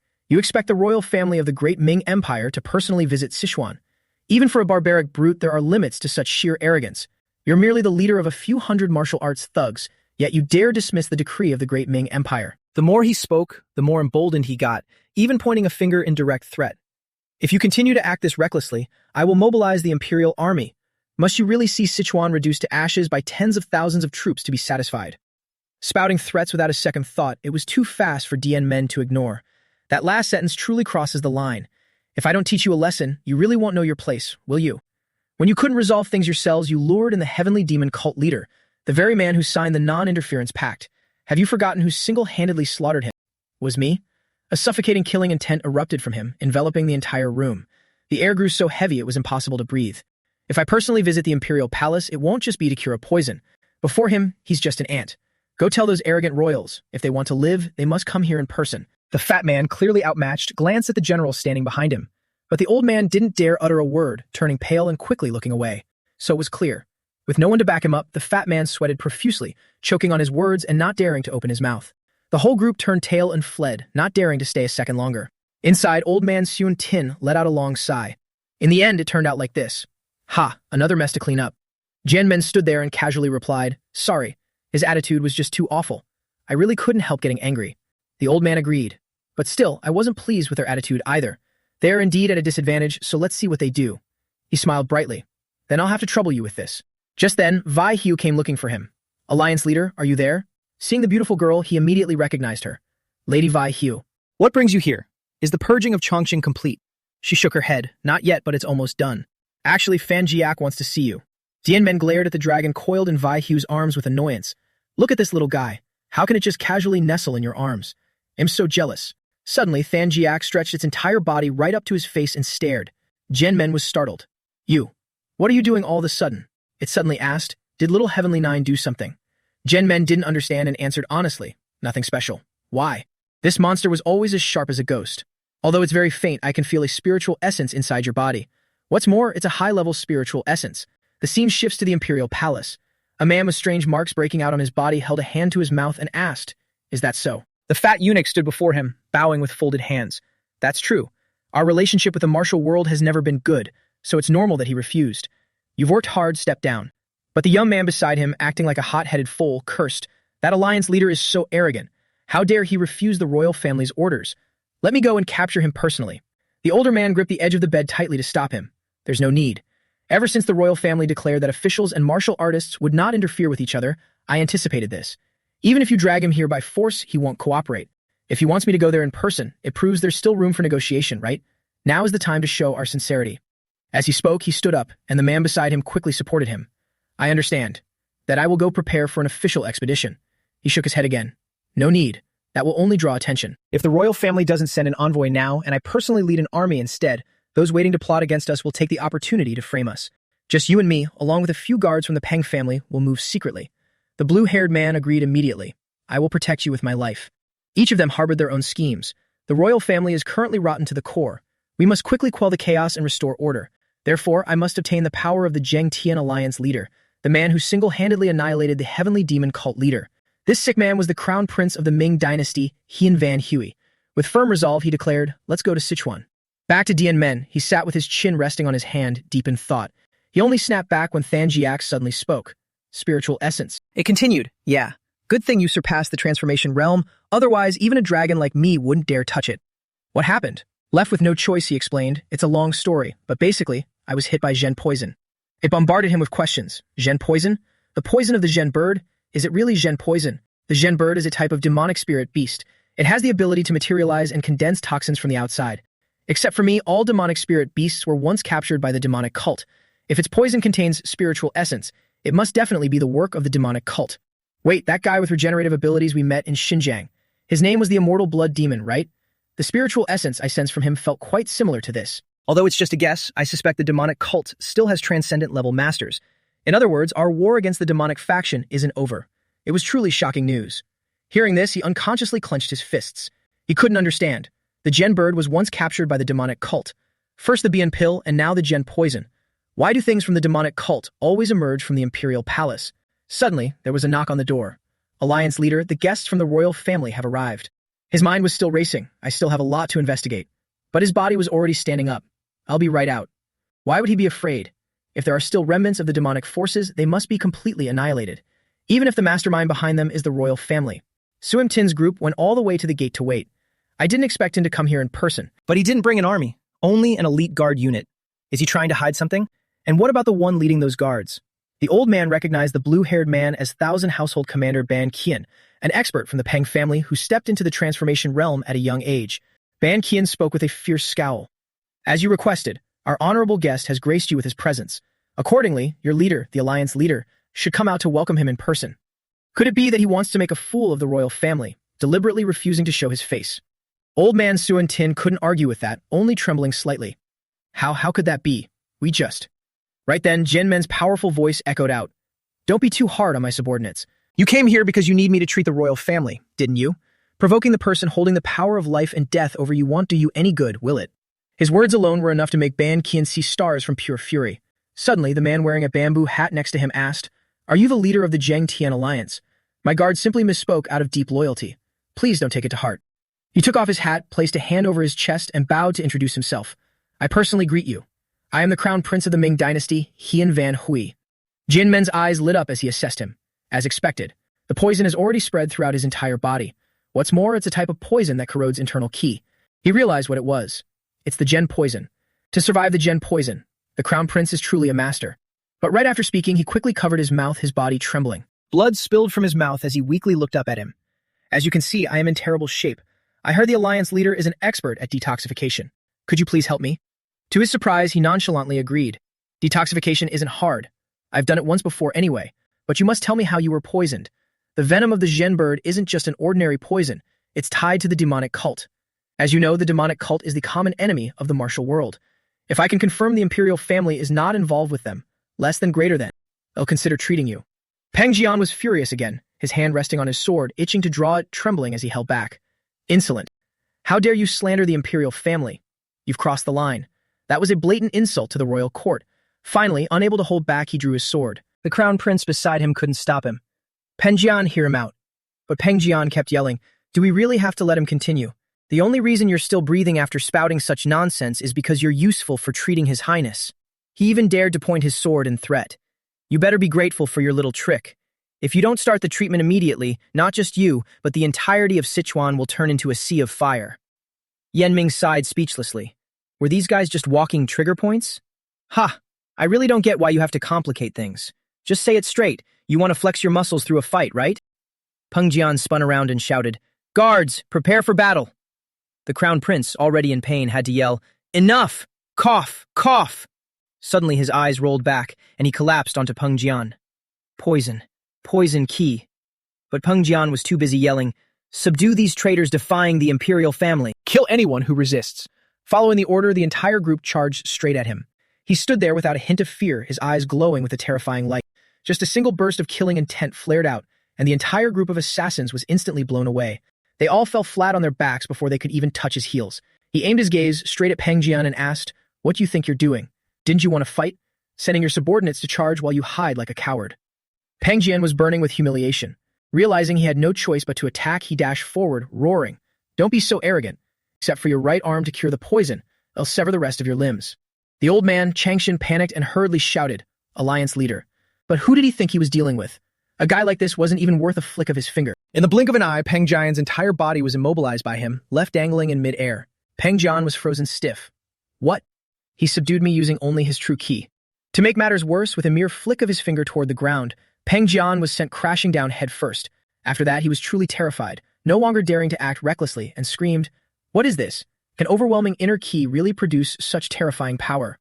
The crown prince stared fixedly at Yanming, too scared to speak.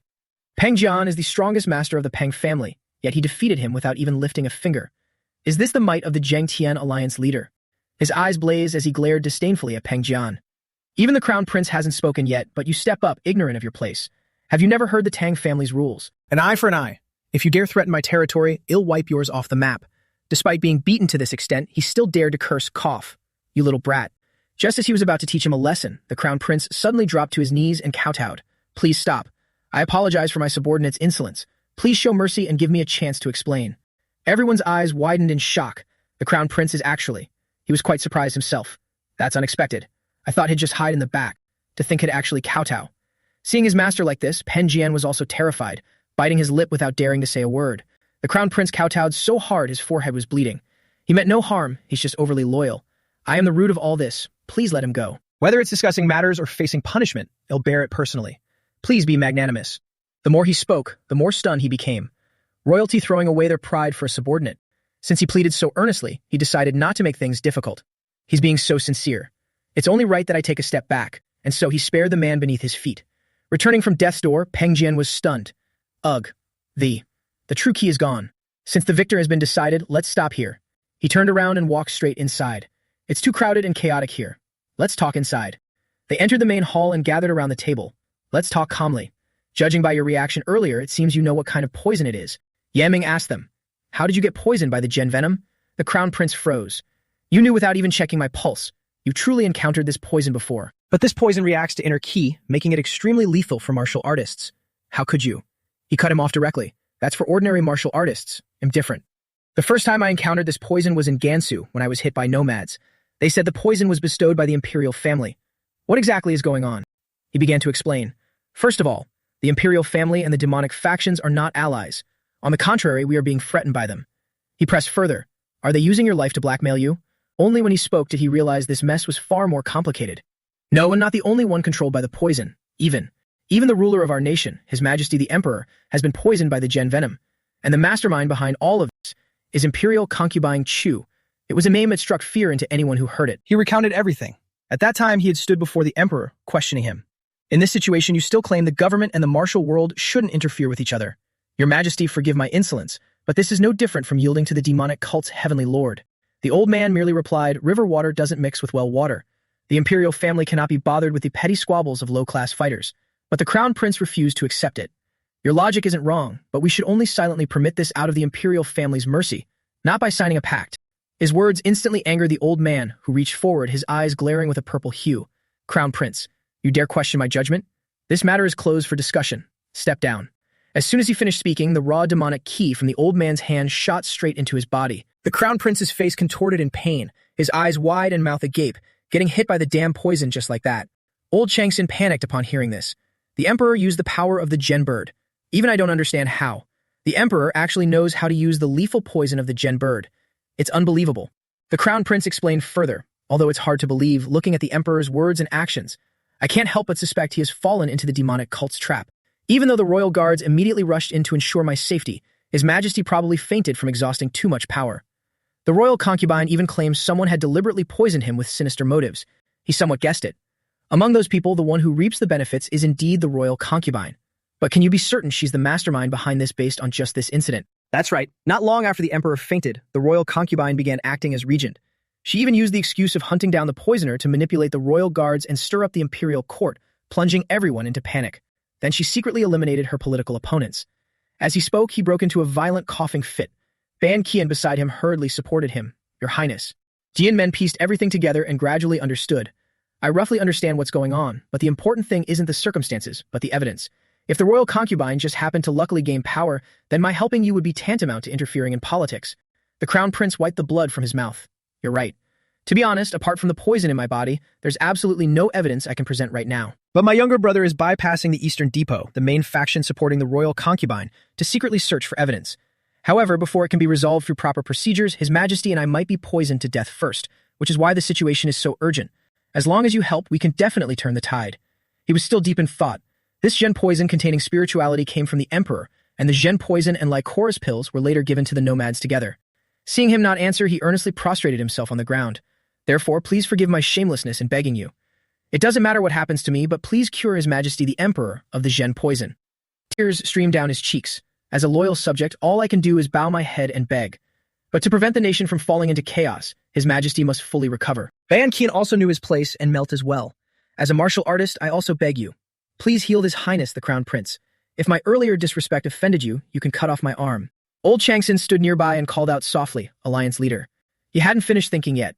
A child who always thinks of his parents. If this were my past life, I wouldn't have cared at all. It seems I've completely adapted to my current life. It really was a difficult situation. He finally sighed and looked at him. Stand up. The Crown Prince lifted his head in shock. You agreed? Gen Men leaned closer to him. Yeah, although I have no interest in imperial power, I do need to look into that gen bird. He was still speaking earnestly. Thank you. I will definitely repay this favor. When suddenly Gen Men placed a hand on his chest. He looked down in confusion. Why place a hand? To heal him, of course. Do you even need to ask? Were you planning to walk to the imperial palace in this sickly state? Activating his skill instantly. Using azure-like ki to detoxify. He had to be careful with everything he did. I've cured this type of poison before, so it's not too difficult. However, I can feel the consciousness hidden within this lethal poison becoming clearer. Fan Jiak said this contains high-level spirituality. Just like in the previous Inner Demon trial, where the spirituality hidden in white snow manifested as the Black Evil Alliance leader. Did this poison also sense the spirituality? Just what kind of entity's spirituality is it? He seemed to see this black bird more clearly now. Is it smiling? Ha! It seems it finds me highly amusing. He was really pissed off now. Just you wait, I'll find your true body and make you disappear completely. His skull construct appeared and sucked out all the poison, successfully curing the Crown Prince. Although the Crown Prince's poison was completely removed, being poisoned for so long had left him extremely weak, requiring a few days of rest. The Crown Prince's guard, Ban Kian, continuously thanked Dian Men, bowing and scraping. Before the Crown Prince woke up, he remained under the protection of the Zheng Tian alliance. Old Changshan reminded him, but we still have no evidence. Dian Men understood what he meant. You also see that as a problem, right? The old man nodded, of course. After all, unlike the martial world, the rule of the imperial family is that status trumps power. Most people in the imperial family don't practice martial arts. He observed, things like demonic ki, evil arts, or spirituality are useless unless you present them right in front of their faces. That's why I've come up with a plan. The old man whipped his head around in utter shock. What? Since when do you know how to make plans? Jin Men smirked inwardly. Of course. After handling countless documents over the past few months, I've thought about a lot of things. Ahem, the items we can use as evidence should have arrived in Sichuan by now. Indeed, at this very moment outside, some invited guests had actually arrived. The one leading them was the chieftain of the nomadic tribe, Ba Ra Tu Kan. As soon as he saw him, he said, I packed my bags and came straight here as stated in your letter. You could have just had a subordinate bring it. Did you really have to make me deliver it personally? Old Changson panicked the moment he saw him. The nomadic tribe? YR. Jin Men had to speak up to reassure him. I was the one who called him here. The old man couldn't comprehend it. What? But the nomadic tribe, just like the demonic cultists, are considered enemies of the imperial family. He calmly replied they are enemies of the imperial family, not enemies of the martial world. Knowing he couldn't argue with him, the old man let out a long sigh. Ha, all right, you must be confident in cleaning up the mess to do this, right? Since when did he ever act recklessly? Of course, you'll agree with me soon enough. He asked the chieftain again, did you bring enough of what I asked for? He rummaged through his belongings. I brought it. They operate very strictly and leave no evidence during transactions.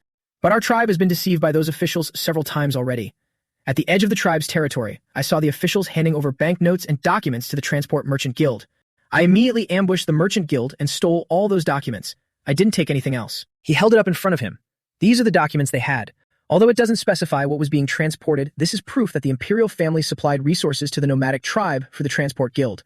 The guildmaster said the seal on the documents belongs to the Directorate of Palace Eunuchs. What was it called? The Eastern Depot. Anyway, I heard it's the seal of the one holding true power in the Imperial Palace.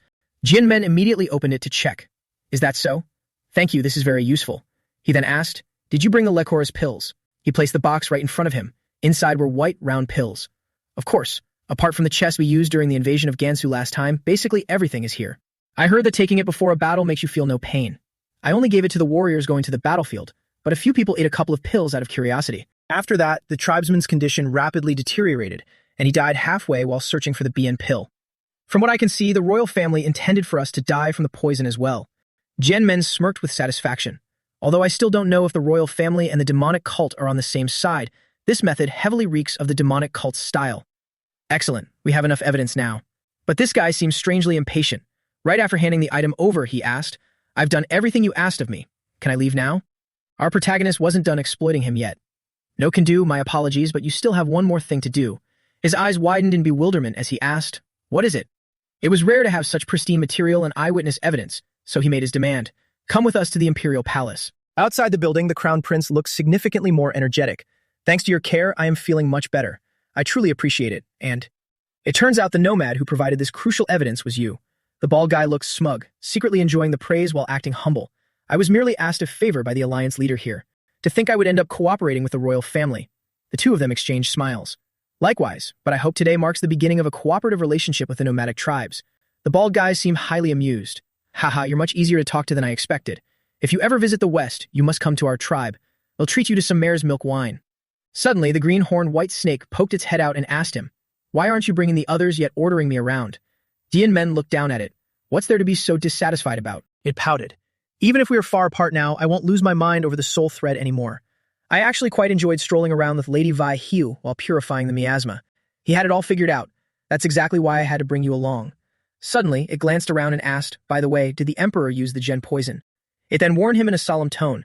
It seems we must be extremely careful this time. We might run into the true body of the Gen bird or even its master. However, our protagonist wasn't afraid at all. He welcomed the challenge, finding it ideal. That's exactly what I want. By the time dragons among men like Liu Cat Tuan and Nian Trung Hak reappear, I absolutely won't allow them to fall into the hands of the demonic cult. He also instructed Sung Tin, While I'm away, I leave all alliance matters in your hands. The old man immediately bowed. Please take care on your journey, sir. He declared to them beforehand, I've emphasized this many times. I am not interfering with the royal family's power structure. I am going to eradicate the demonic forces lurking behind them. Then let's set off. Let's go to the imperial palace. And so the entire group embarked on their journey. At the Forbidden City, Beijing. Upon arriving, he couldn't help but marvel. The sheer scale of this place. Sichuan truly cannot compare. The crown prince nodded vigorously. Indeed. Let alone Sichuan, you won't find a place grander than this anywhere in the world. He even invited him. It's getting dark, and you must be hungry. Let's go inside the palace and have something delicious. But he shook his head. No need. Let's eat before entering the palace. He immediately questioned it. What? But we are almost there. But our protagonist replied, once we enter the palace, I'm afraid we won't have time to eat. Let's just grab a quick bite here. The crown prince didn't understand, but still obliged, pulling their horses into a tavern. The waiter brought the food out, his hands trembling violently. Here is the food you ordered. Please enjoy your meal. Dianmen just took a sniff and praised. Smells delicious. It seems the chef's skills are top-notch. The waiter was a bit shocked. Excuse me. Yes, sir. Right as he finished speaking, his eyes glinted sharply. But tell me, was the waiter kidnapped? Why would the chef himself need to serve the food? The man immediately turned pale and stammered. Huh? That's. Just then, a horde of assassins clad in black charged straight at Dianmen's group. Ha! You truly are a perceptive one. These fools were practically begging for death. Our protagonist only needed to pull out a single poison needle tube. Just like that, before the group could even get within half a meter, they were mercilessly battered into oblivion. So there are assassins. They're everywhere. I'm afraid there are still some lurking in the shadows lying in wait. He then added a warning. Don't touch the food. It's laced with poison. Bang Qian couldn't take it anymore. He slammed the table, jumped up, and cursed. How audacious. You dare to poison His Highness the Crown Prince. This is a crime punishable by the execution of your entire family. The chef hastily fell to his knees and begged, Spare my life. I was only following orders. Please have mercy, my lord. But no matter what he said, Bang Qian gritted his teeth in fury. Do you think being coerced excuses you from your crimes? It got to the point where the Crown Prince had to stand up and hold his shoulder. That's enough, Qian. The Crown Prince personally helped the chef to his feet. If he disobeyed, he would have lost his life. Did he even have a choice? His face visibly darkened. Rather, I should be the one feeling ashamed on behalf of the royal family. That the people of the Ming dynasty have to suffer such injustice is due to the royal family's lack of virtue. Sitting on the side and witnessing all of this, he thought, even so, one shouldn't shield an accomplice to an assassination like that. The Crown Prince's character is truly extraordinary. If a man like him eventually becomes the emperor, the relationship between the martial world and the royal family will definitely improve significantly. He called out to him, Let's go. We still have many places to be. But the Crown Prince was utterly confused. Go? Go where? He had to explain it clearly. I already told you there are many assassins around here. We have to drag every single one of them out and eliminate them. Meanwhile, on the other side, someone was pacing restlessly, biting his nails and trembling all over. Where did he go? Why hasn't he just died and gotten it over with? Why is a poisoned man still not dead? If he returns alive, I won't be able to become the emperor. This man was none other than the second Prince Hien Van Chen. Suddenly, a voice rang out. There is no need to worry so much, my royal son. Startled by the voice, he looked up. Mother, but... This old woman was the royal concubine Chu Tinlan. She informed him. The men from the Eastern Depot just reported that they saw the Crown Prince and his guards at the capital's gates. I immediately deployed hundreds of assassins throughout the capital. Even with a transformation realm master like Guard Ban, he cannot fend off that many men. The Crown Prince sneaking out of the palace. This act will ultimately be his own undoing. While the two were talking, a man entered, cowering submissively. Our royal concubine. She glanced over. A eunuch of the Eastern Depot? What is it? The old man, sweating profusely in fear, stammered, reporting. It seems the assassins have failed. His Highness the Crown Prince has returned to the palace. This news hit like a bolt of lightning. Both of them turned deadly pale. The second prince trembled like a leaf. He returned alive. Mother.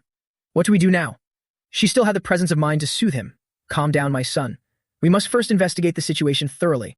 The entire group walked out into the massive courtyard. Looking down from above at the Crown Prince standing there, they couldn't believe their eyes. He is completely unharmed? Did he evade the assassins? And who are those people with him? The old hag immediately questioned Crown Prince. His Majesty's health is failing. Where have you been these past few days? The Crown Prince calmly replied, I went to Sichuan to invite a doctor who can treat His Majesty. Her eyes widened. A doctor. Just for that reason? Looking closely, she finally noticed. The Crown Prince's complexion is rosy again. Wasn't he in critical condition from poisoning not long ago?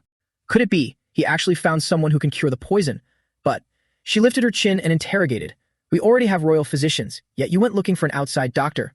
What is the meaning of this? The Crown Prince stood there calm as ever and replied flawlessly. I don't intend to hand His Majesty's royal body over to him immediately.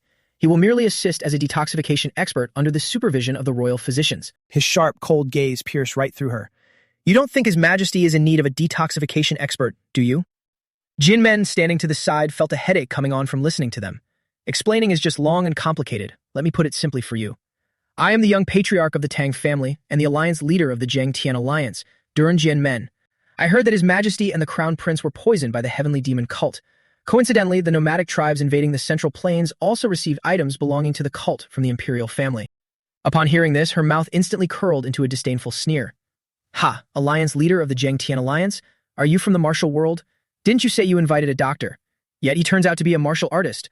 Are you out of your mind, Crown Prince? The bitch's expression flipped faster than a pancake as she growled wickedly. He even dares to insult the imperial family, slandering us for colluding with the heavenly demon cult. Crown Prince, without any proof, surely you don't believe them, right? Unexpectedly, just as she finished speaking, a loud and clear voice rang out. We have proof. The bald man held the paper right up to her face. This is the seal of the Imperial Directorate of Eunuchs. I am the Grand Chieftain of the nomadic tribe, Ba Ra Tu Kan. This is the proof of the transaction between the imperial family and us. At this point, he didn't even want to bother arguing with her anymore. Since things have come to this, please let us in. After all, anything related to the heavenly demon cult is a matter of the martial world. Despite the glaring evidence, the bitch still screams stubbornly. Ha, transactions with the nomadic tribes? I know nothing about this. If that's the case, then just let the Eastern Depot investigate it. The Crown Prince, standing aside, had to speak up. This is the seal of the Directorate of Eunuchs. As the regent, how could you not know? Furthermore, without the Eastern Depot's confirmation, the seal of the Directorate of Eunuchs could not have been stamped. Unable to argue any further, she abruptly turned to look at the old man next to her, but he immediately feigned ignorance and looked the other way. A general even looked at her and deliberately asked loudly, Your Highness the royal concubine, if that's the case, shouldn't we summon the Brocade Guard's investigation team to verify its authenticity? Her face darkened like the bottom of a pot as she quickly plotted her next vile move. Damn it. Unlike the Eastern Depot, the Brocade Guards aren't my people, since things have come to this. She shrieked, This is treason. She pointed straight at him and yelled. The Crown Prince, afraid of losing his position, brought people from the martial world here to slander this royal concubine and my trusted aides in the Eastern Depot of colluding with the heavenly demon cult. Our main character looked on, completely speechless. This reaction is a bit too obvious, Than Jiak. The dragon eagerly appeared at once. Looks like it's my turn to step up. Its eyes glowing brightly, it roared, Subspace summon. Meanwhile, the bitch was still pointing and ordering, Royal Guards, apprehend them immediately. Suddenly, her eyes rolled back and she froze petrified on the spot. With a loud boom, a floating stone door carved of coiling dragons appeared in the sky. The faces of the mother and son changed colors like traffic lights. What is that? After Tanziak absorbed Niantrung Hak's divine core, its draconic abilities had been maximized. Among them, the most astonishing ability was the power to bring forth the subspace from within its stomach. The entire group of black-clad assassins plummeted straight down to the ground from inside it. By summoning it outside to open and close, the entire crowd could only gape in disbelief. In the blink of an eye, the hundreds of assassins sent to murder the Crown Prince earlier were now lying sprawled across the palace courtyard. He calmly stated, These are the assassins we encountered before entering the palace. Did you just say the Crown Prince is committing treason? The one who ordered them to assassinate the royal family is the real traitor, don't you think? A bloodied man crawled up and yelled, Eunuch. The Eastern Depot's intelligence doesn't match reality at all. They clearly stated that the martial artist protecting the Crown Prince was only that brat from the Peng family at the Transformation Realm. That guy from Sichuan is completely beyond any level we can deal with. A general hastily looked at her, our royal concubine. Your Highness, please give your orders. The Crown Prince directly warned her in a cold voice, Your Highness the royal concubine. I do not want this to escalate into a conflict within the royal family. The mastermind behind this is the Eastern Depot's eunuch. Hand him over to the Brocade Guards. But the bitch adamantly refused even to the death. No, absolutely not. Do you think I don't know what you're plotting? Hand over that eunuch, and I will be next. Crown Prince, taking advantage of His Majesty's coma, you brought people from the martial world and foreign tribes to threaten me, plotting to usurp the throne. As she spoke, she pulled out a small tube. The tube immediately emitted a blinding white smoke. More accurately, it was a signal flare. She shot it into the sky and smiled sinisterly. That is the history you will leave behind for the world. Before anyone could figure out what was happening, the ground suddenly shook as if there were an earthquake. The protagonist simply stood aside and observed. Ho ho, I heard that only a few people in the Imperial Palace knew martial arts. Yet now an innumerable amount of auras are rushing in. It was a massive horde of black-clad assassins. In an instant, they had completely surrounded the royal palace, sealing off both the inner and outer perimeters. Jin Men assessed them at a glance. Each of them is at least a supreme expert. A force of this scale would still hold the advantage even when compared to the great sects of the Central Plains. The bitch smiled wickedly and told the second prince, Before the brocade guards arrive, eliminate the crown prince and all the witnesses. I will figure out how to clean up the aftermath. One of the assassins suddenly turned back. Your Highness, the royal guard is still here. But the bitch ruthlessly ordered, no exceptions. Anyone who isn't one of my people. She waved her hand and shouted loudly, kill them all. The crown prince's group consisted of only a few people, making them burn with anxiety. T-Chick, I didn't expect her to be this brazen. What? What do we do now? I don't even have a weapon. He looked at the protagonist blocking his way. Alliance leader. He immediately replied, originally I was hesitating, since I really shouldn't kill anyone from the royal family. But since she's even killing her own people, how is she any different from the cult's fanatics? Thanks to that, I can act without the slightest bit of guilt. Finishing his sentence, he instantly made his move without waiting any longer, with just a single horizontal slash annihilation. The entire horde of assassins in front of him was instantly wiped out cleanly. The three standing on the high platform looked down at the bisected corpses and absolutely panicked. Their faces turned ashen, their voices trembling and stuttering. Just one strike and he wiped out the Eastern Depot. No, more importantly than that. Not a single member of the royal guard mixed in among them was killed. Is that truly a skill a human can achieve? His face was as taut as a bowstring. Crown Prince, I understand your singular devotion to the country and your value of order and peace. But as you can see, the wicked will stop at nothing.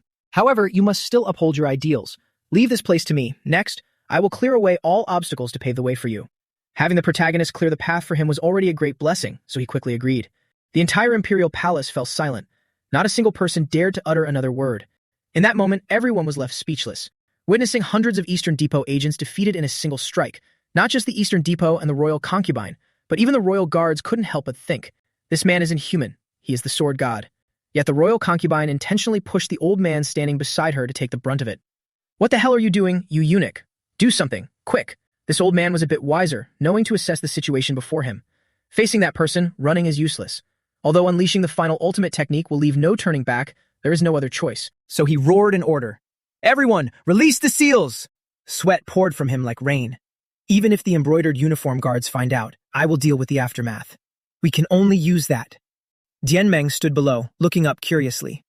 What is he planning to do? I suddenly have a familiar feeling. Immediately, the crown prince's face drained of color in panicked bewilderment. That is, how is that possible? The Eastern Depot can actually use demonic arts. The technique they used was the blood reversal demonic art. The protagonist finally understood. The blood reversal demonic art. Even if not the entire imperial family, the royal concubines faction seems to be connected to the heavenly demon cult. A massive horde of assassins clad in black charged forward with swords, surrounding him without a single gap. He had already calculated everything. Taking this opportunity, why not try applying the knowledge gained from the soul of the heavenly demon cult's leader? He instantly activated his skill, Heavenly Demon Divine Art. Controlling the demonic key, the entire group of assassins was immediately lifted into the air, completely unable to budge. Their screams echoed through the air. Ah, I can't breathe. What is happening? The royal concubine watched, turning pale with terror. Why can't they fight back? And why are they all writhing and trembling on the ground like that? It seemed the protagonist's skill test this time went perfectly. You shouldn't use demonic arts in front of me. Even that eunuch can only barely withstand it. He immediately exposed their ugly true colors.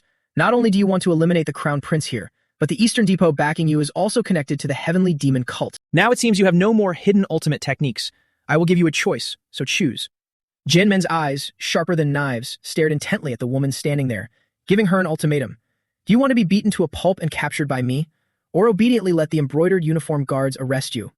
Naturally, falling into his hands meant certain death, so she immediately chose to be handcuffed and taken away by the embroidered uniform guard. The crown prince stood there immensely grateful. Thank you, Alliance leader. Not only did you resolve the issue swiftly, but you also handed the criminals over to the embroidered uniform guards. After all, no matter how severe the crime, processing it according to the laws of the imperial family is paramount. He looked over and nodded. Yes, I genuinely believe matters like this should be decided by the crown prince. Come to think of it, it seems I've made a mess of the palace gates. After all, piles of black and red clad assassin corpses were strewn everywhere. The crown prince's eyes lit up with a bright smile. Please do not worry about it. Isn't today's event a stepping stone to changing the imperial family in the future? I hope that after this is all over, the relationship between the imperial family and the martial world can be mended. Shall we go then? Hearing these words from him was deeply satisfying to the protagonist.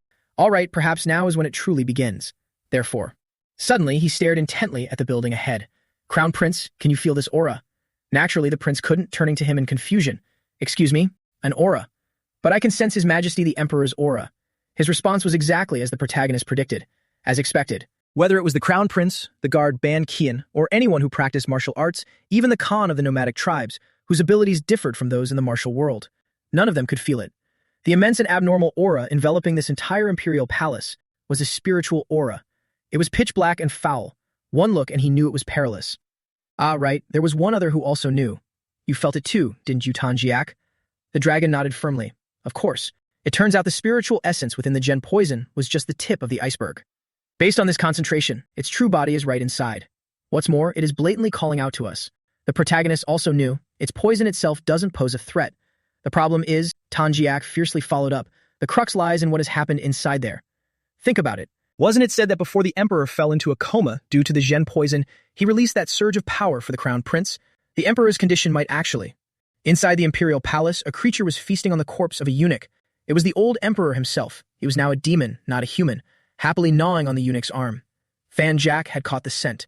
It is even more severe than we imagined. The crown prince stood before the old man's bedchamber, hesitating for a long time without entering. He was still thinking to himself, "Your Majesty, your son has found a way to save you. Please hold on just a little longer." Right then, Ban Kian walked up behind him. "Congratulations, your highness. And I apologize. It was my blind eyes that failed to recognize the noble benefactor you had your sights on. I have been quite offensive lately." The two looked at each other with boundless affection.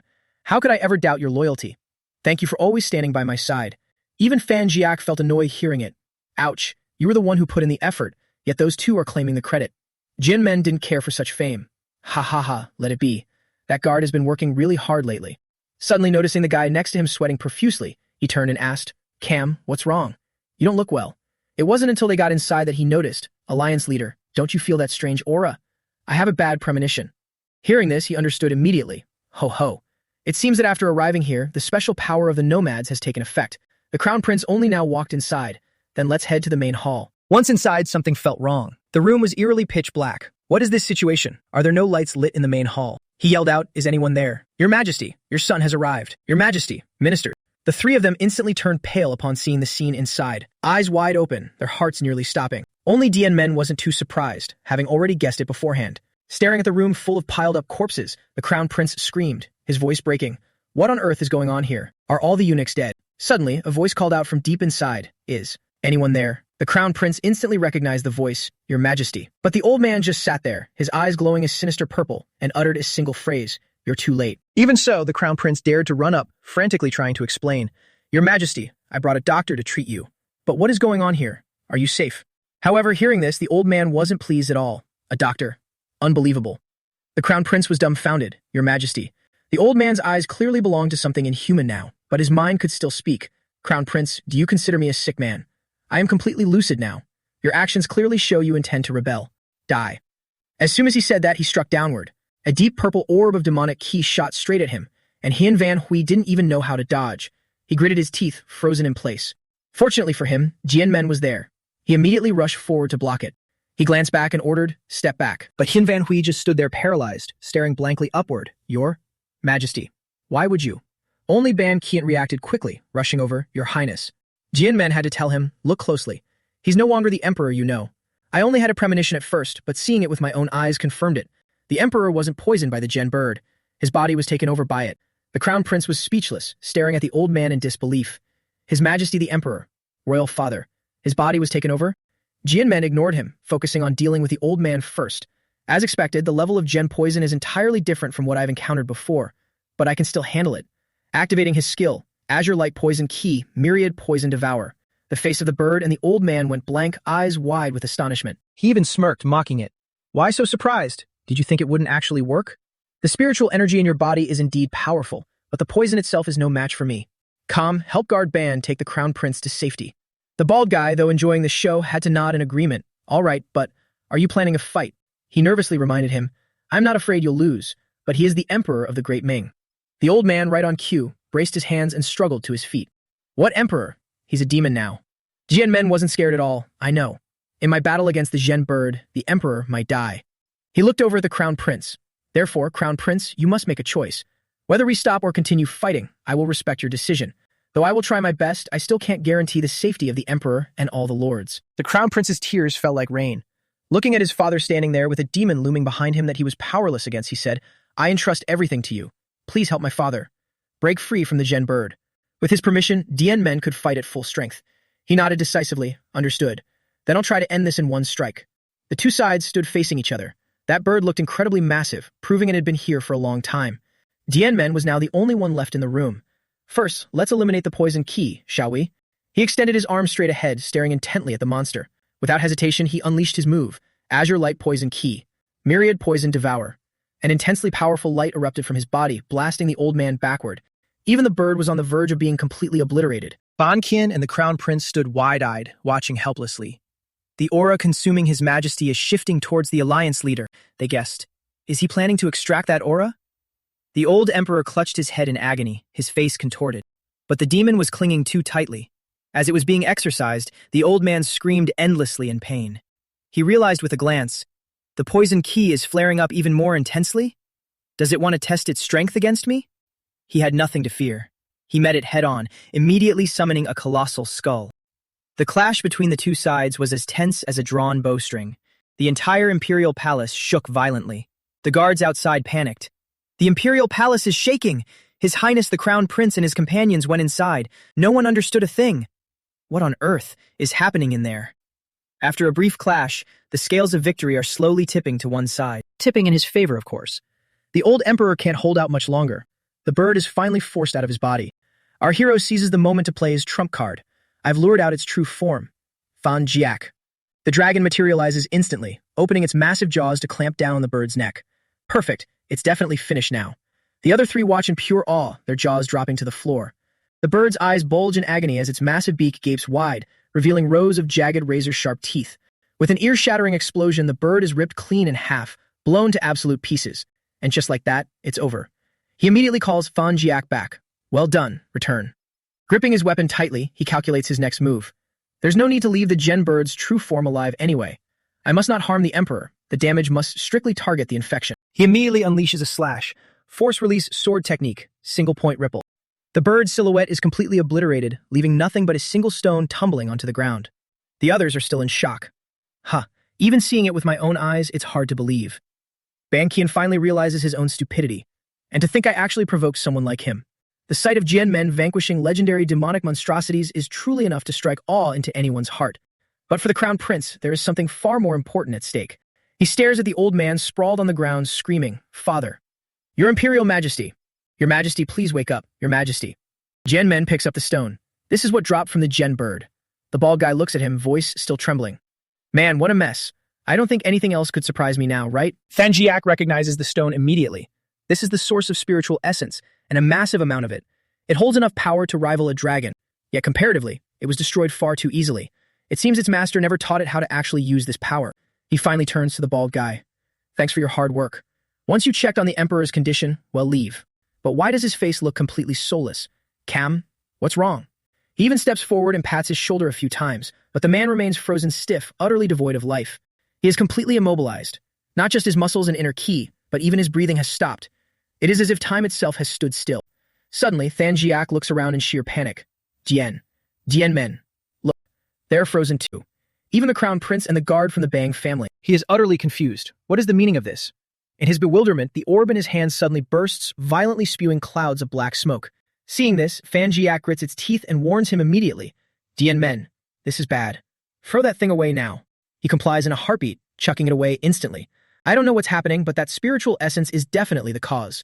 He throws it far away without hesitation and it detonates. But very quickly, everything returns to normal. The two of them have absolutely no idea what is going on.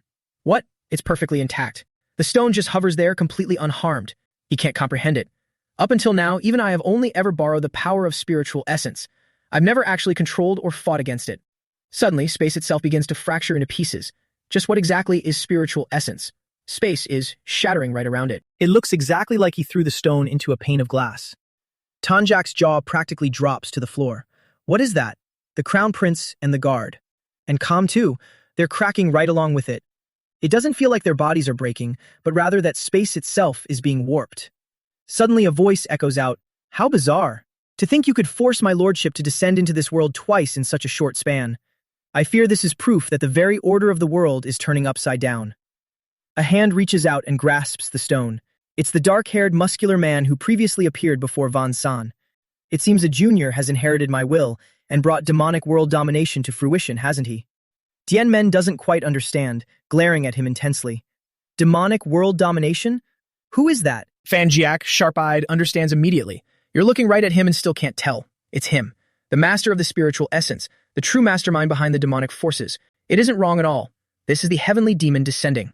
The two men stand face to face, locked in a tense stare. Jianmen knows. He is the master of the spiritual essence, the progenitor of the demonic arts. Even if I surpass the transformation realm and reach the void realm, I still can't fathom his aura. My intuition is screaming at me. His level is on an entirely different plane compared to the Black Evil Alliance leader or the heavenly demon cult leader. Seeing him stay silent, he spoke up again. It's truly rare to see someone able to summon me through spirituality. Usually, one must reach the absolute pinnacle of demonic escape to achieve this, but you don't look like a member of our cult. This is getting interesting. Suddenly, he stared intently at the snake. Wait, on your shoulder. It's the green-horned white snake. When our cult captured the demons, it was the only one that vanished. So it was here. The snake felt bitter. It had transformed into a dragon but was still discovered. Even I recognized it. The green-horned white snake hidden by the shadowless guest has reappeared. Does this mean you are his successor? I knew it. Looking closely, you are the person in his memories. Duong Dien Men. As soon as he finished speaking, the ground shook violently. Rumble. The snake screamed, "What is this? The space is distorting." He continued, "As for why you can summon me despite not being in the cult, I can investigate that later, but the look in your eyes annoys me. I'll play with you for a bit to cure my boredom." The space shattered into pieces, leaving them floating as if in outer space. If he wanted a fight, he'd give him one, using his sword techniques against his opponent's Man Zhao Tian. But it felt like hitting empty air. What's going on? I can't even touch him. Tan Jiak also noticed. His body is surrounded by a wall of spiritual ki. He widened his eyes and smiled. Interesting. This move is somewhat similar to that old man's technique. You are the descendant of the shadowless guest, yet your weapon is a sword. I'm really looking forward to seeing what other tricks you have. He waved his hand and a bizarre black orb instantly appeared in his palm. Dien Men furrowed his brows. What is this? Out of nowhere, he was suddenly surrounded by hundreds of pitch-black eyes. He immediately engulfed the entire area with his spell. Tanjiak fearfully poked its head out and asked, "Can you block this attack?" Before they could even figure it out, the attack hit them out of nowhere, erupting in a blinding light. Their faces darkened with panic. It's neither a spell nor a martial art. It's the heavenly Tao. After striking, he mocked them with a condescending tone. "Is that all you've got? You're not as formidable as I thought." Suddenly, his eyes widened in amazement. "Oh, you still have the strength to move." Dianmen realized it. "What I need to cut down is the very world suppressing me." He unhesitatingly slashed right at his neck. Heaven-shattering, piercing strike.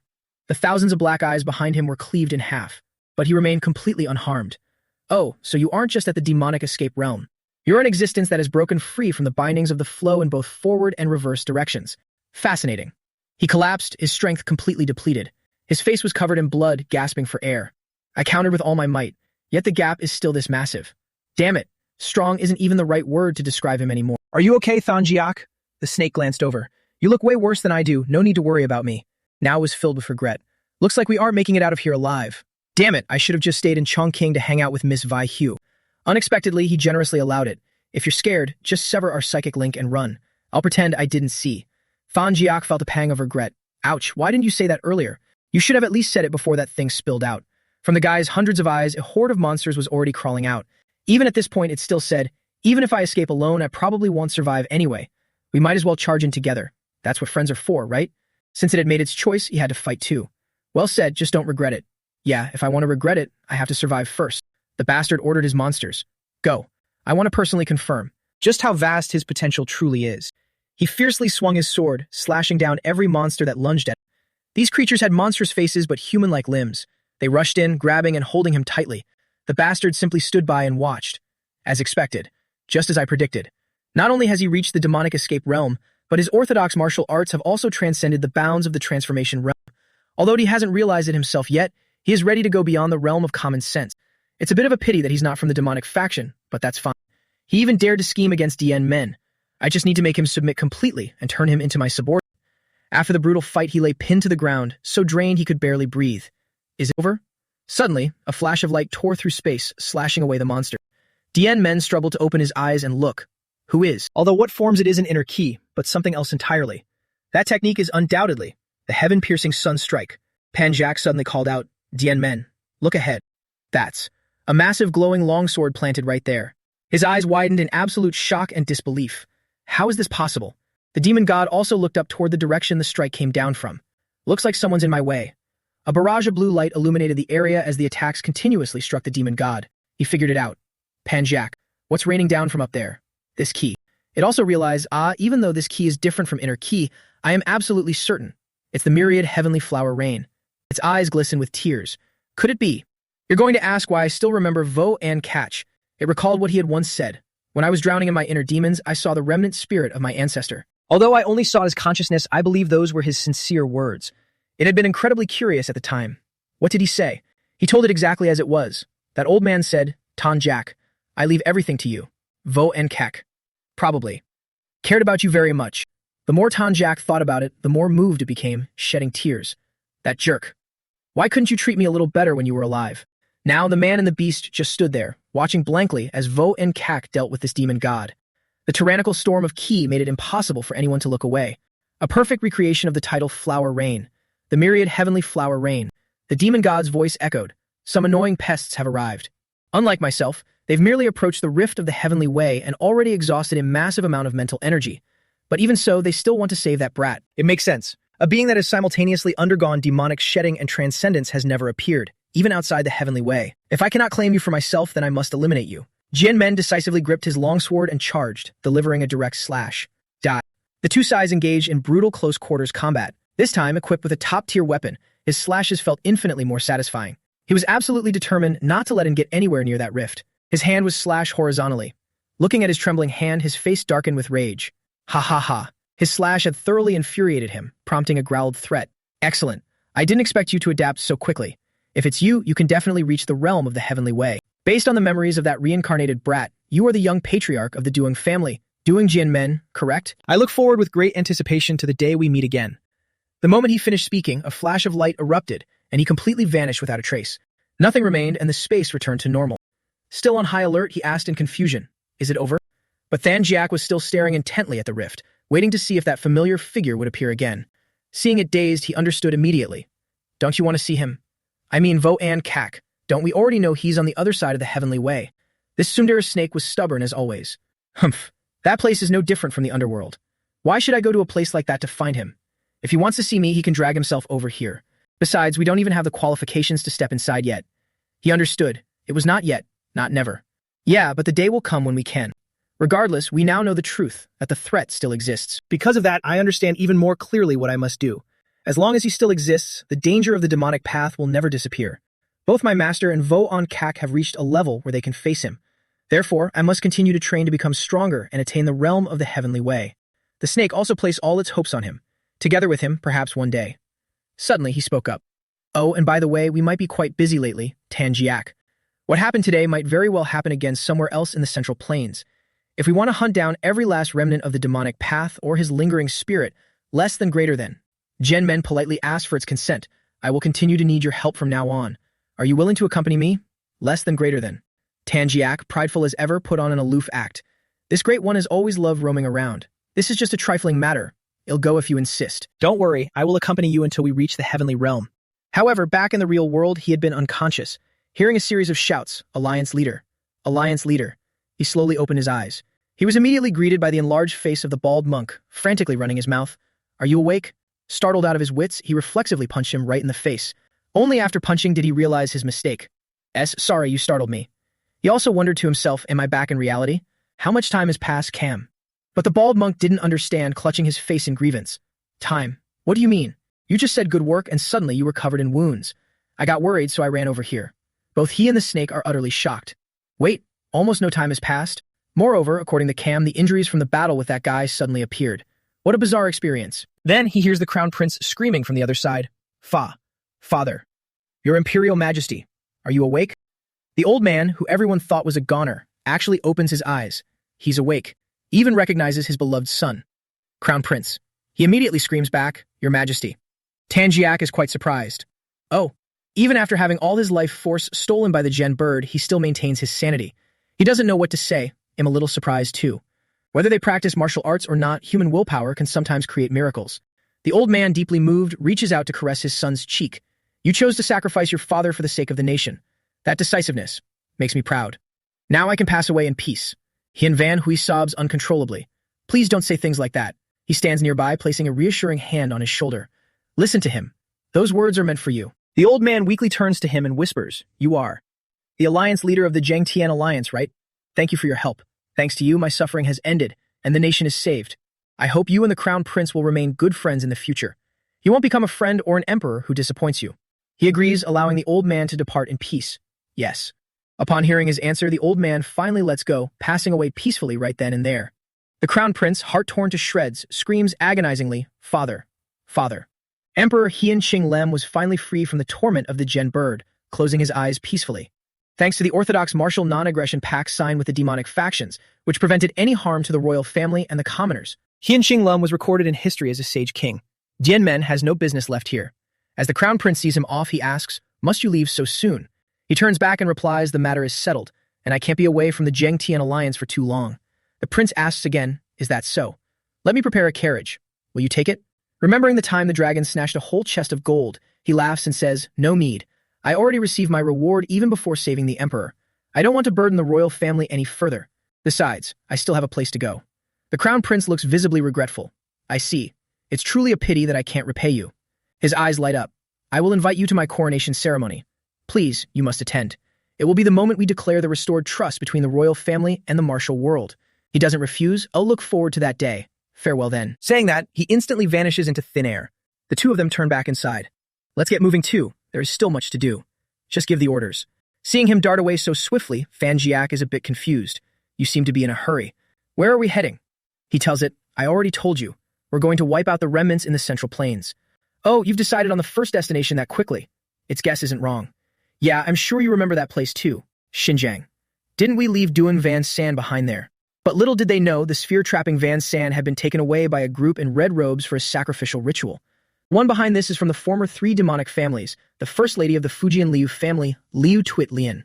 Her eyes widen in ecstasy. I can feel it." Drops of blood drip from the sphere. "The grace you bestow leads all people towards immortality. Please free us from the shackles of death." After holding the ritual for 7 days and 7 nights, Van Zan finally opens his eyes. Blood demon. He's awake. Going back in time, shortly after the heavenly demon cult in Mount Tianshan, Xinjiang, was completely destroyed. While the demonic heavenly lord and Dian men were engaged in a fierce battle, the fugitives of the Fujian Liu family arrive here. Liu Twit Lian, first lady of the Fujian Liu family, part of the former 3 demonic families, along with her cohorts, had hoped to find a sanctuary. Instead, amidst the desolate ruins, they spotted a gigantic sphere. Its surface was bleeding, and a human silhouette faintly flickered inside. It had a grotesque shape, yet there was an indescribable allure to it, compelling Liu Twit Lian to place her hand on it. The moment she touched it, a stream of crimson blood from the sphere instantly pierced right through her palm. She screams in terror, "Ah! What is this?" Her entire hand trembles violently, and a bizarre black spot appears in the center of her palm. She stares at it in absolute shock. The wound is healing. Not only is it healing, but my skin is becoming firmer, surging with power. Her eyes gleam as she immediately looks back at the sphere. This is all thanks to the blood flowing from this sphere. No, it started from the moment I received its blessing. Liu Twit Lian had a premonition that with this power alone, she could usher in an era far surpassing the fallen 3 demonic families, or even the brand new demonic era created by Nian Trung Hak. And the main character of it all would be the one who was once the weakest of the 3 demonic families, me, Liu Twit Lian of the Fujian Liu family. To her, that thing was no different from a savior. Restoring her youth, escaping death, with these irresistible conditions, she began to persuade everyone else as well. It was enough to bewitch the innocent people in the neighboring Xinjiang region. From then on, she used Kuang Hai Thuong's wealth to recruit members, expand her power, and establish the blood god demonic cult. Occasionally, a few fools overflowing with a sense of justice would appear, loudly demanding the eradication of this evil cult, but in the end, they couldn't defeat the nearly immortal cultists and were turned into blessed dilution ingredients. And now the blood god demonic cult was entering a new phase. She stared at the falling debris. As the pearl containing the blood god cracked, a head full of white hair emerged first. The entire shattered sphere fell straight into the catch basin below. She froze, her eyes widening in shock. What is this? I never anticipated this situation. The cultists are still here. I can't pretend not to see it. 3 seconds later, she quickly gathered her wits, dropped to her knees, raised her hands to the sky, and screamed. Ah! The blood god demonic lord has descended. Though she said that, she was calculating inside. I'll observe the situation and use him first. If things go wrong, I'll run. As soon as she saw Van Zan reach out and crawl out, she shouted again, Immortal Master, we are stationed here to serve you. Please lead us onto the new path of the demonic arts. But the first thing he said was, I'm thirsty. She froze in disappointment. What? Her voice trembled. It's exactly because I feared you would be thirsty that I offered these sacrifices. Yes, if it's not enough, would you like me to prepare some food as well? Having been locked in there for so long, his entire body was emaciated to the bone. Sacrifices? There's no need. This much is enough. She immediately nodded. Yes, haha. Suddenly, his mouth opened wide, immediately using the blood-replenishing soul art. Instantly, the blood of everyone present flew straight into his mouth. The crowd realized too late to resist for their lives. We are not sacrifices. Ah, the woman was also sucked dry. Ha, this truly was unexpected. Damn it. After saying this, she dropped dead, her eyes rolling back completely white. Meanwhile, Van Zan's body began to recover and plump up. Utterly satisfied, he grinned from ear to ear. He. Overjoyed beyond measure, he exclaimed, finally back. I have finally escaped that damn inner demon forbidden art. Fortunately, while I was imprisoned, those people drank my blood, continuously increasing my spiritual energy. Thus, within the inner demon, I reached a realm even higher than demonic transcendence. Waking up, his mind immediately went to Dien Men. This time, I swear I will kill that Dien Men. As soon as he finished speaking, he heard a voice. Are you looking for me? Dien Men stood right there, face to face. What a coincidence. I'm looking for you too. It seems you've already caused quite a mess. He stared intensely at him. Duong Dien Men, your appearance has changed so much. How long has it been? No, more importantly, you standing there means you escaped the inner demon before I did. Is that even a question? He immediately flexed on him. Not only did I get out first, but over the past few months, the demonic factions have been almost completely wiped out. Yet you managed to build a force of this scale in that time. Now you clearly saw the dragon's importance. As expected, he can't be underestimated. Without Than Jack, this would indeed be a headache. On the way here, he had stopped him. Wait, Dien Men, are you planning to go to Xinjiang again? Yeah, that's right. Then take this opportunity to test my ability, my subspace ability. After absorbing the divinity of the heavenly demon cult leader, I can not only open and close space anymore, but I can also open doors directly to locations in my memories. After we enter the subspace from here, as long as we create an exit in Xinjiang, we can teleport instantly. Looking through it, they could see. Dien Men, do you see that? He had to admit. Yeah, he didn't just get stronger. Spiritual energy similar to the poison gen bird is blending into the blood throughout his body. The total amount is even several times that of the poison gen bird, the one most capable of summoning the Lord of the Demonic Path. It really is him. Van Zan sneered, laughing through gritted teeth. I don't know since when you've always been one step ahead of me. But I persevered through the inner demon for 600 years. Do you think you can easily leave me behind? Dien Men gripped his blade tightly. On the contrary, I'm curious to see if you're fully prepared. After all, while you weren't here, my swordsmanship realm is no longer what it used to be. Both of them flared with spiritual energy, ready to clash. With a loud boom, they both lunged at each other faster than lightning. Everyone wanted a quick victory. This battle had dragged on for far too long. This time, no one would interfere. They would just settle it once and for all. Outside the building, intense light spread across the space, with destructive power rivaling an atomic bomb. Meanwhile, on Vi Hu's side, she sat on the steps, looking up at the sky. Suddenly, she heard a call. Sister. Sister. Vi Li called repeatedly before she finally turned around. Huh? Did you call me? What are you thinking about? I called you several times, but you didn't react at all. The younger sister sat down beside her, teasing, is it because of Dien Men? Haven't you been using that dragon named Than Jack as an excuse to talk to him all the time? Vi Hu sighed deeply. Even so. But I don't know what happened this time. He's been gone for too long. Hearing this, her sister grew impatient. Have you two still not made any progress? What on earth do you talk about when you meet? That guy just likes to overthink and won't dare to confess to you. You might as well just be direct and tell him you like him. Listening to this, Vi Hu could only smile, her eyes crinkling. Vi Li guessed, sister, think about it carefully, is only gone temporarily anyway. Even without looking, I know for sure he's there, casually doing something earth-shattering, and he'll come back as soon as he's done. It was true, our protagonist was literally out there slashing the blood demon. A few sword strikes were enough to hack him into pieces. Even shredded to pieces, Van Zan could still laugh. Kukha, your sword strikes are still as fast as ever. But you haven't forgotten, have you? How could this venerable one be killed by such trivial attacks? His body remained the same, regenerating in the blink of an eye. I'll show you that your petty sword strikes have absolutely no effect on me now. Watch closely, this is the transcendent demonic realm I have reached. Blood Calamity, Asura Art, Crimson Blood Sea Devouring Divine Dance. A gigantic, terrifying skull demon loomed menacingly right behind him. Dien Men's expression remained unchanged as he charged forward without a hint of fear. He shamelessly kept boasting. I was trapped in my inner demons, cultivating for 600 years. Now I've reached the level where I can use my spirituality to materialize my will. He still remembered where he was granted this power. It's exactly as that person said. The spirituality in my body is reacting to my will, erupting with limitless power.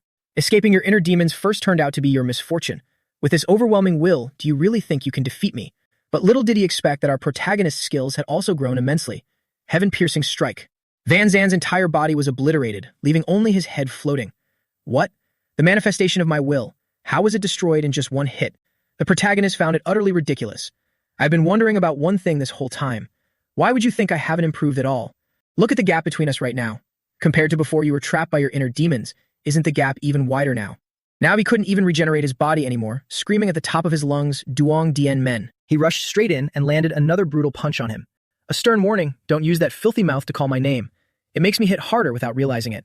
You really shouldn't have escaped those inner demons at all. This time he wasn't going to be as lucky as before.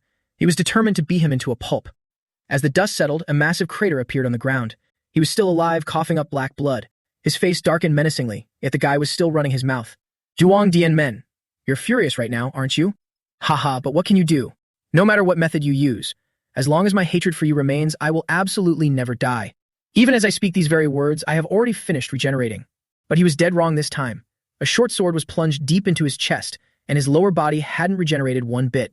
What is going on? Why is my regeneration so slow? Only then did he reveal it to him. This is an invisible sword, imbued with decaying force. For the next 2 hours, you won't be able to regenerate. He stubbornly argued back, humph, so what?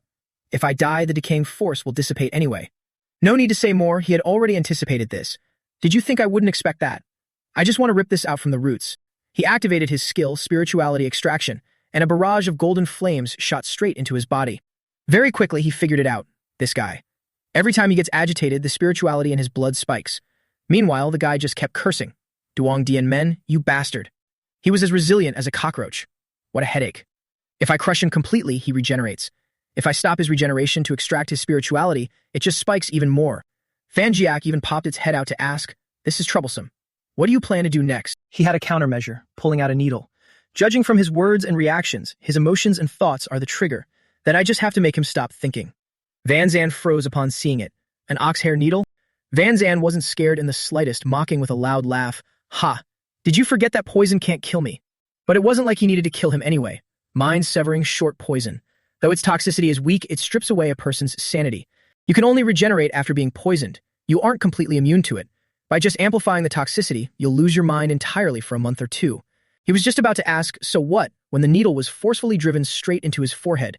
His body trembled, his mouth clamped shut, utterly unable to speak another word. Dien Men unleashed his sword Ki again, swinging his arm to slash the massive mountain before him thousands of times. His goal was to bury this bastard. By the time you purge the decaying force and the mind-severing short poison, you'll have long been buried deep underground. You will be trapped forever in a void with no light, no sound, and no air to breathe. At that depth, I doubt anyone could dig you out either. Hearing this, he finally felt genuine terror. You maniac, he added bluntly. Even though I can't destroy you right now, who knows? Perhaps a long time from now, when you finally break free, this world will have a master even stronger than me. With that, he immediately walked away.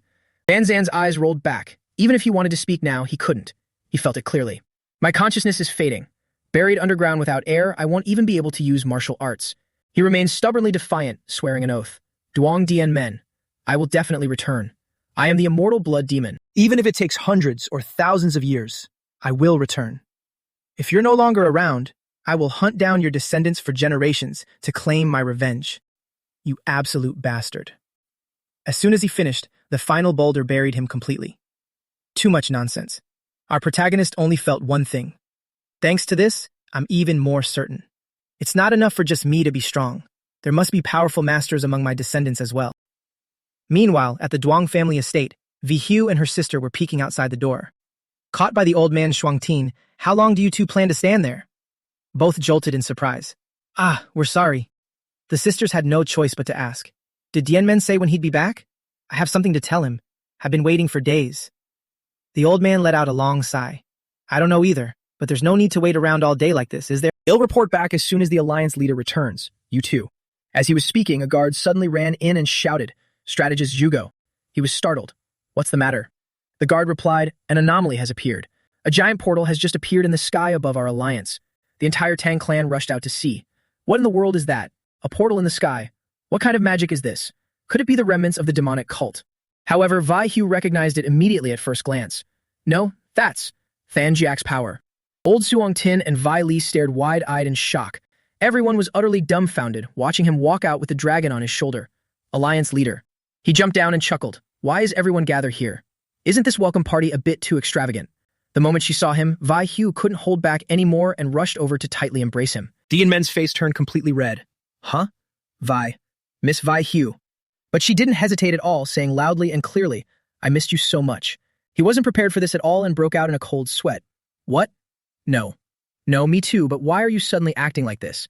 She simply buried her face in his chest and confessed, and not saying this out of impulse. Though it's hard to explain in words, on the day you cured my 9-yin physique, our key intertwined, allowing me to vaguely sense your heart. I've always remembered that warmth. So, without realizing when it started, I've fallen deeply in love with you. Being publicly confessed out of the blue, he froze on the spot, utterly stunned. The truth is, over her shoulder I can feel Miss Vi Hugh trembling. Actually, I developed feelings for Miss Vi Hugh for the exact same reason. But in my past life, I spent my whole life studying swordsmanship just to barely comprehend the sword. If even swordsmanship was that difficult to grasp, let alone the human heart. In this life, can I truly understand human nature? I was so afraid. That's why I didn't dare confess these feelings. But it turns out she was just as afraid as I was. He finally understood, so that's how it is. Perhaps humans can never fully understand each other, if they are only by themselves. However, she looked up at him with her large, sparkling eyes. So, oh, wait for your answer, all right? He didn't want to let this opportunity slip by at all. I'm sorry, my lady. I should have been the one to speak first. I've been far too slow. He directly pulled her into a warm embrace. I love you very much too, my lady. I want to believe that when two people are together, everything will be different. The members of the Tang clan stood there, both surprised and smiling from ear to ear. Although each has their own reaction, everyone is genuinely overjoyed for them. His wish, if there is a next life, less than greater than. I want to live an ordinary life, might have actually come true. Less than greater than. An ordinary life. In the end, isn't it simply a life with someone by your side? Less than greater than. Just as they were moved, the brat Fan Jiak popped his head out to tease them. Aigu, how long are you two going to hug? Why don't you get a room? He looked at Dian Men's face, grinning from ear to ear. This brat. We've known each other for months and only now am I seeing you make an expression like that. On a day with blue skies, white clouds, and golden sunshine, the imperial palace was packed with people. Commoners had also gathered to join the celebration. Martial artists of the Jianghu, even the Manhwa sect, had come down from their mountain. The Shaolin Temple, the Zhongmin sect, almost everyone was present. The continuous beating of drums echoed through the air. Standing behind the crown prince, Ban Qian shouted at the top of his lungs, "People, listen closely. From today onwards, the emperor will usher in a new era, so embrace it with joy." Everyone below cheered ecstatically. Long live the emperor. Long live the emperor. Dianmen was also standing there. After Hian Van Hoi became the new emperor, he officially declared the alliance between the Martial Alliance and the imperial family. Furthermore, to address the management of the western trade routes of the northern nomads, both sides have bolstered their cooperation. This is an unprecedented move in the empire's territorial expansion. Fan Jiak whispered in his ear, the martial world plus the foreign tribes. Even though it's only at the declaration stage for now, it's the first time even I've seen the Central Plains continent enter an era of peace. Especially regarding the improved relations with the nomads. You played a massive role in that, didn't you? Dianmen knew, but so what? I didn't do it to be praised. He suddenly turned to leave, prompting immediate confusion. Huh? Don't you mean to speak with the emperor privately? On an occasion like this alliance declaration, as the alliance leader, shouldn't you at least show your face? He decisively walked away from the crowd. Even if it's an alliance, the areas we govern are entirely different. Butting in hastily would only get in the way. As martial artists, we only need to concern ourselves with the matters of the martial world. This alliance and friendship stuff, it's perfect just the way it is. Time flew by in a flash. 2 years later, Doc Feng sat in the Tang clan's main hall, sighing heavily. Tapping the table anxiously, she complained, that boy, Dian Men. I thought he'd stay home now that he has a family. I don't even know where he finds so much work to keep him that busy. Don't you agree? As she spoke, she turned around with a beaming smile. Daughter-in-law. From inside, Vi Lei helps the heavily pregnant Vi Heel walk out. The girl cheerfully replies, "Haha, my husband said he was going out to save the world, so please be understanding of him, mother. Besides, he promised to return on the day the baby is born. He isn't one to break a promise, so I trust him." On her hand, a wedding ring is currently shining brightly. The older woman sighs heavily upon hearing this. Anyway, even though you two don't see each other often, your bond is truly wonderful. I used to have a time like that too. It's quite enviable. All right then, let's just assume he really is out saving the world. If my daughter-in-law trusts him, how could I, as his mother, not believe in my own son? Since you're here, stay for a meal before heading back. Vi Hugh immediately agrees. Yes, mother. The poison phoenix waves her hand and heads to the kitchen. Haha, it looks like it's been a while since I'd had the chance to show off my culinary skills. Suddenly, Vi Hugh's belly twitches violently, and her face turns deathly pale. The entire house instantly descends into chaos.